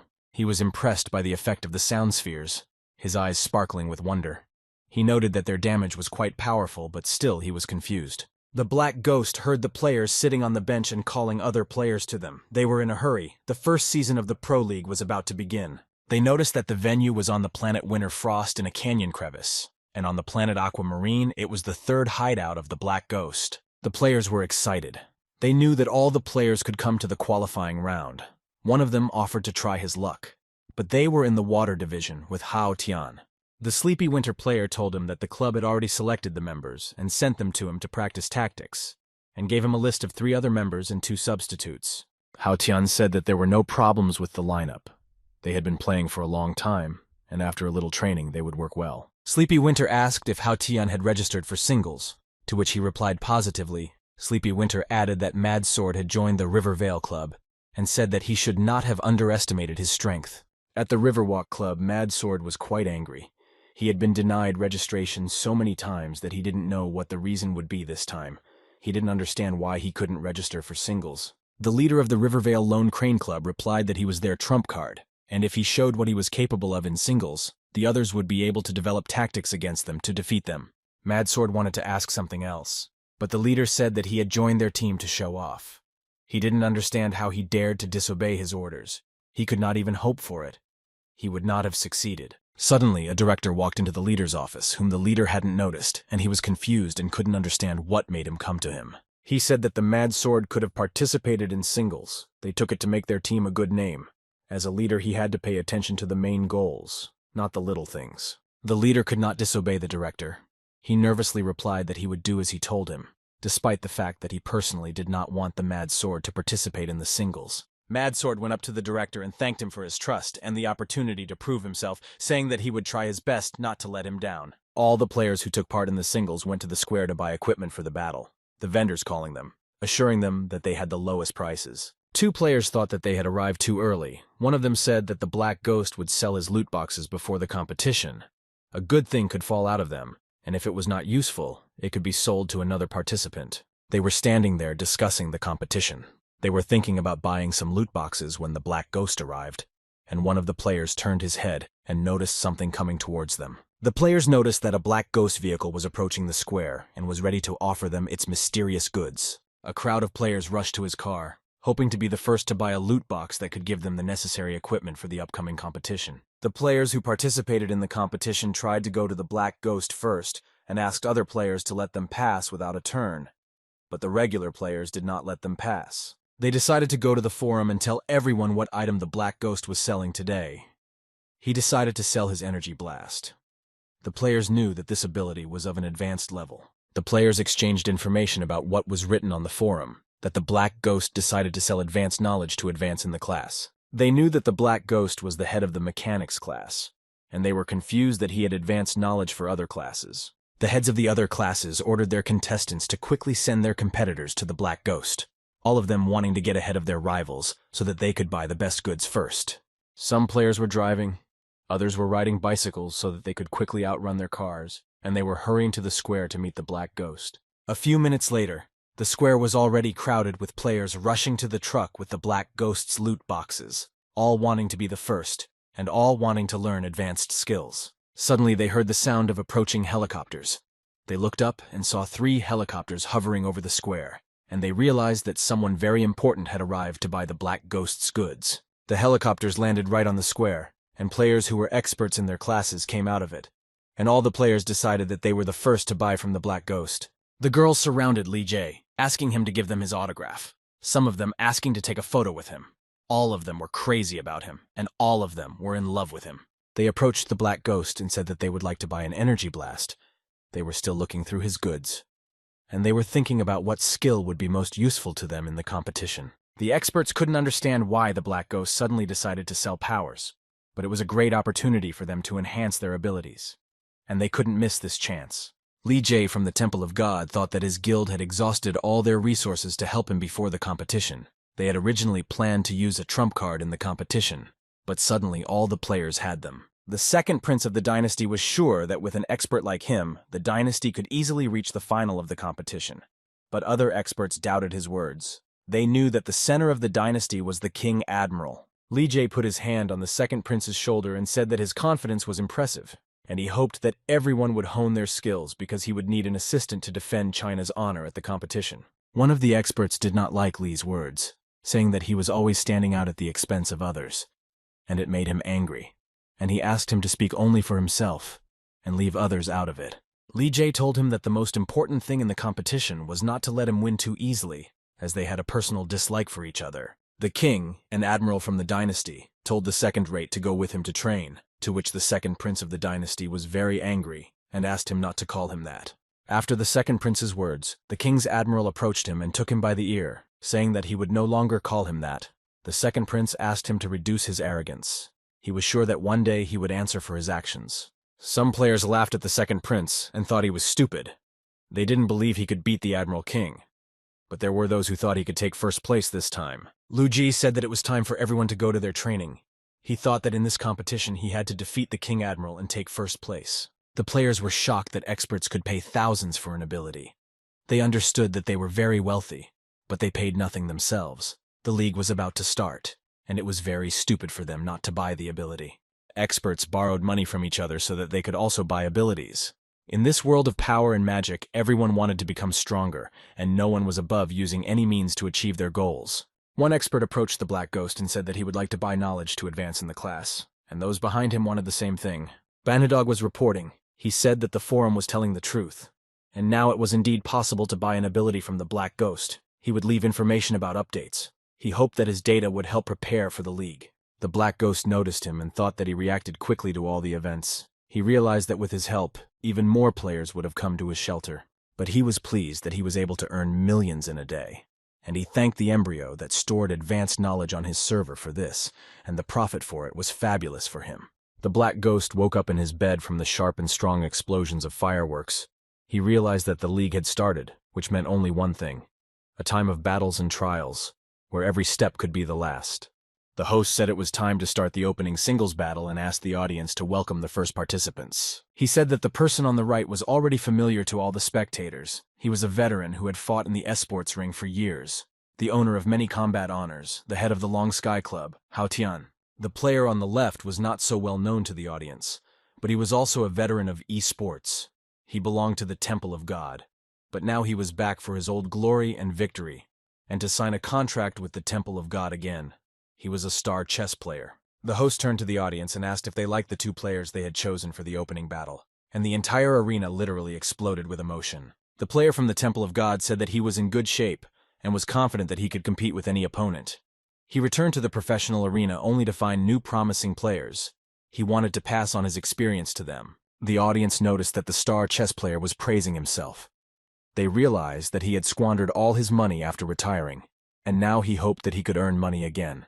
The host said that it looked like both players were ready to start the battle. The host added that he would expect a fair fight from them. He started the countdown, and all the viewers froze in anticipation of the upcoming battles. He said that the players could start using all their skills and abilities against each other, and the match was officially started in front of hundreds of spectators. The players did not wait long and began to delight the audience with their abilities and skills. Their every move was filled with magic and skill, and the crowd roared in delight, anticipating epic battles.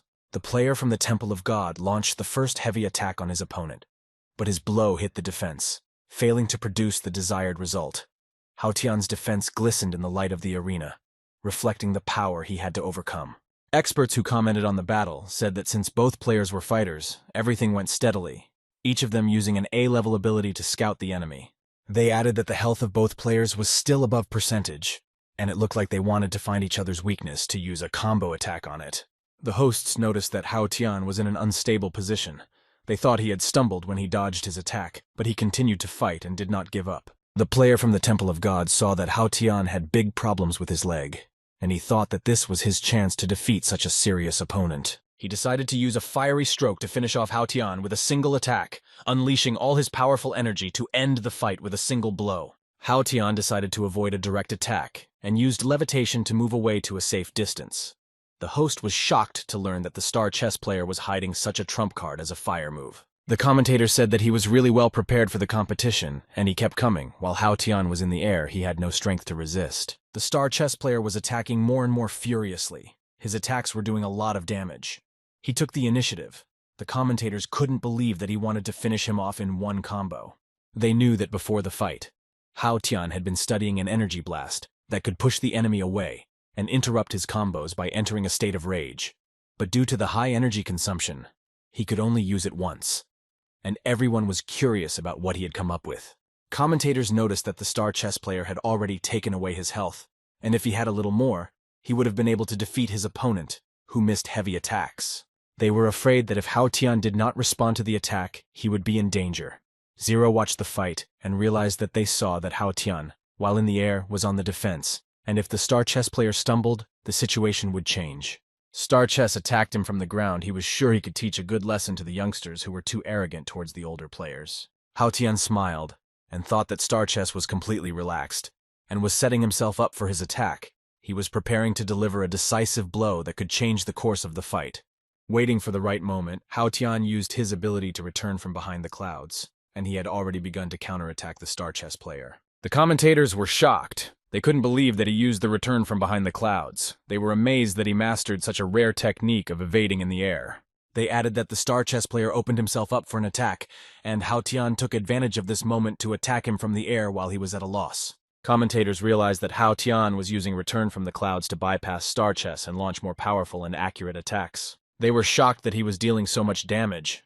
Both sides were at the same level at first glance, But Hao Tian had invested his experience in upgrading his abilities, so his combos were so powerful. Hao Tian used his energy blast ability, and the commentators saw it and thought he wanted to end their fight with just one punch. Star Chess thought that after using the energy blast, he should have only had enough power for one ability, and he still had health, so it was impossible to defeat him in one hit, and he considered himself a winner.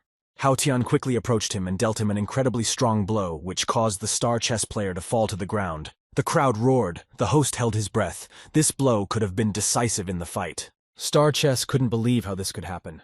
How Hao Tian could deal him such an incredibly strong blow that took away almost all of his health. He fell to the ground unconscious. The host, shocked by the spectacle, announced Hao Tian's victory, and the audience burst into loud applause. The competition also included team qualifiers, which took place in an area unknown to the players, one of which was a desert. Lone Crane, the leader of the Riverwalk team, said that it was an open desert area, and the opponent was full of long-range players, which was very bad for them. The Mad Sword said that they had to keep their spirits up. It was the last round of qualification. If they had done well, they would have qualified. The team leader said that their chances of winning were too low. The Mad Sword didn't like the leader's words. He asked him not to talk like that because he was the team captain, and his words were lowering the morale of the whole team. The team leader smiled and asked if he had any ideas, and he waited for the answer with interest, hoping to hear something useful that could help the team defeat the opponent. The Mad Sword said that since the enemy was strong at long range, they would lose if they ran forward recklessly. They had to use the terrain flexibly.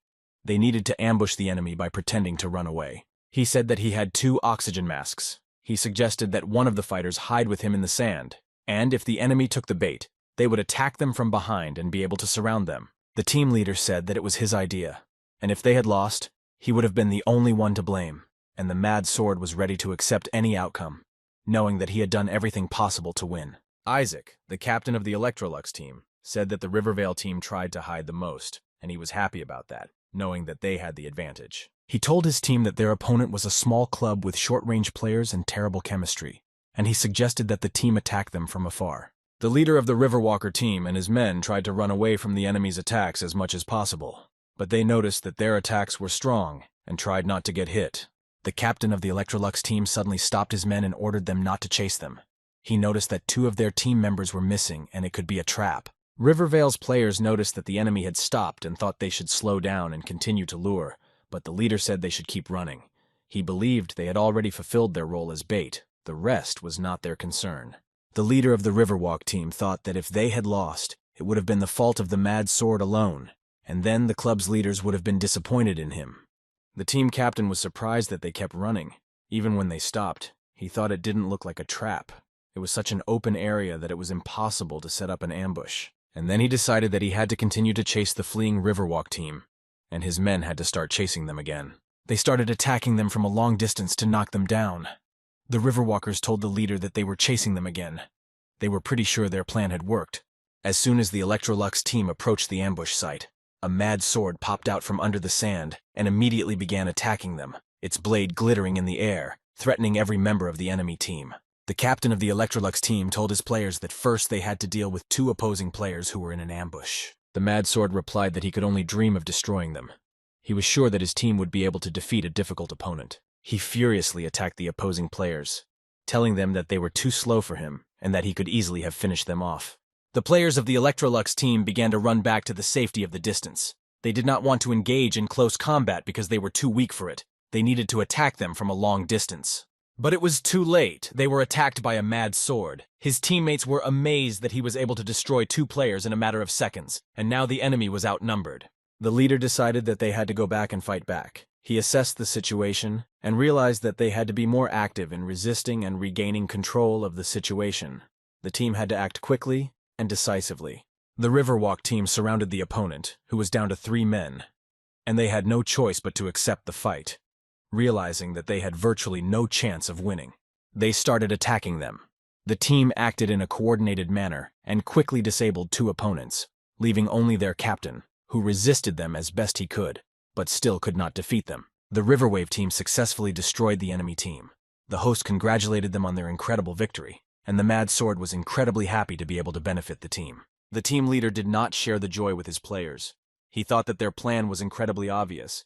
He was surprised that the enemy fell into this trap. At the Hub Cirrus space station, The ships docked. Captain Curlod arrived at the station. He was a researcher of the Goddard. He was greeted by a station employee who was surprised to see a purebred Goddorian standing in front of him, as he considered people like him to be very rare. The captain of the research team, Godor Curlod, told him that he was a half-breed, which explained his unique abilities and complex status in a world where blood and ancestry played an important role. The officer asked him to register at the station, specifying how long he planned to stay on the station. He replied that he would stay for a day while refueling the ship, then went to the sector to investigate the anomaly in the lower civilizations. The station officer was quite surprised that he would go to the sector. He knew it was a dangerous place. He said it looked like the captain was given a tough job. The captain replied that the inhabitants of the aquamarine said that a strange phenomenon had occurred on their planet, and it was decided to send him to investigate the anomaly. He added that he had to see for himself what it was like, and he was very curious, so he decided to go to a low-level civilization. The station employee was shocked that the captain was going to personally investigate it. It looked like something big might have happened in the sector. The captain replied that no one knew. Aquamarine technology was so backward that the inhabitants could make a fuss out of nothing. He just wanted to fly to the planet and take a look with one eye. It wouldn't take him long.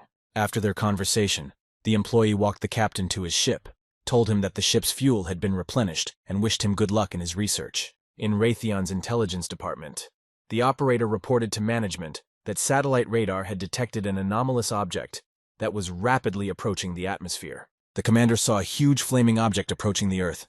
He thought it might be a meteorite, but the alertness in his eyes betrayed deep concern. The operator told him that the target had been detected by radar minutes ago, and the meteorite could not have been moving so fast, which caused the commander to become alarmed and suspicious. The commander thought it could be an alien spacecraft approaching the Earth at an incredible speed. The operator shouted to him that he was accelerating and falling even faster, adding that at this rate he would hit the ground in about a minute. They wanted to know where exactly the unknown object would have landed, and the operator replied that the target was likely to land in a barren mountain range on the northern continent, with the specific location right on their country's border. The commander ordered to immediately notify the troops and cordon off the place where the unknown object would land. They had to set up an ambush before the object would fall to the ground. On the icy mountain range of the northern continent, a black ghost pitched a tent and enjoyed the nature. He drank a hot drink and thought about nothing. The black ghost took an assistant with him, who told him that it was terribly cold in the north, and asked him how much longer they were supposed to stay here. He told his assistant to wait a bit. He would soon find out everything, and now he could enjoy nature, but his assistant was not used to sitting in such cold weather. Suddenly, his assistant noticed something and shouted for the black ghost to pay attention, pointing to an ominous figure slowly approaching them, his voice shaking and frightened. At that moment, a huge burning ship that reminded them of a meteorite crashed into the ground, lighting up everything around them, and a wave of heat and smoke rose from the impact, forcing them to cover their hands. His assistant was the first to arrive at the scene. He was very scared and did not know what exactly was in front of him. But as he got closer, he saw that it was a spacecraft that had crashed. The black ghost waited for his appearance with a shiver of anticipation. He thought that at last he was here. He thought that with his appearance everything would change. The assistant looked at the black ghost and asked him what they had to do next. It was the first time he had seen a real spaceship in front of him. The black ghost, wearing his special suit that he had recently designed, told the assistant that he needed to take a closer look at the ship and headed for it. On the spaceship, the system notified the captain that the location had been detected and fixed, and he had arrived at Aquamarine, an interstellar sector. The system added that the level of gravity on the Aquamarine was low. The air temperature was equal to degrees, and the captain could barely reach the receiver to take it closer. The captain found out that the level of civilization here was planetary, the level of danger was low, and the overall assessment of this land was habitable. The system informed the captain that he had 3 fractures, multiple soft tissue contusions, and a mild concussion, and was advised to administer nanorepair fluid. A black ghost approached the ship and noticed a living person. He was surprised that someone could survive after such a wreck. The captain saw him and thought that he was a local resident of this land. He took out a special device so that he could talk to it and turned on the automatic translator mode on it, and he asked the black ghost to tell him what kind of place it was. The black ghost was very surprised. It seemed strange to him that someone could survive the crash of a spaceship, because the prediction did not mention any survivors. He realized that he needed his interstellar communicator to contact the ship and leave the Aquamarine, but there was a question of what to do with the surviving man. The blonde-haired guy replied that he was an interstellar explorer and ordered the black ghost to answer his questions immediately. The black ghost said that it was the planet Aquamarine, and he was sent to meet the explorer.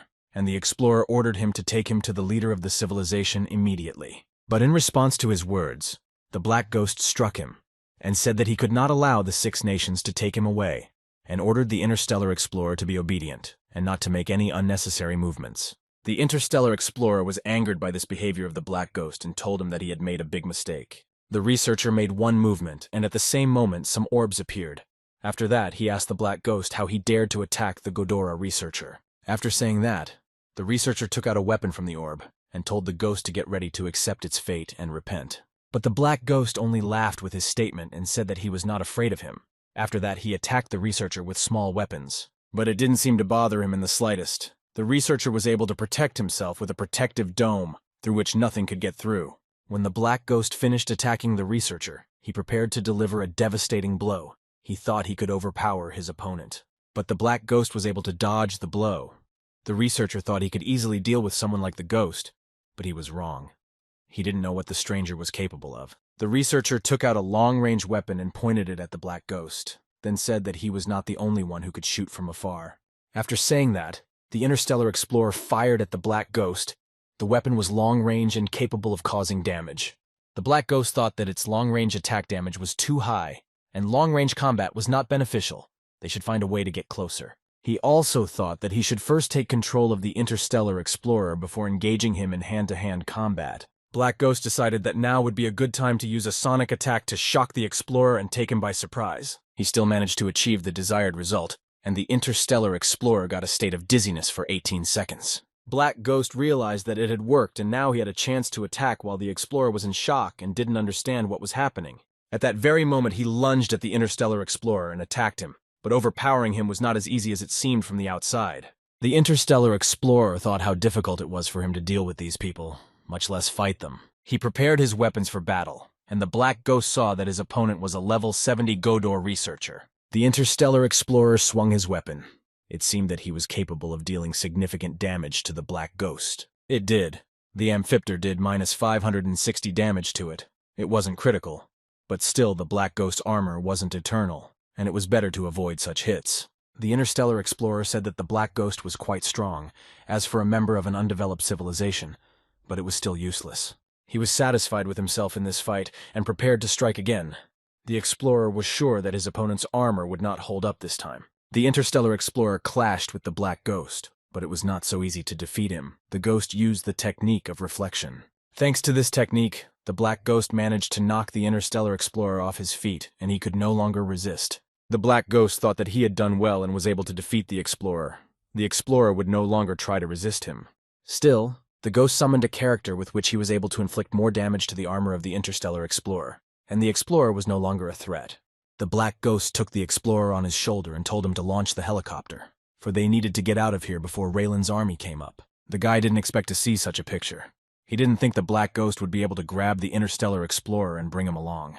But the interstellar explorer was obviously not happy with this turn of events, because it was not in his plans to be captured by the Black Ghost. The Black Ghost looked at the guy and said that he had an alien on his shoulder, and that it took a lot of effort for him to catch it. They all loaded aboard the helicopter and left the place of stay.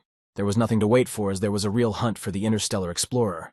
Everyone wanted to catch him. The guy on board asked the Black Ghost if the alien would bite, because he was tied up and seemed dangerous, but the Black Ghost said that he should not bite. The Black Ghost added that the explorer looks pretty fierce, and maybe he has a similar hobby of doing harm. The explorer didn't like talking about him. The interstellar explorer tried his best to resist his fate.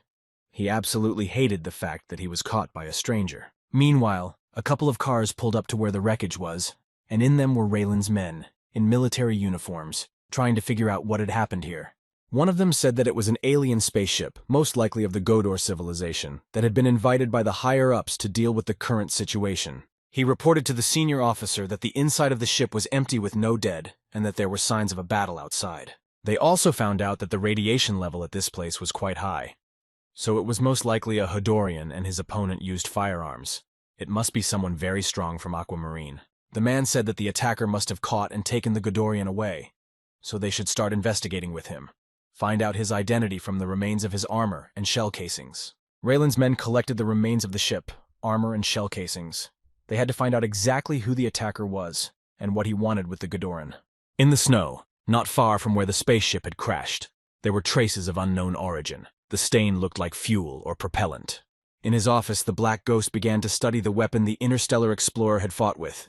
It was a Ghidorah battle spear, a model for supers. The Black Ghost was surprised by the fact that the Ghidorah equipment could be compressed into a ball and carried around, and could be easily activated when needed. The explorer thought that the locals were not smart enough to use his items, and the stranger would definitely come to him to ask him how to use them, and then he would be able to trick him into sending a signal to headquarters. The Black Ghost seemed to read the interstellar researcher's mind and asked him for his personal account number. The explorer was puzzled. He couldn't understand how the stranger knew how to use the communicator, and how he knew about the private office and his accounts. He asked the ghost who he was. The Black Ghost replied that their meeting had been a bit hectic, and now he could formally introduce himself. He said his name was Han Xiao, and the researcher didn't need to know more. Han Xiao knew that the researcher had been ordered to investigate the incident with the non-humans on planet Aquamarine, but for some unknown reason, his ship lost control and crashed. The interstellar explorer sincerely did not understand how Han Xiao knew everything.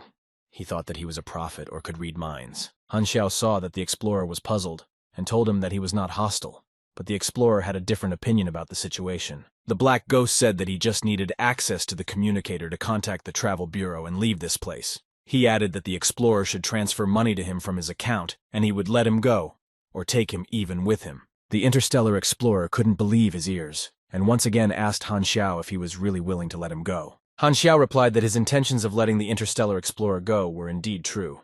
He only wanted money, and harming the explorer was not in his plans. The interstellar explorer agreed to transfer money to Han Xiao's account in exchange for letting him go.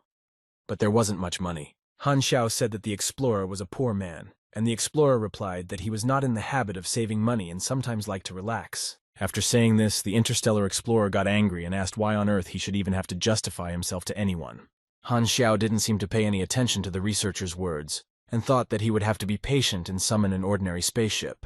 He called the Garten Travel Bureau, and was promised the best quality and cheapest service, and asked how many seats he needed. Han Xiao replied that he needed a regular class with 50 seats. The Bureau said that the spaceship would pass by Sector 9 in 20 days and pick them up. The interstellar explorer asked Han Xiao when he was going to leave here. After all, he wanted to go home early. Han Xiao replied that it would be soon. Han Xiao thought that once the players finished the tournament, they could all go on an interstellar journey together. After Han Xiao's conversation with the interstellar explorer, Bennett came to the third shrine. He seemed upset and thoughtful. Han Xiao approached him with a smile on his face and asked him why he suddenly decided to come to him. Did he miss him? Bennett didn't like his question and told him not to say anything stupid, then asked where Han Xiao had taken the alien to. Bennett also suggested that he might have destroyed the alien, but Han Xiao said that wasn't a funny joke and led Bennett down the hallway of the shrine. He led him to the room where the researcher was. The researcher was eating burgers and marveling at the delicious food on this planet. Bennett was surprised at what he saw. Han Xiao said that they had reached a consensus and were now partners, and then asked Bennett who had told him about the alien. Bennett said that Raylan had determined it from the debris of equipment left at the scene, so Raylan also asked to be told that Han Xiao should hand over the alien to them. Han Xiao listened carefully to Bennett and asked what would happen if he didn't hand over the interstellar explorer to Raylan. Bennett replied that Raylan was particularly persistent this time and they didn't even rule out violence, so Bennett also asked Han Xiao what was going on since he had gone out for a walk and returned with the alien. Han Xiao replied that he was going to leave Aquamarine. Bennett didn't expect to hear such an answer. Bennett waited a moment, thinking about what Han Xiao had said, and asked if he was an alien as well. Han Xiao said that compared to the whole galaxy, Aquamarine is a very small place. The world is too huge, and he would like to see it. Bennett got a little upset, and replied that since Han Xiao had made that decision, he would miss him and wished him good luck. Han Xiao said that this is a real interstellar world and isn't Bennett excited and want to go with him. Bennett thought about it and said that he wanted to do the shrine business, and it was too important for him right now, so he would stay on Aquamarine. Han Xiao asked that if a real disaster happened to Aquamarine in 3 years, would Bennett decide to leave this planet? He listened to Han Xiao and said that after what he said, he wanted to stay here even more because this was his hometown, and he needed it. Han Xiao accepted Bennett's words and said that it was his choice, and that's the kind of person he is. They look at life differently and make different decisions too. Bennett asked Han Xiao if he wanted to leave to avoid this disaster or if he had other motives. He replied that it's not like that. The key to determining the disaster is hidden in the interstellar space. It can be said that he is combining pleasant and useful. Bennett rejoiced after Han Xiao's words and said that he always thought he was a reliable guy and couldn't be mistaken that they were the same person. But Han Xiao didn't think so. But Bennett didn't understand what he should do about the non-humans in the shrine. because their origins were unknown and they were mysterious and too dangerous. Han Xiao said not to worry, these non-humans would help him later. Bennett should accept them, for they were reliable. Bennett said that since Han Xiao thought and said so, he felt somewhat relieved about the situation. They shook hands, and Bennett wished Han Xiao a smooth journey. He hoped they would see each other again in the future. After talking to Bennett, Han Xiao met up with Hila and Aurora. The girl asked what the universe was like and if he had seen aliens. When Aurora asked what aliens really looked like, that's when Han Xiao showed her an interstellar alien and said, "Here's one." The girl looked at the researcher with interest and said that this alien looked a lot like them, and also asked if the alien bites.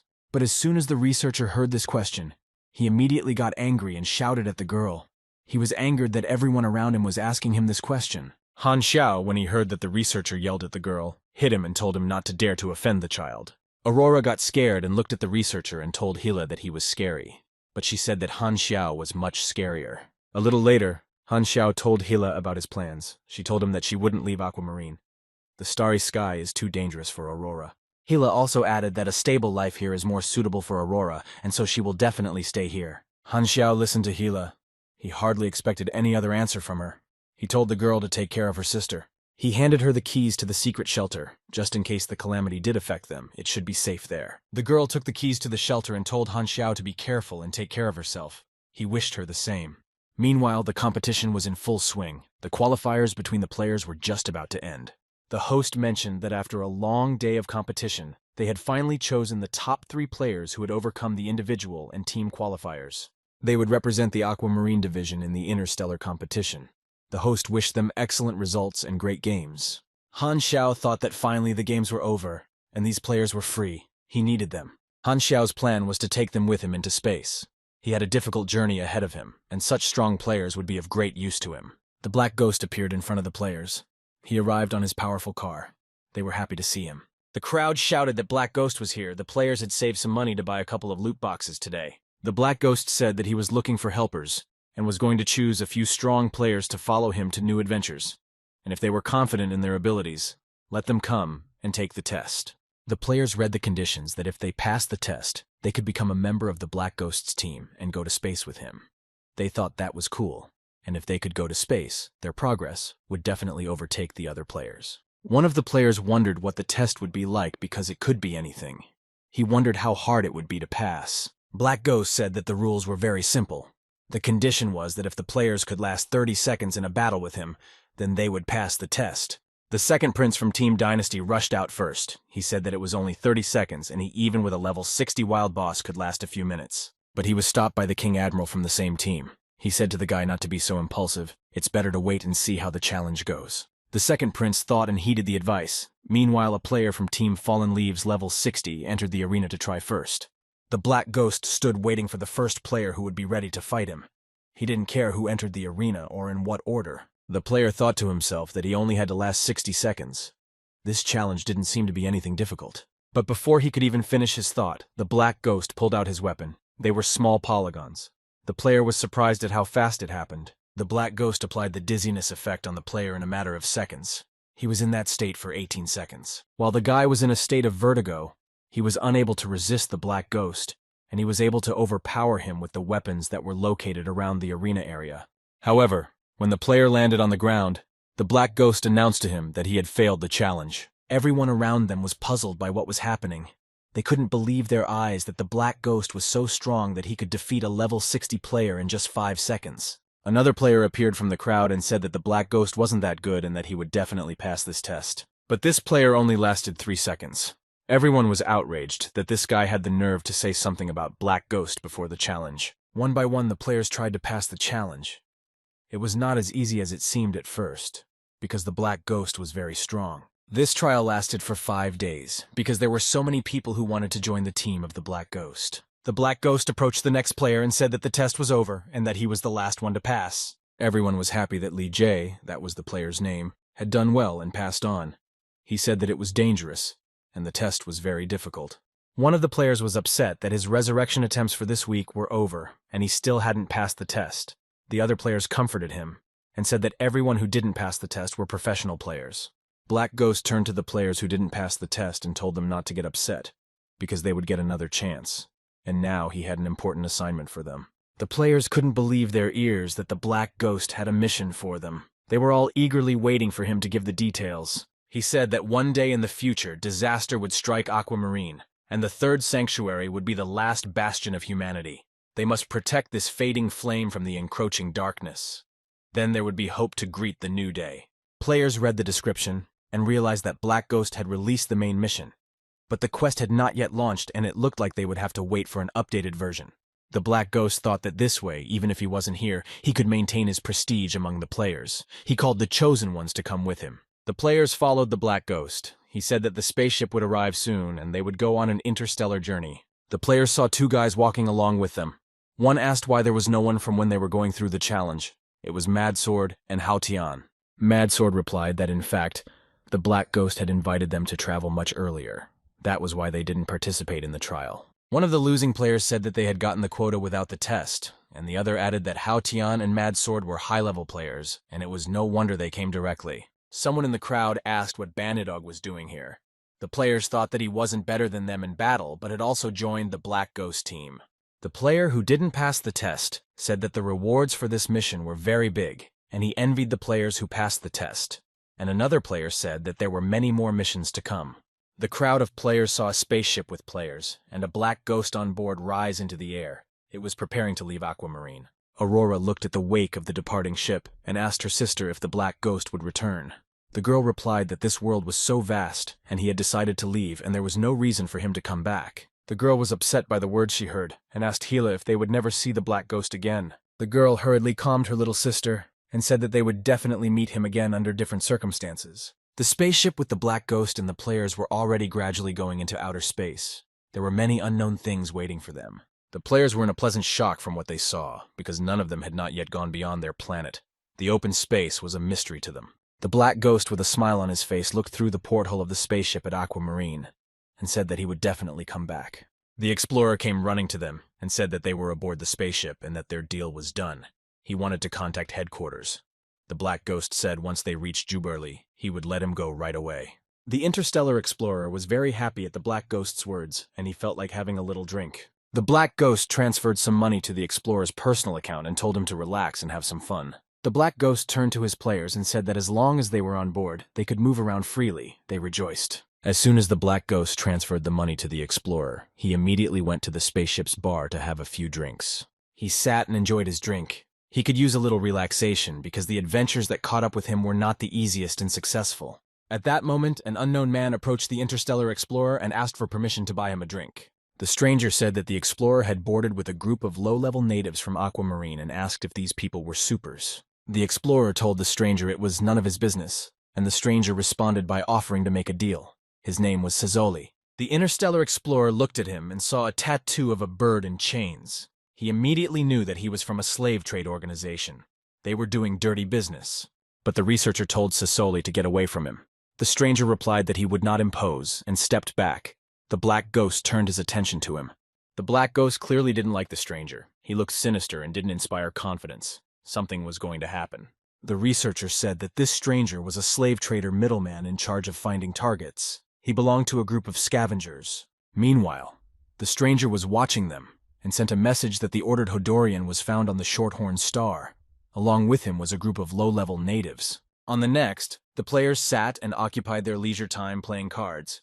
The atmosphere on the spaceship was more than favorable. Suddenly, something shook the ship. It was like some kind of collision or some kind of explosion. Banhidog and the other players didn't realize what was going on. Banhidog asked Mad Sword what was going on in the ship, and he said that they needed to find Han Xiao as soon as possible. It turned out that the spaceship the players and the Black Ghost were flying on had been attacked from outer space. Someone was hunting them.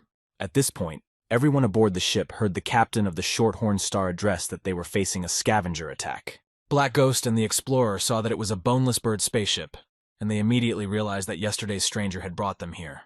The interstellar explorer looked at the Black Ghost and did not understand what they should do now, for the situation was not easy, and something had to be done immediately. The Black Prince rushed the door and said that it was only a matter of time before the ship's shield was breached. He also said for the explorer to draw his weapon and prepare to fight. The Black Ghost received notice of a surprise mission. The gist of it was to repel the scavenger attack and protect the Shorthorn Star. Han Xiao thought that they attacked too fast and it looks like they have hidden targets. He and the interstellar explorer ran past, and the players noticed them. Madsword asked Han Xiao what they should do now since the spaceship was attacked. He thought there was some plan of action. Han Xiao said to first get their weapons, then split into 3 groups. The first going to the main control room, the second going to find the captain, and the third going to look for the rescue shuttles. All players did not waste time and divided into groups. It was necessary to react quickly so that the enemy could not do more damage. But the scavengers were already on the spaceship. They were destroying the guards who prevented them from advancing on the ship. The gang leader told them to hurry up and split into groups. The gazers would go to mop up the main control room, and the beast hooves would take the hostages. The leader of the boneless bird gang was Snakeskin. He looked quite intimidating and dangerous. He needed to capture this ship in no time. Meanwhile, in the main control room, the ship's commander asked if a distress signal had been sent, but was told that all their communication channels had been jammed and the signals intercepted. The captain of the Shorthorn told his assistants to quickly check through the passenger list to see if there was anyone strong and able to help. The senior mercenary of the Mercenary Alliance, Green Knight Lurden Sunil, heard the captain say over the loudspeaker that he hoped to help passengers with fighting abilities.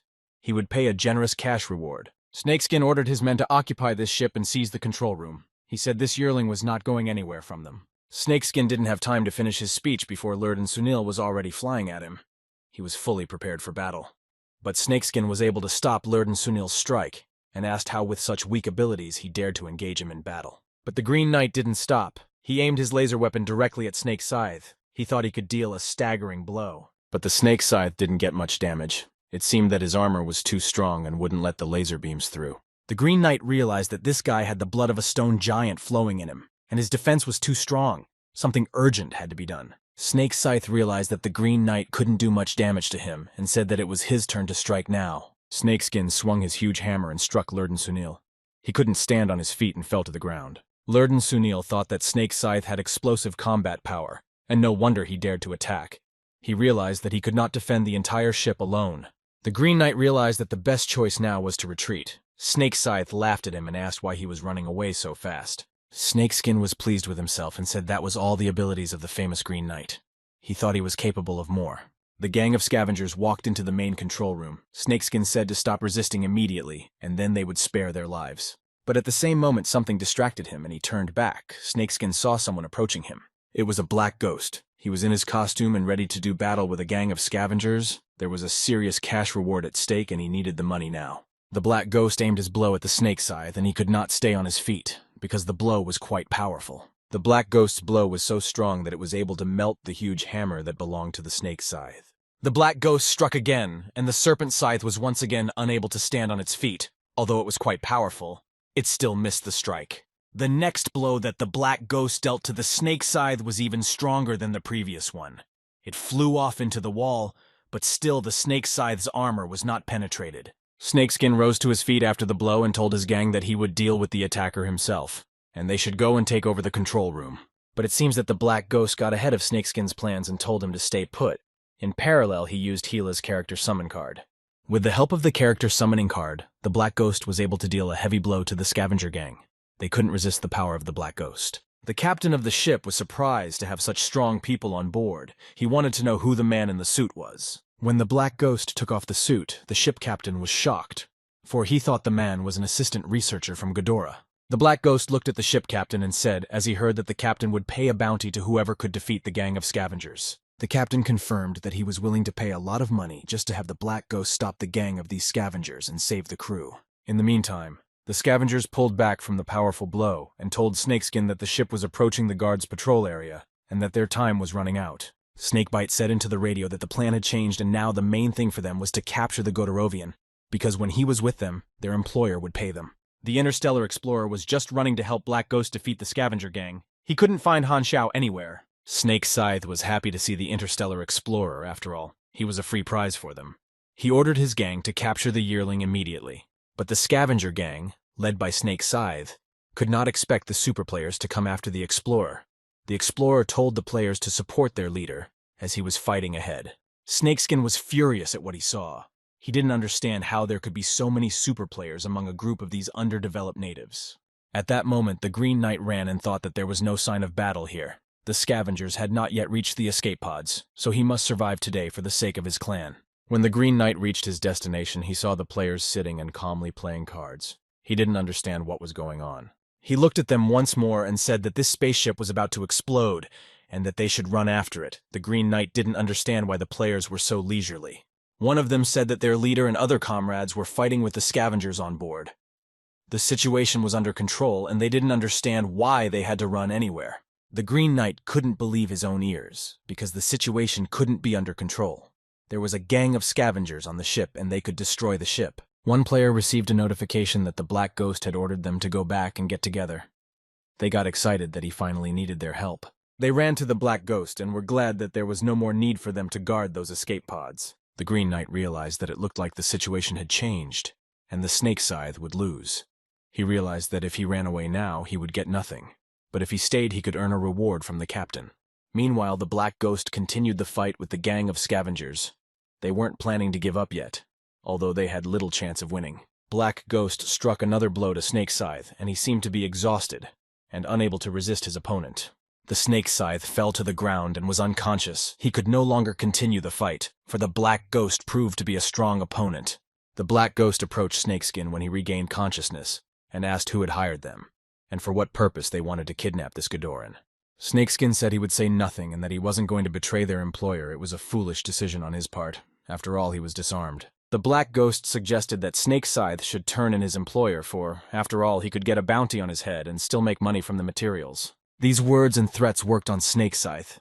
He asked the Black Ghost to take his time and replied that his employer was Dark Star. The interstellar explorer was clearly surprised to hear that the employer who had hired a gang of scavengers to capture the Ghodoran was Dark Star. Snakebite said that Dark Star was secretly buying up purebred Ghodorians for blood sacrifice or something, which is why he hired his scavenger gang. He also said that when they saw a Ghodorian aboard a cheap commercial ship, they decided to contact the Dark Star and get a lot of money. The Black Ghost told the researcher that it was all his lack of money to blame.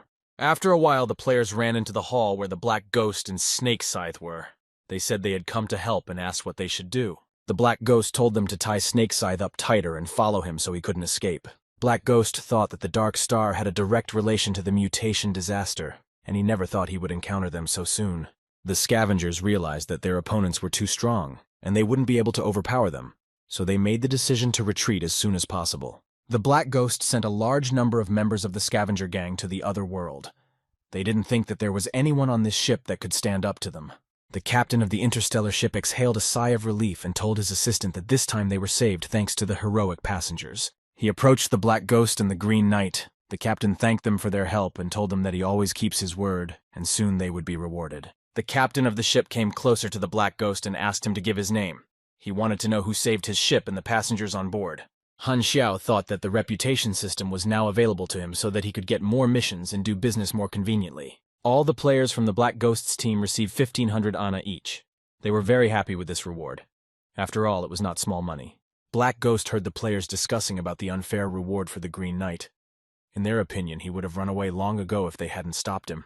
Black Ghost heard the mention of the Green Knight and realized it was Lurden Sunil. He had heard of him before. He remembered that they have a pretty busy storyline and it provides unlock a rare subclass.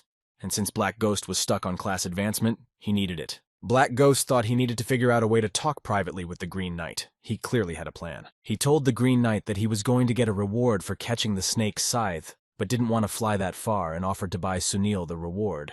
The Green Knight asked how much money he wanted for it. The Black Ghost said his reward is 3,500 Ina and asked the Green Knight to transfer the money to his personal account. But the Green Knight said that the Black Ghost wanted the full amount and it was impossible, then added that he was refusing the offer. The Black Ghost replied not to jump to conclusions and the price can be negotiable. He asked the Green Knight how much he was willing to pay. The Green Knight replied that he was willing to pay 2,500 Ina.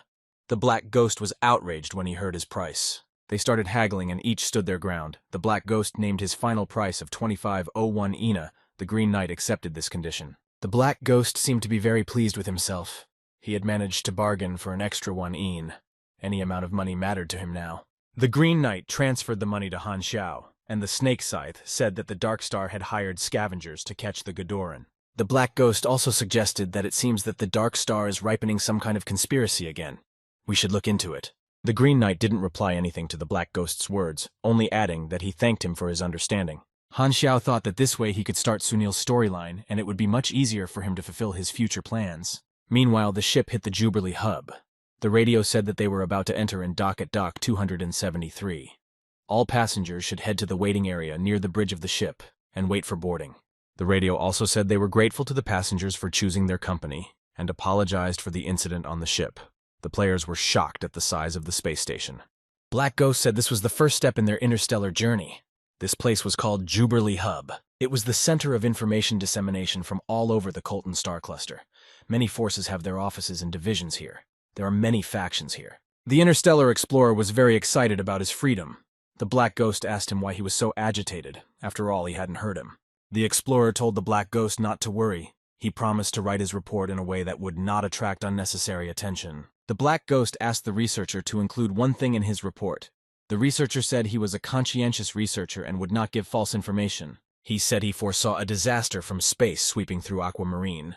Black Ghost hoped the researcher would inform his department so that if Aquamarine was investigated, they would look for clues. The interstellar researcher listened to the Black Ghost carefully and said he would be sure to include this information in his report. The Black Ghost stood in the waiting room and looked around. It was very bright here and a large number of rust from various stars. Black Ghost said that first they needed to register here and rent a room as a temporary base. Banhidog said that the place was crowded and they could queue for hours. And Mad Sword added that it would be good to have a place to rest. It could be used as a save point when going offline. The players noticed that there was another registration window off to the side, and some other people's representatives were able to get through without queuing. Mad Sword didn't understand how they managed to do that. Han Xiao said that they are a group of free mercenaries from the Split Heaven Ring. They have the privilege of not having to stand in line. Mad Sword said that Black Ghost is also famous on Aquamarine. The Black Ghost said that the planet Aquamarine is too far away, and now that they are in space, they have to start from scratch. Then they waited their turn and asked for a mid-level room. Black Ghost entered his details and successfully registered. He said that they would be staying in Jubilee Hub for a while, so players should familiarize themselves with the local rules and not break them. He also added that in order for the players not to crowd the waiting room and attract attention, he had rented a restroom and told them to proceed there and wait for him. Black Ghost walked into the exchange center. He needed to exchange money from his personal account and pay for the waiting room for him and the players. When Black Ghost saw that he had 2,000 INA left in his account, he became very upset that he was poor again. He started thinking about how he could make money, because he was used to always having a round sum in his personal account on Aquamarine. Black Ghost thought how unfortunate it was that his players had little money in their accounts. He assumed that his first task was to make them rich, so that he could then have a steady income by selling them improvements. Black Ghost, after his thoughts, returned to the lounge. The players were already waiting for him there. They had time to recover after the road.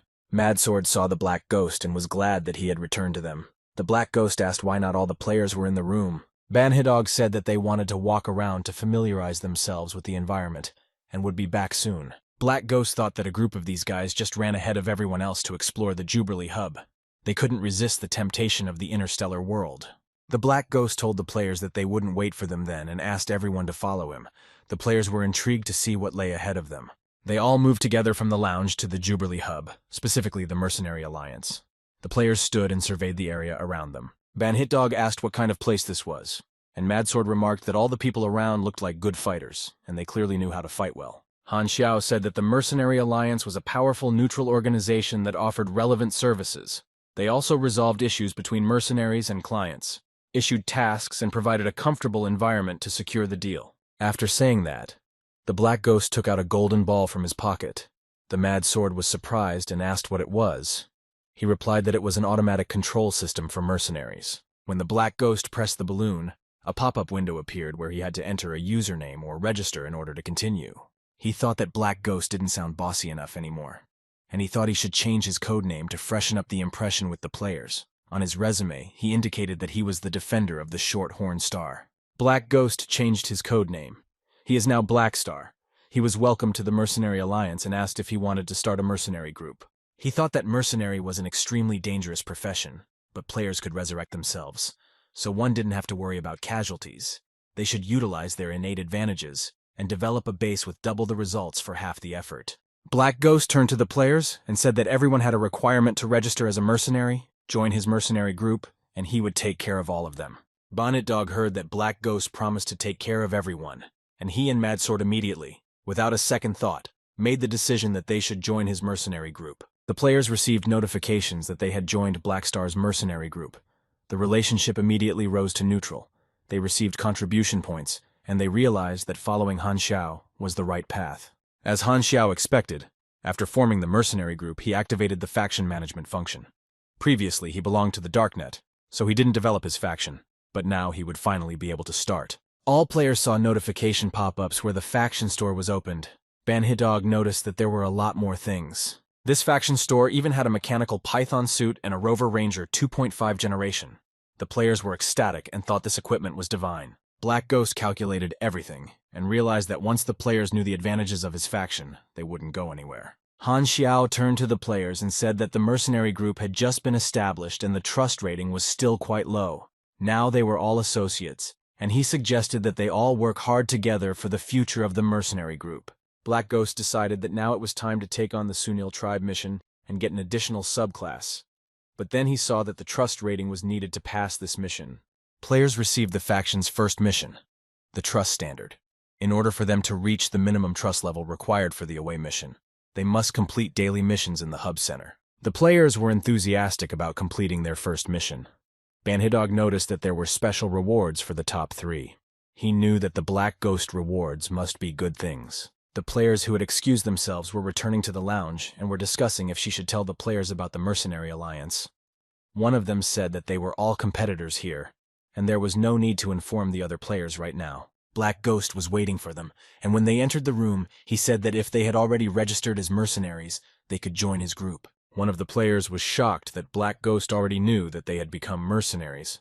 The other guy said that this group looked good and suggested that the other guy should add as well. They all looked at the Black Ghost, still not understanding how he knew everything. The players also noticed that the faction store was already open, and the first faction mission was also open. One of the players did not understand why there was such a big difference in contribution points.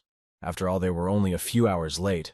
The guys were outraged by this fact. The player read in the message that the first group of people who joined the mercenary group received 300 contribution points as a bonus. The players finally realized that, in the time they had been away and looking around, they had already fallen far behind the other players in points. The guys were pretty upset, with one of them saying that if they had known about it earlier, they wouldn't have run around in vain and waited for the Black Ghost instead. In the meantime, the latecomers were bemoaning themselves for the lost time. The Black Ghost went to the equipment modification room. It was a spacious, bright room. The Black Ghost put on a helmet, and he saw the notification that the life support system was working properly and the air was being filtered.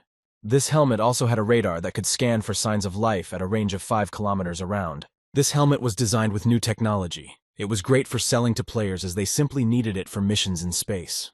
The players performed simple daily tasks, such as mopping the floor, delivering packages, and so on. These tasks, although they gave few trust rating points, but there were many mercenaries in the group. Black Ghost sat and waited for the players to do the daily tasks. He decided not to waste time and check what was going on in the forum right now. He saw that Banhidog's video of the galaxy travel everyone had been waiting for was on the front page, and that was great news. The video also talked about the organization of the slave traders on the spaceship, and how the Black Ghost had once again shown its power and led the players to victory. Banhidog also reported that after the events on the spaceship, they arrived at the space station, Jubilee Hub. There was information in the video that Han Xiao formed a Black Star mercenary group, and all the players joined him. They now had their own faction, and a faction store with divine gear.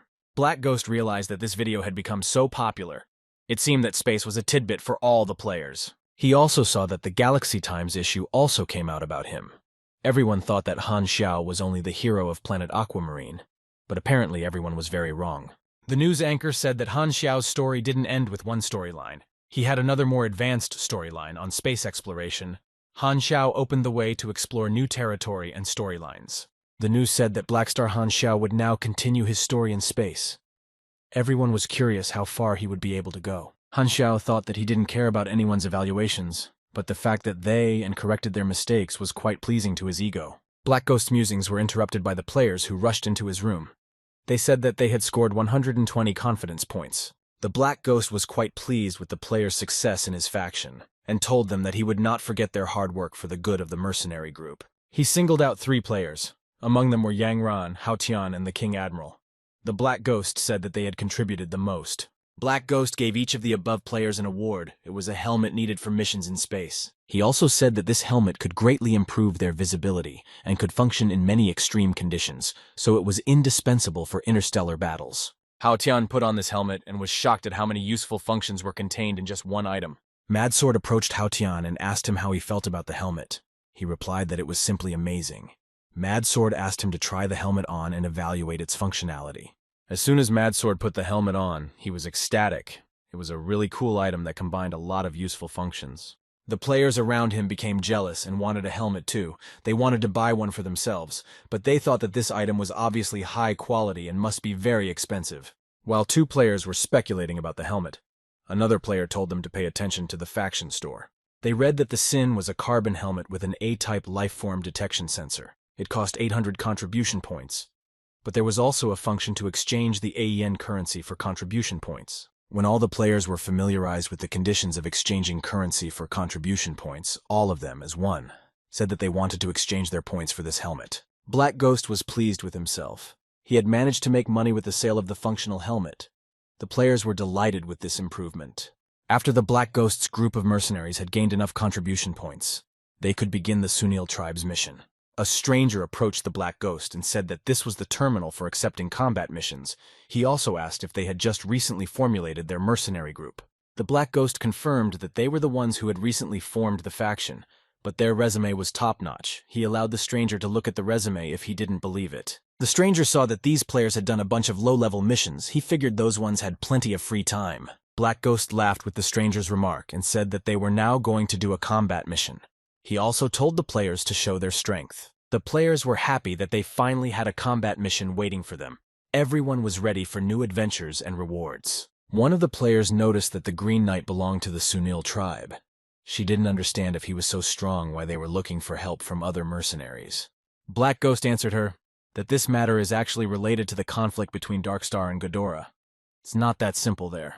Black Ghost continued and said that Sunil has always been a peaceful civilization, indifferent to the outside world. The Dark Star was Ghidorah's mortal enemy. They discovered a weakness in Ghidorah's governance and attacked the planets under her rule. Sunil had no way to fight back, as the Dark Star fleet repeatedly bombarded them from space. With Ghidorah's help, the few who managed to survive the Dark Star's bombardments relocated to another planet. But none of the survivors suspected that this planet was experiencing beast tides time and time again. The Sunilians felt that they already owed too much to Ghidorah, so they didn't want to ask for their help anymore. The players were excited about the story and said that they would be the heroes who would have to save the whole planet. They liked that kind of setup. The players started discussing that the Black Ghost was a very courageous hero. He thought that those misunderstood him, but didn't say anything more. Meanwhile, the spaceship with the Black Ghost crew landed on Sunil's star. It was quite gloomy and seemed lifeless. The players got off the spaceship and stepped on Sunil's star. They were surprised that the star looked like this. They also noticed a lot of mechanical equipment around and thought that Sunil was a mechanical civilization.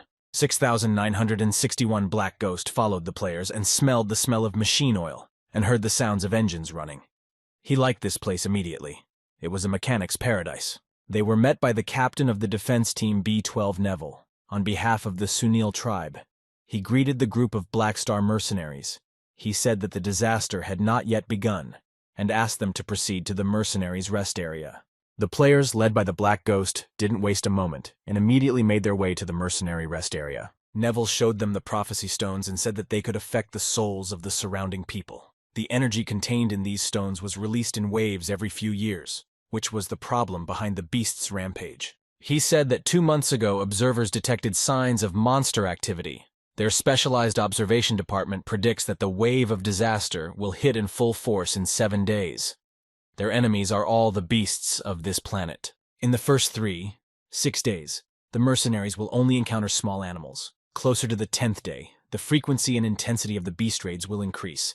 The last 5 days will be the most dangerous and difficult. Someone in the crowd said that they had tanks and even starships, and asked if it would be easier to fight the monsters from a starship.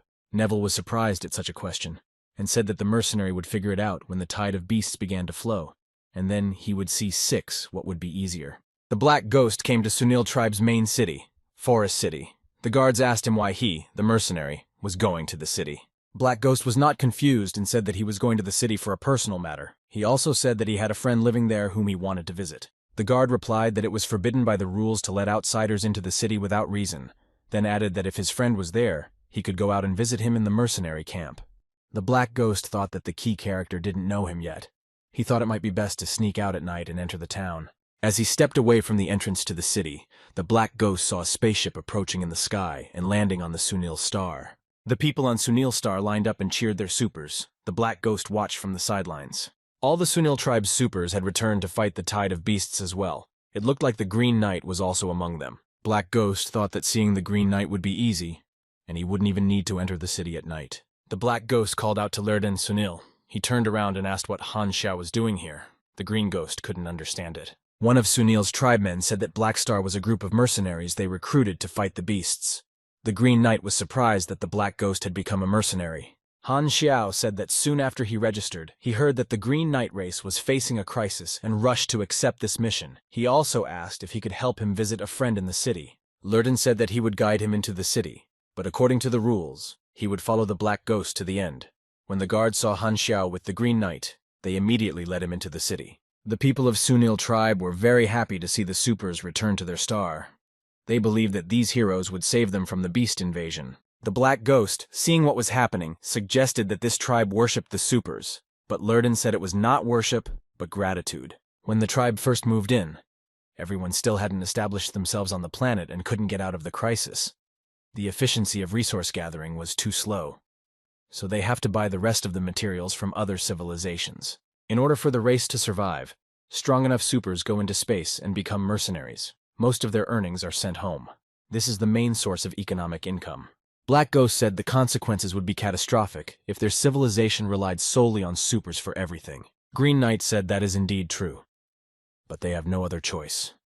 Without solving the catastrophe problem, they will not be able to break out of this vicious cycle. The Green Knight, with all confidence, added that he surely believed that the hard times would definitely pass and his tribe would be able to live normally. Black Ghost thought that this sounded hopeful. It was a pity that in the original story, the ending of their tribe was far from what the Green Knight saw. Over the conversation, unnoticed, the Black Ghost and the Green Knight approached the bar. There were lights on everywhere. When they got closer, the Green Knight was surprised that the friend the Black Ghost wanted to see was in the bar. 6,991. As they approached the bar, they saw that the bartender was sleeping. The Green Knight was about to wake him up, but the Black Ghost stopped him. The Black Ghost approached the boss's room. If he remembered correctly, the key item he needed was in there. Seeing the Black Ghost approach the boss room, the Green Knight stopped him and asked him what he was doing. The Black Ghost responded by telling Lurden to keep quiet, and that he would explain everything to him in detail later. After entering the room and looking around a bit, the Black Ghost found the item he needed. This item was on the table. This item turned out to be Delvis's personal diary. It contained useful information for the Black Ghost. The Black Ghost did not waste time because the owner of the bar could wake up at any moment. He opened the diary and began to study it. After a while, after studying the information, the Black Ghost received a new subclass of military engineer. He also gained skills and extra points. This subclass had a production bonus. This feature not only reduced the time spent on production, but also increased the efficiency of selling machines. The Black Ghost had gained a new subclass, and now he needed 2 more skills and could advance in the class. Finished with the diary, the Black Ghost walked out into the hall and told the Green Knight that they could leave now, and the Green Knight asked where his friend they had come to see was. The Green Knight searched the Black Ghost and thought he had stolen something, but Han Xiao said he had just looked at his diary entries and hadn't taken anything. But the Green Knight didn't believe the Black Ghost's words and asked why he was trying to lie to him. The Black Ghost smiled and said that the bar owner's brother was a famous mechanic. He just came to pay his respects to him. This answer did not appease the Green Knight. He said that since the Black Ghost had finished his business, it was time to leave town. Meanwhile, at Sunil's base, a siren went off over all the loudspeakers, followed by a warning that the enemy had launched an attack and disaster was brewing. Immediately, the squads prepared to take their battle positions. The supers wasted no time either. At that moment, in the forest near the military base, there was a roar of beasts. They were huge wolves with glowing, ferocious eyes. The first line of defense opened fire on the beasts. This was to slow down the invasion of these creatures and give the other units a head start in preparing. The beasts that were the first to advance were badly wounded and sent to the other side, for the open fire was quite powerful. When the other beasts saw their lifeless kin, they became even more angry. Their eyes had a green glow and their grin was furious. The second line of defense was in the form of huge, sharp spikes sticking out of the ground. They also slowed down the invasion, because many beasts jumped and did not see them, thus going to the other world. But unfortunately, the first two lines of defense could not fully ensure the safety of the inhabitants. The beasts were still able to cross the fence. Meanwhile, on the third line of defense, the fighters realized that the second line had already been breached, and now the beasts were moving on. The ferocious beasts easily jumped over the barricade and advanced deep into the military base. It seemed that there were no barriers for them. The soldiers did not understand what had happened this time, and why the first wave of attack was so fierce. When one of the attacking beasts came close to the fighter, he thought that it was the end, because the beast was of impressive size and blazed with rage. But at that very moment, there was a loud explosion, and dozens of missiles flew towards the attacking beasts. This was the support from the fourth line of defense. Thanks to the missiles fired, the units were able to hold back the attacking force a little. The fighters were a little emboldened, and realized that this was their chance and needed to fire faster at the enemies to do as much damage as possible. The fourth line of defense consisted mostly of artillery and was enclosed by a spiked wall. A fighter sat on a huge cannon and marveled at how powerful it was. His comrade also wanted to try the performance of this weapon. The power of the cannon was so strong that the beasts flew in different directions from the explosions. The number of attackers slightly decreased. Watching what was happening, one player said that this disaster wasn't as bad as Sunil described it. The beasts could easily be destroyed with the cannons. Black Ghost had his own opinion on what was happening. He realized that it wasn't easy for the Sunils to maintain such a high tempo of battle. Meanwhile, in the sky above the military base, aviation appeared. There were not very many fighters, but their numbers should be enough. The pilot was ordered to get ready to shoot at ground targets. He had to hit the beasts that were trying to break through the defenses. But after a while, the pilot saw strange targets on the radar that were in the sky. They were approaching towards the fighters. The pilot did not want to believe his eyes because these targets were flying beasts. Now the danger was not only on the ground but also in the sky. The flying beasts were very powerful. Their wingspan was large enough, capable of damaging a fighter jet. But that wasn't the only danger. The flying beasts could spew fire, making it much more difficult for the fighters to defend and fight. Neville realized that the flying beasts had shown up much ahead of schedule. He ordered them to switch to anti-aircraft shells and adjusted the scope of fire across the sky. The squad of fighters shifted their fire on the beasts that were in the sky. This manipulation should have helped them in their defense. But the flying beasts did not seem to be affected by this turn of events as they dodged the cannon's fire. The fighters realized that these monsters are too maneuverable, and it would be very difficult to hit them with any weapon. But at that moment, a black ghost came onto the battlefield. He told the fighters to leave this task to him.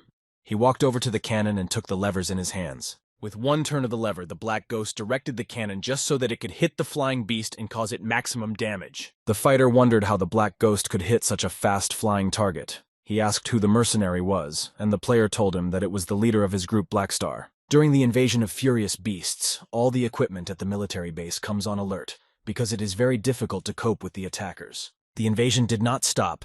The beasts were both on the ground and in the air. They were not stopped by cannon blasts and other weapons. The beasts advanced further through the defense lines. The other ground beasts were joined by wild boars. They were huge in size with glowing eyes and intimidating fangs. Captain Neville ordered his men to hold formation and not allow the beasts to break through the defense line, even at the cost of their own lives. It seemed that no bullets could destroy these boars as they charged towards the men. Upon seeing the boars, the players were shocked to see that the skin of these monsters was thicker than a steel plate. At that very moment, the black ghost pointed its muzzle directly at the approaching beasts. Fire volleyed out from the cannon. The powerful strike managed to damage those wild boars. They went to the other world and no longer carried any danger. The players thanked the black ghost as he had basically saved their lives. The boars were heading towards these players, and who knows how this fight would have ended. The battle with the monsters continued into the night. At this point, all danger had passed and no new threat was yet to be seen. The fighters were able to contain the first wave of invasion, and they needed to rest, because all the forces were directed to the battle with angry beasts. But not long they were able to rest. After a moment, the earth was covered with cracks. Something burst from under the ground, and it became clear that the danger had not passed. On the surface of the earth broke through a huge monster. It was impressive size, and the fighters realized that now, for them, definitely came to an end. This monster was not like the previous beasts. It was much bigger. Its body moved with the help of a huge number of paws, and its eyes were filled with rage. The fighters rushed to run screaming for help. Seeing what was happening, the supers did not waste a minute and rushed to the battlefield. They had to destroy this monster because the simple fighters could not do it. The supers rushed towards the monster. They had to hold the line and prevent the advancement of this beast, because he is able to cause huge damage to the fighters. The fighters saw that Sunil's supers had already entered the battle and decided to support them with fire. Because in order to defeat this monster, it was necessary to make every effort. But to destroy this huge monster was not easy. His size was impressive, and the power in it was huge. No sooner had the fighters finished with the underground monster, as a new danger fell on them in the form of huge insects. The beasts became more and more. Now the fighters aimed their weapons at the flying beasts, for they could easily send them to the other world. Black Ghost saw what was happening and pointed the muzzle of the cannon towards the underground monster.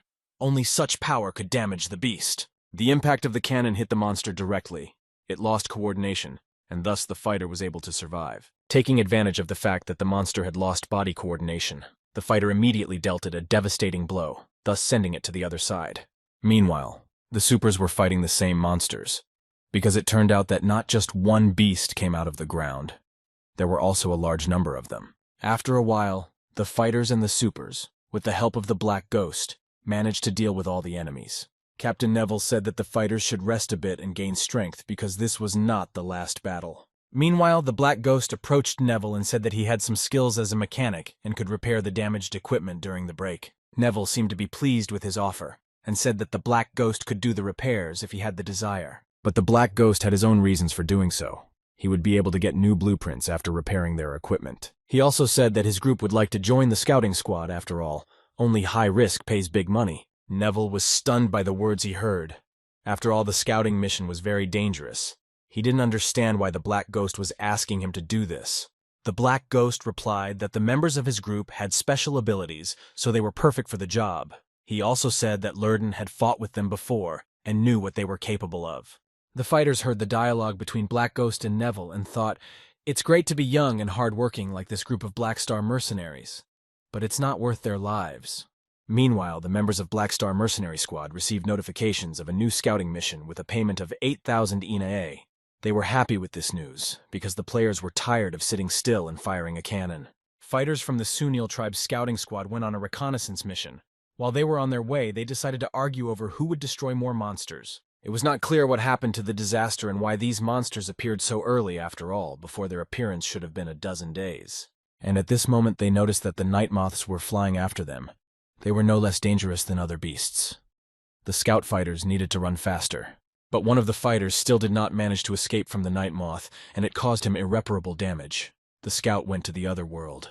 Other scouts tried to shoot back from the night monsters, but it was not very useful because the beasts were strong. And at that moment, a flying monster appeared on the horizon. It was many times larger than the night moths, and accordingly stronger than them. After the night attack of monsters in the reconnaissance, two fighters, Franz and Hild covered his comrades and transferred all the attention of the flying monster to himself. The fighters were incredibly upset at the loss of their comrades. They didn't understand why all this was happening to them. One of the fighters wondered why they had to work as mercenaries, give all the money to their tribe, and then sacrifice their lives to protect the tribe upon their return.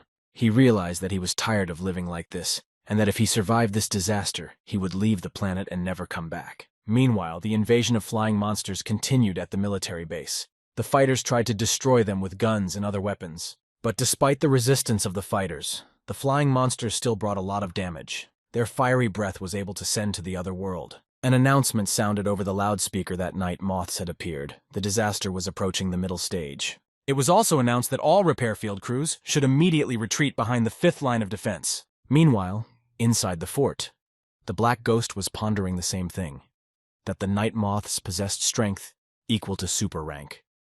Ordinary soldiers were no match for them at all.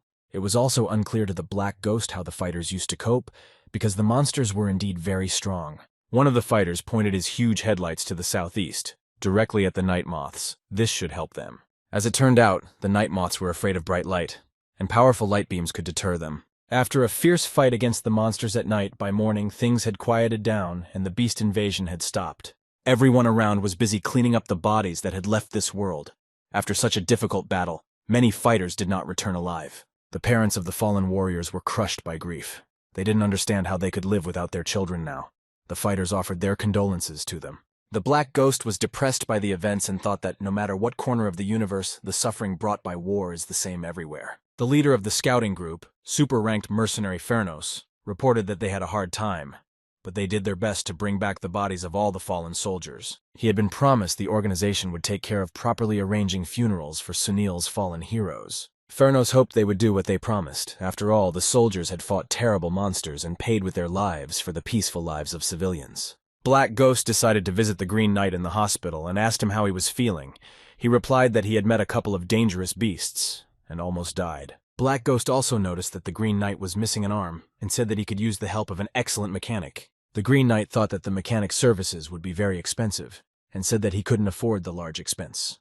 Black Ghost did not name any amount for his services, but asked that the Green Knight just buy him a drink. Afterward, the two of them went to a bar, and Black Ghost asked Lurden why he had surgery to add implants to his body, since the process weakens the super's powers. Lurden said that although adding the implants would weaken him, it would also help keep him alive in a dangerous situation. Although he was raised by his tribe, he had a happy family as a child. When the Dark Star attacked the planet, Sunil with a laser, his parents were reduced to ashes before his eyes. The orphan survivors were given to the veterans who told them that when a race faced annihilation, they must take up arms, and that was the only way to save themselves and others. Black Ghost listened attentively to Lurden's story and asked where the veteran who had raised him after the death of his parents was now. The Green Knight continued the story and added that when the first disaster happened, volunteers were needed. Even though he was a disabled veteran, he still fought valiantly on the battlefield. When the Green Knight was able to see him again, the veteran had already gone to the other world. Lurden was taking the loss hard. The Black Ghost wondered what happened to the veteran. He asked the Green Knight this question, but he did not answer. When the Black Ghost looked at the Green Knight, he saw that he was drunk and had fallen asleep. Lurden could not drink. Meanwhile, the Black Ghost had long ago discovered that they were being overheard. He asked the stranger if he had heard enough. The stranger replied that he was just a bar owner and he wasn't interested in listening to their stories, but Black Ghost thought that this bar hid a journal with materials to study a rare subclass, and its owner couldn't be a simple character. Black Ghost said he knows many things about the stranger and his power, and what his older brother left him. Black Ghost also asked if the stranger wanted to talk about what the future holds for Sunil's tribe, since he is the main character of this planet. The stranger didn't understand how the Black Ghost knew everything about him. The bar owner asked if he was a prophet. The Black Ghost confirmed that he was indeed a prophet, but the bar owner didn't believe him, and mockingly asked him what he would be to her tomorrow morning. Black Ghost replied with a smile that the stranger might not believe him, but eventually time would prove him right. He said that soon most of your tribe's supers, tired of serving your homeland without pay, would separate from you and leave the planet for good. From that moment, the Sunil tribe will lose its defense and exhaust its strength in the face of disaster, and to save itself will be forced to ask for help from other civilizations, because of what will become their subordinates and lose their independence. The bar owner became nervous and asked why the Black Ghost told him all this. He added that he was not interested in the rise and fall of civilization. Black Ghost replied that the end of the stranger's life was closely tied to the fate of his race. Black Ghost took the sleeping Green Knight, looked at the owner of the bar and asked if he would believe that he was a prophet if he heard about the end of his life, then turned around and left. In the other room of the bar, meanwhile, the inhabitants of the planet Sunil were sitting and talking about how it was all Ghidorah's scheming.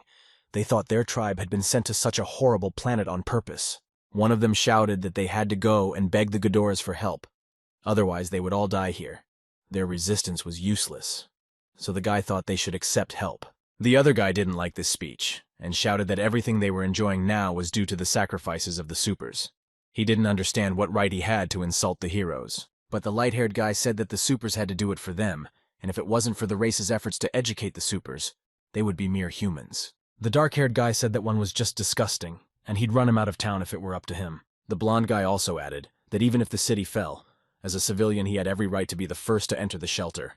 These words made the guy named Lana angry. Lana, not thinking long, attacked the blonde guy and shouted that he didn't deserve the protection of the fighters at all. The owner of the bar saw a fight break out and ran over to break them up. He didn't want any trouble in his bar. He yelled for Lana to stop fighting, because he could send his opponent to the other side of the world, then added that the two men should leave his bar, go home, and sleep it off. The guys silently got up and left the bar. On the street they continued their conversation, but without fighting. The owner of the bar, after kicking out the troublemakers, remembered the words of the Black Prince and thought that he was indeed a prophet. At that moment a guy in a cloak sat down at the bar, held out a coin and asked for a glass of wine. The bar owner called him by the name of Fairness, and said that he had kind of stopped drinking. The guy took off the hood of his cloak and told the bar owner to assume he was celebrating his return alive. The bar owner poured Furnace a glass of wine and said that the guy had always been a sensible and sensible person. He didn't understand what had happened to him. Furnace drank a glass of wine and did not answer anything. It was obvious that the guy was puzzled about something. Furnace called the bar owner his brother, and after a pause said that he couldn't stand it any longer and wanted to leave. He said that the universe holds an infinite number of possibilities. Only by putting the past aside can one move forward, and he no longer wants to drag the whole race with him. Furnace added that they have given so much for the race, invested all their energy, money, and even lives, but many take it for granted and don't think they should be thanked. As a kid, Furnace definitely wanted to be a hero and protect his tribe. That's what happened. When he grew up, he became the leader of a group of scouts. The owner of the steam thought that even Furnace was ready to give up, and he replied that life is more important than anything else, because as long as people are alive, their hopes will not die. The bar owner didn't understand why Furnace had come to him and told him all this just now when he was about to leave. Furnace thought to himself that he hated his brother, because he was much stronger than he was, but he continued to hide his power. But he only said out loud that he had come to tell him his decision. Furnace also added that his brother should decide whether to continue avoiding everything or to start acting. The bar owner in his turn just kept silent. Meanwhile, in the logistics area, Black Ghost and the other guys were preparing for the new wave of beast attacks. They could be expected at any time. A soldier approached Black Ghost and said that the shift had come and the guys could go rest. Han Xiao said that he would pick up his guys. The Black Ghost wasted no time. He touched the super suit and was able to get the blueprint of the Sunil Tribe Corporal's mechanical suit. The superfighter said that the Black Ghost was the best repairman he had ever met. He thanked him for his help. The fighters from the mercenary group sat around talking about how they were the only two left of their group. The guys didn't expect the mission to be so dangerous. One of them suggested leaving before it was too late. After nightfall, the city was again attacked by beasts, but this time it started with insects. There were a huge number of them. The insects were no less dangerous to humans as huge beasts.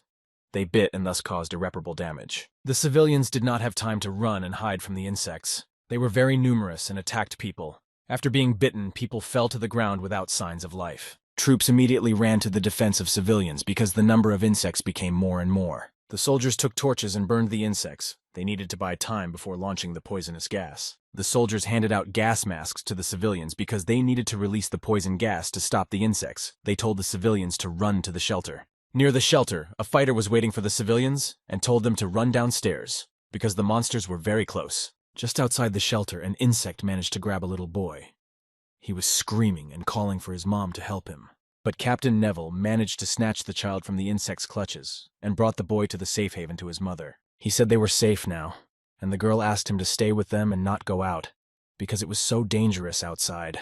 Captain Neville looked at the girl and said that there was no way he could stay with them, because his duty as a soldier was to protect people. And at the last moment, before the gates to the asylum closed, Captain Neville managed to rush outside, where a dangerous battle with monsters awaited him. Already outside, Neville saw that the poison gas easily destroyed these insects. This wave of enemies was very light. Joining his fighters, Neville told them not to let their guard down, for the appearance of the insects meant that the disaster was entering its most difficult and dangerous phase. At that very moment, the roar of the beasts was heard from afar, and they began their attack on the battlefield. This time it was the leopards. They inhaled poisonous gas and weakened, allowing the soldiers to destroy them with laser shots. But there was nothing to be happy about, because right after the leopards attacked, elephants appeared on the horizon. The soldiers thought it was the end, because the elephants had bone armor. Captain Neville turned to his soldiers and said that their home and their families were behind them. He ordered them to hold the line and not let the elephants break through. But the shots did absolutely no damage to the elephants, for his skin was too thick, and it was almost impossible to shoot through. The elephant moved forward, destroying everything in its path. Neville turned to the fighters again and said that they had to stop the elephants even at the cost of their lives. They could not let the beasts advance. But even the supers could not fight such an enemy. They could not stop the elephants from advancing. They were too strong. Captain Neville ordered his soldiers to retreat. He intended to block the elephant himself. Neville tried to do some damage to the enemy, but the elephant easily threw the captain off. He flew into a stone wall, and it was unclear if he was alive. Neville was fine. He got to his feet just as the elephant was coming at him and was about to send him to the other side. When the elephant had tried to get close to him, the captain had used a barrier that stopped further advance. But now other beasts, equally dangerous and enraged, joined the elephant in the attack. One such beast pounced on the super fighter and tried to send him to the other side of the world. The soldier had little chance of survival. Captain Neville realized that very soon he would have no strength left to maintain the barrier that protected him from the onslaught of the beasts. But there was no way he was going to let any of the beasts break through the defenses. He requested the ship's command center to request a bombardment. the target of which was an elephant in bone armor. The ship's command center accepted his request and opened fire on the elephant with bone armor. The elephant took maximum damage. The mercenary soldiers saw the flying monsters approaching them. They called out to their captain to see what was happening. The flying monster was indeed of impressive size. The captain turned to the mercenary soldiers and told them not to leave the front line without orders. But the mercenaries turned around and began to run away from the battlefield. The soldier said that he did not need such money. He has one life, and he was not going to die. And the second fighter was waiting for the arrival of his son, and also did not want to go to the other world. The captain said that these mercenaries were too unreliable, but his partner said that not everyone was like that. A group of guys from Black Star contributed a lot to the battle. The captain saw the guys from Black Star's group of mercenaries arguing over who contributed more to this battle. He used to feel that these guys were too frivolous, stupid, and unreliable, but it turned out to be completely different. Meanwhile, the news was reporting that the intensity of the tide of wild beasts and their ferocity had far exceeded all predictions, and many brave warriors had died in yesterday's battle. The bar owner was watching the news. It asked for a tribute to the brave heroes and a tribute to the soldiers still fighting on the front lines. He drank a lot of wine and couldn't watch the news anymore. The bar owner decided to go outside and walk around the city at night and think things over. He wandered through the empty city. There was no one else on the street. All the people were too scared by the ongoing invasion of wild beasts. He saw through one of the windows how the guy who got into a fight at his bar was telling his mother that he was going to become a soldier, and she in turn said she wouldn't let that happen. The guy didn't understand how his mother could say such a thing. After all, defending the race was an honorable thing to do. Countless numbers of their fellow man had sacrificed themselves for the lives of others. His mother replied that he was still young and didn't understand anything. Every year a lot of people joined the army, and she thought that they could easily manage without him there. At this point, the owner of the bar caught a piece of paper that said military draft, and the guy in the window yelled to his mother that he was ashamed to sit idly by and wanted to defend his people like Captain Neville. She got even angrier at her son and yelled that Captain Neville had died in battle yesterday and that there was little left of his body. The captain's family was left with an orphan and a widow who would now live on a small allowance from the government. The woman was very upset. She asked her son what they would do if he died on the battlefield. The father told the boy that the supers, soldiers, and Neville are great heroes, but they are ordinary civilians. They will continue to work to contribute to the race, because their place is not only on the battlefield. Lana took all of his parents' arguments into consideration and told his mother that he wasn't going anywhere and not to cry. The bar owner remembered how he used to come to his older brother as a child and ask him to play with him since his brother wasn't going to school anyway. But the brother replied that he couldn't play since he was busy doing his homework. He asked his younger brother why he shouldn't learn from others and study harder. But the younger brother answered that he was not interested in studying, but he liked to have fun, not to sit at school all the time. Little Fernand called him to fight him and said that this time he would not lose the battle. The bar owner replayed Fernand's words in his head, saying that he hated him and didn't understand how he could sit idly by with such power. He remembered that when they were older, he had gone to his older brother and told him that Ghidorah's rescue ship had arrived and that they had to leave. But the older brother replied that this was a time when their race needed weapons designers and mechanics. There was no way he could leave, and told the younger brother to leave and live well. He also asked his younger brother if he had tried to break the code of his room. He had left something for his brother. The password was the birthday of his parents backwards. These memories made the bar owner cry. He felt bitter at heart and sad at the thought of his older brother not being around. He came to his senses and saw that everything around him was on fire and all the people on this planet were in great danger. The guy rushed to escape and found himself in his bar. He went to the safe and started to enter the password. His brother left him this, but he used it only once and never dared to touch it again. The bar owner put the suit on and realized that it was probably the last working commander-level mech suit on the entire planet Sunil, and it was his time to shine. Meanwhile, a new wave of enormous beasts were advancing on the planet. The soldiers began to defend their city. The soldiers saw that this time huge acid bugs were coming. They had to hide from them immediately. These bugs were just huge in size and emitted acid slime, which was very dangerous to people. Humans were simply melting from the effects of this acid. Their bodies were not designed to withstand such chemical compounds. Having assessed the situation, the spaceship requested an aimed fire at the huge bugs. But no sooner had the cannons fired at the bugs than one of them jumped the spaceship and it exploded. People wondered what these bugs were feeding on that they could bring down a spaceship. Mad Sword asked the Black Ghost if he wasn't going to help the Sunil tribe that was in danger. But the Black Ghost replied that the Sunil tribe's problems would still have to be solved by themselves. They were outsiders here. He thought that if their help would disrupt the storyline, then all plans would be ruined. The Black Ghost said that the Sunil tribe had already experienced this disaster several times and would surely deal with it again. 7,220. At this very moment, the black ghost saw a hatch open in the ground. He thought it might be a secret weapon. This weapon turned out to be a huge cannon. It seemed that it could destroy any target in its path. It was a marvelous weapon. When Black Ghost saw this cannon, he couldn't contain his admiration. He had only seen this molecular high-frequency cannon before on videos of other players. But now he finally saw it with his own eyes. Black Ghost saw the charge indicator on the cannon. It was fully charged and ready to be launched. The striking power of this cannon was incredibly high. A single hit was enough to deal a lot of damage to the enemy. The cannon's shot was aimed directly at the acid bug. It was pierced by a beam of fire and destroyed it. The bug had no chance of surviving. After the cannon shot, the beetle fell to the ground after receiving a huge power hit. It was no longer a threat. One of the players was surprised by the power of this weapon and said that at this rate, the battle would soon be over. The other players looked up and noticed something in the sky. An object was heading in their direction, straight for the planet Sunil. Apparently, this object was a meteorite approaching the planet. No sooner had the fighters dealt with the wild beasts than another danger was approaching. The meteorite was fast approaching the planet Sunil, and something had to be done immediately. The spaceships activated a combined force field to contain the meteorite. In the time while the combined force field would slow down the meteorite fall, the soldiers should start reloading the cannon. Time had to be bought. Black Ghost, watching what was happening, thought that it turns out that several force fields of spaceships can be combined together. And this is a very interesting idea. Meanwhile, the cannon was already loaded and fully prepared for firing. Its muzzle was aimed at the meteorite. The laser beam passed through the space meteorite and shattered it into a large number of pieces of different shapes. The soldiers were pleased that thanks to the cannon and its powerful shot, they were able to smash the meteorite. One of the soldiers warned everyone that there was a mountain beast ahead, one of the most dangerous on the planet. They needed to be as careful as possible. If suddenly the meteorite debris would anger the mountain beast, then there would definitely be trouble, and the people of Sunil would hardly be able to save their lives. The most interesting thing was that this meteorite contained prophecy stones. These stones had a special effect on the behavior of the beasts. The wild beasts, after being influenced by the prophecy stones, would most likely become enraged. This would further complicate the situation of Sunil's people. The soldiers had an assumption that this meteorite with the prophecy stones couldn't have fallen like this during the time itself.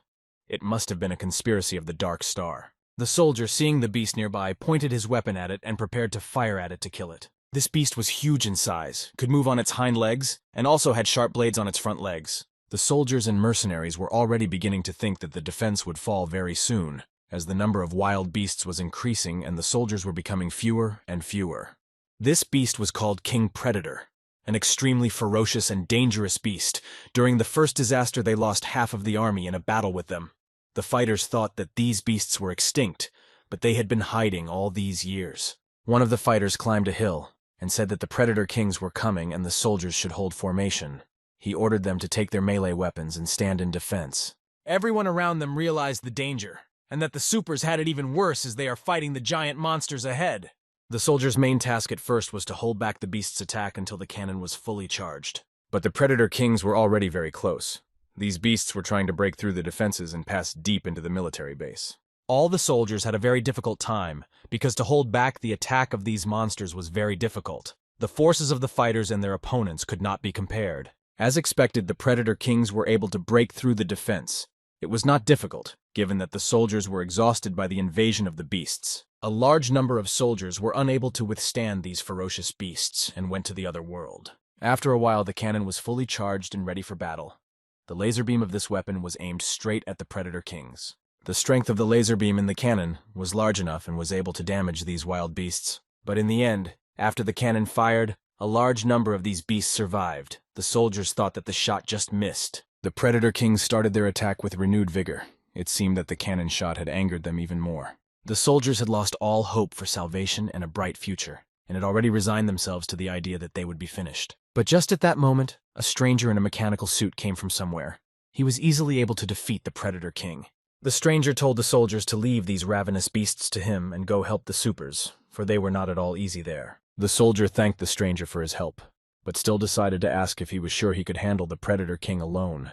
The stranger listened to the soldier and told him not to worry about him because he had the suit. He activated the suit and everyone around him saw that it was a legendary. Everyone around him was stunned because no one expected to see a legendary here. It wasn't just a suit. The stranger possessed a commander suit. Thanks to it, the stranger could wield incredible power. The legendary, with the help of the commander's suit, could easily fight these ferocious beasts, because he was no less powerful and strong. The stranger took out his weapon and started fighting the Predator Kings. He was able to destroy more than a dozen beasts. The soldiers watched in amazement and admiration at what was happening, and only wondered what the combat power of this legendary armor really was. One of the soldiers shouted that they now had help. He said to leave one discharge here to help this hero, and the rest of the soldiers followed him to the front and helped the supers in battle. The appearance of the hero in the legendary armor cheered their spirits a bit and gave them faith in victory. They ran to help the supers. On the front lines, meanwhile, the cannons were going full blast and the supers were trying to stop the invasion of the ferocious beasts. Black Ghost saw a stranger with legendary armor appear on the horizon. He was waiting for him to appear. Black Ghost was pleased that the protagonist Sunil had appeared after all, and now the civilians and soldiers had a chance to win. Meanwhile, the stranger in the legendary armor was fighting against a huge number of wild beasts, and he was doing a great job. The soldiers had a new incentive and new strength. They had to work harder and push, that they did not lag behind the pace of the great hero. The legendary hero, with the help of his weapons, easily destroyed the Predator Kings, and the soldiers helped him in this. The monsters started running away from the battlefield and retreating. The soldiers started cheering from all sides and thought that they had won this battle. The soldiers immediately ran up to the legendary hero to ask who he really was. But the hero immediately flew away without saying a single word. He wished to remain in the shadows and not reveal his name. Despite the fact that the tide of beasts had stopped, there were many rabid beasts left in the forest. One of the fighters wondered when they would be able to rest, and his comrade replied that a vacation awaited them after she had dealt with all the monsters. And at the very moment when the fighters were trying to defeat a huge beast living in the forest, they came to the aid of a legendary hero. He effortlessly managed to defeat the monster and thus save the fighters and the people from great danger. After destroying the beast, the legendary hero immediately disappeared and did not give his name. The soldiers were very grateful for his help. The soldiers began to talk about who this hero really was, but no one knew about it. The legendary hero sat alone in the forest and thought that maybe he needed to reveal himself to the inhabitants and fighters. But in that case, the military would definitely use this armor for their research, and he couldn't allow that. Meanwhile, in the live broadcast, the reporter on behalf of the entire Sunil tribe expressed his gratitude to everyone who fought on the front lines against the ferocious beasts. He also added that the disaster was finally over, and the great warriors had once again protected the Sunil tribe. But not without losses in this battle. Many brave soldiers died in this battle, and traditionally, all the inhabitants honored their memory. All the inhabitants of the planet Sunil gathered in the square to honor the memory of the fallen soldiers in this battle. Soldiers stood with their heads bowed near their fellow soldiers who gave their lives to save the citizens of Sunil. And at the main square, where the reporter was continuing his report, Fairness ran up to the stage and grabbed the microphone. He obviously wanted to say something. Fairness turned to the people and said that it was finally time for him to make an announcement to all the people of Sunil. He announced that today, on behalf of the 40% of the people that the residents call the Protectors, they were leaving the planet Sunil and would never turn back again. When the residents in the square heard this announcement, they did not understand why this was happening, why their protectors were leaving the planet. When the owner of the bar, the mysterious hero of the planet Sunil, heard Fairness, he was very angry. He did not understand why he made such a decision. Curious players were watching and saw that the supers led by Fairness made their choice. Black Ghost was also watching this picture and thought that the fun was finally starting. Fairness was about to leave the impromptu scene when he heard someone behind him asking why he was doing this. Before Fairness could answer the question, a green knight ran up and punched him in the face in front of everyone. Fairness wiped his face a little weighted and said that so many years of labor and sacrifice, many of their brothers had died in that time. They had done their best for the tribe. After listening to Fairness, the Green Knight asked why they had to announce it in public and make a fuss. After all, they could have done it quietly. Fairness said that he did it for the truth. He didn't want his departure to be hushed up by the top brass. He also wanted all the people of Sunil to witness their departure and make their own choices. Fairness and the super fighters turned around and left the square. The people realized that they were not coming back. The residents were very upset and didn't understand why this was happening.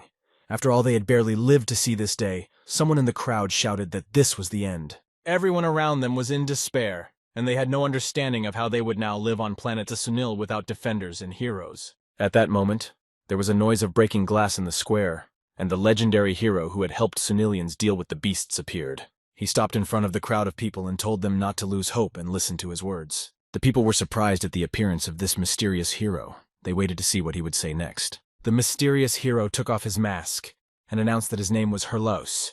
People recognized him as the owner of the bar. Hurlos also added that from today, the planet Sunil would be under his protection and that he would do everything to keep the people safe. After the meeting in the center of the city, the people dispersed to their homes and began to go about their business, while Hurlos and the military went to the Sunil barracks. The military man thanked him for making his armor available for research and for stepping forward when the tribe was in danger. Hurlos replied that he had done what he had to do, and then asked if the military man had figured out why the disaster had been so serious this time. The military man replied that the Dark Star was to blame. Their intelligence network had figured out that the Dark Star had stimulated the prophecy stones, causing the beast tides to become so fierce. Hurlos couldn't understand why the Dark Star was so eager to destroy their planet. He also wondered what his tribe had done wrong. He looked around and saw a huge line at the military recruitment center. A large number of men wanted to stand in defense of their tribe. Hurlos noticed that this year the draft had started so early. Most likely it was because of Furnace leaving. He saw a guy in the crowd who had gotten into a fight at his bar the day before. But Hurlos thought that Lana's parents were against him joining the ranks of the soldiers. The guy had approached the military man and said he wanted to join the army to protect his tribe. The military man, who was taking the men's records, said that the lad was so young that his parents obviously wouldn't agree to let him join the army. Lana said that was true, but he felt he was entitled to make his own decision, especially if it was the right one. The military man replied that once his application was accepted, there would be no turning back. It was the last chance when the guy could change his mind. But these words hurt the lad. He shouted that he would never regret it and handed over his application. Hurlos thought that even a guy this young had self-awareness and a desire to help the tribe. He was upset that he had been inactive all this time. Hurlos was walking along thinking about what was happening when he heard someone behind him call out to him and tell him that they had met again. This person turned out to be a black ghost. He had been waiting for Hurlos's appearance for a long time and wanted to discuss something with him. Hurlos did not expect to see the black ghost and asked him how he knew he would be here, and also asked if the black ghost was really a prophet. The black ghost sarcastically replied that he did indeed know that the bar owner would turn out to be a hidden B-class supers, and even more so knew that he would have an armored commander suit called Split Light. Hearing his reply, Hurlos realized that no one could know the name of his suit, and Black Ghost was indeed a prophet. Hurlos did not understand what his purpose was. The Black Ghost waited a moment and told Hurlos that he wanted to tell him an entertaining story. On a planet with a backward civilization, there was a guy who was caught as a test subject. He was subjected to various experiments, and one day he awakened the ability of foresight and saw fragments of the future. Relying on his foresight, he successfully escaped and gained freedom, then destroyed the enemy organization of this planet and became a legend. After he saw a new future, his home planet should be hit by a man-made disaster from the sky. The perpetrators of the disaster are hiding in the depths of the universe, so he left the planet to save it. Hurlos realized that his interlocutor was this guy. He asked the Black Ghost why he thought he would find a way to save his planet in space and what it had to do with Sunil. The Black Ghost said that his planet was in the Garden Galaxy. It would soon face a catastrophe, and Sunil was more than familiar with those who would bring that catastrophe. Hurlos guessed it was a dark star. He realized it was their common enemy with the Black Ghost, and that was why he had come to them. The Black Ghost replied that he and his comrades were roaming the cosmos, looking for a way to save the planet. He was helping Sunil as an ally, and as a comrade in distress. Hurlos realized that the Black Ghost was just as much about saving his race as Sunil's protector, and the man replied that he was no hero, just feeling responsible. The bar owner asked his interlocutor, "So what is the future that the Black Ghost predicted?" The Black Ghost said that he saw a fragment in which Hurlos died in the fight against evil. Ferocious beasts broke through the defense of the forest city, and he closed the passage to the city, fighting to his last breath. This was not what Hurlos wanted to hear. He was clearly puzzled by the Black Ghost's prediction, and did not like it. The Black Ghost continued, and said that Sunil's situation is terrible now. Asking Ghidorah for help is not an option. The disasters will get worse and worse, and there is a dark star lurking in the darkness, waiting for a chance to destroy them. Hurlos thought about what he said and thought that the Black Ghost was telling the truth, and that the situation on Sunil was really very difficult, and they had no way out. The Black Ghost said that wasn't true, and there was a way out. They had an obvious way out. It was just that the Sunilians had never thought of it. Hurlos didn't immediately realize what the Black Ghost was talking about, and then he realized it was about destroying the Dark Star. He said that it simply couldn't be done, because the Dark Star was too strong an organization and Sunil had no chance of winning. Black Ghost said that Dark Star was being too reckless and they had many enemies. Sunil and Black Ghost's allies were scattered all over the cosmos. There was just no one who would step up and unite them all in a war against a common enemy. Black Ghost wanted to step forward and become that leader. Hurlus realized that he had great ambitions, and compared to Black Ghost, he was too weak. Black Ghost told him that he too should be a mercenary like the other super tribe Sunil, and then asked him why not join Black Star's group. Hurlus agreed to the Black Ghost's suggestion and said that they would be partners from now on. He also said that he wanted to see for himself the wonders that the Black Ghost would be able to perform. Players who complete the faction's daily missions will not develop a sense of belonging. But if Black Star's mercenary group allows players to participate in important missions and influence the game's story, their sense of belonging will become stronger. While Black Star includes non-player characters from different organizations, players will definitely have to join the Black Ghost mercenary group to get through their story branches. Black Star and Hurlus went to Jubilee Hub. Hurlus sent his application and joined Black Star's mercenary group. He saw that this mercenary group was newly created and that Black Ghost didn't lie to him. Players passed by Hurlus and talked about how they had made a lot of money on this mission. They would be able to upgrade their gear as soon as they saw the Black Ghost. The players saw Hurlus sitting on the couch and they remembered that he was the hero of Planet Sunil. The players pounced on Hurlus with questions, asking if he had made a secret pact with the Black Ghost, and that's why he joined their group. Hurlus grew tired of answering the players' questions. He thought that these guys were too enthusiastic. After a while, the players discovered that new mechs were available in the faction store. Black Ghost added enhancements available to the players. Players saw that the attributes of the mechs are good, on par with the armor from the stores in Jubilee Hub, but the price is half the price. Also, the mobility is higher, and there is a special power structure. Black Ghost noted that mechs don't bring a lot of money, and it's easier for players to buy them. But that's just the beginning, because there's one more thing that players will have to shell out for. Black Ghost announced that these mech suits are good, but for a small extra fee he will be able to modify and improve them. Mad Sword heard that the suit could be enhanced and upgraded and immediately agreed to do so. The other players also supported the idea. Black Ghost said that the players should first transfer the money and give him the armor, and in 3 days everything would be ready. The money started flowing into Black Ghost's account, and he thought that every time the equipment was upgraded, the cost of the upgrade would also increase. And if the players wanted to upgrade the equipment, they had no choice but to seek it out. Hurlus came to meet the Black Star team. The Black Ghost remembered that he hadn't introduced him as a team member and decided to hold a welcome party. Hurlus declined the party and said he would do without the celebrations and introductions, then asked Black Ghost if he made that Sunil armor. Black Ghost replied that he was just repairing all those suits on the battlefield and then got the blueprint. Hurlus asked him if he had ever been called impenetrable. Black Ghost didn't bother to answer that question. He just smiled and left. He headed for the mechanical modification room, but suddenly Black Ghost thought that he was finally able to buy the advanced knowledge he needed, and now he could change his profession and get ahead. He started training and learned heavy machine modification and advanced electromagnetism. The mission to advance in the class was complete. The Black Ghost was satisfied that he had gained new knowledge and completed the advancement mission. The energy in his body was just bubbling. The mechanical affinity had improved, and there was a feeling that the power had become an extension of the body. This affinity improving the quality and speed of fur creation. Black Ghost has reached B rank. This level can be considered the base level. Now you can deal with interstellar missions. Only first you need to upgrade your gear and weapons. He thinks he needs to upgrade the gun and turn it into a weapon with kinetic magnetic energy. And next will be the main event, the mech enhancement. In order to finish the upgrade, Black Ghost must enter a special state of magnetic field of vision. The Black Ghost gained analytical understanding of mechanisms and attribute bonus from the enhanced blueprint. After the enhancement, the Black Ghost obtained an attack mode suit and a battle scythe. The suit looked really powerful.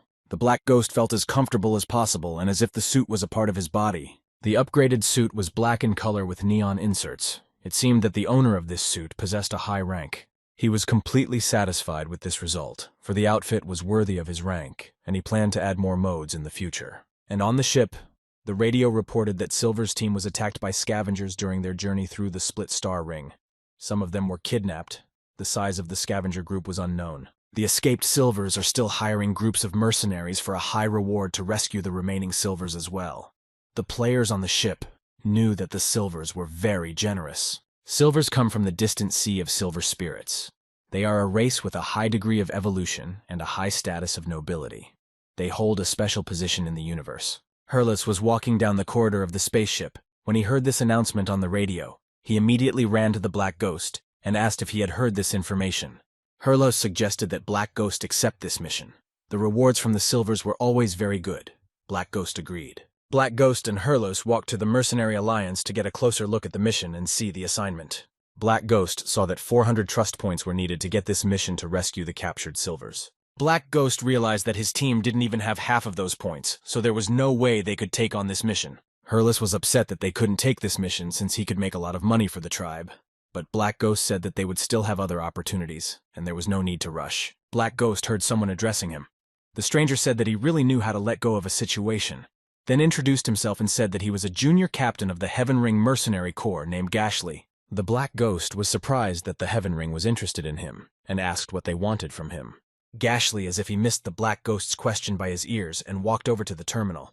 He saw that Blackstar was having a little difficulty with Silver's mission. Gashly had one idea that could solve all of Blackstar's problems in one fell swoop. That's why he came to the Black Ghost. The Black Ghost didn't say anything back to him, just smiled, and Gashly got angry, called him rude, and said he should have asked him what the idea was. The Black Ghost sighed and still asked what the idea was, and Gashly said the man was a quick learner and was pleased with himself. He said that their group of Heaven's Ring mercenaries were also going to accept Silver's mission. So why don't they all do it together? Gashly suggested the Black Ghost join them. The mercenaries from the other groups heard that the Heaven Ring had sent an invitation to a group of rookie mercenaries. They were angered by this. After all, they had tried to get in several times. They didn't understand why the rookies were so lucky. After all, it wasn't just an organization. It was a Heavenly Ring. The Heaven Ring army is at the top among the mercenary groups in the Splintered Star Ring. They have over 10,000 people in their group, and the leader of the group is Super A-class. Gashly was fully confident that the head of Blackstar Mercenary Group would agree to his proposal, but what was his surprise when the Black Ghost refused? Gashly was shocked at the words he heard. He asked the Black Ghost if he had heard and understood everything correctly. After all, you can't refuse something like that. The mercenaries who were nearby and heard their conversation were stunned that the Black Ghost refused the offer of the Heavenly Ring. Black Ghost realized that since the Heavenly Ring had come to him, they had already heard that the members of his group possessed immortality. Joining the Heaven Ring would make their development smoother and help solve many problems. But then the Blackstar Group faction would disappear. Hurlus asked him to think again about this proposal. He replied that if they joined the Heaven Ring, they would become their subordinates, and their goal is to deal with the Dark Star. But the large mercenary group is only interested in profit. Black Ghost told Hurlos that he was also a warrior of the Sunil tribe. They could easily rely on Ghodora's help, but they were still fighting hard for themselves and their future. Hurlos thought it over and realized that the Black Ghost was right, and the Black Ghost replied that he had a solution. Gashly was very upset about the rejection, but the Black Ghost said that even though he didn't agree to join the Heavenly Ring, it didn't mean that they couldn't cooperate. The Black Ghost also added that he has a way to get the best of both worlds. Gashly was intrigued by his words. He said that it has only been a month since Blackstar's mercenary group was created. They were able to attract the attention of the Heavenly Ring because they have the ability to revive. He also added that the Heaven Ring definitely has a lot of dangerous missions, and his group could accept a mission with a high risk of death from the Heaven Ring. Gashly asked if he would work with them in that case. The Black Ghost agreed to work with them. Gashly was happy with that answer, and told him to come with his group to the pier a little later. Hurlus said that Black Ghost was indeed a man who could call upon the help of many supers to fight together, and that joining Blackstar was the right decision. Black Ghost said not to let Hurlus praise him too much. He suggested they go back and prepare properly. Meanwhile, the spaceships were flying up to Jubilee Hub, and the mercenaries were preparing for their new missions. The players were happy that they had already taken a new mission, for this time there would be a big case that would pay well. Hurlos told the Black Ghost that this high-reward mission was very dangerous, and that he would protect him. The Black Ghost smiled and asked who else would be protecting who, then asked Hurlus if he wanted to practice. Hurlos said that self-confidence was a good thing and agreed to practice. But if anything, he wasn't going to be responsible for a blow to the Black Ghost's self-confidence. They went to the stimulation room, and Hurlos was going to show the difference between strength and ranks. He said he was good at controlling strength and would stop in time. But the Black Ghost called him too slow and quickly approached him. Hurlos didn't even notice how it happened. What happened next was that the Black Ghost punched Hurlos right in the face. The Black Ghost didn't expect the punch to be quite strong. Hurlos said that he never thought that a mechanic could have some power and still use it correctly. At the same minute, before he could say anything, Hurlus kicked the Black Ghost with his foot, thus taking him by surprise. After the Black Ghost missed the kick and fell to the ground, he activated his upgraded mech suit and faced Hurlos. A real fight began between them. They both possessed high levels of strength, power, and endurance. The Black Ghost struck with such force that Hurlos was unable to stand on his feet and slammed into the wall behind him. As Hurlus rose to his feet, regained some consciousness and coordination, he looked at the Black Ghost and said that he had underestimated him. He also added that he wanted to teach the Black Ghost a lesson or two, but he saw that he didn't need it at all. Hurlus activated his legendary suit and said that from this second on, he would start giving his best.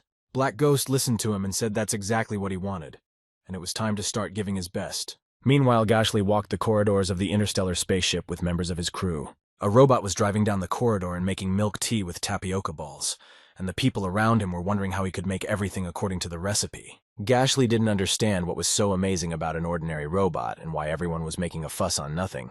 He decided to show something amazing too. His partner said loudly that he got some ominous feeling and that he better get out of here. With these words, they attracted people nearby. Gashley flipped a coin and pretended to put on the latest model of the Heaven Ring battle armor completely by accident. All the mercenaries who were in the same room as Gashley were absolutely thrilled with his suit and armor. He said that if they joined the Heavenly Ring, he would give them the basic version of this armor for free, as he was very generous to his comrades. The mercenary girls thanked him for his kindness, but refused. At that moment, another mercenary ran in and said that the Black Ghost and Hurlus had a duel. Gashley was upset that no one appreciated his kind gesture and didn't want to join the Heavenly Ring. Everyone around him was watching the duel. In the stimulation room, meanwhile, the Black Ghost and Hurlus did not stop and continued practicing, showing off their abilities. They took turns throwing precision punches, honing their skills, testing the capabilities of their suits. Everyone could see that Blackstar had upgraded his equipment, and it seemed that his power had increased by more than a notch. Gashley listened to the girls talk and couldn't understand what good equipment these natives could have. The Black Ghost and Hurlus did not stop their fight for a moment.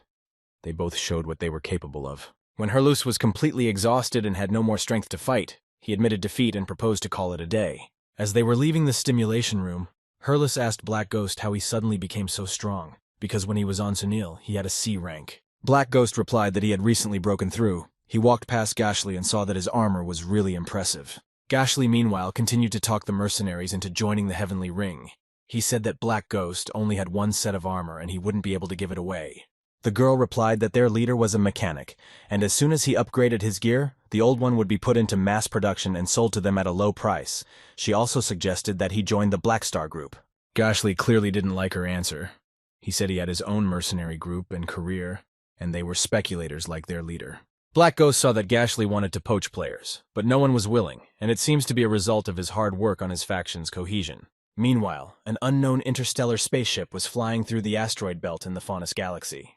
On board this spaceship were the scavengers, led by their leader Peggy. He ordered to search the silvers, for if they hid the locator, there would be a lot of trouble. 2 scavengers entered the cell where the silvers were. They ordered them to stand up and not to try to resist. One of the silvers shouted for the scavenger not to even dare to touch him with his dirty hands. But the garbage man got angry and punched the silver in the face. He told him to stop acting like an aristocrat. Silver fell to the ground and the garbage man told him that he was not in a good position to talk like that and demand something. At the moment Silver was falling, some bead fell out of him. The garbage man said that he hit it very well. Silver shouted for the scavenger to bring it back. He said that he was a messenger of the Dark Star and this thing belongs to this organization. If he dares to steal it, he will be killed. But the scavengers didn't believe his words and only laughed at him. Their leader said that he had contacted the client and now they were flying to Soaring Dragon Island. When the scavenger heard about Soaring Dragon Island, he was greatly surprised for it was that man's territory. But the scavenger leader replied that their client was that guy's subordinate, and he was quite generous with payment. Silver was upset because the scavengers found his item. Luckily, the bead with the secret message can only be opened with a password. They won't be able to read it. Meanwhile, a space interstellar ship with mercenaries on board landed in the Faunus Galaxy. There were a lot of people there. Black Ghost saw how many mercenaries had gathered to participate in this mission. But no matter how strong they were, they would not be able to stand. Black Ghost and his group of mercenaries were met by Goa. She was the commander of the Heavenly Ring. The girl greeted Blackstar's team. Black Ghost thanked the girl for the greeting and meeting, then asked why this particular place was chosen for the meeting. Goa said that they were hoping to get information from the hosts of nearby galaxies or prophets. Since the locator on the kidnapped silvers had been destroyed somewhere in this area, they would be looking for traces. When the Black Ghost heard the mention of prophecies, he said he could do something in this area. The Black Ghost asked if he could ask for additional payment for the clues he provided. The Silver asked what he wanted to get. The Black Ghost replied that it was too advanced knowledge of mechanics. Silver replied that they would provide the knowledge if the clue was useful. Silver also added that they were very generous. The Black Ghost in turn said he would try to see something now. After a while, the Black Ghost said he could see the bones of the Void Dragon. He could clearly see the outline of a skeleton. Likewise, the Black Ghost added that he saw a scruffy fat man with an unpleasant and angry face nearby. Goa asked again if it was definitely the Void Dragon skeleton. Everyone around him realized that it was about Soaring Dragon Island. A large number of mercenaries turned around and left. They gave up on this mission. After all, they didn't want to take any risks and abandoned this mission. Mad Sword didn't understand why everyone ran away and abandoned the mission. He didn't know what was wrong with this Dragon Island. Gashley looked at the members of the Black Star mercenary group with a smirk and offered to dispel their doubts. Soaring Dragon Island was a neutral territory where criminals gathered, and as long as they didn't offend the lord of the place, any action was allowed there. And the ruler was a super calamity class that surpassed a rank. Raging Sword said it sounds very exciting, and Ban Hit Dog confirmed that he would be able to capture some amazing footage. Goa pointed out that even if they are immortal, it's still very dangerous, and the mercenaries better think it over again. Black Ghost told her not to worry. They were the ones who weren't afraid of trouble. Goa was completely satisfied with his answer, and she suggested that they discuss the plan for the upcoming operation. Meanwhile, at the Dark Star base, there was a discussion about the fact that their courier had been caught. A member of the meeting asked if Ghidorah had now revealed their plans. The masked stranger replied that it was not Ghidorah who had not revealed their plans, for the silver that was transporting the information had been kidnapped by slave traders. He also added that the locator had been destroyed, but according to the information from the informant, the deal would take place within the island of the Soaring Dragon. The good news was that no outsiders had the password to the bead. The members of the assembly wanted to send Ember there, for he had never failed since joining the Dark Star. Ember was told that the mission was entrusted to him, and he had no right to fail, for there was much at stake. Meanwhile, Black Star's team, the Sky Ring, led by Goa, set out to carry out an operation on Soaring Dragon Island. They were met by the Soaring Dragon's informant, who had information about almost everyone on that island. Goa asked the Black Ghost to show the informant a portrait of the suspect he had seen in his vision. The Black Ghost turned the drawing to the informant and asked if he knew the fat man who looked like that. The informant said that the man's name was Horlade. He owned the largest slave market on Soaring Dragon Island. He agreed to escort them to the market. At this moment, Mad Sword was walking near the slums of Soaring Dragon Island and heard some people arguing amongst themselves. One of them said that he wouldn't sell the ore for cheap. His interlocutor was clearly immoral. He drew his weapon and said that he would sell him the ore for as much as he was told. The Black Star group and Black Ghost mercenaries approached the Mad Sword. They realized that these alien mercenaries were bullying humans. The strangers heard the rabid sword talk and said with disdain that the one was overly moral. The girl looked at the Black Prince and realized that he was angered by the words of the strangers and a fight was coming. The Black Ghost briefly activated his upgraded suit and lunged at the stranger. The strangers were joined by their partners, and they said that the Black Star mercenaries were in big trouble for daring to attack. They rushed towards the mercenaries and started shouting that now they will show what they can do and destroy their opponents. Goa told the mercenaries to prepare for battle. Black Ghost and Herloose had already activated their suits and had them on full alert. Goa walked over and circled her finger and ice began to form around her. She began to freeze her opponents. The Black Ghost connected to the girl and began to deliver precise and powerful blows to destroy the opponents. Herloose asked if they wouldn't attract the attention of the island's guards, and the Black Ghost replied not to worry, because this territory was decided by force. The Black Ghost added that he should remember one rule, and not to harm the workers and civilians. The bandits had already prepared their weapons and opened fire on the mercenaries. One of them did not calculate the force of the impact of the weapon and hit directly into the house. Because of this, the house exploded and collapsed. The scavengers didn't expect the house to be destroyed. They didn't want to do that, because it was a violation of the rules, and they could attract the attention of the island's guards. The scavengers noticed that the Dragon Guard had arrived at the scene of the house destruction. Big trouble awaited them. The group of scavengers were accused of destroying buildings and causing property damage. They said they would pay for everything and asked for another chance. But the island's guards were not taken in by this speech, and said that in the name of Ames, the lord of Soaring Dragon Island, they were sentenced to destruction. And literally in a moment, the guards on the spaceships completely destroyed the whole gang of scavengers. The informant approached the mercenaries and said it's good that they didn't violate anything. Otherwise, they would have gone to the other world too. After a while, the informant led a group of Black Star mercenaries, led by Black Ghost, to Horlade's slave market. Black Ghost said that as mercenaries, they would attract too much attention, so he would go by himself, and with a flick of his hand, he turned on his disguise mode so that no one would recognize him as a mercenary. Black Ghost made his way inside the market. He was met by a man in a suit and led further in. He said he didn't know what race and gender the guest preferred. Black Ghost said that these were simple goods, and he was not interested in them. He also added that if the goods here were not rare enough, he would have to look elsewhere. The Black Ghost and the unknown man were joined by the head of the market, Horlade. He said that there are some interesting specimens here. Horlade added that the guest seemed to have very refined taste and motioned for the Black Ghost to follow him. They walked deep into the market through long corridors and came to a door with a huge code lock. Horlade said that he usually didn't bring outsiders here. Horlade added that these were rare goods that he wouldn't find anywhere else, and they were all supers. Horlade asked if the Black Ghost liked anyone. The kidnapped members of the various races shouted to Horlade that he was a bad man, and that retribution would come upon him. The Black Ghost said that these goods weren't bad, but he wanted to know if they had anything even more special rare. Horlade replied that the guests did have taste. Few people could withstand the temptation of seeing this treasure trove. They walked further down the corridor and Horlade pointed the Black Ghost to a cage and told him to pay attention. In this cage sat a girl in a white suit. The Black Ghost realized that she was just a girl with superpowers, and it looked like the scavenger group had not yet arrived on the island and handed over the goods. As soon as Black Ghost looked at the girl, he received a notification of a guest from afar mission in which he had to pick up the girl from the slave market and stay with her for 6 days. The Black Ghost turned to Horlade and said that he had mentioned that this girl was a most unique commodity. He was interested in what was so special about her. Horlade said that, first of all, she has high intelligence, and she is also a super with strong potential. She has the blood of some ancient being flowing in her body, and the energy response in her body is far superior to that of ordinary beings. Horlade added that the Black Ghost doesn't have to worry about her betraying him because she has amnesia and doesn't remember her past, and it's like she has no self-preservation instinct and won't fight back. The Black Ghost pretended to be interested in this girl and asked how much she was worth. Horlade said the price for her was 300,000 ine. The Black Ghost thought that this speculator wanted to profit from him and steal all the money, so he replied to forget about the deal. Horlade ran after him and said that if it was too expensive, they could negotiate the price, and asked him not to leave in a hurry. He offered him a price of 100,000. Horlade said that was a great offer, and to Black Ghost consider it a 90% discount. Black Ghost was confused that the merchant had lowered the price so much, so there had to be a catch. Black Ghost said that the price suited him fine, but he would like to buy other rare slaves.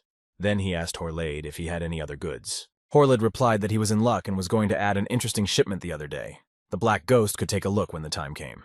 He turned around and said he would come back to look at the merchandise when the time was right, and he would buy that strange girl with everyone else. Horlade's assistant asked why Horlade wanted to sell that girl so badly, for she was very beautiful. Horlade said that she had a strange feature. It was easy to sell her, but 6 days after buying her, she would reappear in that place, having lost her memory. He also said that she had been bought several times and she returned each time on the 6th day after purchase. In the past, the owner of the island came to destroy her out of curiosity. No matter how many times she was destroyed, she would lose her memory and come back here. Horlade said that if someone wanted to buy it, why not sell it? It would make him a lot of money. His assistant said that it was a really good plan, and that he was a wise man. When the Black Ghost left the market, he told his mercenaries that the silvers have not been delivered yet, but the deal will happen in the next few days. Goa said that if Korlad bought them, they would have to take the risk of fighting the Dragon Guard, so it would be best to hurry and save them before the deal. As night fell, Blackstar's band of mercenaries began to think of a plan to rescue the silvers. There wasn't much time. Gashley would have to take his scouting team straight to the pier to look and find the scavengers who had kidnapped the silvers, as well as tag their vehicles. They must also arrange to intercept and block them with 2 large trucks, and the task of attacking and taking hostages falls to the Undead Legion. 3 hours later, a scavenger spaceship appeared on the horizon.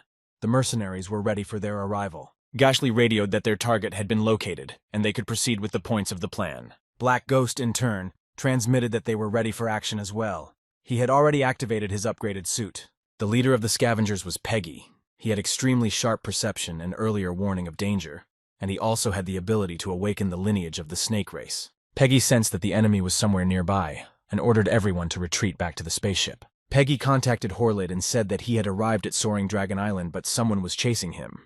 He also added that this time he had better come and get the goods himself and bring the Dragon Guards at the same time. Horlade replied that he understood and would think how to resolve this situation. He didn't want to waste much time. One of the mercenaries radioed that the scavengers had boarded the spaceship again, as if they sensed something. Goa said that the other side was very cunning, and they must have detected them. It was worth expecting this turn of events. Goa rushed to escape and told them to be sure to rescue the hostages before the deal, because then the situation would escalate and there was no telling what would happen. A group of mercenaries rushed towards the spaceship the scavengers were on. They drew their weapons and prepared to deliver a crushing blow. Peggy realized it was an ambush. He told his team to hold on. They needed to wait for the Dragon Guard to arrive. The scavenger team drew their weapons to attack the mercenaries back. They couldn't let the enemy destroy them. The mercenary team, led by Blackstar, approached the scavengers, and the Black Ghost said that their goal was to destroy the scavengers. While the rest of the mercenaries were fighting the scavengers, the Black Ghost caught up with Peggy, who said that despite his strength, the Black Ghost would not be able to catch him. In the same instant, before the Black Ghost even had time to realize what was happening, Peggy turned into a snake and escaped. The Silvers, when they saw the Black Ghost, were happy that they had finally come to save them, and Blackstar thought that Peggy's escape was not the most important thing at the moment. Blackstar gently picked up the cage with the Silvers and lowered it to the ground, trying not to make them uncomfortable. 7,565 Goa was pleased that Blackstar had done his job and told the mercenaries to back off and not engage in any more fighting. But it was already too late, for the Dragon Guards were already in place, and Blackstar's mercenary team was in big trouble. The head of the guard asked Horlade if he was really scared of the mercenary group and disturbed the guard. He replied that this time he had a very valuable commodity. The head of the Dragon Guards gave orders to destroy all the mercenaries in the area and not damage the goods. After all, they were valuable. The guards struck pretty hard with the weapons that were placed on the spaceship. The mercenaries were damaged but survived. One of the mercenaries found an unknown item on the floor. Its description said that if you gave it to a special character, you could get a very high reward. This guy's name was Lee J. He was called by one of the mercenaries and told that they needed to escape. Lee J hid the bead and thought it must be a good item. The Dragon Guards didn't stop firing at the mercenaries. They couldn't let them escape after all. Their reputation was at stake. Gashley said they had to deal with the Dragon Guards or they would chase them to the end, and the Black Ghost said that was a bad idea. After all, you couldn't kill the Dragon Guards or the owner of the Sharp would be furious. The Black Ghost also said that they should find a way to limit the Dragon Army without harming lives. Goa told them to leave it to her. Goa was able to build a wall of ice with her superpower. This helped to contain the Dragon Army at least a little bit. Not only did she stop the ships and block their path, Goa also froze them. The Dragon Army's spaceships couldn't function. Herlos was thrilled with what he saw. He didn't expect Goa to be able to freeze all the spaceships. The Black Ghost said they all needed to get back to the starship. One of the mercenaries asked if the fact that their ships were frozen would anger the Dragon Guards. The Black Star mercenary team was aboard the spaceship in full force. They needed to leave immediately as the Dragon Guards could catch up with them at any moment. The engine activation was almost complete and the spaceship was preparing to jump. The mercenaries were glad to have accomplished this task. When the spaceship took off and everything was going as it should, a warning appeared that the engine was malfunctioning and the space jump could not be accomplished. The group of mercenaries inside the ship didn't realize what was happening to them. They couldn't keep their feet from crashing. Dragon Emperor Ames appeared on the horizon. She was the owner of Soaring Dragon Island. Ames said that they had attacked her servants in her home and now wanted to just leave. Herlos, upon hearing the Dragon Emperor's address, said that they provoked her. Gashley confirmed his words and said that they were now in big trouble. Madsword asked if she was the legendary ruler of Soaring Dragon Island and as powerful as they say she is. And Black Ghost replied that Goa was also powerful because she was able to freeze all the ships, and she was only rank B. Originally, in the energy level theory, rank A was considered the top level for supers, but later there was someone who was able to break through that level. They are called the rank Stronger Than Calamity. The Split Heaven Ring now has 4 such people. Ames, the Dragon Island Lord, is one of them. Banhitdog said that she is really that strong, and the Mad Sword thought since she can't destroy them, ban them and torture them. Dragon Emperor Ames approached their ship, and the mercenaries realized there was nowhere to run. She wouldn't let them leave. To the central fortress of Soaring Dragon Island, all trespassers were taken. Now they would be punished. They stood in the huge hall and waited to see exactly how the Dragon Emperor would decide their fate. There weren't many options. Ames asked the commander of the Dragon Guards, Wilsander, what was the punishment for attacking the Dragon Guards. He said that according to the rules, anyone who resisted would be executed. The Dragon Emperor ordered everyone from the Sky Ring to be locked up and have their leader pay the ransom, and Wilsander said that was a violation of the rules. Dragon Emperor Ames didn't like this response from the Soaring Dragon Guard commander, and the girl rudely replied that she makes the rules here. Ames also said that the leader of the Split Heavenly Ring often does her errands, so a small exception could be made. If he paid a good compensation, she would let them go. The entire Black Star mercenary team started to thank the Dragon Emperor for her kindness and for not destroying them. But Ames answered them that she wasn't going to destroy the people from the Heavenly Ring, and she didn't understand why the mercenaries started to rejoice. The Dragon Emperor looked at the mercenaries and told the Black Ghost to give a reason why she should have mercy on them, or else they would be annihilated. The Black Ghost thought that it was okay to bluff now and use the information he knew about her and the Soaring Dragon Island. Otherwise, they wouldn't survive. Black Ghost said he had information that he thought could save his and Black Star's group of mercenaries' lives. Dragon Emperor Ames looked at the Black Ghost with suspicion and told him to voice the information he possessed. He said that he once met the most common man in Hub Jubilee who looked like a dusty interstellar traveler. The man walked past him at first, but then called out to him and said something. The Dragon Emperor was not impressed with his story. She said he told her nothing worthwhile, and the situation had not changed. Herlos asked the Black Ghost to get to the point, for the Dragon Emperor was running out of patience. The Black Ghost thought that because of Ames's story, he knew who she cared about the most. Then he continued the story and said that the man asked him to tell Ames not to wait. He didn't want to see her yet. Silence fell in the hall and no one dared to say a single word. Everyone waited to see how the Dragon Emperor would react to the Black Ghost's words. After a pause, the Dragon Emperor struck her throne with her fist, and from her strength, a shockwave was formed that knocked down everyone in the hall. The Black Ghost realized that she was caught up in this. He continued, and said that the man looked rather ordinary, his hair disheveled, but his eyes were special. They seemed to glow. The Dragon Emperor added that the eyes were like stars in the darkness of space. The Black Ghost confirmed this. He thought it should dispel her suspicions. Dragon Emperor Ames didn't understand why the man didn't want to see her. It was obvious that the story had stuck with her. She said, didn't their promise mean anything?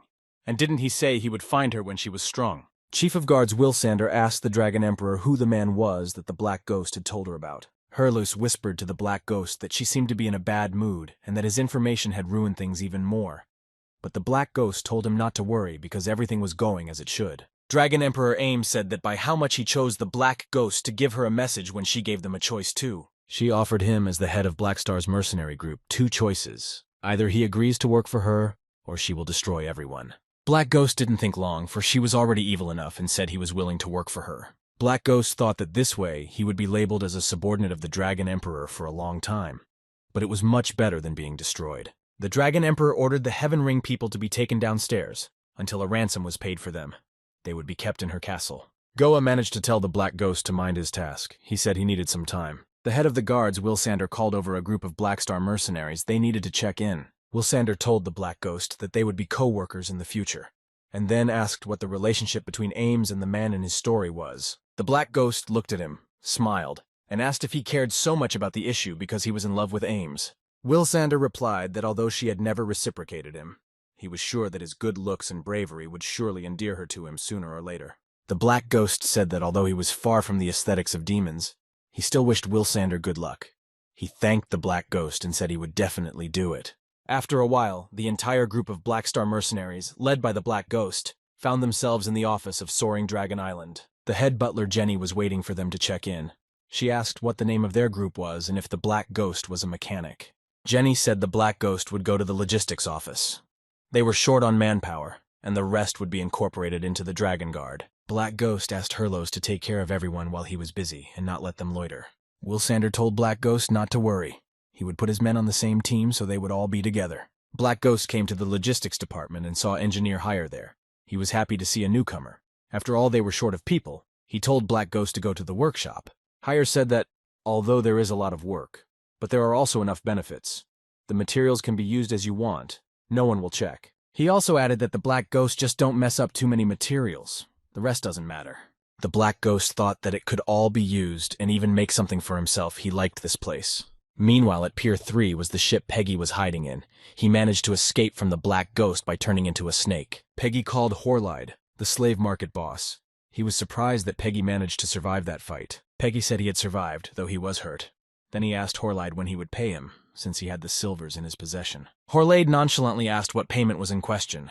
Peggy was beyond angry and asked if he refused to pay him. Horlide said to clear things up. After those silvers were stolen, the lord of the island took them back. He said Peggy didn't give him the goods, and so he didn't understand what he had to pay for. Peggy was very angry, for he thought Horlide should pay him.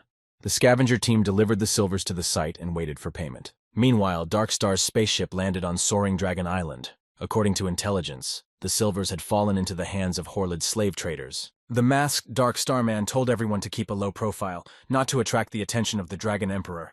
They should take the secret bead and leave. They were called by a stranger and said that they dared to come to Soaring Dragon Island with so few people. The stranger wanted to teach them a lesson.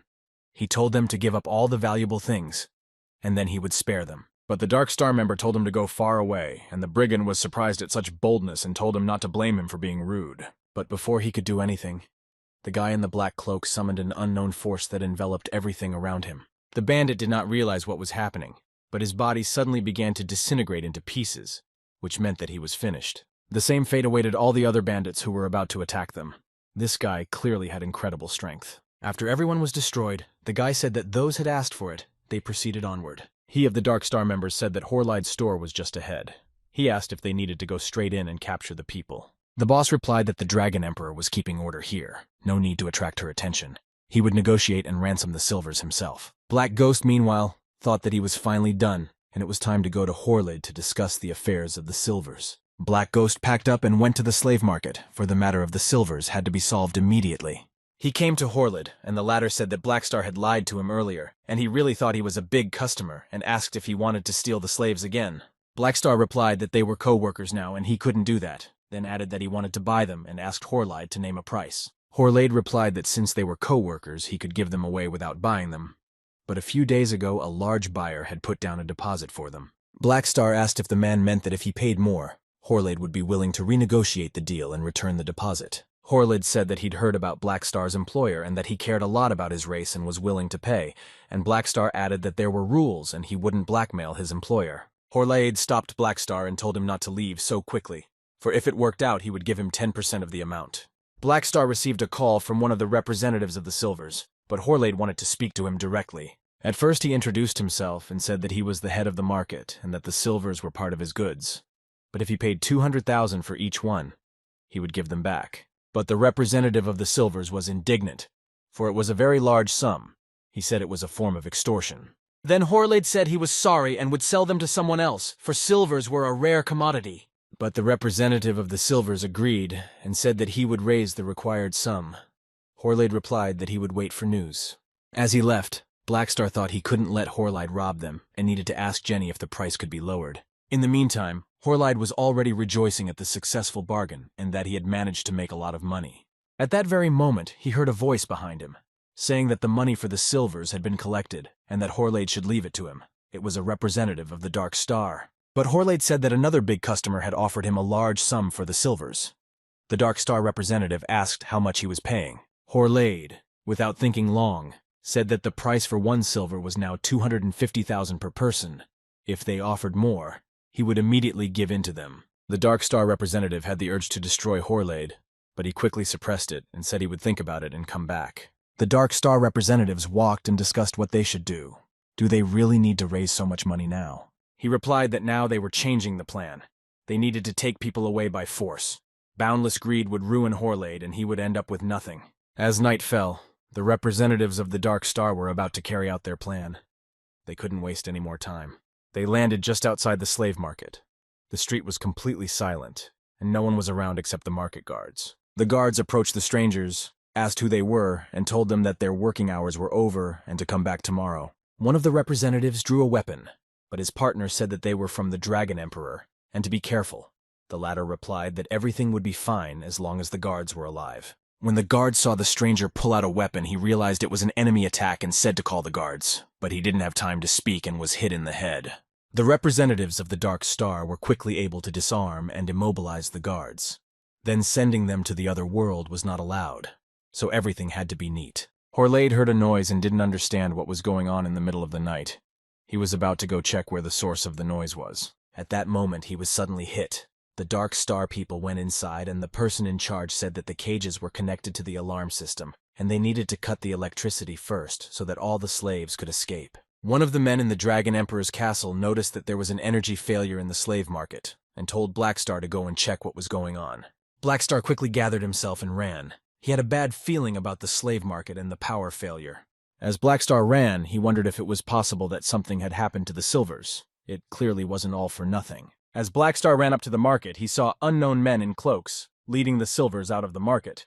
Horlide was not around. He didn't realize if this was a kidnapping of the silvers, or if the negotiations with Horlide had broken down, and he had found other mercenaries to help. The chief of the Dark Star noticed that they had been seen, and told Blackstar that he had the misfortune to meet them on the road. Blackstar was notified that he was hit by Ember's attack that could destroy carbon atoms, but he had a good ability from Hermine's boss and was able to ignore the true damage. Ember wondered why his attack didn't work, but Blackstar, meanwhile, quickly activated his mechanical suit and was fully prepared to fight Ember. Blackstar tried to deal damage to his opponent, but Ember was also very strong and couldn't afford to show weakness. Blackstar's blows didn't do any damage to Ember, The latter thought that even if Black Star became Diamond, he still wouldn't be able to stop him. But after a while, Ember realized that his abilities were useless against Black Star and there was no time to waste. He took out a small explosive object and activated it. It helped to knock Black Star's pole for a while. As the smoke screen formed, Ember and his men grabbed the silvers and began to retreat, for there was no chance of defeating Black Star. But Black Star had foreseen this turn of events and began to pursue them. He realized that the men from the Dark Star would try to escape. When Ember realized that his enemy had begun to pursue them, he ordered a spaceship to be launched. This would help them retreat. Black Star saw that the opponents quickly escaped. He contacted Hurlos and said that the slave market was being attacked and he was chasing them. They needed to take the ship and back it up. Black Star heard someone in the back saying that the slave market had been robbed and the alarms disabled. Someone obviously wanted to get inside and steal what was left there. He saw a large number of people run into the slave market. Someone said there was a lot of good stuff left inside. Black Star realized that it could have been interstellar pirates. It looked like they wanted to take advantage of the situation and steal the rest of the slaves. He went inside and saw Horlade lying unconscious on the floor. Black Star thought the man had gone to the other side of the world for his activities as a profiteer. Black Star issued a Catch a Star Thief mission. He thought he would let the players catch the pirates and help him raise his reputation with Soaring Dragon Island. Meanwhile, he had something to do. Black Star ran to the far cage and approached the girl. He wanted to save her, and she followed him. After that, he smashed a hole in the wall and was about to leave. Hurlos was already there, and Black Star could board the spaceship. Black Star, along with the rescued girl, climbed aboard the spaceship. Hurlos was very on time. Black Star's mercenary team arrived at the slave market. He said he was leaving the pirates to the mercenaries. They could not be allowed to escape. They said they would fulfill everything. Hurlos didn't understand where these brazen robbers who dared to attack the island of the Soaring Dragon came from, but Black Star didn't know the answer to that question. Black Star remembered what sounded like the code name of Ember, who possessed the ability to control carbon. It seemed familiar to him. After a moment, Black Star remembered that Ember was the most powerful Dark Star supers in the future storyline. And if the Dark Star's people had come here, it seemed that these silvers had some important secrets that Ember was looking for. Meanwhile, aboard the Dark Star's spaceship, one of them asked who was the cargo carrier and waited for the password. But the silvers didn't understand what it was about. One of the silvers thanked them for getting them out of the slave market, but they really didn't know any password. The silvers were willing to pay them a lot of money if they would send them to the nearest hub. Ember asked if there were any other companions among them. The silver replied that there were 2 others, but the scavengers had destroyed them and thrown them overboard. He remembered the scavengers passing by, looked at the silvers. They didn't like their faces and decided to throw them overboard. Ember realized that the courier they had been looking for all this time had been sent to the other side by the scavengers. This was causing even more trouble. He realized that the slave traders must have searched them. The goods could have been taken by that guy named Peggy. He hadn't left Soaring Dragon Island yet, so they needed to go back and find him. One of the Dark Star men came to report to Ember that they were being pursued by a Dragon Guard ship. Ember ordered them to abandon the ship and leave. They shouldn't have conflicted with the Soaring Dragon Island guards. The guy then asked what they should do with these silvers. They asked not to abandon them, for if the Dragon Guards caught them, they would send them to the slave market again. Ember said to leave them here and turn off the engines. The pursuers will surely be attracted to this ship while they check it. Then the Dark Star people can safely return to Soaring Dragon Island. As the Dark Star people ran to the lifeboats to leave the spaceship, the Silvers begged not to leave them and offered to pay a lot of money. The Silverians kept begging to be taken off the spaceship. They didn't want to go back to the slave market again. Hurlos asked Black Star who the girl was and what she was doing aboard their spaceship. He liked the girl a lot. Black Star replied that she was a slave he rescued from the market. She is super, and will follow them for now. Also added to have Hurlos keep an eye on the radar. Hurlos noticed that the radar had picked up a target. The Dark Star ship was ahead. Black Star ordered to give chase. Hurlos turned to the command of the Dark Star spaceship and told them to give up resistance or they would fire. But the spaceship didn't move. Hurlos didn't understand why this was happening. Black Star ordered him to go and check it out. Black Star told the girl that when they got to the opponent's spaceship, she had to be extremely careful and did everything he did. When they boarded the Dark Star's spaceship, Black Star yelled for everyone to stay in their seats and that they were the guards of Soaring Dragon Island. But to their surprise, there was no one on board except the shackled Silvers. They sat and looked fearfully at Black Star. Hurlos asked the Silvers why they were here and where the robbers had gone. The Silvers said it was as if they were looking for something, and then ran away in a hurry. Black Star asked the Silvers if they had heard the robbers talking, and if there was anything strange about what they were saying. Silver replied that they asked for the password, but they didn't know any password. Then they decided to go back to Peggy the slave trader. Then the Silvers asked not to send them back to the slave market.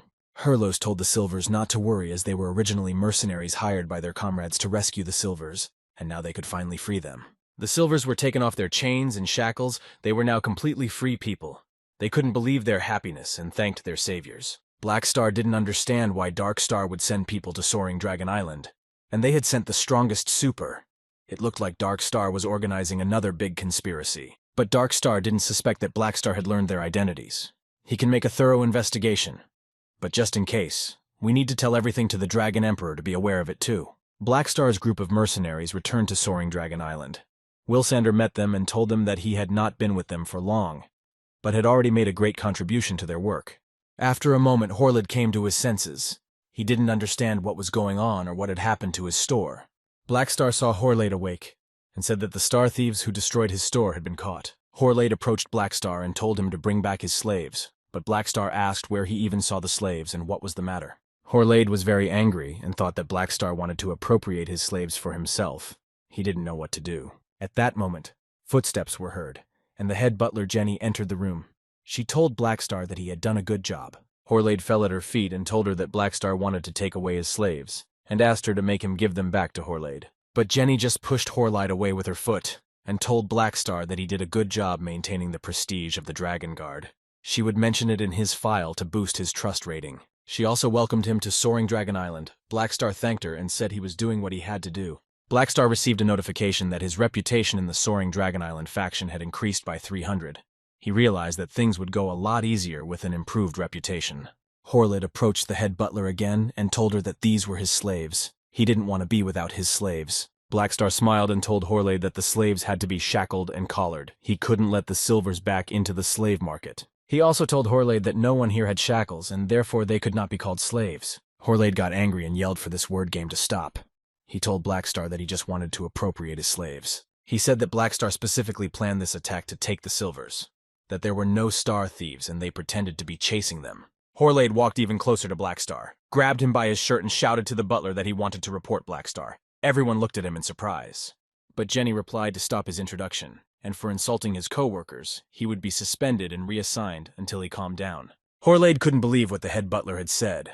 Jenny in turn turned around and left with her men. Black Star thanked Jenny for dealing with Horlid, and she said that the man had been an eyesore for a long time with his behavior and needed to be taught a lesson. Black Star added that he had important information that the Dark Star organization was behind the attack. Jenny told him to send a detailed report as soon as things were resolved here. There would need to lay out all the information in detail. Wilsander said that all the slaves can leave because the butler said that they are now free people.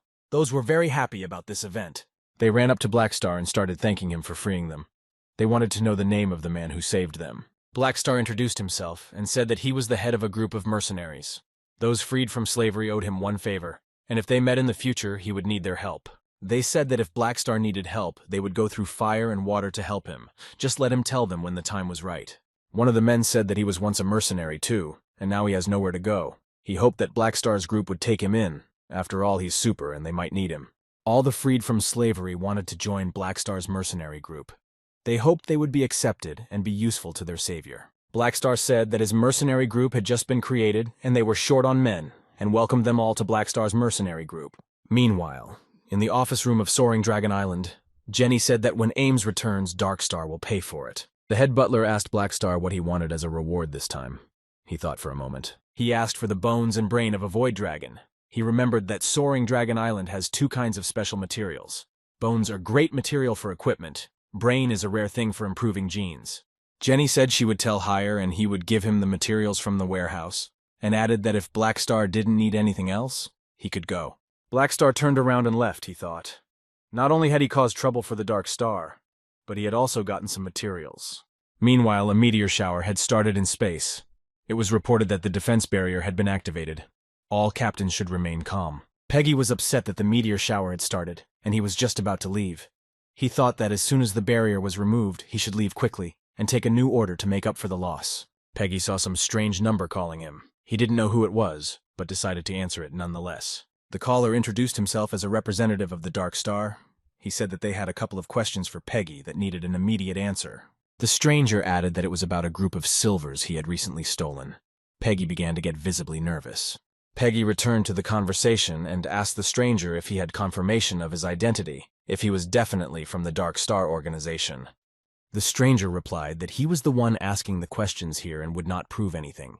He also said that if Peggy chose to lie or ignore him, he would cut his life short. Peggy realized that the strongman wasn't lying and he was really connected to the Dark Star. He didn't understand what to do now.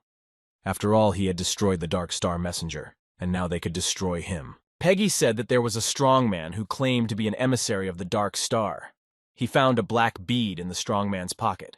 He thought it was valuable and took it for himself, but a few days ago, during the battle in the harbor, the bead was lost. Peggy also said that Dark Star was a great hero, and he would very much like to join them. The Dark Star representative said that their cause needs support, but they have a strict selection process, and Peggy needs to prove his loyalty. He also wanted to know if anyone had asked about the bead. Peggy immediately replied that no one else had asked about the bead. The stranger was the first person who was interested. The stranger said that soon people from another organization would show up at Peggy's door and ask the same questions. He would have to say that he had thrown the bead into space. Peggy said that the Dark Star could have full confidence in him. He would definitely complete the task. The stranger who called Peggy turned out to be Black Star. He thought that the mixed blood yearling would turn out to be a secret admirer of Dark Star.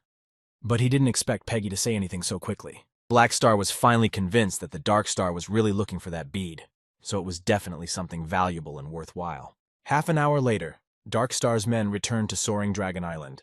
They found out that the slave trader was still in port. They needed to find him and not reveal their identity. Peggy's phone rang, and he thought it was the Dark Star representatives wanting to contact him. But it wasn't the person who had called before. Peggy asked what the stranger wanted from him, and the man replied that he was a mercenary, and his employer was one of the Silvers. The prisoners had been rescued, and they were no longer enemies, but there were still unresolved issues, and he wanted to know the details. Peggy was angry with the mercenaries, for they had caused him to lose a lot of money, and if it wasn't for the Dark Star assignment, he would have sent them away. But he still agreed to answer the stranger's question. The stranger asked if the two Silvers that Peggy had destroyed had the black bead. Peggy replied that he had neither heard of nor seen any bead, though he had searched the bodies of the Silvers thoroughly. So the bead was probably drifting somewhere in space. The stranger was visibly dissatisfied with the answer, then asked Peggy if anyone else had asked about the bead. He said no and told the stranger to remember to pay for the information. Peggy was pleased with himself and said that this time he would go up into the sky and join the Dark Star right away. The Dark Star people didn't understand what they should do now, because according to Peggy's answer, he didn't have the bead. They asked their boss what they should do now.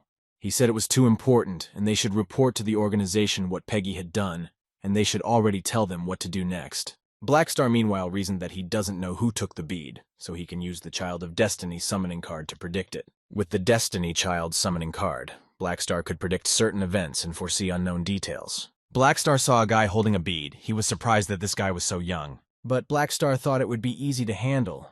He decided to let him bring the bead into his hands himself. Meanwhile, in the Dragon Guard dormitory, everyone was looking at the girl that Black Star had rescued. Her name was Erosia, and she didn't remember where her home was.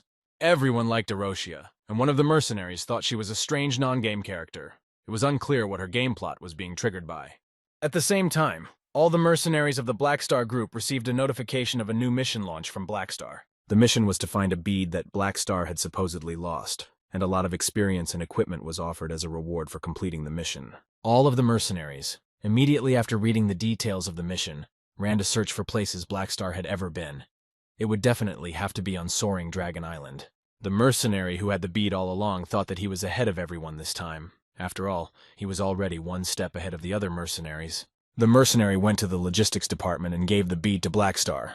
The latter said that the mercenary had done a good job and rewarded him as promised. Black Star thought that as long as Lee Jae could get good things that others didn't have, it would be easy to make him obedient.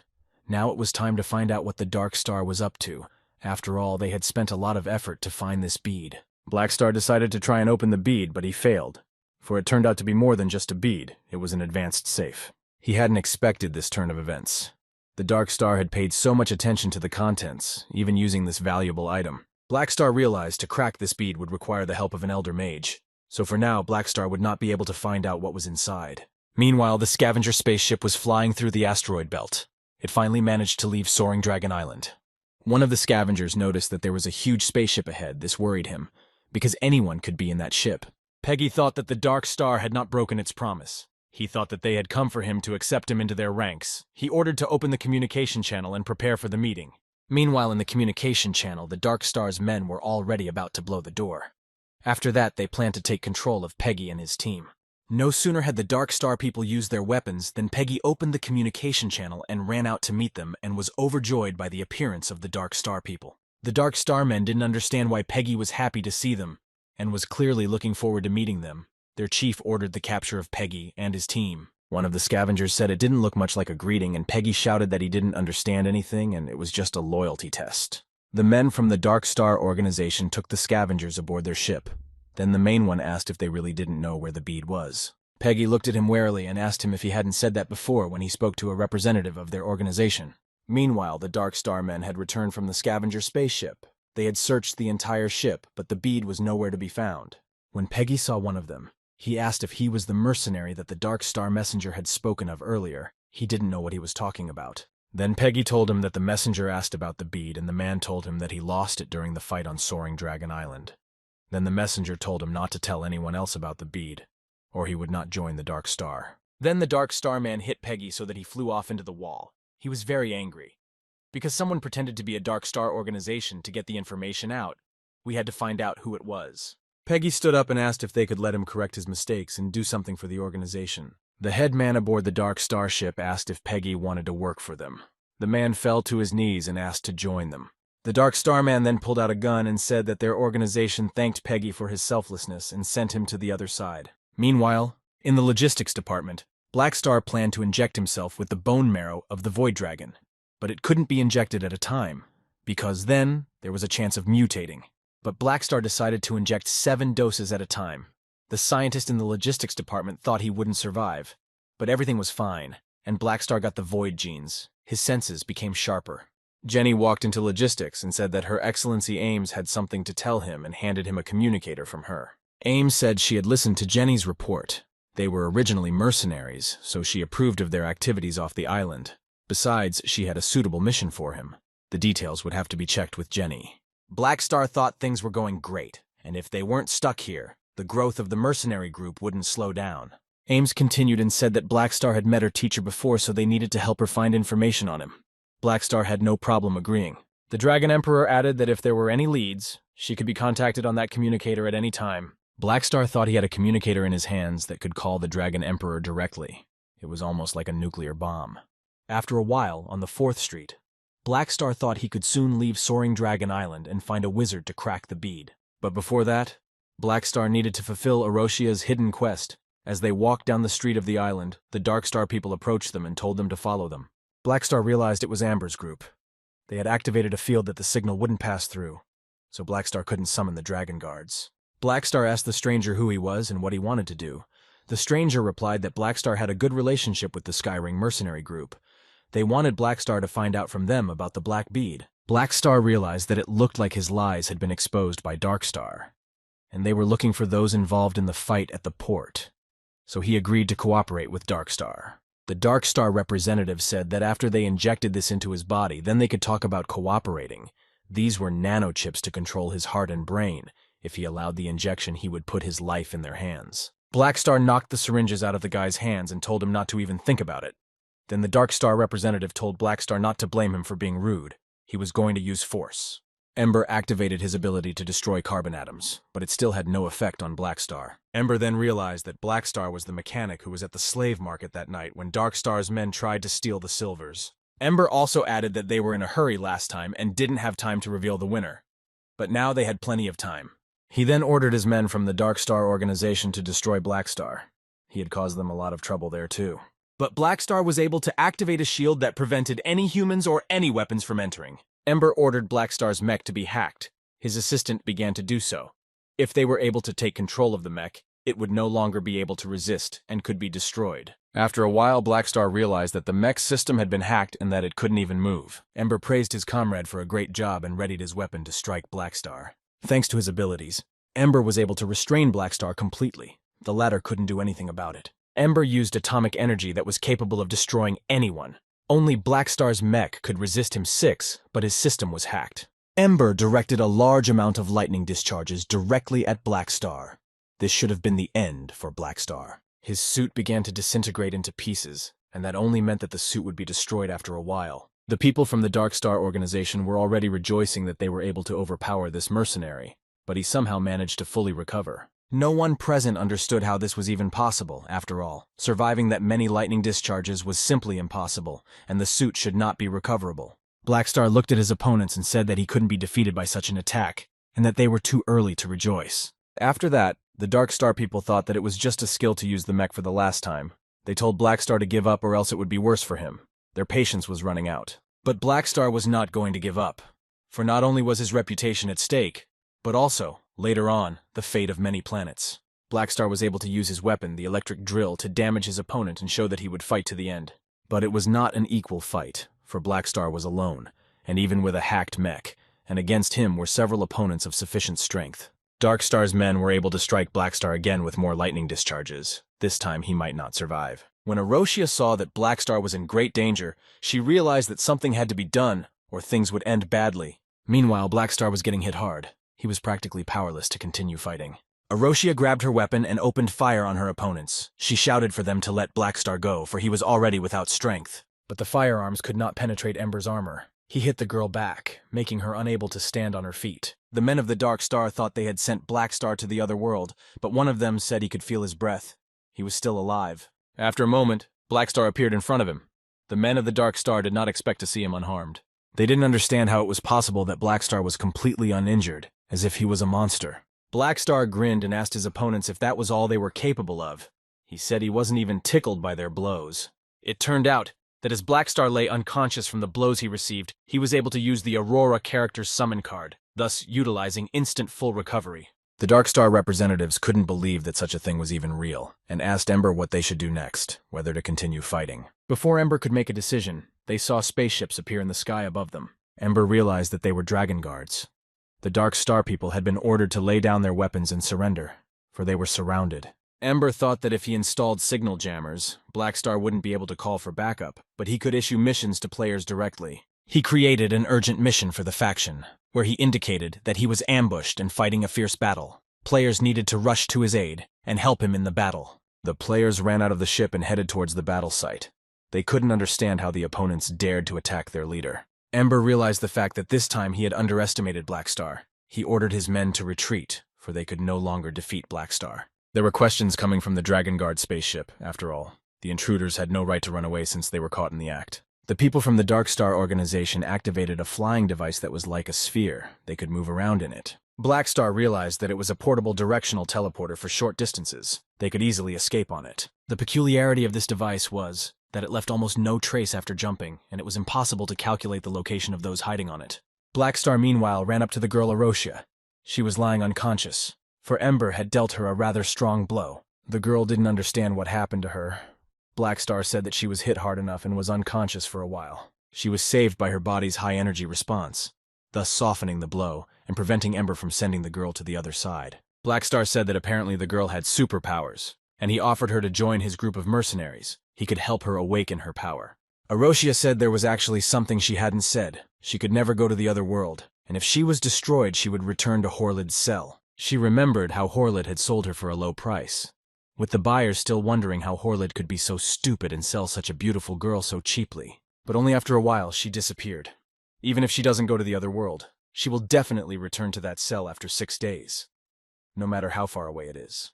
At this moment, there were only 3 hours left until the end of the 6th day. After that, the girl would disappear.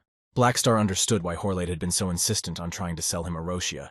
This girl had so many mysteries. Blackstar wondered who she really was. Blackstar didn't understand why he had never heard of a non-player character like Aroshia. He would definitely remember her.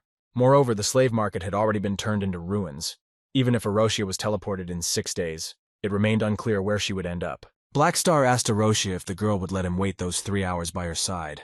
He wanted to see what would happen after that time was up. After almost 3 hours, the girl asked Blackstar why he wanted to take her away, he said out of curiosity. Aroshia didn't understand the meaning of the word. Blackstar replied that it was just a desire to know the truth. The girl thought for a moment, and then asked if wanting her to become a supers was the same as curiosity. Blackstar pondered her question and said that he would like Aroshia to become stronger and be his battle support. But the girl replied that she couldn't even go to the other world. What was the point of her getting stronger then? Blackstar smiled at this answer, and then said that people can live beyond the physical shell. The girl thought that when the body is reborn and the soul forgets all the past, it does sound very sad. She thanked Blackstar for telling her about it. No one had ever seriously talked to her before. He offered to just talk to her some more and said he could come and talk to her in the future if it was okay with her. Blackstar saw a notification that there were 3 seconds left to complete the Guest from Far Away mission, and Hiroshia was about to disappear. But the girl clearly didn't want that. A moment later, Blackstar saw a notification that he was getting a lot of experience for completing this mission. He didn't realize what was going on. After all, he hadn't done anything, and the mission was done. It was a whole hidden chain of A-class missions. Usually such missions are related to large-scale main storylines. Blackstar saw that Hiroshia hadn't disappeared. He asked how she was feeling. Hiroshia replied that she was feeling pretty weird and felt like she might leave. She asked Blackstar what he did to her, but he did absolutely nothing. Blackstar also added that anyway it was good that she didn't disappear. Hiroshia was also happy with this outcome of events. Soaring Dragon Island was the hidden base of the Dark Star, where Ember had returned to after failing his mission. Ember had to report how the operation to find the Black Bead had gone. He told the main man everything in detail, and said that he had been careless. He asked to give him another chance and he would definitely find the encrypted bead wherever it was. But the head of the hidden base of the Dark Star organization said that their fortune teller had already predicted that the bead was picked up by the mercenary. Ember realized that after they left Soaring Dragon Island, this mission would be handed over to the fleet. Meanwhile, the fleet of Heavenly Ring mercenaries had arrived at Soaring Dragon Island. They had come to pay the ransom for their men. Han Xiao also received a reward and agreed on 2 advanced assignments that would help his mercenary group become popular. And a few days later at the Soaring Dragon port, the head of the Silvers asked to escort them back so that everyone would be safe. Gashly said that the head of Blackstar's mercenary group was coming with them, and that was double insurance. But Blackstar asked not to be counted without asking. Jesse appeared on the horizon and said that Blackstar was now a field commander and his strength was the outside armed forces of Soaring Dragon Island. She hoped that Blackstar would grow up quickly and become better known. Blackstar said he would do his best and would not let Soaring Dragon Island down. Jesse responded by handing him a box and telling him to take this with him. The girl said that it was a portable, small nuclear power reactor. The mechanic had asked him to hand it over, but he couldn't personally come due to a lot of things to do. This reactor could only be made with advanced knowledge of energy. Using it as the power core of a mech would greatly improve performance. Blackstar was called to come aboard the spaceship, as they needed to leave Soaring Dragon Island already. Han Xiao asked him to give a big thank you for the nuclear reactor to Mechanic Hoyer. It was indeed a valuable gift. But the mechanic has a hard time now, because when Blackstar left, everyone handed over the job of all the mechanics to hire again. The spaceship passed the Faunus meteor belt. Goa asked where Blackstar was going now. He said that it would be the constellation of Colton, Star Zone 1, a planet colonized by Ghidorah, the Golden Palace. On this planet lives a better mage of Ghidorah, who is good at analyzing magic circles because of a certain fee to identify unknown magic props for customers. He will definitely be able to open the bead. At this moment, the ship's captain reported that a high-energy reaction of unknown origin was detected ahead. Goa ordered the shield to expand and told the fleet to form a defensive formation for greater safety. While she was informing all the captains to quickly form defenses, the enemy had already opened fire on their ships. The girl also ordered to raise the battle alarm and put the ship on alert, as well as the enemy's position. After a while, they discovered that this one was a fleet led by a dark star. The situation was getting more and more complicated. Goa didn't understand when they had time to insult this group of Hell Kings. Why was the Dark Starship attacking them? Gashly said that with the firepower of their spaceship, they wouldn't be able to penetrate even the armor-based structures of the Dark Star. Blackstar thought that they did send the Dark Star's mothership. It seems that the bead does make a huge difference. This was the most dangerous and desperate situation Blackstar had ever faced. Gashly began sending distress signals to the Faunus Galaxy, specifically the Sacred Stone and Black Raven territories. He hoped that at least someone would respond. Goa told him not to pin his hopes on just those 2 civilizations, but to continue to ask for support from other forces as well. Goa continued to send requests to the leader of their mercenary group and ask him to gather a fleet to support them. Goa also told the captains not to fight but to channel power into the spaceship's shield and prepare for a breakthrough. The Legion commander would assemble a fleet, and while they were stalling, someone should come and rescue them. The girl ordered to contact the other mercenaries nearby to see if they were willing to help. Gashly replied that a call for help had been sent. Blackstar hadn't expected to take the opportunity to contact the Dragon Emperor so soon, but he had no other choice. Ames asked what Blackstar wanted from her, and if he had learned the whereabouts of her teacher. But he said that the spaceship he was on had been attacked by a dark star. He was calling to ask for her help. She asked why the dark star attacked him. Black Star said that a few days ago, the Dark Star took advantage of her absence and made a mess on the soaring Dragon Island. But he managed to set things right.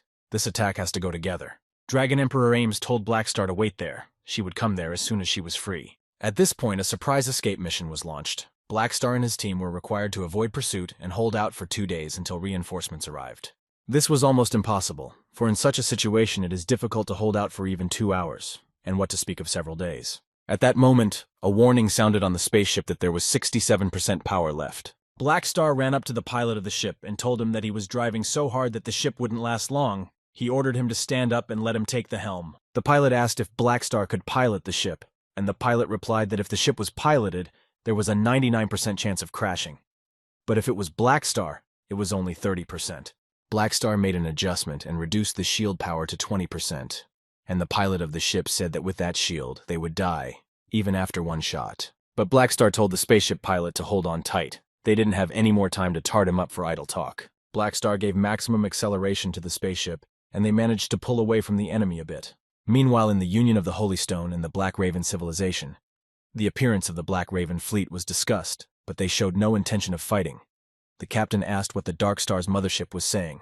The Dark Star said that they were only capturing Heavenly Ring mercenaries and would not attack the Black Raven and Holy Stone fleets.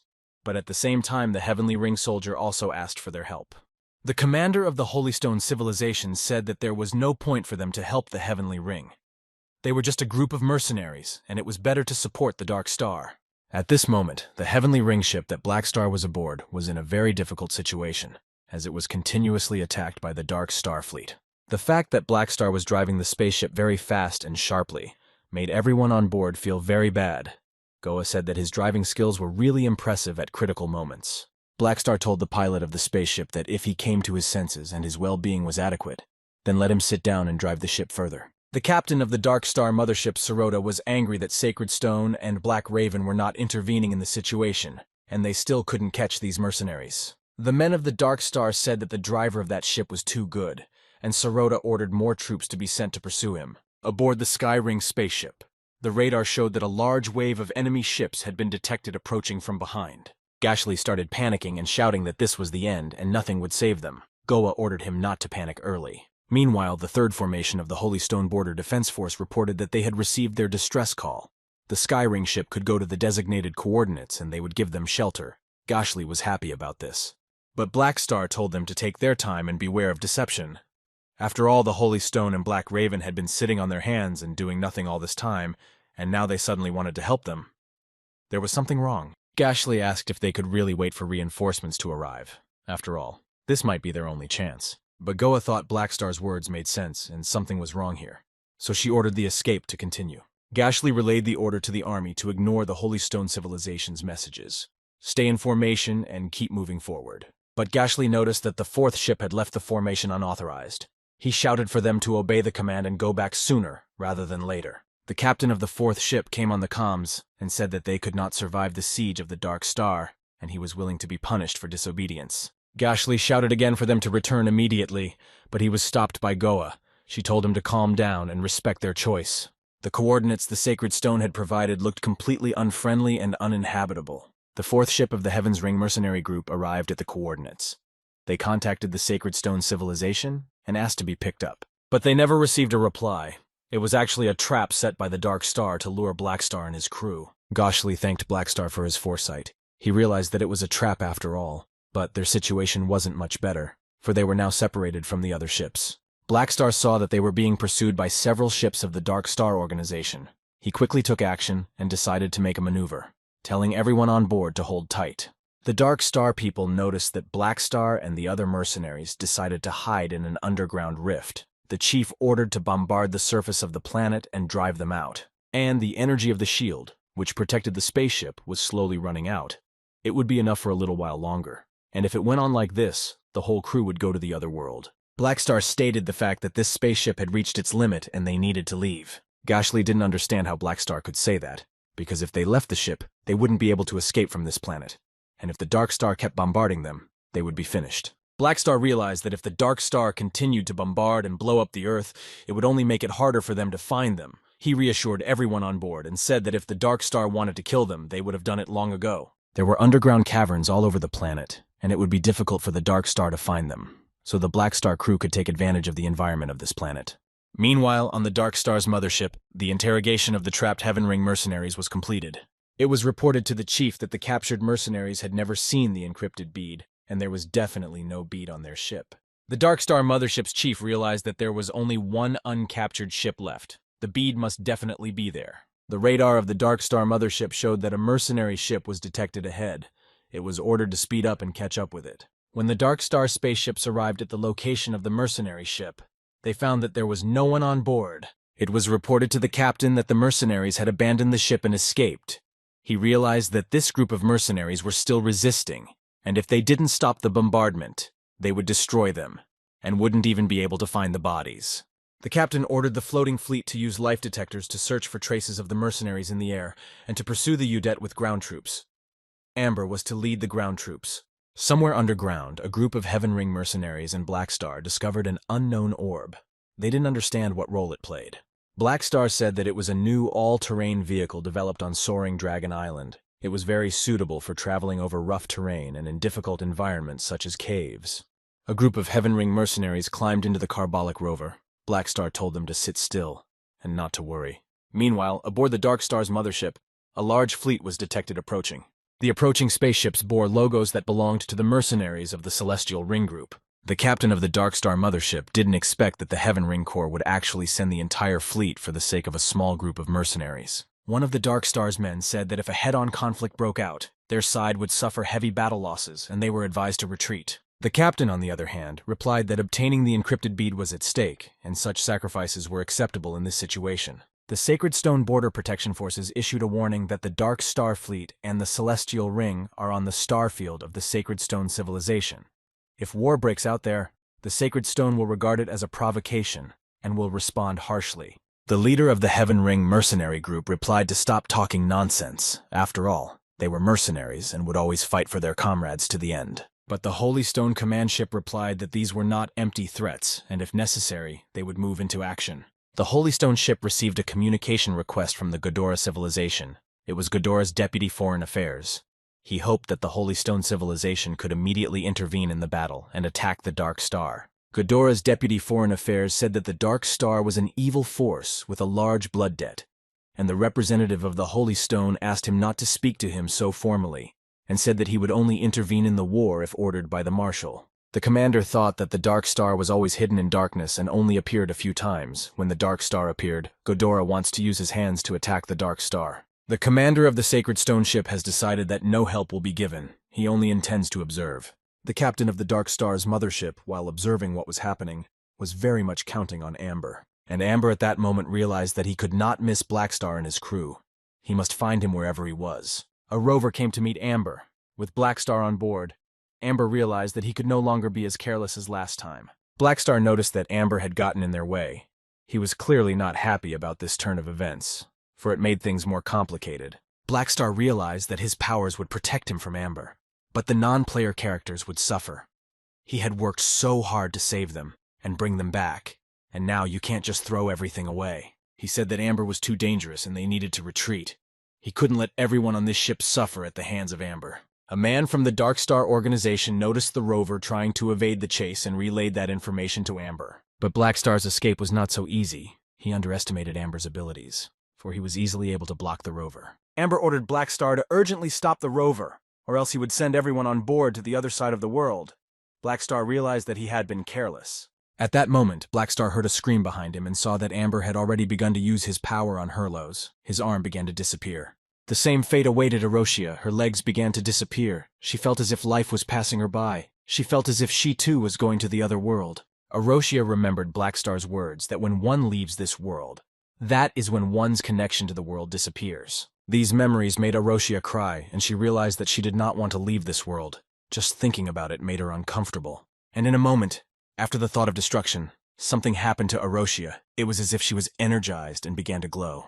The girl herself did not understand how this was possible and why she became like this, as if she had gained new powers. Black Star saw her and said that this was a true energy life form. Now Amber's abilities should not affect her. He asked Aroshia to touch the energetic core of the carbolic. Aroshia did as Black Star asked. From her touching the energy core, the reboot of the carbolic began. The engine restarted, and Black Star's team was able to break away from their pursuers, led by Amber. Hurlus was glad that they were able to break away from their pursuers. And Black Star said that thanks to Arosia transferring power to the Carbolic, they would finally be able to escape from Amber. Amber, at that second, gave the order to send an extra squad after the fugitives. But one of his men said that the mothership had given the order to abort the mission and evacuate the personnel immediately. Amber couldn't believe that the mission had to be terminated. But 15 minutes ago, the Holy Stone fleet had spotted a huge object approaching the battlefield. Those aboard the spaceship did not understand what kind of object was approaching them, but decided not to act rashly until it was determined what it was. The captain of the spaceship realized that the huge object was Soaring Dragon Island. Those aboard did not understand what the island was doing here. The commander of the 3rd Formation of the Holy Stone Shiwat Border Guard appealed to the Soaring Dragon Island to change their trajectory because this area was blocked. But in response, the commander heard a plea for them to give way to the island. The ship captain did not understand how the people on the island could behave so overbearingly in their territory. Shivate nevertheless ordered everyone to disperse, lift the blockade, and give way. Meanwhile, aboard the Dark Star, the captain of the ship discovered the weak point of the mercenary fleet.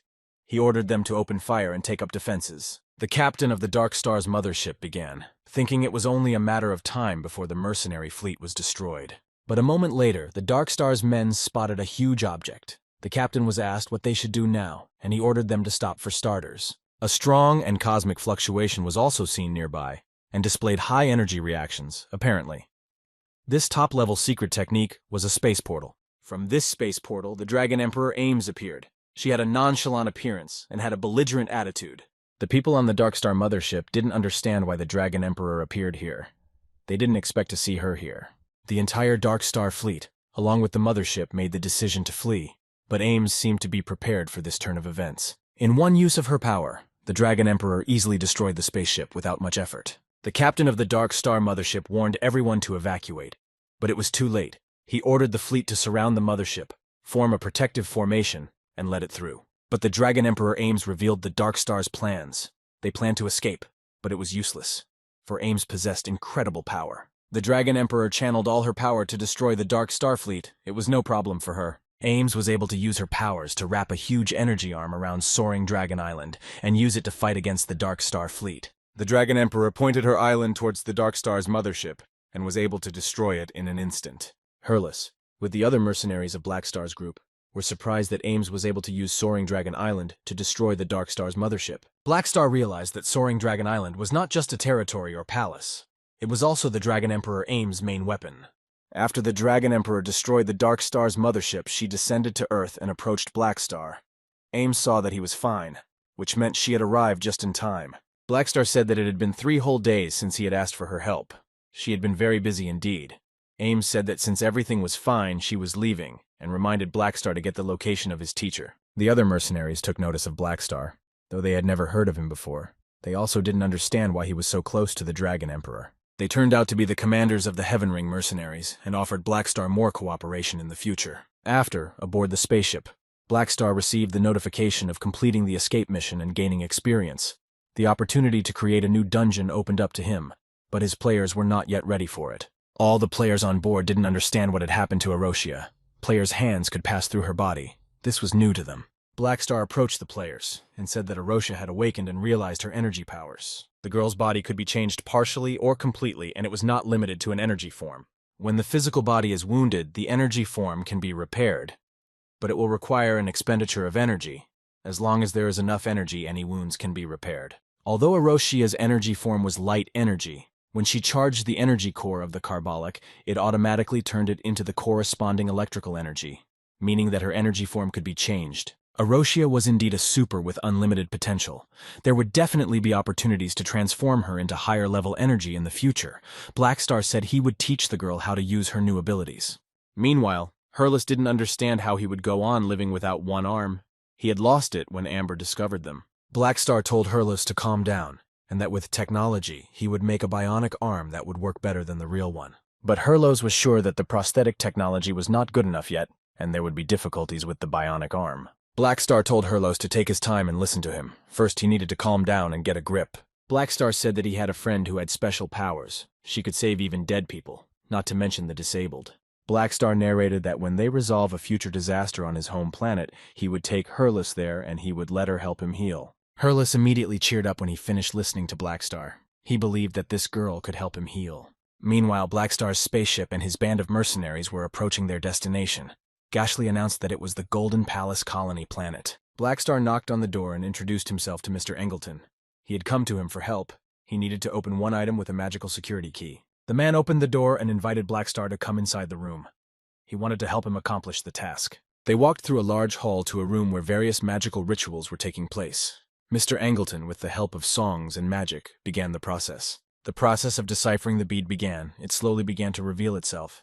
But it wasn't that simple. Mr. Engleton realized that deactivating the sealing magic was very troublesome and Blackstar would have to pay extra. Blackstar realized this and didn't mind paying extra money, because the information that was hidden in this bead was very important to him. After some time, the bead was decrypted. It contained the original virus from Aquarin's main mission. It was no wonder that Darkstar had thrown all his efforts to get it back. These two items were the main plot of the Dark Star, as well as the source of the mutation disaster. Blackstar realized that Darkstar had purchased these items from another organization, and the courier responsible for the delivery was hiding among a group of silvers. Suddenly, these silvers were so unlucky that they were caught by slave traders, and Darkstar had to go and search for these items personally. At the same time, the silvers hired mercenaries. They didn't know about the deal the courier made with Darkstar. It was all another coincidence.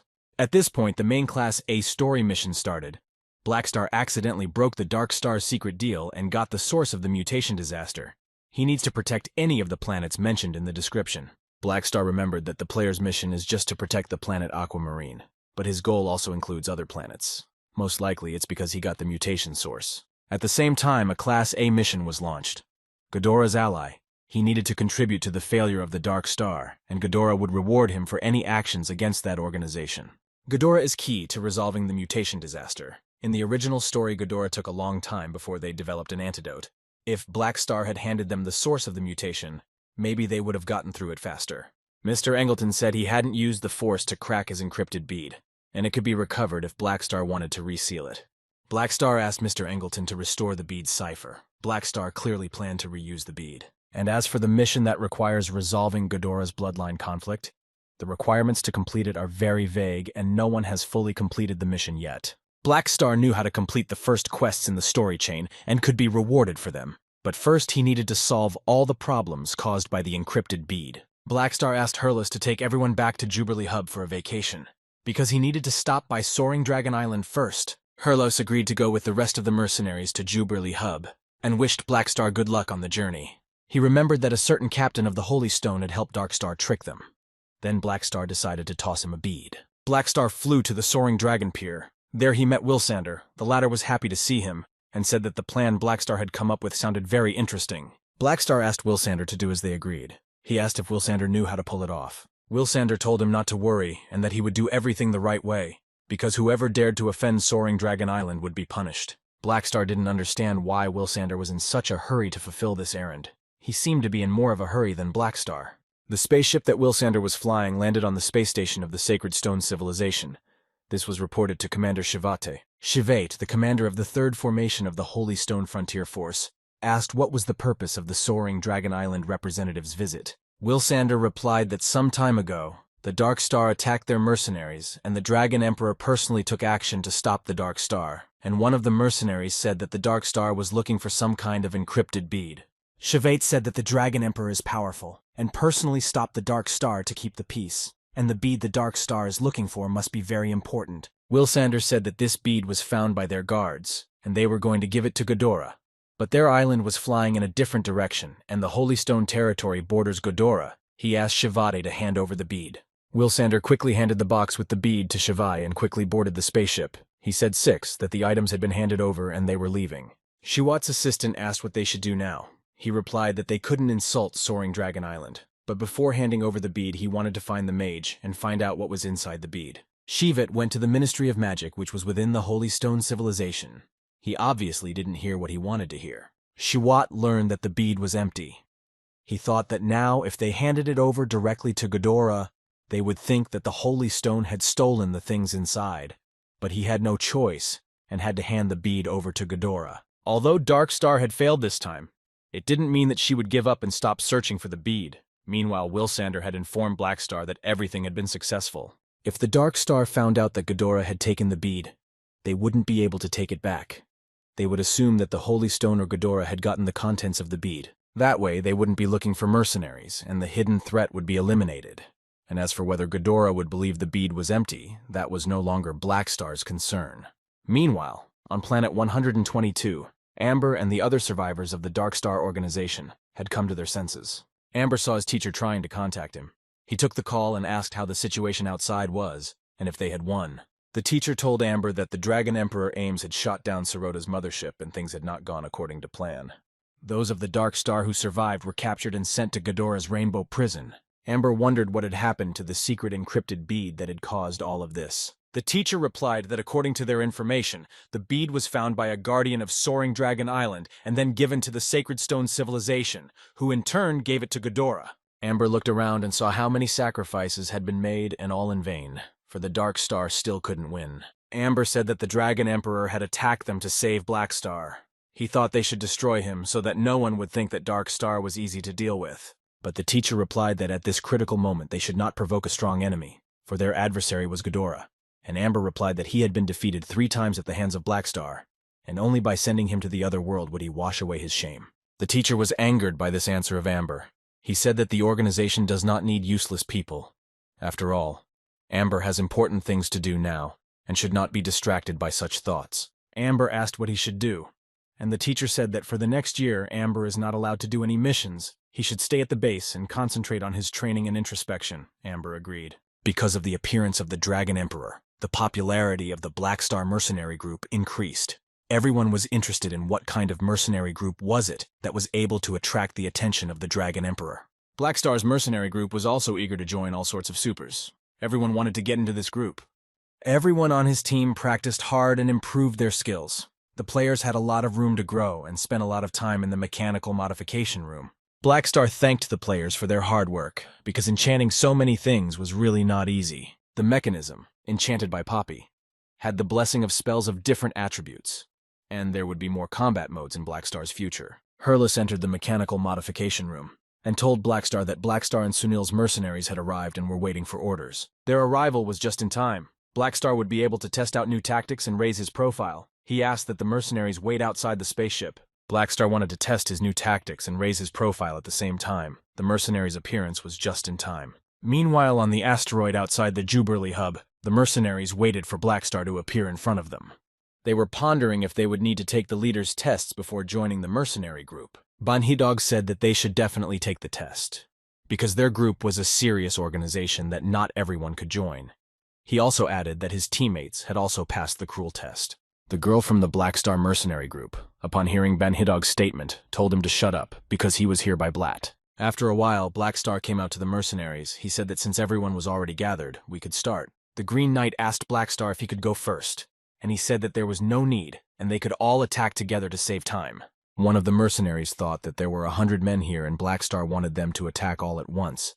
He also thought that was too arrogant for a super of his rank. Another one of the mercenaries came forward and told them to finish this fight quickly, and not let Blackstar underestimate them. All of the mercenaries who came for the challenge rushed forward. They wanted to defeat Blackstar altogether and prove to him that they were not weak and were capable of much. Blackstar used his new improved mechanisms that were compressed to the size of small tennis balls. From these iron little spheres came mechanized robots that could even hover in the air. These robots made it much more difficult for the new mercenaries to pass the test, for they were not easy to defeat. This new advanced technology Blackstar received for rescuing the Silvers. Once transformed into a compressed form, all of the technology could easily be activated magnetically and airborne. This way, Blackstar wouldn't have to lug around all sorts of equipment and weapons. It made his life easier. One of the newly arrived mercenaries told the other guys not to stand as if they were standing still, but to find the large equipment and smash it. The mechanical robots rose into the air and activated the weapons that were built into them. But the mercenaries were glad that at the level they were at, these projectiles wouldn't hit them. One of the mercenaries noticed that the projectiles were enchanted with water. This was obviously not just for a reason, and something was going to happen after that. And after that, the robots activated the electric nets that all the mercenaries were caught in. They couldn't get out of them. The mercenaries didn't understand what it was and what was happening to them, and Blackstar explained that it was a repulsion trap. In these electrical nets, the mercenaries had no way to even move. They were completely immobilized. Some of the mercenaries shouted for them not to hide from the turrets, for if they could be the first to catch and control Black Star, they would win. The mercenaries decided to watch their steps. They needed to gather themselves and attack from the right. Black Star appreciated their tactics. But a moment later, another surprise awaited the mercenaries. They were fighting mechanical beasts that were no less dangerous, and they needed to be careful with them. The mercenaries told the Green Knight that they would contain the mechanical beasts, and his task was to defeat Black Star. Lurden moved fast, and the mechanical beasts were not a hindrance to him. He wanted to get to Black Star sooner. The Green Knight was directly in front of Black Star, and was ready to give him a decisive blow with which to defeat him. But Black Star was not such an easy opponent, and had learned a lot during his absence. He activated the mechanical suit of the Dragon of the Void. This suit was reinforced with Void Dragon bones, and Black Star not only increased his stats, but also gained the ability to release Void energy and attack his opponent mentally. Now the load on the mechanics was very high, but Black Star was no longer an ordinary mechanic. He had gained a lot of knowledge and undergone many modifications.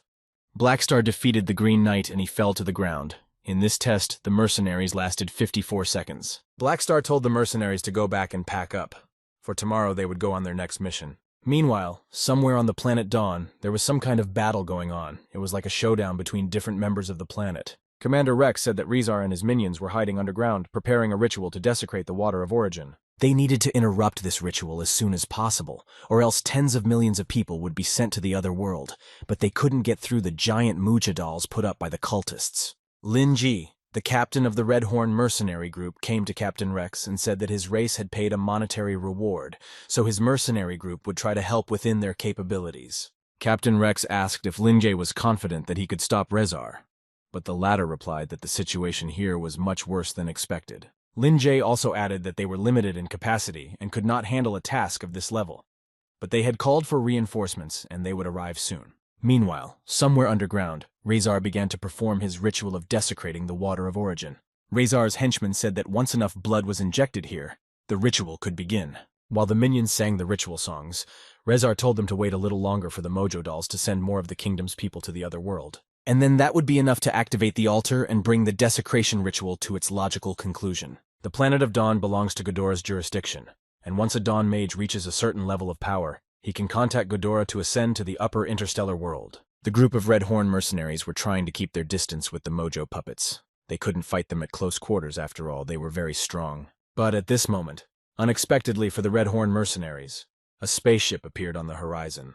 It was Black Star and his group of mercenaries, for the mercenaries of the Red Horn group would not be able to handle the Mojo dolls and stop Rezar. Black Star, with his power and strength, was able to easily smash the Mojo puppet, and it was not too difficult for him. The Red Horn mercenaries were surprised that Black Star had such strength that he was able to smash the puppet with just one blow. They were glad that Black Star's group of mercenaries had accepted their request for support, and now they were saved. Lin Ji turned to Black Star and said that he had heard of him for a long time, and didn't expect him to come to the rescue, and Black Star replied that he had some free time and decided to stop by. The planet Dawn is actually involved in a quest chain for a mutation disaster mission that hasn't started yet. Black Star didn't see anything wrong with coming over and checking things out beforehand. The mercenaries couldn't lose face to the Sunul people after all. This is their first mission after joining Black Star. Black Star and his group of mercenaries had dealt with the giant gatekeepers. Now they needed to go and finish their job. Rezar saw Black Star and his teams. He thought that all these people were from the upper world, and he was going to be one too. Rezar believed in his powers and was sure that he would be able to complete the ritual and achieve his goal. Meanwhile, Black Star, Hurlus, and the Red Horn mercenaries, led by their captain, were walking through the dungeon and approaching the ritual site. Rezar's minions got in their way and closed the passage to it. They believed they would be able to protect Rezar and not stop the strangers. But for Black Star, these men were not a hindrance. He was able to handle them with ease, even without using all his combat power. Rezar saw that the strangers from the upper world still managed to break through, but he was sure that they were unable to stop him. He told Black Star that even if he was a man from the upper world and was able to break through to his altar, it didn't mean that he would be able to overpower Rezar. But Black Star didn't even bother listening to the rest of Rezar's speech and started activating his mechanical suit. Rezar didn't understand why the stranger suddenly became so fast. Black Star was easily able to reach Rezar and lower him to the ground. He also added that he was far from Black Star's power. Rezar was broken. He was surprised that the man from the upper world was able to reach and overpower him with such ease. The guards of the planet Dawn captured Rezar and his minions. They wanted to put a collar on him that would suppress his magical power. The planet guard said that the king wanted to try Rezar publicly, and Blackstar told them to handle it themselves 6 because his work was done. Rezar turned to Blackstar and the mercenaries. He asked why they came from the upper world and stopped him. After all, this case had nothing to do with them. Blackstar replied that it was just their job, and if Rezar wanted to blame someone, let him blame his own bad luck. Rezar spoke to Blackstar again and asked him to take him off the planet Dawn. He was ready to give all his wealth. Rezar didn't want to be trapped on this planet. He wanted to go to the stars. The guards of the planet Dawn were surprised at how sneaky Rezar was. They knew that if Blackstar's group of mercenaries agreed to his offer, they would be finished. But Blackstar replied to Rezar that his band of mercenaries always keep their word and rejected his offer. The guard, on behalf of the Kingdom of Wine, invited Blackstar and Lin Gay to become heroes of their palace. The king wanted to thank them personally if they had time to do so. Blackstar accepted his invitation and wanted to see their planet. Now was the best time to learn about the mutation disaster and ask the higher-ups of this planet about it. They all traveled together to the capital of the Kingdom of Vane so that the king could thank the captains of the mercenary groups. As Blackstar lay in his bed, late at night, he heard a strange sound coming from the direction where Rezar was locked up. Blackstar decided not to make any unforgivable mistakes and made the decision to go and check what nature the noise was. He saw that Rezar was chained to a cross with guards, and some unknown man standing near him. He asked Rezar who gave him the method to perform the ritual. Rezar replied that he had found a stone tablet from the ancient underground city market that had incomplete ritual methods written on it. He added that many people had already asked him about it, and he didn't understand what they wanted him to say. The unknown man asked him if anyone else knew about this spell. Rezar said no because he had destroyed the stone tablet. Such an important spell should be kept secret. At this point, an unknown guard offered to tell Rezar the ritual method, and in return he was willing to let him go. This guard was also interested in the upper world. Rezar quickly agreed to the deal with this guard. He thought that by doing so he could save himself and go to the upper world. But after a moment, they heard someone behind a tree. They realized that this person had heard their conversation. This person was Blackstar. He had heard about the Guardian's intentions to master the secret of the ritual and go to the upper world. Rezar was unhappy with Blackstar's appearance, for he could have ruined their deal, and Rezar would have stayed on this planet. The guard asked if Blackstar had heard the entire conversation between him and Rezar, but the answer was too obvious. The guard then decided it was the perfect time to destroy Rezar. He raised his weapon above his head and prepared to strike. Rezar was glad for this turn of events. After all, Blackstar had turned him down when he offered him a deal. But at that very moment, the knife was pointed at Rezar. He had never expected this turn of events, and that it could all be over in an instant. Blackstar heard some noise and realized that someone was hiding behind a tree. Someone who had been watching the whole time. That person was Commander Rex. He said that these knights were his friends. Rex had organized things so that they would go on duty together and take the opportunity to take down Rezar. Blackstar didn't understand why everything had to be so elaborate and set up when they could have destroyed Rezar on the spot. Commander Rex said that Captain Blackstar was not from their kingdom and didn't understand everything. He asked permission to explain the situation. A top-level criminal like Rezar would be given to Ghidorah by the higher power in exchange for some perks and treasure. And if someone else in the kingdom suddenly became interested and wanted to know the secrets of the ritual, Rezar would tell everything. Commander Rex didn't want to give the slightest chance of survival to such a man who had nearly destroyed millions of people for his own selfish interests. Blackstar asked Rex if he wanted to give Rezar to him so he would never come back to the kingdom again. Rex asked what Blackstar was going to do with him. Blackstar said that he could take Rezar far away, to the upper world to the stars, and he would never ever be seen again. Rezar asked Blackstar if he was telling the truth, and Blackstar said he was a good man and wouldn't lie, so they made a deal. After a while, the guards of the kingdom heard screaming that a prisoner had escaped. They ran up to the place where the screaming came from, and asked Blackstar if he was the one screaming. Blackstar said that the guards were too slow, and he had already dealt with the fugitive himself, with someone's body lying in front of him. The guards that had gathered around, including Commander Rex, didn't understand what could have happened here. Blackstar explained that the captive tried to escape, but he saw him, then tried to stop him and overdid it a bit. The guards were surprised when they found out what happened to Rezar. Commander Rex said that the king wanted to keep him alive, but who knew he would try to escape. One of the guards said that he'd rather let Rezar be dead than run away and cause some trouble. Hurlis bandaged the wound on Rezar's chest, and now nothing will happen to him. He asked Blackstar why he wanted to recruit him. After all, this mage is a bad man. Blackstar looked at Hurlis and replied that Rezar's meager abilities did not interest him. Hurlis was surprised by Blackstar's answer. He didn't understand why he needed Rezar if not for recruitment. Blackstar reminded Hurlos about the dark star bead. He had gotten something out of it, and now he wanted to do an experiment. Blackstar took the super gene extractor and approached Rezar.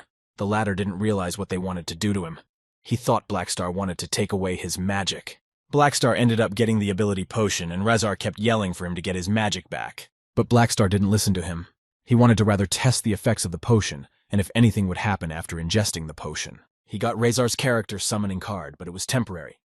Rezar is a magical power of water origin that temporarily grants power beyond body limits. This character summoning card will be available for 15 days. Blackstar approached Rezar and asked if he didn't ask for his upper world. Blackstar was going to fulfill his promise, but as payment would take Rezar's magic power every few days. Meanwhile, in the capital city of Wine, welcomed Blackstar, Lin Gi, and the mercenary teams to the palace dinner. They were welcomed as heroes. King Wei Galomio approached them and said that the adjutant reported to him that Blackstar had something to discuss with the king. He asked if they could talk for a moment. The king asked Blackstar if he really thought their planet was infected with some kind of disease. Blackstar replied that it was just a guess, and to confirm those guesses, everything would need to be scrutinized. If there were any symptoms manifesting globally, only then could it be said that the virus existed. The king pulled out some document and said that the report said normal infectious diseases. No new symptoms have been observed. Blackstar pondered this information and said that it might not necessarily be a disease. It could be abnormal behavior, such as sleepiness. But they hadn't verified such data. The king added that ore production was down 16% this year, but the ore veins were not depleted. It seems the amount of working hours had an impact. The king thanked Blackstar again for the report and the information, and the king said that if anything went wrong, he would let him know. When the king left, Blackstar thought that there seemed to be a mutation virus on the planet Dawn. Sleepiness is a symptom that mutation virus is still in its incubation period. As it multiplies, the symptom of sleepiness will increase until the virus breaks out. After the outbreak of the virus, the infected person suddenly has unusual desires, and a weak person can turn into a very violent and strong person in the next moment. Blackstar can do nothing about the mutation virus during its incubation period.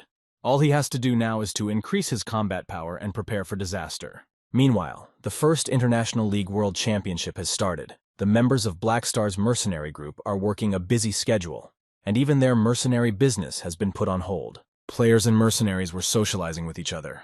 Madsword made it to the top 8 players, although he was underestimated and was not expected to achieve such a result. Meanwhile, Blackstar was training Erosia and Herloose again.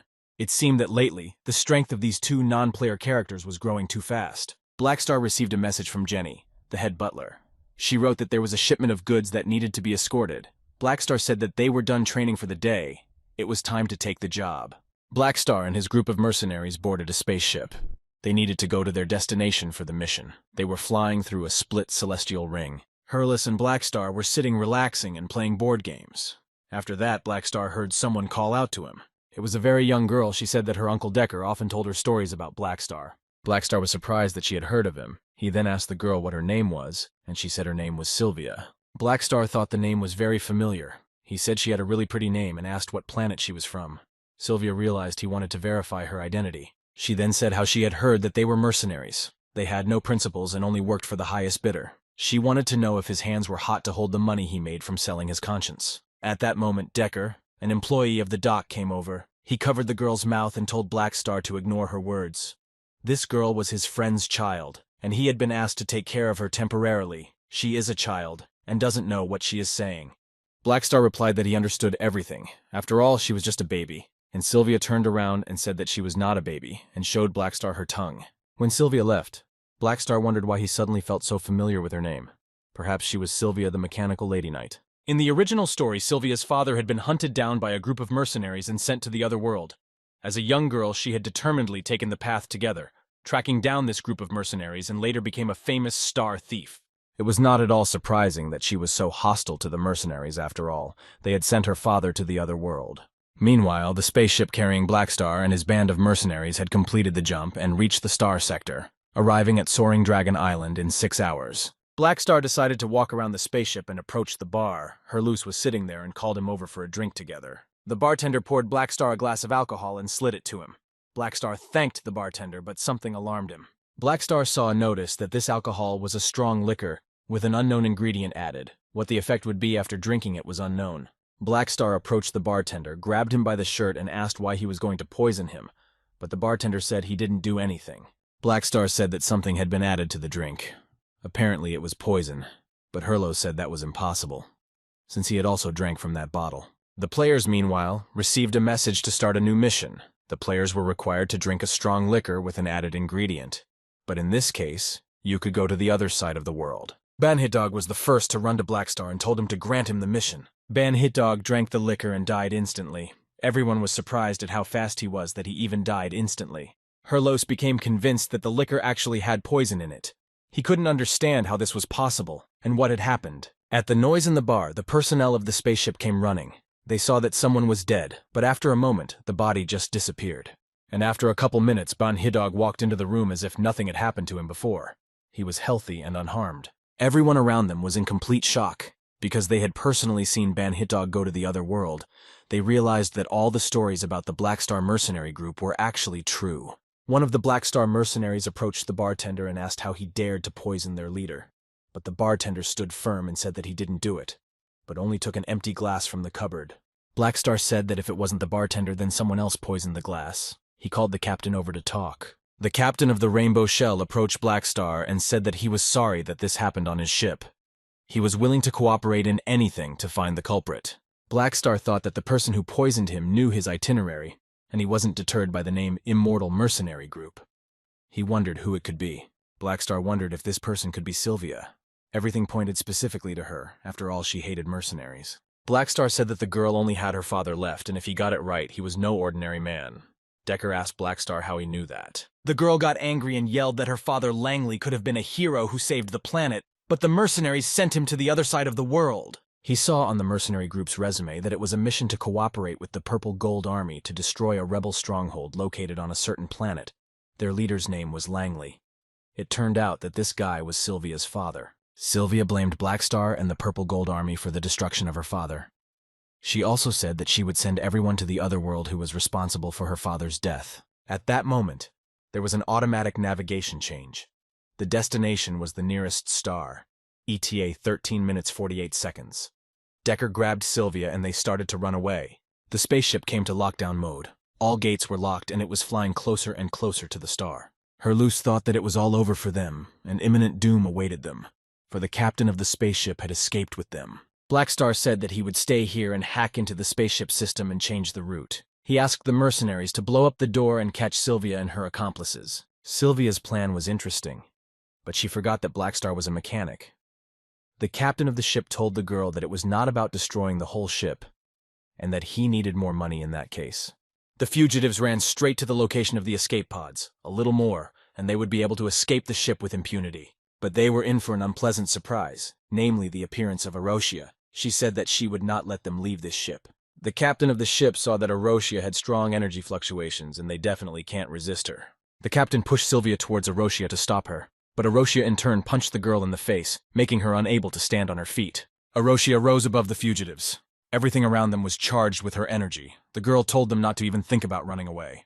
In one move, Arosia was able to destroy the escape pods, so escape was simply impossible. The fugitives were captured by a group of mercenaries. They had them bound and surrounded.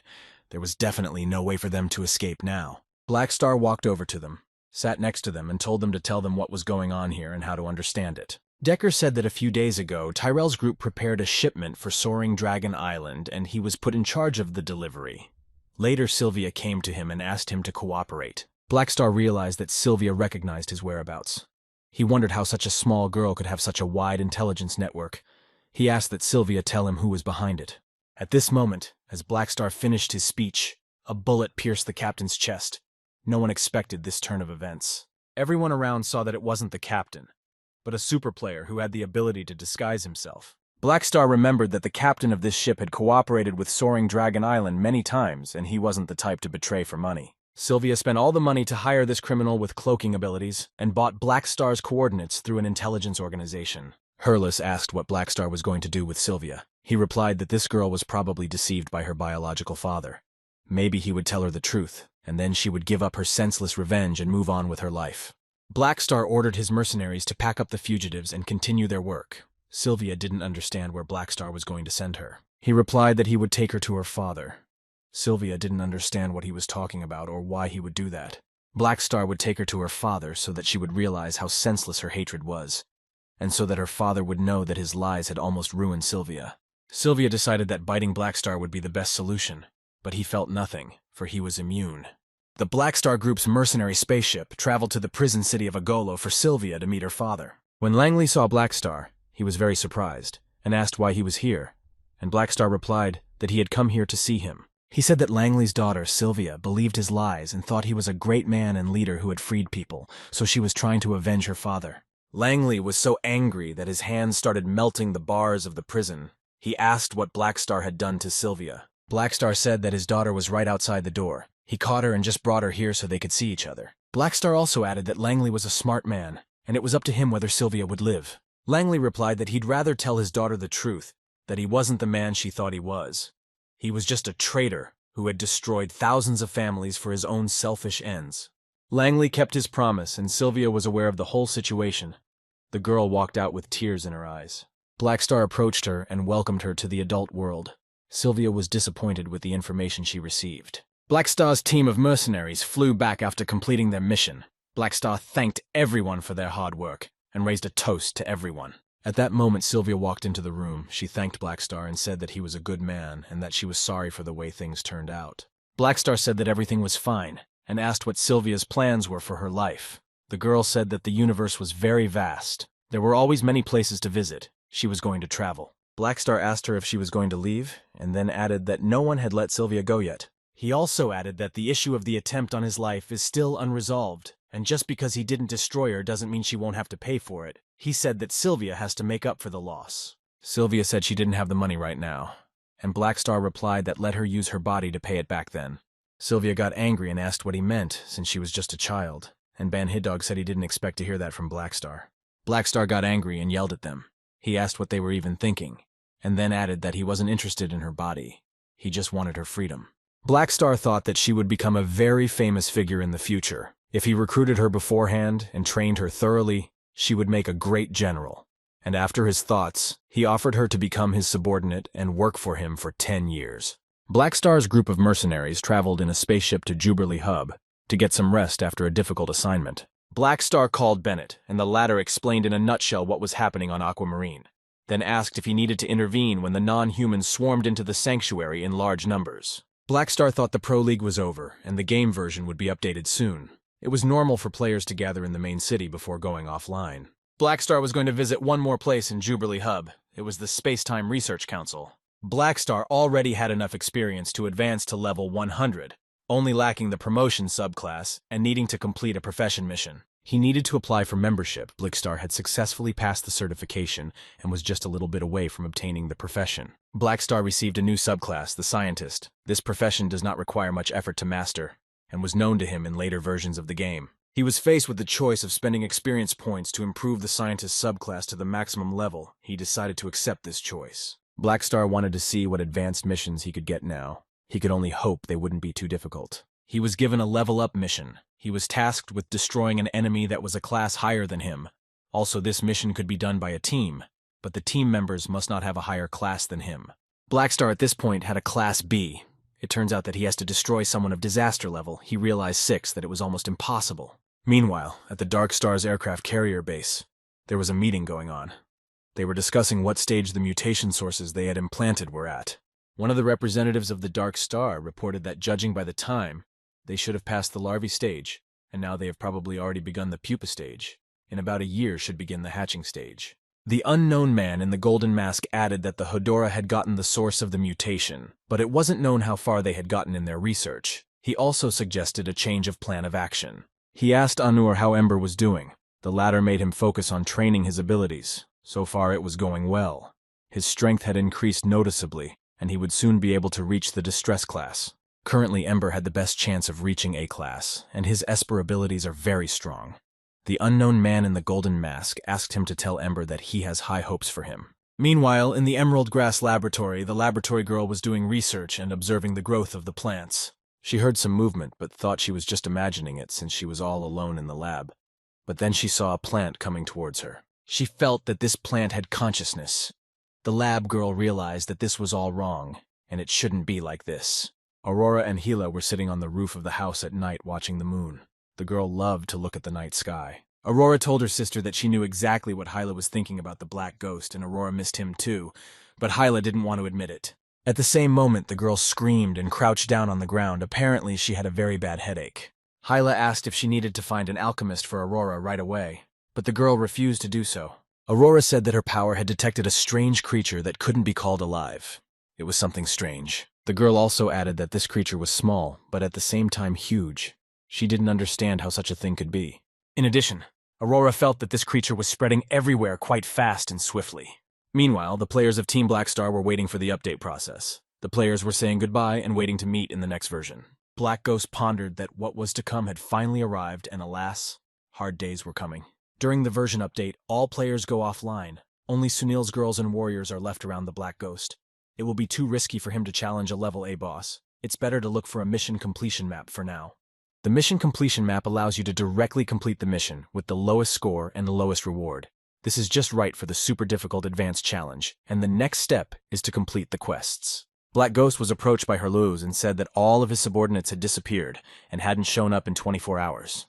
Black Ghost said it was a side effect of the immortality ability. They wouldn't be here this year, and he was going to temporarily suspend the mercenary group.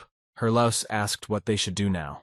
The Black Ghost replied his eyes saw something again, and then asked Herluz if he remembered the promise the Black Ghost had made to him. He felt the time was getting closer. The Black Ghost also added that he had some preparations to make, and in the meantime, they would go to the Taralam star cluster. The Black Ghost's spaceship landed in the Taralam star cluster, which was located on an asteroid. Herluz noticed that the place was very deserted. He asked the Black Ghost what they were doing here, and the Black Ghost replied that they were looking for something. The Black Ghost released his compression spheres, which turned into mechanical dogs, and told them to check the path for him. Black Ghost activated his mechanical suit and made a connection with the dogs who explored the area. Originally, to complete this quest, the player needed to defeat a large group of scavengers in the cave. This time the Black Ghost made it in time, and they were all out of the house. This made it easier for him. The Black Ghost told Herluz that no one was inside, and they could just go in and get the things they needed. They walked inside and saw that no further passage was allowed. There was an electronic lock and a screw on the door that blocked the way. The Black Ghost was surprised that the lock was so primitive and it was no problem for a mechanic to pick it. After a moment, the Black Ghost and Herluz stepped inside. What they saw looked very valuable. The Black Ghost began to look around the room. After a while, he found an item that looked a bit like the mission item. When the Black Ghost touched the object, he was notified that this mysterious statuette held mystical knowledge, and some people might be interested in it. It was exactly what they were looking for, and Herluz asked that did they really fly such a great distance just for this little thing. The Black Ghost smiled and said that there was no one here and they had plenty of time to take whatever they wanted. Black Ghost activated the mechanical robots and sent them to gather all the items and then carry them to the spaceship. The robots accomplished their task rather quickly, and Herluz, watching what was happening, wondered if this could be normal. 2 days later, the scavengers returned to their warehouse. They had a good harvest and hoped everyone could get a bigger share. However, when the boss of the scavengers entered his base, he saw a completely empty room. He was beyond angry. He ordered his men to check everything out and find out which thief had stolen all his treasures, and how this could even happen. But moments later, they saw a message on the wall that Blackstar was here. The scavenger boss thought it was a good thing they weren't at the base at that time after all. Meanwhile, Blackstar's company had gone to a reunion day celebration that was being held at the new Faline Alliance. Sylvia asked if he brought her specifically for the Alliance Day celebration. He replied that it was exactly like that, and he would even take her to the concert. She asked if Blackstar meant Chen Xing's performance. Sylvia didn't believe him, and added that he was the most famous celebrity in the entire split heavenly ring, and only important people could get an invitation. Blackstar was amused by Sylvia's reaction. He smiled and told her to just wait a bit, then she would see for herself. The whole crowd was chanting Chen Xing's name. People had many placards with words of love. It seems that all the girls adored him. Meanwhile, Chen Xing appeared in the crowd. He was the famous singer of the split heavenly ring. Chen Xing saw someone in the crowd holding a mantis statue. This person was Blackstar. Chen Xing was clearly interested in this statue. He looked into the crowd once more and noticed who was holding it. He decided to approach the person with the statue, but the guards stopped him. After all, it could be dangerous in the crowd. But Chen Xing said he would not be harmed. Chen Xing walked up to Blackstar, said hello to him, and said he wanted to invite him to his show. Sylvia couldn't believe this was really happening for real. The singer invited them right along with him, and they walked on. Blackstar told Sylvia not to stand pillar to post, but to walk along with him. Chen Xing's concert program had started and was in full swing. The crowd was cheering to his songs. Sylvia was overjoyed. She had always dreamed of going to his concert, especially by personal invitation, and Blackstar, meanwhile, was asleep. Chen Xing, after a while, announced that his performance was over and that he was honored to spend a pleasant evening with everyone. Sylvia, in a state of euphoria, ran up to the black ghost and asked if he enjoyed the concert. She also added that his singing was just beautiful. After a while, Chunxing came into their room and said that he knew how curious they were about why he had invited them to his concert show.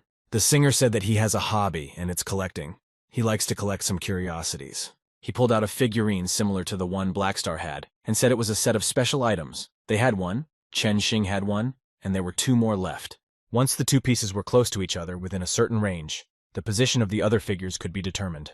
Chunxing wanted to ask them to find the last 2 pieces for him, and he was willing to pay in a reward of 100,000 NEA. When Sylvia heard this information, she couldn't believe that Chunxing was willing to pay Blackstar 100,000 INEs for just 2 obscure figurines. Blackstar agreed to this deal and asked if Chunxing had any demands. The latter replied that the demand was one thing, the sooner the better. And at that very moment, he received a new mission, the completion of which would give him a chance to get a task completion card. Chunxing gave Blackstar a business card and told him that if he was lucky enough to find the remaining 2 statues, have him call this number to contact his assistant. After that, Blackstar went to some deserted planet. He didn't need to try his luck in the vast number of stars, because he perfectly remembered all the places where the statuettes were lying.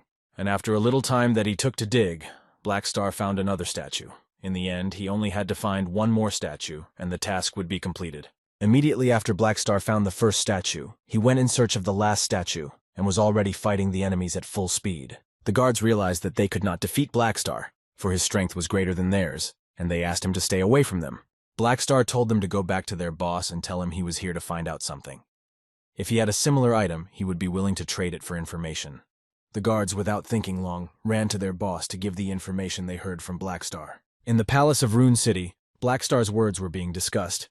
He both intimidated and intrigued people at the same time. Someone said that this alien had much more information of the universe, because Blackstar said that he was ready to exchange the information for a statue, and it sounded quite favorable to the people of this city. Another courtier said that if the stranger was willing to trade the information for the statue, it was probably of great value to him, and he would want to cheat them. There was also a suggestion to capture Blackstar. Then the palace would not only get his knowledge, but they would still be able to study his body. When the king listened to all opinions, he ordered the troops to prepare. This was a unique opportunity for them to catch the stranger and gain the information. At dawn, Blackstar was lying on a branch waiting for a response from the king. He heard the sound of approaching marching footsteps. He was approached closely by the kings. One of them said he was surrounded and didn't try to resist, just followed them. Blackstar seemed to have been expecting this turn of events. He easily activated his mechanical suit and told the troop that he would have to beat them up properly. The commander of the troop, named Baxas, warned the soldiers that the stranger was ready for battle. They had to be very careful. Blackstar realized that there would be no peaceful way to deal with them, and assumed that he would have to go to the palace himself after all. He activated his cannons, using the compression technique, and was now fully prepared for an attack by a large army. The soldiers didn't expect to see weapons on the battlefield. After all, they were attacking a stranger who posed no threat. While the battle of equipment and troops was going on all around, Blackstar was moving forward, and after all, he had not originally intended to harm anyone. And then he noticed that there were warriors approaching him from the heights. It was the Black Armor Guards. They were hostile. But Blackstar was ready for that too. He told the guards to get out of his way and prepared to strike. Blackstar scattered the guards that attacked him with ease. They seemed to do him absolutely no damage. Commander Baxak was shocked that even the Black Armor Guards couldn't stop the stranger. Blackstar's combat power was too intimidating. He ordered the Rune Ballista to be prepared immediately. But Blackstar was absolutely unstoppable. He thought that the damage of the Rune Ballista was not as high as his recovery speed. In response to the Rune Ballista, Blackstar decided to show his true power. With a slight movement of his hand, he was able to activate a cannon of incredible power. The force of its shot was very high. The army was simply not prepared for such power, and their ballista could not stand up to the stranger's weapon. Commander Baxak and his army were shocked and couldn't understand what this frightening power was that could destroy everything in its path. Half an hour later, the king received the report of the battle and could not understand how it was possible that one man went up against tens of thousands of warriors and defeated the army completely. And the target, that is Blackstar, which he had ordered to be destroyed, remained intact.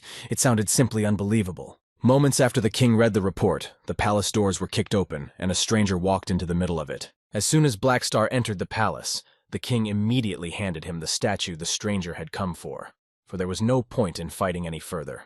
Blackstar was satisfied as he held the statue in his hands. Now that he had it, he could go back and turn in the task. The king's court subordinates thought that the stranger would send them to the other side of the world and were very surprised that it didn't happen. But Blackstar replied not to worry them, and that he had no such habit as they primitive people. The king and the court people watched as the stranger from space boarded the spaceship and flew off to an unknown destination. Blackstar, after completing his task, flew to Chen Xing's residence, which was located in the new Phylene Alliance. Chen Xing was very happy about Blackstar's appearance. He didn't expect him to be able to find the remaining statuettes so quickly. When they all sat down together, Chen Xing said that he was curious to know where Blackstar had found the remaining 2 statuettes. Blackstar replied that they would still have time to chat, but first they needed to finalize their deal. Chen Xing decided to double the reward for ATK efficiency, as Blackstar had completed his task very quickly. After Chen Xing transferred the reward to Blackstar's account, the mission was completed. He received the charisma attribute, but it wasn't much use. Blackstar touched Herlo sitting next to him to borrow some luck from him. After all, the latter possessed a halo of luck. He decided to activate a completion card and received a random type of reward, namely an ability. Blackstar failed slightly the first time, but he didn't get frustrated. He chose Advanced Mind Resilience. In other words, it was high mental endurance. After a short conversation, Blackstar said that now that the task had been completed, they could go. Chen Xing shook Blackstar's hand and said that if there was still an opportunity in the future, he would cooperate with him again. As soon as Chen Xing spoke, Blackstar activated his mechanical suit and punched him in the face. Sylvia and Herlos didn't understand why Blackstar decided to punch his employer. Meanwhile, he sprayed the void. Chen Xing recovered from the punch and asked Blackstar if his head was okay, then told him not to rebuke him for being rude. Blackstar realized that Chen Xing was good at mind-targeting attacks, but luckily, he chose Advanced Mind Fortitude. Blackstar told Herlos to go and block the guards, and Sylvia was to stay away. Blackstar didn't wait for Chen Xing to strike him back and swung again. The blow came straight to his face. Chen Xing grabbed all of his statues, tossed them into the air, and something strange began to happen to them. Everything around him glowed with a purple light. Chen Xing's eyes became glassy and angry. He said that now Blackstar had no chance of escape. But unexpectedly for Chen Xing, one statue broke into small pieces. He didn't understand how this could happen. After all, everything was going according to plan. Blackstar summoned the character Gila and used 3 consecutive psychological attacks. These attacks last for 3 hours. Chen Xing saw that Blackstar had destroyed all of his statues. They could not be recovered. It turned out that Blackstar, before giving all the statuettes to Chen Xing, he had planted bombs at each of them.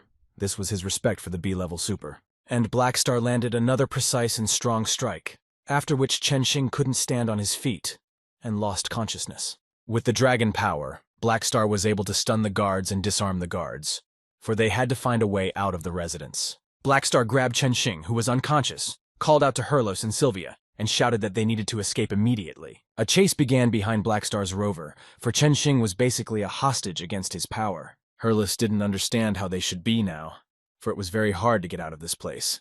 But Blackstar reassured him and said that everything would be all right. He pointed at Chen Xing and said that he would speak for them as long as that involved man was with them. He would come out and say everything himself. Herlos asked Blackstar if he was going to threaten Chen Xing, and then added that it wasn't likely to work. But Blackstar wasn't going to threaten him. His method was a bit more reasonable. He was going to make Chen Xing himself decide to help them. Chen Xing, meanwhile, woke up and said that even though Blackstar had attacked and kidnapped him, he was still grateful to him for allowing him to go outside. He introduced himself and said that his name was Adrian Kelvinson Faden. He was the true owner of this body, and the Chen Xing everyone knew was not a very friendly guest, to say the least. Blackstar said that this phenomenon was a mind possession, and Faden said that he didn't expect anyone to be able to notice it. Blackstar explained that there were 2 souls in his body, one that originally belonged to him and the other Chen Xing's soul that invaded later, and since Chen Xing was injured, Faden's consciousness was released. Herlos couldn't understand how this could happen, that a second soul could take over a person's body. Faden revealed that he had moved to a desolate semi-colonial planet almost 5 years ago, where he lived in the wilderness, making a living from farming and hunting. But one day, an unknown spaceship fell on his town. It was of impressive size, and it was not clear where it was coming from. On board the spaceship sat a woman who was injured and unconscious. This was Chen Xing. Faden saved her, but she was too seriously injured. And when that girl died, his soul took over his body and used it to continue living, enslaving his mind. That was how Chen Xing's soul ended up in Faden's body, and he was actually the simplest person. Blackstar said he could help Faden control his body and banish the guest from his mind. Otherwise, when she recovered, his body would belong to her again. Faden asked what he wanted in return. After all, his help was not free. Blackstar said that Chen Xing's soul was very rich, and Faden and her were almost like twins. He had to know the password to her account and give the savings to Blackstar. Chunxing's soul threatened Faden that if he touched her account, she would die along with his body, so until the problem with Chunxing was solved, Faden couldn't pay. Blackstar suggested Faden to follow him. The psionic masters in the group would be able to help him suppress Chunxing's counterattack at any moment until he found a way to deal with her completely. But Faden didn't plan to harm this soul. After all, she had no choice but to settle in his body. However, she wouldn't do anything wrong. He also added that he had read her memories, and she was a poor person too. Blackstar said that now that they have reached a consensus, they need Faden to solve the current dilemma. As long as his identity comes forward, their search order can be lifted. Faden agreed. Faden, on behalf of Chunxing, went out to contact the people who were looking for him. He appeared on a huge screen. All the people and reporters were shocked when they saw him. Everyone wanted to know what happened to him after he was kidnapped. Chunxing said that he was temporarily stopping his acting career and leaving here with a group of mercenaries. People began to ask questions from all sides. The Ins told him not to be afraid to tell the truth. After all, they were able to protect him. But Chunxing added that it was his personal decision and he had other things to do. Then he asked the reporters to let him pass. But the reporters didn't hear Chunxing's request and stayed in their seats. Then Blackstar made the reporters fly aside with one hand movement and cleared the way. Blackstar and Faden climbed the two of them aboard the rover, and the crowd of people remained in place as they watched Chunxing fly off to an unknown destination. Right after Blackstar boarded the rover, he received a notification to launch the choice mission, in which at least one condition related to Chunxing's life form had to be met. Although Blackstar had lured Faden to join his team for a while, but he would not become his companion and help him in the battle at will, it would take time for him to trick Faden into fully joining Blackstar's team. Aboard Blackstar's spaceship, the Master worked on Faden's mind to help him control his mind. The Magister set up 4 spiritual barriers to trap Chunxing. For 15 days, she would not be able to get out. Blackstar told Faden that he shouldn't rely only on their help. If he wanted to learn how to control Chunxing, he would still have to become stronger himself. Faden understood this perfectly well. So in fact, on the way here, he had already awakened his abilities. Sylvia was furious that Faden was able to awaken the power so quickly. After all, it took her a lot of time and effort, plus she had studied hard. Faden said that Chunxing's memory stored a complete set of mental training methods.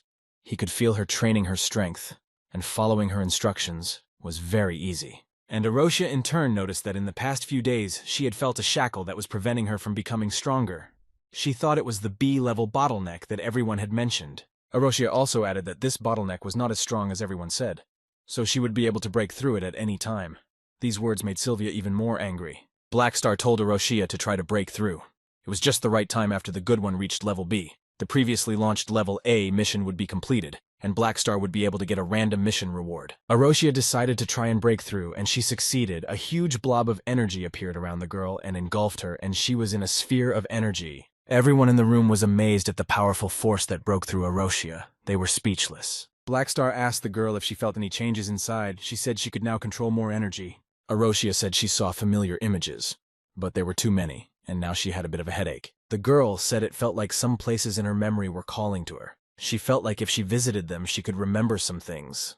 Blackstar thought that as Arosia's power increased, her secrets would gradually be revealed. Blackstar received notice of the discovery of a hidden chain of Class A missions. He must visit various places from Arosia's memories and help her recover memory fragments. He wondered if Arosia would still follow him if her memory came back to her. Blackstar didn't want to risk her leaving to help her regain her memory. Arosia noticed that Blackstar didn't look well somehow, and asked him how he was feeling. He said he was fine and he was just brooding.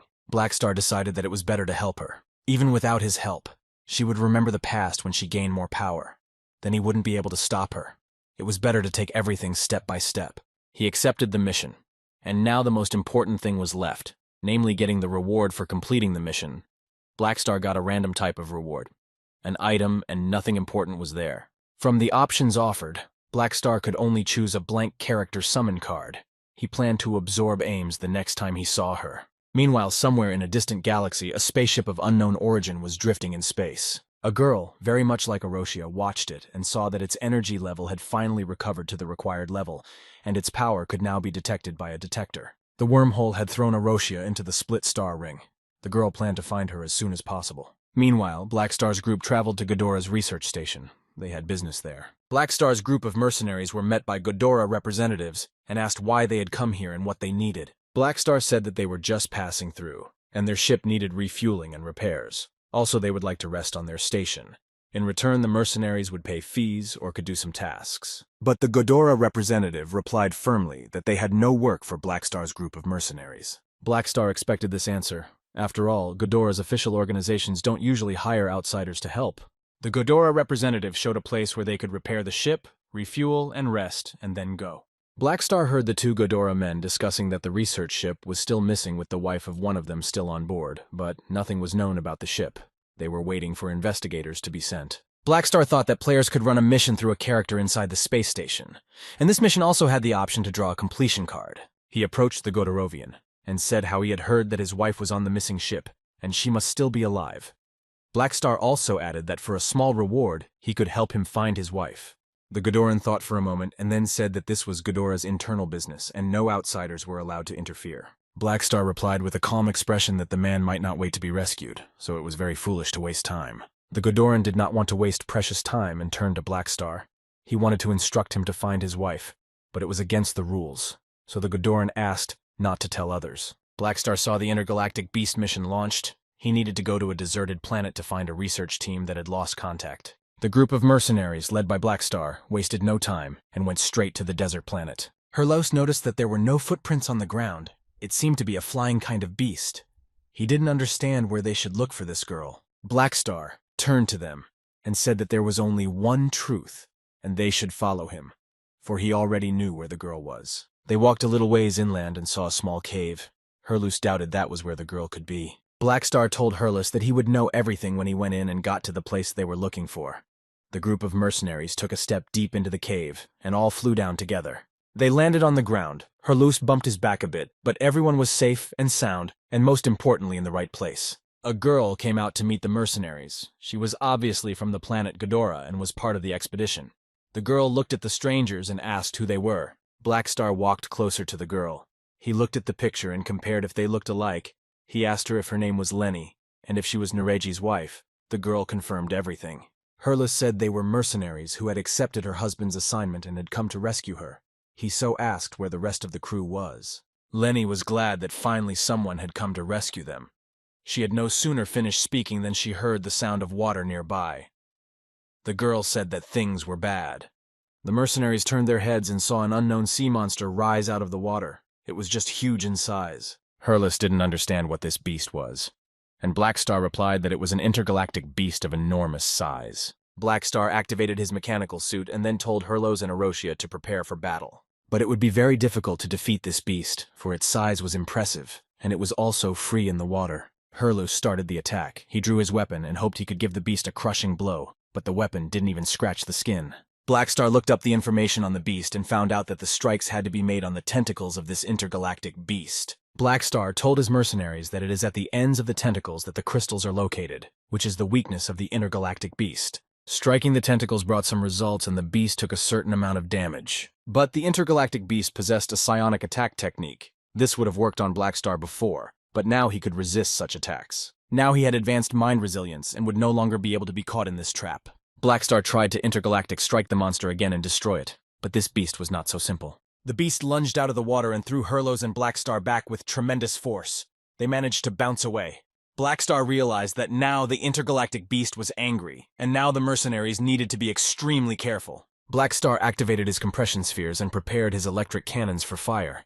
He hoped it would help defeat the beast. The blasts of the cannons did more damage to the intergalactic beast, but still it was far from victory. The beast was not dead. Black Star shouted he had gotten the beast's attention, and now Arosia had a chance to attack it. Arosia flew as close to the head of the intergalactic beast as possible.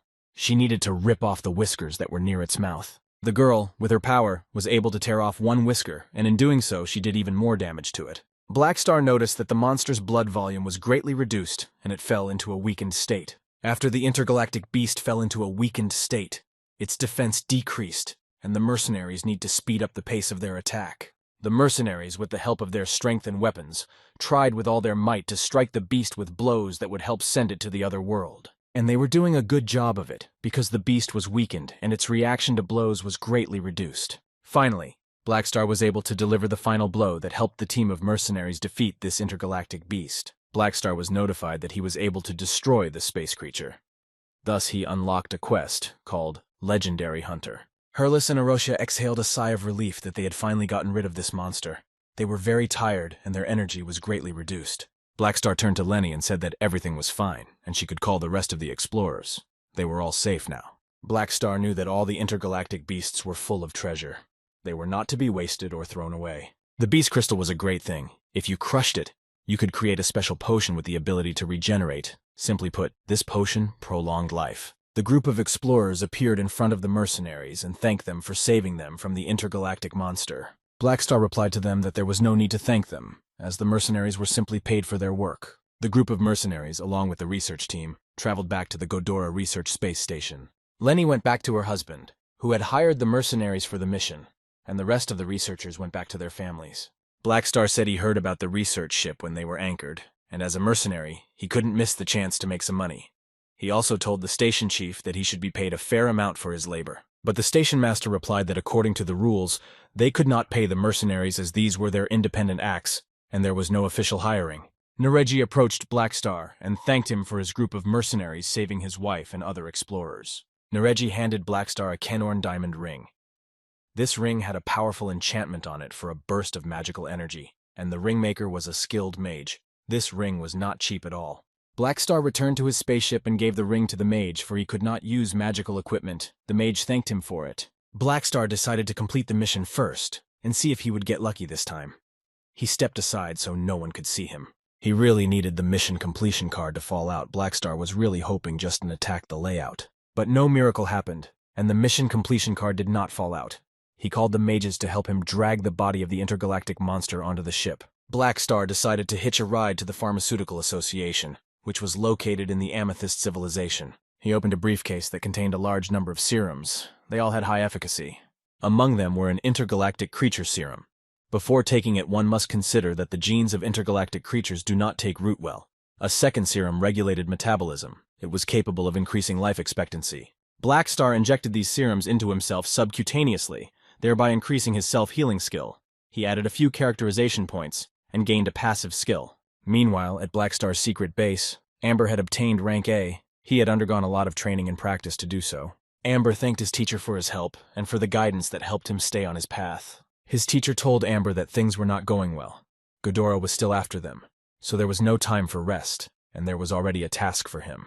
Amber was ready for the mission he had prepared. He had time to recover and to train. His teacher said that this was his first mission since he got his A rank. He decided to go along with Amber and make sure his power didn't get out of control. Meanwhile, on a planet that was located in the destroyed star ring, Sylvia was trying to catch delinquents. After a while, Sylvia managed to catch the offenders. The girl tied them up and told them not to even try to escape from her. Sylvia was pleased with herself because she was able to defeat 3 enemies in this mission. She achieved high results in training. Blackstar praised the girl for her work, said she had been useful, and gave her half a day's rest. Blackstar was alone in the room and thought that he had finally managed to accumulate 4 random rewards, sending members of the organization on missions.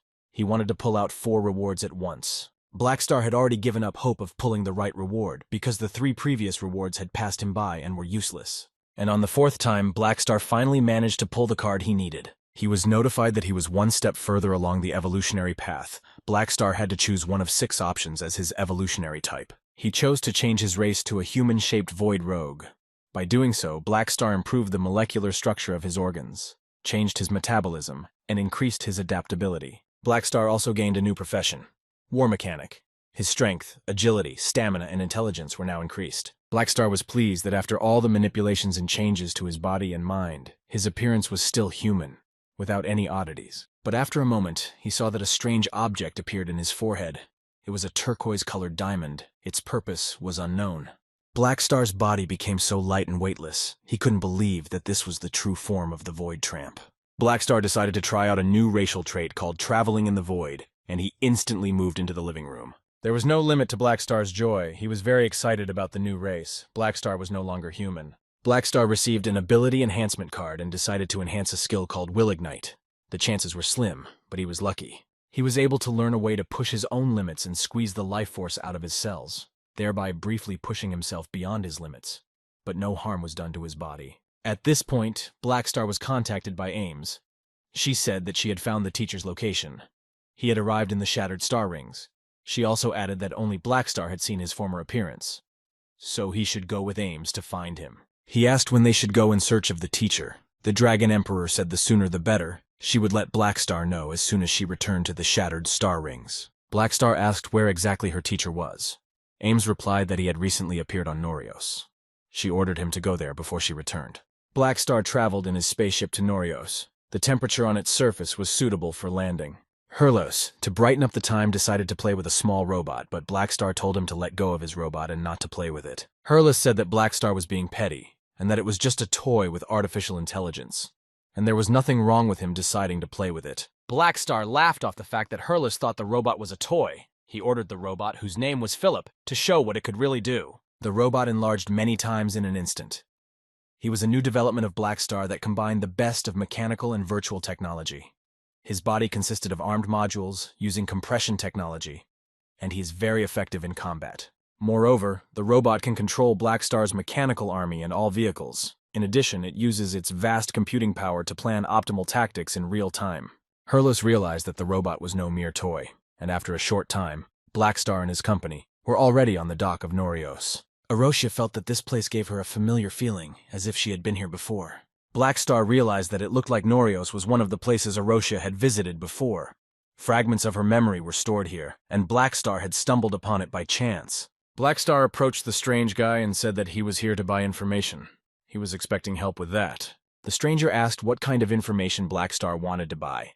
After all, their organization had an extensive intelligence network. Whether it was the current state of affairs or classified information, they had everything they needed. Blackstar pulled out a portrait of the man who was the Dragon Emperor's teacher and said he was looking for this man. The man quoted a price of 100 dinars for the information. Blackstar immediately transferred the money and instantly received the information. He was told that the man had arrived on Norios 38 days ago on an interstellar flight from the desert of the ancient star. He hadn't done anything special on Norios. It seemed he was just traveling. The man was last seen 16 days ago south of the city. Blackstar speculated that Teacher Ames was still on Norios. The man also added that they have their own people at the port and keep a record of every person registered. He'd not left Norios and should be at this location. Blackstar couldn't believe that the Dragon Emperor's teacher who had been hiding from her all this time was really that easy to find anyway. He decided to go there. Blackstar's team set off towards the man they were looking for. They were shorting their time over a game of cards. A stranger approached them and asked if he could sit down next to them. Blackstar allowed it, and figured it was just a C-rank user, and he couldn't do anything to him in front of the others anyway. When everyone got off the train, the stranger said it wasn't a long journey, but he had a nice time and thanked them for keeping him company. His name was Owain. Blackstar's team approached a large building. They rang the doorbell, but no one opened it. Hurlos suggested they just go in, but at the same moment Blackstar heard a strange noise and saw something flying at them from above. The mercenaries barely had time to scatter to the sides, as something of impressive size came down on them, and they miraculously managed to survive. Huge stone men appeared in front of Blackstar and his team, blocking their way and not letting them get to the house. Sylvia asked why they decided to attack the mercenary team, and one of the stone men replied that they were paid by someone to teach the mercenaries a lesson. Blackstar pulled out his innovative new robot Philip from somewhere, and ordered him to deal with the stone men, just to make sure it was done carefully and without significant damage. Blackstar also thought that these stone men might have been hired by the seer to attack and thwart a group of mercenaries. It seems he was aware that someone was looking for him. The robot Philip was able to do moderate damage to the stone men, which only weakened them, but did not seriously harm them. The stone men realized that they couldn't overpower the group of mercenaries they were attacking, and decided to surrender without a fight. Blackstar wondered why these stones were so weak. Was it possible that the seer had sent them to warn them? Then he asked the stone men who had hired them. But the stone didn't know the customer. He just told them to come here and deal with them. And if they lost, they should tell Blackstar the right place where they would find someone who knew of his whereabouts. The seer told Blackstar that he guessed, and he knows that Blackstar used his name. If he wants to find the seer, he has to play a game with him. Sylvia saw that Blackstar was angry at what he had heard, and asked what they should do now and if they would go to the place the seer had named. Blackstar accepted that they would have to go there, as the seer had the advantage, and there was nothing the mercenaries could do about it now. Meanwhile, at a secret location on Norios, Darkstar's men caught the stranger who was traveling with Blackstar on the train. He was a traitor to Darkstar and able to create physical doubles, but his body was apparently hidden. The stranger only laughed off the Darkstar people and said that they would never find his main body. The Darkstar people relayed the information to Commander Fossitude, that the doppelganger who was in City 4 were heading to City 8 by train. Deputy Commander Sherman was unable to strike as planned, and after that, Commander Fossitude provided the information received directly to the Commander-in-Chief in Amber. They were not satisfied with this response. Fossitude also reported that Sherman had encountered Black Star mercenaries on the train, and Owain had sat at their table, so Sherman didn't take any chances. The Commander-in-Chief said that Sherman made the right decision, after all. Behind Black Star's the Dragon Emperor aims. I need to create unnecessary problems. And Owain was just lucky that he ran into a group of mercenaries. His luck will not last forever. The group of mercenaries went to the place the seer had pointed out to them. This place turned out to be the Boai bookstore. They went inside the store. Black Star spoke to a stranger who was standing in the bookstore. He said he was looking for a guy with prophetic powers.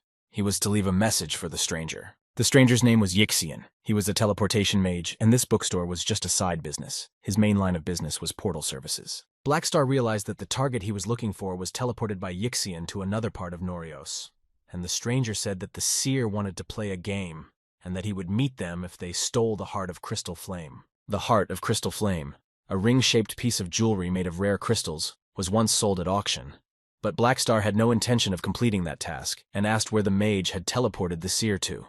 The mage replied that he could not divulge the personal information of his clients, and told them not to try to bribe him. It was professional ethics. At this point, Herlos could no longer contain himself, and wanted to forcefully extract information from the mage. He was already prepared to strike him, but this was a foolish move on Herlaus's part, because he was dealing with a teleportation mage who could send him anywhere. It all happened so fast that Black Star had no time to blink, and Herlaus had already disappeared to an unknown destination. The teleportation mage said that he had been warned by the seer that when the mercenaries couldn't get the information they needed, they would threaten Aijin, but he was prepared. Black Star thought that teleportation magic was an insidious ability. Herlos was unlucky enough to fall into the trap and needed to bring him back first.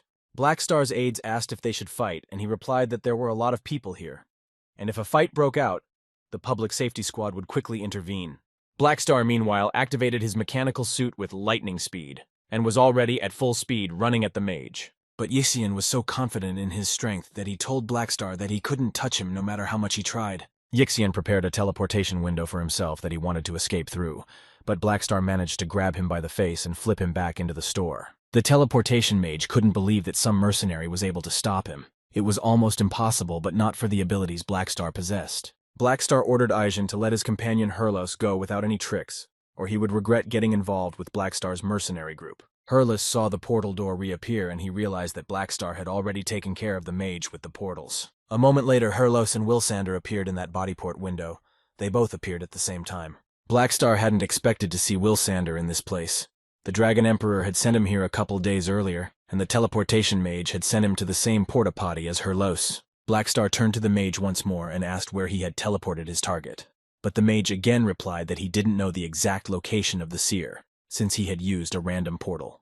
Herlos asked Black Star if they would steal the ring, and Black Star replied that there was definitely no point, since Ames would be here soon, and they would tell all the information. Wilsander asked Black Star again if they would really leave the target alone, and if it would make the Dragon Emperor Ames angry. Black Star replied that the seer was on Norios, and when Ames arrived, he would search the planet in minutes, and there would be no place for him to hide. 3 days later, at the airport, in a stranger's guise, the seer heard Black Star's thoughts, and was surprised that the seer really thought he would stay on Norios, and wait for Ames to come for him. The seer wanted to punish Black Star for using his name inappropriately and inappropriately. But at that moment, Black Star appeared near the seer, who was in the guise of a woman, a turn of events the seer could not have expected. He decided to ask Black Star how he had found him, and Black Star introduced him to Faden and told him that he was his talisman. Black Star also added that the seer had left a chain of clues to limit the likelihood of his actions, but Black Star had decided to deviate from his plan, so there was an opportunity to outsmart him. Aesop Harrican regained his former appearance and said that he had forgotten the fact that Black Star was also a seer. He also said that he didn't want to meet with Amos and wanted to discuss it. Black Star asked why he didn't want to see his apprentice so badly, and Aesop replied that he preferred to remain free. Black Star asked if Aesop didn't want to see Ames so much, then why did he come back? And the seer replied that it was fun, because the more she wanted to find him, the more he had to spin around in her face. Black Star then said that he owed Ames a debt, and since she had already entrusted him with the case, he would do whatever it took to fulfill it. Black Star called the Dragon Emperor so she could see for herself that he was able to find her teacher and complete this task. The Dragon Emperor said that she missed her teacher, but Aesop didn't really want to talk to her. Not waiting for anything in return from her teacher, Ames told them to wait for her and she would arrive soon. and Blackstar told her not to worry about anything. Sometime later, Dragon Emperor Ames showed up at Norios' northern spaceport to meet her teacher. Ames asked her teacher if he had anything to say to her. He replied that he shouldn't have avoided her, and that he should have come back to meet her a long time ago. The Dragon Emperor turned to Blackstar and thanked him for his help. He replied that it was nothing and that he was only repaying her for the favor. But Dragon Emperor Ames reiterated that she would remain indebted to Blackstar, for it was very important for her to meet her teacher. When Aesop and Ames were left alone, he said that she had a pretty good employee and that he was mono-trustworthy. The Dragon Emperor clarified if he meant Blackstar. Ames said that Blackstar was indeed capable, and asked if they had not met the teacher before, as Aesop had asked him to give her a message. Aesop replied that he was old, and had almost forgotten about it. Hurlus asked Blackstar where they were going now, for the deed was done. The latter replied that they would rest a little, and set out tomorrow. Blackstar asked Wilsander if he would fly with them, but he was in no hurry to return. Turning his head, Blackstar saw Ghidorah's men walking past. He didn't understand what they were doing here. He also saw Ghidorah as a class superhuman. His name was Nagadzin, and he was only sent on important missions. Blackstar remembered the strange guy who had traveled with them on the train, and wondered if Ghidorah's people could be related to this guy. It had been less than 2 years since the updated launch, meaning Nagadzin had been incapacitated for all of that year. Blackstar walked closer to Ghidorah's men, and when Nagadzin noticed him, he asked who he was and told him to get out of the way. Blackstar introduced himself and gave his name. Nagadzin said he had heard his name, and knew that Blackstar and his mercenaries had captured a Dark Star aircraft carrier, but he was unclear why he had stopped them.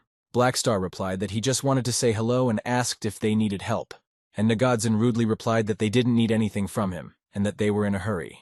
Blackstar realized that there was no way to complete the quest. This event required the presence of a disaster-level wizard, and it was all coming out rather risky. He pulled out the Ames Dragon Emperor character cards and thought that with this card, maybe he too could intervene. Nagadzin's assistant reported that according to the information he received from Owain, there were enemy forces inside the 4th city. They needed to smash their main headquarters first, and then deal with the rest of the Dark Star members. But Nagadzin shouted that they had a scouting advantage and would take the enemy by surprise. Nagadzin and his men began to run inside the city to deal with the enemies sooner, so they wouldn't have time to escape. When they were inside the 4th city, they saw 2 men from the Dark Star organization there. Nagadzin said that he had come from the military headquarters of Ghidorah, and that the enemies were surrounded. He ordered them to lay down their arms and surrender, for they would be sent to the Rainbow Prison right away. But the people from the Dark Star organization were in no hurry to surrender. They realized that they had caught a very important person, which was Nagadzin. They told Nagadzin to look around and see which of them were now surrounded at that moment. Inexplicably from where, Amber appeared with his teacher. Nagadzin didn't understand where the 2 disaster-level superhumans had come from, and a little later he realized that they had false intelligence. Ghidorah's men realized that this was the end of the matter for them, and that they would go to the other world right at this moment. Nagadzin stated that they would fight to the end before going to the other world, and at the same moment a huge amount of energy was emitted from him. At the same moment, the news broadcast the breaking news from Norios. 10 minutes ago, there was an explosion on the western edge of the 4th city. Hurlos said there was nothing surprising about it. He actually thought an earthquake had started. Blackstar thought that given the degree of resolution in such a short period of time, it was likely that both parties involved had disaster-level forces. And just moments later, Blackstar received a call from Nagadzin asking for his help. Apparently he had miscalculated the enemy forces, and Ghidorah's men were failing. Nagadzin told him that he had come to Norios to retrieve a man who had defected from the Dark Star. His name was Owain, and the Dark Star had sent a squad to destroy him. The enemy had 2 Class A superhumans. Blackstar then asked what the 2 were, and Nagadzin said that one of them could turn his body into dust, and the other turned into a strange flying creature that could control air currents. Blackstar couldn't believe that Amber had broken through to rank A, and the other was apparently the wind demon Anuar. Blackstar replied to Nagadzin that it was too risky for him to fight 2 opponents who were rank A. But then he added that fighting wouldn't be necessary, because if Nagadzin wanted to protect Owain from the Dark Star before the reinforcements from Ghidorah arrived, Blackstar could try to help him if he took his time. Nagadzin replied that he would try to do what he could, for he had no choice anyway. Blackstar saw a new mission, the point of which was to help Nagadzin. The mission had 2 requirements, but it was still more reliable to stall. Blackstar told Hurlos to post recruitment notices through the Mercenary Guild for cooperation in the Norios area. The target was all the mercenaries in the area. The more the better. Hurlos asked on whose behalf to make the announcement, Nagadzin's or Ghidorah's, but both were not suitable for Blackstar. He told Hurlos to use his name, and a large number of mercenaries responded to the announcement. Blackstar came out and said they were all mercenaries, so they could dispense with the formalities. He accepted the order, the point of which was to help Ghidorah protect a man from the Dark Star's pursuit, and Black Star needed labor. The mercenaries looked at Black Star with surprised eyes, and asked how he even dared to take on a task with two A-rank enemies. He replied that their task was not to confront the enemy, but there were still certain risks, and if they did not agree, they could leave, and with those who would stay, after the completion of the task, he would sign a cooperation agreement. In the end, there were 3 mercenary teams left. 17 single mercenaries, 4 of which were B-ranked men. The rest were A-ranked. It was better than Black Star had expected. Black Star was happy with this result. He thanked everyone left and said that they would fight shoulder to shoulder in the future. Anwar saw that Ghidorah had gathered the mercenaries, but Amber replied that they would be of no use. They were just mercenaries. Anwar said that these mercenaries couldn't be left alive. He didn't need unforeseen variables, and Amber replied that this time he would destroy Black Star. Amber decided to go against the mercenaries. He thought that with his power it wouldn't take more than a minute to take them down. They agreed to meet after Amber dealt with them. Meanwhile, at the abandoned station, Ghidorah's men, Nagadzen and Owain, were walking. Nagadzen asked where Owain's main body was so they could protect it until reinforcements arrived. Owain replied that right now his main body was safe until he was captured. The Dark Star would have no way to find him, so Ghidorah's men could just protect that body. But at that very moment, a vortex formed in front of Ghidorah's men. It was apparently Anwar, for he could control the wind, and Black Star was indeed right that they had split up. At the stronghold, the mercenaries got everything ready. Black Star was pleased with their work. He told them to get out of here and stay away for a while. Black Star received a notification from Nagadzen that there was only one rank A person at the abandoned station. Black Star needed to be extremely careful. Black Star realized that Amber was approaching. After a couple of minutes, he entered the base and was surprised that no one was there. It looked like everyone had gone after the Ghidorahs. Amber was about to leave and look for Anwar when suddenly he heard a familiar voice asking him to stay. Amber immediately recognized who the voice belonged to and saw a huge image of Black Star on a large screen. Black Star said that Amber's nickname was given to him on the Dark Star. They took him in and raised him as a weapon. But in their eyes, he was nothing more than a handy tool. Amber told them to dispense with low provocations. He realized that all the mercenaries had left, and he didn't understand why Black Star had stayed behind to wait for him. After all, it was a stupid decision. But Black Star was not alone. He had Arusha with him, who had great strength and energy. She was not easy to defeat. Amber got angry and said that Black Star was overestimating his strength, and even with help, he wouldn't be able to defeat him. He also added that if he got rid of Black Star, he would just fulfill his little wish, and when he went to the other world, he would help his people from the Dark Star. Amber realized that Black Star was capable of withstanding his carbon analysis. Now it was no wonder why he dared to challenge him. Black Star was well prepared. Black Star replied that he had certainly prepared, and at that very moment he activated the mechanical beasts and insects. But Amber wasn't so simple either. He was able to use a gravel shield to protect himself from the mechanical beast's attack. Amber shouted to Black Star that even if he prepared a trap, and even if he was immune to his carbon damage, he still wouldn't be able to bear Amber's new abilities. Amber activated total defeat. By doing so, he was able to deal quite a bit of damage to Black Star's mechanical beasts. Black Star noticed that Amber had impressive power. He didn't understand how he was able to destroy the robot's armor in an instant. Black Star thought he might be strong, but he didn't want to test it on himself and decided he had to be careful. It was time to activate the Void Dragon's mechanical suit. There was no other way to overpower Amber. Amber was very surprised to see that Black Star's fur didn't look like it did before. It looked like it was stronger again. Amber laughed at the fact that Black Star had activated the Void Dragon mech, because he thought that his defense couldn't be penetrated. But Amber didn't take into account that along with Black Star here was Arusha, and her power was no less powerful. The girl was able to penetrate with her energy through Amber's shield. Arusha was successfully able to accomplish this mission. The girl really had the most powerful strength and energy. Amber thought that only Nagadzen would be difficult to deal with, but it turned out that Black Star was not easy to deal with either. But he thought it was a good opportunity. After all, the enemy had split into 2 groups, and Black Star had taken the risk to hold him off. Amber paralyzed most of Black Star's mechanisms. Amber thought that sooner or later he would be able to break his mech, and he wouldn't be able to do anything. But Black Star was able to apply the power of elimination upgrade, and all the mechanical beasts could move and fight again. Amber didn't understand how the mechanisms recovered, and he decided to put paralysis on them again. He wondered if Black Star could restore them again.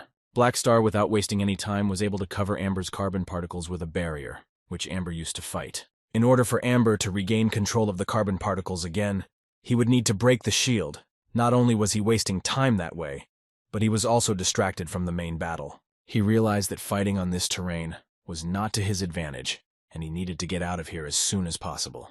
Before Amber could take any action, a massive explosion sounded at the mercenary base, destroying the building. Amber asked Blackstar why he had decided to blow up his base, and he replied that he was very respectful of the forces of natural disasters, so he had planted a particularly large amount of explosives. At one point, Amber realized that he could no longer see anything. He couldn't tell where his opponent was. He could only lie low and watch. But Amber felt something penetrate the shield. He was no longer completely safe here.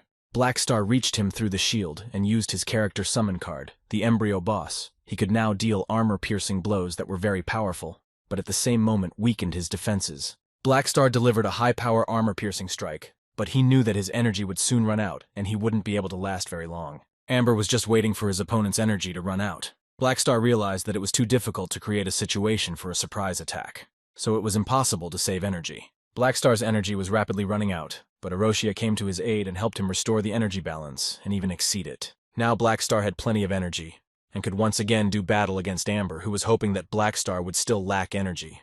Blackstar carried such a blow that the explosion was of gigantic scale. He and Aroshia landed not very smoothly. But even such a powerful explosion couldn't destroy Amber.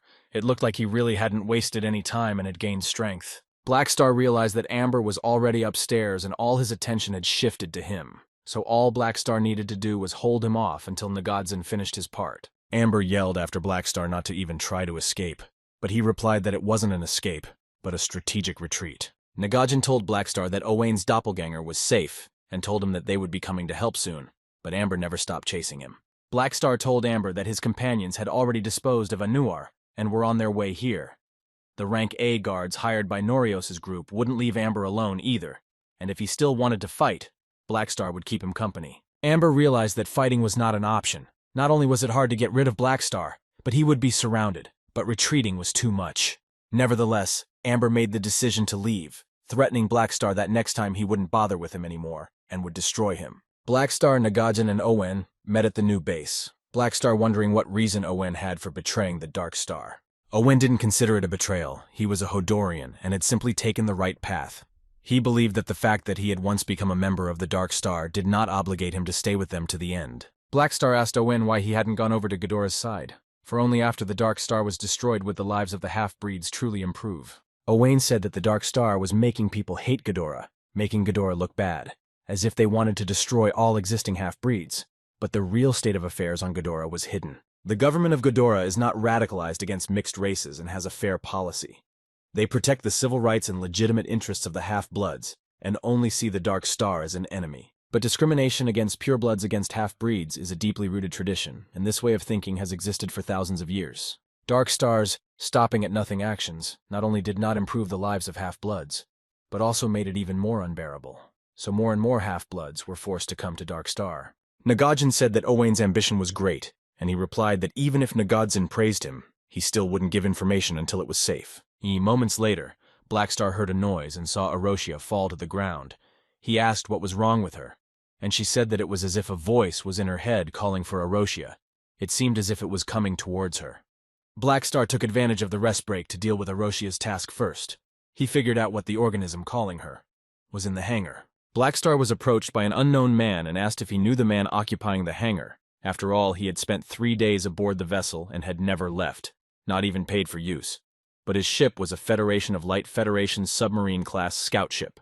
Aroshia paid an unknown person to use the hangar, and Blackstar thought that an important person was there. Plus, she came especially for Aroshia. Before going inside, Blackstar said that they were walking into the unknown, and it wasn't clear what to expect from this walk at all. Blackstar remarked that this ship is a black light battleship. It is very expensive and has the highest specs. Aroshia said it gives her a familiar feeling. It seems like she had been here once before, a long time ago. Aroshia touched the ship's control panel, thereby activating the credentials check. Authenticated, and the ship's system welcomed her as captain. At the same moment, the energy form of a man appeared in front of Aroshia and said he had finally found her. He said there was a program glitch in her memory circuitry. She needed help adjusting it. Blackstar asked if his name was Rizda. Meanwhile, the stranger didn't understand how Blackstar knew his name, and it was all about mission prompts. Rizda thanked Blackstar and said that if he hadn't restored some of her energy, the sensor wouldn't have been able to locate her, and Blackstar in turn asked Rizda what kind of creature he was. Rizda was actually an artificial intelligence. It was a life form. The ship was the tool Rizda used to navigate the real world. Blackstar couldn't believe that Aroshia was also an artificial intelligence. After all, she had a body and had awakened her powers. And Rizda said that they had been upgrading programs or growing up together since childhood, and she was very important to him. Rizda thanked Blackstar again for taking care of her and said they had an important mission to accomplish. Rizda decided that he had to take Aroshia with him and asked him to understand. But Blackstar was not happy with this decision of his. Blackstar thought that he had worked hard to make Aroshia a capable officer and Rizda had taken her away with just one phrase. He didn't see any significance in the fact that they were childhood friends, after all. Blackstar was heaven sent to her. He said that Aroshia should decide for her own destiny. Aroshia, that all she knows is that Blackstar saved her, and so she will not go with Rizda, and he replied that he will stay with her until she regains her memory. Because of her memory loss, all of Aroshia's memories were linked to Blackstar, so she won't be able to choose someone else. Blackstar told Rizda not to get excited so soon, as he had not given him permission to stay, however. If he could tell her what was going on, then maybe he could help.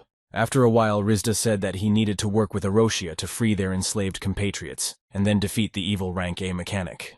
The Rank A mechanic who enslaved the life of the artificial intelligence Rizda spoke of was known to Blackstar. In his past life, he was a high-level mentor to the player mechanics. Blackstar couldn't believe it could have anything to do with the main plot of the middle and later versions. Rizda said that it didn't matter if Blackstar wanted to help them or not, but he should stay and wait for Aroshia to come to his senses. Blackstar realized if Rizda stayed, then he could use the battleship Black for now. Blackstar was contacted by Herloose. He said they were in big trouble, for the Dark Star had found Owain's body. Blackstar had to return immediately. Blackstar guessed what was going on. Given the Dark Star's fearful breed, they would have destroyed the main body first. Blackstar told Owain that he should have told them earlier that he was actually the main body, and they destroyed the doppelganger, but Owain was afraid of leaking the information. Owain revealed that Darkstar had figured out his little ruse, and they were definitely going to destroy him, but permanently, he could only count on Blackstar's help. Blackstar suggested splitting up so that he and Nagodzin could hold off the pursuers. Aroshia should take Owain to the teleporter mage, and then they should go to Rizda and take Owain away from Norios. Besides Anuar and the ground pursuit force, there could be a large Black Star fleet hidden in outer space. Blackstar had never heard of Owain in his previous life. Must be destroyed here. Right now they only had one A-rank Nagodzin and the enemy had Anuar and Amber. Even with Blackstar handling 2 ranks at the same time was beyond their strength. So it was important to let the enemy know that Owain was fleeing. That way they could get Darkstar to split the forces and deal with them on one side, while the other side would send men after Owain, which was tantamount to spreading the risk of reinforcements. It was the only risk they could take now. They had no other choice. They had a tough fight ahead of them. Blackstar and Nagodzin noticed Anuar and Amber approaching them. They should have gotten ready. Amber was glad to see Blackstar again, for he wanted revenge for all that he had been through. Amber struck hard, causing a huge explosion. People ran in different directions trying to escape. Amber shouted to Anuar that they had found Owain. He was trying to escape in a manned aircraft. Blackstar got in Amber's way again. He couldn't let the Darkstar people get to Owain, much less Amber. Anuar realized that Blackstar and Nagodzin were trying to stop them from catching up to Owain. He told Amber to leave and he would hold off Blackstar. Owain saw Amber catching up to them, and Aroshia said that Blackstar let him go on purpose to hold off the faster Anuar. They still had time. Owain also added that if they didn't finish the teleportation in time, they could both die. But Aroshia was an artificial intelligence, and she wasn't in danger of that. Blackstar noticed that Anuar was fast and stealthy. With his weapon it is hard to hit him, and Nagodzin can't match him for maneuverability in the sky. So even if he is strong, he is useless. Anuar, when he saw Blackstar, thought that since his apprentice couldn't overpower him, he will definitely be able to do it. Meanwhile, the city was covered by the Norios Financial Group's city-level shield. Anuar didn't like it much.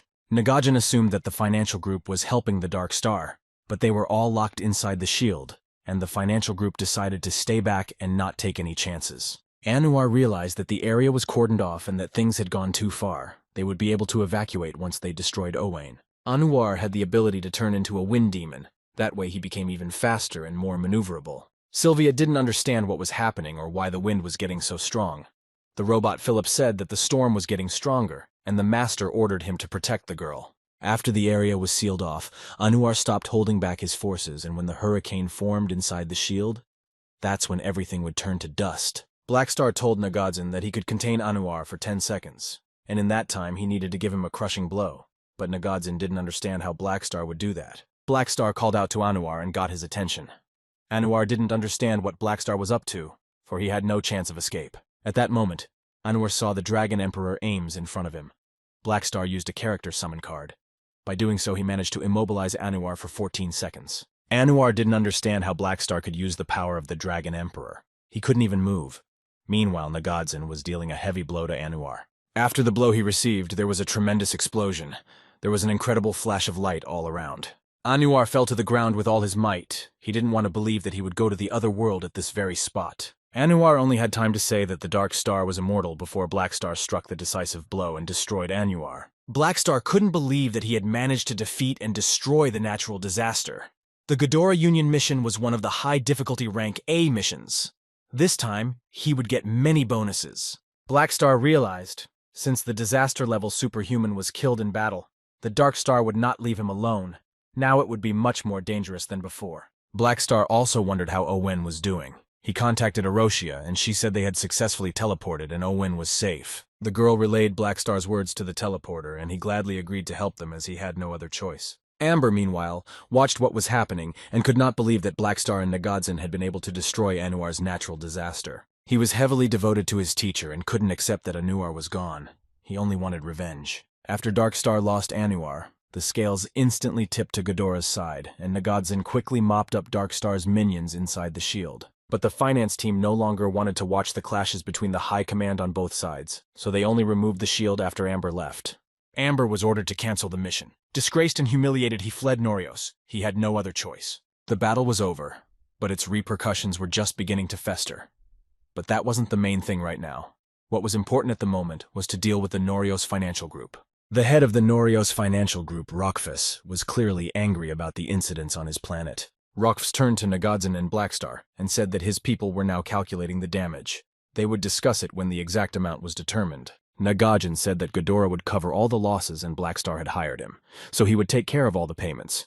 But Rockfus replied that he wasn't going to charge Blackstar, and asked that he give Ames his regards. Blackstar asked Rockfus if he was an investor in Lantaine, and Rockfus replied that Blackstar was even more powerful than he was said to be and answered his question in the affirmative. Blackstar wanted to ask Rockfus for something. He hoped they could set up a time to discuss it.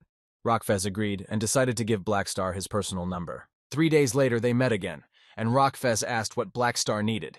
He said he needed financial support to set up a headquarters exclusively for mercenary groups. Rockfus asked if these intentions were Ames's initiative, to which Blackstar replied that it was purely his personal initiative and asked how much he was willing to pay. Rockfus replied that he wasn't sure he wanted to fund it. Blackstar said that he represented the funding of Lantaine. Ames had a high reputation, and this allowed him to make a satisfactory profit from other sources. He also had several immortal warriors under his command. Blackstar knew all the mercenaries, and he didn't need to look for others in the free market, and if Rockfus invested in them, they could develop even faster. But Rockfus replied that he couldn't finance them. Blackstar thought to himself that until the update, the players wouldn't go online and Rockfus wouldn't be able to detect them. His idea was to make the non-game characters realize the potential of the players and get him to invest in them on a voluntary basis. Blackstar was sorry that Rockfus was missing out on such a project, the profits of which greatly enhanced the investment, to which Rockfus replied that he could provide him with a loan. Blackstar agreed to the loan. When he saw the interest rate, he realized that the amount was insignificant. He only had to choose a good location and start building the headquarters. After a while, Blackstar called Jenny and told her that Rockfus had told her everything. She asked why he hadn't warned her in advance. Blackstar asked Jenny why he should have asked her permission if she wouldn't have authorized the loan anyway. The girl got even more angry and ordered him to pay back the loan immediately. Jenny decided to inform the Dragon Emperor immediately. Ames asked why she was so nervous. After all, the loan amount was very small and there was no need to make such a fuss. The Dragon Emperor also added that as long as Blackstar was not a wanted criminal, Jenny could not report any small things to her and hung up the phone. Meanwhile, a meeting was being held at Darkstar headquarters. It was discussed that the operation was a failure, but they had managed to freeze the traitors' access to the data. The information they had stolen was limited. The head of the meeting was disappointed with the outcome. He said that Amber had let him down, to which he replied that there were unforeseen circumstances during the operation. The head of the Dark Star read the report, and Amber shouted that they were obliged to destroy Blackstar. But the difficulty was that Blackstar had recently established a base on the Golden Gate planet, and to get rid of him, they would have to send a large fleet of ships there. They planned to make Blackstar pay, but not now. From that point on, they decided to stop all outside activity, up to and including the outbreak of the alienation virus. That was the end of the meeting. Meanwhile, on the planet Aquamarine, Bennett was reported that there had been over 2,000 rioting incidents across the planet in 2 days. They analyzed all the incidents and found a single common similarity. Forensics showed that people's brains were abnormally active, causing their internal organs to produce hormones far in excess of levels. Most people fell into a coma, and those who woke up remembered being seized by a sudden violent rage. Bennett wondered if the quarantine was really working. If this was a new unknown virus, then the number of infected could be large. He also thought that the world was just at peace, and he didn't know whether to report it. At the meeting in the third asylum, Bennett said that over a year ago, some anomalies had been reported, and the current events could be related to the phenomena that had been mentioned earlier. Hyla and Aurora were the talents left behind by the Black Ghost, and they were aware of his doomsday message. Bennett wanted their opinion on what was happening. The girls looked at Bennett's assistant. Aurora smelled an odor from him that came from the virus, and apparently he was infected as well. The lab girl realized that her senses had not failed her and a whole year of research had not gone to waste. Aurora asked if there was anything she could do to help. Bennett didn't understand what it was about and asked the lab girl, and she replied to have everyone follow her. She had something to show them. The girl showed them a plant. It was a Ridiafan, a plant that germinates in harsh conditions and is very difficult to grow. It is on the verge of extinction, but its scarcity does not mean high cost. Aurora walked over to the plant and said that none of these plants were infected with that smell. The lab technician confirmed this, as the leaves of the Ridiafan are immune to the substance. Hila asked if this was the disaster that the Black Ghost had predicted. Would he come back as promised? And the lab technician said that if he hadn't sent her here then, there certainly wouldn't have been a chance to study it. Hyla thought that the Black Ghost would go on a space journey to find a solution to the problem. But there has been no news from him for 2 years now, and maybe he will never come back. And at that very moment, as if reading Hila's thoughts, the Black Ghost made a decision to return to his home planet. About half an hour ago, on the planet Golden Gate, Black Star summoned everyone suddenly. The mercenaries assumed that a major operation was being prepared. The mercenaries also speculated that nominally they were Lontan's troops, and maybe the Dragon Emperor had some kind of mission for them. Black Star stepped in front of the crowd and asked if everyone had arrived to meet him. He had something important for the mercenaries. Sunil's squad arrived in full. The fighters were ready to run errands from Black Star. The mercenary girls were also present at this meeting. Black Star had managed to gather a variety of fighters in his mercenary organization. Even fighters from the military union arrived to join the rest of the mercenaries. Looking at the number of people, it seemed that Black Star was up to something big. Within a year, Black Star had managed to build the Black Star base from scratch. He had developed 23 automatic production lines, and the experience panel had surpassed the 100 million mark. He had gathered all these people for a massive operation. His homeland was suffering a catastrophe, and he was their only chance for salvation. The girl asked if the planet Aquamarine is Black Star's homeland.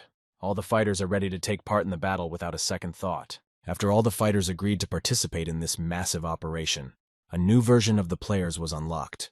Black Star was happy with this and went to his home planet Aquamarine. Meanwhile, in the third sanctuary, the upgraded players began to show up. They didn't quite understand what exactly had changed with the version upgrade yet. Players noticed that the status of the Last Frontier mission had changed from frozen to open. This mission was left by the Black Ghost before he left. Apparently, this meant that the catastrophe mentioned in the mission had already begun. Bennett announced to the inhabitants of the planet Aquamarine that their home was suffering an unprecedented catastrophe, and they were in dire need of help. After a few minutes, Bennett was peppered with questions about the virus, if there was a cure for it, and if it was causing irritation. Bennett replied that so far they had discovered 2 ways to counteract the alienation virus. The first way is that the superhumans are less susceptible to it, and the second way is that their third asylum has developed an inhibitor that can protect against the virus for a time. But with limited production capacity, there is not enough quantity to go around. The players saw that as soon as they went online, the main quest started immediately, and the instructions left by the Black Ghost led them here. Bennett said that every day, countless people wanted to inject inhibitors and seek shelter, but the amount of inhibitors was limited, so they could only keep people outside in the waiting camp to prevent infection. 2 days later, Bennett chatted with Hyla and told her that this group of non-humans were helping them, and who would have thought that the influence left by the Black Ghost was still protecting them. Bennett realized that they needed to stop the infestation of refugees or many would die. They needed to neutralize the sick. The infected beasts appeared on the horizon. They had an intimidating appearance and their eyes glowed with a red light. The beasts were indeed very dangerous, and if they were not stopped, they would do a lot of damage, and all the people would be in danger. There was an urgent task for the players, which was to rescue the refugees outside the city. It had to be done immediately. Bennett was looking for a team formed that could stop the onslaught of the infected beasts. One group had to stop the attack of the beasts, and the other group had to help with the rescue of the refugees. There were not enough people everywhere and the players were having trouble stopping them. Hyla helped as much as she could and fought with all her might. After a moment, the girl saw that dozens of spaceships were approaching the planet Aquamarine and some people started landing. Mercenaries from different planets and organizations began to land on Aquamarine in full combat readiness. Their weapons were already on target. When Blackstar started to get out of the spaceship, Hyla didn't recognize him at first. The girl asked why he was helping them in this battle. Blackstar asked why she didn't recognize him, and if he had changed much. The girl, with tears in her eyes, said that it had been a long time since they had seen each other. The players around and the common people recognized the Black Ghost and were very happy that he was back, and still so during the time when the disaster began. The mission brought a lot of progress and the players made up for lost points. Everyone around looked at the mercenaries and admired them. Bennett said that the disaster the Black Ghost talked about had indeed happened. He called him to the meeting room to discuss the details. The Black Ghost said to wait a bit. He needed to take care of something first. The Black Ghost left his powerful spaceship right above the asylum, and the players were just thrilled with such technology. The Black Ghost loved their attention and admiration. Bennett and the Black Ghost sat in the meeting room and discussed the current situation. Bennett asked what had happened during the time the Black Ghost was in space. He replied that he had become a mercenary, and these were his companions. After a while, Aurora ran up to the Black Ghost, hugged him, and told him that she missed him a lot and that he had changed. He asked the girl where her sister was. Aurora said she brought her with her, but she didn't want to go. Hyla asked the Black Ghost if he was back for good.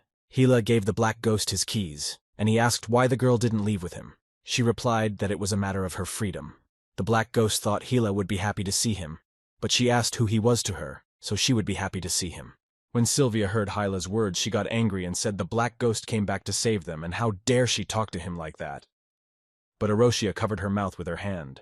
They continued talking, and Bennett asked if Black Ghost had found out how to deal with the exclusion epidemic. Black Ghost replied that he had found out what the exclusion virus was and how it worked. After a while, the lab assistant explained that the virus was actually a microorganism. It was not at all surprising that those infected were undetectable, but Bennett did not understand why Rydia fan leaves were immune to the exclusion virus. When Sylvia saw the image of this plant, she realized that it was the Serenity herb. That was the raw material for the concentration elixir, and Rydia fan leaves were a magical material, but only a magician could manifest the effects of this plant. The Black Ghost said that right now this microorganism was essentially still a child, but when it matured, there was nothing that could be done to it. Bennett asked what he would do, and the Black Ghost said that he would trust the mages to grow the plants to begin with. After that, the Black Ghost planned to deal with a bunch of refugees who were unconscious, because there was no way they could be left unattended. Players saw Blackstar back in the headlines as a key figure in the update. Blackstar realized that until he reported back to Ghidorah, the Dark Star would not show up.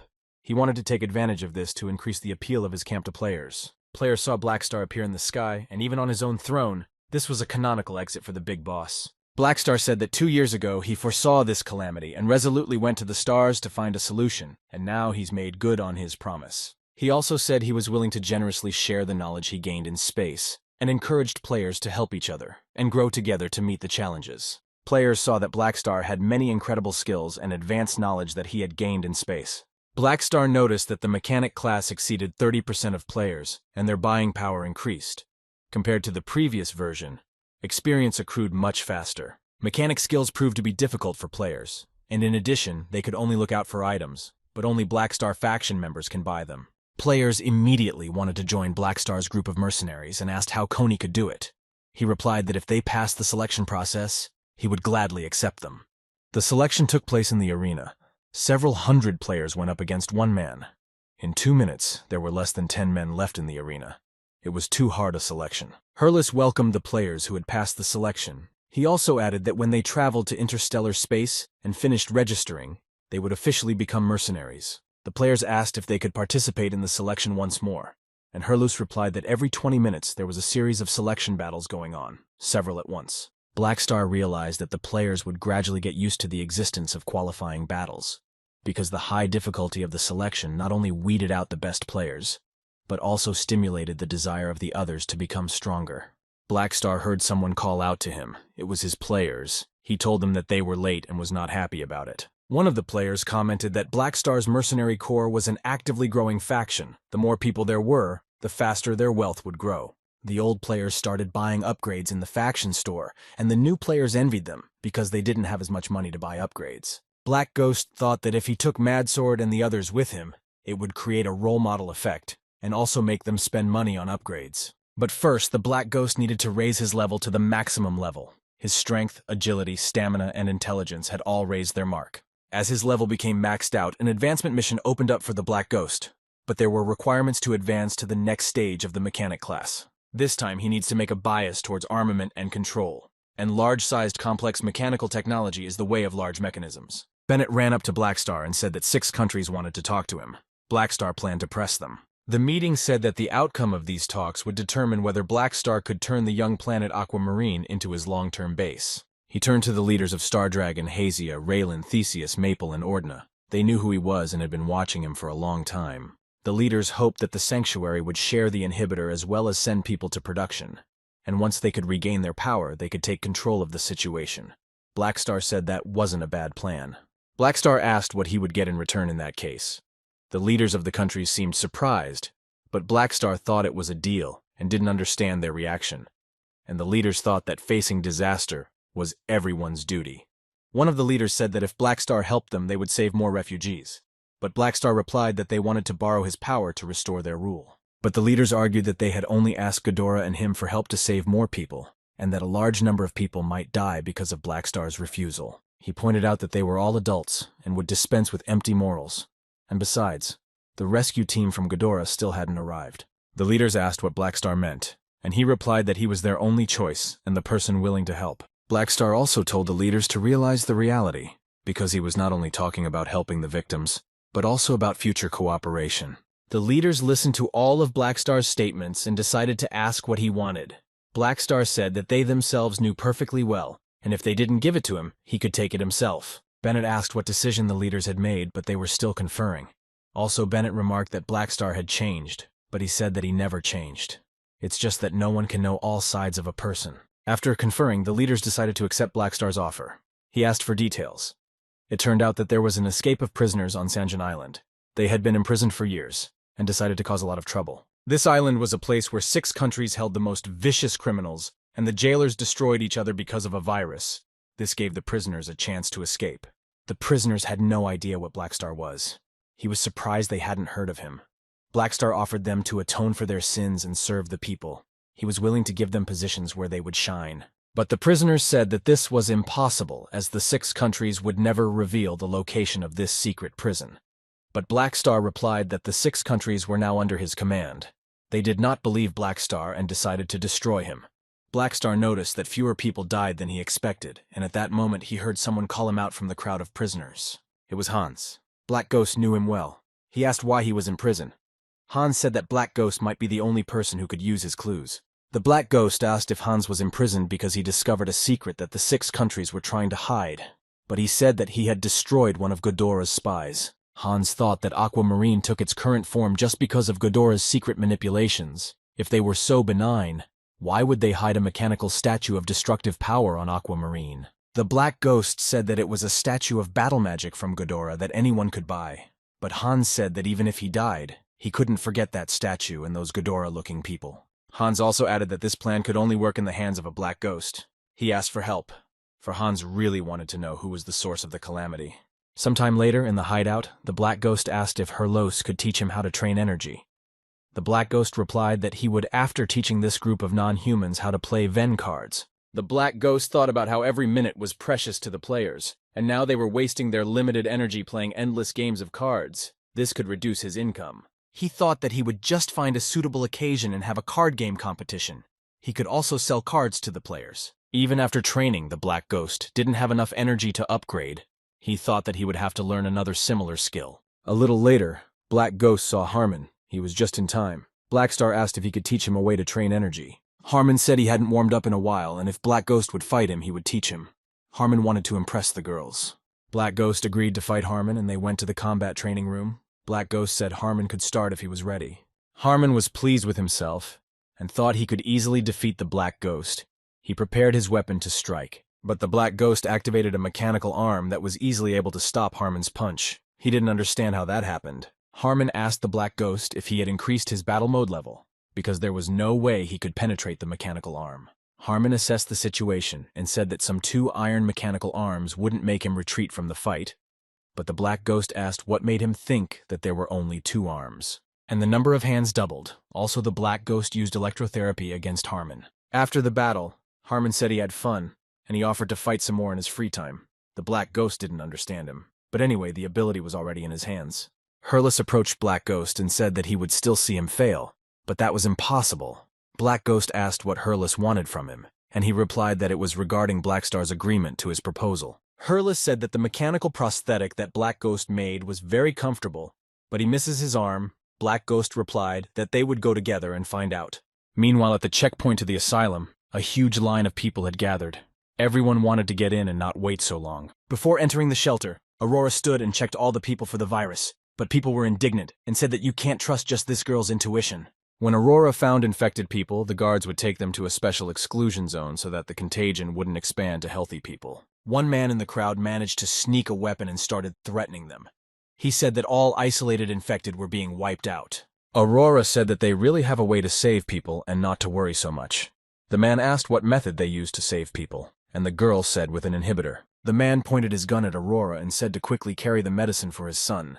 The guard told the man not to do anything stupid as the girl's abilities are very important to everyone. The guard grabbed the man from behind, for he couldn't be allowed to hurt Aurora, but the man managed to shoot. The bullet flew straight at Aurora, but Hyla, who walked up and stood behind her, was able to activate her powers and protect her sister from being wounded. Hyla was about to destroy the man who shot her sister, but Aurora asked her not to, because the man was just scared for his son. Hyla angrily told the man that if he didn't believe them, no one was keeping him here and he could leave, and the man asked to at least save his child. Aurora told them not to leave as they can really help. Then the man said to carry the medicine urgently, and the girl replied that they can't give benefits just like that, you have to wait, and the boy will surely get better. The boy looked at his father and said that he believed Aurora and asked him to let him go with the girl. Hyla told her sister that because of selfishness, people only want to take but give nothing in return, they are not worthy of her help. And Aurora said if she can help people she will, otherwise it is selfishness. Aurora said that Blackstar volunteered to save her, and other people helped them too. Hyla replied that they will repay Blackstar, and she doesn't like other people. After hearing the girls talk, Blackstar told Hurlus that they had to go back and that he didn't stand a chance. But Hurlus refused to leave since they didn't even ask. But it wasn't that simple since Aurora's talent was using up her life force. Blackstar decided to ask Aurora after all. He walked over to the girls, Aurora ran up to him and was happy to see him, and Hyla asked why he was in their way. Blackstar said that his friend had lost his arm in battle, and they wanted to ask for help. Hyla said not to even think about it, and Blackstar asked him to at least pretend that she had thought about it. Aurora said it wouldn't be any trouble, and she wanted to help Blackstar, but Hyla was adamant, and the girl added that her sister couldn't make decisions for her forever. Hyla said that if Aurora helped once, everyone would start coming to her and she would use up all her life force. And the girl countered and said that she would say no if she didn't want to. Hurlus realized that he didn't stand a chance. Hyla added that Aurora was thinking immaturely and didn't understand how to protect herself at all. And the girl yelled that her sister constantly wanted to change her and that she, unlike Hyla, understood people's feelings. Aurora said that all the years in the lab she prayed for someone to save her, but all she got was treatment and no one came to save her. She was in complete hopelessness. And Han Xiao saved her when she had completely lost hope. So she really wanted to help other people.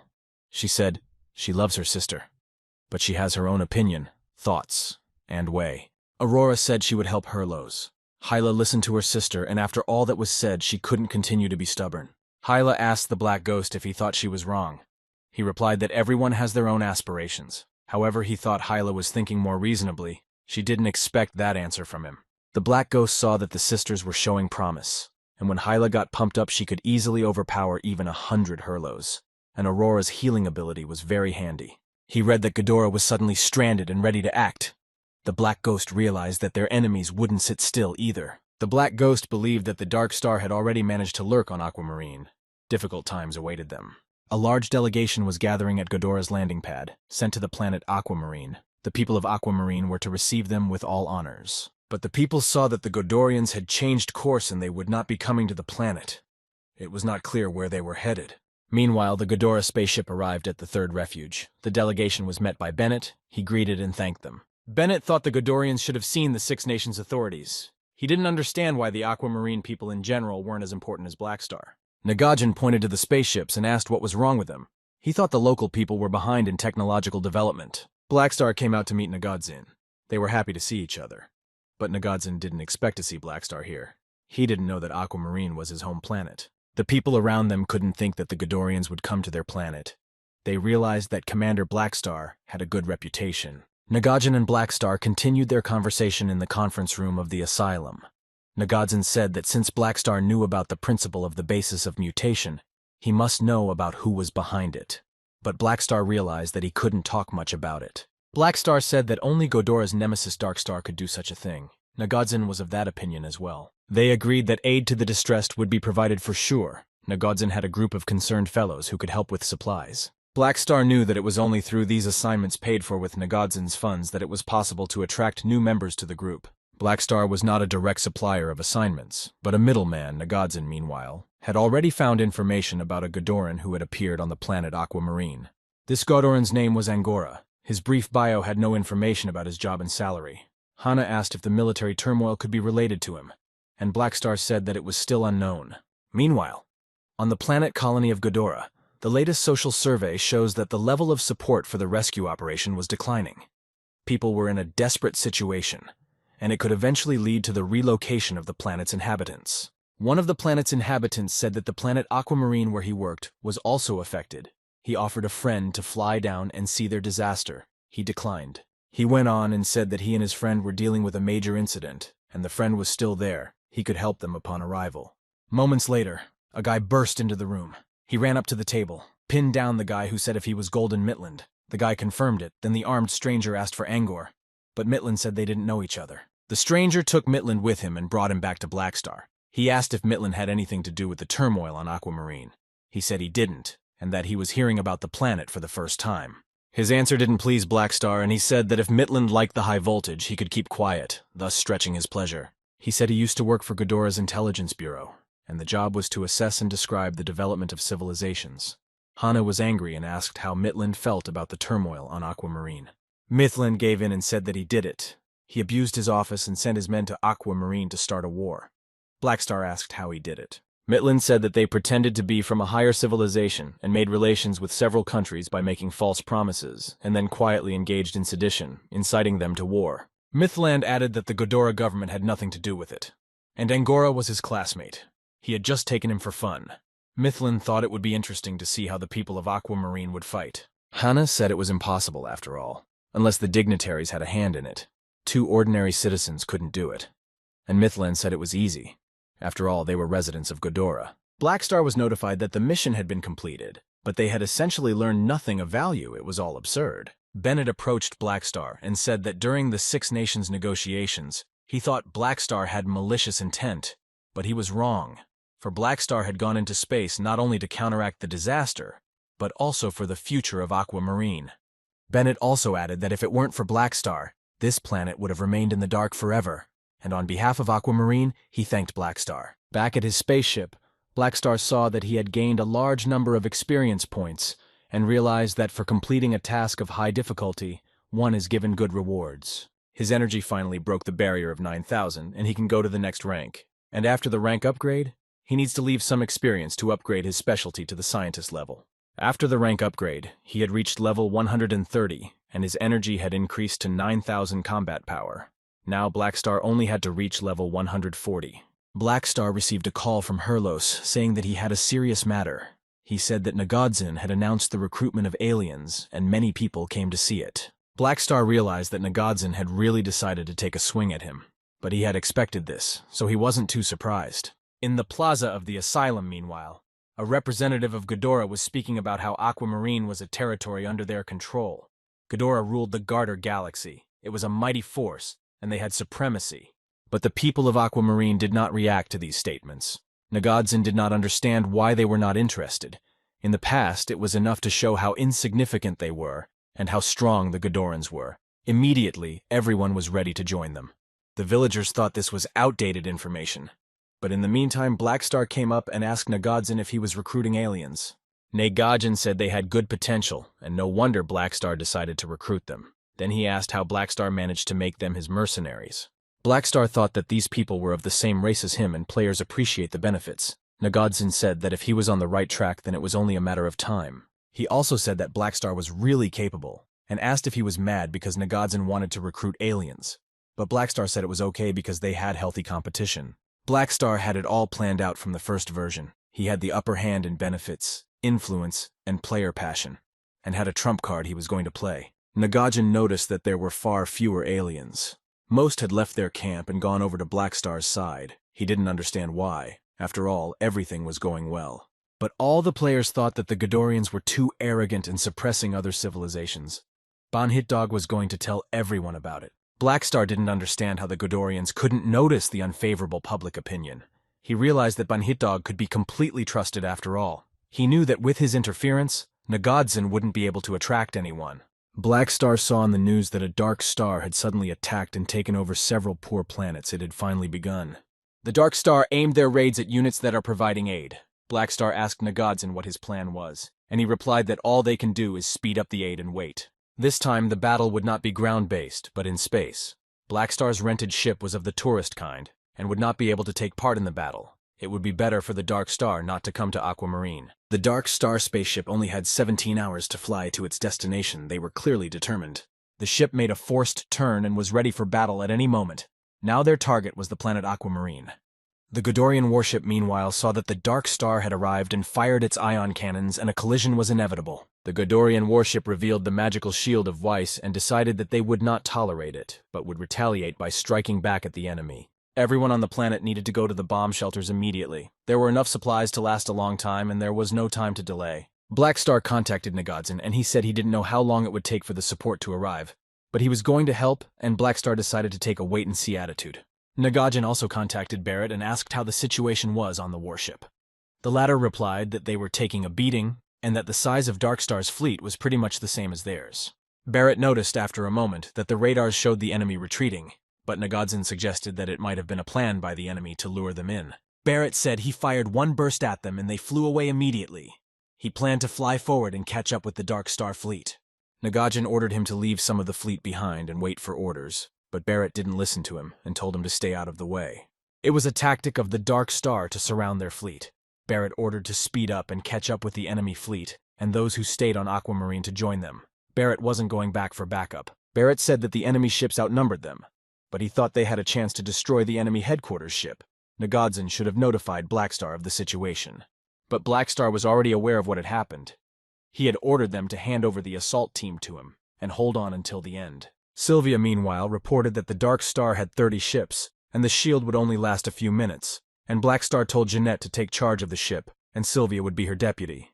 Blackstar asked Rizda to hack the firewall. He couldn't rely on anyone today and decided to do everything himself. The players tried to strike the Dark Star's space fleet, but their shields were too strong, and there was no way their attacks would go through. After a moment, the players noticed that the shield was gone and the spaceships collided.